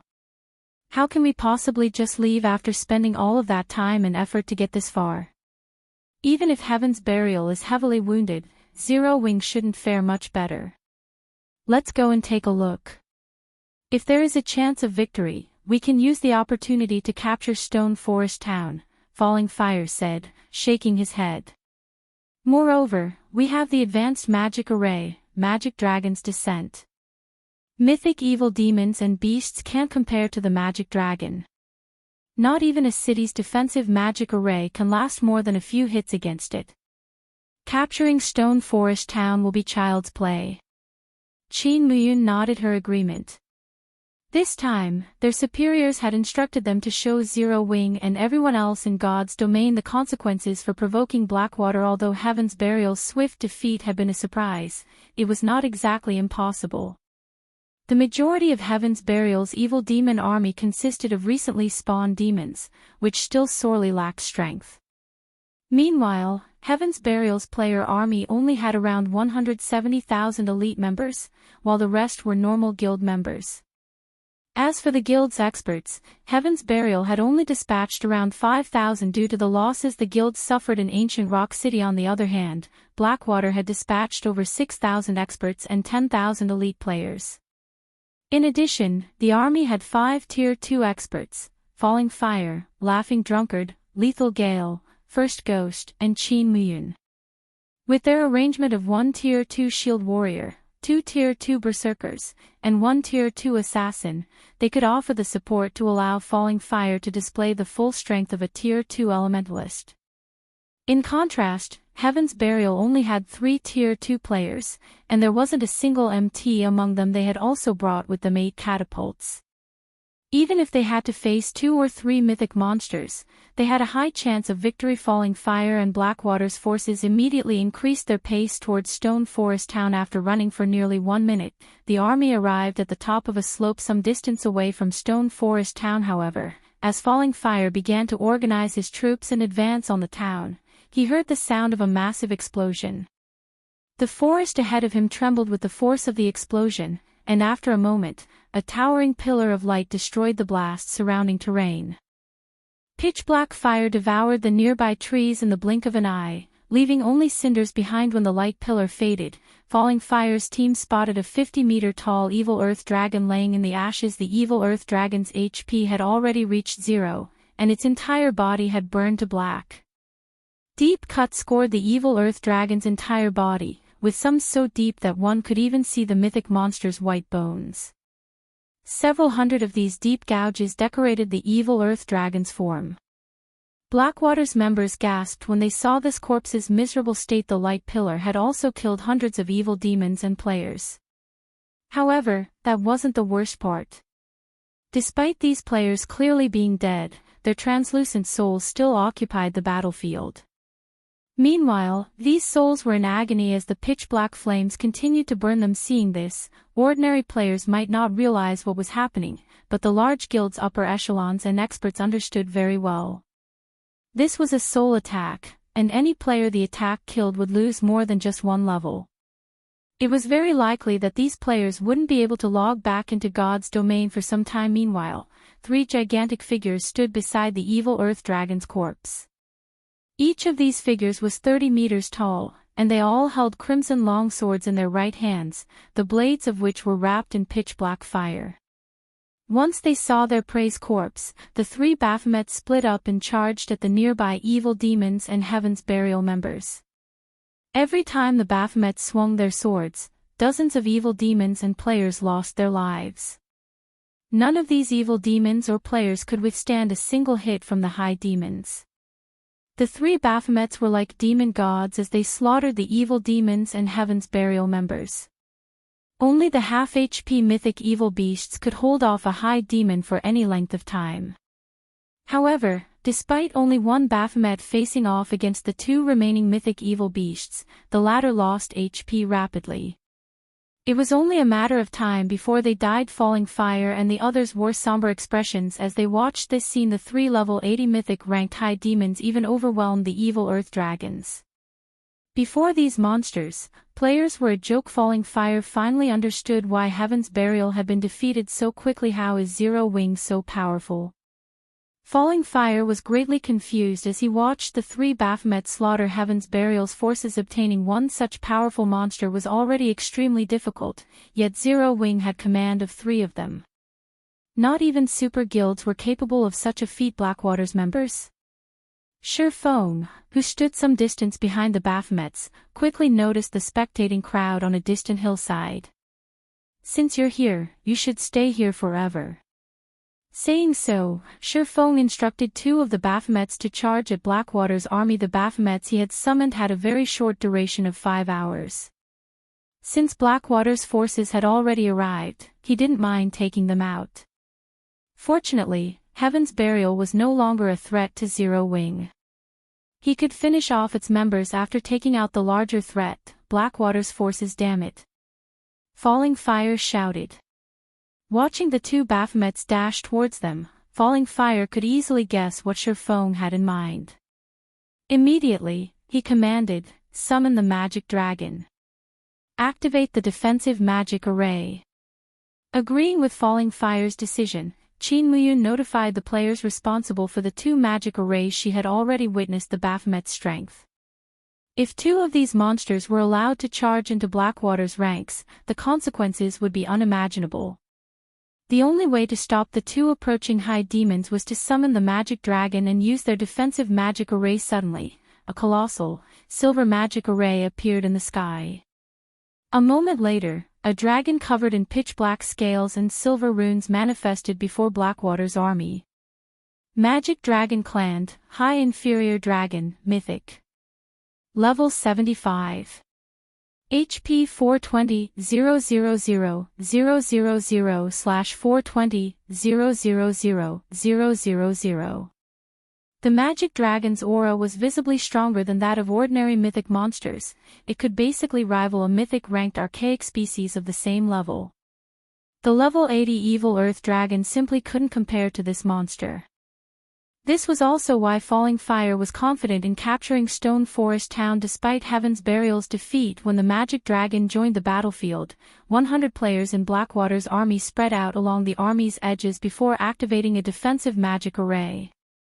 A magic barrier then formed and enveloped the army. A moment after Blackwater's army deployed its offensive and defensive measures, the 2 Baphomets reached the army like a powerful gale.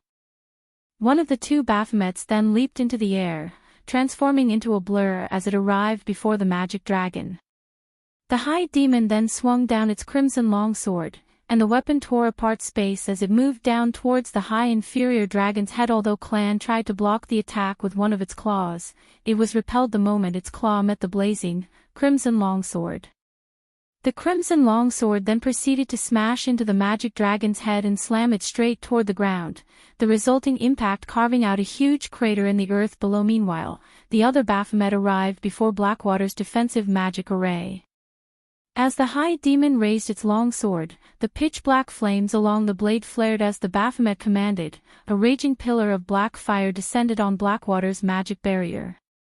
When the flames met the barrier, the attack formed a massive slice across it. Smaller, web-like cracks began to spread out around the cut, crawling across the entire magic barrier. Chapter 1694, One Hit to Destroy a Magic Array. Chapter 1694, One Hit to Destroy a Magic Array. In the dense forest some distance away from Stone Forest Town. Under Singular Burial's command, Heaven's Burial's members had scattered and fled into the forest. By doing so, more members would escape with their lives. Zero Wings members could only operate within the movement-type defensive magic array, and only the 3 Baphomets were truly capable of giving chase. Why are Blackwater's people here? Daybreak Fog, who maneuvered around the forest, was confused to see Falling Fire's group on a distant hillside. Have they lost their minds? They actually came. She had clearly told Blackwater not to come and to regroup at the barrier's exit. They'd only stand a chance against Zero Wing once they combined their forces. Foolish. Absolutely foolish. How can Blackwater employ such fools? Singular Burial could not help but curse out loud when he saw Falling Fire's distant figure. He had already gotten a taste of Zero Wing's true strength. He had hoped to regroup with Blackwater's army and the evil demon army guarding the barrier's exit before resuming their battle against his hateful enemy. However, the fools from Blackwater had refused to listen to his advice and continued towards the battlefield. If Zero Wing decimated Blackwater's forces now, this war was as good as over. Heaven's Burial would lose all hope of capturing Stone Forest Town before Singular Burial could contact Falling Fire and demand an explanation from the foolish elementalist. He noticed 2 of the rampaging Baphomets leave the battlefield and charge straight for the hillside Blackwater's army resided on. Seeing this, Singular Burial fell into a thorough despair. However, before the 2 Baphomets had reached Blackwater's army, a mythic-ranked magic dragon descended from the sky.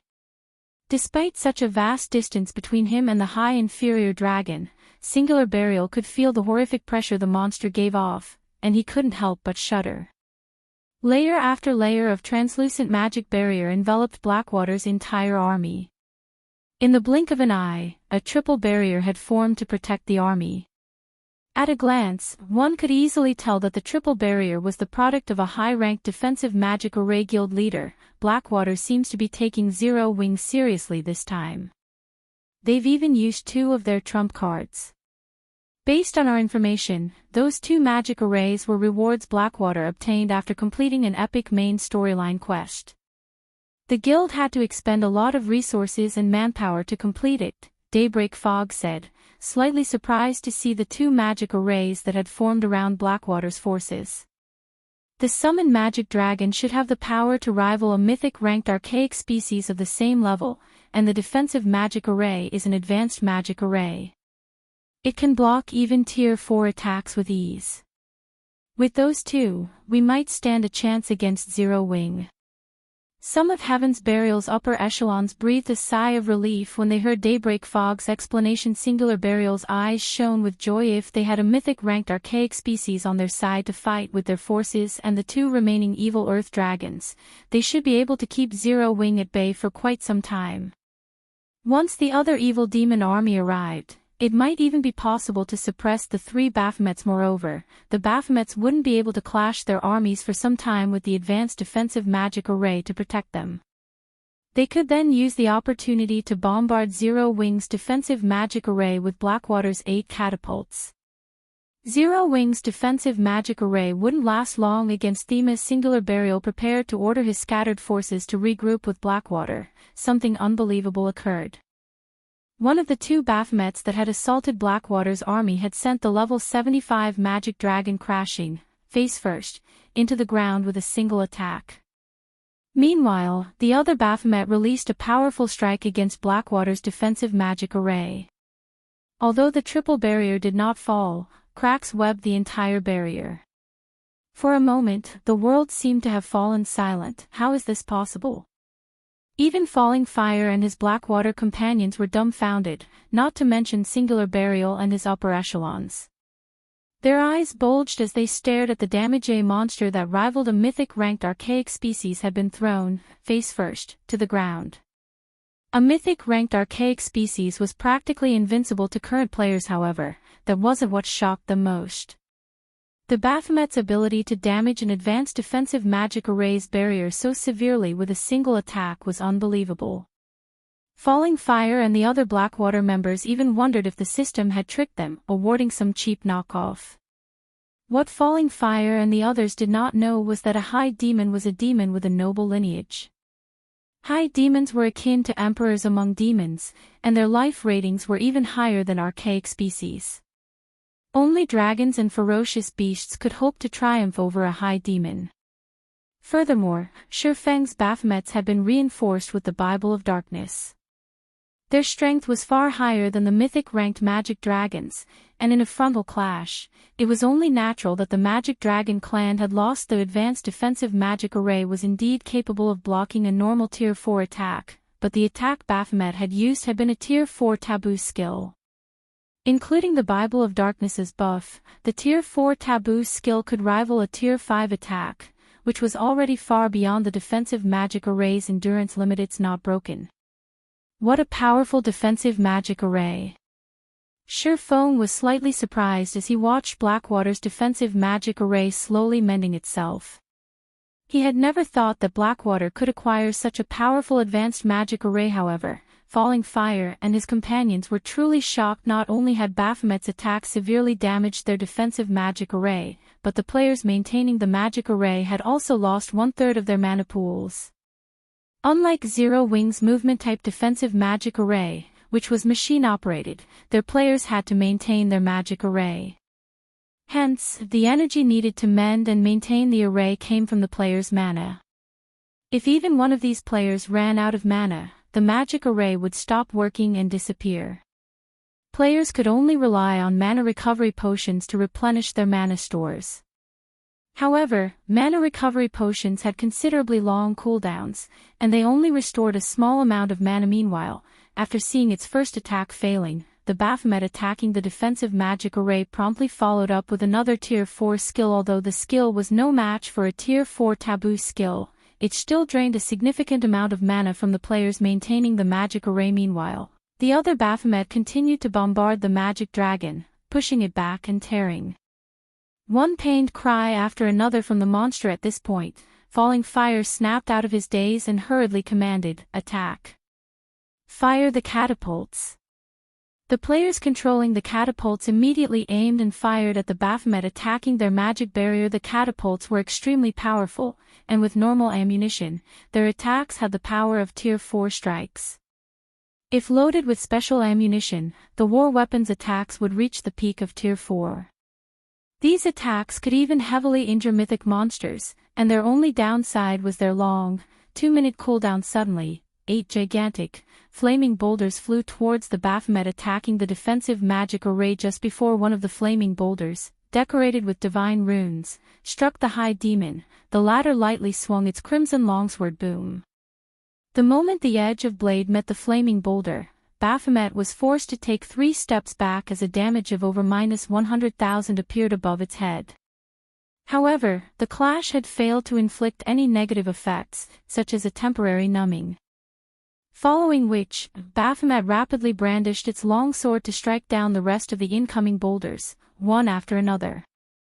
Each time it blocked an attack, it was forced to retreat several steps, and the Baphomet only stabilized itself after taking a few dozen steps backward. How can a monster be so powerful?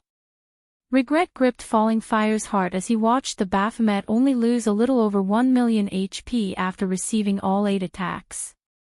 Why had he so foolishly rushed over here? Before Falling Fire could snap out of his daze, the targeted Baphomet advanced and assaulted the defensive magic array again. The players maintaining the magic array continued to lose mana, and although Falling Fire and his players tried to retaliate, the High Demon simply shrugged off their attacks. Retreat. Retreat with the magic array. We cannot remain here any longer. Falling Fire shouted anxiously, his expression somber although he hated to admit it. Even a fool could tell that only death awaited them should they continue this battle. Their wisest option was a quick retreat while the defensive magic array still stood. Although moving the magic array would significantly deplete its energy, it was better than standing here and doing nothing. Don't even think you can flee that easily. When Shifeng saw Blackwater's army begin its retreat, he immediately commanded Anna to use angel summoning. A moment later, a Valkyrie with white feathered wings descended onto the battlefield. A Valkyrie's life rating was even higher than a High Demon's, but how much strength the summoned Valkyrie could exhibit largely depended on Anna's basic attributes. Fortunately, Anna had already activated Yin-Yang power, which allowed the Valkyrie's combat power to reach a height like never before. The Valkyrie's 2 sets of wings shuddered slightly before she vanished from where she stood. A second later, she reappeared before Blackwater's army, radiating a horrific aura that was even stronger than the 2 Baphomets. Suddenly, a spear of thunder formed in the Valkyrie's hand before she tossed it at Blackwater's magic barrier. Bang! Pang! Pang! 3 crisp sounds echoed throughout the forest as a hole formed in the 3 incomparably powerful protective barriers. The spear then struck one of the players maintaining the array before it exploded. Boom! Countless arcs of golden lightning scattered, devouring everything in its path. Any players this lightning touched were vaporized instantly with just one attack. The Valkyrie had killed over 500 Blackwater members. Meanwhile, the advanced defensive magic array could no longer operate as it lost one of its operators, and it began to fade out of existence. Staring at the Valkyrie before him, Falling Fire's expression became more solemn than ever before. When Singular Burial and the other Heaven's Burial members saw this from within the forest, horror flashed in their eyes. With one attack, the Valkyrie had destroyed an advanced defensive magic array that could even stop a mythic-ranked monster's attacks. Chapter 1695, Heaven's Burial Crumbles. Chapter 1695, Heaven's Burial Crumbles. When the triple barrier Blackwater's advanced defensive magic array had created began to fade, the various major powers members, who watched the battle through magic water mirrors, expressed their shock and horror. The 3 Baphomets Shifeng had summoned were impossibly strong, but even one of their full-powered attacks had only cracked the defensive magic array's outermost barrier. On the other hand, the Valkyrie had destroyed the entire defensive magic array with one attack if the Valkyrie were used to siege a guild town or city. Just thinking about it made them shudder. It was entirely possible that the Valkyrie would only need one attack to break a city's defensive magic array. Just how many secrets has Zero Wing hidden? Singular Burial was nearly traumatized as he watched Blackwater's defensive magic array crumble. Countless guilds dreamed of wielding the power to destroy a city's defensive magic array. Breaking a city's defensive magic array was, after all, the most important part of trying to capture a city. When Shurfeng had destroyed Ancient Rock City's defensive magic arrays, he had chalked it up to the man finding some precious treasure, and a treasure like that would only have limited uses. Once the usage counts were exhausted, the treasure would disappear. Yet, Shurfeng had replicated that feat with a summoned Valkyrie one of his personal guards controlled. This had an entirely different meaning than summoning such power with a consumable. The Valkyrie had been called with a skill, which meant that Zero Wing could summon the monster indefinitely, only limited by the skill's cooldown. Sure enough, that Valkyrie is really powerful. The fact that the Valkyrie had destroyed an advanced defensive magic array even surprised Shurfeng. However, he doubted that the Valkyrie could destroy a city's defensive magic array. At the very least, she'd need to use more than one attack. An advanced defensive magic array, which players had to maintain, and a city's defensive magic array were two very different things. A player-maintained defensive magic array had the advantage that it could be deployed at any given time. However, its flaws were obvious. First, there was the problem of mana consumption. Second, no harm must come to the players maintaining the magic array. Otherwise, the magic array would crumble. Although the Valkyrie's full-powered attack had pierced a hole in Blackwater's defensive magic array, it had failed to destroy the magic array entirely. The attack had merely drained a considerable amount of mana from the maintaining players. The attack had only destroyed the barrier because it had killed a few of the players maintaining it. This wouldn't happen with a city's defensive magic array. At most, the Valkyrie's attack would deplete some of the magic array's energy. Meanwhile, since Blackwater's army had lost its defensive magic array's protection, it had no way to deal with the High Demon before it. Each time Baphomet swung its crimson longsword, it reaped the lives of over 100 players. After the players died, Baphomet's soul fire continued to burn their immortal souls in the blink of an eye. Baphomet had killed over 1,000 players. Falling Fire's heart bled when he saw this. Blackwater had dispatched 20,000 players to capture Stone Forest Town, 6,000 of which were guild-nurtured experts. It was one thing if these experts died, but if their immortal souls were damaged, they'd be prevented from logging into God's domain for several days. This would be a massive loss for the guild. With no better choice, Falling Fire could only follow Heaven's Burial's example and order a retreat, telling his men to scatter. Only one Baphomet had targeted the force, and even if the High Demon were very fast, it could only kill a limited number of players if everyone ran in different directions. Seeing this, Shurfeng sneered and waved a hand. Suddenly, hundreds of miniature ballistas launched their exploding arrows at Blackwater's members, each arrow containing power at the peak of Tier 2. When Blackwater's members saw the volley of arrows rain down on them, they felt their scalps tingle. After a series of explosions, the hillside became a barren wasteland covered in small craters and scorched earth. Although Blackwater's members had responded to the volley very quickly, over 2,000 players had died in the first wave of arrows. The miniature ballista's effect was wondrous. Watching volley after volley of exploding arrows rain down on his forces, Falling Fire turned to flash Shurfeng a chilling glare as he fled. His forces had suffered a tragic loss. Against the several hundred miniature ballistas' continued bombardment and the High Demon's pursuit, he'd be lucky to leave this battlefield with less than half of his original army if they escaped at all. Heaven's Burial and Blackwater's forces continued to scatter, running all the way to the Sealing Barrier's single exit. Naturally, Shurfeng ordered his guild members to chase the two guilds down, leaving scorched earth and corpses in their wake. As they watched Zero Wing's members chase hundreds of thousands of players relentlessly, the crowd in Stone Forest Town was stupefied. Ruthless. Zero Wing was utterly ruthless. This was the crowd's evaluation of Zero Wing. Normally, after one side won a guild war, it would only chase its enemy for 10 or so minutes if it wanted to exploit its victory. Chasing the enemy players for any longer than that could lead to unnecessary losses, yet Zero Wing ran after Heaven's Burial and Blackwater's members for over half an hour, hunting the two guilds' forces to the sealing barrier's exit. In the end, Zero Wing had slaughtered every mythic evil demon and mythic evil beast Heaven's Burial had sent to the Stoneclaw Mountains. The guild didn't even spare the mythic monsters that had guarded the sealing barrier's exit. All evil demon above Lord rank had been annihilated as well. Meanwhile, Zero Wing suffered 0 casualties throughout this entire battle. If they told other players of this battle, those players would likely assume they were either joking or bragging. However, such a miraculous battle had indeed occurred before them. 3 Baphomets guarded the exit of the barrier, sealing off the Stoneclaw Mountains, preventing anyone from leaving the map. Any player or evil demon that tried to approach the exit was killed or sent flying. No one was allowed past these high demons. Black Flame. Don't go too far. Singular Burial bellowed as he glowered at Shurfong, who stood within Zero Wing's movement-type defensive magic array. The sealing barrier's exit wasn't particularly large. Normally, 10 or so evil demons was enough to block it off completely. The Baphomets with their gigantic frames easily guarded the exit, and with their outrageous strength, Heaven's Burial and Blackwater's forces had no hope of leaving the Stoneclaw Mountains. Their forces could only watch as Zero Wing's miniature ballistas slowly approached. Black Flame. We have lost. We have already chosen to retreat from the Stoneclaw Mountains. By trying to exterminate us all, do you intend to fight Blackwater until the bitter end? Falling Fire demanded as he glared at Shurfong. Going too far.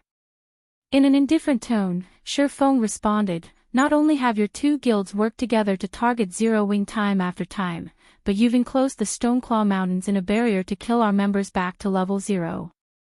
Did you not consider that your actions were a bit much?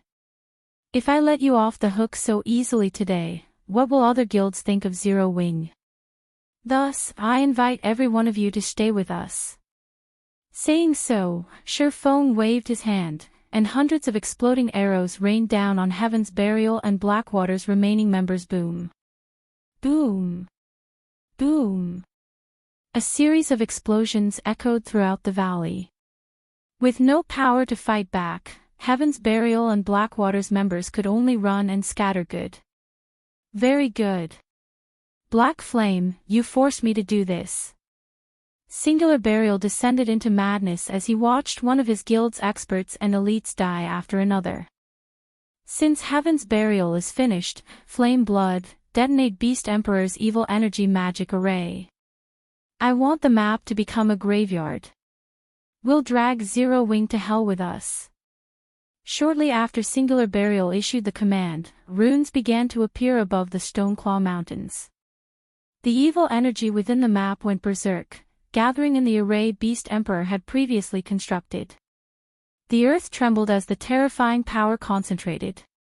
It felt as if Armageddon had come to the Stoneclaw Mountains. Lunatic. Falling Fire cursed when he heard Singular Burial's crazy plan. The man was going to drag him to hell as well. Because of this turn of events, Zero Wing's members wore somber expressions. They could all feel the horrific power concentrating at the gigantic magic array near the exit of the sealing barrier. If the magic array exploded, the consequences would be dire. Singular Burial began to laugh maniacally when he saw the fear on Zero Wing's faces. Once the magic array was set to detonate, it would transform everything within a 5,000-yard radius into a land of dead. Moreover, evil energy would corrupt players' souls after they died in the explosion. Even if some players survived, evil energy would contaminate their being, and they'd suffer a weakened state. Players that died would also suffer a weakened state.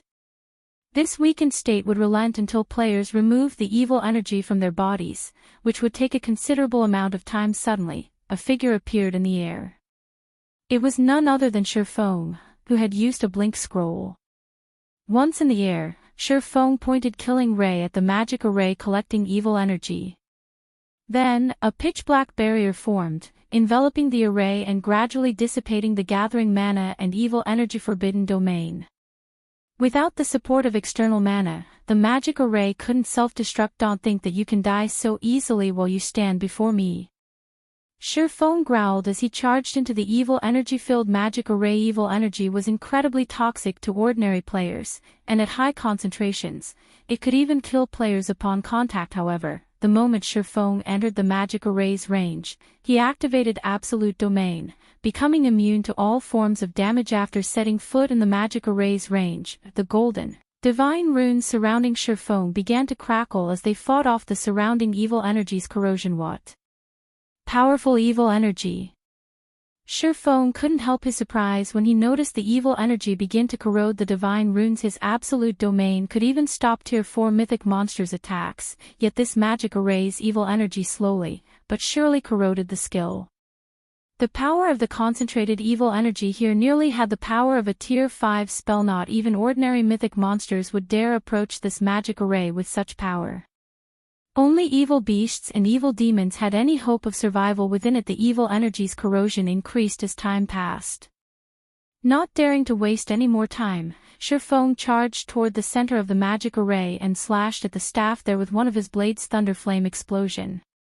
Boom! When the lightning and fire collided with their target, the staff inserted into the ground shattered, leaving only a dark gray crystal covered with purple-gold runes behind. When the core of the magic array shattered, the array began to vanish, following which, the sound of a system notification reached Shifeng's ears. Chapter 1696, Shaking Starmoon Kingdom. Chapter 1696, Shaking Starmoon Kingdom. System, congratulations. You have successfully destroyed the evil god's sealing magic array and stopped an evil energy passage from opening. Rewarding 100 humanity reputation points and 10,000 war gods temple merit points. Shifeng was slightly surprised when he heard the system notification. He had never expected to earn 100 humanity reputation points and 10,000 war gods temple merit points for just destroying a magic array. War gods temple merit points were extremely valuable. With 4,000 points, one could purchase an ordinary epic item from the temple. However, Shifeng did not spare the matter much thought as he snatched up the runic crystal and dashed away from the magic array. Although the magic array had already been destroyed, the evil energy it had gathered still lingered in the area. Once the evil energy ate through Absolute Domain's protection, not even a Tier 2 player like himself could survive the concentrated energy. Meanwhile, outside the magic array, Singular Burial, who had truly gone mad, was stupefied when he noticed the magic array disappear. Flame Blood, who controlled the evil demons from a hidden location, also gaped in shock. How is that possible? The color in Flame Blood's face drained when he noticed the gathered evil energy in the magic array gradually dissipate. Is he really a player? The sealing magic array Beast Emperor had used to entrap the Stoneclaw Mountains was extraordinary. The evil energy inside the array had become so dense after sacrificing 400,000 players that not even an evil god's apostle like Flame Blood dared to enter its range. Any player not belonging to the evil god's temple would seal their own fate if they approached the magic array. Yet, not only had Shifeng survived inside it, but he had also destroyed the magic array. Although the silencing skill Shifeng had used prevented the magic array's detonation, that was only temporary. Once the silencing skill's duration ended, Flame Blood could simply detonate the magic array again and transform this map into a cemetery. However, now that the magic array had been destroyed, that wasn't possible due to the magic array's destruction. The barrier over the Stoneclaw Mountains map lifted. As a result, the blue sky returned as every player watched. Communication with the outside world also became possible again. The seal has lifted. How is this possible? Did Heaven's Burial win? Quick! Notify the higher-ups. The various large guilds members, who were stationed outside of the barrier, were surprised when the pitch-black magic barrier around the regional dungeon suddenly disappeared. They immediately contacted their superiors. However, before they could report the situation, a large number of players burst out of the other end of the valley as terrified as if they had just seen a ghost. These fleeing players wore either Heaven's Burial's emblem or Blackwater SA. A moment later, another large group of players charged out of the Stoneclaw Mountains. Although the second group had fewer players than the first, the second group's momentum was imposing. These players fiercely hunted down Heaven's Burial and Blackwater's fleeing members. What's going on? Why are Zero Wings members the ones pursuing Heaven's Burial and Blackwater's members? Shouldn't it be the other way around? Did Heaven's Burial and Blackwater lose? That shouldn't be possible, right? Those two guilds sent in so many players, and they had the help of their evil demon army. How could they possibly lose? The spectating players had never even considered the possibility that Zero Wing would defeat Heaven's Burial and Blackwater. The evil demon army was simply too strong. It wasn't a force current players could defeat. Furthermore, Heaven's Burial and Blackwater far outnumbered Zero Wing. Capturing Stone Forest Town would be a piece of cake for these two guilds. How could they possibly end up running away from Zero Wing? Moreover, Heaven's Burial and Blackwater's members fled with such desperation before these players could think of a proper explanation. 3 30-meter-tall, humanoid monsters charged out of the valley ahead. Every one of these humanoid monsters radiated a horrific aura, and as they left the valley, they chased after Heaven's Burial and Blackwater's players. Each time they swung their crimson longswords, they took the lives of dozens or even hundreds of players. Nobody could stop the three monsters' rampage as screams echoed throughout the valley. When the spectators took a closer look at the Baphomet statistics, they couldn't help but shudder and gasp. Mythic monsters. However, before they could recover from their shock, they noticed translucent figures hovering above the players' corpses. Pitch-black fire burned these translucent figures, and a sense of dread overwhelmed the spectating players. Ordinary players might not recognize this phenomenon, but guild players like them were no strangers to the scene. Evidently, the Baphomets used soul attacks, and any players they killed with the attack would suffer more than a single lost level. Meanwhile, there were 3 of these monsters. Quick! Report this to the higher-ups. Some of the players who reacted quickly shouted. News of the barrier around the Stoneclaw Mountains lifting quickly spread to Starmoon Kingdom's various large guilds. And it wasn't the only news they received. Battle videos of the heaven-defying fight that had occurred outside of Stone Forest Town also found their way into the upper echelons' mailboxes. These videos clearly displayed the full development of the war between Zero Wing and Heaven's Burial. Despite these upper echelons' experience in numerous field battles, team battles, and even guild wars, when they watched the fight outside of Stone Forest Town, they couldn't help but be dumbfounded. Watching Shurfeng resist Heaven's Burial's war weapons was particularly mind-blowing. No player had ever done anything like it, yet Shurfeng had achieved the feat effortlessly. The strength and defense he displayed were simply unheard of. In addition, the guild's upper echelons watched the 3 Baphomets annihilate the Mythic Evil Demon and 4 Mythic Evil Beasts, and 1 Tier 3 or Tier 4 large-scale destruction spell fall on the battlefield after another. Seeing several hundred miniature ballistas fire their arrows as one was also spectacular. Overall, the battle had completely transformed the terrain outside of Stone Forest Town. Guild experts had been little more than ants in the battle, unable to accomplish anything. In the Star Alliance's residence in Starmoon City. So, Heaven's Burial has been defeated. Galaxy Pass revealed a bitter smile when he received news of Zero Wing's victory. Now, no one in Starmoon Kingdom can stop Zero Wing. Guild leader, did you predict that Heaven's Burial would lose from the very beginning? Purple Eye asked curiously. Based on Galaxy Pass's tone, he didn't seem surprised by this war's outcome. No, I didn't know, but I had a feeling that Zero Wing wouldn't lose. The guild has performed many miracles since its establishment, and there's nothing surprising about it performing one more, Galaxy Pass said, shaking his head. However, Zero Wing's performance this time did surpass even my expectations. Despite facing such a powerful force, it still won so effortlessly, even killing over 200,000 Heaven's Burial members and 15,000 players from Blackwater. The various superpowers following the war between the two guilds were shocked when they learned of its outcome. Zero Wing. They still had such a trump card. It's no wonder why the guild rejected our kind-hearted offer.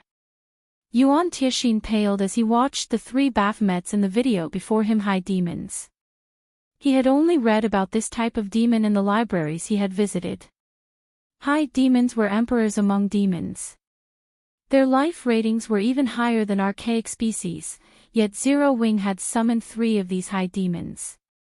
It was only natural that Heaven's Burial had lost. After this war, Starmoon Kingdom's various major powers, as well as those operating in secret within the kingdom, realized that Zero Wing had grown past its status as a fledgling guild. Now, Zero Wing's development in Starmoon Kingdom was truly unstoppable. The guild had proven its foundations to join the ranks of the various superpowers and compete for hegemony in God's domain. Shifeng had returned to White River City with the loot he had obtained from the mythic evil demons and mythic evil beasts. He hadn't stayed in the Stoneclaw Mountains to participate in the cleanup battle. Heaven's Burial's main force was already finished, and Blackwater had lost over 80% of the experts it had dispatched. Baphomet's soul fire had even claimed many of them. Once the resurrected and could log back into the game, they'd be essentially crippled for a considerable time.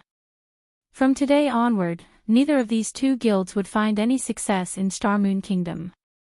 In fact, Heaven's Burial might even have trouble continuing in the game at all after returning to White River City. Shifeng retrieved his latest bounty, looking through the items with shining eyes.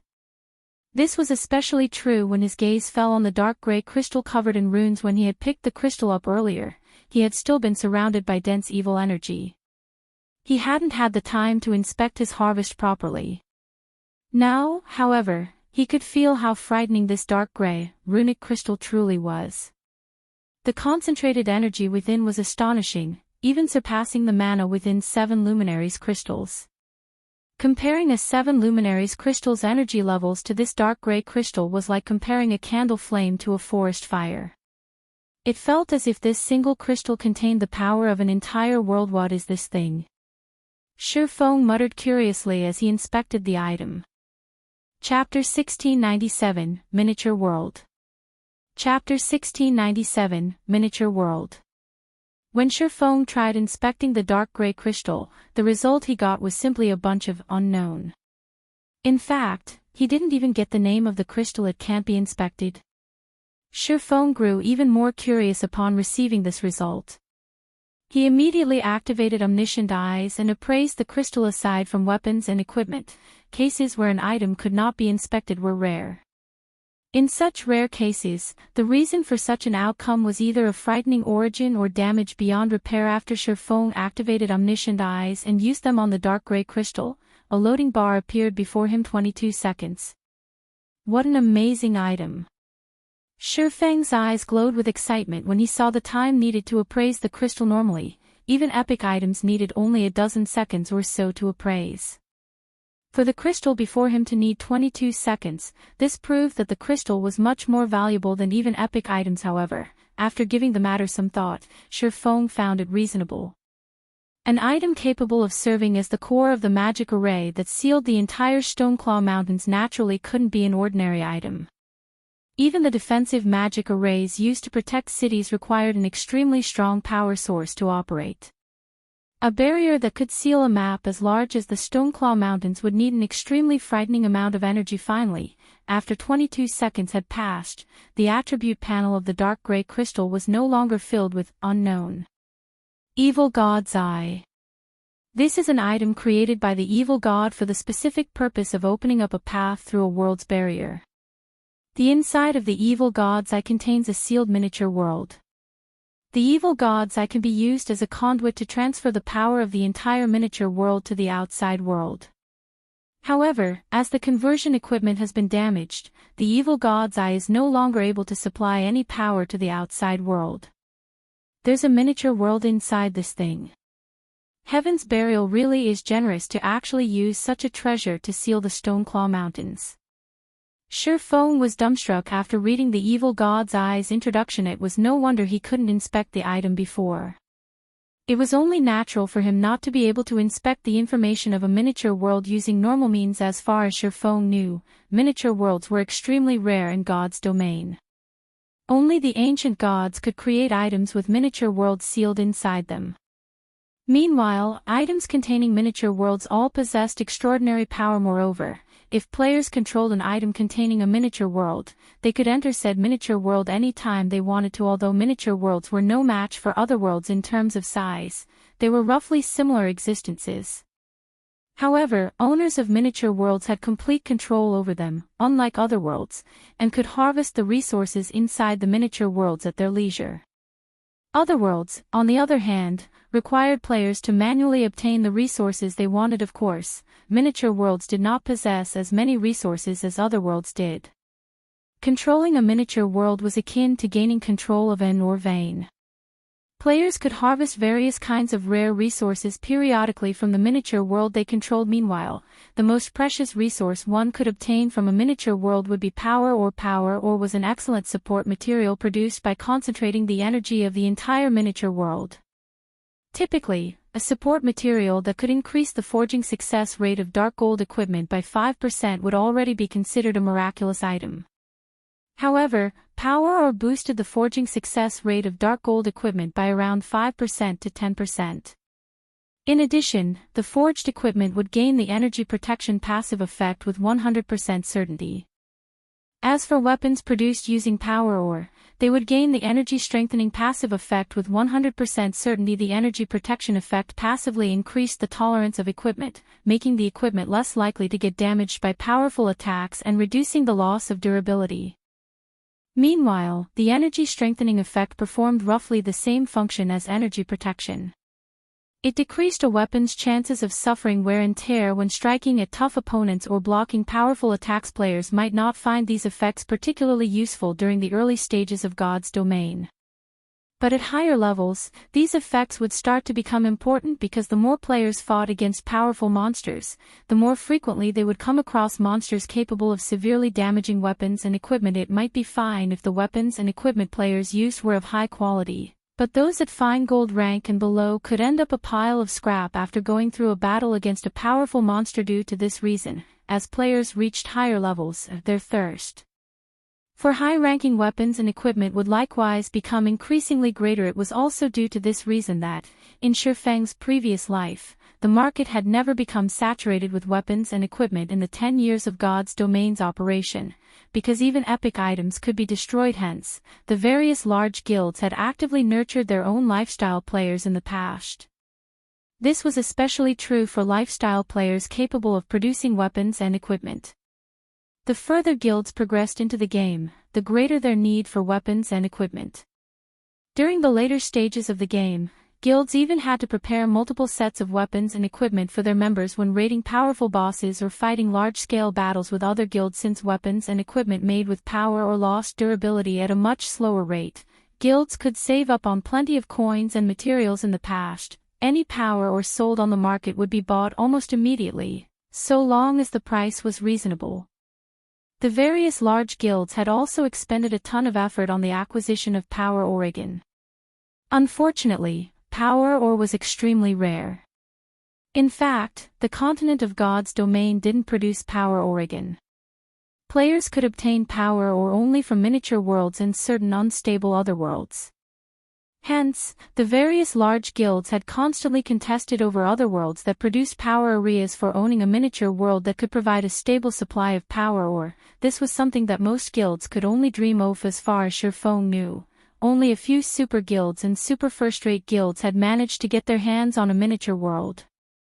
Due to their ownership of a miniature world, these guilds had performed much better at raiding team dungeons and field bosses than other guilds. Thus, now that Shifeng had discovered a miniature world sealed inside the evil god's eye, how could he possibly not become excited? In fact, he even wanted to thank Heaven's Burial right now. If not for Heaven's Burial sealing off the Stoneclaw Mountains, he would never have gotten his hands on such a valuable item. Had Heaven's Burial offered to trade the evil god's eye for Stone Forest Town, Shifeng might even have accepted the offer.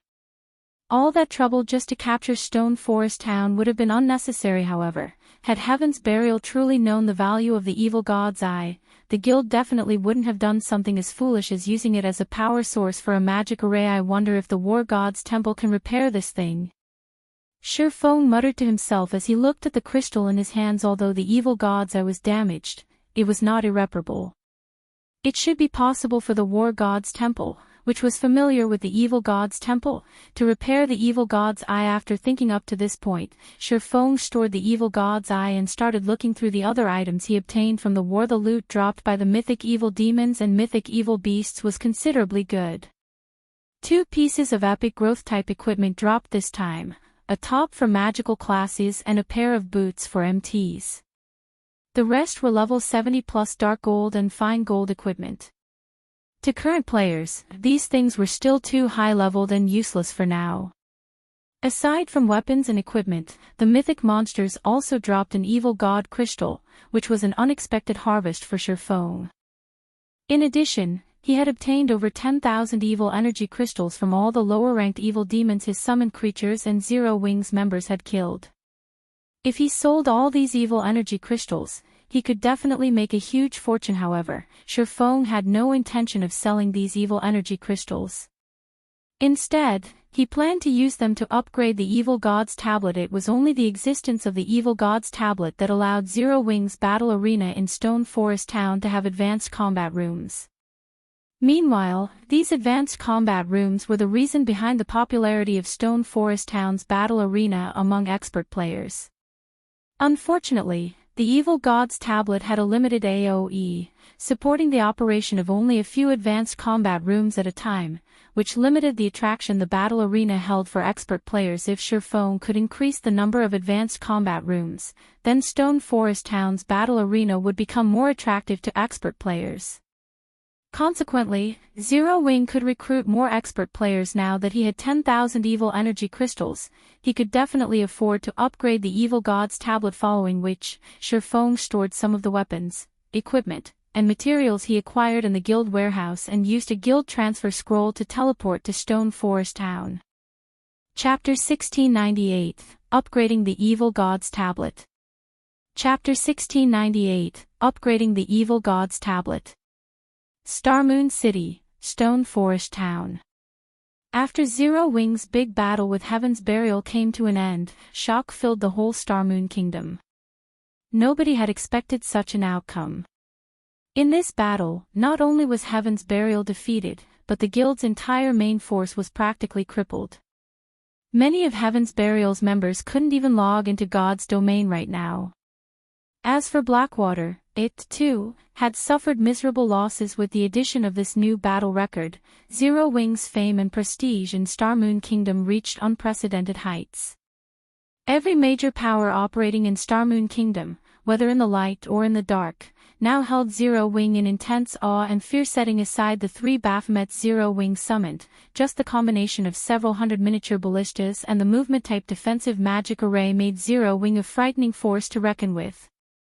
In terms of war weapons, no guild in Starmoon Kingdom could compete against Zero Wing. Now that Heaven's Burial had suffered such a miserable defeat, most likely no guild in Starmoon Kingdom could pose a threat to Zero Wing. Inside the guild hall of Zero Wing's residence, a bright flash appeared at Residence's teleportation point. After the light vanished, Shifeng's figure took its place at this moment. The guild hall was very lively. Many of the guild's new generation reserve elite members could be seen lining up excitedly in the quest area, waiting to pick up a guild quest. These new generation reserve elites were players that left their respective beginner towns not long ago and passed the guild's entrance test. Although they were only level 20 on average, they all possessed considerably good talent.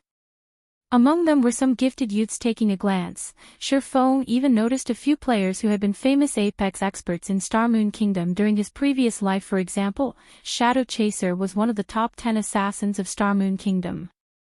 There was also Blood Rain, who was one of the top 20 oracles in the kingdom. And then there was Luoyi, a druid who had managed to get promoted to tier 4. These were all talents that the various large guilds desperately sought to recruit in the past. Yet, now, these talents had all chosen to join Zero Wing. The war this time is really amazing. It's a pity that I'm too low level to join. Hopefully, I'll get to join in a battle of such scale in the future, a male youth clad in grey mage robes said as he watched the video of the previous war being played in the guild hall, a hopeful expression on his face. It won't be that easy to get selected for such a large-scale war. At the very least, you'll have to get promoted into an elite member to have a chance. The bunch of us are only reserve elites right now. It'll take a lot of effort to become an actual elite member of the guild. Just accumulating the required GCPs is already plenty difficult, not to mention passing the promotion test, a robust man geared in metal armor said. Shaking his head. Reserve elite was a position granted to players that the guild deemed to have potential. However, a person's potential did not necessarily represent their strength. If reserve elites failed to hit the growth requirement set by the guild within a certain period of time, they would be demoted to normal members and would have to climb their way back up in the guild. Moreover, as Zero Wing's influence in God's domain increased and more players chose to join the guild, the bar for elite members would also be raised. After all, the guild had a limited amount of resources. Not everybody could enjoy bountiful resources. Only the guild's elite and expert members had the qualifications to reap such benefits. That's no problem at all. Right now, the only advantage the guild's elite members have over us is that they joined the guild earlier than we did. With enough time, even becoming a member of the guild's main force won't be a problem. A teenage girl with an oval face and a graceful body clad in black leather armor said with a grin on her face. She turned to look at Shifeng's figure displayed in the battle video and added, "Just you all wait. Sooner or later, you'll be able to see my figure standing beside the guild leader. You're dreaming too much. Why don't you take a look and see who's standing beside the guild leader?" Commander Fire Dance and Vice Guild Leader Aqua Rose are both experts who can go toe-to-toe with even the peak experts of super guilds. Someone in the crowd around the teenage girl retorted only. As soon as this person said so, he was immediately given a fierce glare by the teenage girl. These reserve elites did not rein in their volume when they spoke. Even ordinary players standing several dozen yards away could hear their conversation clearly, let alone Shifeng, a player who possessed an extraordinary physique. However, Shifeng simply chuckled in regard to the conversation of these reserve elites. He had never thought that his existence would spur guild members to improve themselves. Nonetheless, after taking a look at these reserve elite members, Shifeng felt that there was a need to expand the guild once again. Previously, due to Zero Wing's shallow foundations and funding problem, the guild could afford to make only a limited number of reserve elites. After the war with Heaven's Burial, though, that was no longer a problem. Setting aside the items Zero Wing obtained from the evil demons killed, just the weapons and equipment the guild got from killing Heaven's Burials and Blackwater's members were already enough for several mass recruitments. Meanwhile, during the next expansion, Shifeng planned to lure in experts from neighboring kingdoms as well. After all, the scale of the war between Zero Wing and Heaven's Burial had been massive. Not to mention, Heaven's Burial was the previous ruler of ancient Rock City. Hence, the players of Star Moon Kingdom weren't the only ones that had paid attention to the war. Even players in neighboring kingdoms knew about it. Now that Zero Wing had thoroughly crushed Heaven's Burial, the players in the neighboring kingdoms would naturally try to get a better understanding of Zero Wing. Meanwhile, he could use this opportunity to recruit a bunch of elite and expert players to increase the guild's strength and growth potential. Thinking up to this point, Shifeng messaged Aqua Rose and had her send some people to carry out his orders. As for himself, he made his way to Stone Forest Town's battle arena. After the war with Heaven's Burial ended, peace and stability had returned to Stone Forest Town. As a result, the number of players gathered at Stone Forest Town was continuously increasing. Among the players visiting the town, there was no lack of guild experts and independent experts. After watching the battle between Zero Wing and Heaven's Burial, everyone had realized one thing, and that was the fact that even players could go up against war weapons, but sufficient strength was needed to do so. Meanwhile, if they wanted to improve their strength, getting promoted to Tier 2 was undisputedly the fastest method to do so. However, aside from needing good weapons and equipment, sufficiently high combat standards were also necessary to clear the Tier 2 promotion quest. Training at Stone Forest Town's battle arena was undoubtedly the fastest way to improve one's combat standards. Although training at the Trial Tower was also an option, not everybody could afford the fee of 1 magic crystal per attempt. By the time Shifeng entered the battle arena, its lobby was already overflowing with players. Many experts belonging to the various large guilds could be seen arranging matchups with each other. There were also players hosting private duels or competitions with attractive rewards. However, out of all the available attractions inside the battle arena, the advanced combat rooms were no doubt the most popular. The reason for this was the advanced combat rooms' facilitation of improvement in players' skill completion rates. The higher one's skill completion rate, the stronger their skills would become. This could be said to be the most intuitive way for expert players to raise their strength. However, as there were simply too few advanced combat rooms available, despite Judy, the NPC Shurfong had tasked with the battle arena's management, having already raised the rental fee to 4 magic crystals per 30 minutes. Demand for the advanced combat rooms still exceeded the supply. When Shurfong took a look at the battle arena's earnings report, he discovered that most of the magic crystals the battle arena earned came from the advanced combat rooms. The popularity of the advanced combat rooms far exceeded Shurfeng's expectations. He waited for the current batch of players using the advanced combat rooms to come out, then closed the advanced combat rooms temporarily and retrieved the Evil God's tablet. Immediately after he did so, a commotion occurred inside the battle arena. What's going on? Why can't the advanced combat rooms be used? I've waited a long time for my turn. Yet, now that my turn has finally arrived, they're actually not letting us use the advanced combat rooms. Is this a scam? The players waiting to use the advanced combat rooms kicked up a fuss right away. However, everyone received a quick reply from the NPC staff stating that the advanced combat rooms were undergoing some upgrades and that they needed to wait a short while for the upgrades to be completed.